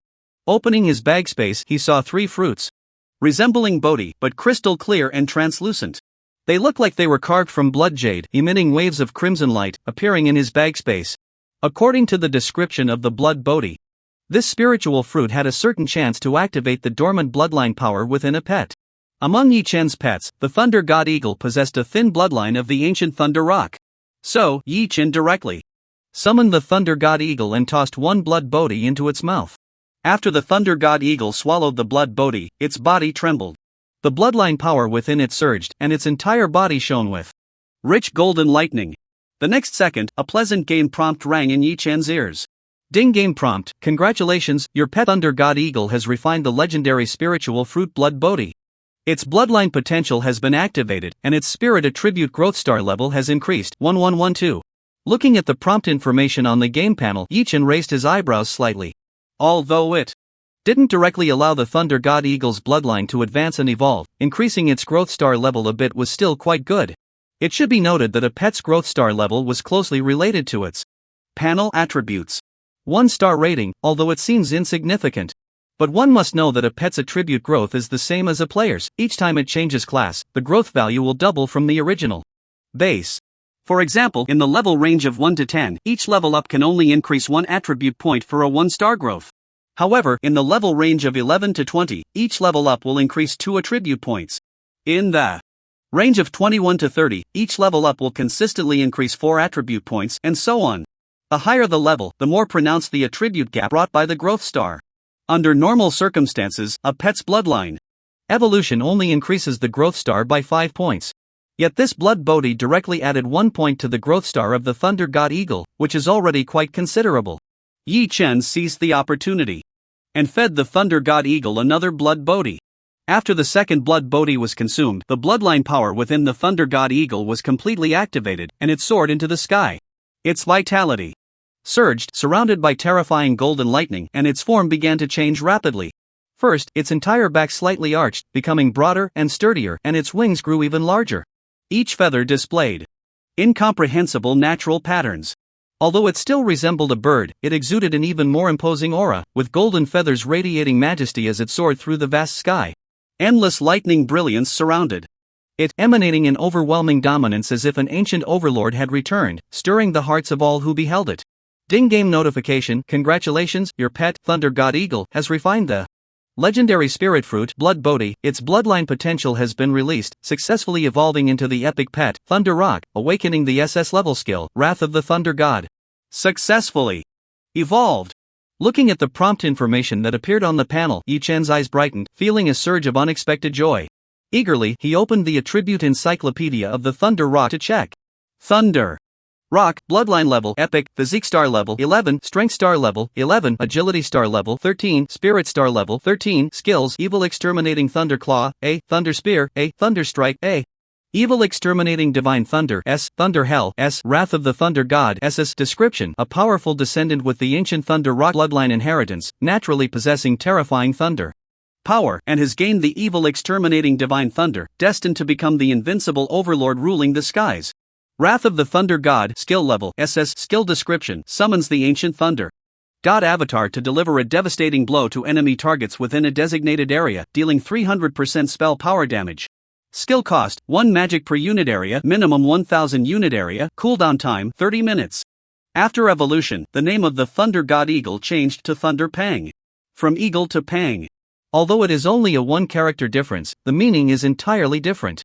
It signifies a change in its bloodline origin, gradually transforming into the true invincible ruler of the sky. Moreover, the new skills awakened during its bloodline evolution are exceptionally powerful. It turns out to be a super ultimate move with a cooldown time of up to 30 minutes. And most importantly, this skill does not have a fixed range like most area attack skills. 4. Every additional point of magic consumed, the skill's range can increase by 1 unit area. It can be adjusted according to the needs of battle. In fact, it can even clear the entire blue bar at once, dealing damage to a large number of enemies. It is truly a super ultimate move with a very high ceiling. With this skill, Thunder Pang's output capability will undoubtedly receive a tremendous boost. Overall, Yi Chen is very satisfied with this evolution result. As for the Thunder Pang, which has evolved into an epic level pet, the Blood Bodhi no longer has any effect on it. Yi Chen still has one last Blood Bodhi in hand, and deciding who to give it to is a question. First, he rules out the already epic-blooded underworld envoy in Thunder Pang. Secondly, the Azura war general belongs to the undead, relying on the undead fire sea for power, so there is no bloodline to speak of. Finally, only Xingyao, who inherits the holy spirit bloodline, and the void calamity, which has the void bloodline flowing within, remain. After some consideration, Yi Chen ultimately decided to give the Blood Bodhi to Xingyao. Xingyao thanked him, and Yi Chen took the Blood Bodhi, put it in his mouth, chewed, and swallowed it. Visibly, a rich blood-colored glow rose from her lower abdomen, gradually spreading throughout her body. As this blood-colored energy spread, Xingyao's entire body slowly floated up, hovering in midair. Strands of silver starlight swirled around her. The originally silver leather armor now displayed intricate and beautiful light golden patterns. The star bow in her hand underwent a transformation as well. On the surface of the bow, 9 dazzling gems appeared, like 9 miniature stars embedded within. The originally materialized bowstring transformed into a flowing, radiant starlight. The overall appearance became more exquisite, emanating waves of immense energy. The star totem at her forehead flashed with silver light, transforming into a nebula totem. It shone brilliantly on Xingyao's forehead, exuding endless elegance and nobility. Ding game prompt: congratulations, your pet, Starbao Xingyao, has refined the legendary spirit fruit, Blood Bodhi, releasing its bloodline potential successfully. Evolving into the epic level pet, Nebula Bao Xingyao, awakening S-level skill, Storm Nebula Arrow, and S-level skill, Starlight Power, evolving into SS level skill, Nebula Power. It actually succeeded in one shot. Looking at Xingyao, who became even more radiant and extraordinary after the bloodline evolution, Yi Chen's eyes slightly brightened. He did not expect that 3 Blood Bodhi would allow both of his pets to achieve bloodline evolution and evolve into epic pets. Such a high success rate must also be due to the luck boost provided by the fortune ring. Indeed, one can always trust the fortune ring. Yi Chen's heart raced with excitement as he quickly opened the game panel to check Xingyao's attribute profile: Nebula Bao Xingyao race, Holy Spirit race.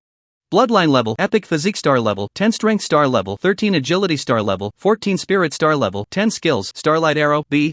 Starburst Barrage, B. Meteor Shower, A. Diamond Star Arrow, A. Shattering Star Arrow, S. Storm Nebula Arrow, S. Nebula Power, SS. Description: a hero of the Holy Spirit race born from the fusion of the origin of the Heavenly Stone and the power of the 9 Heavens Nebula, a natural sharpshooter. Capable of infusing arrows with the power of the stars, and upon reaching the peak of cultivation, can even shatter the stars in the sky. Storm Nebula Arrow skill level, S. Skill description: releases a magical arrow infused with nebula power, which transforms into a nebula storm.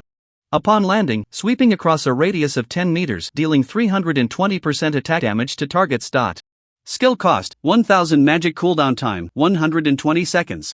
Nebula Power skill level, SS passive effect: normal attacks carry nebula power, increasing damage by 30%. Active effect: after activation, attacks carry nebula power, causing 40% splash damage to surrounding targets with each arrow hit. Skill cost, 30 magic/arrow cooldown time, none. After the evolution of Xingyao's bloodline, not only did she awaken a brand new attack skill, but the original S-level skill, Star Power, also evolved into the SS level skill, Nebula Power. After activation, normal attacks could carry a splash effect, making Xingyao's already powerful output capability even more explosive. Yi Chen felt a surge of joy and lifted his gaze to look around. What he saw was the aftermath of the fierce battle from the previous night. The southern bank of the giant flow river was a scene of devastation, littered with corpses. All around were the broken bodies of warriors and scattered arrows embedded in the ground. Some horses, having lost their masters, stood bewildered on the battlefield, stained with blood, grazing on the bloodied grass. Many soldiers from the northern Cold Kingdom were busy cleaning the battlefield and moving the bodies, creating a grim scene after the battle. Even Yi Chan's Sky City had suffered severe losses during last night's fight. It had been attacked by many strong warriors from the Shilling army and some flying units, resulting in shattered walls and significant damage to the buildings within the city. The Holy Spirit warriors had also suffered heavy casualties, with only a little over 1,000 remaining. However, Yi Chen certainly wouldn't engage in a losing deal. He knew that these losses would be reported back to the Northern Cold Kingdom by Mu Bingyun, who would then compensate him double. In short, the entire cost would be borne by the Northern Cold Kingdom, using the resources from the national treasury to build his own territory. Was Yi Chen's plan. After a night of fierce fighting, many players were already quite exhausted and chose to log off directly. Around the battlefield, flashes of white light occasionally appeared as players logged off. Just then, someone suddenly changed expression, looked up at the northern sky, and shouted in astonishment, "I can't believe it, everyone look, what is that?" The surrounding players, hearing the commotion, curiously looked up towards the north. Instantly, they were all shaken, their eyes revealing a look of emotion. On the southern bank of the Great Flow River, countless players stood on a battlefield strewn with corpses. They raised their heads and gazed northward. In the distance, a column of thick black smoke suddenly appeared in the clear sky. The black smoke billowed and churned, exuding a disconcerting aura of danger, soaring into the azure heavens. After the first column of smoke appeared, a second one quickly followed, closer to where the crowd stood. Then came the third, fourth. Thick, dark smoke columns rose one after another from the far northern horizon. One by one, they ascended, and in the blink of an eye, they crossed the banks of the Great Flow River. Thus, they continued to rise, rapidly spreading toward the distant southern region. The entire world was tinged with an unprecedented atmosphere of slaughter under the influence of these rolling smoke signals. Could these smoke columns be the legendary beacons of war? Although this method of conveying messages is rather outdated, I must say, it looks quite impressive. But the battle is already over, right? What's the situation with lighting the beacons? Now, idiot, didn't you read the game background before playing? In this game world, beacons are only lit under one circumstance, the situation at the Northern Desolation Great Wall. Countless players were deeply captivated by this sudden spectacle, engaging in animated discussions. Suddenly, a grand and resounding system notification echoed through the sky. Server announcement: all players please note, the disaster army that has lain dormant for 1,000 years has sounded the attack horn. An endless army is sweeping in from the blizzard and will assault the Northern Desolation Great Wall at 8 a.m. sharp. The server event, Disaster Cataclysm, is officially launched. All players can head to the Northern Desolation Great Wall to fend off the invasion of the disaster army and participate in this crucial battle that will determine the fate of humanity. After the event ends, rewards will be distributed based on points ranking. We welcome all players to actively participate.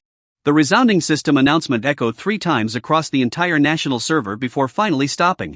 This sudden, explosive news ignited the national server in an instant.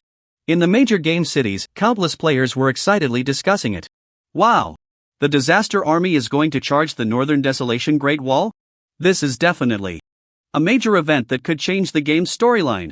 This epic battle will surely feature a super boss. It's going to be earth-shattering. If we low-level players in our 30s and 40s go, aren't we just cannon fodder? Who cares? As long as we participate in the event, there are rewards to be had. Brothers, let's go! The server event often meant incredibly generous rewards. Once the news broke, it instantly ignited the enthusiasm of all players.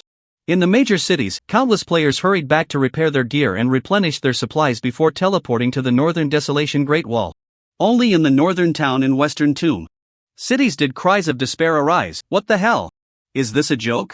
I stayed up all night last night just to finish the Great Flow River battle, and now there's another disaster event today? They're not giving us a moment's rest. The GRD disaster army must have deliberately chosen this time to attack, right? Forget it, 2 days without sleep won't kill me. If I miss this server event, I'll regret it for a lifetime. I'll log off for a bit to grab a Red Bull, then get back online to tackle the disaster army. Although many players were already exhausted from the night's battles, they still chose to head to the Northern Desolation Great Wall to participate in the event, driven by the allure of the rewards. However, the players were merely mentally fatigued. With a bit of grit, they could still hold on. But the 2 great kingdoms of Beihan and Xiling suffered heavy losses from the NPC legions that participated in the battle last night. It was impossible for them to engage in combat again before they reorganized, recuperated, and restored their fighting strength. Damn the Disaster Legion for choosing this moment to attack the Great Wall. Looking at the billowing smoke rising into the sky, Mu Bingyun's delicate face was filled with seriousness, her silver teeth clenched as she said angrily, if the Disaster Legion really breached the Great Wall of Despair, the first to face the endless threat of the undead would be Beihan, located at the northernmost part of the map. As the third princess of Beihan, Mu Bingyun's mood was naturally very grave at this moment. Just as Mu Bingyun finished speaking, a long cry suddenly echoed from above. A gigantic griffin swooped down from the sky. A majestic knight in golden armor leaped off the griffin and quickly approached Mu Bingyun. Kneeling on one knee, he reported urgently, Your Highness, the Disaster Legion has suddenly launched a large-scale invasion of the Great Wall of Despair, and the defense line is in jeopardy.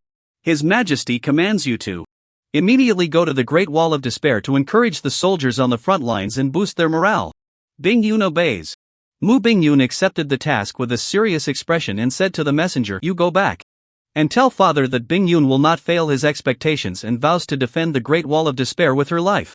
At the same time, a crisp game prompt sounded in Yi Chen's ear. Ding game prompt, you have triggered the SS level main quest, Winter is Coming, intermediate quest, Smoke of the Great Wall.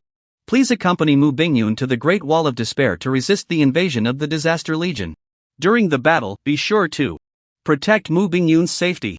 Upon completion, you will receive generous rewards. Game prompt, during the event, you cannot withdraw Mu Bingyun into the pet space. If Mu Bingyun dies, she will die permanently and cannot be Resurrected. Here it comes again. This long-standing SS-level main quest has finally triggered the subsequent task once more. The task this time is to protect Mu Bingyun's safety during the event. Moreover, if Mu Bingyun dies during the event, she will completely disappear, with no chance of resurrection. Yi Chen did not want to lose this beautiful and understanding pet that could provide him with great convenience. It seems I must be on my toes this time. A glint flashed in Yi Chen's eyes as he took a deep breath and immediately set off with Mu Bingyun towards the Great Wall of Despair. Half an hour later, after several teleportations, Yi Chen and Mu Bingyun finally arrived at the legendary Great Wall of Despair. Looking out, they saw a towering wall rising from the vast snowy plains, standing at least 100 meters high. The surface of the wall was covered with thick layers of ice formed over the years. It resembled a majestic ice dragon coiling over the boundless land, transforming into an insurmountable chasm, exuding an endless and overwhelming might, separating the map from north to south. The Great Wall of Despair, as the first line of defense for humanity against the invasion of the Disaster Army, has been heavily guarded year-round. These troops come from the 2 great empires and 7 kingdoms, jointly stationed at the Great Wall of Despair, bearing the heavy responsibility of protecting the southern human civilization. Mu Bingyun has a special identity, representing the royal family of the Northern Cold Kingdom. Upon her arrival, she was immediately greeted by a special envoy and taken into an incredibly spacious conference hall. At this moment, the hall was packed with people. The original military leaders stationed at the Great Wall of Despair, along with high-level NPCs just teleported from the 2 great empires and 7 kingdoms, gathered together. They were busily discussing intelligence and urgently arranging combat tasks. Yi Chen did not like such occasions, and after fighting continuously all night yesterday, his stomach was already growling with hunger. Anyway, there was still more than half an hour before the event officially started. So, he said a word to Mu Bingyun and walked out of the hall alone, finding a place to log off. After finishing breakfast, he logged back in. At this time, there were less than 10 minutes left before the Disaster Army launched its attack. Through the connection in the Divine Contract space, Yi Chen quickly sensed Mu Bingyun's location. He summoned the Thunder Falcon, leaped onto its back, and flew towards the Great Wall. In midair, looking up, he could see behind the Great Wall, in the military town built against the wall, NPC legions from the 2 great empires and 7 kingdoms were orderly forming up and heading towards the city wall. Huge eagles, griffins, and other birds of prey were constantly flying back and forth between the city wall and the ground, transporting heavy supplies for the defense. The teleportation arrays scattered throughout the city were flashing with light nonstop. Countless players were continuously being teleported from the major cities, guided by NPC soldiers to their positions, preparing for battle. The walls of the Great Wall of Despair were over 100 meters high and designed very cleverly. It was not only the top of the wall that could house troops, but there were a total of 5 defensive lines from bottom to top. Each defensive line was like a long corridor carved out of the wall facing north. Troops were stationed in the corridors, setting up various defensive devices to resist the enemy step by step. Most of the players participating in the event were arranged in the first 3 layers of the corridor defense lines. The 4th layer of the corridor defense line was constructed by organized player guilds and some NPC legions. The Disaster Army could only officially storm the city wall after breaking through these 4 corridor defense lines located at the waist of the Great Wall. The absolute main force of this war was engaged in fierce battles with elite troops from the major cities. Mu Bingyun, dressed in military attire, stood on a section of the wall guarded by the Northern Cold Kingdom, personally present on the battlefield to boost morale. Besides Li Qing and a team of personal guards, there were not many high-level NPCs around her. Yi Chen leaped off the Thunder Falcon and landed beside Mu Bingyun, looking out towards the Great Wall. He could see, several miles ahead of the Great Wall, an endless army of undead standing silently in the wind and snow. The countless undead were so numerous that it was enough to make one's scalp tingle. However, strangely, there was not a sound to be heard, as if they were all waiting for a signal. Once that signal was given, these silent undead would instantly unleash their true nature, transforming into the most surging tide, launching the most frenzied attack, overwhelming all obstacles in their path. Time passed second by second. When only 100 seconds remained, a huge countdown appeared in the sky. 1 second at a time, it began to count down. At the moment the countdown reached 0, a massive light curtain, visible only to players, fell from the sky. At the same time, a faint roar echoed from the distant horizon. The army of the dead, standing amidst the wind and snow, suddenly raised their heads in unison. In their pitch-black, hollow eye sockets, the flames of the undead flickered and surged, erupting into a deafening roar. They clamored and shouted, transforming into an unstoppable, surging tide, madly charging towards the desperate Great Wall. Kill! As the commander of the defending army drew his sword and ordered the attack, along the sprawling defensive line of the Great Wall, the dark cannon barrels of the magic crystal cannons simultaneously spewed flames, and the booming sounds echoed through the heavens and the earth. They fired magic crystal shells infused with violent magical energy. Arcing through the sky, they fell into the surging tide of monsters below, erupting into terrifying magical storms. The undead creatures were instantly reduced to a bloody mess, shattered into pieces. However, this time, the disaster army had mobilized in full force, and these most ordinary low-level undead were countless in number. The vacuum created by the magic crystal shells would be quickly filled by more undead creatures, continuing their relentless assault. When the front line of the undead army entered the archer's range, sharp arrows, swirling with various skill lights, shot out from the Great Wall and the long corridors of the defensive line. The sharp arrows tore through the long winds, landing among the monster horde below, splattering dense damage numbers. In the sky, on the massive golden light screen, game IDs and score numbers began to jump up and down in a dazzling display, rapidly refreshing the score rankings. Yi Chen was not to be outdone, releasing several pets and commanding them to harvest points for him.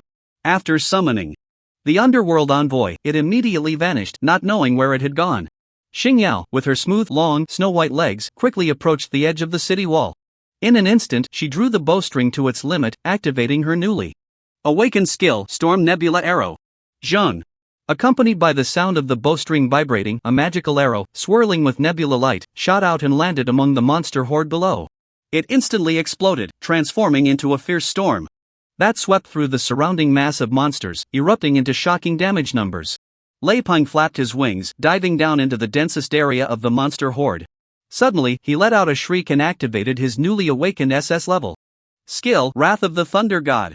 As the skill was activated, all of the Thunder God Eagle's blue energy was instantly consumed. In the sky, the winds and clouds surged, golden lightning crisscrossed, coalescing into a hazy and blurred form of the Thunder God. With a thunderous roar that shook the heavens, it plummeted from the sky, crashing down into the most concentrated area of the monster horde. Instantly, a blinding flash of lightning erupted, enveloping a vast area of several hundred meters. The supreme and unyielding evil-slaying divine thunder had a restraining effect on undead creatures, resulting in an extremely high damage bonus.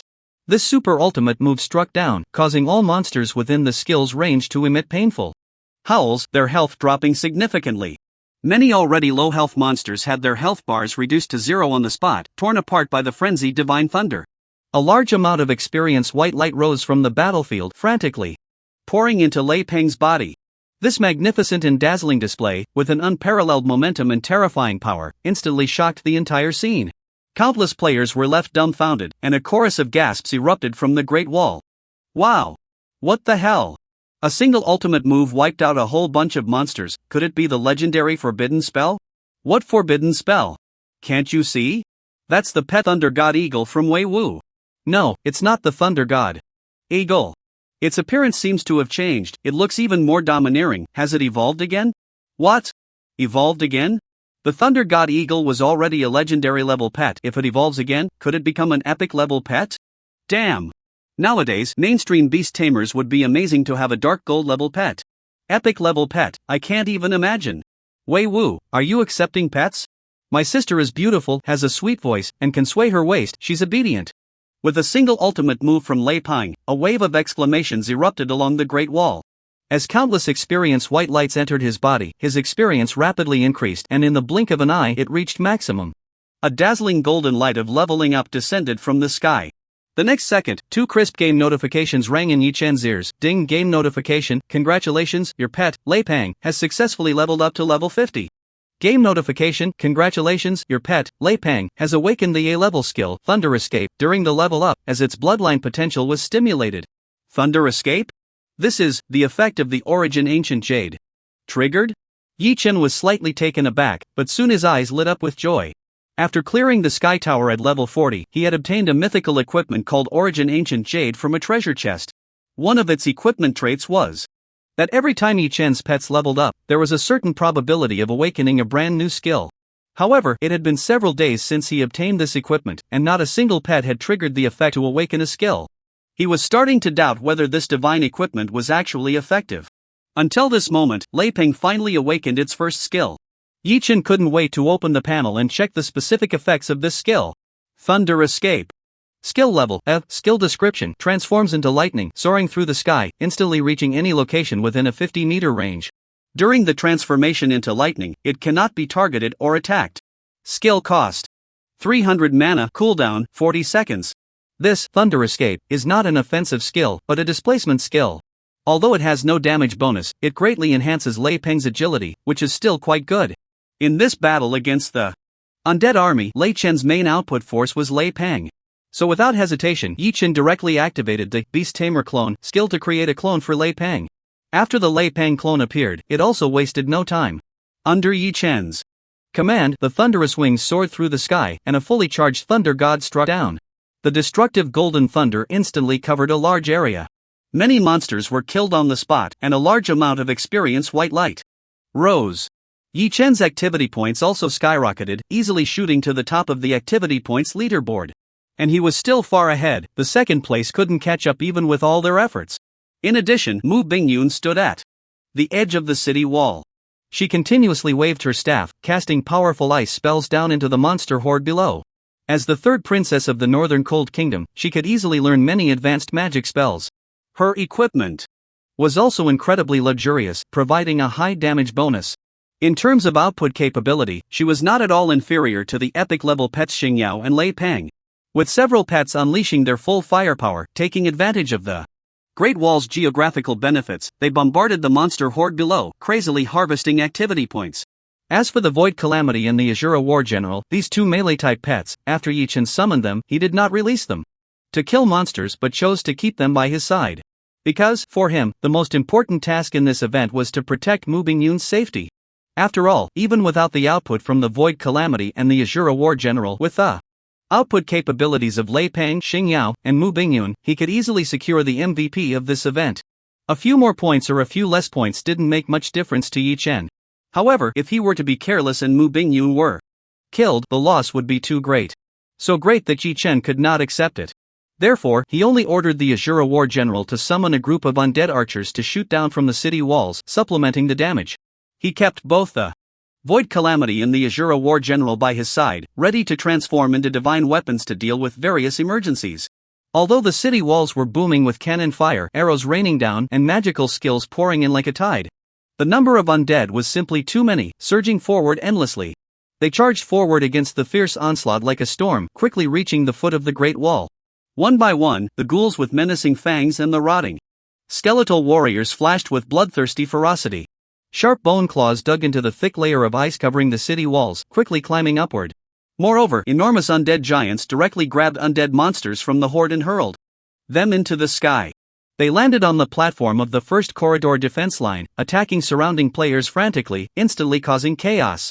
Fortunately, the Great Wall of Despair had been managed by humans for many years, with numerous traps and various magical formations set up on the walls. When a large number of undead creatures were crazily climbing the walls, about to reach the first corridor defense line, a sudden sound of mechanisms turning echoed from within the walls. In the next second, rows of incredibly sharp steel-long spears shot out from the walls without warning. They pierced through many of the undead creatures climbing the walls, causing them to emit piercing screams as they fell from the walls. Countless archers and mage players seized the opportunity, attacking with all their might, frantically harvesting event points. However, the disaster army that had been brewing for 1,000 years would not launch an assault that was merely this simple. Soon, from the northern part of the Great Wall, amidst the howling wind and snow, came the chilling cries of a large group of enormous undead bone birds, their bodies engulfed in ghostly green flames charging out from the blizzard. Their numbers were endless, as if they were overwhelming, fiercely pouncing towards the platform of the first corridor defense line. Not good. It's flying monsters. The players on the first corridor defense line suddenly changed their expressions, their hearts racing to the extreme. In the next second, the entire Great Wall trembled violently. The surface of the walls, covered by a thick layer of ice, activated a series of magical formations. Bright magical energy flowed rapidly along the surface of the walls in twisted grooves, emitting terrifying energy fluctuations. Then, accompanied by a series of booming sounds, energy pillars as thick as dragons erupted from the walls. Like dazzling rainbows breaking through the sky, they swept across the vast expanse. Wherever they passed, the howling wind and snow were rolled back. One by one, the enormous undead bone birds were shattered and annihilated under the violent energy impact. Wow! Awesome! What kind of formation is this, so fierce? If we have a few more rounds of simultaneous fire, what kind of monster horde can get through? As expected of a game event with server-wide significance, this scene is truly magnificent, almost epic. From now on, it's on fire. Seeing the formation set up on the city wall activate, it instantly unleashed terrifying power. A round of simultaneous fire easily wiped out large swaths of undead bone birds. The players on the city wall were immediately shaken, revealing their undeniable shock. However, although the power of these formations was great, they required magical crystals to provide energy, and the formations also needed time to recharge. After being activated once, they would fall into a brief state of silence. Meanwhile, the flying monsters of the Plague Legion were endless in number. Besides the undead bone birds burning with ghostly flames on the outside, there were also gargoyles with bodies as hard as rock and wailing banshees whose cries echoed through the heavens and the earth. Various monsters came in all shapes and sizes, rushing towards the city wall like a tide. The human coalition defending the Great Wall would certainly not sit idly by. Soon, the sound of flapping wings echoed from the city wall. Elite Griffin Knights and Giant Eagle Knight legions took to the skies. From the wall, clad in knightly armor, wielding long swords that slashed through the air, their fighting spirit soared like a rainbow across the sky. They engaged in a fierce and bloody battle with the flying monsters of the Plague Legion. On each level of the corridor defenses, imposing ballistae were set up. Under the control of NPC soldiers, they aimed at the sky and shot out bolts as thick as an arm. The sharp tips of the arrows glimmered with complex runic markings, shining with brilliant runic light. With a force like a stunning rainbow, they tore through the air, piercing the bodies of the undead monsters. Yi Chen's two thunder eagles soared like rulers of the sky. Flapping their broad golden wings, they roared through the endless horde of monsters. The supreme and unyielding evil-slaying divine thunder surrounded them, unleashing a continuous barrage of devastating lightning skills. They bombarded the monster horde, crazily slaughtering the undead creatures. With the full output of several pets, one monster after another was ruthlessly exterminated. Yi Chen's experience bar began to rise at an astonishing speed. After half an hour, it finally reached maximum capacity. With a burst of upgrade golden light descending from the sky, Yi Chen successfully leveled up to level 50. Ding, congratulations, you have reached level 50. Your profession level has successfully advanced and you have been promoted to Master level Spirit Master. Your attribute growth has been enhanced, free attribute points per level, 160320, number of contractable pets, 67, awakened professional. Skill, Source of Magic, Heavenly Dao True Blood Fusion in progress, current fusion progress 41%, Heavenly Dao True Blood Fusion in progress, current fusion progress 42%. Heavenly Dao True Blood Fusion in progress, current fusion progress 50%, your celestial bloodline has advanced, awakening bloodline skill, Blood Ignition Transformation. With Yi Chen's successful profession advancement, a resounding server-wide announcement echoed through the skies of the national server. Server announcement, congratulations to player Wei Wuifeng for reaching level 50, successfully changing professions, becoming the first player in the server to achieve 5 job changes, and receiving rewards, reputation plus 30,000, luck plus 5, gold plus 200,000, spirit borrowing method, SS. Wow! Wei Wuifeng has changed professions 5 times? This tough guy is really going to sweep all the achievement rewards for profession levels. None of those top players can compete. If this trend continues, the snowball of Wei Wu's legacy will only grow larger. This time, I've obtained an SS level skill book, Spirit Borrowing Technique. The name sounds super impressive, but I don't know what the effect is. What does it matter what the effect is?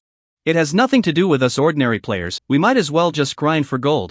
Prices are skyrocketing everywhere. If I don't work hard, I'll end up licking the black silk of the landlady. Sigh, if I could be half as awesome as Wei Wu's legacy, I'd be more than willing to eat well and live in a villa every day. Countless players were astonished and discussing among themselves. Yi Chen was equally excited, eagerly checking the new skills and system rewards he had obtained from this job change. First, there was the bloodline effect gained from further merging with the Heavenly Dao True Blood. In the previous job changes, Yi Chen had received various powerful passive bonuses. This was the first time he had awakened an active skill, making him quite curious about its effect. Blood Ignition Transformation Skill Effect, activate the power of the Tsungtian bloodline, entering the Blood Ignition Transformation state, with a 100% increase in all attributes. Skill consumption, 1 bloodline power / second bloodline power, 1000 / 10,000 note, automatically. Gain 5 points of bloodline power per hour. Upon seeing the introduction of the Blood Ignition Transformation skill, Yi Chen's eyes lit up. It is known that the damage calculation mechanism in Divine Miracle is Very complex, it is not simply attack power minus defense power. When attacking a target with fixed defense, if the attack power doubles, the resulting damage value could triple or quadruple. Similarly, if the defense doubles. While receiving the same attack power, the damage taken would also be reduced by several times. This skill, however, allows Yi Chen to increase all attributes by 100%, which is undoubtedly powerful. The only downside is that activating the transformation state requires consuming bloodline power. However, the acquisition speed of bloodline power is quite slow, only increasing by 5 points per hour, and there are no other means of acquisition. Fortunately, Yi Chen's profession is beast tamer, so he doesn't need to fight personally. Moreover, he was given 1000 points of initial bloodline power, which is enough if used sparingly. In addition, at the same time as the job change, Yi Chen also awakened a brand new professional skill. Magic Spring Skill Level S Skill Description. Select a pet to use, condensing a magic spring within its body, restoring 2% of maximum magic value every second for the next 60 seconds. Skill consumption 500 magic cooldown time 60 seconds. A continuous mana recovery skill with quite a powerful recovery effect. It is very suitable for pets. Like Thunder Falcon and Mu Bingyuan, which primarily rely on spell output, it couldn't have come at a better time. However, an S-level skill didn't pique Yi Chen's interest much. He merely glanced at it before closing the skill introduction. Then, he eagerly opened his bag and took out the SS-level skill book awarded by the system Spirit Borrowing Technique. He had a feeling that the effect of this skill would be incredibly powerful. Swish! A flash of light appeared in Yi Chen's palm, and the SS-level skill book, Spirit Borrowing Technique, materialized in his hand. His eyes focused intently, and the detailed description of the skill leaped into view. Spirit Borrowing Technique Skill Level SS Skill Description. By leveraging the connection through the Beast Contract, copy one skill from a pet. Some special skills cannot be copied. Skill cost 500 magic cooldown time 60 seconds. It's actually a special skill that can copy pet skills. After reading the skill description, Yi Chen's eyes lit up, revealing his delight. He hadn't expected the effect of this Spirit Borrowing Technique to be so powerful. With this skill, he could essentially copy any skill from his pets for his own use at any time. His combat power would undoubtedly be greatly enhanced. The only downside was the cooldown time, which was a bit long, allowing activation only once per minute. Fortunately, he had the enhancement effect of the Celestial Bloodline, which have the cooldown time for all skills. The actual cooldown time for this skill was only 30 seconds, which was already incredibly powerful. If it were any shorter, it wouldn't be an SS-level skill but an SSSSS-level skill. Yi Chen's eyes sparkled, and he eagerly chose to learn it. With a flash of golden light, the ornate skill book transformed into a rich golden glow and seeped into Yi Chen's palm. On his skill panel, it coalesced into a skill icon shimmering with fantastical colors. Yi Chen prepared to test the new skill's effect. After a moment's thought, he immediately activated the skill, copying the Summon Thousands skill from the Azura War General. The next second, after consuming 500 magic points on Yi Chen's skill panel, the original golden icon of Spirit Borrowing Technique changed to the blood red icon of Summon Thousands. Yi Chen raised his right hand high and activated the skill, Summon Thousands. In the next moment, light flickered around his body. 16 skeletal archers, clad in blood red leather armor and looking incredibly fierce, stepped out from the summoning portal. They startled the surrounding NPC soldiers, who nearly drew their swords. After releasing the skill icon reverted back to the appearance of Spirit Borrowing Technique. He would have to wait for the cooldown to end before he could copy other pet skills again. Yi Chen nodded, very satisfied with the skill's effect. He immediately commanded the 16 skeletal archers he had just summoned to shoot arrows down from the edge of the city wall, using the undead to defeat the undead. As time passed, the assault of the undead army grew increasingly fierce.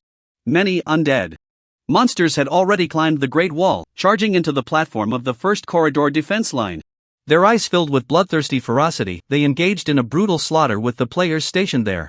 In fact, in certain areas along the Great Wall, the bones of low-level undead had piled up on the city. They had accumulated from the base of the Great Wall to the height of the first corridor defense line. Waves of undead knights riding skeletal horses roared out from the blizzard.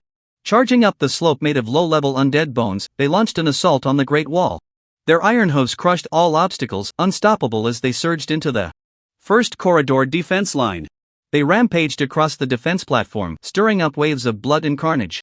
At this rate, it was only a matter of time before the first corridor defense line was completely breached. Even the Second corridor defense line, over 40 meters above the ground, had many positions invaded by the relentless tide of undead monsters. Countless players wielded their weapons, fighting desperately, but they could not stop the overwhelming wave of monsters. The situation had become precarious.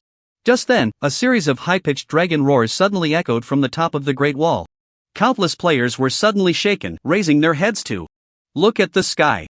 They saw massive, menacing dragons with rugged scales soaring above the Great Wall of Despair, flapping their enormous wings. There were at least dozens of them. Each dragon exuded a terrifying aura, their scales as hard as iron, glinting with a metallic sheen under the sunlight. Their vast wings blocked out the sun, casting large shadows on the ground. On the back of each dragon stood a formidable warrior, clad in heavy armor and radiating a powerful presence. They tightly gripped the dragon reins with their left hands, while their right hands held long, sharp dragon spears that spanned several feet. Riding the dragons, they soared through the skies, exuding an overwhelming majesty. Is that the Dragon Knight Legion of the legendary Holy Dragon Empire? Wow! This is just too cool. Riding dragons and soaring through the skies is the ultimate dream of every warrior type player. A true man should be like this. I've decided I must catch the mightiest dragon as a pet in the future. Come on, you're a priest, what do you need a dragon for? One bite and you'll be dragon dung. Don't look down on priests. Who says priests can't ride dragons? I'm going to be the first dragon priest in Divine Miracle. You two stop messing around, the monster's tongue is literally licking my face, hurry and heal me. As countless players looked up at the sky, filled with longing, the dozens of dragon knights had already mounted their dragons and charged into the battlefield. Some dragon knights directly rode their dragons into the sky, attacking the swarms of flying monsters. With their dragon spears, they thrust and swept, shooting out streaks of fighting spirit that slashed down the monsters. Other dragon knights pulled on the reins, commanding their dragons to dive down. As they neared the ground, they unleashed a torrent of scorching dragon breath. While spewing out the fiery breath, they flew low to the ground, plowing through with terrifying flames. Wherever they passed, countless undead wailed, shattered into ashes under the fearsome dragon breath. In an instant, they left behind crisscrossing trails of burning marks on the ground. It must be said that the Dragon Knight class was indeed exceptionally powerful. Combining the strength of formidable human warriors with the terrifying power of dragons, they were like moving fortresses of war. The mere addition of a few dozen Dragon Knights significantly changed the tide of battle, effectively curbing the offensive momentum of the undead army. However, before the players on the Great Wall could catch their breath, an unexpected turn of events occurred. A Dragon Knight had just dived down from the sky, unleashing a blast of scorching dragon breath that incinerated a large group of undead creatures attacking the wall. Just as he was about to soar back into the sky, suddenly, an ice crystal spear, formed from condensed magical energy, whistled out from the swirling snowstorm. In an instant, it tore through the air, exuding an endless chill, and brutally pierced through the dragon's hard green scales. With immense force, it pinned the dragon to the city wall. What the hell? What's going on? What happened? I just blinked and a level 70 high-tier giant dragon just disappeared like that? What kind of magic is that ice crystal spear? It has such immense power. No kidding, it must be the super boss of the disaster army making a move. A powerful high-tier giant dragon suddenly splattered blood across the sky, shaking the entire battlefield in an instant. All the players nearby who witnessed this scene were immediately shaken, their eyes filled with shock. Even on top of the Great Wall, many powerful high-level NPCs changed their expressions, revealing a serious look. They all raised their gazes towards the north of the Great Wall, in the endless wind and snow, the direction from which the ice crystal spear had come. Under the watchful eyes filled with tension, a terrifying roar suddenly echoed from the endless wind and snow to the north. Under the terrifying pressure contained in that roar, even the swirling snow seemed to freeze in place. Countless players and NPCs on the Great Wall were shaken by this roar, their hearts in turmoil. They couldn't help but look up towards the north. Then, everyone saw it together. A gigantic creature, with a wingspan of over 100 feet, soared out from the endless wind and snow. It was a massive, imposing skeletal dragon. Its entire body was made up of eerie white bones. Within its enormous skull, a ball of ice blue undead fire burned fiercely.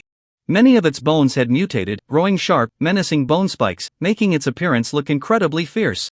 Each flap of its massive, bony wings stirred up a chilling gale, causing the endless snow to swirl and churn beneath its giant wings, exuding an overwhelming and terrifying might. Compared to this 100-foot wingspan giant skeletal dragon, the high-tier giant dragons ridden by the Dragon Knights of the Holy Dragon Empire looked like stunted dwarfs, instantly appearing far less majestic And on the back of that colossal skeletal dragon stood an imposing figure. Standing over 3 meters tall, it was completely shrouded in a set of jagged, cold black armor, obscuring its exact appearance. But from the gaps in its helmet, an ice blue glow could be seen. It was clear that what lay hidden beneath the armor was not a human body, but a terrifying high-tier undead. Yi Chen's pupils instantly constricted. The moment the skeletal dragon flew out from the swirling snow, he recognized it at a glance. The figure standing on the back of the skeletal dragon was none other than the super boss ranked 9th among the top 10 bosses in the game Miracle. The 95-level legendary boss, Despair Dragon Knight Pavalanth. He was also one of the masterminds behind the Disaster Army's assault on the Great Wall of Despair.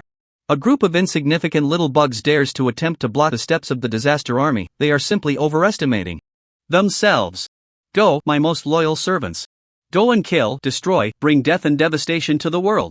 Pavalanth roared, raising a sharp giant sword covered in endless frost high into the air, suddenly pointing it at the Great Wall of Despair. With Pavalanth's command, deafening roars echoed from the endless wind and snow behind him. One by one, gigantic skeletal dragons, roaring in anger, soared out from the swirling snow. There were at least hundreds of them. Each one exuded a terrifying aura, their mouths filled with the chilling breath of dragon power, charging fiercely towards the Great Wall of Despair. Some of the skeletal dragons even had powerful undead knights standing on their backs. The bone spear in hand was incredibly sharp, surging with powerful undead energy, striking at the Imperial Dragon Knights who were wreaking havoc in the sky. Not good, it's Pavalanth's Frost Bone Dragon Legion. Damn it! How can there be so many? Quickly let all Dragon Knights ascend to battle. And activate all the dragon-slaying crossbows, aim and shoot. We can't let those damned Frost Bone Dragons breach the city walls. The appearance of the Frostbone Dragon Legion instantly heightened the already tense atmosphere atop the Great Wall of Despair. Urgent military orders rang out one after another. On the city walls, crossbows specifically designed to deal with dragons and giant monsters were quickly activated, targeting the Frostbone Dragons. Moreover, several dragon knights mounted on giant dragons soared out from behind the Great Wall, rushing into the battlefield. Among them, one particularly large holy dragon rivaled Pavalanth's skeletal mount. Its rugged and cold golden scales reflected blinding rays of light under the sun. Like a golden sun, it exuded an overwhelming and terrifying pressure, heading straight for Pavalanth. That was the Imperial Dragon Knight of the Holy Dragon Empire, personally confronting Pavalanth. The two powerful beings, riding on their formidable giant dragon mounts, engaged in fierce combat in the snow-laden sky. The scorching golden dragon breath clashed with the frigid blue dragon breath, swirling through the vast expanse. Each strike from the two titans radiated an unfathomable might, with every collision shaking the heavens and the earth. For a moment, the battle raged on, darkening the sky and earth, with no clear victor in sight. As the Frostbone Dragon Legion emerged, more and more high-tier undead units began to appear on the battlefield. For instance, the evil corpse demons with powerful magic, the ugly abominations stitched together from broken corpses, and the greedy rotting corpses that could rapidly grow stronger by devouring flesh and blood. The roar of the undead was deafening, launching an even fiercer assault on the Great Wall of Despair, which stood tall between heaven and earth, isolating the north and south. This epic battle had reached a boiling point, with even the highest platform of the Great Wall no longer safe. A skeletal knight riding a Frostbone Dragon dove down from the sky. The Frostbone Dragon unleashed an incredibly cold blue dragon breath. The terrifying frost breath instantly froze many NPC soldiers on the city wall into ice sculptures, then shattered them into pieces. It swept through, devastating everything in its path towards where Yi Chen and the others were located. Li Qing, as Mu Bingyun's personal guard, immediately felt a chill and quickly drew his sword to confront it. With a sudden roar, he unleashed a fierce sword energy that struck the top of the Frostbone Dragon's head. Li Qing was level 70, while the Bone Dragon Knight was level 79. Although there was a significant level difference, Li Qing's full-powered strike barely managed to halt the Frostbone Dragon. However, the undead knight on the back of the Bone Dragon had also spotted Mu Bingyun, who was surrounded by others. Beneath the frost-covered cold iron helmet, two bloodthirsty lights flickered, locking onto Mu Bingyun. Seeing this, Yi Chen's heart sank, and his brows furrowed tightly. Damn it, I knew the SS-level main quest wouldn't be so easy. Something unexpected has happened. But he did not feel fear. A glint of determination flashed in his eyes as he reached out to the Shura war general standing nearby, activating the skill, Beastmaster Divine Weapon. Clang! As the skill Beastmaster Divine Weapon was activated, a dazzling crimson light erupted around the body of the Ashura war general. His form quickly transformed under the glow of this red light. In the blink of an eye, he morphed into a rugged and cold-blooded blood-red spear, which flipped and landed in Yi Chen's palm. The moment he gripped the spear, Yi Chen's body trembled. He felt an overwhelming surge of energy pouring into him from the spear, causing his attributes to skyrocket. At the same time, the Bone Dragon Knight, controlling the Bone Dragon beneath him, soared into the air. Then, with a sudden spiral, he changed direction and dove down towards the city wall. The bone spear in. His hand gleamed sharply, radiating an incredibly bright skill light as it charged towards Mu Bingyun. Protect the princess. Li Qing's expression was extremely serious as he tightly gripped the sword's edge, unhesitatingly standing in front of Mu Bingyun. Yi Chen let out a heavy snort, a glint of determination flashing in his eyes. Without hesitation, he activated the bloodline skill he had just obtained after reaching the 5th transition, Blood Ignition. Transformation. In the next second, Yi Chen felt the blood flowing within him ignite as if it were burning, a scorching energy spreading throughout his body. Immediately after, an overwhelming surge of energy erupted from the depths of his bloodline. A brilliant energy light burst forth from every pore of Yi Chen's body. It was as if he had transformed into a Super Saiyan enveloped in a bright crimson flame that danced around him. With the enhancement of the celestial bloodline, Yi Chen's attributes grew at double the rate of other players. His level 50 base attributes were equivalent to those of a normal level 60 player, plus he had top-tier equipment. Coupled with the effects of Beast Master Divine Weapon, he gained an 80% attribute boost from the Azura War General. His attributes were strong enough to rival those of a level 60 legendary boss. Now, with the activation of the Blood Ignition transformation, his attributes doubled again, reaching an explosive level. Although there was still a gap compared to the level 79 legendary boss, the Bone Dragon Knight, he was certainly much stronger than the level 70 Li Qing. After stacking his state to the peak, Yi Chen let out a furious roar. Locking onto the Bone Dragon Knight, he utilized the effect of the Eye of Truth equipment to discern its weaknesses, then charged forward with a fiery dash. Boom! Yi Chen stepped on the blazing fire, propelled by the skill's effect, shooting out like an arrow. With a loud crash, he collided fiercely with the neck of the Frost Bone Dragon. Although Yi Chen's size was insignificant compared to the massive Frost Bone Dragon, his attributes had exploded, and this fierce strike hit a weak point. It caused the Frost Bone Dragon's body to shudder, plunging it into a state of dizziness. The enormous body lost its balance and crashed down onto the city wall, collapsing. 2 arrow slits at the top. Due to the immense inertia, it slid forward for several dozen feet. Along the way, bricks and stones shattered, carving out a deep and chaotic trench. On the back of the Bone Dragon Knight's charged attack was interrupted, and the aggro was instantly drawn to Yi Chen. From the darkness within the helmet, 2 scarlet lights shot out, followed by a furious roar. With a fierce thrust, he unleashed a spear light several feet long, aimed directly at Yi Chen. However, facing this inevitable fierce strike, Yi Chen remained unafraid. He directly utilized the skill Spirit Borrowing method to replicate the Thunder Falcon's Thunder Escape skill, then decisively activated it. In an instant, Yi Chen transformed into a dazzling golden lightning bolt. The lightning flashed, traversing the void, and appeared behind the Bone Dragon Knight. While dodging the spear light attack, he suddenly thrust out his spear, activating the skill Azura Continuous Stab. A series of blood-red gun flashes shot out from the tip of Yi Chen's gun, piercing through the body of the Bone Dragon Knight. The Bone Dragon Knight was instantly furious. With a roar, he controlled the Frost Bone Dragon, which had just recovered from its dazed state, to fly into the air. He suddenly turned around and thrust his gun fiercely towards Yi Chen's chest. However, Yi Chen had already predicted his move. Just a second before the gun tip touched his body, he activated the skill, Shift and Swap, exchanging his position with the Void Calamity. Thus, the furious strike from the Bone Dragon Knight plunged deeply into the foot of the Void Calamity. Although there was a huge level difference between the two, the Void Calamity was tough and could still withstand it. It opened its terrifyingly large mouth and unleashed a void roar, crashing down on the Bone Dragon Knight. Moreover, its enormous size and weight suddenly appeared on the back of the Bone Dragon, directly stomping down the Frost Bone Dragon, which had just taken off from the city wall, causing it to crash back down onto the wall. Yi Chen's other pets, along with the surrounding NPC soldiers, seized the opportunity to attack frantically.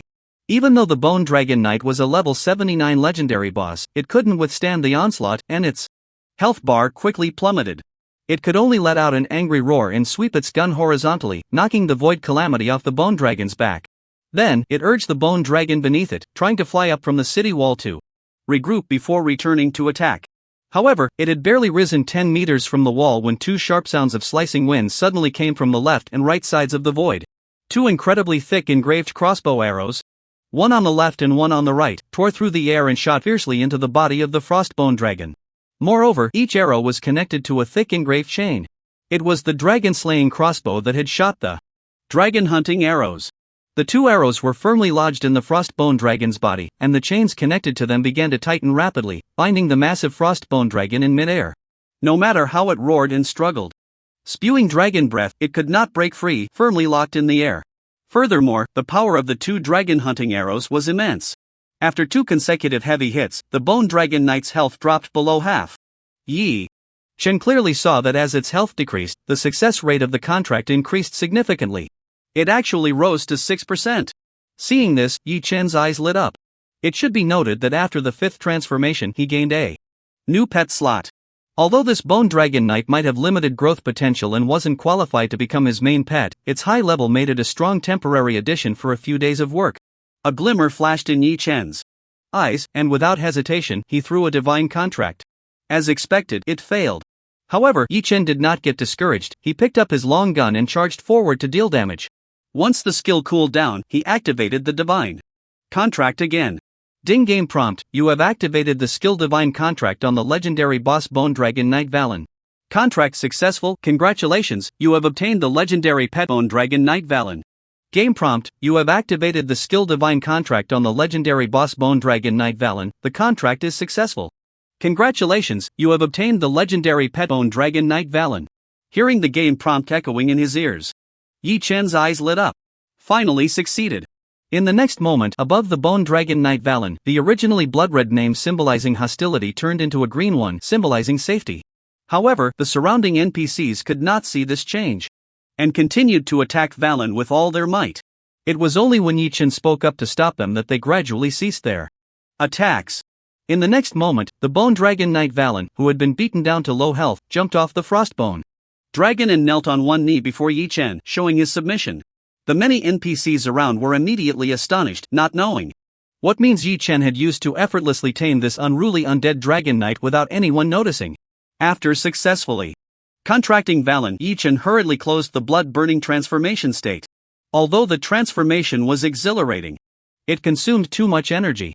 After just a short fight, he had used up 53 points of bloodline power, and he only had a total of 1,000 points. Moreover, aside from slowly accumulating over time, there was no other way to replenish it, so he had to use it sparingly. After, Yi Chen, in his capacity as Captain Mu Bingyun's personal guard, ordered everyone around to disperse and attend to their duties. He also instructed someone to remove the 2 dragon-hunting crossbow arrows lodged in the Frostbone dragon's body. At the same time, he pulled up Valen's data panel to check. Bone Dragon Knight Valen bloodline level legendary. Physique star level 9, strength star level 11, agility star level 9, spirit star level 9, skills Dragon Shadow Sky Kill S, Frost Breath A, Deadly Stab A, Frozen Spike A, Angry Dragon Charge A, Cleave B, Frost Shield Armor B. Although both are legendary pets, the growth star level of this Bone Dragon Knight Valen is only 38 points, which is a full 4 points less than the Azura War General, making the gap quite evident. However, Valen has the advantage of being a high level, originally a level 79 legendary boss. After becoming Yi Chen's pet, with the effect of the divine contract, his attributes increased by 50%, allowing him to fight against bosses just over level 80. If he utilized the Beastmaster Divine Weapon skill to merge with Yi Chen and then activated the blood-burning transformation skill effect, all attributes would increase by 100%. Just thinking about how strong his attributes could be made Yi Chen excited. So, he immediately used the Beastmaster Divine Weapon skill to see what equipment Valen could transform into. However, the result surprised Yi Chen. Mount Bone Dragon? Is a bone dragon considered a weapon? Yi Chen was slightly taken aback but quickly reacted. Logically speaking, the Dragon Knight Valen and his mount, the Bone Dragon, should be 2 independent entities. But the system had classified them as a single unit. For example, during battle, their health bars were shared, not 2 independent health bars. 4. Valen, his mount, the Bone Dragon, was originally a tool of war. It could breathe fire and kill, so how could it not be a weapon? Merging them into a single Bone Dragon through the Beastmaster Divine Weapon skill was quite reasonable. Moreover, since it was just a game, whether it was reasonable or not didn't matter. As long as it was cool and strong, that was enough. Yi Chen's eyes sparkled, and he immediately Then, he waited for the cooldown time of the Beastmaster Divine Weapon skill. Once the cooldown was over, he immediately selected Valen and activated the Beast Master Divine Weapon. Skill. As Yi Chen activated his skill, Valen and the bone dragon beneath him were instantly enveloped in a burst of skill light. Valen's body shimmered with light, transforming into a blazing, ghostly blue flame of the undead. This flame rapidly spread across every bone of the frost bone dragon, which already had a fierce and oppressive appearance, making it look even more imposing as the ghostly blue flames surrounded its entire body. A hint of satisfaction appeared in Yi Chen's eyes as he leaped onto the back of the bone dragon. He immediately felt a surge of powerful, icy energy flowing into his body. His attributes skyrocketed, becoming unprecedentedly strong. Unable to contain himself, he let out a long howl towards the sky, rummaged through his pack for a level 50 dark gold spear, grasped it in his hand, and then pulled on the dragon reins with force. The frostbone dragon let out a tremendous roar, flapping its massive wings engulfed in undead flames, and took off from the city wall. With a powerful flap of its wings, it soared into the sky and then suddenly dove down. Below, a group of harpies with women's faces were screeching as they swooped towards the Great Wall of Despair. Yi Chen controlled the frost bone dragon to dive down, thrusting his spear forward to activate the skill, Desperate Stab. Several beams of ghostly blue spear light, radiating a chilling aura, shot out from the spear tip, piercing through the swarm of monsters in an instant. Dozens of unsuspecting harpies were torn apart. These elite monsters were over level 50, incredibly troublesome for most players. Yet, before Yi Chen, they were as fragile as paper. Any attack that hit them resulted in an instant kill. Afterward, Yi Chen rode the bone dragon, diving all the way to the ground. Looking down at the countless undead army roaring and charging, it felt like watching an endless harvest of activity points and evolution values waiting to be collected. A fiery glint flashed in his eyes as he decisively controlled the frost bone dragon to unleash the skill Frost Breath. Roar! With a roar from the frost bone dragon, an incredibly dense frost blue breath spewed from its fearsome maw, shooting towards the countless monsters below. The frost bone dragon maintained its breath, flapping its massive wings and flying forward close to the ground. Wherever it passed, the terrifying breath energy shattered countless undead monsters. Only after a few seconds, when the breath ended, did it flap its wings and rise into the air. The entire process was seamless. In just a few seconds, a deep trench made of endless frost and the remains of undead monsters was left behind on the ground. Flying to a certain height in the air, it suddenly spiraled and dove down again. Yi Chen swung his spear, unleashing brilliant beams of dazzling spear light, wreaking havoc on the monsters below. This astonishing scene was witnessed by countless players participating in the event, leaving them dumbfounded, their eyes wide open. Cheers erupted from both above and below the Great Wall. Wow! Am I seeing things? That Dragon Knight riding the frost bone dragon is Wei Wuifeng? Are you kidding? Isn't his profession Beast Master? When did he become a Dragon Knight? Could it be that the bone dragon is a new pet he just caught? Now that you mention it, it does seem possible. Wow, I'm so envious. Here I am, a proud warrior class, without even a donkey mount, while he's a beast master already flying in the sky on a dragon. Is there any justice? Is there any law? Damn! Dragon breath. Plowing the ground, unstoppable, it's just too cool. Ah! I think I also have a dragon mount, even if it's not a high-tier giant dragon, just the lowest level Venom Wind Dragon. Wei Wu, I'll offer $1 billion to borrow the dragon for a ride. Countless players along the Great Wall watched as Yi Chen rode the giant dragon, soaring through the vast sky, his domineering figure wreaking havoc, and they couldn't help but feel envious. Especially many warrior-type players, their mouths watering with envy. On the platform of the 4th level corridor defense line, Li Qiunan was fiercely battling the monsters charging onto the platform with a long sword when she suddenly heard the exclamations around her. Her heart stirred, and she couldn't help but look up towards the distant sky. She saw Yi Chen spiritedly riding the frost bone dragon, flapping its wings and chasing down another severely injured frost bone dragon. Her gaze was instantly captivated, and she found it hard to look away. Nai Bai Shuezi had a dreamy expression. Her face filled with infatuation as she said, "Wow, Wei Wuifeng is so handsome, he's just my ideal type." Who says a beast master can't fight in person? Last night, he single-handedly slaughtered everywhere, defeating 4 secret teams from the official side. Today, he transformed into a dragon knight soaring through the sky. He's even more of a warrior than a warrior. The invincible sword-questioning long song from my memory is back. Ah! What should I do? Nan, I really want to marry him. Hearing her best friend's ecstatic words, Li Qiunan felt an inexplicable pang in her heart. She shot a glare at Nai Bai Shuezi and said, "You can't just say things like that. Aren't you embarrassed?" "What's there to be embarrassed about?" Nai Bai Shu as he replied. "Matter-of-factly, who wouldn't want a strong and handsome boyfriend?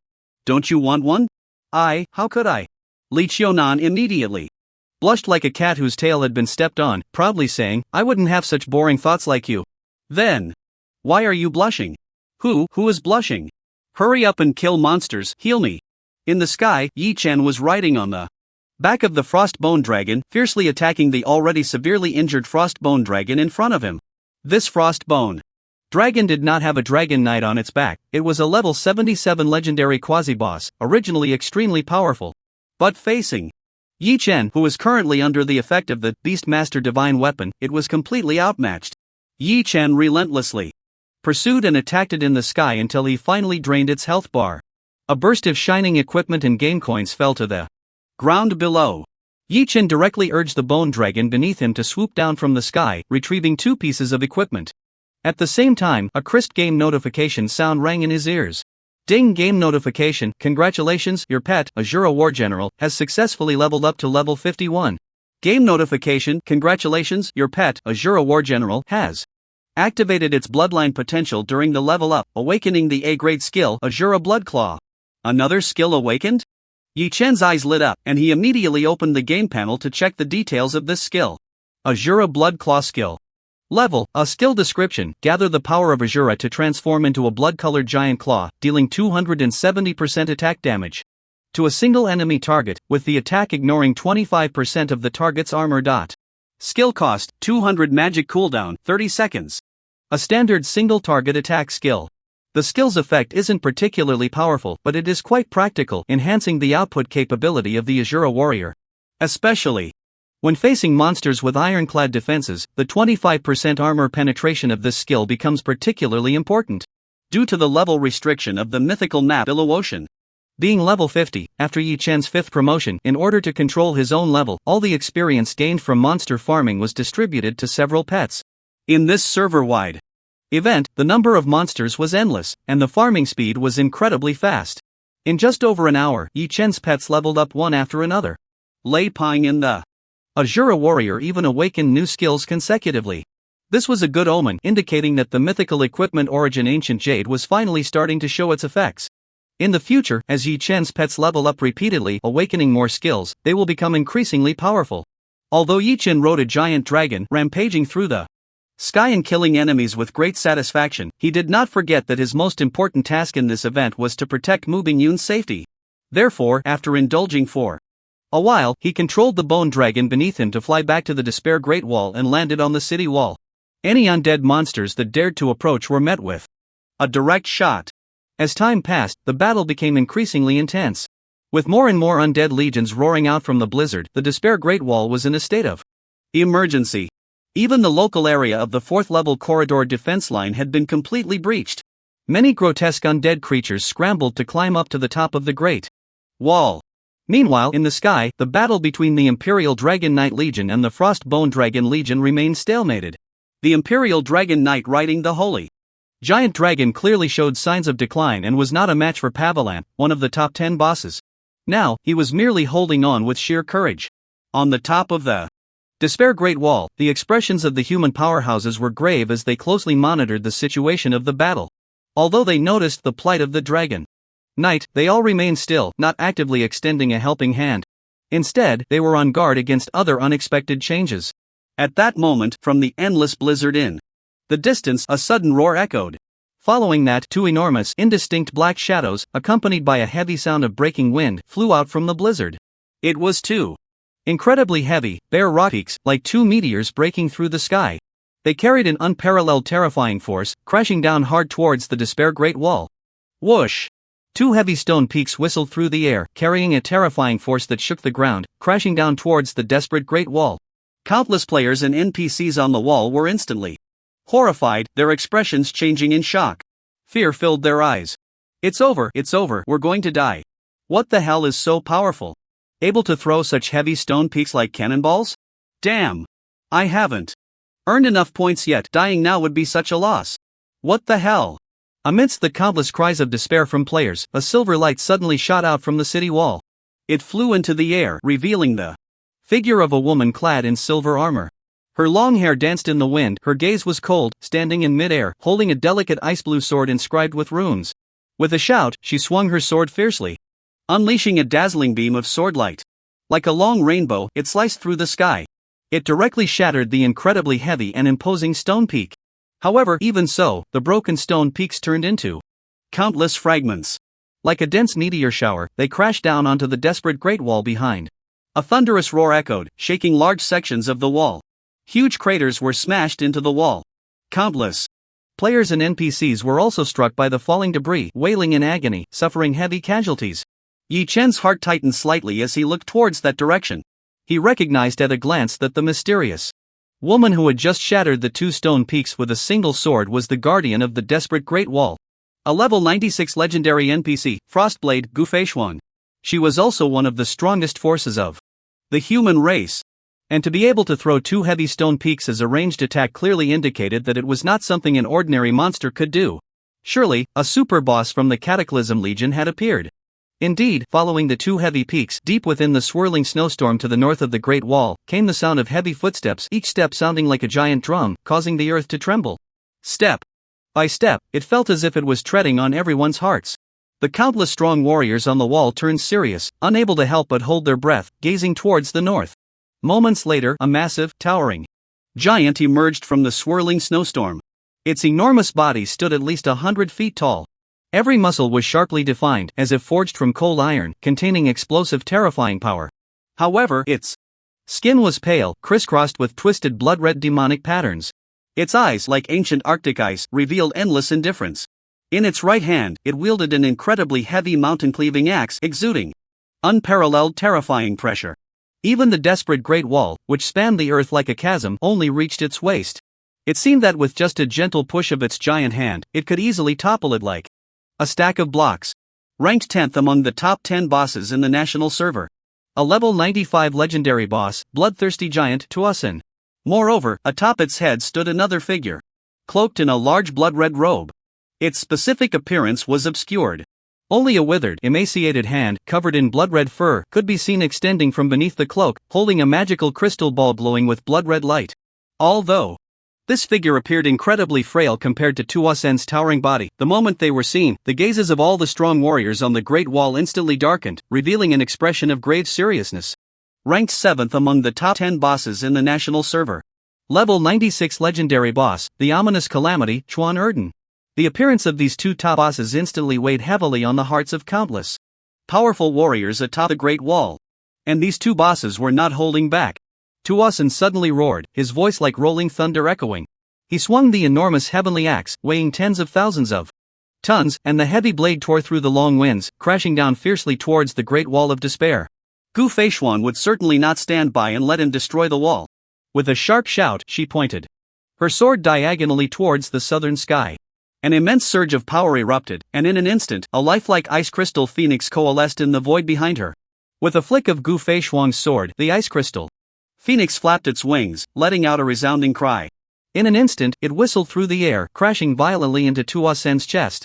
The terrifying impact shook Tuasen's massive body. His upper body was engulfed by the cold current created from the shattered ice crystal phoenix, covered in a thick layer of ice armor. On the Great Wall, several heavy cannons roared in unison, firing powerful magic crystal shells that exploded upon hitting Tuasen's chest with a thunderous sound. The overwhelming force caused Tuasen's enormous body to tremble, staggering back a few steps. At the same time, the ominous calamity Chuan Erden, standing atop Tuasen, also began to cast spells. Accompanied by a series of eerie chants emanating from beneath his cloak, the magic crystal ball in his hand, the size of a human head, slowly floated into the air, radiating a bright blood-red light. Two enormous blood-red summoning circles, each several dozen feet wide, suddenly appeared in the sky. From one of the summoning circles came an extremely sharp, piercing roar. Countless humanoid-shaped but hideously ugly demons, with sharp claws and fangs, and bat-like wings growing from their backs, rushed out in a swarm. Their eyes glowed blood-red, emitting a bloodthirsty and ferocious howl as they pounced towards the city wall. From the other summoning circle came a thunderous, earth-shattering roar.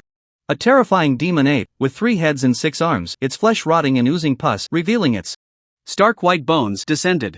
With a furious roar, it suddenly reached out and grabbed the mouth of an imperial dragon knight tightly. All 6 arms exerted force, directly tearing it apart, turning it into a rain of blood that scattered everywhere. Exuding an unparalleled ferocity, it charged towards the Great Wall of Despair. Moreover, the direction of the attack just happened to be where Mu Bingyun was located. Yi Chen's expression changed instantly, and he couldn't help but curse. What the hell? Is it really that hard to complete a quest? Are they just cranking up the difficulty to the max? Although he cursed incessantly, he could only brace himself and activate his blood-burning transformation state. He suddenly yanked on the dragon reins in his hand, urging his skeletal dragon to soar from the Great Wall and charge fiercely towards it. Boom! After Yi Chen activated the blood-burning transformation state, his body was once again enveloped in a swirling crimson flame. The ghostly blue flames of the frostbone dragon that had been swirling around it transformed into a bright red color. Its attributes surged instantly, doubling. Under Yi Chen's command, he flapped his heavy bone wings and leaped down from the city wall, activating the skill, Angry Dragon Charge. With an angry roar, the bone wings flapped vigorously, and his speed suddenly increased dramatically. Like a red meteor, he streaked through the sky in an instant, crashing into the 3-headed, 6-armed demon ape. The demon ape's body shook violently, and a symbol indicating a stunned state appeared above its head. However, although this 3-headed demon ape was merely a summon creature conjured by Chuan Erden with a random skill, it was still a level 90 genuine boss, with terrifyingly strong attributes. Even with Yi Chen and the blood-burning transformation state, there remained a significant attribute gap between them. In just 0.5 seconds, it recovered from the stun state. With an angry roar, it suddenly extended a massive claw towards the frost-bone dragon. Yi Chen vividly remembered the terrifying scene of this demon ape tearing apart a dragon rider's mount the moment it appeared. There was no way he would let it catch him. Without hesitation, he used the spirit control skill to replicate the thunder escape skill of the Thunder Rock. Then he locked onto the distant sky and activated the skill. In the next second, Yi Chen and the frostbone dragon transformed into a golden lightning bolt simultaneously. In an instant, they whizzed through the air, evading the demon ape's inevitable grasp. But Yi Chen had no time to breathe a sigh of relief. One of the demon apes had suddenly let out a furious roar. In the next moment, a chilling and overwhelming dark wind suddenly swept through the void around Yi Chen. The fierce wind was as sharp as a blade, trapping Yi Chen and the frostbone dragon within, cutting them mercilessly. Yi Chen's health bar began to plummet rapidly. In just a few seconds, it dropped by nearly a third, causing his face to turn pale with fear. If such a terrifying attack came a few more times, wouldn't he just be done for? Fortunately, there were many powerful individuals on the Great Wall, and Yi Chen was not fighting alone. After the appearances of the two bosses, Tuosin and Chuan Erden, a large group of mages dressed in luxurious magical robes appeared atop the Great Wall. They were the Star Spirit Priesthood from the Star Empire. Although this mage army was not numerous, each member was incredibly powerful, mastering special Star Spirit magic. They were the most renowned elite corps of the Star Empire, on par with the Dragon Rider Corps of the Holy Dragon Empire. After the Star Spirits appeared, they all raised their staffs and began chanting complex magical incantations. Some priests used their own magical power as a medium to open a Star Spirit gate, summoning incredibly powerful Star Spirits to join the battle. Others summoned the power of the Star Spirits, condensing it into a magnificent set of Star Spirit armor to wear, granting them unmatched combat strength as they flew into the battlefield. Some Star Spirit priests joined forces to cast forbidden magic, summoning hundreds of falling meteors from the vast sky. They crashed down into the endless horde of undead monsters below, causing the earth to rumble and resulting in massive casualties. The formidable 3-headed demon ape was struck by one of the meteors that fell from the sky. It let out a piercing scream, having one of its heads and half of its body crushed. Its long health bar instantly disappeared by a small portion. Then, it was besieged by 2 level 80+ guards and an Imperial Dragon Rider, falling into a difficult battle. While the gods were fighting, Yi Chen dared not get too close. With a tug on the reins, he once again controlled the frostbone dragon, diving down from the sky. It unleashed a violent breath of frost, shattering a large group of undead creatures climbing up the Great Wall, sending their bones crashing down. Although he couldn't defeat the level 90 superboss, he could easily sweep through these low-level ordinary monsters.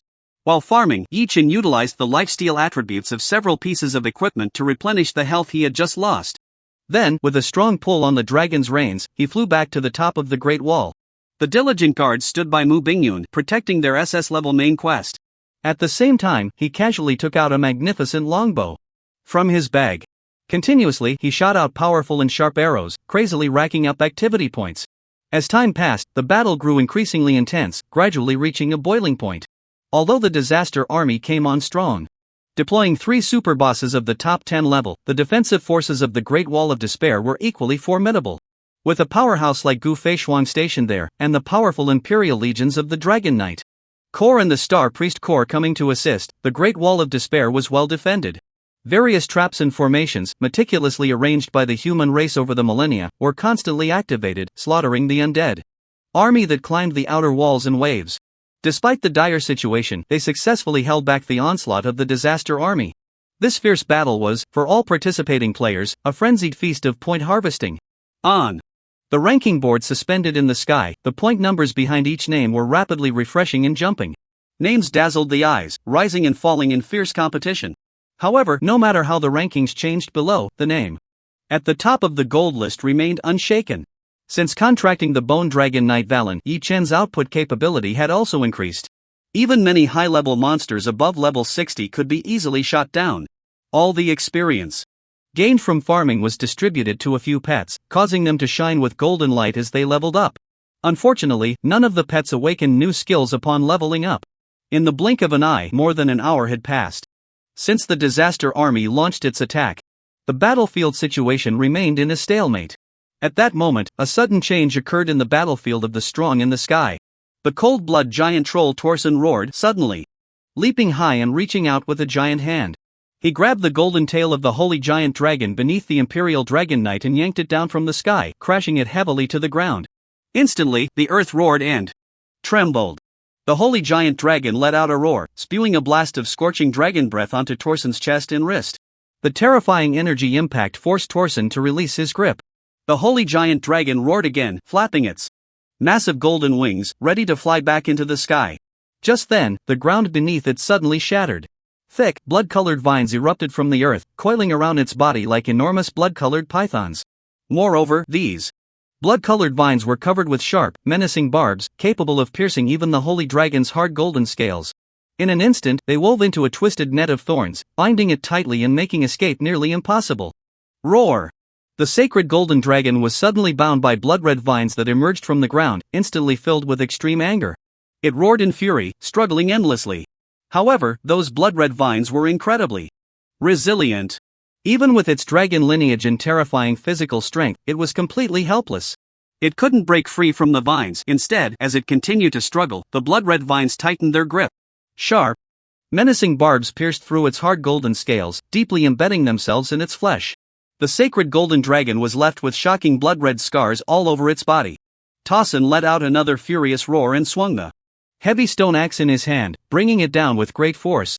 The terrifying attack power cleaved a gruesome wound into the sacred golden dragon's back, not knowing how many bones were broken inside. Torsen raised the battle axe again, preparing to deliver a fatal blow to the sacred golden dragon ensnared by the blood-red vines. At that moment, the dragon rider on the sacred golden dragon's back finally broke free from the blood-red vines. With a roar, he soared into the sky, blocking Torsen's giant axe from falling again. In the distance, Gu Feishuang, who was engaged in a desperate battle with the despairing dragon rider Pavalant, changed her expression.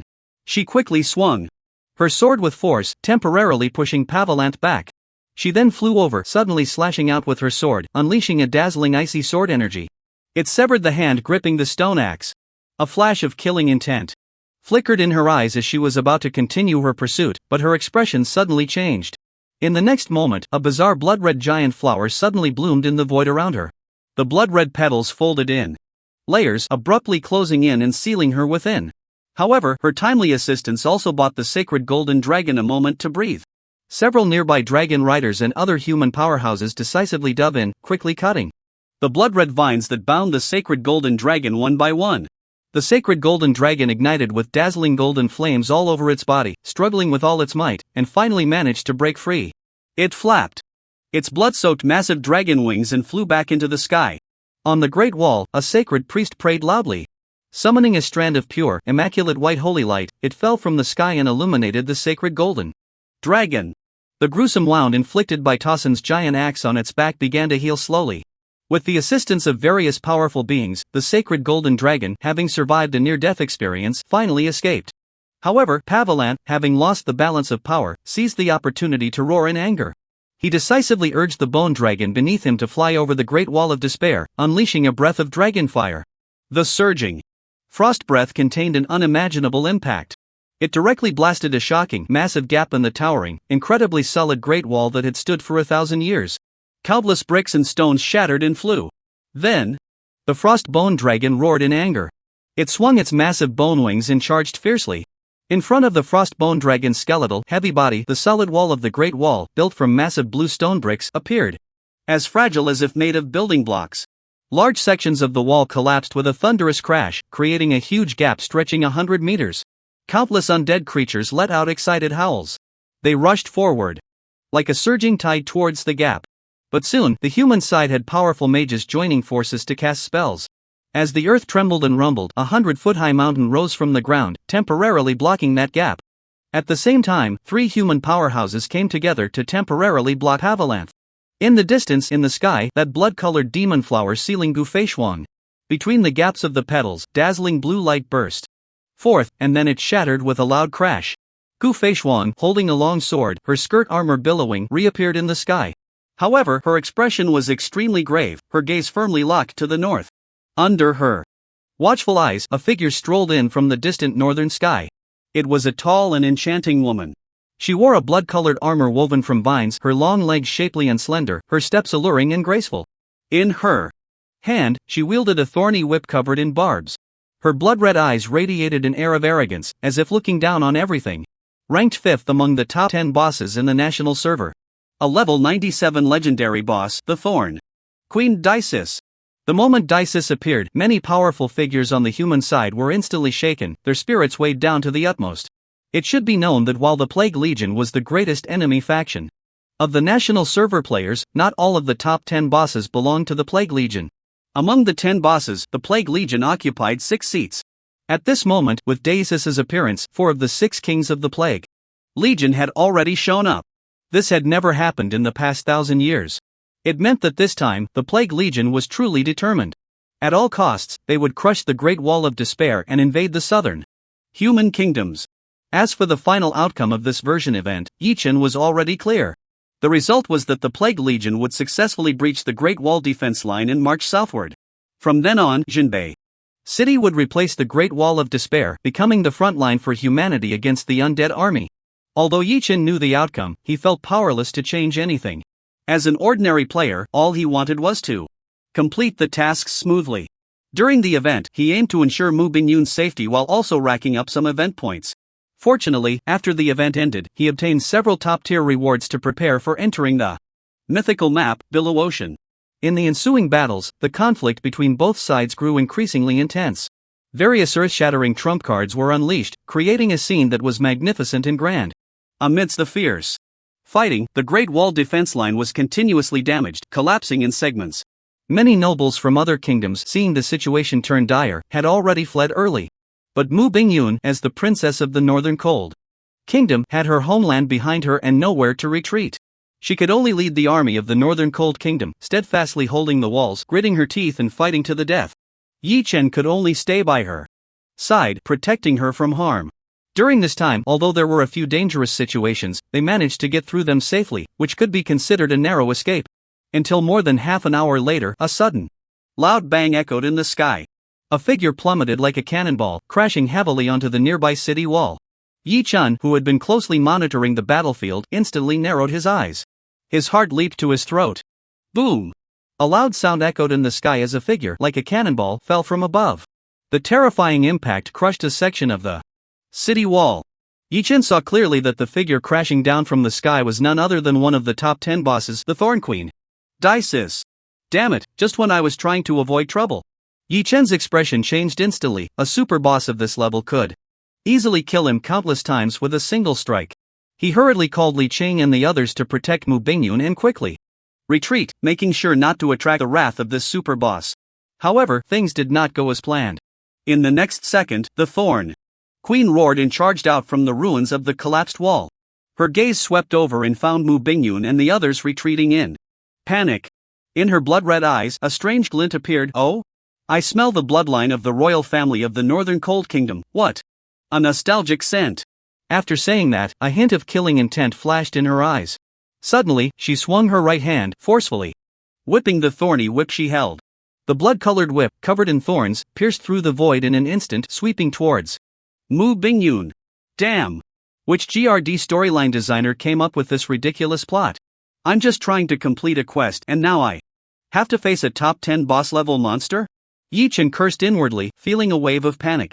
But at this point, to prevent Mu Bingyun from being killed and the mission from failing, he could only brace himself. A determined glint flashed in his eyes. He decisively activated the life chain skill, connecting himself with the Void Calamity. With a sudden pull on the dragon reins, he activated the blood-burning transformation state, urging the bone dragon to dive down. He resolutely stood between Daisis and Mu Bingyun. Boom! Daisis's blood-colored whip struck Yi Chen hard. Although it was just a casual normal attack without any skills attached, a level 97 legendary boss's casual strike possessed terrifying destructive power. Even though Yi Chen used the life chain skill to transfer most of the damage to the Void Calamity, he still couldn't withstand such a terrifying attack. The long health bar above his head instantly vanished. Together with the bone dragon beneath him, they were shattered in midair by that whip. However, Yi Chen had a mythic grade item, the Undying Disc, which granted him 10 chances to revive. The moment his health bar disappeared, the Undying Disc automatically activated. A glowing inscription on the surface of the disc dimmed. Yi Chen flashed with light and revived in full state at the same spot. Additionally, Yi Chen had previously planted a life and death seal inside the Dragon Knight Valen. Therefore, after a 2-second delay, he also revived next to Yi Chen at 50% state. Oh! Daisis let out a light exclamation, her blood-red eyes showing a hint of surprise. She was somewhat astonished that this seemingly insignificant little ant, Yi Chen, could actually revive on the spot. Interesting. Daisis's lips curled up, revealing a playful smile. She then extended a finger and pointed at Yi Chen from a distance. Instantly, a crimson plant spore appeared in the void around Yi Chen. It rapidly bloomed, transforming into an extraordinarily eerie blood-colored flower in the blink of an eye. From the center of the blood-colored flower, a twisted spike shot out, piercing through Yi Chen's chest. Normally, Yi Chen would surely be doomed, unable to escape the fate of being killed again. However, this time, the lucky Chi Tian ring he wore on his finger suddenly flashed with light. Immediately above Yi Chen's head, a large green marker jumped out, miss. At a critical moment, the Fortune Ring of Heaven activated. It was the effect of the equipment that had a 90% chance to evade a fatal attack when facing a deadly strike. Ha! Daisis's gaze sharpened. She did not expect that her attack would be dodged by such a tiny ant. Her interest in Yi Chen deepened. With a wave of her left hand, she summoned 2 more seeds in the void around Yi Chen, which grew into 2 blood-red demonic flowers. 3 demonic flowers surrounded Yi Chen, unleashing a torrential assault. Miss. 1256366. Clearly, the 90% chance of the Fortune Ring of Heaven evading fatal attacks was not an absolute probability. In cases of extreme differences in level and attributes, the actual probability would be much lower. Just helping Yi Chen evade 3 fatal damages once again led to the disappearance of his health bar. Without a doubt, it was another instant kill. This time, Daisis's gaze was fixed tightly on Yi Chen. When Yi Chen resurrected once more, a look of realization flashed in her eyes. So that's it, you little guy have quite a few secrets hidden on you. As she spoke, she extended her tongue and licked her rosy lips. A glimmer of greed flashed in her blood-red eyes as she pointed again. Suddenly, a brilliantly bright blood-red demonic flower bloomed in the void around Yi Chen. The petals rapidly closed in, about to seal him within. At the same time, Daisis raised her head. She looked at Mu Bingyun, who had already escaped 100 meters away under the protection of Li Qing and others, revealing a cold killing intent. Want to run? Not happening. After saying that, she raised her left hand towards the direction where Mu Bingyun and the others were fleeing. It seemed she was preparing to cast some skill to kill them. Yi Chen immediately panicked upon seeing this. The reason he was desperately attracting Daisis's attention was to cover Mu Bingyun's escape, right? If Mu Bingyun was killed, wouldn't he have died in vain? So Yi Chen no longer held back, a fierce glint flashing in his eyes. Relying on his status as a top player and his reaction speed far exceeding that of ordinary people, he quickly made his move. First, he activated the skill Shift Position. He swapped Mu Bingyun with the underworld envoy he had already arranged to a safe area hundreds of meters away. This way, even if Daisis's skill was successfully activated, she would not be able to kill Mu Bingyun. Then, using spirit borrowing method, he copied Lei Peng's thunder escape skill. Just before the blood-red demonic flower was about to close in, he transformed into a golden lightning bolt and flew out from the flower. Landing dozens of meters away, his eyes filled with killing intent, he coldly stared at Dices and shouted angrily, "Damn it, just because the tiger doesn't show its power, you think I'm a sick cat? Die for me." As the words fell, he took out the legendary item, Cursed Demon Jar, which he had never used since obtaining it. Targeting Dices, he confirmed the activation.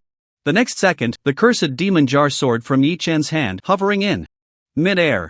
The jar trembled violently, countless inscriptions glowing on its surface, exuding an unparalleled evil aura. Suddenly, a torrent of black gas erupted from the jar's mouth. It transformed into countless hideous evil spirits and demons, their eyes shooting out a bloodthirsty glare. They let out a series of piercing howls as they fiercely charged at Dices. Roar! As Yi Chen activated the cursed demon jar. This cursed legendary item immediately unleashed a terrifying ferocity, with a chilling wind sweeping in all directions. From the small jar, thousands of grotesque evil spirits were released. The howling echoed through the heavens, exuding an overwhelming aura of madness and malevolence, charging wildly towards Dices. Even someone as powerful as Dices couldn't help but change her expression slightly at the sight of such a terrifying spectacle. With a cold snort, she swung her long whip forcefully. A rich blood-red light coiled around the whip, directly shattering the dozens of powerful evil spirits that were the first to charge, scattering them like gusts of cold wind. But more evil spirits surged forward, fearless of death. Like an unstoppable tide of darkness, they quickly surrounded Dices.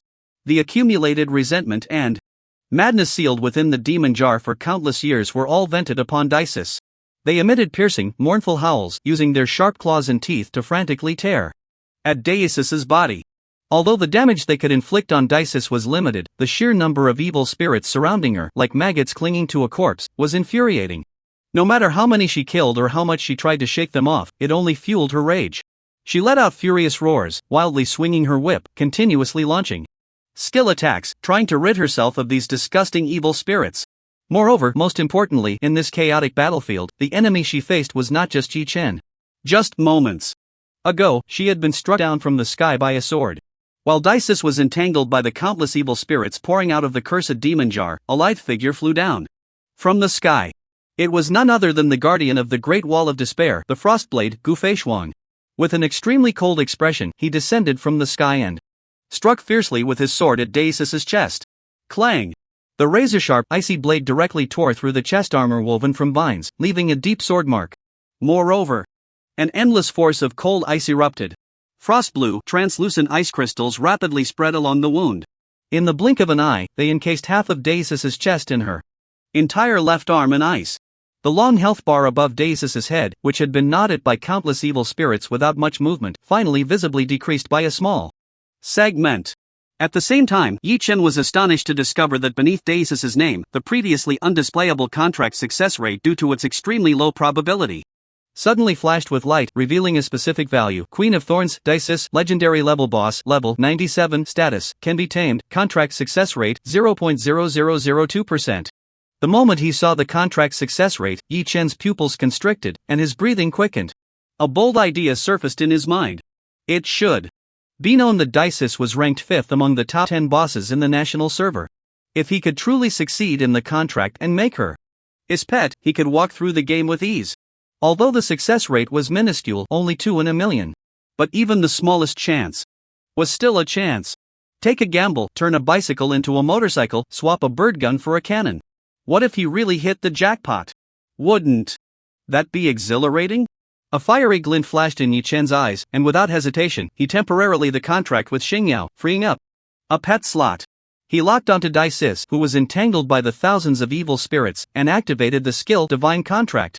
Swish! As the skill activated, a brilliant golden light appeared at Dices' forehead, attempting to outline the contract inscription of the Divine Contract. However, not even the first stroke was successfully completed before it directly scattered. The first attempt, as expected, ended in failure. Moreover, Yi Chen's attempt to sign a contract with her further enraged Dices. "You worthless, ignorant ant, what do you want?" Dices glared at Yi Chen, her crimson eyes seemingly boiling with rage. Suddenly, she lashed out with her whip, striking fiercely at Yi Chen. Miss. Didn't hit. He. At the critical moment, the life-saving effect of the fortune ring activated again, helping Yi Chen evade a fatal blow. Yi Chen laughed heartily, standing his ground, not even bothering to dodge. For a super boss of this level, the attack range often extends hundreds of meters. Moreover, under the absolute disparity in attributes, all game maneuvers are meaningless. Even if he dodged, it would be pointless. It was better to stand firm and confront her head-on. With the support of the fortune ring and the undying law disc, Yi Chen effectively had dozens of lives. Even if he stood still and let her attack, it would be enough for her to kill him for half a day. Besides, Yi Chen was not fighting alone. In the next second, Gu Feishuang charged in again with her sword. Her body leaped high into the air, fingers forming a sword seal, raising the sword before her, unleashing an endless surge of power.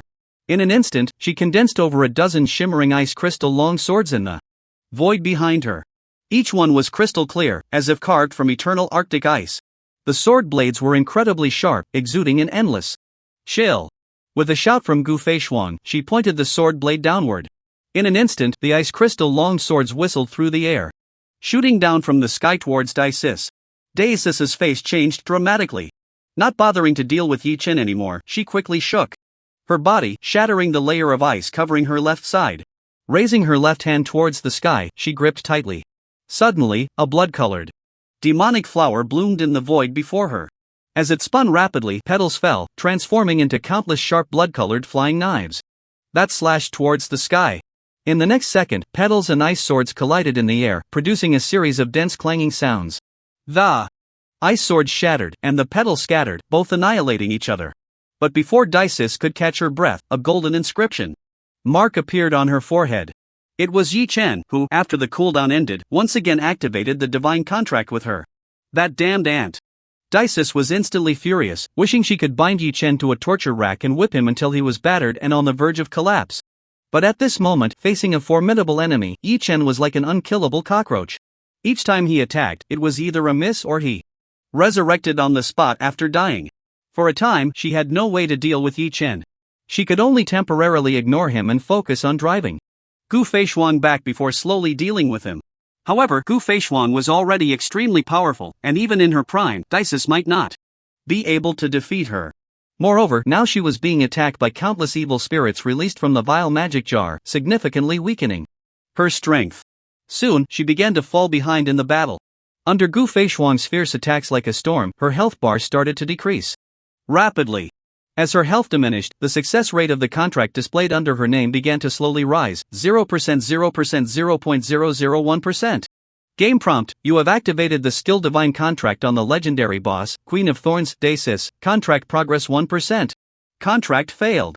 The harsh game prompt sound rang in his ears. After countless attempts to contract Daisis, he still ended in failure.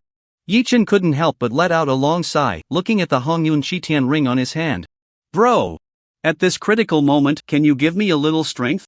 Whether we can swap a bird gun for a cannon depends entirely on you. At this moment, it had been over 10 minutes since Gu Feishuang and Daisis began their fierce battle. The large sections of the city wall within a radius of hundreds of meters had long since collapsed under the earth-shattering aftermath of the two powerful beings' battle, turning into a scene of devastation and ruin. During this time, Daisis had attempted to escape several times. But each time, she was entangled by the evil spirits rushing out of the wicked demon jar and blocked by Gu Feishuang's sword energy. Under the relentless attacks from Gu Feishuang and countless evil spirits, her health bar continued to drop. At this moment, it had even fallen below half health. Feeling the threat of death, Daisis instantly fell into madness. In her crimson eyes, strands of blood-red light shot out as she roared in fury, Gu Feishuang. Accept reality. The Great Wall of Despair has been breached, and no power can withstand the advance of the Disaster Legion. If you continue to stubbornly resist, there will only be a dead end. As her voice fell, she suddenly let out a roar, and a rich blood-red light burst forth from her body. In the blink of an eye, her true form was revealed. It was a massive blood-red demon vine. The thick, blood-red tendrils, covered in vicious barbs, writhed in the sky like giant blood-colored pythons. In the center of the vine, a stunningly beautiful blood-red demon flower bloomed. Daisis's body appeared at the center of the flower's core. The lower half of her body merged with the blood-red demon vine, while the upper half retained its human form. Looking at Gu Feishuang, who was soaring in the air, she suddenly raised her hands with great force.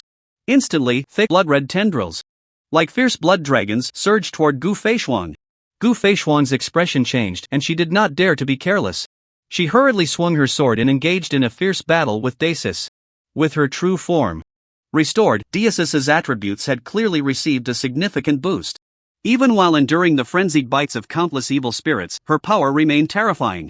The thick blood-red thorns howled and swept through the air. Subtly, there was even a trend of pushing Gu Feishuang into a disadvantage. However, after manifesting her blood vine form, there was also a huge drawback for her. Her size was too large, and being rooted to the ground made her immobile. In this chaotic battlefield, she was almost no different from a living target. Soon, she attracted the special attention of other human powerhouses. A star priest from the Star Empire raised his staff high and chanted an incredibly complex magic spell. In the next second, 9 brilliantly shining stars appeared in the sky. Their light converged, forming a massive star bow that spanned the heavens. The bowstring was slowly pulled back, and endless starlight gathered, condensing into a dazzling star arrow. It emitted a terrifying pressure that shook the heavens and the earth. Transforming into a silver streak, it shot down from the vast sky like a thunderbolt. Daesis had no way to evade.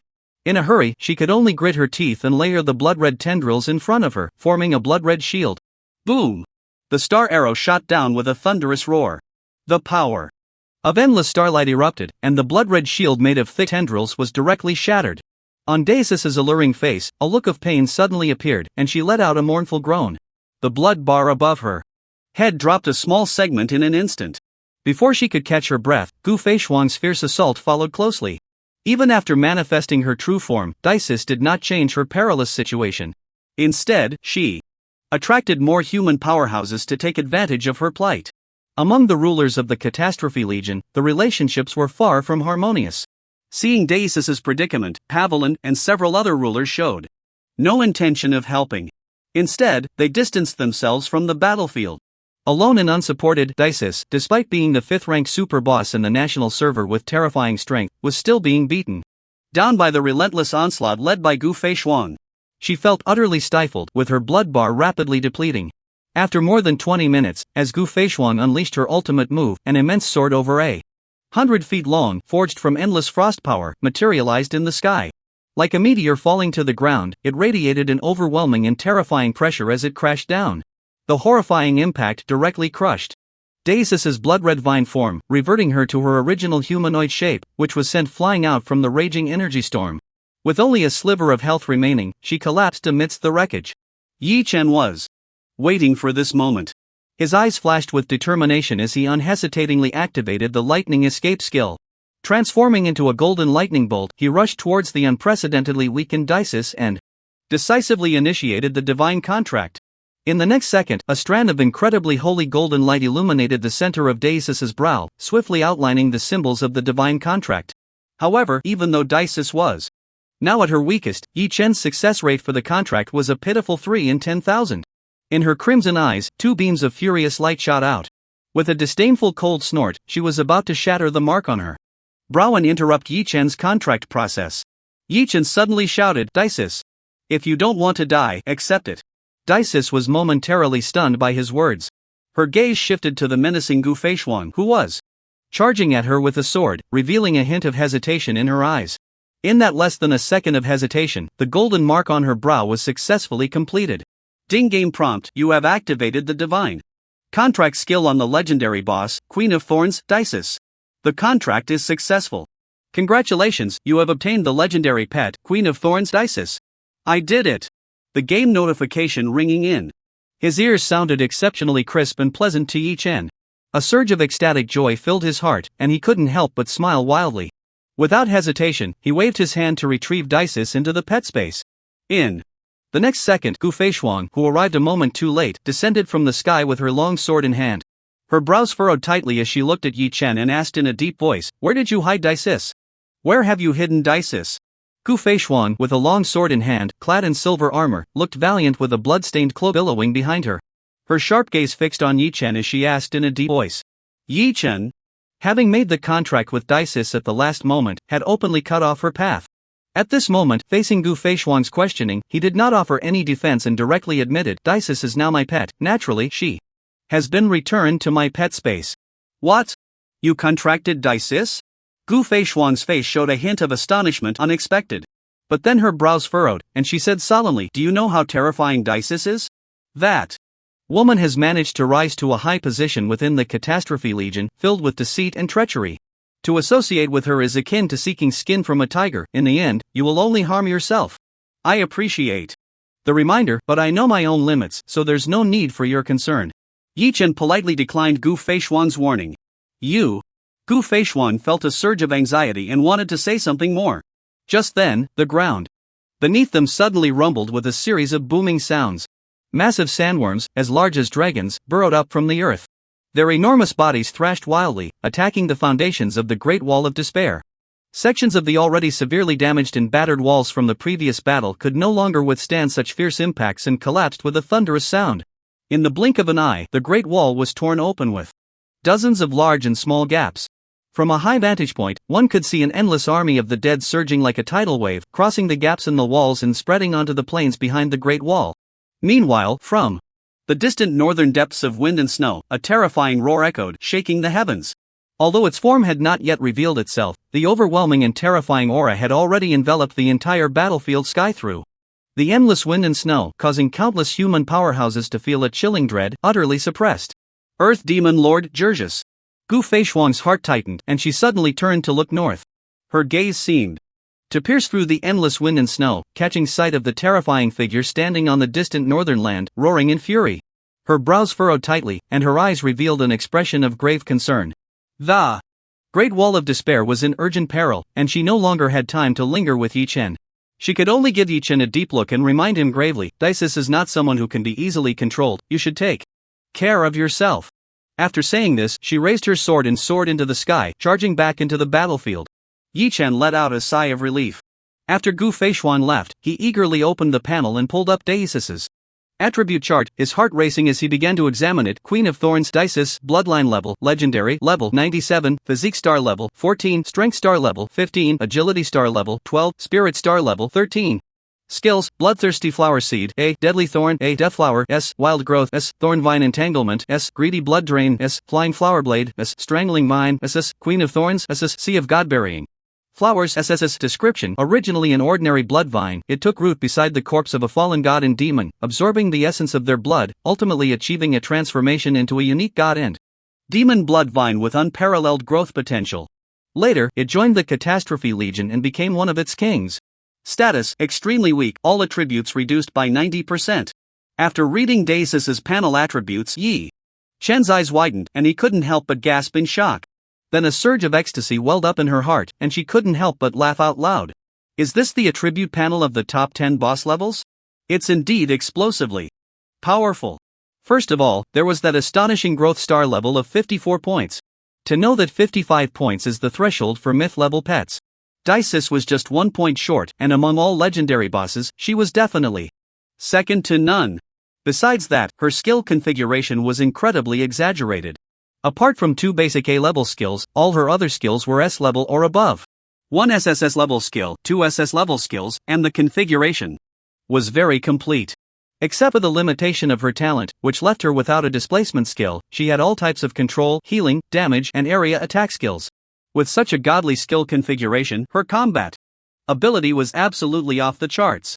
If it weren't for the fact that today in the chaotic battle, she was besieged by many powerful beings from the human side, and there were even rumors of the cursed item, Evil Demon Jar, releasing evil spirits that entangled her madly, this formidable Thorn Queen would not have fallen so easily. However, due to the fierce battle just now, she had suffered serious injuries and was temporarily in a weakened state.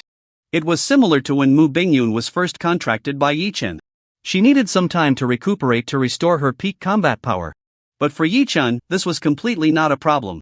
After all, she was already in his hands. So he wasn't afraid of waiting a day or two. Moreover, with Dices' extremely high level and powerful attributes, even in a weakened state, she was still incredibly fierce compared to Yi Chen's other pets. Regardless of how the final outcome of this game event turned out, at least for Yi Chen, being able to capture a legendary boss of the top 10 boss level as a pet was already a great success. As the battle between Gu Feishuan and Dices came to an end, a large number of undead monsters soon surged onto the ruins of the broken city wall. Like a raging tide, they charged towards Yi Chen, among which were some high-level undead bosses. Yi Chen's heart tightened, and he immediately used a shift position skill to swap places with Lei Pang. In an instant, he arrived hundreds of meters away next to Mu Bingyun, who was well protected. Previously, the battle scene between Gu Feishuang and Dices was earth-shattering. Yi Chen had been lingering at the edge of their battlefield, which made Mu Bingyun very worried. At this moment, seeing Yi Chen return safely, a huge stone fell from her heart. She revealed a heartfelt smile. Like a little cat attached to its owner, unconsciously leaning against Yi Chen. At the same time, a loud system notification finally echoed in the sky. Ding server announcement, the Disaster Legion has come in full force. With great momentum. After a series of bloody battles, the last fortress has finally fallen and the Disaster Catastrophe event is declared over. Event rewards have been distributed, please check. Server announcement. Congratulations to player Wei Wuifeng for his bravery in killing enemies during this event, earning 1.27 million event points, and receiving the MVP title for this event. Rewards, Luck plus 5, Reputation plus 70,000, Mystic Gem, Legendary. With the resounding game bell echoing in the sky, the grand, epic-scale server-wide event finally came to a complete end. Many players along the Great Wall quickly retreated from the battlefield, searching for a place to return to the city. They feared that if they delayed, they would be overwhelmed by endless hordes of monsters, and losing levels would be a huge loss. However, the NPC legions found it much harder to retreat. Mu Bingyun, as the third princess of the Northern Cold Kingdom, took on a heavy responsibility at this critical moment. She personally commanded 2 legions to hold the rear, intercepting the undead army and covering the retreat of other legions from the battlefield. She exerted all her efforts to preserve more living forces for the Northern Cold Kingdom to resist the impending storm. Yi Chen stayed close by Mu Bingyun's side, completing his main quest. He also took the opportunity to open his bag and check the rewards he had just received from the event. First, there was the MVP reward issued by the system, a legendary item, Mystic Gem. It was a crystal-clear blue gem, shaped like an egg, smooth and glossy. Inside the gem were mysterious golden runes, shimmering like stars, as if containing immense magical energy. Mystic Gem item level, Legendary Effect 1, restores 5% of lost mana per second. Effect 2, when casting skills, there is a 20% chance to double cast. Effect 3, when casting skills, there is a 20% chance to reset skill cooldowns. Item description: endless ages ago, a legendary emperor poured the entire power of the empire into creating 7 legendary artifacts over 1,000 years. It is said that when the 7 artifacts are combined, their power can rival that of divine artifacts. The Mystic Gem is one of them, and after refining it, one can master the power of mysticism, possessing incredibly powerful magical abilities. Oh, it's actually an item from the same series as the Eye of Truth.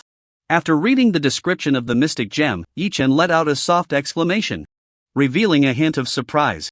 However, Yi Chen already knew that the game Miracle had a hidden rule. That is, high-level equipment and items from the same series have a mutual attraction characteristic. If one obtains one of them first, the probability of obtaining other items from the same series in future events, quests, or boss drops would greatly increase. Clearly, this time he triggered this hidden rule, which granted him this Mystic Gem. As a special item of legendary quality, the effects of this Mystic Gem could definitely be described as explosive. The first effect, restoring 5% of lost mana per second, could significantly enhance Yi Chen's combat endurance. It would prevent the awkward situation of suddenly running out of mana in the middle of a fight and being unable to cast skills. The latter 2 equipment effects were even more powerful. One allowed for double casting, effectively doubling the skill's effects. The other could reset the skill's cooldown time. Although the probability was not very high, only 20%, let's not forget that Yi Chen also had the Lucky Heaven Ring. In actual combat, the triggering probability of these 2 equipment effects would definitely far exceed 20%. It was enough to instantly boost Yi Chen's output capability significantly. Yi Chen felt a surge of happiness and couldn't wait to equip a Mystic Gem. Like the Eye of Truth, the Mystic Gem was not a conventional piece of equipment but a special buff item that did not occupy an equipment slot. As Yi Chen activated it, it slowly rose into the air, transforming into strands of blue light that seeped into his forehead. Ultimately, a faintly visible inscription mark formed in the center of his brow. It flickered a few times before disappearing. Yi Chen glanced at his skill bar. The Beast Avatar skill had just finished cooling down. Then he directly locked onto the Dragon Knight Valen and activated the skill. Ding game prompt, you have activated the skill. Beast Avatar, on your pet, Bone Dragon Knight Valen, successfully condensing a magical avatar that possesses 70% of the original's attributes and all skills. Game prompt: your casting this time has successfully triggered the effect of the arcane gem, and the cooldown time has been reset. Triggering the effect on the first skill release, not bad. Yi Chen felt a surge of joy in his heart, still locking onto Valen. And activated Beast Avatar once more. Ding. Game prompt: you have activated the skill Beast Avatar on your pet, Bone Dragon. Knight Valen, successfully condensing a magical avatar that possesses 70% of the original's attributes and all skills. Game prompt: your casting this time has successfully triggered the effect of the arcane gem, summoning an additional magical avatar. With 2 consecutive game prompts, 2 more magical avatars of the Bone Dragon Knight coalesced in the sky. In the blink of an eye, the Bone Dragon Knights surrounding Yi Chen transformed from 1 into 4. It seems that the power limit of this item is extremely high. Theoretically, if luck is good enough, I can continuously trigger the cooldown reset effect and keep casting spells without stopping. The combined power is so great that many myth-level items might not compare. However, this effect is too unstable, which is why its rating is only legendary. But under the luck enhancement of the fortune ring, its actual effect in my hands is comparable to genuine myth-level items. Yi Chen's eyes sparkled as he murmured, feeling very satisfied with the arcane gem reward. He kept Valen's main body by his side to protect Mu Bingyun.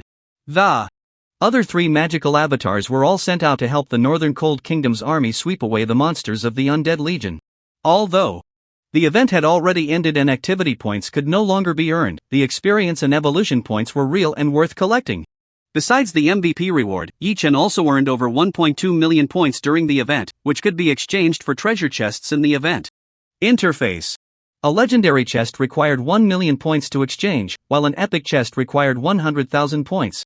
Yi Chen directly spent all 1.17 million points in one go.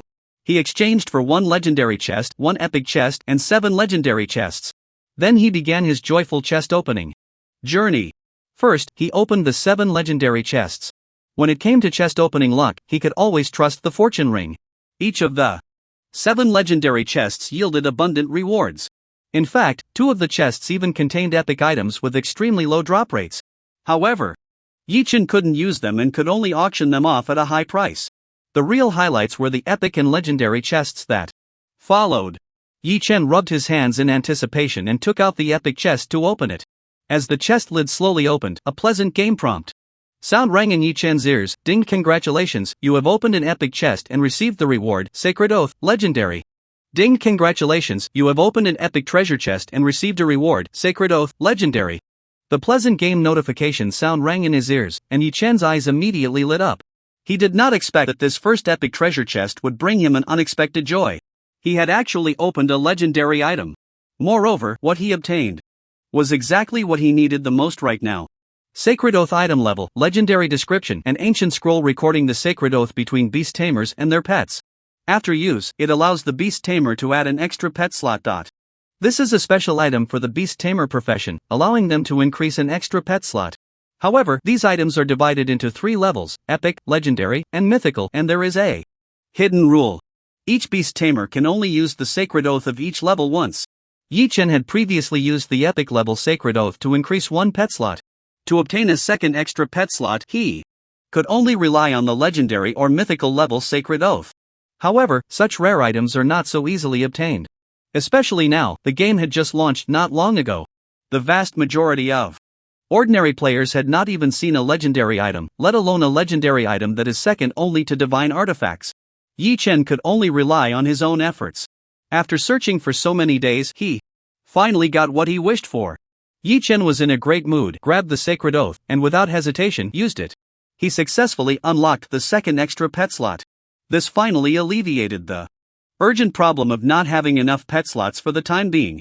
He immediately called Xingyao to his side and re-established the divine contract with her. In the past few days, whenever Yi Chen encountered a situation where he didn't have enough pet slots, he would temporarily interact with Xingyao to release a pet slot, repeating this several times. Although Xingyao didn't say anything, her gaze towards Yi Chen was filled with resentment. It was as if she were a little wife toyed with by a scoundrel, abandoned after being played with. That aggrieved little look made Yi Chen feel a bit guilty. He quickly laughed and patted Xingyao's shoulder, saying, "Don't be angry, the reason I always choose to dissolve the contract with you is because I trust you, right? Among all my pets, you are the one I trust the most." After thinking carefully, Xingyao felt that Yi Chen's words made sense. Hearing Yi Chen personally admit that she was the most trusted pet, the resentment in her eyes was instantly swept away, and the corners of her mouth couldn't help but slightly rise. Seeing this, Yi Chen immediately seized the opportunity, clenched his right fist and extended it towards Xingyao, smiling as he said, "I'm going to open a legendary treasure chest now. Good Xingyao, come help your master blow some fairy breath and lend me your good luck." Looking at Yi Chen's fist extended in front of her, Xingyao's snow-white delicate face immediately flushed slightly. But she obediently pouted her little mouth and slowly blew out a breath of warm air. "Very good, let's see what's in this treasure chest." Yi Chen laughed heartily, extended his palm, and slowly opened the legendary treasure chest that was floating in the air. As the lid of the chest slowly opened, Xingyao's beautiful eyes widened, and she couldn't help but hold her breath, showing a look of nervous anticipation. It seemed she was afraid that her earlier breath of luck hadn't brought Yi Chen good fortune, but instead had opened something bad. "Ding! Congratulations, you have opened a legendary treasure chest and received a reward, Secret Record of Divine Mechanisms, Legendary." With a pleasant game notification, an item flew out of the treasure chest. It was a thick book with an ancient cover. It quietly floated in the air, emitting bursts of purple light. "Secret Record of Divine Mechanisms, what is this?" Yi Chen was slightly taken aback and immediately grabbed the book to check its specific attributes. Secret Record of Divine Mechanisms. Item rarity, legendary item description. Thousands of years ago, a master of mechanisms, proficient in the secret arts of machinery, devoted his entire life to compiling this precious tome, which records the forging blueprints of 36 siege weapons and 72 defensive devices. It is a treasure that countless kings throughout history have yearned for. So it's a set of mechanism forging blueprints. After reading the item description, Yi Chen finally understood what this secret record of divine mechanisms was. Since this special tome could be rated as legendary, the 108 types of mechanical devices it contained must be incredibly powerful. It was just right for upgrading the defenses of the Sky City, turning the skilled territory into an impregnable aerial fortress. This secret tome is extremely precious. It seems that your borrowing of that bit of celestial energy really worked. Yi Chen winked at Xingyao and smiled. "And no, it's all because of your good luck, master. I'm off to hunt monsters," Xingyao said, her eyes darting away as she hurried to the side to grind monsters. However, the slight upward curve of her lips clearly revealed that Yi Chen's praise made her very happy. Even her attack speed seemed to have increased a bit. At this moment, most of the remaining main forces of the Northern Cold Kingdom finally withdrew from the Great Wall defense line. Mu Bingyun could finally breathe a sigh of relief and came to Yi Chen's side alone. Seeing the tired expression on her face, Yi Chen felt a pang of sympathy and gently said, "You've worked hard, you must be exhausted. I am the third princess of the kingdom, it's only right to be a little tired at such a time." Mu Bingyun shook her head. After her words fell, she suddenly looked at Yi Chen with a sour tone and said, "I think I just heard someone say that Xingyao is your most trusted pet." Hearing Mu Bingyun's sour tone, Yi Chen was momentarily speechless, realizing he had been too careless. He hadn't expected her to overhear that. However, Yi Chen was not flustered at all and offered no explanation. He simply reached out a large hand and gave Mu Bingyun a firm slap on the backside. Smack! With a crisp sound, Mu Bingyun's delicate body trembled, and a sharp pain shot through her rear. Her pretty face immediately flushed red, and she quickly turned to look around, relieved to see no one had noticed. Then, Yi Chen's domineering voice rang in her ears, "That's right, I'm the one who's most worried about you, afraid you'd run away after the contract is dissolved. Let me tell you, you are destined to belong to me for life, you can't escape from my grasp." Yi Chen's two sentences held great significance. Although the literal meaning was that he did not have absolute trust in Mu Bingyun like he did with Xingyao, his tone conveyed another implication to Mu Bingyun. It told her that her position in his heart was the most important among all his pets. He would never dissolve the contract with her because he wouldn't risk losing her for even a moment. With Mu Bingyun's intelligence, how could she not catch the hint in Yi Chen's words? The fiery pain on her backside, combined with Yi Chen's domineering words, made her heart flutter and a hint of confusion appeared in her eyes. She leaned closer to Yi Chen and whispered softly, "Then Bingyun will forever be the most loyal pet to master." Well played. Yi Chen's lips curled slightly, silently giving himself a thumbs up for his quick wit.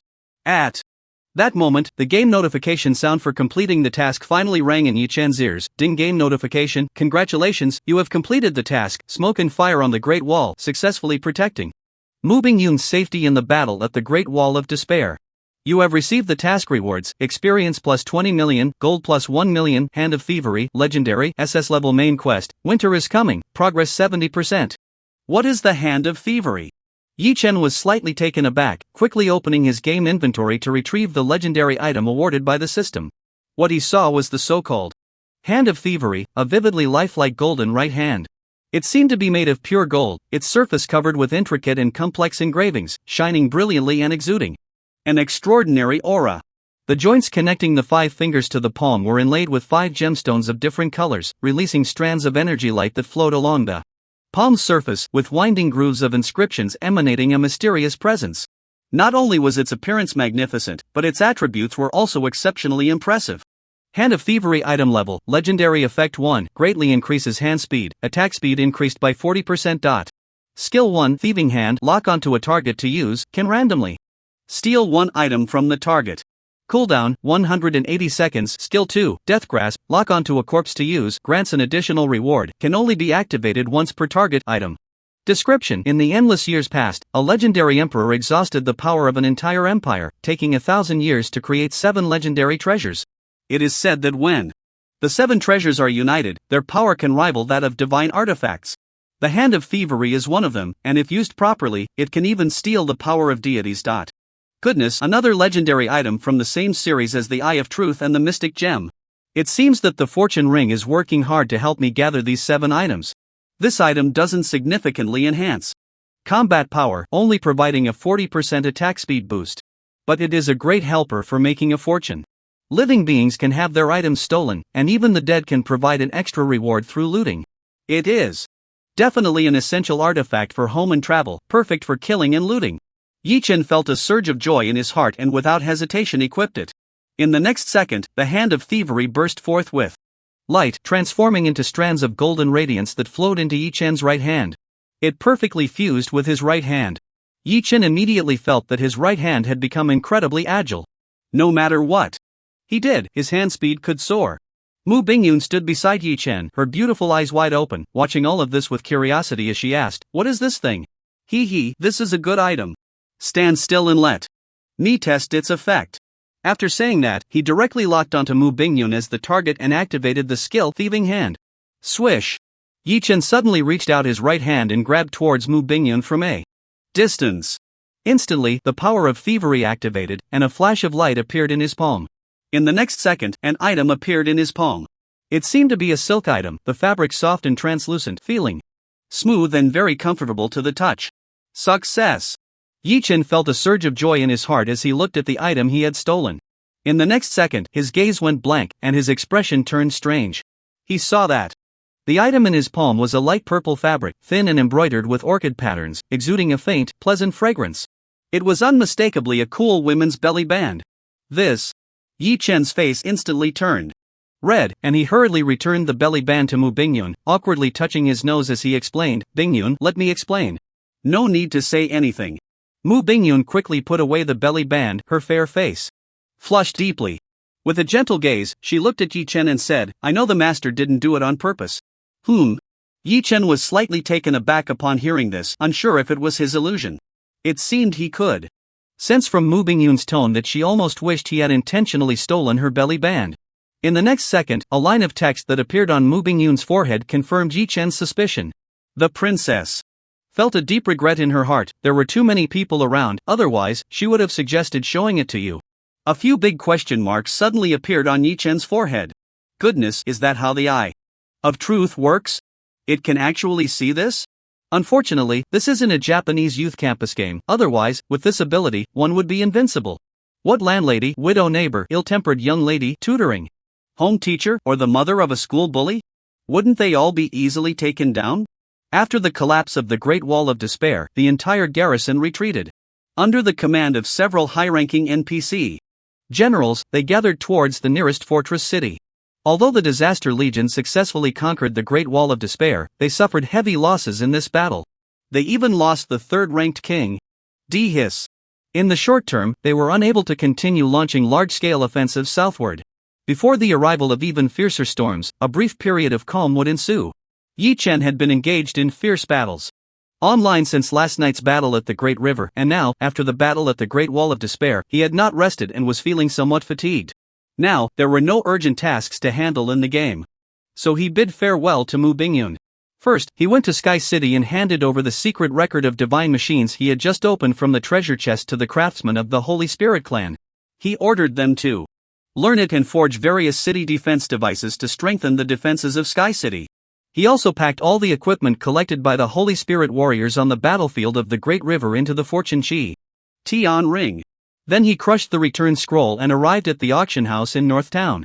He selected all the equipment and items he didn't need and listed them with one click.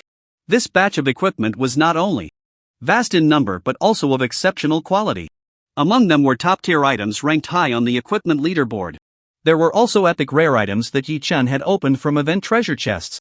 The moment Yi Chen listed them, the entire national server echoed with continuous auction announcements. The announcements came one after another. Each item of astonishing value drew the attention and envy of players across the national server. Many gaming groups quickly gathered funds, preparing to make purchases. Yi Chen, however, paid no mind to these. After listing everything, he directly logged off to rest. He slept until after 10 p.m. finally, feeling refreshed and logged back in. Upon logging in, he immediately received a game notification. Half of the items he had listed in the auction house before logging off had already sold, netting him a total of 37.32 million gold coins after deducting auction fees. For an ordinary player, this would be an unimaginably huge sum. But for Yi Chen, it was far from enough. Not to mention, just to fully withdraw the level 5 territory Sky City into the real world, he needed a full 100 million gold coins. It can only be said that the road to making money is long and arduous, and he must continue to work hard. This time online, Yi Chen's most important goal was to explore the level 50 mythic map Billow Ocean. However, before officially entering Billow Ocean, there was one important thing to do. He needed to train the newly acquired pet Queen Thorn Dehis. Because there are many hidden rules in the game Divine Miracle. For example, the Beast Master profession does not explicitly state that a pet's level must be lower than that of its master. However, if it exceeds too much, there is a risk of losing control, or even forcibly breaking the contract and backfiring on the master. Although Yi Chen's Divine Beast Master profession is the only hidden profession, the contract effect of the Divine Beast contract far exceeds that of a normal Beast Master contract. But Daisis is after all a super boss at the top 10 boss level, and her level far exceeds that of her master. Yi Chen couldn't help but feel a bit uneasy, wondering if he could truly gain complete control over this powerful woman who embodied both danger and strength. After arriving at a remote training ground in the wilderness, Yi Chen waved his hand and summoned Daisis.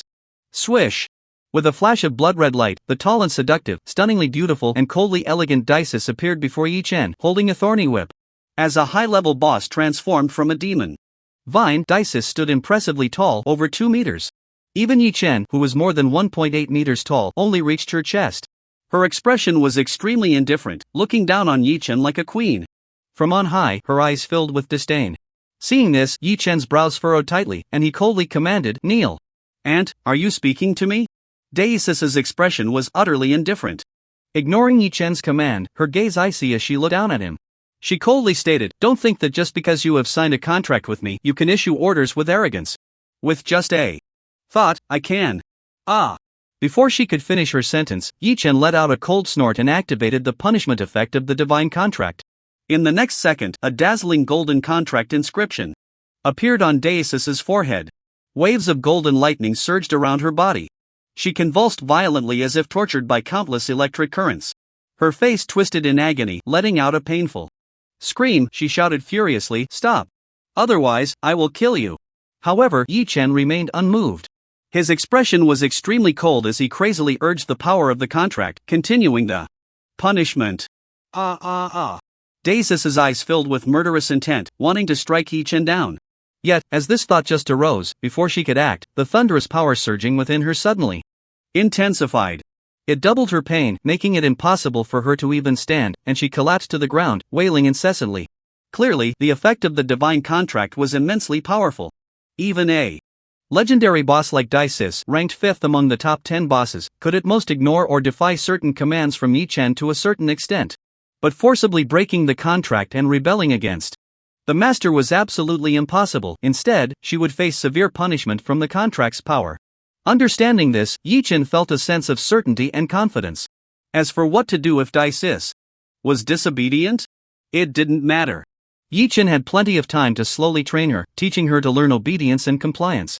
The wilder the untamed horse, the more interesting it would be to tame it, and the greater the sense of achievement. Dices was being punished madly by Yi Chen's contract power. Her screams were heart-wrenching. The Supreme King of the Disaster Legion, a legendary powerhouse ranked 5th among the top 10 bosses, was now lying on the ground without any dignity, convulsing all over, rolling back and forth in pain. Finally, unable to endure any longer, she trembled and knelt before Yi Chen, grabbing his battle boots with her hands, begging humbly, "Master, I know I was wrong. Please, spare me. I swear, from now on, I will be the most loyal servant to the master, never defying your orders. Please, spare this servant." However, in the face of Daces's pleas, Yi Chen remained unmoved. Instead, he intensified the punishment, until finally, in excruciating pain, Dices was on the brink of death, convulsing and rolling her eyes back, almost out of strength to scream, before he finally stopped. He kicked Daces's limp body and coldly asked, "Do you now know your identity?" Dices, completely drained of strength, did not respond immediately to Yi Chen's question. Yi Chen let out a cold snort, a glimmer of ruthlessness flashing in his eyes. The next moment, a scream of unimaginable pain echoed throughout the forest once again, only stopping after a long while. This time, there was no need for Yi Chen to ask. Dices directly dragged her weakened body to the ground, trembling. As she said, "This servant understands her identity now. From now on, I will absolutely obey the master's commands and am willing to do anything for the master." Her tone was as humble as it could be, completely devoid of the initial arrogance. However, Yi Chen possessed the eye of truth. The moment he locked eyes with Dices, he directly saw a striking prompt above her head: "She is only superficially submitting to you. In reality, she remains proud at heart, secretly plotting a rebellion." As expected, he knew that a boss of this caliber would not be so easily subdued. Yi Chen thought to himself that this outcome had long been anticipated. He never expected that just this punishment would completely subdue Dices. As long as she understood the severity of the situation and her body obeyed, that would be enough. As for conquering her spirit, that could be done gradually in the future. "Get up," Yi Chen said, then called up Daces's attribute panel. After more than 10 hours of rest, he found that her weakened state had not completely lifted, but she had mostly recovered, with only 20% of the attribute reduction effect remaining. He estimated that in another hour or two, she would fully recover. This level of weakening was not as much as the attribute bonuses from the divine contract and would not affect Daces's combat power at all. Moreover, although Billow-Ocean was a mythological map, its map level was only 50. Even the strongest monsters within would ultimately have their limits. Therefore, Yi Chen did not waste any time. He directly summoned a flash of light from his palm, taking out the ancient token he obtained after clearing the sky tower and activating it. The ancient token trembled and flew from Yi Chen's palm, floating in midair. A beam of blue light shot out from the surface of the token, enveloping Yi Chen's figure, and in a flash, he disappeared.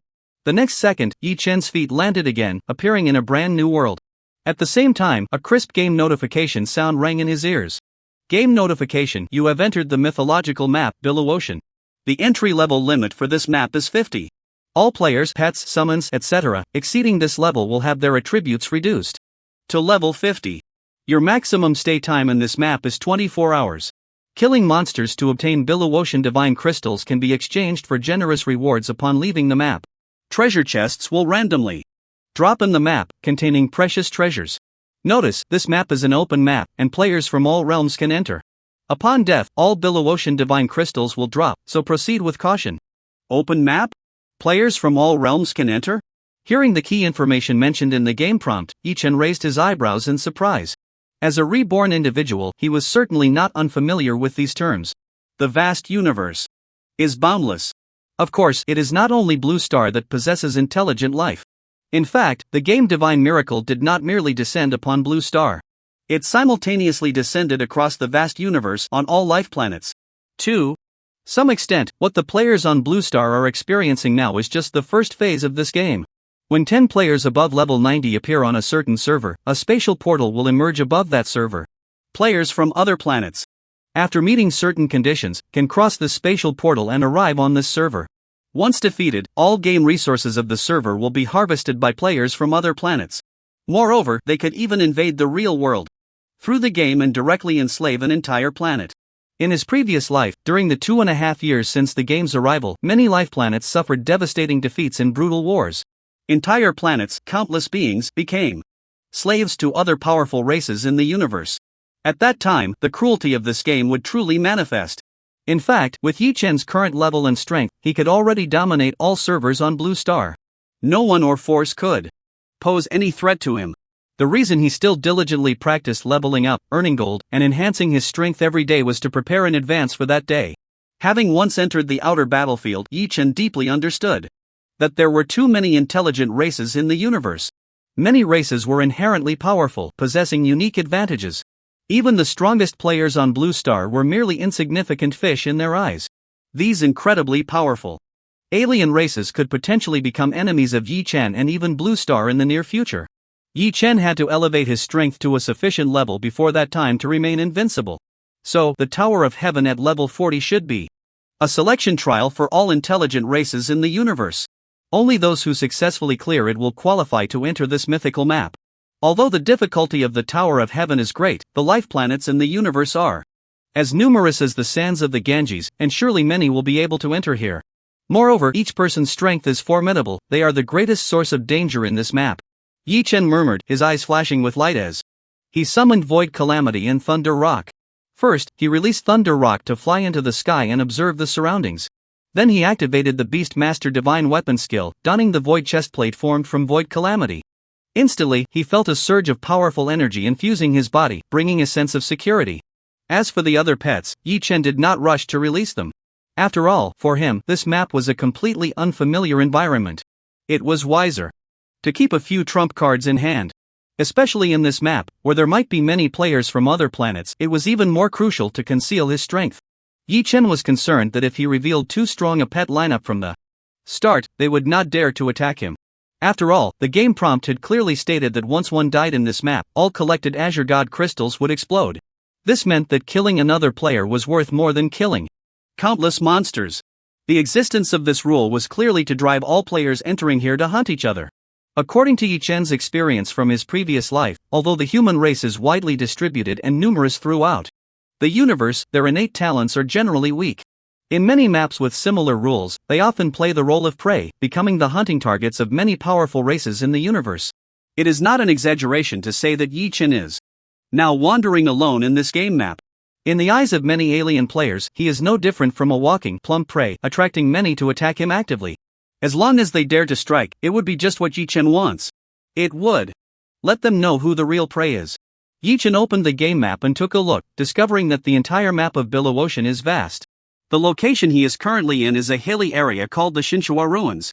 The surrounding land is undulating with sparse vegetation. Scattered around are enormous ancient bones left by some unknown creature, exuding a desolate and lonely aura. Lei Pengfei, soaring in the sky, quickly spotted the traces of monsters. With a loud cry, he dove down from the sky and launched an attack on the monster. Yi Chen hurriedly drew his sword and rushed over. After crossing 2 hills, he found Lei Peng fighting fiercely with a monster. The monster was enormous, resembling a fierce tiger covered all over with incredibly hard and thick scales. The roar of the tiger shook the heavens and earth, and it was actually trading blows with Lei Peng, whose attributes were suppressed back to level 50. A level 52 legendary quasi-boss iron-scaled demon tiger. Goodness, a mere wild monster is actually a legendary quasi-boss. This Billow Ocean is indeed a mythical level map, the monsters inside are really fierce. Without some skills, even if you come in, you won't survive. Yi Chen's gaze sharpened slightly, and without saying a word, he charged forward with his sword. The iron-scaled demon tiger was just a legendary quasi-boss, and with Yi Chen and Lei Peng attacking from both sides, they dealt a fierce blow, causing it to roar in agony. In the blink of an eye, its health bar hit 0, and with an unwilling roar, it collapsed to the ground. However, upon its death, it did not drop any gold coins. It only dropped a level 50 iron scale armor and a diamond-shaped crystal the size of a fingernail, translucent and sparkling like jade. It was the Billow Ocean crystal mentioned in the previous game prompt. Yi Chen collected the 2 items and then turned his gaze to the corpse of the iron-scaled demon tiger. A glint flashed in his eyes as he activated the equipment skill, Thieving Hand, and forcefully grabbed at it. Come to me. Ding game prompt, congratulations, you have activated the skill. Death Extraction on the corpse of iron-scaled demon tiger, gaining evolution points plus 54. Oh? He gained 54 evolution points all at once? Looking at the game prompt that appeared on the panel, Yi Chen's eyes brightened, revealing a hint of surprise. It is known that although the evolution points gained from monster hunting increase with level, Yi Chen's number of pets is also increasing. Moreover, as time goes on, the evolution points required for upgrading the pets' bloodlines also increase. The speed at which Yi-Chen's pets evolve has noticeably slowed down. This death extraction skill can actually extract additional evolution points from monster corpses, and the amount gained is not small. This is undoubtedly a pleasant surprise for Yi-Chen. In this way, the evolution speed of his pets can be greatly accelerated. I just wonder if evolution points can be extracted from every monster corpse or if it's random. If it's random, what are the odds of getting evolution points? As Yi-Chen muttered to himself, he suddenly caught a glimpse out of the corner of his eye. A shadow resembling drifting smoke and ghostly in appearance was silently approaching from his side. Is there a fish on the hook? Yi-Chen's heart stirred slightly as he glanced through the corner of his eye, observing the shadow that was stealthily approaching him.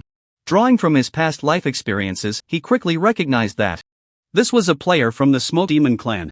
The Smoke Demon Clan, among the myriad races in the universe, is considered a powerful group with average innate talent. They resemble drifting smoke and are ghostly in form, naturally born as assassins, thieves, and murderers. They approach enemies using stealth skills, and their burst damage from combo attacks is extremely terrifying. If it were an ordinary human player, they would likely have no time to react before being ruthlessly assassinated. But unfortunately for him, today he encountered Yi-Chen, who possessed the Eye of Truth. At this moment, the Smoke Demon player was still unaware that every move he made had already been seen through by Yi-Chen. He continued to creep closer, feeling a surge of secret delight in his heart. He never expected his luck to be so good, stumbling upon a lone human player here. It should be noted that humans are recognized as a weak race among the myriad races in the universe. Although their numbers are vast, almost covering every corner of the universe, their innate talent is too weak, resulting in a scarcity of strong individuals, making them rare in the map of Biluotian. He never expected to encounter one. Looks like I'm quite lucky, today must be my day to make a fortune. The Smoke Demon player thought to himself, and as he got closer to Yi-Chen, the killing intent in his eyes grew stronger.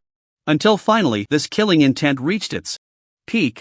The Smoke Demon player raised the dagger in his hand, a cold glint flashing in his eyes, just as he was about to launch his attack. Seemingly oblivious, Yi-Chen suddenly snorted coldly. He turned around abruptly, swiftly pointing his sword in the direction of the player. The sword's edge shimmered with cold light as he activated the skilled Void Roar. A shadowy giant beast appeared on the edge of Yi-Chen's sword. It suddenly opened its massive mouth and let out an angry roar. A rolling sound wave swept out, transforming into a tangible, distorted sound wave that instantly enveloped the Smoke Demon player's body. How is this possible? You can see me? The Smoke Demon player was horrified and incredulous. Caught off guard, he was directly hit by the skill. The health bar above his head visibly dropped a small segment. Moreover, what made this Smoke Demon player despair even more was that the silence effect attached to the Void Roar skill prevented him from activating any skills. However, he was among the elite of the Smoke Demon clan, having passed the trials of the Tower of Heaven at level 40 to come here, and he possessed many means of survival. At a critical moment, without hesitation, he activated the control-release skill of a ring he wore. The blue gem embedded in the ring emitted a bright light, lifting his silence state. Then, with a flash of killing intent in his eyes, instead of fleeing, he attempted to kill Yi-Chen. His form transformed into a wisp of smoke, using a displacement skill to instantly leap behind Yi-Chen. He raised the dagger tightly gripped in his hand high, the blade glowing with a blood-red cold light, and fiercely stabbed towards Yi-Chen's back. However, Yi-Chen had also fought against players from the Smoke Demon clan in his past life. He was very familiar with their skill configurations and combat habits. The moment the player activated his displacement skill, Yi-Chen copied the Thunder Escape skill of the Thunder Falcon and decisively stepped forward. In an instant, he transformed into a streak of lightning, teleporting 5 meters away. Miss. The Smoke Demon player's seemingly certain strike fell only into the void, resulting in a big miss. Yi-Chen, upon reappearing, did not hesitate to extend his right hand and turn back to grab. Come here. Ding game prompt, you activated the skill, Steel God's Hand, on the Smoke Demon player, *******, successfully stealing Evil Spirit Twin Daggers, legendary. Swish. The player from the Smoke Demon clan felt a flash of light in the palm of his hand. The 2 daggers he was tightly gripping vanished in an instant and appeared in Yi-Chen's hands. Bastard! Give me back my Evil Spirit Twin Daggers. The Smoke Demon player's eyes turned red in an instant. With a roar, he took out another pair of daggers as weapons. Then he activated a skill again, his figure swaying, instantly splitting into 3 shadows. Each shadow was incredibly powerful. Under the enhancement of the special skill, their speed was almost like an afterimage, attacking Yi-chan from 3 different directions. However, no matter how many people there were, Yi-chan never lost to anyone. With a wave of his hand, he summoned all his pets. In the next second, light flickered around Yi-chan. Daisis, Xingyao, the Azura War General, the Underworld Envoy, and the Bone Dragon Knight Valen. One terrifying figure after another, exuding strong auras, emerged from the pet space. Seeing this astonishing scene, the Smoke Demon player was immediately shaken to the core, nearly suffering a heart attack. Without hesitation, he stopped his charge towards Yi-chan and fled quickly into the distance with even greater speed. At the same time, he was filled with shock and anger, gritting his teeth as he loudly questioned, You are not a human warrior. You are a beast, master? When did I ever say I was a warrior? Yi-chan sneered, waving his hand to command several pets to attack, not allowing this guy to escape. Daisis had just been trained by Yi-chan and was still feeling apprehensive. Eager to show loyalty to Yi-chan, he decisively took the lead in attacking. With a wave of his hand, he activated the Bloodthirsty Flower Seed skill. 3 blood-colored flower seeds, glowing with light, coalesced in the path of the fleeing 3 shadows of the Smoke Demon player. Then, he activated the S-level skill, Deadly Demon Flower. Daisis's Bloodthirsty Flower Seed skill was very special. The blood-colored flower seeds that were formed could be used in conjunction with other skills to present various different attack effects. For instance, at this moment, Daisis used the Deadly Demon Flower skill to trigger the Bloodthirsty Flower Seeds. The 3 glowing blood-colored flower seeds instantly bloomed, forming 3 incredibly vibrant blood-colored demon flowers. The petals opened like giant mouths, quickly closing in layers, devouring the 3 shadows of the Smoke Demon player. 2 of the shadows were caught off guard and were immediately trapped within the flower buds. Only the main body of the Smoke Demon player, at a critical moment, snorted coldly and vanished in a flash. However, his invisibility skill could not escape Yi-chan's true eye. In an instant, he spotted his figure a few meters away and commanded Xingyao to shoot a starlight arrow in that direction, illuminating his figure. The other pets rushed in, unleashing their skills to attack. Although this player was a standout among the Smoke Demon clan, with considerable strength, he was ultimately just an assassin. His physique was fragile, with low health and defense. Even his most relied upon invisibility skill was rendered useless under Yi-chan's true eye, leaving him with no chance to turn the tide. Under the furious onslaught of Yi-chan's pets, he was killed in the blink of an eye. His body, like smoke, dispersed. Clang! Several pieces of equipment dropped, along with a ground covered in sparkling azure god crystals. Shipment has arrived. Yi-chan's eyes lit up as he quickly stepped forward to count the spoils of this battle. After the final tally, he discovered that this player from the Smoke clan had dropped a total of 5 pieces of equipment. All of them were level 50 legendary gear, including the pair of Evil Spirit dual coins that Yi-chan had previously stolen with his thieving hand. That made 6 pieces of legendary equipment. In addition, he had also obtained a full 136 pieces of Bai Luo divine crystals. It was unclear whether they were all dropped by him or obtained from hunting other players. But regardless of how they came to be, they all belonged to Yi-chan now. Thank you for nature's gifts. Yi-chan laughed heartily, feeling quite pleased. He had only just entered the map for a short while and had already acquired 6 pieces of legendary equipment and over 100 Bai Luo divine crystals. This Bai Luo heaven truly lived up to its reputation as a mythical map, indeed rich in resources. At this rate, if he spent a full 24 hours grinding inside, he would definitely come out with his pockets overflowing. At that moment, Daisis saw Yi-chan beaming with joy and in high spirits. A glimmer of light flashed in her eyes as she quickly approached Yi-chan, flattering him. Master, were you satisfied with my performance just now? I was able to eliminate those 2 assassin clones all by myself, much better than those few of them. Xingyao noticed Daisis's obsequious demeanor and frowned slightly, her eyes revealing an unmistakable disdain. Yi-chan's heart stirred, but he remained silent. Instead, a sharp glint flashed in his eyes as he decisively activated the power of the contract.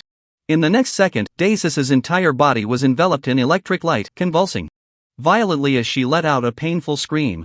Yi-chan cast her a cold glance and said lightly, You are a legendary king-level boss, and one of your 3 clones has escaped, yet you still have the face to come to me for credit? I took you as a pet because I expected you to be useful to me, not to raise a useless thing. You better prove yourself to be useful enough for me, or think about your next fate.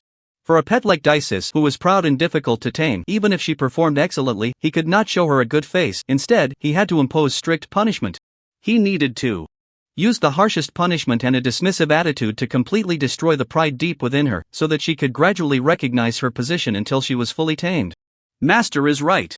I will definitely give my all in battles from now on and will not disappoint you again. Dices, panting and drenched in sweat from the punishment, spoke humbly, her ample bosom rising and falling. As she gasped slightly. However, as she spoke, a cold and fierce glint flashed in her eyes. She gritted her teeth in her heart, cursing, "Damn little brat, who do you think you are? Just a lowly ant. A mere insect. For now, I will endure you for a few days.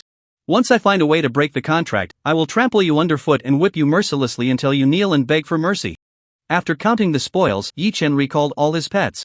He continued to disguise himself as a harmless human warrior and ventured forward to explore. Soon, he encountered new monsters and charged forward with his sword drawn. Without a word, he went straight into battle.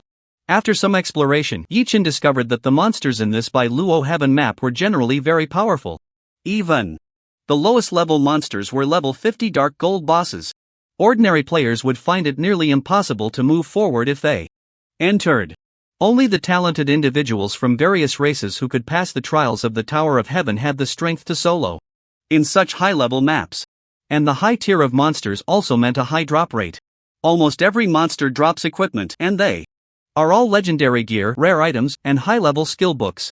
It should be noted that in the game Miracle, except for a very few special existences, epic-level bosses are at least level 65. Correspondingly, the equipment level of epic gear is also at least level 65.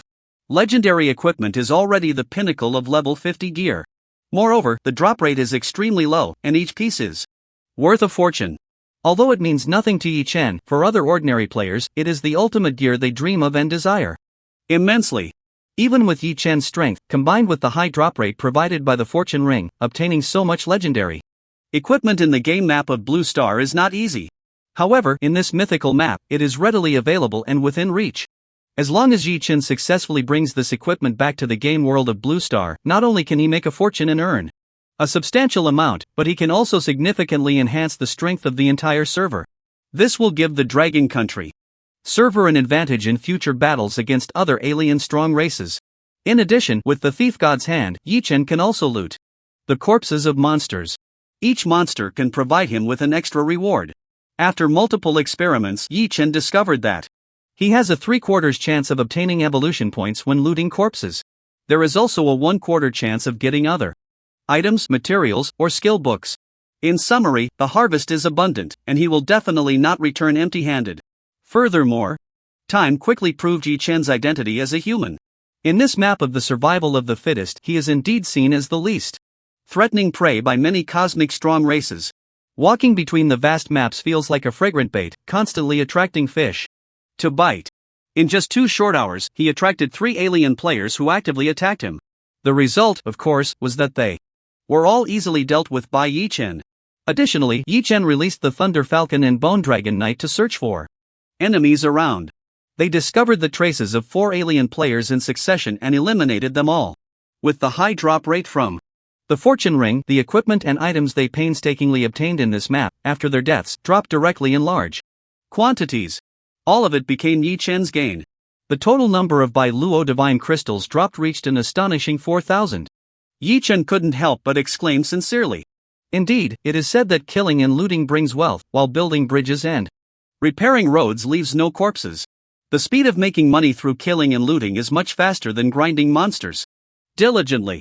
It's just a pity that the area of this mythical map is too vast, and the density of players is too sparse.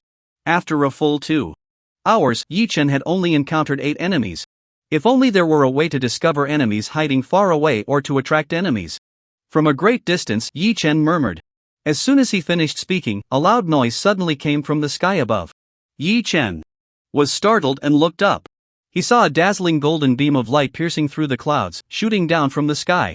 At the end of the golden beam, a brilliant and extraordinary golden treasure chest appeared. It slowly descended along the golden beam. This is the heavenly treasure chest mentioned in the game tips when entering the map? Looking at the golden chest slowly descending from the high sky, Yi Chen's gaze suddenly sharpened, a glimmer of light shooting from his eyes. According to the information mentioned in the previous game tips, this heavenly treasure chest contains incredibly precious special opportunities. Moreover, the time and place of its arrival are completely random, with no discernible pattern. Yi Chen had been wondering whether he would not encounter one until the 24 hours were up and he left this map. However, he never expected to encounter it so quickly. Furthermore, the location of the chest's arrival was just a few meters in front of him, almost crashing right into his face. Isn't this a stroke of luck falling from the sky? Indeed, one can always trust the luck of the heavenly fortune ring. In terms of seizing opportunities, it has never disappointed anyone. Yi Chen felt a surge of joy in his heart, eagerly watching the golden chest as it got closer to the ground, his eyes filled with anticipation. Soon, the chest landed right in front of Yi Chen. Just as he stepped forward to pick it up, he suddenly received a game notification. It stated that after the chest descends, it will emit a dazzling golden light for 1 hour. Moreover, even if it is stored in an inventory item, the golden light will still shoot up from the bearer. The bearer must hold the chest for at least half an hour to open it, and if they die, the chest will definitely drop. It seems this heavenly treasure chest is specially prepared for the strong. If you don't have enough strength to guard it, even if you get it first, it won't be of any use. Yi Chen murmured, looking at the golden light flashing on the ground from the heavenly treasure chest, but he did not pick it up immediately. Instead, a bold idea flashed in his mind. This heavenly treasure chest, glowing with golden light, is much more conspicuous than himself. It possesses an irresistible attraction for any player. Isn't it the perfect bait? If he just stays by its side, how could he worry about not having prey to catch? Thinking of this, Yi Chen acted immediately. His eyes sparkled as he cancelled the Void Calamity transformation state and returned it to the Beast Master space. Then he summoned the Nether God Envoy and used the Beast Master Divine Weapon skill on it. In the next second, the Nether God Envoy transformed into a gleaming, cold, and sharp scythe of death. Around the scythe, faces twisted in pain flickered in the void. A chilling wind swirled around, exuding endless murderous and cold energy. The moment Yi Chen grasped it, he also gained the passive skill of the Nether God Envoy. His body instantly became ethereal like a ghost. Then he activated the invisibility skill, and in the blink of an eye, his figure vanished completely into the void. Just after Yi Chen had hidden himself for a short while, a sudden flapping sound echoed from the sky. An alien player, resembling a human but with a pair of golden wings on their back, flew over from the distant sky. Yi Chen recognized at a glance that this person was a member of the Winged Race, a strong faction within the Starry Sky race, and they were a golden-winged one with royal blood. Looking at the heavenly treasure chest lying quietly on the ground, radiating divine light, the winged player immediately showed a look of surprise. Unable to contain himself, he flapped his wings and dove down, ready to snatch it away. However, just as he was about 4 or 5 meters off the ground, a flash of light suddenly appeared behind him in the void. A scythe of death, shimmering with endless cold light, suddenly slashed out from the void. The blade glimmered with a tragic blood-red light, striking fiercely at the weak point on his neck. Nether slash. The golden-winged one was caught off guard and had no time to dodge. The scythe in Yi Chen's hand struck heavily across his neck. Under the enhancement of the bloodline of the Celestial, Yi Chen's attributes were already twice as high as those of ordinary players of the same level. Additionally, through the skill, Beast Mastery, he gained 80% of the attributes of the epic pet, the Underworld Envoy. Just in terms of personal attributes, he far surpassed this player of the Winged Race. Moreover, his attack targeted the weak spot on the opponent's neck. Therefore, with just one strike, he dealt a heavy blow to this Winged Race player. Almost a third of the health bar above his head instantly vanished. At the same time, he reached out his palm and grabbed at the Winged Race player. As if plucking something from a bag, he effortlessly stole a high-level equipment forging blueprint from the opponent. The Winged Race player was suddenly ambushed but remained calm.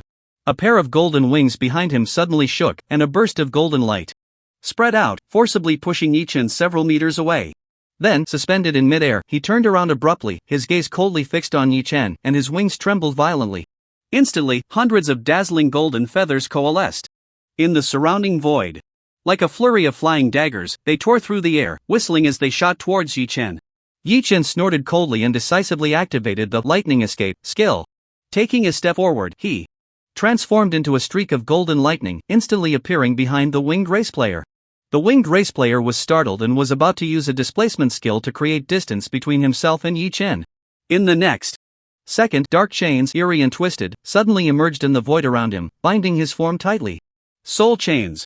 Then, taking advantage of the opponent being controlled by the skill, Yi Chen unhesitatingly activated the bone corrosion wind skill, releasing a chilling black wind that instantly enveloped the Winged Race player, causing his health bar to drop rapidly.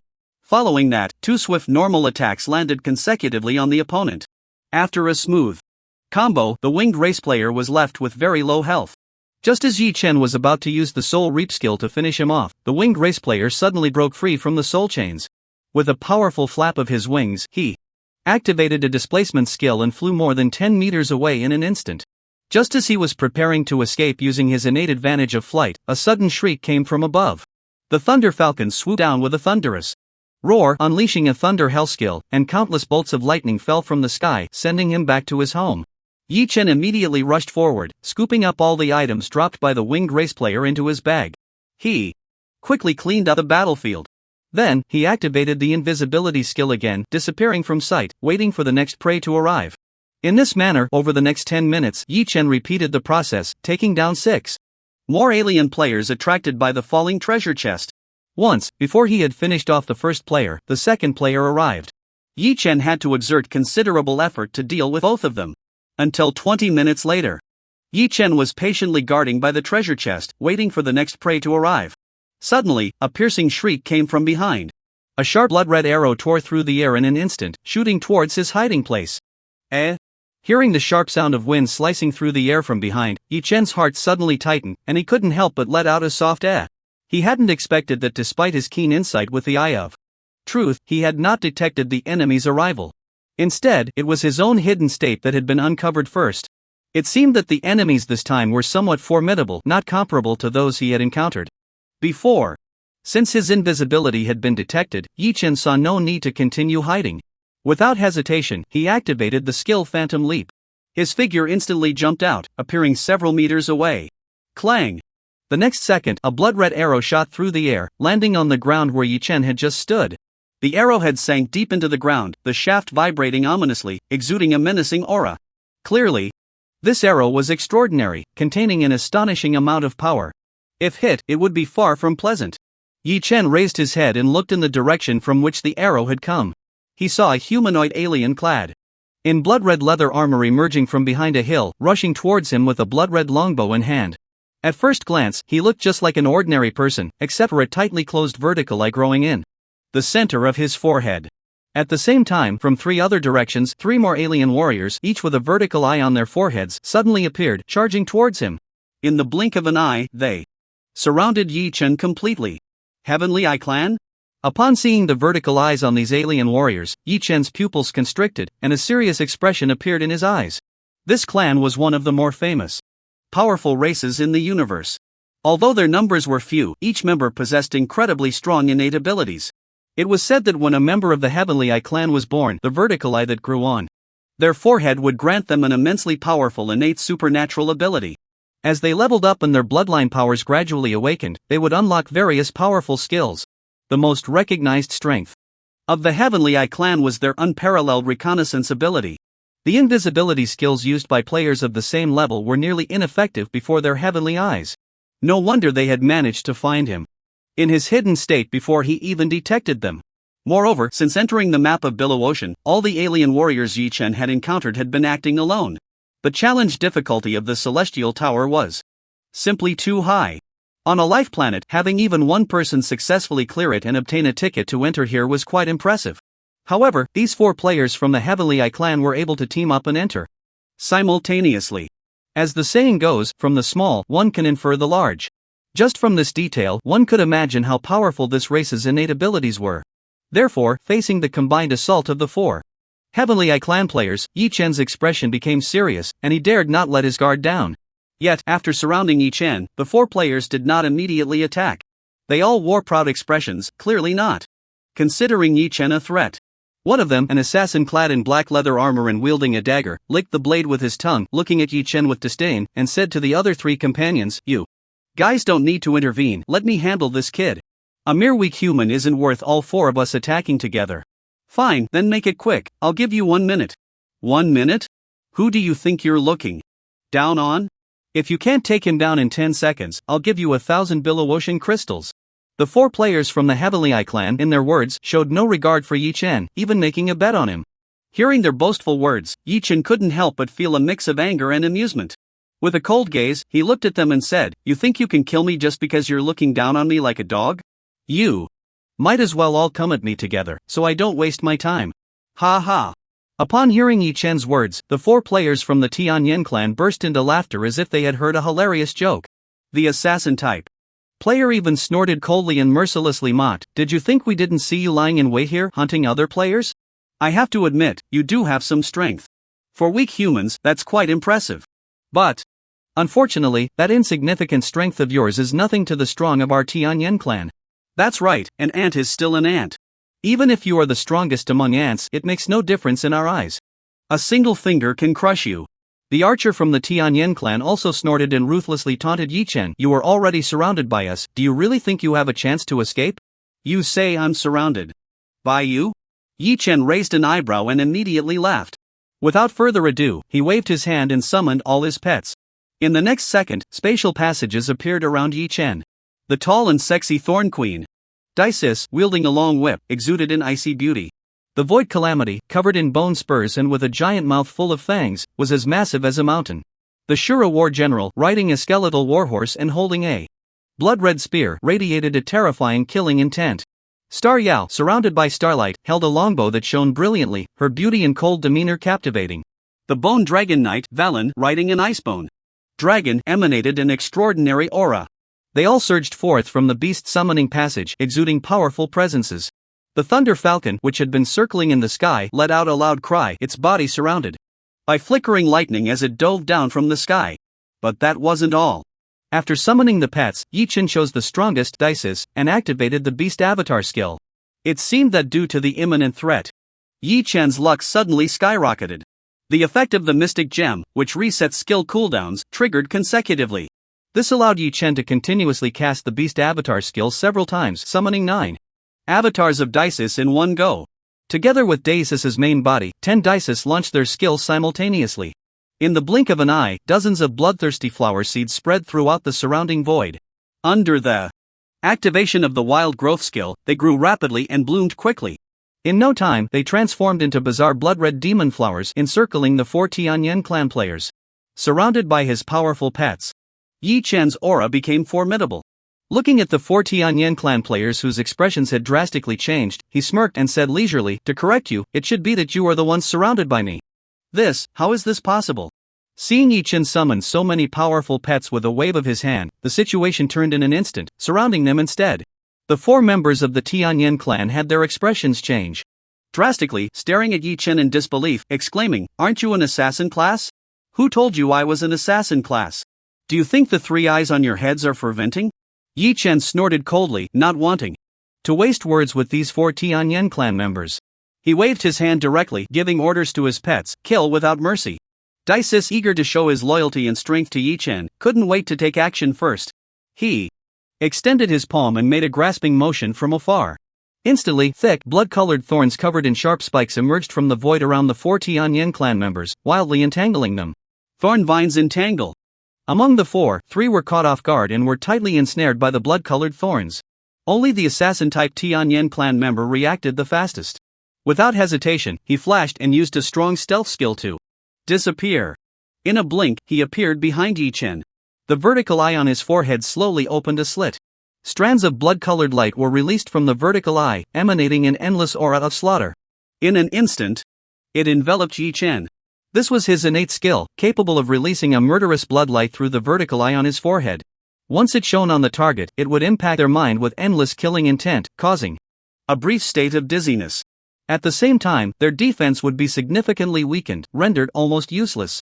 It was precisely because of this talent that he chose to unleash the powerful assassin class. At this moment, he used a displacement skill to instantly arrive behind Yi Chen. The dagger in his hand was raised high, its poison blade shimmering with a chilling blue light. With a fierce strike, he aimed for Yi Chen's back. However, the bloodline of the Tsungtian within Yi Chen allowed him to be immune to control effects, and he was not dizzy at all. With a cold snort, he decisively activated the shift skill, swapping places with the Void Calamity. Clang! The Tianyan clan assassin's determined attack did not hit Yi Chen. Instead, the dagger plunged into the heel of the Void Calamity. The Void Calamity was furious. It let out a roar towards the sky, and a heavy war stomp came crashing down, an incredibly terrifying impact sweeping in all directions. At the same time, Dices also controlled the dozens of blood-colored demon flowers that had just been spawned using the bloodthirsty flower seed and wild growth surrounding them. Each demon flower's core shot out sharp blood-colored spikes like arrows, tearing through the air towards the 3 Tianyan clan players trapped by the blood-colored thorns. However, as a powerful clan in the Starry Sky, these four were among the best of the Tianyan clan. Each of them was extremely strong, possessing various life-saving means, and clearly would not sit idly by. Without hesitation, they unleashed skills to break free from the thorny entanglement. Then, they displayed their abilities to fend off the frenzied attacks coming from all directions. Yet they forgot that Dices still had 9 clones. Just as they broke free from the control skills of the main body, the skills of the clones followed closely. Twisted, spiky blood-colored thorns chased after them, entangling them wildly. Xingyao, the Azura war general, Lei Peng, and other pets also unleashed their killing intent, launching fierce attacks. Even with the special items and skills on the four, they were soon overwhelmed and in a desperate situation. Among the 4 Tianyan clan players, the leader seemed to be a warrior type player. A determined glint flashed in his eyes, and he gritted his teeth, shouting decisively, "Kill the Beastmaster." As soon as the words fell, the vertical eye on his forehead slowly opened a slit. A dazzling golden light burst forth from the vertical eye. Under the illumination of that golden light, Yi Chen and a few pets suddenly felt as if they were trapped in a quagmire, their movements becoming incredibly slow. Even the speed of their thoughts slowed down immensely. Time-based skill. Yi Chen's heart sank. He realized that this player from the Tianyan tribe possessed the rare time-based skill. But even if he reacted, it was already too late. Under the glow of that golden light, even his thought responses had become sluggish. There was no time to make any countermeasures. In a hurry, he can only activate his bloodline skill and enter the blood-burning transformation state. A fiery crimson light ignited on the surface of his body, enhancing all his attributes. Then he could only watch as the other 3 players from the Tianyan tribe, their eyes filled with murderous intent, seized this once-in-a-lifetime opportunity and launched deadly attacks against him. The Tianyan archer's gaze was icy, and the vertical eye on his forehead slowly split open. From the gap of the split eye, strands of silver light were released. Those lights eventually converged at the position of Yi Chen's heart, forming a striking silver light point. Then, he suddenly pulled back the longbow in his hand, an endless stream of crimson energy flowing and gathering on the bowstring.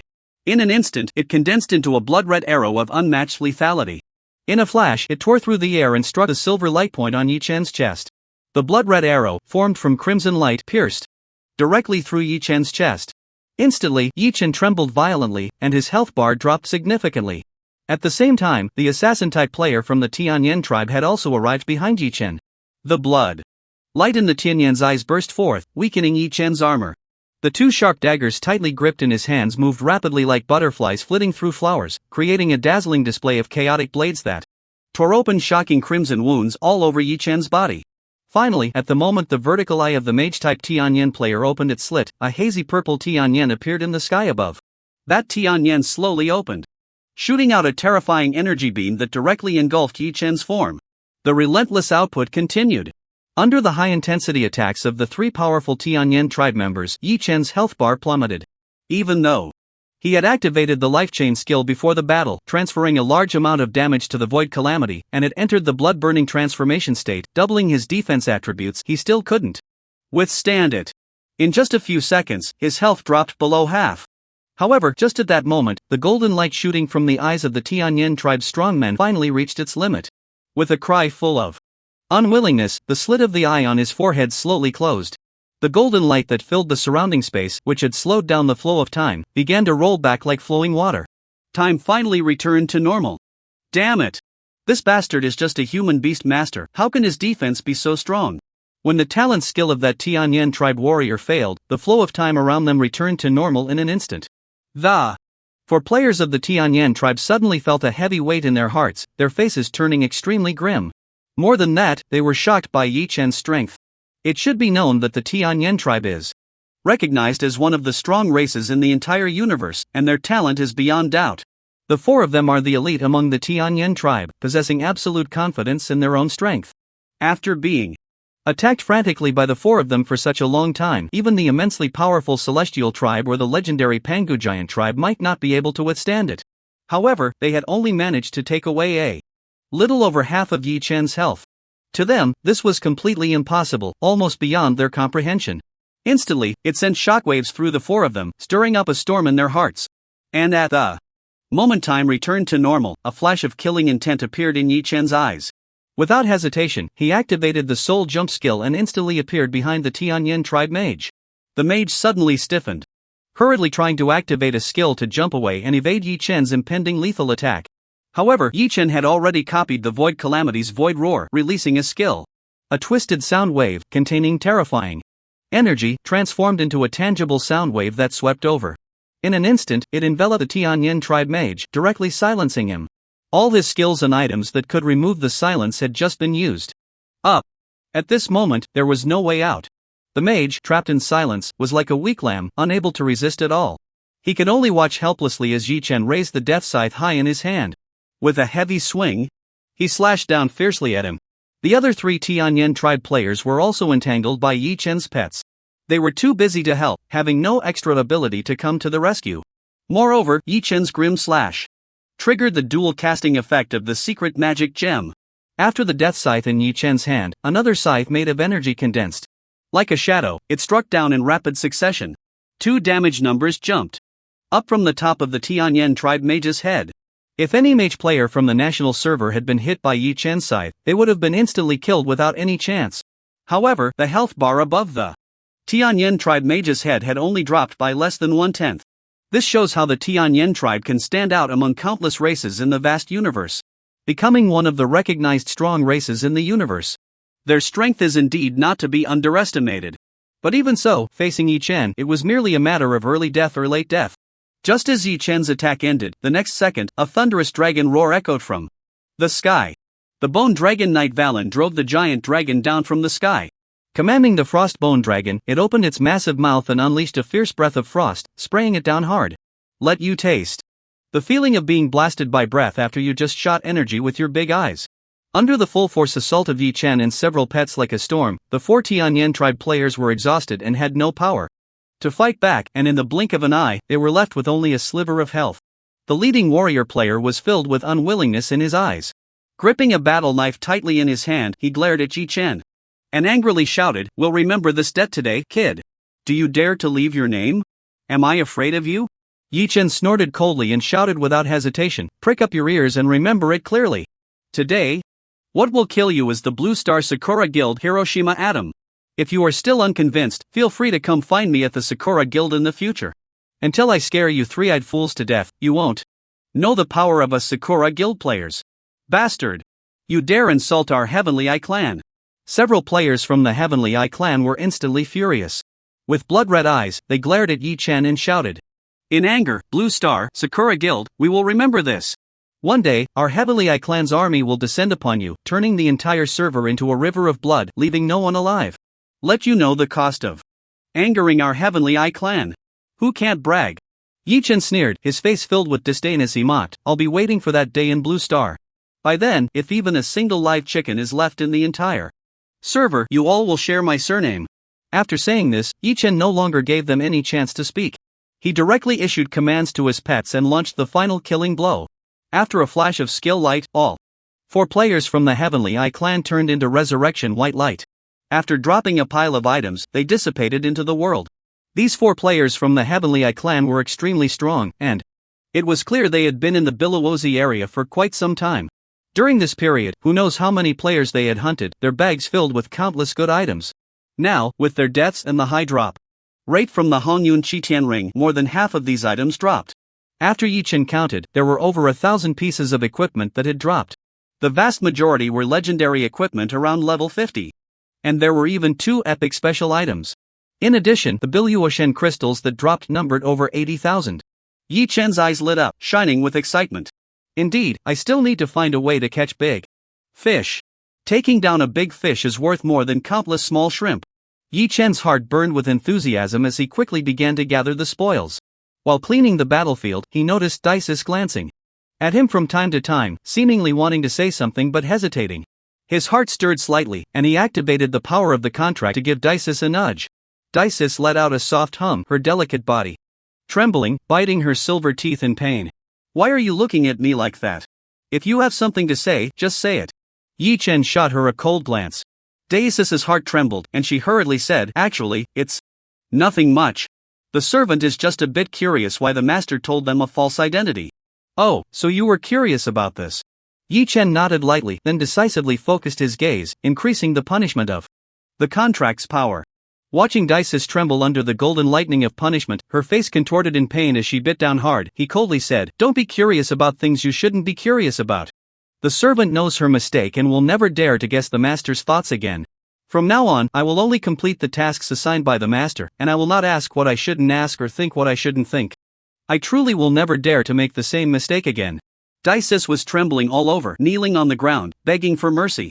Until Yi Chen felt it was enough, he finally dispersed the power of the contract and spared. Horror!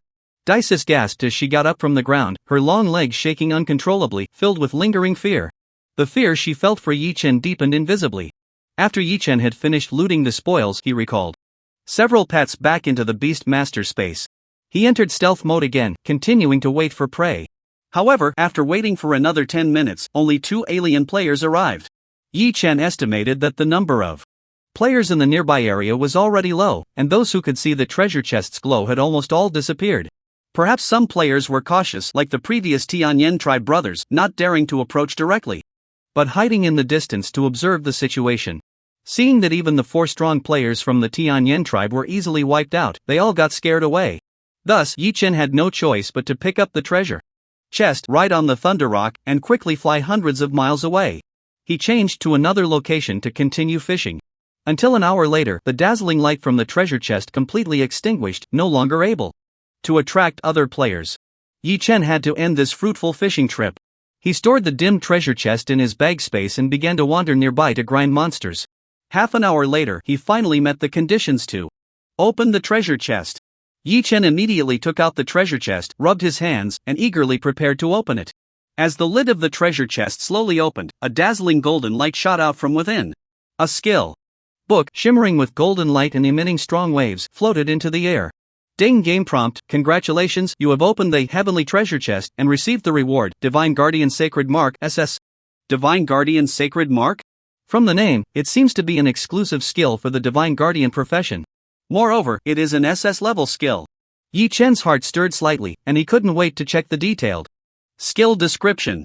Divine Guardian Sacred Mark, skill level SS. Skill description: with the power of the Divine Guardian, inscribe a sacred mark on the target and sign a temporary contract with it. The pets under the temporary contract can receive an 80% bonus from the Divine Guardian profession. Maximum contract quantity, 9. Contract duration, 72 hours. Exclusive profession, Divine Guardian. As expected, it is an exclusive skill for the Divine Guardian profession. With this skill, I will no longer worry about not having enough pet slots. After reading the skill description of Divine Guardian Sacred Mark, Yi Chen's eyes lit up.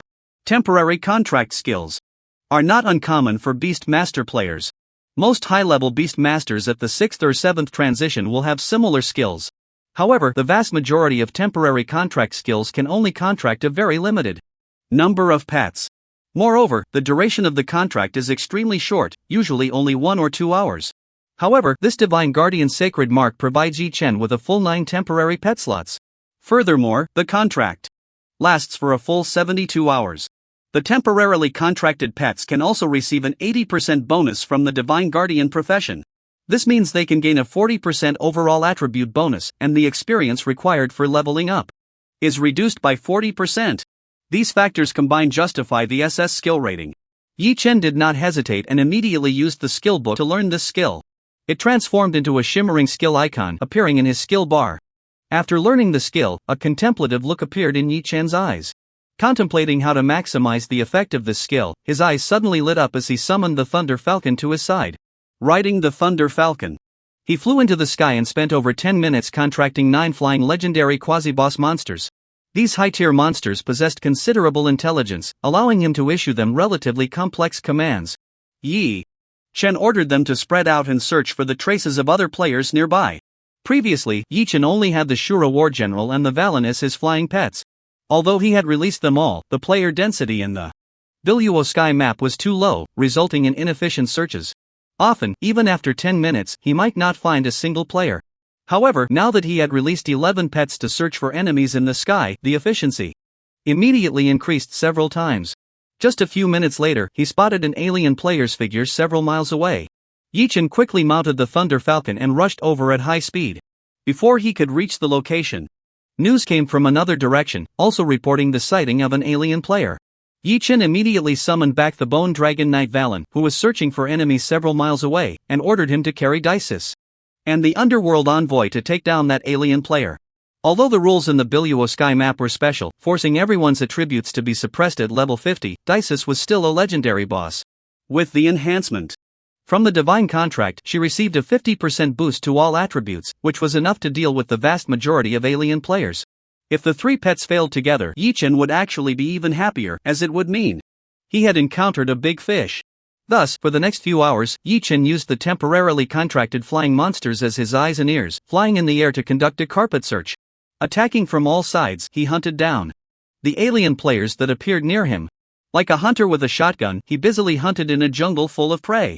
Until 20 hours into the Billuo Sky map, the number of alien powerhouses that had died at Yi Chen's hands was unknown.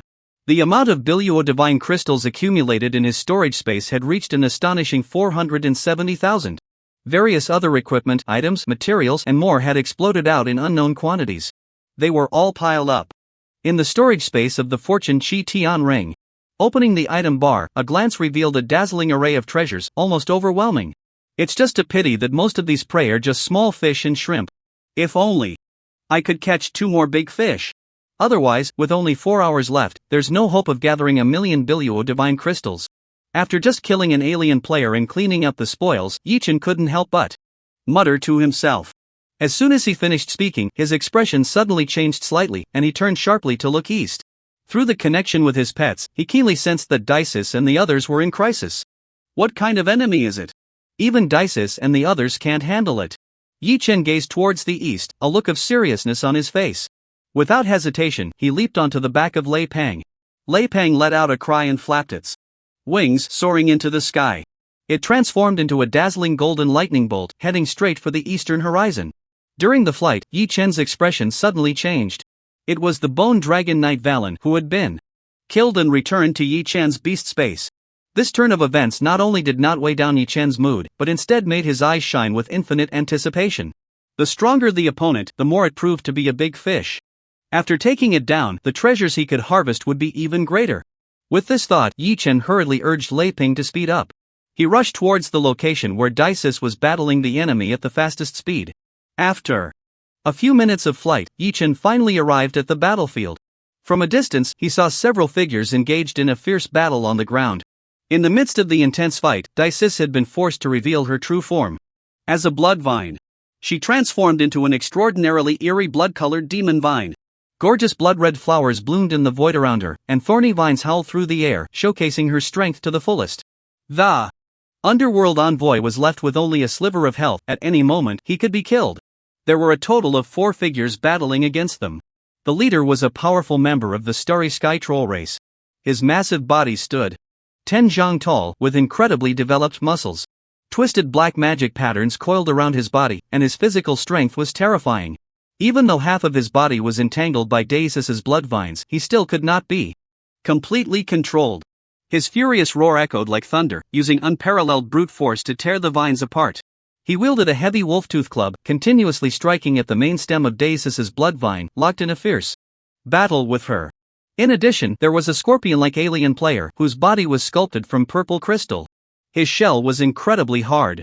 The sharp flying blades could only leave white marks on him. He wielded 2 heavy purple pincers and a long, agile scorpion tail, attacking Dices alongside the Starry Sky Troll. There was also a beautifully designed metal mech, with a pair of light wings unfurling, soaring through the air. It constantly switched between various guns and cannons, unleashing a frenzied barrage of firepower at Dices. The last enemy was an alien player with a human body and a dog head. His massive body stood over 3 zhang tall, surrounded by a blue flame that burned souls, exuding an unparalleled strong aura. He wielded a heavy bronze axe, pursuing the Underworld Envoy. As a ghost-type assassin pet, the Underworld Envoy was originally very agile. However, facing this dog-headed alien player, it seemed to be naturally restrained. The dog-headed man roared, extending his hand to grasp at the Underworld Envoy from a distance. The Underworld Envoy's speed suddenly slowed down immensely. In the blink of an eye, it was caught up by the dog-headed man. Raising the bronze axe high, he was about to bring it down heavily.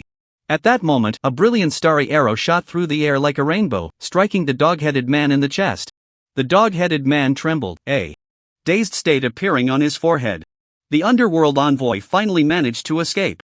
Yi Chen cast a skill from afar, restoring some health to it, then landed on the ground. He summoned all his main pets and commanded them to join the fight. Lei Pang was surrounded by electric light, unleashing a lightning escape skill. The figure transformed into a beam of golden light, instantly flying above the head of the mech player. With a flap of its wings, countless bolts of lightning descended from the sky, striking towards the mech. The Void Calamity let out a furious roar, casting the skill, Earth Shatter Piercing, from afar. In the next moment, numerous sharp bone spikes erupted from the ground, piercing through and sending the massive crystal scorpion flying into the air. Xingyao stood above the Void Calamity, looking down from a height. She raised her starlight longbow high, the bowstring humming continuously. With an incredibly high firing rate, she shot out dazzling starlight arrows towards the terrifying starry giant. Yi Chen waved his hand, activating the Beastmaster Clone skill. He summoned 3 clones of Deixis in one breath. They launched a fierce assault, surrounding the starry giant. With Yi Chen and several pets arriving, the battlefield situation turned instantly. Although the starry giant had a powerful bloodline talent and formidable attributes, it struggled immensely against just Deixis. It needed the cooperation of the crystal scorpion and the mech player to barely gain the upper hand. Not to mention facing the combined assault of Deixis' main body and 3 clones at the same time. In the blink of an eye, that towering and majestic body was completely entangled by blood-red vines, unable to move. Surrounded by 4 Deixis, it swung its blood-red whip covered in spikes, striking down fiercely. In this way, after just a few minutes, the other 3 alien players fell one after another under the assault of Yi Chen's pets. However, what surprised Yi Chen was that after the fall of these 3 players, although they dropped some equipment, they did not drop a single piece of Bai Luo Divine Crystal.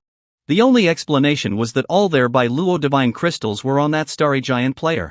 But the races of these 4 players were completely different, and the fact that they could choose to cooperate was already quite rare. How could the other 3 players willingly hand over all their Bai Luo Divine Crystals to the starry giant? Would they work for nothing, just to make someone else rich? Just as Yi Chen was puzzled, the starry giant player was left with only a sliver of health under the assault of a group of pets. Yet, there was no trace of fear in his eyes.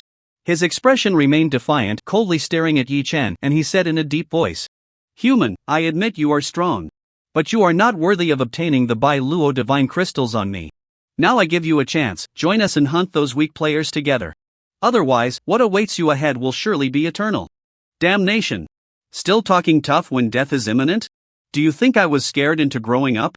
Yi Chen snorted coldly, dismissing the starry giant's intimidation. But he keenly sensed that there was something hidden behind the other's words. He ordered a few pets to pause their attacks, looking coldly at him, and asked, "I'm standing right here, how do you make me face eternal damnation?" "Of course, I can't." The starry giant sneered, looking at Yi Chen with disdain, and said, "But if you dare to kill me, the master behind me will definitely not let you go." "What the hell is this master behind you, playing riddles with me?" Yi Chen impatiently snorted, not wanting to waste words. He directly raised his right hand, locking onto the starry giant with low health, and activated the skill Divine Guardian Sacred Mark. Once he turned him into a pet, there would naturally be no secrets, and everything would be clarified. "You, what have you done to me? Stop it now." As a series of golden, shimmering sacred patterns intertwined and formed all over his body, the player from the starry sky troll race suddenly showed terror in his eyes and shouted in immense anger. However, Yi Chen remained unfazed, continuing to maintain the skill's casting. A few seconds later, the sacred patterns took shape. The player from the starry sky troll race finally lowered his proud head to Yi Chen. Kneeling on the ground, he respectfully said, "I, Jinhu, greet my master. Tell me, what is the situation? With the Lord behind you?" Yi Chen looked up at the troll powerhouse named Jinhu and asked calmly. "Yes." Jinhu nodded heavily and began to speak in a low voice. After listening to his account, Yi Chen finally learned that the so-called Lord behind him was actually a player from the Celestial God race. Yi Chen was certainly familiar with the name Celestial God, it was not strange to him at all. If the starry sky troll race and the Eye of Heaven race were recognized as powerful races in the universe due to their strong innate abilities, then the Celestial God race was the strongest among the strong. They were even above the starry sky troll race and the Eye of Heaven race, together with the legendary Pango Giant race and several other super strong races. They were referred to as the Starry Sky Royal Family. Although their numbers were few, any one of them, as long as they grew normally, could become a formidable powerhouse. According to Jinhu, the Celestial God race had been operating in the Bai Luo heaven for a long time. When players from other races entered by Luo Heaven, their landing spots were completely random. However, they possessed a special method that allowed them to designate their landing locations. With their immense strength, they had subdued a large number of powerful beings from various races to serve them. They hunted players from other races who entered by Luo Heaven. If one chose to obey the celestial god race, they only needed to hand over all the Bai Luo divine crystals, and they could keep the other equipment and items obtained from hunting. But if they refused, the only outcome was annihilation. Whenever a celestial god player reached 23 hours of stay in Bai Luo Heaven and was about to leave the Bai Luo Heaven map, a new celestial god player would arrive to take their place. This temporary organization continued to operate, providing them with a steady stream of Bai Luo divine crystals. After hearing Jinhu's words, Yi Chen's mind stirred, and a glimmer of unusual light appeared in his eyes. According to Jinhu, that celestial god player must possess a large amount of Bai Luo divine crystals. If he pulled off this job, he would definitely make a fortune. Perhaps the Bai Luo divine crystals in his hands would directly break through the million mark. However, the only problem was whether he could handle that celestial god race with his own strength. It was important to note that the celestial god race, being called the Starry Sky Royal Family, was definitely not to be underestimated. The so-called cosmic strong races like the Eye of Heaven race and the Starry Sky Troll race were completely incomparable. Although Yi Chen had absolute confidence in his own strength, he would not underestimate his opponent or deny their power. While Yi Chen was pondering, Daisis bit her lip and nervously stepped forward.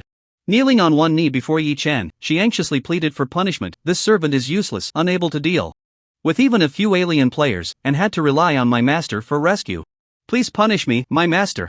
In her view, since Yi Chen had made a contract with her, he had been extremely harsh, almost abusive. If there was the slightest dissatisfaction, he would use the power of the contract to impose severe punishment. This time, having messed up, Yi Chen would definitely not go easy on her. So she proactively came to plead for mercy, hoping that Yi Chen's punishment would be lighter. However, to Daisis' surprise, the unbearable pain she had imagined did not come.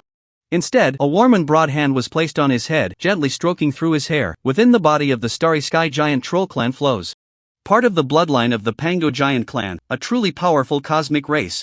The strength of the other three alien players is also quite formidable. It's already impressive that you managed to hold out against their siege until I arrived. The master didn't punish me? He even praised me? Feeling Yi Chen's palm gently stroking his head, Daisis was momentarily stunned, feeling an incredible disbelief. Deep inside, an unexpected sense of joy surged up uncontrollably. But he quickly reacted, a warning ringing in his heart, and he shouted in disbelief. Daisis! What on earth is going on with you? You are the Thorn Queen, high and aloof, indifferent to everything. When did you become so humble? Just because of this little brat's trivial praise, you feel satisfied and happy? What a joke! Don't forget your identity. You are the Thorn Queen, standing above thousands, not anyone's pet. Right now, being temporarily constrained is just a compromise for the sake of the greater good. Yi Chen was unaware of Daisis' complex psychological state. But he knew that for a proud and exceptional pet like Daisis, if he wanted to completely subdue her, he couldn't just rely on punishment and oppression. Appropriate praise and rewards were also very important. Destroy her inner pride with cruel punishment. Use appropriate rewards to teach her to learn obedience. The carrot and the stick is the way to go. Especially when she feels frustrated and anxious, giving praise can yield twice the result with half the effort. Alright, stop kneeling, get up. And don't come to me to apologize for such reasons in the future. Yi Chen said in a calm yet undeniable tone, because I don't need useless trash that begs for forgiveness after losing. What I need are subordinates who can accomplish tasks well. This servant will do her utmost to complete any task for the master in the future, and will never let the master down. Daisis said earnestly, although she constantly reminded herself that she was the high and mighty queen. This insignificant little ant was not worthy of giving her orders. But the moment Yi Chen's broad hand left her head, deep inside, she still couldn't suppress a sense of loss and emptiness. After soothing Daisis, Yi Chen turned his gaze back to Jinhu and asked, tell me everything you know about that celestial player. Yes. Jinhu nodded and said in a deep voice, as far as I know, the celestial's name is Quells. His profession is a rare divine envoy, even among the celestials. He has contracted several followers, each of whom is incredibly powerful. Divine Beast Master? Upon hearing the profession of that player from the Celestial clan, Yi Chen's gaze immediately sharpened. This profession he had heard of in his past life. Like the Divine Beast Tamer, it also belonged to the hidden class of Beast Masters. However, unlike ordinary Beast Masters who control their pets through contracts, the Divine Beast Master transforms their pets into their own dependents through a special ritual. They can also grant their dependents powerful attribute bonuses. Yi Chen did not expect that this player from the Celestial clan was actually in the same line of work as him. It seemed that their strength should not be underestimated. He just didn't know who was stronger when compared to himself. One good piece of news was that the player named Quells from the Celestial clan had many subordinates like the Thunder Tiger. Every so often, they would send their dependents to collect the Azure God crystals they had hunted. Only when his subordinates encountered an overwhelmingly powerful enemy that they could not handle would he personally step in to deal with it. Just moments ago, the Thunder Tiger had not had the chance to signal Quells for help before being forcibly contracted by Yi Chen, becoming Yi Chen's pet. This meant that the guy was still in the dark, unaware that one of his subordinates had already become Yi Chen's pet. Thus, Yi Chen had ample time to prepare. To ensure everything went perfectly, he stopped hunting other players for the time being. He spent over an hour replacing all 9 temporary pet slots with other players from different races, just like the Thunder Tiger. These players had proven their strength by passing the trials of the Tower of Heaven at level 40, making them formidable. Any one of them was quite powerful, even stronger than some of Yi Chen's main battle pets. After gaining the bonuses from the Divine Beast Master profession, their attributes surged even further. Yi Chen was confident that with such thorough preparation, he could take down that Celestial clan's Divine Beast Master. Once everything was ready, Yi Chen ordered the Thunder Tiger to send a message to Quells, stating that they had encountered 4 powerful members of the Eye of Heaven clan and needed his assistance. Not long after the message was sent, the Thunder Tiger received a reply from Quells, advising him not to alarm the enemy and to wait for him to arrive before closing in to catch this big fish. Then came a period of patient waiting. Since the temporarily contracted pets did not have a pet space, Yi Chen had them hide several miles away, leaving only 2 to disguise themselves as the Thunder Tiger's subordinates alongside him. The 3 of them walked and stopped intermittently, pretending to be tracking the enemy. After about 10 minutes, a pure, holy white light suddenly appeared in the distant western sky. Like a white rainbow, it streaked across the sky, heading straight for their location. Yi Chen looked up and saw that within the white light was an incredibly majestic white Pegasus. Its fur was snow white, as smooth and shiny as the finest silk. It had a pair of large, snow-white wings on its back, and in the center of its forehead grew a golden horn surrounded by intricate inscriptions, radiating an unparalleled holy brilliance. It was a unicorn from myth and legend. On the back of this supremely holy unicorn sat a figure. Its appearance was quite similar to that of an ordinary human, but its physique was more elongated, and its features were exquisitely beautiful, almost to the point of being otherworldly. Long golden hair flowed down, and in the center of its brow was a complex, shimmering golden mark. Dressed in a pure white robe adorned with exquisite golden embroidery, it sat gracefully on the unicorn's back, exuding an innate, transcendent noble aura. After his arrival, he didn't even glance at Yi Chen and the other 2 alien players. It was as if they were insignificant ants, unworthy of entering his noble sight. Instead, he directly looked at Jinhu and asked, "Where are the 4 Tianyan clan players you mentioned?" "They're just a few miles ahead. I'm worried they'll notice us, so I didn't dare to get too close," Jinhu casually pointed in a direction and said in a deep voice. Upon hearing this, Quells turned his head to look in the direction Jinhu indicated. In that instant, a flash of killing intent suddenly crossed Yi Chen's eyes. Without hesitation, he summoned all his pets and issued the command to attack. He himself also acted decisively, activating the Beast Master Divine Weapon. Skill. The Underworld Envoy transformed into a scythe of death, firmly grasped in his palm. With a ghostly leap skill, he instantly appeared above Quells. The blade of the scythe shone with a dazzling blood-red light as it heavily slashed down towards Quells' neck. Dices raised his palm and made a grasping motion towards Quells from a distance.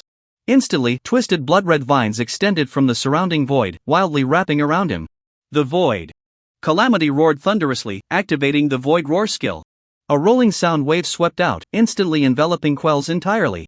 Jinhu suddenly roared in anger, swinging the wolf-toothed giant club in his hand and smashing it down heavily. In this way, Yi Chen and several pets suddenly erupted with killing intent. They all launched the most ferocious assault on Quells. Sitting on the back of a unicorn, Quells was caught off guard, and his expression changed drastically. In a hurry, he could only activate the shield function of a ring on his hand, enveloping his entire body. However, that layer of golden light shield could only hold for a moment under the furious onslaught of Yi Chen and the others before it shattered with a loud bang. Numerous skill lights intertwined, violently striking him.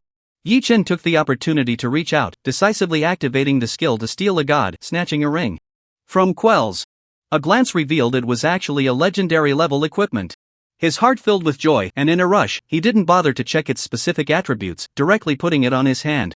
However, as one of the universally recognized star royal families, the Tianxin clan's bloodline talent was unparalleled. Its attributes were incredibly strong. Even after enduring such a fierce wave of attacks, Quel's long health bar only dropped by about 1/5. Moreover, he seemed to have used some skill. His body transformed into a beam of holy light, breaking free from several layers of control skills. In an instant, he flew 10 meters away, revealing his form. With killing intent in his eyes, he coldly stared at Jinhu and angrily shouted, "Jinhu! You bastard, how dare you collude with outsiders to plot against me, you truly are tired of living. With just a few insignificant ants, you think you can challenge the dignity of the Tianxin clan? You are simply overestimating yourselves. Very well, since you are seeking death, I shall grant it to you today." After saying this, he let out a heavy cold snort and suddenly waved his hand. In the next second, 5 dazzling teleportation arrays appeared in the void above his head. 5 figures, each with a different form but equally terrifyingly powerful aura, emerged from the bright teleportation light. With a wave of coarse hand, he summoned his minions. Above his head, 5 dazzling teleportation arrays suddenly appeared in the void. 5 powerful and imposing figures stepped out from the arrays, descending with great strides. The first figure was a holy knight clad in resplendent golden armor, riding a warhorse that was equally adorned. He wielded a golden spear emanating an overwhelming aura. The second figure was a tiny fairy, just over a foot tall, dressed in a green dress, with 4 transparent wings growing from her back. Wearing a flower crown, she had a lowly figure with a mature charm, holding a green staff woven from vines. She seemed like a beloved child of nature, radiating an incredibly strong life force. The third figure was a holy silver dragon, covered in impenetrable silver scales, with 3 heads. The fourth figure was a void mantis, its smooth, deep purple carapace adorned with serrated blades on its arms, perfectly combining elegance and brutality. The fifth figure was a giant butterfly with wings over 2 meters long, colorful and surrounded by a rainbow glow. Along with a magnificent unicorn that radiated flawless holy light, these were the 6 minions contracted by the divine race's summoner. Yi Chen, through the eye of truth, immediately discerned the specific ranks of course 6 minions. There were actually 2 legendary and 4 epic. Just from the configuration of pet ranks, they were even higher than Yi Chen. Indeed, these gifted races are not just superior in bloodline talent compared to humans. The overall resources in the game world of their planet are far richer than those in the game world of Blue Star. Even a top-tier boss like Dices, ranked among the top 10 bosses in the national server, would merely be an ordinary high-level boss in Quer's home world. With such exceptional conditions, it would be strange if the players that emerge are not strong. Yi Chen's gaze slightly tightened, revealing a hint of emotion, but his subordinates showed no mercy. He decisively activated the Beast Master clone skill. With the effects of the magical gem's multiple casting and continuous casting, he summoned 4 clones of Dices in one breath. He then commanded all pets to launch a fierce attack on Querce. Faced with the ferocious assault from Yi Chen's group of pets, Querce was equally unyielding. His expression remained one of innate pride, disdainfully snorting, "What if you have more pets? Quantity without quality is merely a swarm of ants. A mere lowly human dares to compete with the brilliance of the full moon? Simply overestimating oneself." After finishing, he let out a heavy cold snort and seemed to cast some skill. He released 6 orbs of holy light from his palm, infusing them into the 6 minions. In the next second, the 6 minions before him instantly became as if they had taken drugs, their auras becoming overwhelmingly powerful. Even their size and appearance underwent astonishing changes, visibly growing larger. They unleashed their respective skills and engaged in a fierce battle with Yi Chen's pets. The little green fairy waved her staff, and instantly, resilient plants and vines grew from the ground within dozens of meters around her. They grew wildly at an astonishing speed, sweeping towards everyone. The massive 3-headed silver dragon raised its heads to the sky, its roar echoing through the air. Like a heavy combat aircraft, it swooped down from the sky, crashing into the frostbone dragon beneath Valen with a thunderous impact. The terrifying impact directly shattered several bones of the frostbone dragon. 2 massive dragon claws, wrapped in hard scales and incredibly powerful, frantically tore at the frostbone dragon's skeletal body. The three heads simultaneously unleashed a terrifyingly hot breath, shattering the bones of the Frost Bone Dragon one by one. Although the Frost Bone Dragon and its Dragon Knight, Valen, were also roaring in fury and fighting back, the gap in strength between them was too vast, they were simply no match. It wasn't until the Thunder Falcon, surrounded by golden lightning, arrived, unleashing a torrent of thunder. The razor-sharp claws of the Thunder Falcon crushed the scales of the three-headed silver dragon, tearing open horrifying wounds. Only by combining their strength did they manage to push the three-headed silver dragon into a disadvantage. The colorful, multi-hued butterfly was even more terrifying, with wings swirling with colorful fairy light. Each flap unleashed a powerful elemental skill. Ice arrows, fire seas, storms, meteors. Waves of ferocious magical attacks poured down onto the battlefield. The magnificent unicorn, with its 4 iron hooves shattering the void, was enveloped in an incredibly pure white light. Like a white lightning bolt, it charged across the battlefield. The brilliance of its horn erupted, summoning powerful white thunder to bombard the battlefield. The deep purple void mantis was even more elusive. Its form concealed in the void. Each time it appeared, it would wield a pair of cold, sharp blades. Targeting the weak points of its enemies, it struck mercilessly. Then it would either flap its wings and pounce on the next target or vanish back into the void, waiting for the next opportunity to strike. Like a born hunter, it executed the art of assassination to perfection. One must say, as a player of the celestial race, Quarce was indeed incredibly powerful. If it were an ordinary player facing his several strong subordinates, they would have long since been overwhelmed and defeated. However, Yi Chen, bearing the bloodline of the heavens, was certainly not inferior to any celestial. The profession bonus of the Divine Summoner was also not worse than that of the Divine Guardian. Although the pets Yi Chen had contracted were of a lower tier than Quarce, under Yi Chen's profession bonus, their actual combat power was not significantly different. Moreover, Yi Chen had also temporarily contracted several players, including the Thunder Tiger, giving him a numerical advantage. Thus, in a short time of battle, he gained the upper hand. Quarce's pets were being beaten back, covered in wounds, showing signs of exhaustion. Seeing this, Quarce's face turned extremely ugly. It should be known that with the Divine Guardian profession, he was a super genius even among the talented celestial race. In battles with other players, he had always swept through effortlessly. When had he ever encountered a situation where he was being pressed down and rubbed into the ground?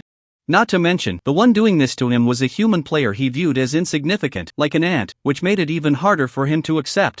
He let out a heavy cold snort, his eyes coldly fixed on Yi Chen, and angrily growled, "Human, you have truly angered me. Since you are so intent on seeking death, I shall let you experience what despair feels like. Open your eyes and watch closely, this is true power." After saying this, he suddenly shouted. He extended his right hand towards the Holy Knight who was fiercely battling the Azura war general in the chaotic battlefield. With a loud shout, he declared, "Armor fusion! Armor fusion!" With Quells extending his palm and shouting loudly on the battlefield, the Holy Knight, clad in brilliant golden armor, wielding a long spear that gleamed with sharpness, was fiercely battling against the Azura warrior. Suddenly, his body trembled violently, transforming into an incredibly dazzling golden divine light that shot up into the sky. Soaring into the air, it then fell from the heavens, infusing into Quells. As this golden light entered him, an extraordinarily brilliant divine golden glow erupted from the surface of Quell's body. In the blink of an eye, it coalesced into a set of remarkably powerful golden armor. The surface of the armor was interwoven with countless exquisite patterns, emanating an endless divine aura. Quells, possessing the bloodline of the celestial race, already had an outstanding appearance. Tall and handsome, with long golden hair flowing in the wind. At this moment, donning such a majestic and luxurious golden armor, he appeared even more extraordinary. Truly like a celestial descending to the mortal realm. It radiated a sense of divinity that seemed to transcend all living beings, capable of dominating the fates of the world. The energy aura emitted surged instantly, skyrocketing dramatically. Clearly, his so-called armor fusion was a skill similar to the Beastmaster divine weapon, allowing him to merge with one of his pets and gain significant attribute boosts. After the armor fusion, Quells immediately felt an endless power coursing through him. A flash of light appeared in his palm as he drew out a sharp long sword, dazzling with golden light and inscribed with runes. Raising the sword, he pointed it at Yi Chen, sneering contemptuously, "Insignificant human, witness the power of the Celestials." As his voice fell, Quells suddenly shouted again, as if unleashing some incredible super move. The complex totem mark on his forehead suddenly burst forth with brilliant golden light. Every pore of his body began to exude a rich golden divine light. In an instant, a swirling mass of golden flames coalesced around him. Under the cover of that flame, Quell's already formidable energy aura surged once more. Like a transformed Super Saiyan, he radiated an extremely violent and terrifying energy. Suddenly roaring, he activated a speed-boosting state skill. Like the wind, he charged forward, wielding the golden long sword, rushing towards Yi Chen. During the charge, he did not forget to arrogantly shout, "Human, accept your judgment. To die by my sword will be your greatest honor. I can go to hell. Are you just talking trash? So much nonsense for a fight. Isn't it just a little explosion? As if anyone can't do that." Yi Chen snorted coldly, a look of disdain in his eyes. Without saying a word, he decisively activated his blood-burning transformation. In the next second, an incredibly intense blood-red flame erupted from his body. The celestial bloodline was instantly activated. This caused Yi Chen's panel attributes to increase by 100% in an instant. With a cold snort, he lightly shifted his foot, swiftly moving sideways, easily dodging Quell's incoming sword strike.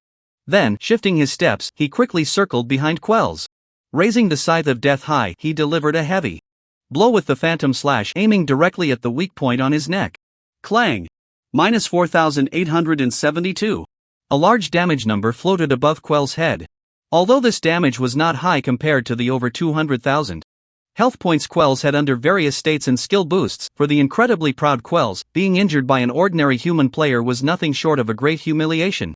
Especially after Yi Chen activated the blood-burning transformation state, the blood-red flames flickering in the void around his body made his pupils constrict, feeling utterly incredulous. How could such a trivial human player awaken such a powerful bloodline skill? However, in the midst of battle, there was no time for him to think too much. A fierce glint flashed in his eyes. Suddenly turning around, the sword's edge shone with golden light. A sweeping arc of sword energy surged towards Yi Chen behind him. However, although Kors was a player of the celestial race with an incredibly powerful bloodline talent, in terms of pure attributes, he could compare with Yi Chen. But his main profession was ultimately that of a divine guardian. He usually relied on his followers to fight, rarely needing to engage in battle himself. Therefore, his melee skills were lacking, not even qualifying to carry Yi Chen's shoes.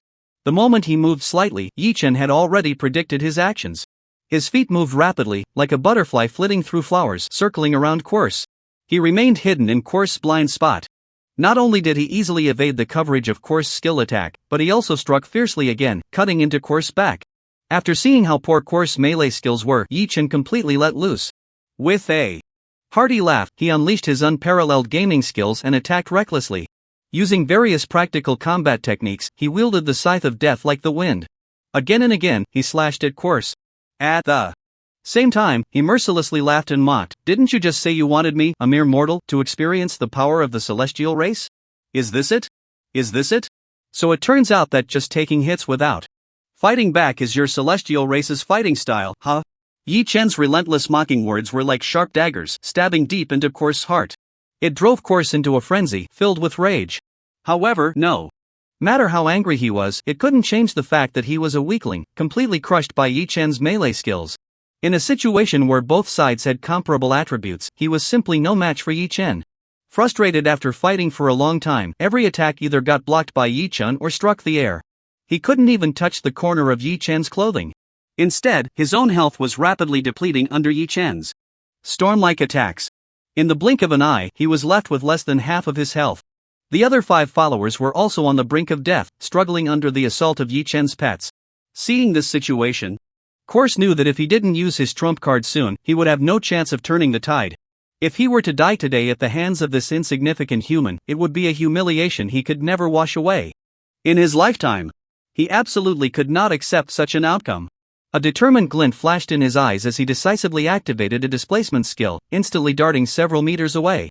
Just before Yi Chen could catch up, he suddenly raised his right hand high. In the next second, above his head, a complex summoning array with a diameter of several meters instantly formed in the sky. It released an astonishing wave of energy. As Quells moved away from the battlefield, he raised his right hand towards the sky. Above his head, a circular summoning array with a diameter of several zhang suddenly appeared. Compared to the summoning array used to call the 6 major familiars, this summoning array was not only larger in scale but also more magnificent and complex in its patterns. The energy fluctuations it emitted were incredibly intense. Even Yi Chen couldn't help but feel a weight in his heart, his expression turning serious as he suddenly looked up.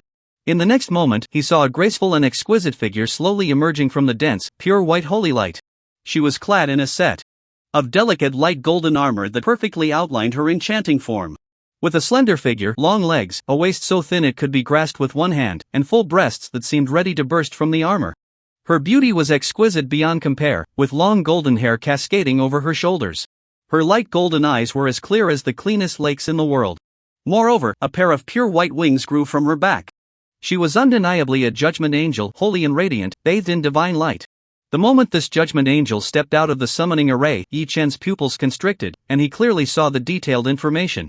Of Quell's 7th familiar, Judgment Angel, level 53, bloodline level, demigod, status, can be tamed, contract success rate, 3%.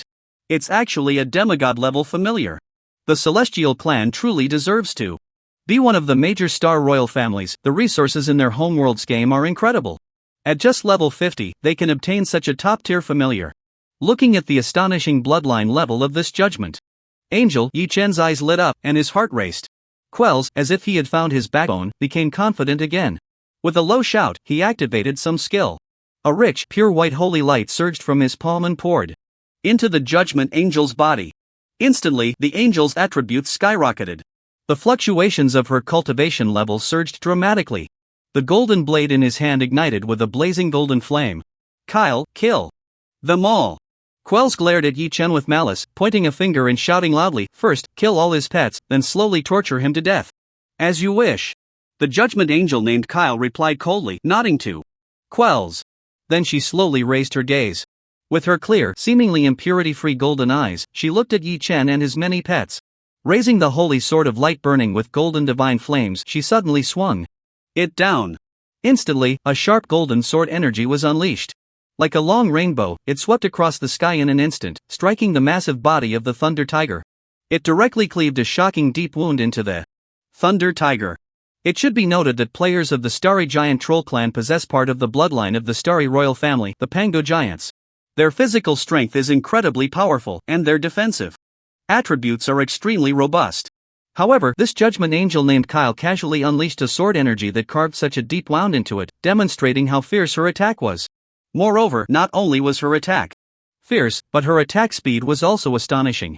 After the first sword strike, she immediately followed up with a second and third strike. Each sword left a deep wound on the Thunder Tiger. The frequency of her strikes increased, with sword energies cascading in waves, moving so fast they almost became an afterimage. In just a few seconds, the heavily armored and high-defense Thunder Tiger was reduced to less than a quarter of its health. The terrifying output capability made Yi Chen's heart race. Without hesitation, he the divine contract with the Bone Dragon Knight, Valen. Then he locked onto the Judgment Angel, Kale, and decisively activated the divine contract. In the next second, the angel Kale stood proudly in the void, wielding her longsword and unleashing a frenzied assault. Her delicate body suddenly trembled slightly, and a dazzling golden light appeared on her forehead. As this golden light emerged, Kale's expression changed drastically, her face showing signs of struggle. She gritted her teeth, clenched her fists, as if resisting something with all her might. She was caught in immense turmoil. Seeing this sudden turn of events, Quer's face changed dramatically. Bastard! What do you want? Stop it now. What am I doing? Can't you see? Yi Chen snorted coldly, and not only did he not stop, but he also intensified the power of the divine contract. One important passive ability of the divine master profession is the ability to contract any target. This naturally includes the pets of other beast masters, because the priority of the divine contract far exceeds any other form of beast contract. However, no other player's pet had ever caught his eye. Therefore, Yi Chen had never used this ability before.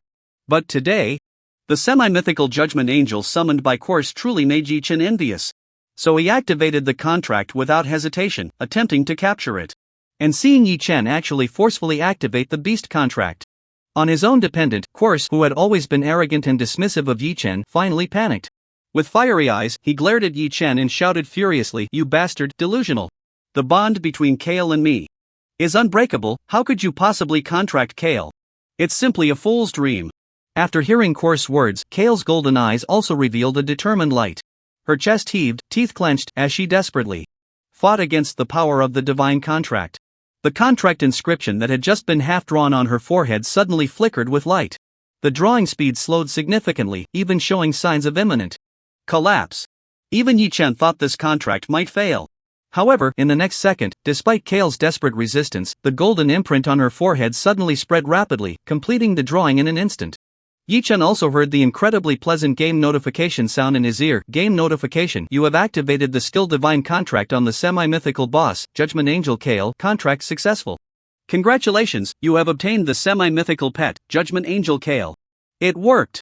With a 3% success rate, he successfully contracted the Angel Kale. The fortune ring achieved great merit. At this moment, Yi Chen couldn't help but laugh towards the sky. The corners of his mouth curled up, revealing a charming smile as he looked at the already soul-crushed, questioning life, and incredulous Quarce. With a cold gaze, he sneered. Quarce, watch closely, this is how Kale is to be used. After saying that, he pointed at Quarce and commanded Kale, go, first kill all his pets, then slowly torture him to death. I want him to die in despair and fear. Scoundrel! What have you done to Kyle?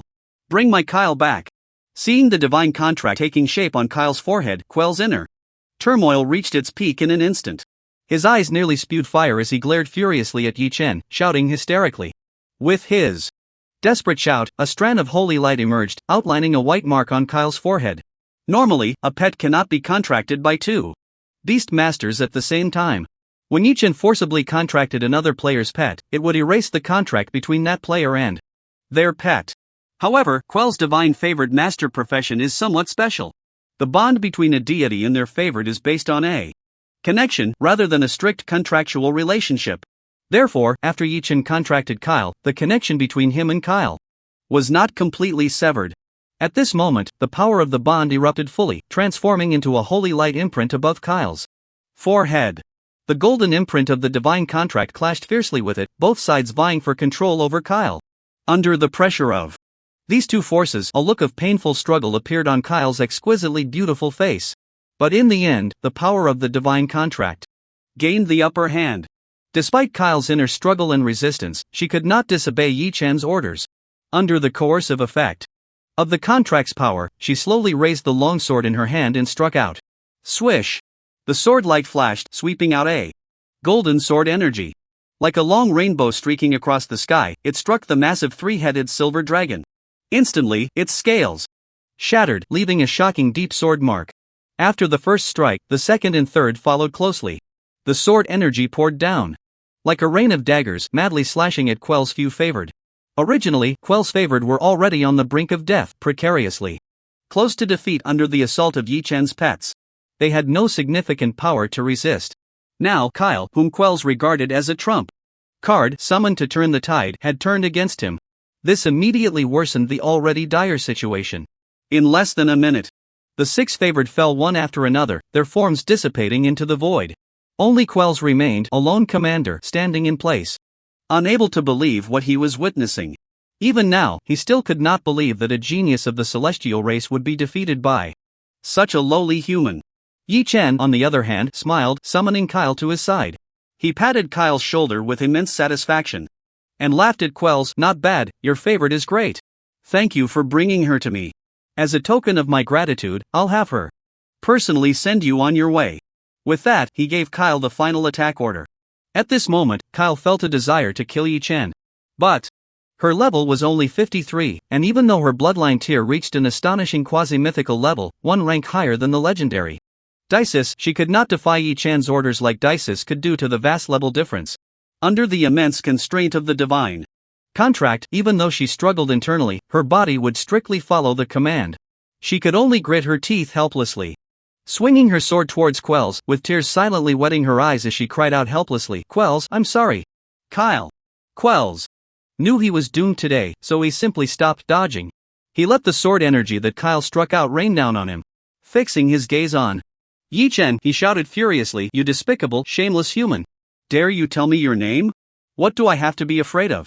Yi Chen snorted coldly and said, I'll say it only once, so remember it well. Today, the one who will kill you is the first beast master of the Blue Star Cherry Blossom outfit, Hiroshima Atom. You've got guts. Hiroshima Atom, I'll remember you.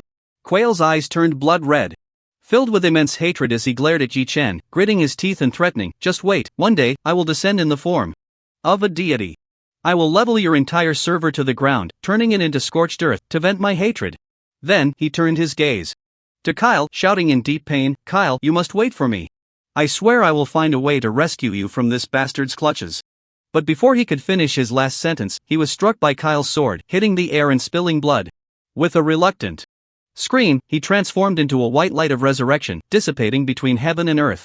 Splash! At the moment of Quail's death, countless sparkling by Luo divine crystals burst out from his package. They piled up on the ground into a small mountain. Yi Chen's eyes lit up, rushing forward and waving his hand to collect them all into his storage space. After counting, there were actually over 800,000. Adding to the over 400,000 Yi Chen already had, the total reached an astonishing 1,300,000. However, it seemed that Quails had some special items. Aside from the Bai Luo divine crystals, which were guaranteed to drop upon death, no other equipment dropped, making Yi Chen feel quite regretful. But even if nothing else dropped, he had received Kyle. This judgment angel with quasi-mythical bloodline was enough to surpass everything. Looking at Kyle's well-proportioned figure wrapped in armor, with two angelic wings radiating holy light behind her, Yi Chen's eyes slightly brightened, feeling more and more satisfied. He quickly brought up the game panel to check her specific attributes: Judgment Angel Kyle Bloodline level, Quasi-Mythical level, 53 Physique Star level, 14 Strength Star level, 14 Agility Star level, 16 Spirit Star level, 15 Skills: Holy Flame Impact S, Divine Grace S, Holy Runeblade S, Sword of Judgment S, Blade of Judgment S, Blade Storm SS, Gate of Heaven SS, Holy Judgment Moment SS, Ascending the Divine Stairway SSS. Description: a girl from the angelic race with a sacred bloodline, wielding the power of light judgment. Destined to rise through the trials of iron and fire, step by step, across the divine stairway, until she ascends to the supreme position of the God of Light. Special status: a destined companion of a deity, with a 40% increase in all attributes. After looking at Kyle's attributes, Yi Chen's eyes immediately lit up. There was no need to elaborate on the growth star level. Calculating it down, it was 5 points higher than Dices, and it was no less than a true myth level pet. The only downside was the skill configuration, which was a bit lacking, having only one SSS level skill, so it couldn't become a true myth level boss. However, with 3 top tier SS level skills, it was still quite excellent among quasi-myth level bosses. What surprised Yi Chen the most, even delighted him, was the last line on Kyle's attribute panel, which displayed a special status. She was not just an ordinary follower of Quails, but a true destined follower with a 40% all attribute bonus. Coupled with the 50% all-attribute bonus provided by the Divine Contract, that was a total of 90% attribute enhancement. With such a terrifying attribute boost, it could be said without exaggeration that Kyle's actual combat power was definitely much stronger than a genuine myth-level pet. Once she leveled up in the future, she was bound to become Yi Chen's absolute main source of damage output. However, at that moment, Kyle was feeling extremely angry. Seeing Yi Chen's gaze fall on her, she felt furious. With a cold snort, she stubbornly gritted her teeth and said, "Despicable guy, even if you use the power of the contract to forcefully control me, you will never get my heart." Yi Chen was speechless upon hearing this and inexplicably retorted, "I contracted you just to use your sword to help me fight. What do I want your heart for?" Kyle was instantly at a loss for words, struggling for a long time without knowing how to refute. Yi Chen shook his head and stopped paying attention to her. After all, he already had Dices, a pet full of rebellion, always thinking about breaking free from control and turning against him, so having one more wouldn't hurt. But Yi Chen didn't notice that, at that moment, Dices was looking at Kyle with a clear sense of hostility and vigilance. Originally, among all of Yi Chen's pets, she had the highest rank. There was a natural sense of superiority that came with it. Even though Yi Chen often scolded her and punished her severely, she believed it was because Yi Chen valued her and wanted to completely subdue her. Until just now, when she saw Yi Chen subdue Kyle, who had a quasi-mythical bloodline, and witnessed Kyle's powerful strength firsthand, it immediately set off alarm bells in her heart, making her feel that her position was seriously threatened. Especially since entering this myth map, the enemies encountered were getting stronger one after another. Some of the powerful alien players were even difficult for her to handle, requiring Yi Chen to step in personally to resolve the situation. After several consecutive defeats in battle, Daces's pride was completely shattered, and deep worries began to rise within her. She feared that if this continued, she might truly be seen as useless by Yi Chen and casually discarded, even becoming the nourishment for the other pets' upgrades and evolutions. "No, I can't let this continue. I must perform well a few times to prove my worth to my master." The light in Daces's eyes flickered, and she secretly made up her mind. At that moment, Yi-Chen suddenly thought that he had not returned empty-handed from the battle. Earlier, he had also used the Hand of Thievery to steal a ring from Quails. He quickly opened his equipment panel to check the specific attributes of that ring: Ring of the Holy Angel, Legendary, Constitution, plus 1000 Strength, plus 1000 Agility, plus 1000 Spirit, plus 1000. Equipment effect: Holy Power, attack carries Holy Power, dealing 50% extra damage to any undead or dark-type creatures. Equipment effect: Angel's Blessing, each normal attack has a 30% chance to trigger a Sword of Judgment, dealing 200% attack power as additional damage to the target and surrounding enemies. Equipment skill: Divine Guardian, after activating the skill, summon Divine Power to descend, forming a layer of Holy Light Shield. Duration: 60 seconds cooldown, 2 hours. Equipment skill: Angel's Descent, after activating the skill, summon a 4-winged angel to descend in battle. Duration: 180 seconds cooldown, 24 hours. Equipment level: none. As a piece of legendary equipment, the attribute bonuses and special effects of this ring are, to be honest, somewhat lacking. But it has one crucial attribute: there are no level restrictions. This means that even a level 0 player can equip it. From this perspective, its value is immeasurable, and it is not an exaggeration to call it a divine artifact for low-level players. For Yi-Chen at this moment, it is just what he needs. After taking down the big fish quells, Yi-Chen did not idle. Adhering to the principle that even the smallest fly is still meat, he continued to command his pets to hunt other alien players. Until more than 2 hours later, a crisp game notification rang in Yi-Chen's ears. Ding game.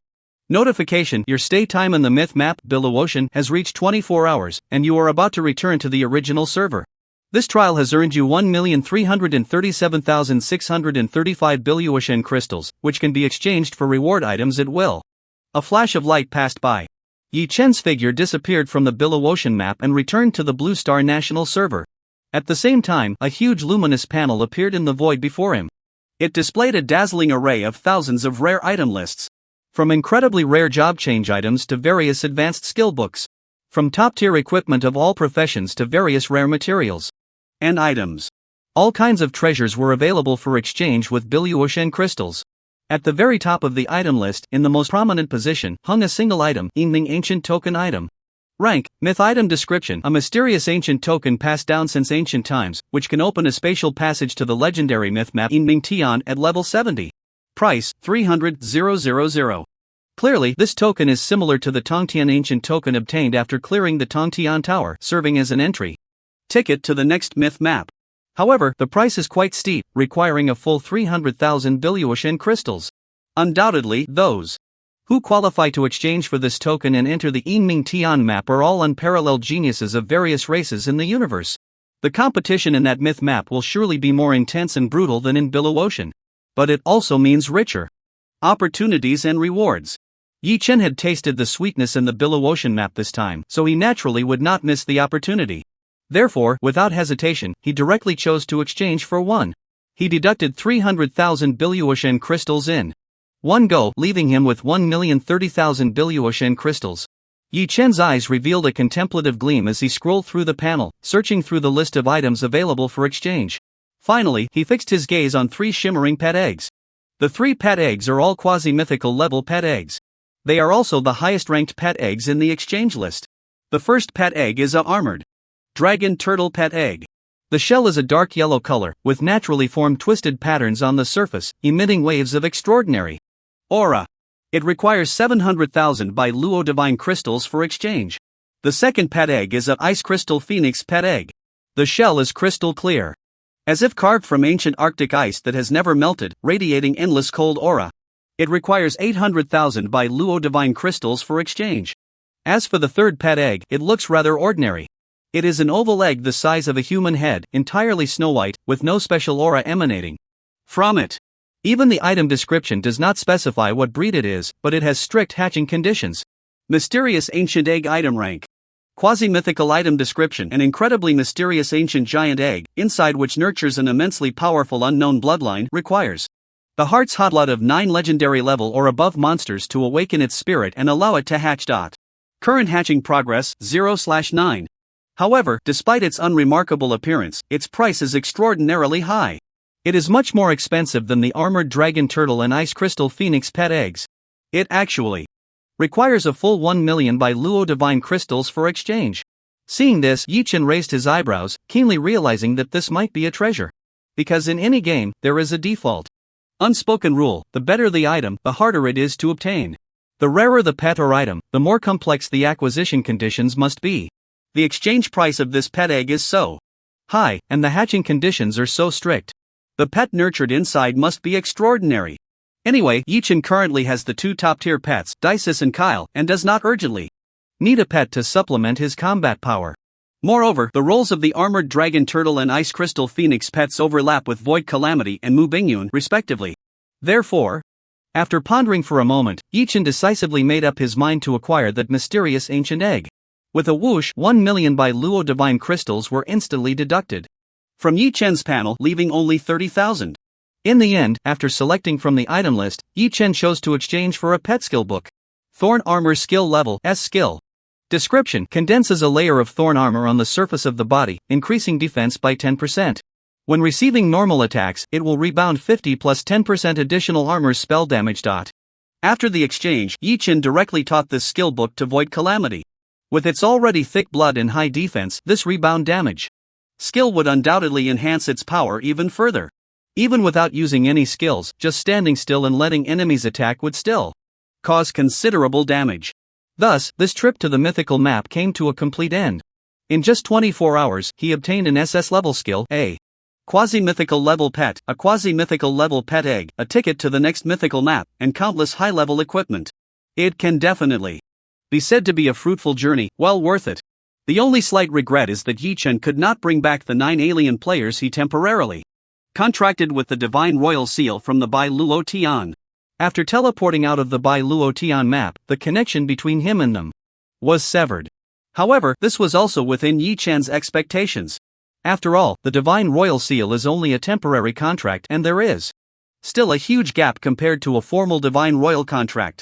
After 24 hours of intense online combat, Yi-Chen was also somewhat fatigued. He directly logged off from the original ground. After casually eating something, he went to bed. However, Yi-Chen logged off to sleep. Meanwhile, the entire national server suddenly erupted.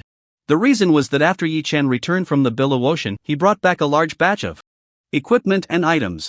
Originally, on the national server's equipment leaderboard, the number of legendary level and above equipment was extremely scarce, totaling only a little over 200 pieces. More than half of them had dropped when Yi-Chen was grinding monsters a few days ago and were put up for sale in the auction house. However, after Yi-Chen returned this time, the entire leaderboard was instantly refreshed. The leaderboard displayed 10,000 pieces of equipment, all of which had turned into high-level equipment of legendary grade or above. This phenomenon quickly attracted the attention of many players. Countless players flipping through the equipment leaderboard suddenly widened their eyes. Their expressions were dazed, revealing an unbelievable shock. What the hell? What the hell? What the hell? What's going on? How did all the equipment on the leaderboard turn into top-tier legendary gear? How is that possible? You kids shouldn't reward yourself so often. Your eyes are practically useless. There are only a few. It's true, there isn't even a single dark gold piece of equipment on the entire leaderboard. Moreover, the equipment leaderboard can only display 10,000 pieces. Who knows how many legendary items are not on the list? What is going on? Is the system malfunctioning? Is there a data error? Otherwise, how could so many legendary level top-tier items appear in an instant? The astonishing changes on the equipment leaderboard immediately stirred up a storm in the game. Like an unprecedented fierce storm, it swept across the entire national server, shaking everyone to their core. Major guilds began to take action, trying to gather information. They wanted to find out where this batch of equipment came from and who had it. However, after a long time, the major guilds couldn't find any clues. This batch of equipment had just appeared abruptly on the leaderboard, but no player had seen it. Ultimately, after analysis from various parties, they all thought of the same person. If it wasn't a system glitch or a sudden bug, then there's only one possibility left. Wei Wuyi Feng. That's right, it must be him. Besides Wei Wuyi Feng, there is no one else in the entire national server who has the power to create such a stir. But even Wei Wuyi Feng couldn't possibly have dropped so many top-tier items in an instant, right? Did he steal from some secondary city's equipment vault? Who knows? A full 10,000 pieces of legendary equipment is enough to turn the entire national server upside down. I have a feeling that the national server is about to become restless. For a moment, dark currents surged within the national server. Countless guilds and factions were eyeing this batch of equipment, all turning green with envy. While countless players in the national server were stirred by this batch of equipment and couldn't sleep all night, Yi-Chen slept soundly. Until the next morning, after getting up and going online, a series of crisp message notifications rang in Yi-Chen's ears. The chat window in his friend list displayed several unread messages. Lun Yanhuahua, brother Yi-Chen, are you there? Lun Yanhuahua, the batch of equipment that suddenly appeared on the equipment leaderboard, is it in your hands? Lun Yanhuahua, can this batch of equipment be sold to us, the like water flowing years, as a priority? Lun Yanhuahua, big shot, could you reply after seeing the message? Lun Yanhuahua, cat bowing and being cute. Looking at the chat window, the cute cat emoji that kept bowing and acting cute made Yi-Chen feel a bit dazed. In his previous life, as a top player of the sword-asking guild, he had dealt with Li Chonan quite a bit. However, at that time, Li Chonan was like a rare flower, aloof and unattainable. What everyone saw was a majestic and noble queen-like demeanor. She was hailed as the coldest goddess in the national server. Back then, Yi-Chen could hardly imagine that one day, Li Chonan would speak to a male player in such a cutesy and almost humble tone. The stark contrast made Yi-Chen deeply understand one truth. There is no such thing as a cold and aloof ice goddess in this world. If there is, it's simply because your strength is not enough. Not strong enough to make her lower her stance and show her softer side. Even if it means lowering herself, acting cute, and trying to please, she still wants to cling to and please someone. Yi-Chen now clearly had that strength. Besides Li Chonan, Sun Xiaohong and Lin Feng also sent messages to Yi-Chen. Yi-Chen just glanced at them and understood their intentions. Obviously, the officials also guessed that the batch of equipment was in his hands. They hoped to meet with him to discuss cooperation and pay a price to buy this batch of equipment from him. This time, both of them lowered their stances, and their words were full of sincerity. They claimed that as long as Yi-Chen agreed to cooperate, any conditions could be proposed. But unfortunately, Yi-Chen did not have the good habit of repaying kindness with kindness and had no intention of selling this batch of equipment to the officials. Therefore, he directly read the messages without replying and folded up their chat windows. However, how to handle this batch of equipment is indeed a problem. Yi-Chen's eyes sparkled, revealing a hint of contemplation. In the past, the high-level equipment Yi-Chen obtained was either sold to Li Chonan first or directly auctioned off for gold coins. But this time it was different. The amount of legendary equipment he acquired was too large, far exceeding the limits of the national server market. With so many top-tier items suddenly flooding the market, there weren't enough gold coins to support them. Not only would he be unable to sell them at high prices, but it would also lower the average price of each item. The final result would be a significant loss. But if he didn't act quickly and kept this batch of equipment in his hands, as time went on and players' average levels increased, the equipment would gradually depreciate. In fact, the best way to handle this batch of equipment was to use it for his own people, to arm his own strength. But in this life, Yi-Chen originally just wanted to be a lone wolf player, unencumbered and unrestrained. So he didn't form any forces. Even when he established the first guild in the entire server, it was just to obtain a guild residence, without recruiting any players. It seems my thinking needs to change. Yi-Chen's eyes sparkled as he murmured. When he had just been reborn into the game, fused with the true blood of Heaven's Path, and obtained the hidden profession Divine Guardian, he was unaware of the immense potential of this unique hidden profession. So at that time, he set a goal for himself, to firmly grasp his own destiny in this life. Not to be threatened or manipulated by any forces like in his previous life. Now it seemed that this goal was indeed too small, easily achieved. With the strength I currently possess, I gaze across the national server and even the entire blue star. Let alone the fact that no force can pose a threat to me. I could even completely forego beef. I want everyone to submit at my feet, acting according to the rules I set. That's right, this is my planet and I should choose a competent steward to help me manage it, Yi-Chen murmured, having made a decision. He directly opened the chat window with Li Chonan and sent her the coordinates of the Sky City. Come here to meet me in 10 minutes. After sending the message, within 2 seconds, Li Chonan immediately replied, okay, I'll be there soon. Without saying another word, she immediately set aside everything she was doing and rushed to the coordinates Yi-Chen had sent. Under Xingyao's guidance, she entered the Sky City hidden in the void. Although she had seen this territory owned by Yi-Chen from afar during the battle at the Great Flow River, this was still her first time stepping into the Sky City herself. Once inside, looking at the tall buildings standing in disarray throughout the city, and the well-equipped, well-trained Holy Spirit army, she was deeply shocked. In comparison, her own guild territory, which she had poured countless efforts into building, looked like a shabby little village. When she walked into the Lord's Hall and saw Deixis and Kale standing beside Yi Chen's throne, her beautiful eyes widened in an instant, and her heart surged with overwhelming waves. She had personally participated in the battle where the Cataclysm Legion captured the desperate Great Wall. Her impression of Deixis, the legendary boss, ranked 5th in the national server with immense power, was unforgettable. But how could a super boss of this level appear beside Yi Chen? Could it be that this incredibly powerful Thorn Queen had actually become Yi Chen's contracted pet? And the figure standing on the other side was actually a legendary angel. Moreover, due to the small level difference between them, Li Qiunan, using a special item she carried, clearly saw Kale's bloodline rank. It was actually a quasi-mythical pet. Even one level higher than Deixis, who was one of the top 10 bosses in the national server. This made her heart tremble, feeling utterly incredulous. Where on earth did this guy get so many top-tier pets? And they're all beauties, each one so stunning. Li Qiunan couldn't help but murmur to herself. Even as a proud and confident heiress of a consortium, seeing the 2 top-tier pets standing beside Yi Chen made her feel immense pressure, even a bit ashamed. But she still took a deep breath, forcibly suppressing the shock in her heart.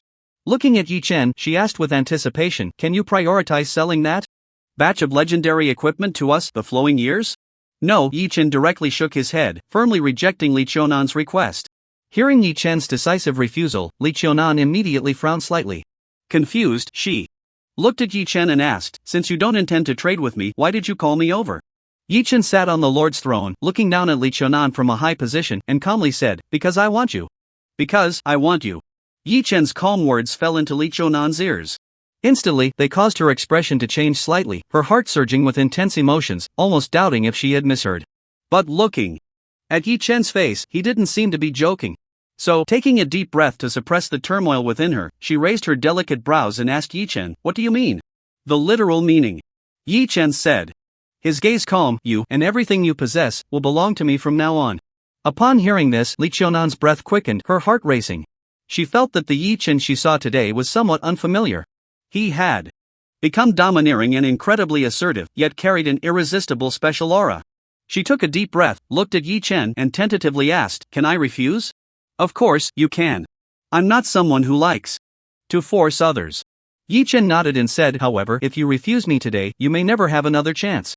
I'll give you 10 seconds to think it over." After saying this, Yi Chen slowly closed his eyes, allowing Li Qiunan to consider for herself. Upon hearing him say, "I'm not someone who likes to force others," the expressions of Kyle and Deixis, standing on either side of him, subtly changed. A hint of undisguised anger and disdain appeared in Kyle's eyes. He couldn't help but think, "You don't like to force others? Then why am I here?" Deixis' blood-red eyes scanned back and forth between Li Qiunan and Yi Chen a few times.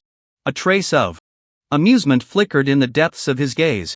Meanwhile, Li Qiunan bit her lip tightly, caught in a deep dilemma. Faced with Yi Chen's domineering conditions, should she accept or refuse? If she accepted, she would completely become Yi Chen's vassal.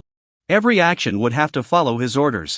But if she chose to refuse, the good cooperative relationship she had with Yi Chen would surely shatter. With Yi Chen's strength, he could easily find someone to replace her. Losing this support would make her future path much more difficult. At that moment, Li Qiunan couldn't help but recall the 2 times she had formed a divine contract with Yi Chen. She remembered transforming into a sword in the Shadow Wind Valley held in Yi Chen's hand. The feeling of his scorching, surging power flowing within her. She recalled the posters of him plastered all over her room's walls. Yet, even with so many unforgettable experiences, and a hint of an unspoken crush on Yi Chen in her heart, as the only daughter of a wealthy family and a strong woman who had built the Sui Shui Lunyan Guild, she had her own pride. No matter when or where, in front of anyone, she would never give up her stance and persistence. Soon, Li Qiunan found her answer. A resolute glint flashed in her eyes as she looked at Yi Chen and replied, "Neither humble nor arrogant, I choose to refuse. I, Li Qiunan, am the only daughter of the Li family, the president of the Sui Shui Lunyan Guild, and I will never become anyone's vassal." "Oh?" Yi Chen raised an eyebrow and opened his eyes. Looking at Li Qiunan, whose expression was incredibly resolute, he showed a hint of appreciation. "Not bad, I indeed did not misjudge you. This is the Li Qiunan I know, and I admire your courage. But the refusal is invalid. Today, I will claim you." "What?" Li Qiunan was instantly stunned, looking at Yi Chen in disbelief. Didn't you say I could refuse? I did say you could refuse, but I never said I would necessarily agree to you. Yi Chen looked at Li Qiunan calmly and said, this is the first thing you need to learn. From now on, regarding my orders, there is only obedience, no option to refuse. You. Li Qiunan bit her lip tightly, once again deeply understanding Yi Chen's domineering strength, yet feeling utterly helpless. In the end, she could only sigh in resignation. Come on, contract me. Yi Chen no longer had a formal pet position available, so he could only use the Divine Guardian's sacred mark to establish a temporary contract with Li Qiunan. The reason the Divine Guardian's sacred mark is named as such is that once it is engraved and formed, it does not fade away. Instead, it will form a sacred mark on the surface of the pet's body, resembling a tattoo. After explaining this situation to Li Qiunan, Yi Chen said to her, choose a spot for yourself, consider it compensation for what just happened. Upon hearing this, hesitation immediately appeared in Li Qiunan's eyes. After a moment, her snow-white face turned slightly red. Silently, she extended a delicate hand, grasped her skirt, and slowly lifted it up. A few minutes later, Li Qiunan, with flushed cheeks, lowered her skirt. It concealed the artistic Divine Guardian's sacred mark.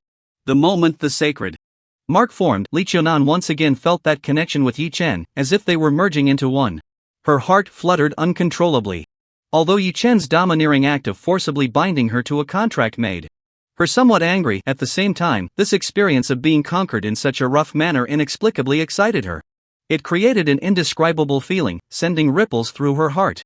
For a moment, her emotions were complex, and she didn't even know what was happening to her. Take this storage ring, that batch of equipment and some other treasures are all inside this ring. I have only one request of you, to grasp the power of all the players in the national server as quickly as possible. From now on, report your progress to me every 3 days. Yi Chen casually tossed a storage ring to Li Qiunan. After she caught it, she opened the item slots inside, and her heart trembled with shock. In her beautiful eyes, an unbelievable look of astonishment appeared. Inside the ring, there were all kinds of items, totaling tens of thousands. Besides the equipment on the leaderboard, there were also various rare items, materials, and even skill books. Although she had long suspected that Yi Chen had obtained many treasures this time, probably not just the 10,000 legendary pieces on the leaderboard, she never expected it to be this exaggerated. It could be said without exaggeration that with this batch of treasures, the strength of the water-flowing Year Guild could undergo a tremendous change, easily crushing any other guild in the national server. No problem, I will complete the task as soon as possible. Li Qiunan took a deep breath, looked at Yi Chen, and said seriously. After speaking, she turned and left in large strides. Clearly, she was already eager to return and arm her water-flowing Year Guild with this batch of equipment. After Li Qiunan left, Dices suddenly knelt on one knee before Yi Chen and respectfully said, Master, I have been managing in the Northern Territory for many years and have accumulated some wealth. I have a few treasures I would like to offer you, to help you achieve great things. Oh? Yi Chen raised an eyebrow at the words, revealing a hint of contemplation. He had no doubts about Deixis's words. After all, Deixis was ranked 5th among the top 10 bosses in the national server and had been the king of the Scourge Legion for so many years. It would be strange to say she hadn't accumulated any wealth. Not to mention, the Bloodrose Legion she commanded was the second main force within the Scourge Legion. With numerous high-level bosses under her command, it was an enormous wealth that couldn't be ignored. However, the treasures Deixis mentioned were all deep in the northern region, belonging to the core territory of the Scourge Legion. Who knows what this rebellious woman was plotting by luring him there? It was important to note that although Deixis couldn't forcibly break the divine contract, she also couldn't withstand the punishment and torment of the contract's power. But with the vast level difference between her and Yi Chen, she could easily defy any orders he issued in a short time, even attacking him. If she got to her territory, found an opportunity, secretly colluded with other kings, or used some sinister item to forcibly erase the divine contract, or even temporarily seal the contract's power, or imprison herself, it would be a disaster. With the memories of his past life, Yi Chen understood deeply that in the game Miracle, there were too many strange and uniquely functional sinister items. Once caught, even if you had extraordinary abilities, you would be powerless to act. In his previous life, many gaming experts who could command the winds and rains in the game ended up facing a dismal fate due to a moment of carelessness and being ambushed. For instance, even though he had become one of the top 10 players globally, he still couldn't escape the clutches of the Sword Questioning Club. In this life, Yi Chen had obtained the unique SSS level hidden profession of Divine Envoy. He had also fused with the true blood of Heaven's Way gaining various exceptional bloodline enhancements. At the same level, even the so-called celestial prodigies of the Starry Sky royal family could be overwhelmingly suppressed. His potential was limitless. As long as he grew smoothly, his future achievements would be immeasurable. He could even secure a place in the boundless Starry Sky. Therefore, what Yi Chen pursued now was not immense wealth, but risk avoidance and steady development. Although he estimated that even if he truly went deep into the northern region with Deixis, as long as he acted cautiously and kept a close watch on her, the likelihood of any issues would be low. But even with a 1 in 100,000 risk, he didn't want to take it. So he nodded lightly and said casually, "I understand your intentions, but there's no rush right now. We can talk about it later." Hearing this, Deixis frowned slightly, unwilling to give up as she continued to persuade him, "Master, among those treasures of mine, there are indeed many precious items, and there are several legendary grade artifacts. I'm worried that if too much time passes, Pavelin and the others will discover it, and then, Before Deixis could finish her sentence, her entire body suddenly flickered with dazzling golden lightning. The power of the contract suddenly activated, causing her delicate body to tremble violently, her face twisting in pain. "I said, there's no rush right now. We can talk about it later." Yi Chen shot her a cold glance, snorted, and stood up from the Lord's throne, striding towards the exit. Kyle looked at Deixis, who was writhing on the ground, illuminated by golden lightning and groaning in pain under the punishment of the contract's power. His pupils shrank slightly, revealing a hint of sympathy. After Yi Chen walked far away, he finally spoke to Deixis. "He must have used some despicable means to force you into this contract, right? With your strength, are you really willing to be at the mercy of such an unreasonable tyrant forever, becoming a pawn in his hands? Are you trying to win me over, looking for a chance to break free from your master's control?" Deixis gasped as she got up from the ground, casting a faint glance at Kyle. "I advise you to save your breath. I will not betray my master." "Why?" Kyle frowned, utterly confused. "He treats you so ruthlessly. Yet you remain so devoted to him? What do you understand?"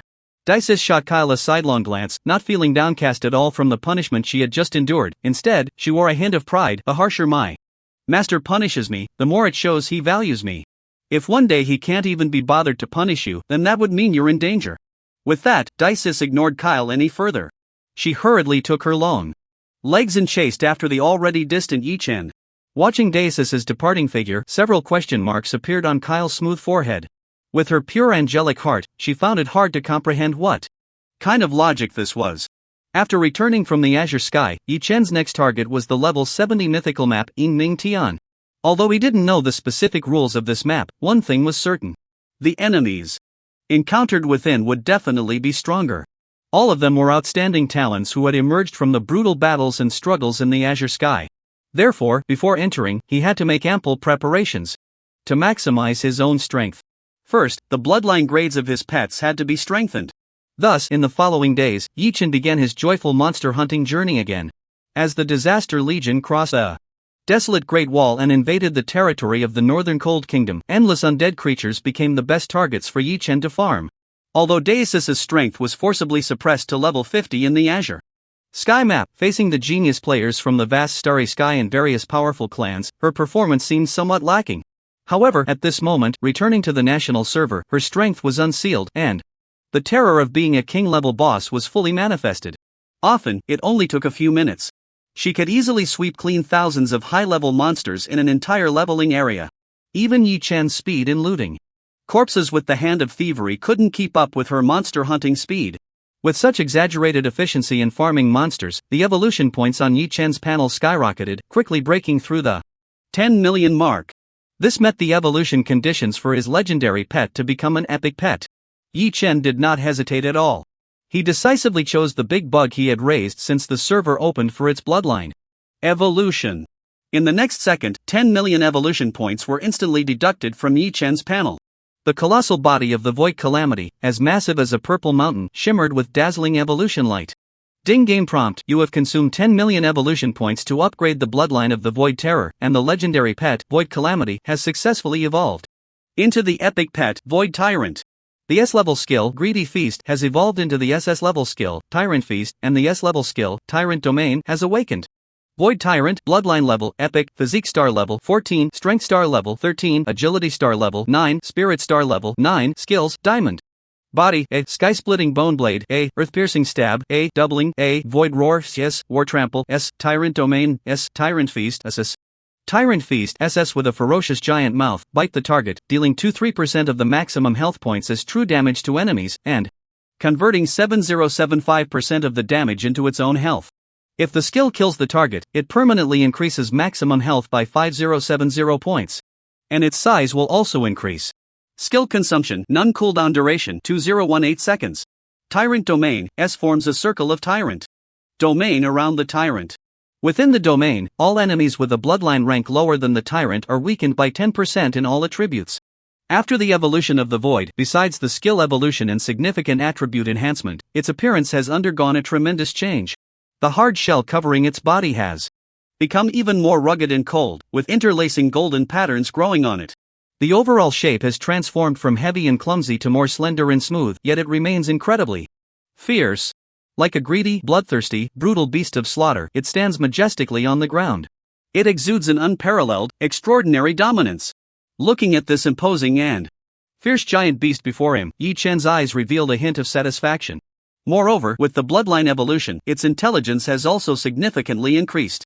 Although his mind is still filled with endless chaos and slaughter, it cannot be compared to humanoid pets like Xingyao and Kyle, who possess naturally high intelligence. However, it can now act independently from Yi Chen to carry out some simple tasks. Thus, Yi Chen found a low-level training ground densely populated with monsters and let it roam there. He ordered it not to use skills to clear monsters, only allowed to use the feast skill to devour monsters. Honestly, grinding monsters to stack health here. After all, now that Yi Chen has Dices, its output capability has temporarily become optional. It's better to seize the time to stack health and grow. As long as the health is stacked thick enough, even a legendary level boss can be touched. Thus, among Yi Chen's 8 main pets, only the Azura War General and Mu Bingyun remain with legendary bloodlines. However, with Deus's terrifying monster clearing speed, earning 1 to 2 million evolution points daily is effortless. In just a few days, he can upgrade both of them as well. However, before making sufficient preparations, Yi Chen does not plan to enter the underworld. Therefore, he deliberately controlled his upgrade speed. The vast majority of the experience gained from Deus's monster clearing is prioritized for her and a few other pets. In this way, 3 more days passed. During this time, Li Qiunan came to find Yi Chen once to report her progress.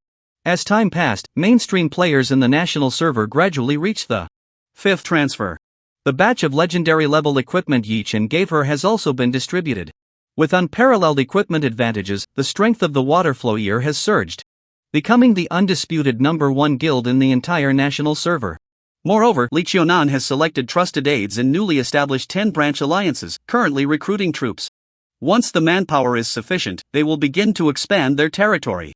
The power map of the flowing years is expanding towards other secondary main cities. Yi Chen is quite appreciative of Li Qiunan's efficiency. He just needs to let her go ahead boldly without any worries. With him supporting her from behind, there's no need for any reservations. That night, after finishing dinner, Yi Chen went online to prepare for leveling up. Suddenly, he received a message from Mu Bingyun asking him to come to the palace. His heart stirred immediately. He quickly crushed the return scroll and rushed back to Jinbei City, hurrying to the palace. Mu Bingyun welcomed Yi Chen into her chamber, ordering the guards at the door to keep watch and not allow anyone to approach. Then she activated several layers of soundproofing to ensure that no sounds from the room could be detected by anyone outside. What exactly happened? Seeing her so cautious, Yi Chen couldn't help but raise an eyebrow, revealing a hint of curiosity. Today, the envoy from the Holy Dragon Empire arrived. They promised to send the most elite Imperial Legion, along with various resources and supplies, to help the Northern Cold Kingdom resist the next invasion of the Disaster Legion. But they also made a request. Mu Bingyun's expression turned somewhat grim as she gritted her teeth and said, "They want the Northern Cold Kingdom to marry into the Holy Dragon Empire, asking me to marry their 4th prince." Oh? Yi Chen raised his eyebrow at this. Did your father agree to them? Not yet, but my father hasn't refused either, and he urgently summoned me back from the front lines to the palace. Mu Bingyun said anxiously. After the fall of the Great Wall of Despair, the northern part of the Northern Cold Kingdom has no barriers left, completely exposed to the Disaster Legion's military might. The situation is extremely precarious. If we don't receive assistance from the Holy Dragon and Star Emperors, it will inevitably lead to great suffering. My father is under immense pressure right now. Plus, with my second brother inciting him, it's very likely he will agree to them. At this moment, Mu Bingyun's expression was filled with deep helplessness. Tears shimmered in her eyes. But she still gritted her silver teeth and resolutely declared, "But Bingyun belongs to the master. Even if my father agrees to them, I would rather die than marry that fourth prince." Pa, what are you talking about? Stop saying such nonsense. Yi Chen interrupted, pulling Mu Bingyun into his embrace. He gently wiped away the tears at the corners of her eyes, holding her icy little hand, and softly comforted her. "Nothing has happened yet, right? Don't worry, there's always a way out. Things will turn around. If the sky falls, I'll help you hold it up." After receiving Yi Chen's comfort, Mu Bingyun's flustered heart gradually calmed down. Her pretty face pressed against Yi Chen's chest. Listening to the strong beat of his heart, she murmured, "So what should we do now?" "There's only one way to go about it." Yi Chen's eyes sparkled as he whispered in Mu Bingyun's ear, "As long as you successfully rise to power and become the queen of the Northern Cold Kingdom, then naturally, no one will be able to force you into a marriage with the Holy Dragon Empire." "What?" Upon hearing Yi Chen's words, Mu Bingyun's delicate body trembled, her heart shaking violently. She never expected Yi Chen would propose such a strategy. However, during this time, she had been continuously honing her skills in the military. After enduring the brutal baptism of war, coming through wind and rain, she was no longer the delicate and weak princess of the kingdom. A flash of determination shone in her eyes. She wrapped her snow-white arms tightly around Yi Chen's strong waist, pressing her cheek against his chest, and murmured, "You really think things through, master? Father is getting old, frail, and sickly. In this chaotic autumn of turmoil, he should indeed abdicate early and enjoy his remaining years." Ding game prompt, you have triggered the SS level main quest, Winter is Coming, final task, the Queen's Ascension. Please assist the third Princess of Beihan, Mu Bingyun, in eliminating obstacles and ascending to the throne of Beihan. Upon completion, you will receive generous rewards. Hearing the game prompt echoing in his ears, Yi Chen was momentarily taken aback. Although he had long known that Mu Bingyun would eventually agree to him, as the plot had developed in his previous life, he never expected her to agree so readily and decisively. He couldn't help but look at her with new eyes. Mu Bingyun seemed to sense Yi Chen's surprise and slowly lifted her head from his embrace. Gazing at him with dreamy eyes, she softly said, "As long as it's something master wants to do, no matter what it is, Bingyun will not hesitate." "Very good, you are very obedient."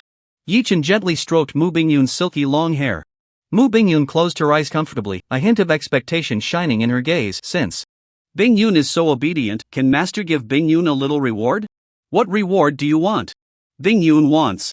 Mu Bingyun's two snow-white arms slowly wrapped around Yi Chen's neck. Her fair face flushed slightly, and her pink lips moved closer. Due to the seriousness of the usurpation matter, which was of great importance, every aspect had to be considered.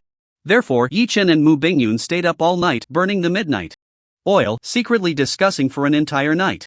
Finally, they devised an incredibly thorough action plan. The next morning, the king of Beihan summoned Mu Bingyun in a grand hall. Mu Bingyun brought Yi Chen along to the audience. Given Yi Chen's identity as Mu Bingyun's personal guard captain, no one suspected anything. They smoothly entered the hall and met the king of Beihan together. "Bingyun, come here, let father have a good look at you." As soon as the king of Beihan saw Mu Bingyun, he hurriedly waved his hand, summoning her closer. Recently, Mu Bingyun had been training in the military and was only recalled to the palace yesterday. Therefore, the king had not seen his most beloved daughter for a long time.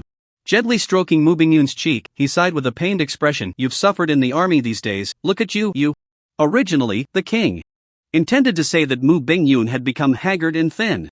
However, halfway through, he focused his gaze and found that Mu Bingyun's complexion was not at all pale or haggard. Instead, it was rosy and radiant, like a delicate flower nourished by rain and dew, exuding a special glow from within. She was more radiant than ever. His tone suddenly faltered, and he quickly changed his words, "You've almost made it so that father can't recognize you. But father, you have been working day and night for the state affairs recently, surely you have not spared any effort. How have you become so haggard? Look at you, you have more gray hair than before." Mu Bingyun's eyes revealed a look of concern as she gently touched the white hair on the king's head. Hearing Mu Bingyun's words filled with concern, King Beihan felt an overwhelming warmth in his heart. He couldn't help but sigh inwardly. Indeed, among his 3 children, only his youngest daughter, Mu Bingyun, was the most understanding. She knew how to care for him, she was his little cotton-padded jacket. However, it was a pity that now, with internal troubles and external threats in Beihan, there were many things he could do nothing about. For the greater good of the Beihan kingdom, he could only let his most beloved daughter endure some grievances. Thinking of this, King Beihan couldn't help but sigh and said, "In these days, you have performed very well in the military, and the leaders above and below all respect you greatly. But the battlefield is a place where swords and blades have no eyes. Ultimately, it is not a place for a princess like you to go. After you return this time, you should not go back. Yesterday, the envoy from the Holy Dragon Empire came to seek your hand for their fourth prince. I have inquired, and the fourth prince of the Holy Dragon Empire is handsome, of noble character, and has a sufficiently prominent status. He is a good match for you." "Father!" Mu Bingyun softly called out, hoping King Beihan would change his mind. Seeing Mu Bingyun's expression, King Beihan felt a bit reluctant. But in the end, he hardened his heart, sighed, and said to Mu Bingyun seriously, "Bingyun, rest assured, in a few days, your father will announce your title as Princess Tiance. I will prepare the most generous dowry for you, so you can marry in grandeur." "No need, father." Mu Bingyun suddenly shook her head, her expression becoming incredibly calm. In her autumn-like eyes, there was an unprecedented aura of majesty. She said coldly to King Beihan, "It would be better for me to declare you as the Supreme King." King Beihan was momentarily stunned, unable to react. "What do you mean? Is it necessary to ask?" "It means for your majesty to abdicate." Yi Chen snorted coldly, unsheathing his sword with a clang, while simultaneously throwing out a small blue flag. After activation, it instantly released a layer of blue light, completely isolating the entire hall inside and out. "Bold rebel, how dare you conspire against the throne?" Behind King Beihan, 2 personal guards responsible for his protection were instantly enraged. Without hesitation, they drew their swords, ready to slay Yi Chen. These 2 guards were level 89 legendary NPCs, incredibly powerful. However, before their swords could be drawn, a series of incredibly tough blood-red thorns suddenly appeared in the air around them. In an instant, they were bound, unable to resist at all. "Daisy?" The next moment, looking at the cold and beautiful woman stepping out from behind Yi Chen, the 2 were immediately shaken to their core, stirring up endless waves of shock. It was hard to believe that the legendary Thorn Queen would suddenly appear in the royal palace. King Beihan gasped, nearly having a heart attack on the spot. He looked at Mu Bingyun in disbelief, his eyes wide open, and shouted, You actually allied with the Disaster Legion?" "The Disaster Legion? No, that is already a thing of the past. It is I who chose to abandon the darkness and submit to the Great Master." Dices stepped out gracefully from behind Yi Chen. In the incredulous gaze of the Northern Cold King and his 2 guards, she knelt on one knee before Yi Chen. Then she turned her head, coldly gazing at the Northern Cold King, and threateningly said, "Old man, if you know what's good for you, immediately pass the throne to Princess Bingyun. Otherwise, you will face dire consequences." "Shut up, do not be disrespectful to the Northern Cold King." Yi Chen frowned and coldly reprimanded.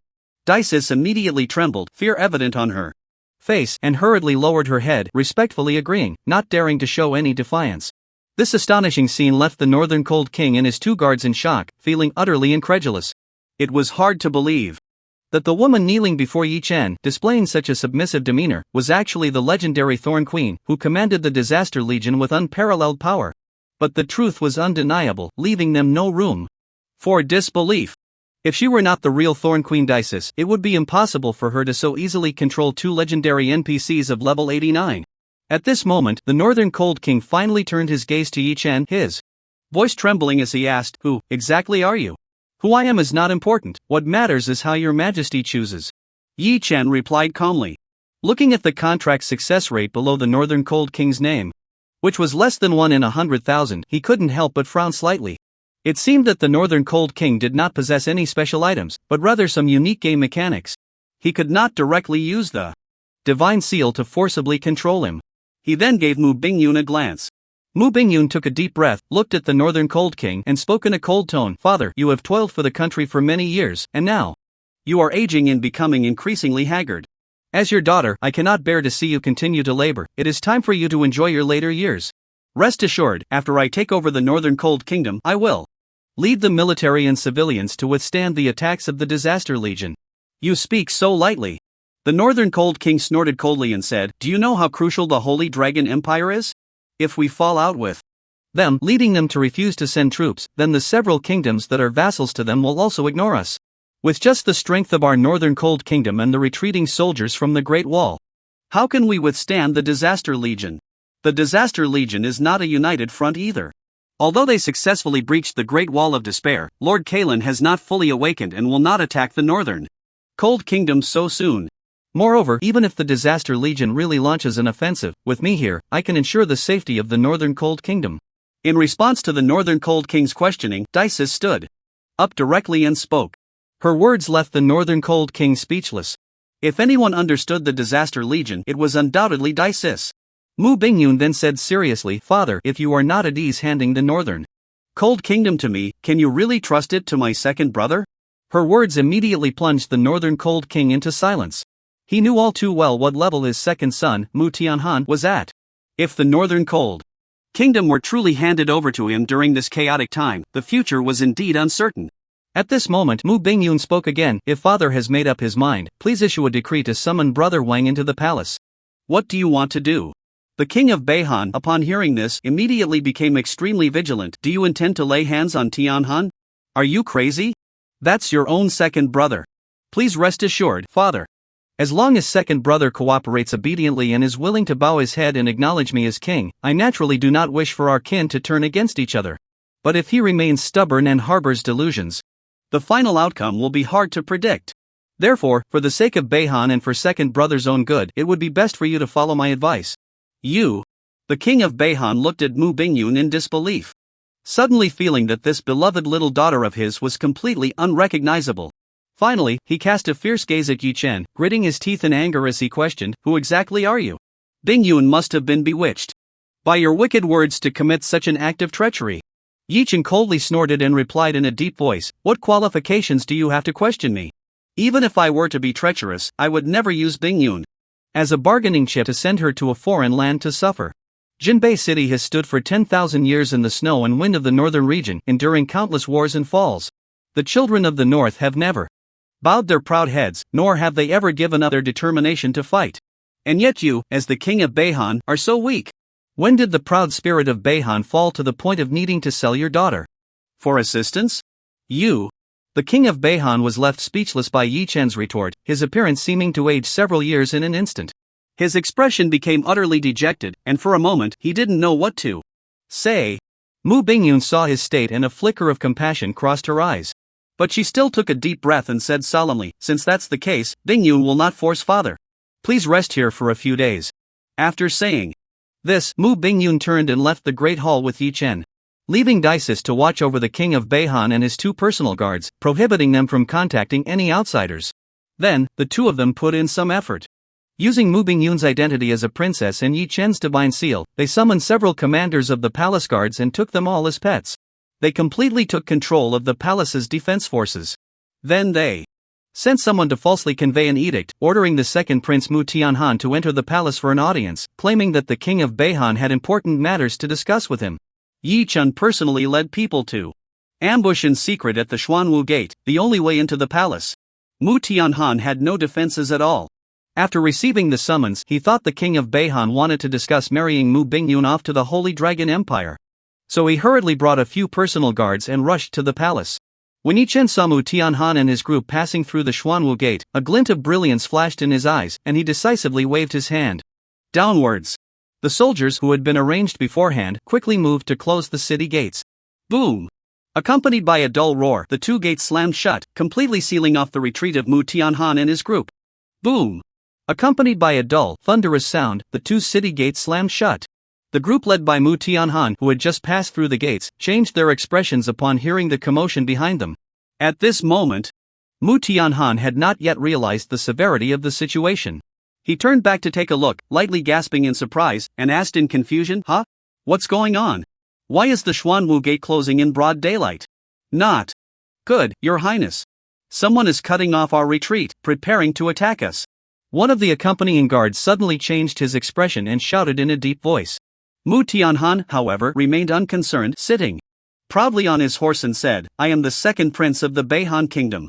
I have been summoned by my father to the palace to discuss important matters. Who dares to?" However, before he could finish his sentence, a sharp, piercing whistle suddenly echoed in the sky. A dazzling arrow of light, formed from the brilliance of the stars, tore through the air in an instant, shooting straight towards his chest. "Protect the prince!" A guard beside Mu Tianhan suddenly shouted. In a flash of light, he drew a heavy shield and unhesitatingly placed it in front of Mu Tianhan. Boom! The starry arrow struck the shield, exploding with a thunderous sound. the terrifying impact caused the guard to grunt, his feet sinking deep into the ground, carving 2 deep trenches in the hard rock surface. It was only at this moment that Mu Tianhan's expression changed drastically.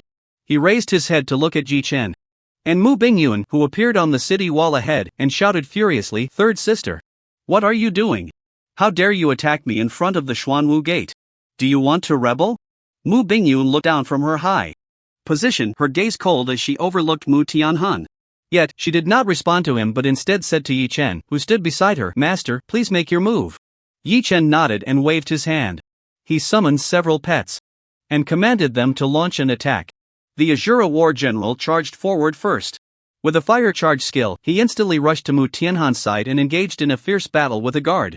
The Thunderhawk flapped its wings, surrounded by electric light, and with a powerful flap, transformed into a golden lightning bolt. In an instant, it pierced through the void and flew above Mu Tianhan. A thunderstorm skill was summoned, instantly calling down thousands of heavenly lightning bolts to strike down fiercely. The underworld envoy, wielding a scythe, merged into the void, waiting for the perfect moment to deliver a fatal blow. Xingyao stood beside Yi Chen, raising the starry longbow high, the sound of the bowstring resonating continuously. One by one, dazzling star swords shot out like a torrential storm, crazily piercing through the air. Kyle flapped his wings behind him, his body hovering in the sky. On the blade of his holy sword, a blazing holy flame burned fiercely. As he swung the sword at high speed, waves of holy light sword energy continuously whistled and scattered. Aside from the Void Tyrant, which Yi Chen had left outside to accumulate health, and the guard Deixis who was watching over the Beihan King, all the other main pets were fully engaged in battle. Although Yi Chen had intentionally controlled his leveling speed recently and had not yet reached level 60, several of his pets had already surpassed level 60. This time, Mu Tianhan was summoned to the palace without anticipating any danger, so he brought only a few people with him. Just a handful of NPC guards, all around level 60. Though they were all around level 60, the gap in strength between them was like heaven and earth. Under the frenzied attacks of Yi Chen's pets, in just a short moment, half of Mu Tianhan's guards had already fallen. However, at that moment, one of the guards, who was on the brink of death, suddenly let out a furious roar. The aura emanating from his body suddenly surged. He extended his left hand and reached towards the sky. Above his head, a crimson magic circle with a diameter of several feet suddenly appeared. Roar! Accompanied by an angry roar, a ferocious giant dragon covered in crimson scales, surrounded by swirling flames with a wingspan of over 10 zhang, burst out of the magic array. The guard leaped into the air, instantly landing on the dragon's back. The information hovering above his head changed from the original level 63, Courtguard Jones, to level 83. Dragon Knight Jones. How could a Dragon Knight of the Holy Dragon Empire be by second brother's side? Upon seeing the moment the Dragon Knight summoned the giant dragon, Mu Bingyun's expression changed, revealing a look of seriousness in her eyes. But she quickly realized that Mu Tianhan must have secretly colluded with the Holy Dragon Empire. Including the sudden proposal from the fourth prince of the Holy Dragon Empire to court her, it was likely that some deal had been struck with Mu Tianhan. If his scheme succeeded and he truly inherited the throne of Beihan Kingdom, it was feared that Beihan would no longer be independent. It would become a vassal of the Holy Dragon Empire, just like several kingdoms in the south. Thinking of this, the slight guilt Mu Bingyun had about today's actions completely vanished. Mu Tianhan, like he had grasped the last straw of hope, shouted anxiously, "Knight Jones, come save me." The dragon knight named Jones snorted coldly. The moment he stepped onto the back of the fire dragon, he seemed to transform into a different person. His expression turned extremely cold, exuding an air of unmatched authority. Riding the giant dragon, he dove from the sky, unleashing a torrent of scorching dragon breath that briefly forced back the Shura war general and the underworld envoy. He extended his left hand, reaching down to grab, condensing a massive palm of fighting spirit that lifted Mu Tianhan onto the dragon's back. Then the fire dragon roared, flapping its wings, soaring into the sky, eager to escape the area. Yi Chen snorted coldly, naturally, unwilling to let them leave so easily. A glint flashed in his eyes. He decisively reached out, grabbing towards Kyle from a distance, activating the Beastmaster Divine Soldier skill. Swish! In the next second, Kyle let out a soft moan, his body trembling. Two pure white wings rapidly grew from his back, folding forward. In an instant, they enveloped his entire delicate form, then shattered with a loud bang. Countless pure white feathers flew in all directions, and a holy sword wrapped in divine flames shot towards Yi Chen. Yi Chen grasped the hilt of the sword, immediately feeling a tremor in his body. A surge of immense power flowed into him, making him stronger than ever. Surrounding his body, the holy light surged and roared, emanating an unparalleled powerful aura as he stepped off the city wall. He replicated the Thunder Falcon's Thunder Escape skill, his body transforming into a bolt of lightning, piercing through the void in an instant. The next second, he appeared above the Dragon Knight Jones. With a furious shout, he raised the holy sword ablaze with sacred flames high. With a heavy swing, he brought it down. Boom! As Yi Chen struck down with his sword, an endless surge of holy light erupted in the sky above him. In an instant, it coalesced into a long, radiant holy sword several feet in length. It emanated a terrifying and boundless energy, causing the surrounding void to twist. He slashed down towards the Dragon Knight Jones below. S-class skill, Sword of Judgment. Seeking death. However, Jones, as an 83-level high-ranking NPC and a symbol of formidable military power as a Dragon Knight, possessed immense strength. With a cold snort, he thrust his spear skyward, unleashing a dazzling crimson beam. It easily shattered the Sword of Judgment that Yi Chen had conjured. A flash of murderous intent flickered in his eyes as he suddenly yanked on the reins of his dragon. The fire dragon beneath him roared, opening its fearsome, toothy maw, ready to devour Yi Chen. Yi Chen frowned slightly. He hadn't expected that even after merging with Kyle, there would still be such a significant power gap against this 83-level Imperial Dragon Knight. Indeed, as levels increased, the disparity in strength between each level became more pronounced. But Yi Chen was not the least bit flustered. A glint of determination flashed in his eyes as he decisively activated blood-burning transformation, entering a transformed state. In the next second, the bloodline power of the heavenly Tao true blood flowing within him surged violently. It fused with the holy light power from Kyle's transformed holy sword that flowed into his body. A dense, brilliant white flame erupted from within him. His attributes instantly doubled. Like a deity descending from the heavens, he stood proudly in mid-air, exuding a terrifying might that shook the earth. Suddenly, he swung his sword and activated the skill Holy Flame Impact. A torrent of radiant holy flames surged forth from the sword's edge. It violently struck the dragon's head, covered in crimson scales, producing a thunderous roar. The fire dragon let out a painful and furious roar. Its scaled head shattered, and its massive body trembled, momentarily pausing in mid-air. Jones's expression changed drastically as he sensed a strong threat from Yi Chen after his transformation. With an angry shout, he swung his spear fiercely. Instantly, dozens of sharp spear beams materialized like countless meteors, piercing the sky, rushing towards Yi Chen like a storm. Yi Chen's gaze sharpened, and he decisively activated Kyle's SS-class skill Holy Judgment. In the next second, an endless surge of holy light erupted around his body, coalescing into a solid, indestructible holy light shield.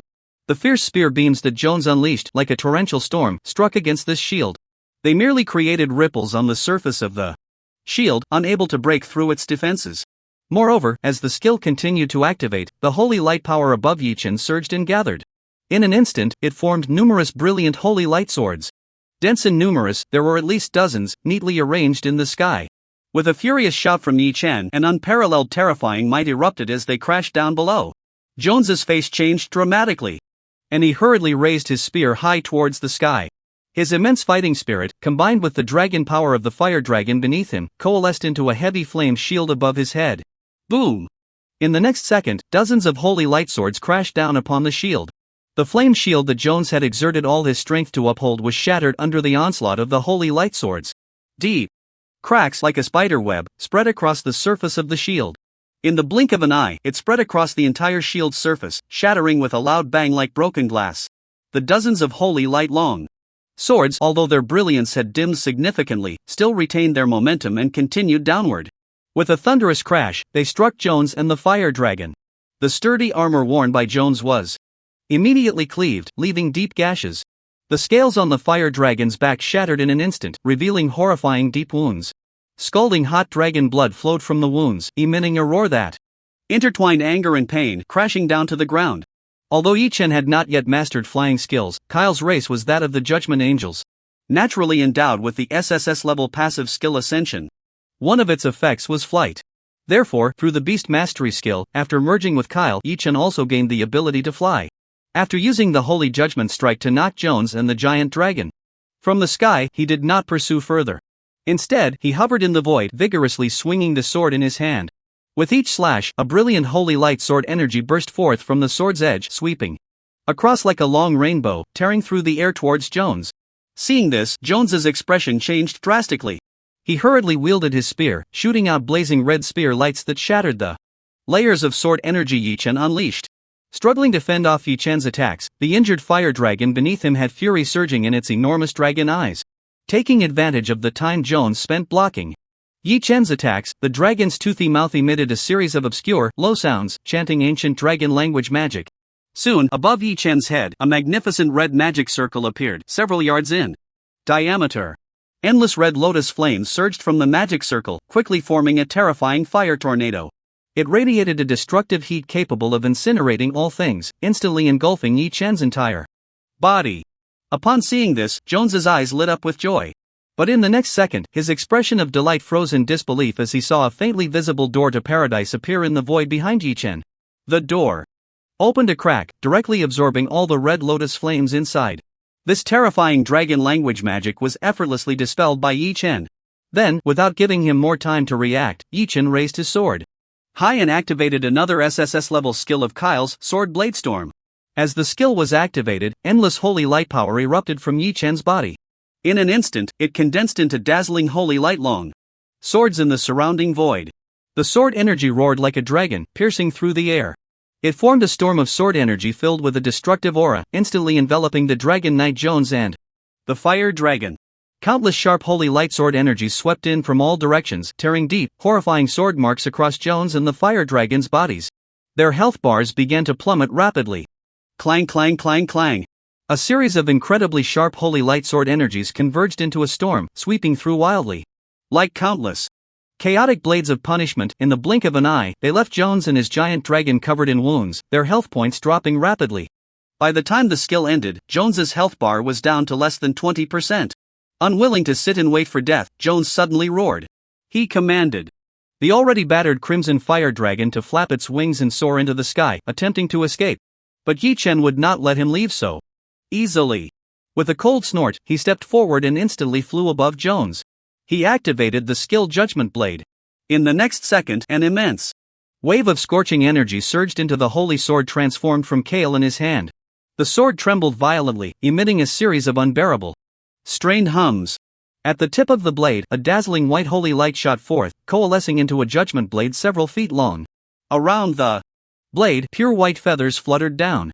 It radiated a terrifying might that shook the heavens and earth, and then it slashed down fiercely. With a loud boom, it sent the Dragon Knight Jones, who had just taken to the air, crashing back to the ground once more. The terrifying impact shattered the hard rock floor beneath them. Thick, dark cracks spread out in all directions. After merging with Kale and entering the blood-burning transformation state, Yi Chen's attributes completely overwhelmed Jones. Therefore, his chosen combat style was simple and brutal. There were no flashy or complicated maneuvers, only straightforward brute force suppression. Various skills bombarded the area, sword light cascading down like a waterfall. In just a few short minutes, he had decisively slain this powerful Dragon Knight, who was at level 83. At this moment, the other pets had already taken care of Mu Tianhan's remaining guards. Everything had settled, and Yi Chen exited the blood-burning transformation state. With a flash of light from his palm, he released Kale from her transformation. As Kale returned to her angelic form, her long legs barely touched the ground before she felt a wave of weakness and fatigue. Unable to help herself, she let out a soft moan, almost losing her balance instinctively. Wrapping her arm around Yi Chen's, leaning half of her delicate body against him, she managed to avoid falling.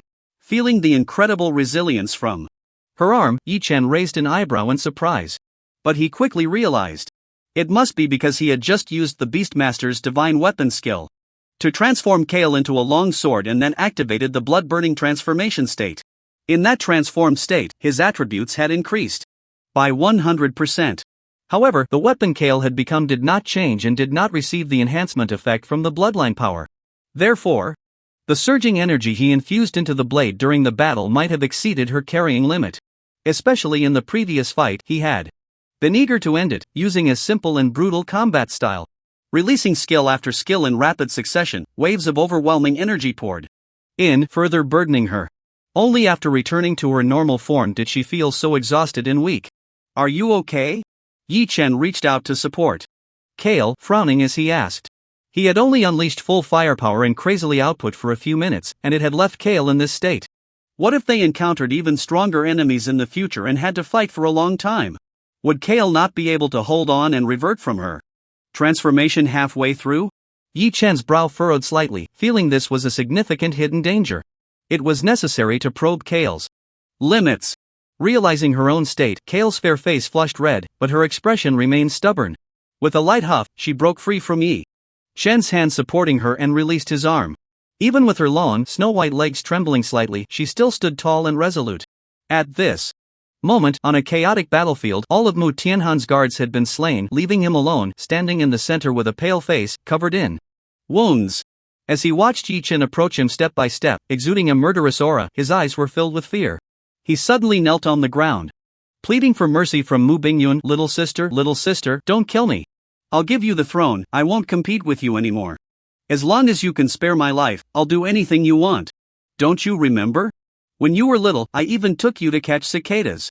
Looking at Mu Tianhan, who was kneeling on the ground with a face full of fear, begging for his life, Mu Bingyun's delicate brows furrowed, her expression incredibly complex.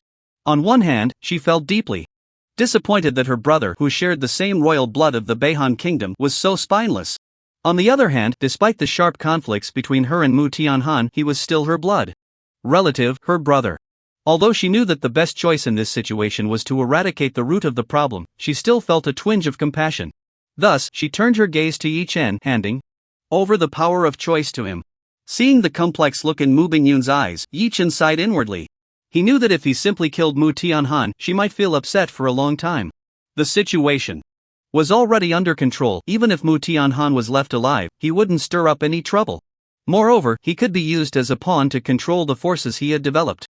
He could also ask him what agreements he had reached with the Holy Dragon Empire. Therefore, Yi Chen ordered his cultivation to be sealed and had him taken away for house arrest. Once Mu Tianhan was dealt with, everything else became simple. Mu Bingyun first summoned several important ministers of the kingdom into the palace, declaring that the king of Beihan had been working day and night and had suddenly fallen seriously ill, making it difficult for him to continue handling state affairs. She announced that she would be conferred the title of Princess Tiance and would handle all political matters during the king's recovery. Although the ministers knew something was amiss, it was too late to change anything, and they could only accept the outcome. As for the military, due to Mu Bingyun's recent training in the army, she had gained a high reputation. Additionally, with the collapse of the Great Wall of Despair, most of the main forces had been deployed to several key fortresses on the front lines. There weren't many troops left to guard Nirjin City. Mu Bingyun decisively replaced the commanders of these armies with her trusted subordinates. In just one day, she successfully took control of everything, firmly grasping the military and political power of the Beihan kingdom in her hands.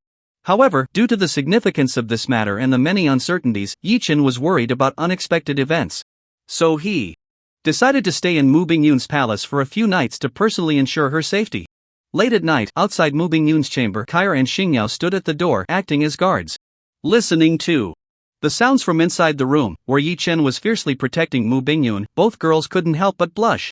Xingyao's beautiful eyes rippled with emotions, sometimes dreamy, sometimes shy, sometimes expectant, revealing a hint of melancholy. Kair's expression was extremely cold, filled with disgust and disdain. Yet deep in her mind, the image of this morning at the Xuanwu Gate kept surfacing, where she had transformed into a long sword, tightly gripped in Yi Chen's hand. The powerful true energy surged through her, creating a strange sensation that made her heart restless for a long time. The next morning, as the sun rose high in the sky, Yi Chen and Mu Bingyun walked out of Mu Bingyun's palace. Mu Bingyun had changed into a luxurious long robe of ice blue, adorned with exquisite golden patterns. Her long hair was elegantly pinned up, and her noble and dignified demeanor was evident between her brows. After bidding farewell to Yi Chen, she headed towards the palace hall. With numerous affairs to attend to in recent days, she would surely be very busy. Moreover, it was foreseeable that in the near future, she would face pressure from all sides. To withstand this pressure and successfully elevate Mu Bingyun to the throne of queen, firmly grasping the North Cold Kingdom in hand, sufficient strength was necessary. Therefore, after discussing with Mu Bingyun, Yi Chen decided to mobilize the resources of the North Cold Kingdom. He would immediately gather a batch of territorial resources and transport them to the Sky City, striving to transform it into a true war fortress in the shortest time possible. In addition, Yi Chen's own strength also needed to be rapidly enhanced to cope with the impending crises and challenges.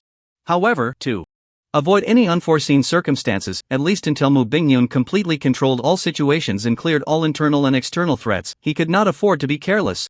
After some consideration, Yi Chen decided to leave Dices in the palace to stabilize the situation.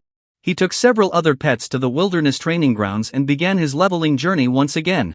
Although the absence of Dices, the super boss, significantly reduced the efficiency of monster farming, with Kyle and Xingyao's powerful output capabilities, they still farmed monsters quickly, and the leveling speed was quite impressive. During the leveling process, Yichen conducted an experiment to verify his hypothesis regarding the duration of the Beastmaster Divine Weapon skill. He discovered that each pet, once transformed, would have a durability. Under normal leveling conditions, the durability decreased very slowly, maintaining the transformation effect for 3 to 5 hours without issue. However, once the blood-burning transformation state was activated and skills were crazily unleashed, the durability would drop rapidly. Based on the rate of decline, even Kyle, a quasi-mythical pet, could only sustain it for about 10 minutes before being unable to hold on and having to revert to its original state. Moreover, if the transformation effect was not actively cancelled but exited due to the depletion of durability, the pet could not transform into the Beastmaster Divine Weapon again until its state was restored. Fortunately, through experimentation, Yichen found that if he completely exhausted the durability of the Beastmaster Divine Weapon each time, causing them to be unable to sustain it and forcibly exit the transformation state, then during the next transformation, their endurance limit would significantly increase, and the duration of the transformation would become longer. Among the pets Yichen currently possessed, Kyle not only had the highest rank but also transformed into the Beastmaster Divine Weapon that Yichen was most adept at, a sword-type weapon, making it highly valued by Yichen. Thus, in the following days of leveling, Yichen would utilize the Beastmaster Divine Weapon skill to merge with Kyle, wielding the sword and battling various powerful monsters. Waves of surging, intense energy coursed through the blade. Each day, it would leave her utterly exhausted, completely drained, with not even the strength to move a finger. After several days of such high-intensity leveling, a sudden, resounding system notification echoed through the skies of the national server. Server announcement: congratulations to player Wei Wuifeng for reaching level 60, successfully changing jobs, and becoming the first player in the server to achieve 6 job changes, receiving rewards: reputation plus 50,000, luck plus 7, gold plus 300,000, divine golden feat, legendary. To this day, Yichen's position as the number 1 player in the national server had long been deeply rooted in people's hearts, unshakable, and had become a consensus among all players in the national server. Therefore, this announcement to the entire server did not cause much of a stir in the game. It seemed that everyone felt it was only natural and expected for Yichen to receive the achievement reward for being the first to reach the 6th transition. When the system announcement echoed throughout the national server, a flurry of game prompts began to rapidly appear. On Yichen's game panel: congratulations on reaching level 60, your profession level has successfully advanced, and you have been promoted to an extraordinary divine beast master. Your attribute growth has been enhanced. Free attribute points per level 320640. Number of contract pets 89. Awakening profession skill: divine blessing, heavenly Dao true blood fusion in progress, current fusion progress 51%, heavenly Dao true blood fusion in progress, current fusion progress 52%. Heavenly Dao True Blood Fusion in progress, current fusion progress 60%, your celestial bloodline has advanced. Bloodline effect, causes heavenly suppression on all enemies below mythic level. Bloodlines. Inflicts a 5% to 30% reduction in all attributes on enemy units lower than your level, ignores level suppression on enemy units higher than your level. As expected, after the 6th transition, a brand new bloodline effect was awakened. Against enemies lower than his level, he could inflict significant attribute reductions. Against enemies higher than his level, he could ignore various suppression effects caused by the level difference. Undoubtedly, this greatly enhanced Yichen's actual combat power. In addition, he also awakened a brand new profession skill. Divine Blessing, skill level S. Skill description: bless a contracted pet, granting it a 30% increase in all attributes for the next 60 seconds. Skill cost: 1000 magic, cooldown time 600 seconds. This skill is a fairly standard blessing type skill. The attribute bonus it provides is quite considerable, and the cooldown time is short, making it very practical in combat. Finally, a flash of light appeared in Yichen's palm as he took out the system reward item. The appearance of this item matched its name perfectly. It looked like a right foot made of pure gold. The surface was engraved with countless complex inscriptions, emanating waves of mysterious energy. Golden foot of divine movement, item level, legendary, effect 1, wind treading, increases movement speed by 300%. Effect 2, can walk on the void, gaining the ability to fly. Skill 1, instant step, instantly teleport to any location within 20 meters. Skill cost, 100 magic. Cooldown time, 1 second. If the interval between 2 skill releases is less than 10 seconds, the cost of each skill doubles from the previous one. Item description: in the endless years past, a legendary emperor poured the entire power of his empire into creating 7 legendary treasures over a millennium. It is said that when the 7 treasures are combined, their power can rival that of divine artifacts. The Golden Foot of Divine Movement is one of them, allowing one to tread the skies and travel thousands of miles in a day. The Divine Movement Golden Foot, as its name suggests, provides 3 attributes, all related to displacement. 2 of the passive skills allow Yi-Chen to walk on air and increase his movement speed by 300%. This attribute is very practical in actual PK battles. After all, as the saying goes, in the world of martial arts, only speed can't be broken. With the increased movement speed, if he can fight, he will. If he can't, he will run, and he can also kite the enemy at a distance, inherently possessing a huge advantage. However, what truly surprised Yi-Chen the most about this item was the active skill, Shrink the Earth to an Inch. It can perform rapid displacements in a short time, definitely a godly skill for PK. The only downside is that if he uses rapid displacement consecutively, the mana cost for each skill will double based on the previous one. After using it several times in succession, the mana consumption will reach a terrifying level. However, as long as he pays attention during the battle and controls the frequency of skill releases, this flaw can be completely ignored. Yi-Chen did not hesitate at all and directly activated and refined it. In the next second, he saw countless complex inscriptions on the surface of the Divine Movement Golden Foot glowing. They transformed into strands of golden energy, merging into his right foot. He immediately felt a gust of wind beneath his feet, feeling light as a feather. With a gentle stomp on the ground, he flew into the air. Yi-Chen felt very satisfied. By now, he had obtained 4 of the 7 legendary treasures that had been passed down for thousands of years. The background story of this set of items mentioned that if someone could gather all 7 treasures and merge them into one, their power could rival that of divine artifacts. Yi-Chen speculated that it hinted at a set effect for this set of items, requiring all 7 to be activated. Each of the 7 treasures already had such practical functions on their own. If he could gather the entire set and unlock the set effect, how powerful would it become? For a moment, Yi-Chen felt a surge of excitement, unable to contain his anticipation. Additionally, after successfully reaching the 6th transformation, Yi-Chen gained another pet slot. The best choice, of course, was to hatch that quasi-mythical pet egg. However, the hatching conditions for that pet egg were somewhat harsh. It required the blood of 9 legendary level or higher monsters to hatch. Although there were not many legendary level or higher bosses in the entire national server, and they were all incredibly powerful, with Deus's help, it was not impossible to hatch it with some effort. However, Yi-Chen considered that the higher the bloodline grade of those 9 monsters, the better. After careful consideration, he decided to use the blood of quasi-mythical monsters for the hatching. However, the number of monsters at this level was even scarcer, with only 3 in the entire national server. They were the top 3 super bosses among the top 10 bosses. With Yi-Chen's current strength, dealing with them would be somewhat challenging. Moreover, even if he defeated them all, it would not be enough to hatch the divine egg. So he decided to put the hatching plan for this pet egg on hold for a while. He would wait until he reached level 70 and entered the Netherworld map. He would see if he could find an opportunity in that mythical map. As for the vacant pet slot, Yi-Chen had not thought of a suitable target yet and was not in a hurry to contract one immediately. If necessary, he could leave the pet slot empty for now. After reaching level 70 and entering the Netherworld map, he would see if he could find a suitable pet heir. After all, looking at the entire universe, the monster resources in the national server could be described as barren. There were not many decent pets to be found. In contrast, mythical maps like the Azure Sky and Netherworld Sky were trial grounds for countless races across the universe, rich in various resources, and the probability of finding top-notch pets was much higher.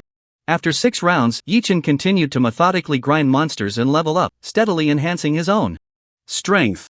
By evening, while he was leveling up, Yi-Chen suddenly furrowed his brows. According to the usual schedule, today was the day Li Qiunan was supposed to report on the guild's development to him.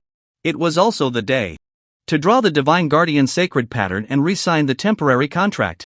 In the past, Li Qiunan would always arrive early, but today, after waiting for a long time, she still hadn't shown up. When he opened his friend list, her avatar was even gray, indicating she was offline. Seeing this, Yi-Chen's brows immediately knitted together, sharply sensing something was off.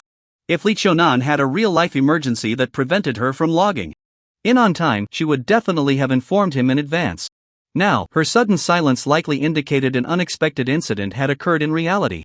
Moreover, it happened so suddenly that she didn't even have the chance to log in and send him a message. What kind of accident has she encountered? The light in Yi Chen's eyes flickered as he pondered for a moment before decisively logging off. After his consciousness returned to reality, Yi Chen closed his eyes and focused his mind. With the help of the contract relationship with Li Qiunan, he quickly sensed her presence. She was located far to the south, 1,000 miles away. However, due to the great distance, his sense of direction was quite vague. He needed to get closer before he could pinpoint her exact location. But as long as the contract was still in place, it proved that Li Qiunan was not in any life-threatening danger.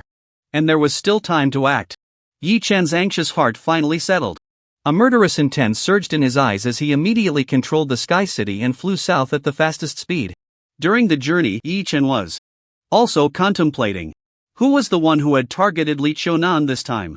It should be noted that since Li Qiunan became Yi Chen's temporary pet, she had gained a significant attribute boost. Even though she had to devote a lot of energy to managing the guild every day, her leveling speed remained incredibly fast. She had firmly secured the second position on the national server leaderboard. Moreover, with Yi Chen's support, her equipment was extraordinarily luxurious. Coupled with her top-notch gaming skills, there was no other player in the entire national server who could match her, aside from Yi Chen. Furthermore, in recent days, the influence of the Shuasu Lionian Guild had rapidly expanded. Almost everyone knew that behind all this was Yi Chen's support, and Li Qiunan was his person. Ordinary player forces neither had the courage nor the strength to take action against Li Qiunan, risking offending Yi Chen. Who on earth is so impatient to live? The cold light in Yi Chen's eyes surged, and his killing intent was unabashed. Could it be the officials? Or one of the other major player guilds? In Yi Chen's eyes, a killing intent surged as he controlled the Lord's Hall of the Sky City. While maintaining an invisible state and rushing towards the direction where Li Qiunan was located, far away in the outskirts of the Demon City, in a luxuriously decorated villa halfway up a mountain, Li Qiunan and her best friend Xia Shui were each bound by a golden rope, leaning against the coffee table in the living room. The golden rope was inscribed with swirling runes emanating waves of mysterious power. It sealed all the attributes and skills of the two, rendering them no different from ordinary people. A young man with dyed blue hair sat cross-legged on the sofa, looking down at Li Qiunan and said, "Li Qiunan, there's an old saying in our dragon country, those who know the times are the true heroes. You are now a prisoner, with no qualifications to negotiate with us. It's best to obediently cooperate with us, that's your only way out." Humph. Li Qiunan snorted coldly, turning her head away with an expression full of pride and disdain. She directly responded with her attitude. Seeing her uncooperative demeanor, the blue-haired youth was not angry. With a smirk, he said leisurely, "You're not still foolishly hoping that Wei Wuifeng will come to save you, are you? To tell you the truth, our operation this time is aimed at Wei Wuifeng. Not to mention whether he will come to save you, even if he does, it will only lead to his death. Pa! With your little group from the Battle Soul Guild, you think you can deal with Wei Wuifeng?" Xia Shui immediately spat and glared at the few people, gritting her teeth in anger. "As long as Wei Wuifeng extends a finger, he can easily crush you." The blue-haired youth scoffed disdainfully and said coldly, "I admit, Wei Wuifeng's strength is indeed very strong. Looking across the entire national server, you can't find a second player who can match him. But no matter how strong he is, he's only level 60. In the game, there are too many powerful NPCs. Dealing with him is as easy as crushing an ant. As the saying goes, the arrogant will eventually be punished by heaven. That guy is too arrogant, relying on the luck of awakening a hidden class, thinking he's something special. Causing trouble in the game and taking all the spotlight, his death is not far off." After hearing the blue-haired youth's words, Li Qiunan's heart sank slightly. Just now, the reason she could remain calm was that today was the time she had agreed to meet with Yi Chen. If she didn't show up, Yi Chen would definitely notice something was wrong and come looking for her. Originally, she had great confidence in Yi Chen's strength, firmly believing that once he arrived, he would definitely be able to rescue her. However, after listening to the blue-haired youth's words, her faith wavered. Because today's turn of events had happened too suddenly. Ever since she agreed to help Yi Chen develop the guild and control the player forces in the national server, she had anticipated that her actions would inevitably harm various interests. It was very likely that she would attract all kinds of open and covert retaliations. So she specifically moved to this villa, which no one knew about, with her best friend Xia Shui. And around the villa, she used various game items to set up many concealed traps and mechanisms. She even prepared life-saving items that could teleport her several miles away in an instant. Originally, Li Qiunan thought she had prepared sufficiently to cope with any potential crisis. However, she never expected that the turn of events would come so abruptly. This afternoon, she was leveling up in the game with Xia Shui when she was suddenly forced offline. When she opened her eyes, she saw the blue-haired youth and his few subordinates. Previously, Li Xiaonan had been puzzled about how these guys had found her residence. And bypassing all the various means he had set up, he suddenly launched a surprise attack on himself. It was only now that he finally understood that they had borrowed the power of certain high-level NPCs in the game. He just didn't know which faction the NPCs they colluded with belonged to, or how much power could descend into the real world. If they really used special means to bring some powerful high-level NPCs into the real world and launched a sudden attack, it would be difficult for Yi Chen to deal with. Thinking of this, a worried expression involuntarily appeared in Li Qiunan's eyes. Seeing this, the blue-haired youth burst into laughter. How is it? Now you finally know fear, right? Actually, you can rest assured. This time, we just want to target Wei Wuifeng. How could we bear to destroy a beautiful girl like you, who is so pitiful? As long as you are willing to obediently cooperate with us to successfully take down Wei Wuifeng. In the future, there will still be a place for you in the game, like the flowing years. What Wei Wuifeng can give you, our Battle Soul Guild can give.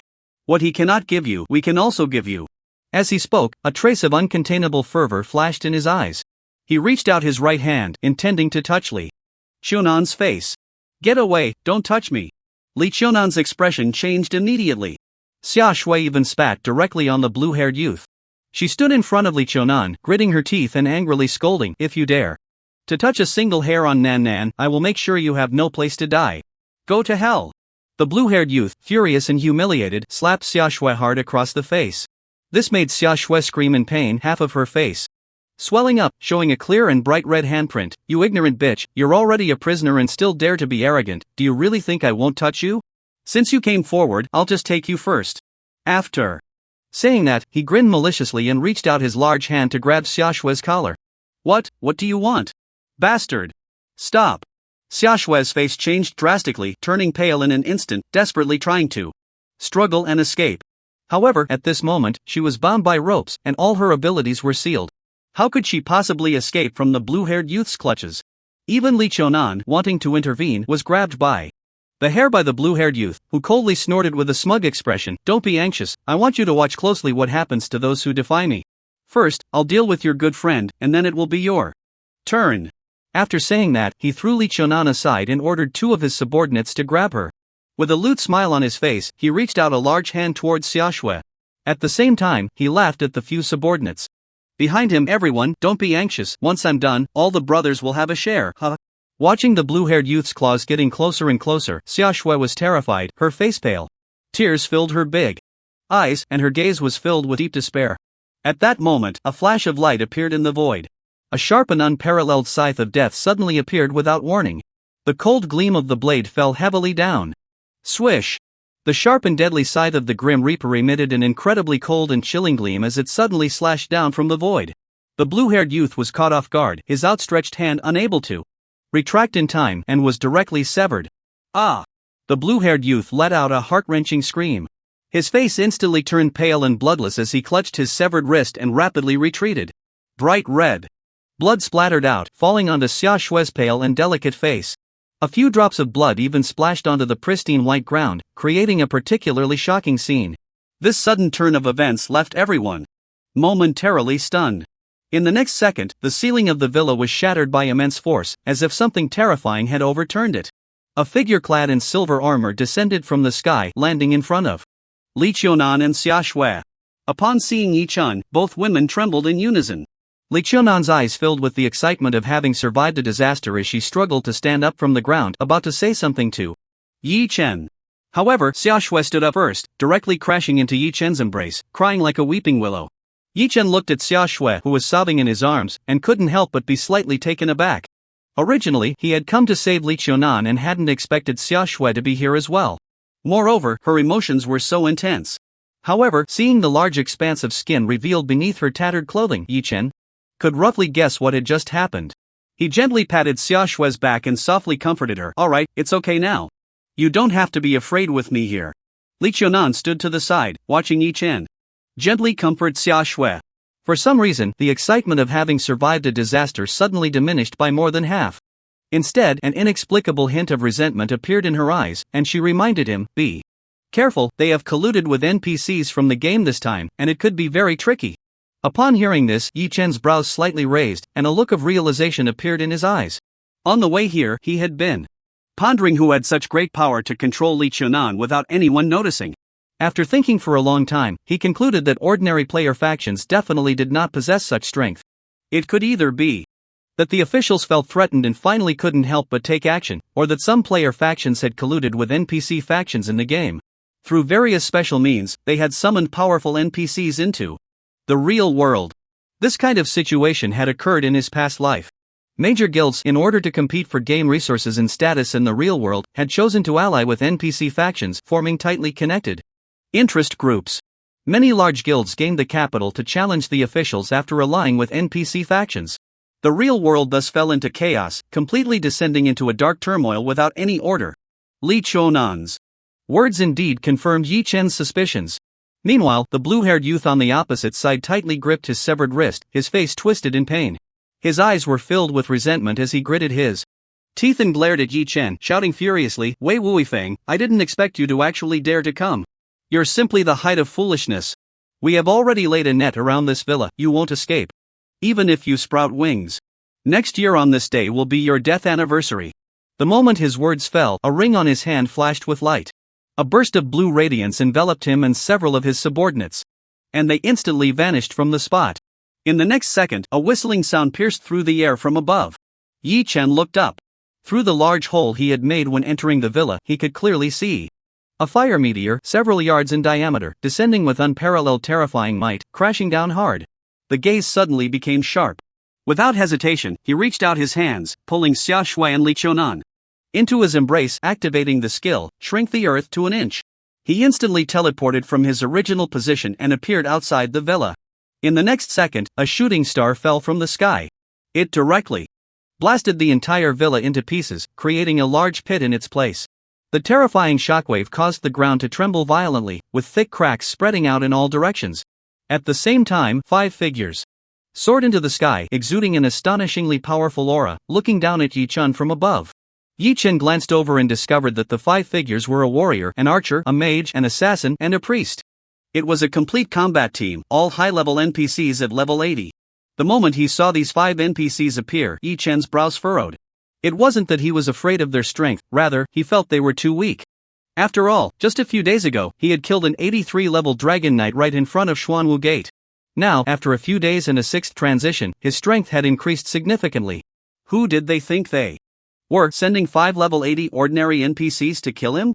Did they look down on him that much? At least send a legendary NPC above level 90, right? If they couldn't find such powerful beings, they could have sent more people. Were these 5 level 80 little Karami enough to take him down? However, Yi Chen was well aware of the reason for this situation. Because of the battle in front of Xuanwu Gate that day, all witnesses were still firmly confined within the palace of the Northern Cold Kingdom, ensuring that not a single piece of information could leak out. Moreover, when Yi Chen was leveling up recently, he was in high-level training grounds of levels 70 to 80. With the true eye that could easily detect invisible units, other players couldn't even sneak in to scout and estimate his strength while he was leveling. Everyone only knew that Yi Chen was very strong. But to what extent he was strong, they had no concept at all. The guys from the Battle Soul Guild probably thought that sending 5 level 80 high-level NPCs to deal with just Yi Chen was already an advantage, sure win. Xia Shui and Li Chunan also had no understanding of Yi Chen's true combat power. The moment they saw the 5 strong NPCs appear, their faces turned pale, and their hearts sank deeply. The blue-haired youth from the Battle Soul Guild was even more arrogant. Standing in a clearing in the distance, he shouted loudly at Yi Chen, "Wei Wuifeng, do you think you're tough? What good is being tough? You have to have power to survive. What nonsense about being the strongest in the national server, #1 on the leaderboard, in front of our Battle Soul Guild, it's nothing. Today, I'm going to teach you a lesson.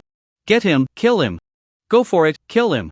With the command of the blue-haired youth, the 5 powerful NPCs in the sky erupted with astonishing momentum and launched an attack on Yi Chen. Yi Chen's gaze suddenly sharpened. Although he was strong enough and not afraid of these 5 NPCs, Li Chunan and Xia Shui were still bound by that special rope, extremely weak. Even a slight ripple from the battle could obliterate them. If Li Chunan died, it would be a tremendous loss for Yi Chen. Thus, he decisively waved his hand and summoned all his pets except for Dices. He ordered the other pets to stay in place and ensure the safety of the two. Then he turned his gaze to Kyle, extending his palm and grasping it from afar. Over the past few days, Kyle had already become accustomed to being controlled by Yi-Chen. Skillfully stretching his body, he transformed into a dazzling holy sword amidst a burst of radiant holy light. In an instant, it flew to Yi-Chen's palm. The moment he held the sword, Yi-Chen's entire aura changed dramatically. Like a sword drawn from its sheath, it radiated an unparalleled sharpness. His eyes surged with killing intent as the sword swept horizontally, cleaving a brilliant beam of holy sword energy. Effortlessly, it split the sharp arrow shot by the NPC archer, which was surrounded by skill light, in half. Then, he suddenly stepped forward, activating the skill, shortened the distance, and his figure vanished in an instant. When he reappeared, he was already in mid-air, behind the NPC priest. He raised the sword high and struck down fiercely. However, this priest was an 80-level high-ranking NPC, with immense combat experience. At the moment Yi-Chen's blade was about to reach him, he swung his staff forcefully. A layer of milky white light shield formed outside his body. Yi-Chen's sword struck the light shield, producing a clang sound, and was immediately bounced back. Moreover, the attack damage was fully returned to himself. A large damage number floated above his head. Seeing this, the blue-haired youth burst into triumphant laughter. With a look of disdain, he mocked, "Wei Wu's legacy, stop wasting your effort. With your mere 60-level strength, you think you can contend with an 80-level NPC? It's like an ant trying to shake a tree, utterly delusional. You might as well surrender early and..." However, before he could finish his sentence, he suddenly widened his eyes in disbelief. Yi-Chen raised his sword high, unleashing a skyward surge of holy power. Under the night sky, it rapidly gathered, forming a holy giant sword several feet long. It emitted earth-shattering destructive waves as it crashed down below. Like a force of nature, it shattered the shield surrounding the NPC priest's body. The priest's face changed dramatically.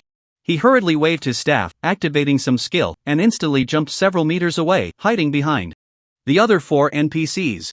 The astonishing power of Yi-Chen's sword made the blue-haired youth's expression shift, his face showing uncertainty.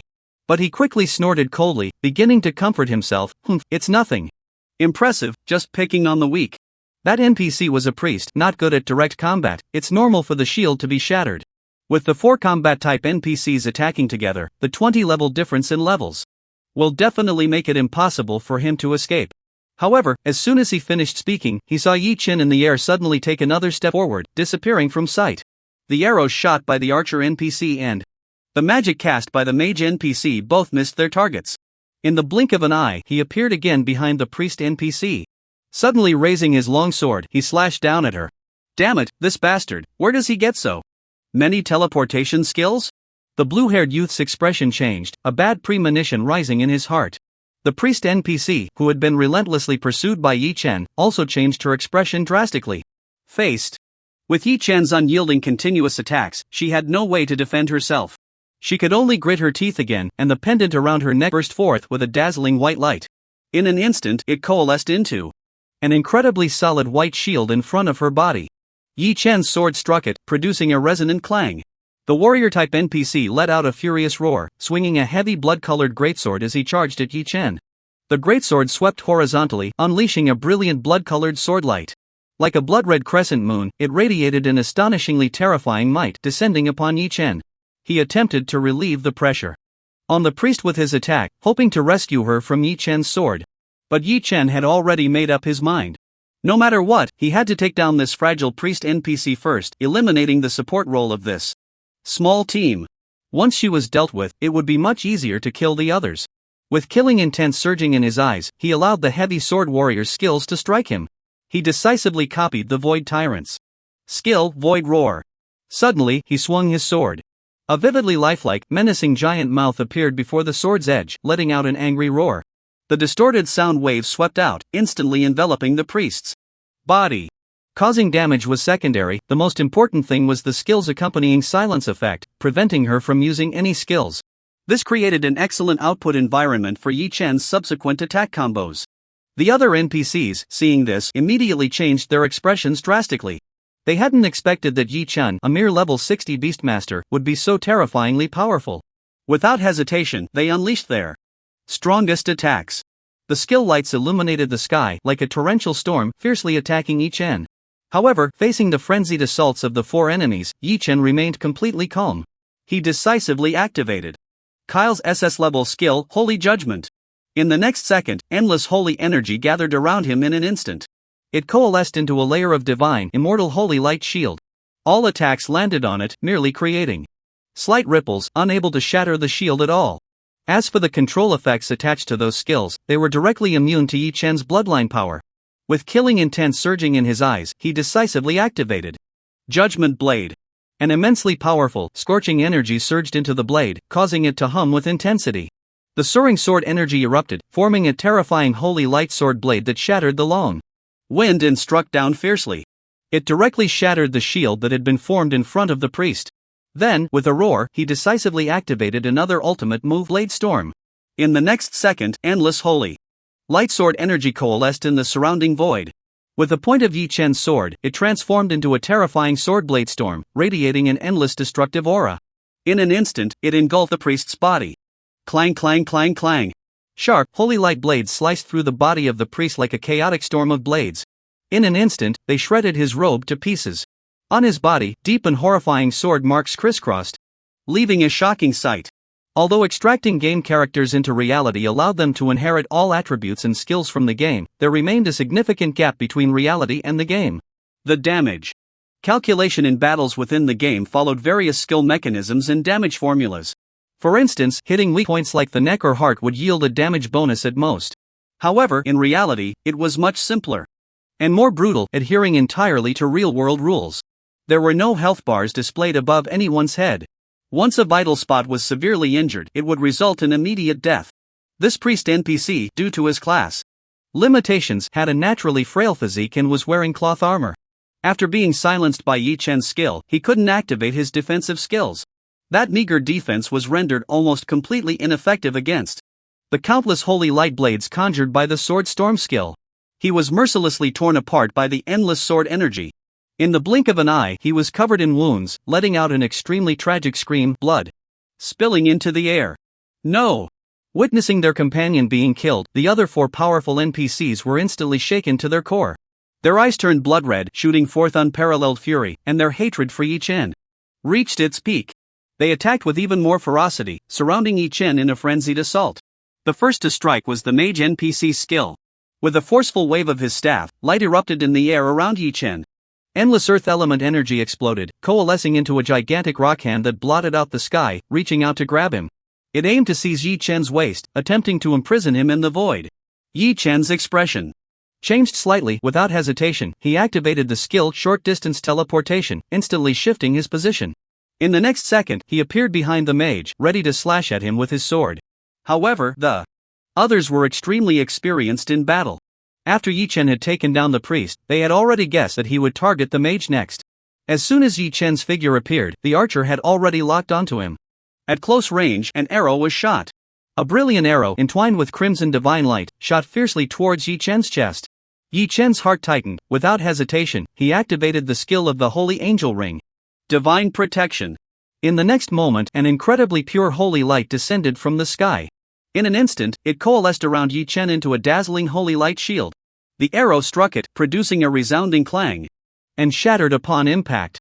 It couldn't penetrate the shield defense formed by this legendary equipment at all. Yi Chen's sword swung down without obstruction, aiming furiously at the mage. The mage had just witnessed the horrific death of his companion. Seeing Yi Chen's sword descending from the air, he was instantly filled with terror. Without hesitation, he activated the shield skill attached to his robe. At the same time, he used a displacement skill, his figure flickering like starlight, leaping dozens of meters away. Yi Chen's sword naturally missed its target. At that moment, the assassin NPC, still in stealth mode, rushed behind Yi Chen. In his hand, a dagger with a razor-sharp tip gleamed with a chilling blood-red sheen. He struck fiercely, aiming to stab Yi Chen in the back. There was no doubt that knowing Yi Chen had a shield defense around him, he still dared to launch such a decisive attack. The skill he activated this time definitely had a shield-breaking effect, capable of penetrating the divine protection shield and inflicting damage on Yi Chen. However, unfortunately, under the watchful eye of the true eye, his invisibility was rendered useless. Every move he made was captured by Yi Chen's gaze. A flash of killing intent flickered in Yi Chen's eyes as he suddenly turned around, raising the sword in his hand. Hi! With a swift motion, he brought the sword down. The blazing holy sword, engulfed in sacred flames, struck heavily down upon the assassin's head. The assassin's face changed dramatically, and he could no longer attack. Yi Chen. He hurriedly raised the dagger in his hand, trying to block Yi Chen's attack. Clang! Yi Chen's sword came crashing down with terrifying force, instantly numbing the assassin's arms. The two daggers nearly flew out of his hands. But that wasn't the end. After the strike, Yi Chen immediately activated his professional skill, Lightning Whip. Although he was wielding a sword instead of a whip at that moment, which would reduce the skill's power, it did not affect the skill's activation. The sword's edge moved like the wind, striking out 5 times as fast as lightning, slashing at the assassin. In an instant, it tore through the assassin's leather armor, leaving 5 deep, shocking sword marks on his body. The assassin let out a miserable scream and quickly scattered a handful of powder, activating a strong invisibility skill, trying to escape. The other 3 NPCs' attacks followed closely, desperately trying to save the assassin from Yi Chen. However, Yi Chen, relying on the shield of divine protection, completely ignored these attacks. As for the assassin NPC's invisibility, it was utterly useless in front of him who possessed the true eye. With killing intent surging in his eyes, he stepped forward, moving swiftly through the air. In the blink of an eye, he caught up to the assassin, raising his sword forward. And the sacred flames surged forth. The overwhelming divine fire instantly engulfed the assassin's body. Fear flickered in the assassin's eyes. He activated a buff skill, greatly increasing his movement speed, still wanting to rush at Yi Chen and fight to the death. However, his close combat skills were completely crushed by Yi Chen. In just a few exchanges, Yi Chen delivered a powerful strike that severed one of the assassin's legs. Then, a sword of judgment fell from the sky, causing his blood to spill into the air. The remaining 3 NPC powerhouses posed even less of a threat to Yi Chen. Under the dual pressure of attribute skills and combat operations, they had no power to fight back. Yi Chen easily dispatched them in just a few minutes, leaving 5 broken corpses that fell to the ground. How is this possible? The blue-haired youth looked at this scene, his face filled with disbelief. When he saw Yi Chen approaching him with the bloodied sword, he was so frightened that his legs went weak and his face turned pale to the extreme. He hurriedly turned to flee. Yi Chen directly swung his sword, unleashing a sharp sword energy that severed his legs. Then, in his terrified gaze, he forcibly signed a contract with him. After obtaining the information he wanted to know, he swept the sword and severed his head. After slaying the blue-haired youth, Yi Chen walked up to Li Qiunan and Xiaoshui. At this moment, the golden rope with the floating inscription on them had already been untied by Xing Yao. With the loss of the rope's binding, their attributes and status gradually began to recover. Upon seeing Yi Chen approach, Xiaoshui cheered and excitedly threw herself into Yi Chen's arms. "Brother Yi Chen, you're amazing. 5 level 80 NPCs, and you took them down so easily. Thank goodness for you today, otherwise, Nan Nan and I would have been in danger." Li Qiunan stood behind, watching her good friend cling to Yi Chen without letting go.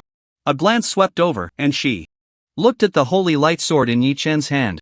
Her eyes suddenly flickered, feeling an inexplicable discomfort. She stepped forward and forcefully pulled Xiaoshui out of Yi Chen's embrace. "Xiaoshui, stop fooling around. It's not the time to relax yet." Then she looked up at Yi Chen and asked, "What should we do now? What else can we do? Of course, we need to root out those guys hiding in the shadows and eliminate them one by one." Yi Chen sneered, raising his head to look at a very concealed small drone in the distant sky. A cold smile appeared on his lips as he said, "Have you seen enough? Don't rush, he goes first, and soon it will be your turn." Meanwhile, thousands of miles away, in a conference room on the top floor of a building, several high-ranking members of the Battle Soul Guild had gathered. At this moment, everyone looked extremely grim. Their faces were pale, eyes filled with disbelief and deep fear. Damn it! How could that bastard Wei Wuifeng be so strong? He's only level 60, how could he possibly cross a 20-level gap to take down an 80-level NPC?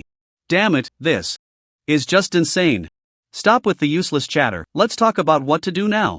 Next, he will definitely come for us, we must come up with a plan, we absolutely cannot sit back and wait.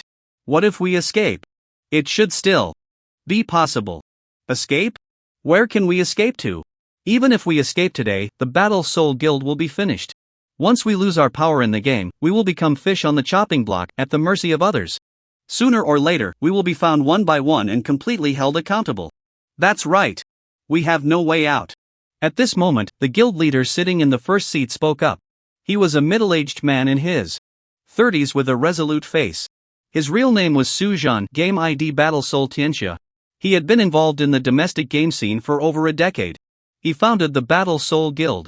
Over the years, he had transitioned through several large online games, growing the Battle Soul Guild from an obscure small guild to one of the top 10 large guilds in the domestic server. This time, the integration of the game with reality had completely ignited his ambition. He was determined to carve out a territory in the game and become the most powerful person on this planet.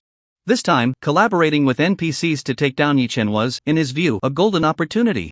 As long as they successfully eliminated Yi-Chen and captured Li Qiunan, they could take over the entire influence of the Shui Lunyan Guild in the game. The Battle Soul Guild would then rise to power and become the sole ruler of the domestic server. However, he had severely underestimated Yi-Chen's strength, ultimately leading to his failure. Although he had witnessed Yi-Chen wielding his sword and slaughtering the 5 high-level NPCs, his heart was heavy, yet his expression remained relatively calm. His gaze slowly swept over everyone as he said solemnly, "The only path before us now is to fight him to the death. At all costs, we must fight to the end. Against the legacy of Wei Wu. Since an 80-level NPC can't do anything to him, we'll summon higher-level NPCs to descend. Don't forget, the NPC force we rely on is one of the 2 great empires, the Holy Dragon Empire. I refuse to believe that with the solid foundation of the Holy Dragon Empire, we can't crush a mere bug." Su Zhan's words instantly reignited hope in the eyes of the senior members of the Battle Soul Guild in the conference room. That's right, we have the entire Holy Dragon Empire behind us. If Yi-Chen rescues Li Qiunan and the others and then retreats to hide, we really won't be able to do anything to him. But if he overestimates himself and dares to come here to throw himself into the net, it will be just right for him to come and not return. Amidst the noisy discussions, Su Zhan quickly closed his eyes, entering the game with his consciousness. He rushed to discuss with the senior members of the Holy Dragon Empire, requesting more assistance. Meanwhile, hundreds of miles away in the sky, a dazzling golden light streaked across the horizon. The Thunder Rock flapped its wings, howling through the wind. With lightning swirling around its wings, it sped towards the real-world base of the senior players of the Battle Soul Guild. On the back of the Thunder Rock, Yi-Chen sat cross-legged, with Li Qiunan and Xia Shui beside him. Xia Shui suddenly thought of something and looked at Yi-Chen, curiously asking, "By the way, even if you know that something happened to me and Nan Nan, how could you know our exact location?" "Because there is a contract, so I can sense her position," Yi-Chen replied casually. Xia Shui was taken aback, looking at Li Qiunan with a face full of doubt. "Contract? What contract? How come I didn't know?" Faced with her best friend's suspicious gaze, Li Qiunan's face immediately turned red. Her eyes drifted elsewhere as she whispered, "I signed a temporary beast contract with Yi-Chen, so I'm considered his temporary pet." "What?" Xia Shui was instantly stunned, shocked by this sudden news. Yi-Chen was also reminded by their conversation and said to Li Qiunan, "By the way, the duration of the holy mark is almost up, it needs to be redrawn." Upon hearing this, Li Qiunan's blush deepened. Biting her lip lightly, she gently lifted the hem of her short skirt in front of her best friend, revealing the divine mark drawn in the absolute domain, hidden in a discreet location. Yi-Chen extended his finger, activating the divine mark skill, and redrew the mark in the same position. "Wow, Nan Nan, such a big thing, and you've been hiding it from me all along." After witnessing all this, Xia Shui was left dumbfounded. Then she hugged Yi-Chen tightly, her face full of anticipation as she said sweetly, "I want this holy mark too, I want to become Yi-Chen's temporary pet." Yi-Chen was slightly taken aback by this request, something he had never heard before. However, seeing Xia Shui's eager and longing eyes, he couldn't bear to refuse. He could only reluctantly agree. A few minutes later, looking at the artistic holy mark on her lower abdomen, Xia Shui's eyes revealed a satisfied smile. At this moment, the speed of the Thunder Rock gradually slowed down, finally arriving at their destination. A magnificent building, brightly lit, appeared before them. Looking at the towering building ahead, a flash of killing intent flickered in Yi-Chen's eyes as he slowly stood up on the back of Lei Peng. This building originally belonged to a large corporate group. After the game merged with reality, it was acquired by the Battle Soul Guild through various means and renamed the Battle Soul Building. Many high-ranking members of the Battle Soul Guild reside here, making it the guild's stronghold in the real world. Standing on Lei Peng's back, Yi-Chen looked down coldly at the brightly lit building. Lei Peng let out a long cry, and instantly, thunder rumbled in the sky. A massive golden lightning bolt descended from the heavens, directly shattering the 4 characters' Battle Soul building that hung high on the front of the building. Then Yi-Chen snorted coldly. His voice, amplified by his attributes, echoed like rolling thunder, instantly resonating in all directions. "Battle Soul World, come out and die." The location of the Battle Soul building was in the most prosperous area of the city center. Surrounding it were towering buildings, with countless pedestrians passing by. Just moments ago, when Lei Pang, surrounded by electric light, flew in from the distant sky, it had already attracted the attention of many passers-by. Now, Yi Chen's thunderous shout drew even more gazes. Who is that? How dare they come to the front of the Battle Soul building to challenge? Are they tired of living? They even shattered the sign of the Battle Soul building, which is equivalent to publicly slapping the Battle Soul Guild in the face. With the Battle Soul Guild's domineering style, they definitely won't let this go. Hey! That golden bird looks familiar, isn't it Wei Wuifeng's pet? Lei Pang? Oh my! It really is Wei Wuifeng. What did the Battle Soul Guild do? How did they provoke this living king of hell? I have a feeling that after today, the name of the Battle Soul Guild will probably become a thing of the past. Upon recognizing Yi Chen's identity, the crowd around them instantly erupted. Excited, they raised their phones and began to take pictures from a distance. Some game streamers, who relied on traffic for a living, rushed to the scene after hearing the news, sensing that something monumental was about to happen that night. They quickly set up their equipment and started live streaming the game. Meanwhile, thousands of miles away in the imperial capital, several high-ranking officials who held the fates of countless lives in their hands gathered in a conference room. The large screen in the conference room displayed the scene of Yi Chen standing on Lei Pang, challenging in front of the Battle Soul building. In fact, long before Yi Chen rescued Li Qiunan and Xia Shui and fought against those 5 NPC powerhouses, the official's extensive network of spies across the country had already discovered his whereabouts. Moreover, through satellite monitoring, they captured the entire battle scene. Then, the official's vast intelligence system began to operate rapidly. At this moment, they had already sorted out the entire sequence of events. Looking at the report documents on the table, several high-ranking officials furrowed their brows slightly. One of them snorted coldly and said in a deep voice, "This Battle Soul world is truly ambitious. They actually colluded with the NPCs of the Holy Dragon Empire, bringing NPC powerhouses into the real world. They intend to use the power of the NPCs to eliminate Yi Chen and swallow the forces of time like water in the game. Their ambition is indeed not small. But thanks to him, Wei Wuifeng has been drawn out." At this moment, another high-ranking official spoke. His gaze was incredibly deep as he stared at Yi Chen's figure on the video screen, and he said coldly, "This is the first time he has appeared in our sight since he went into hiding. Indeed, if we want to eliminate him, today is an excellent opportunity." "You two, stop talking." As soon as the two finished speaking, the other high-ranking officials furrowed their brows and said in a deep voice, "Previously, it was because of your stubbornness and the underhanded actions you took that our relationship with Wei Wu's legacy was shattered.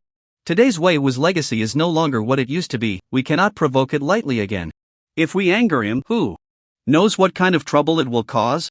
"That's right, the times have changed. For such outstanding talents, we should adopt a strategy of recruitment and cooperation."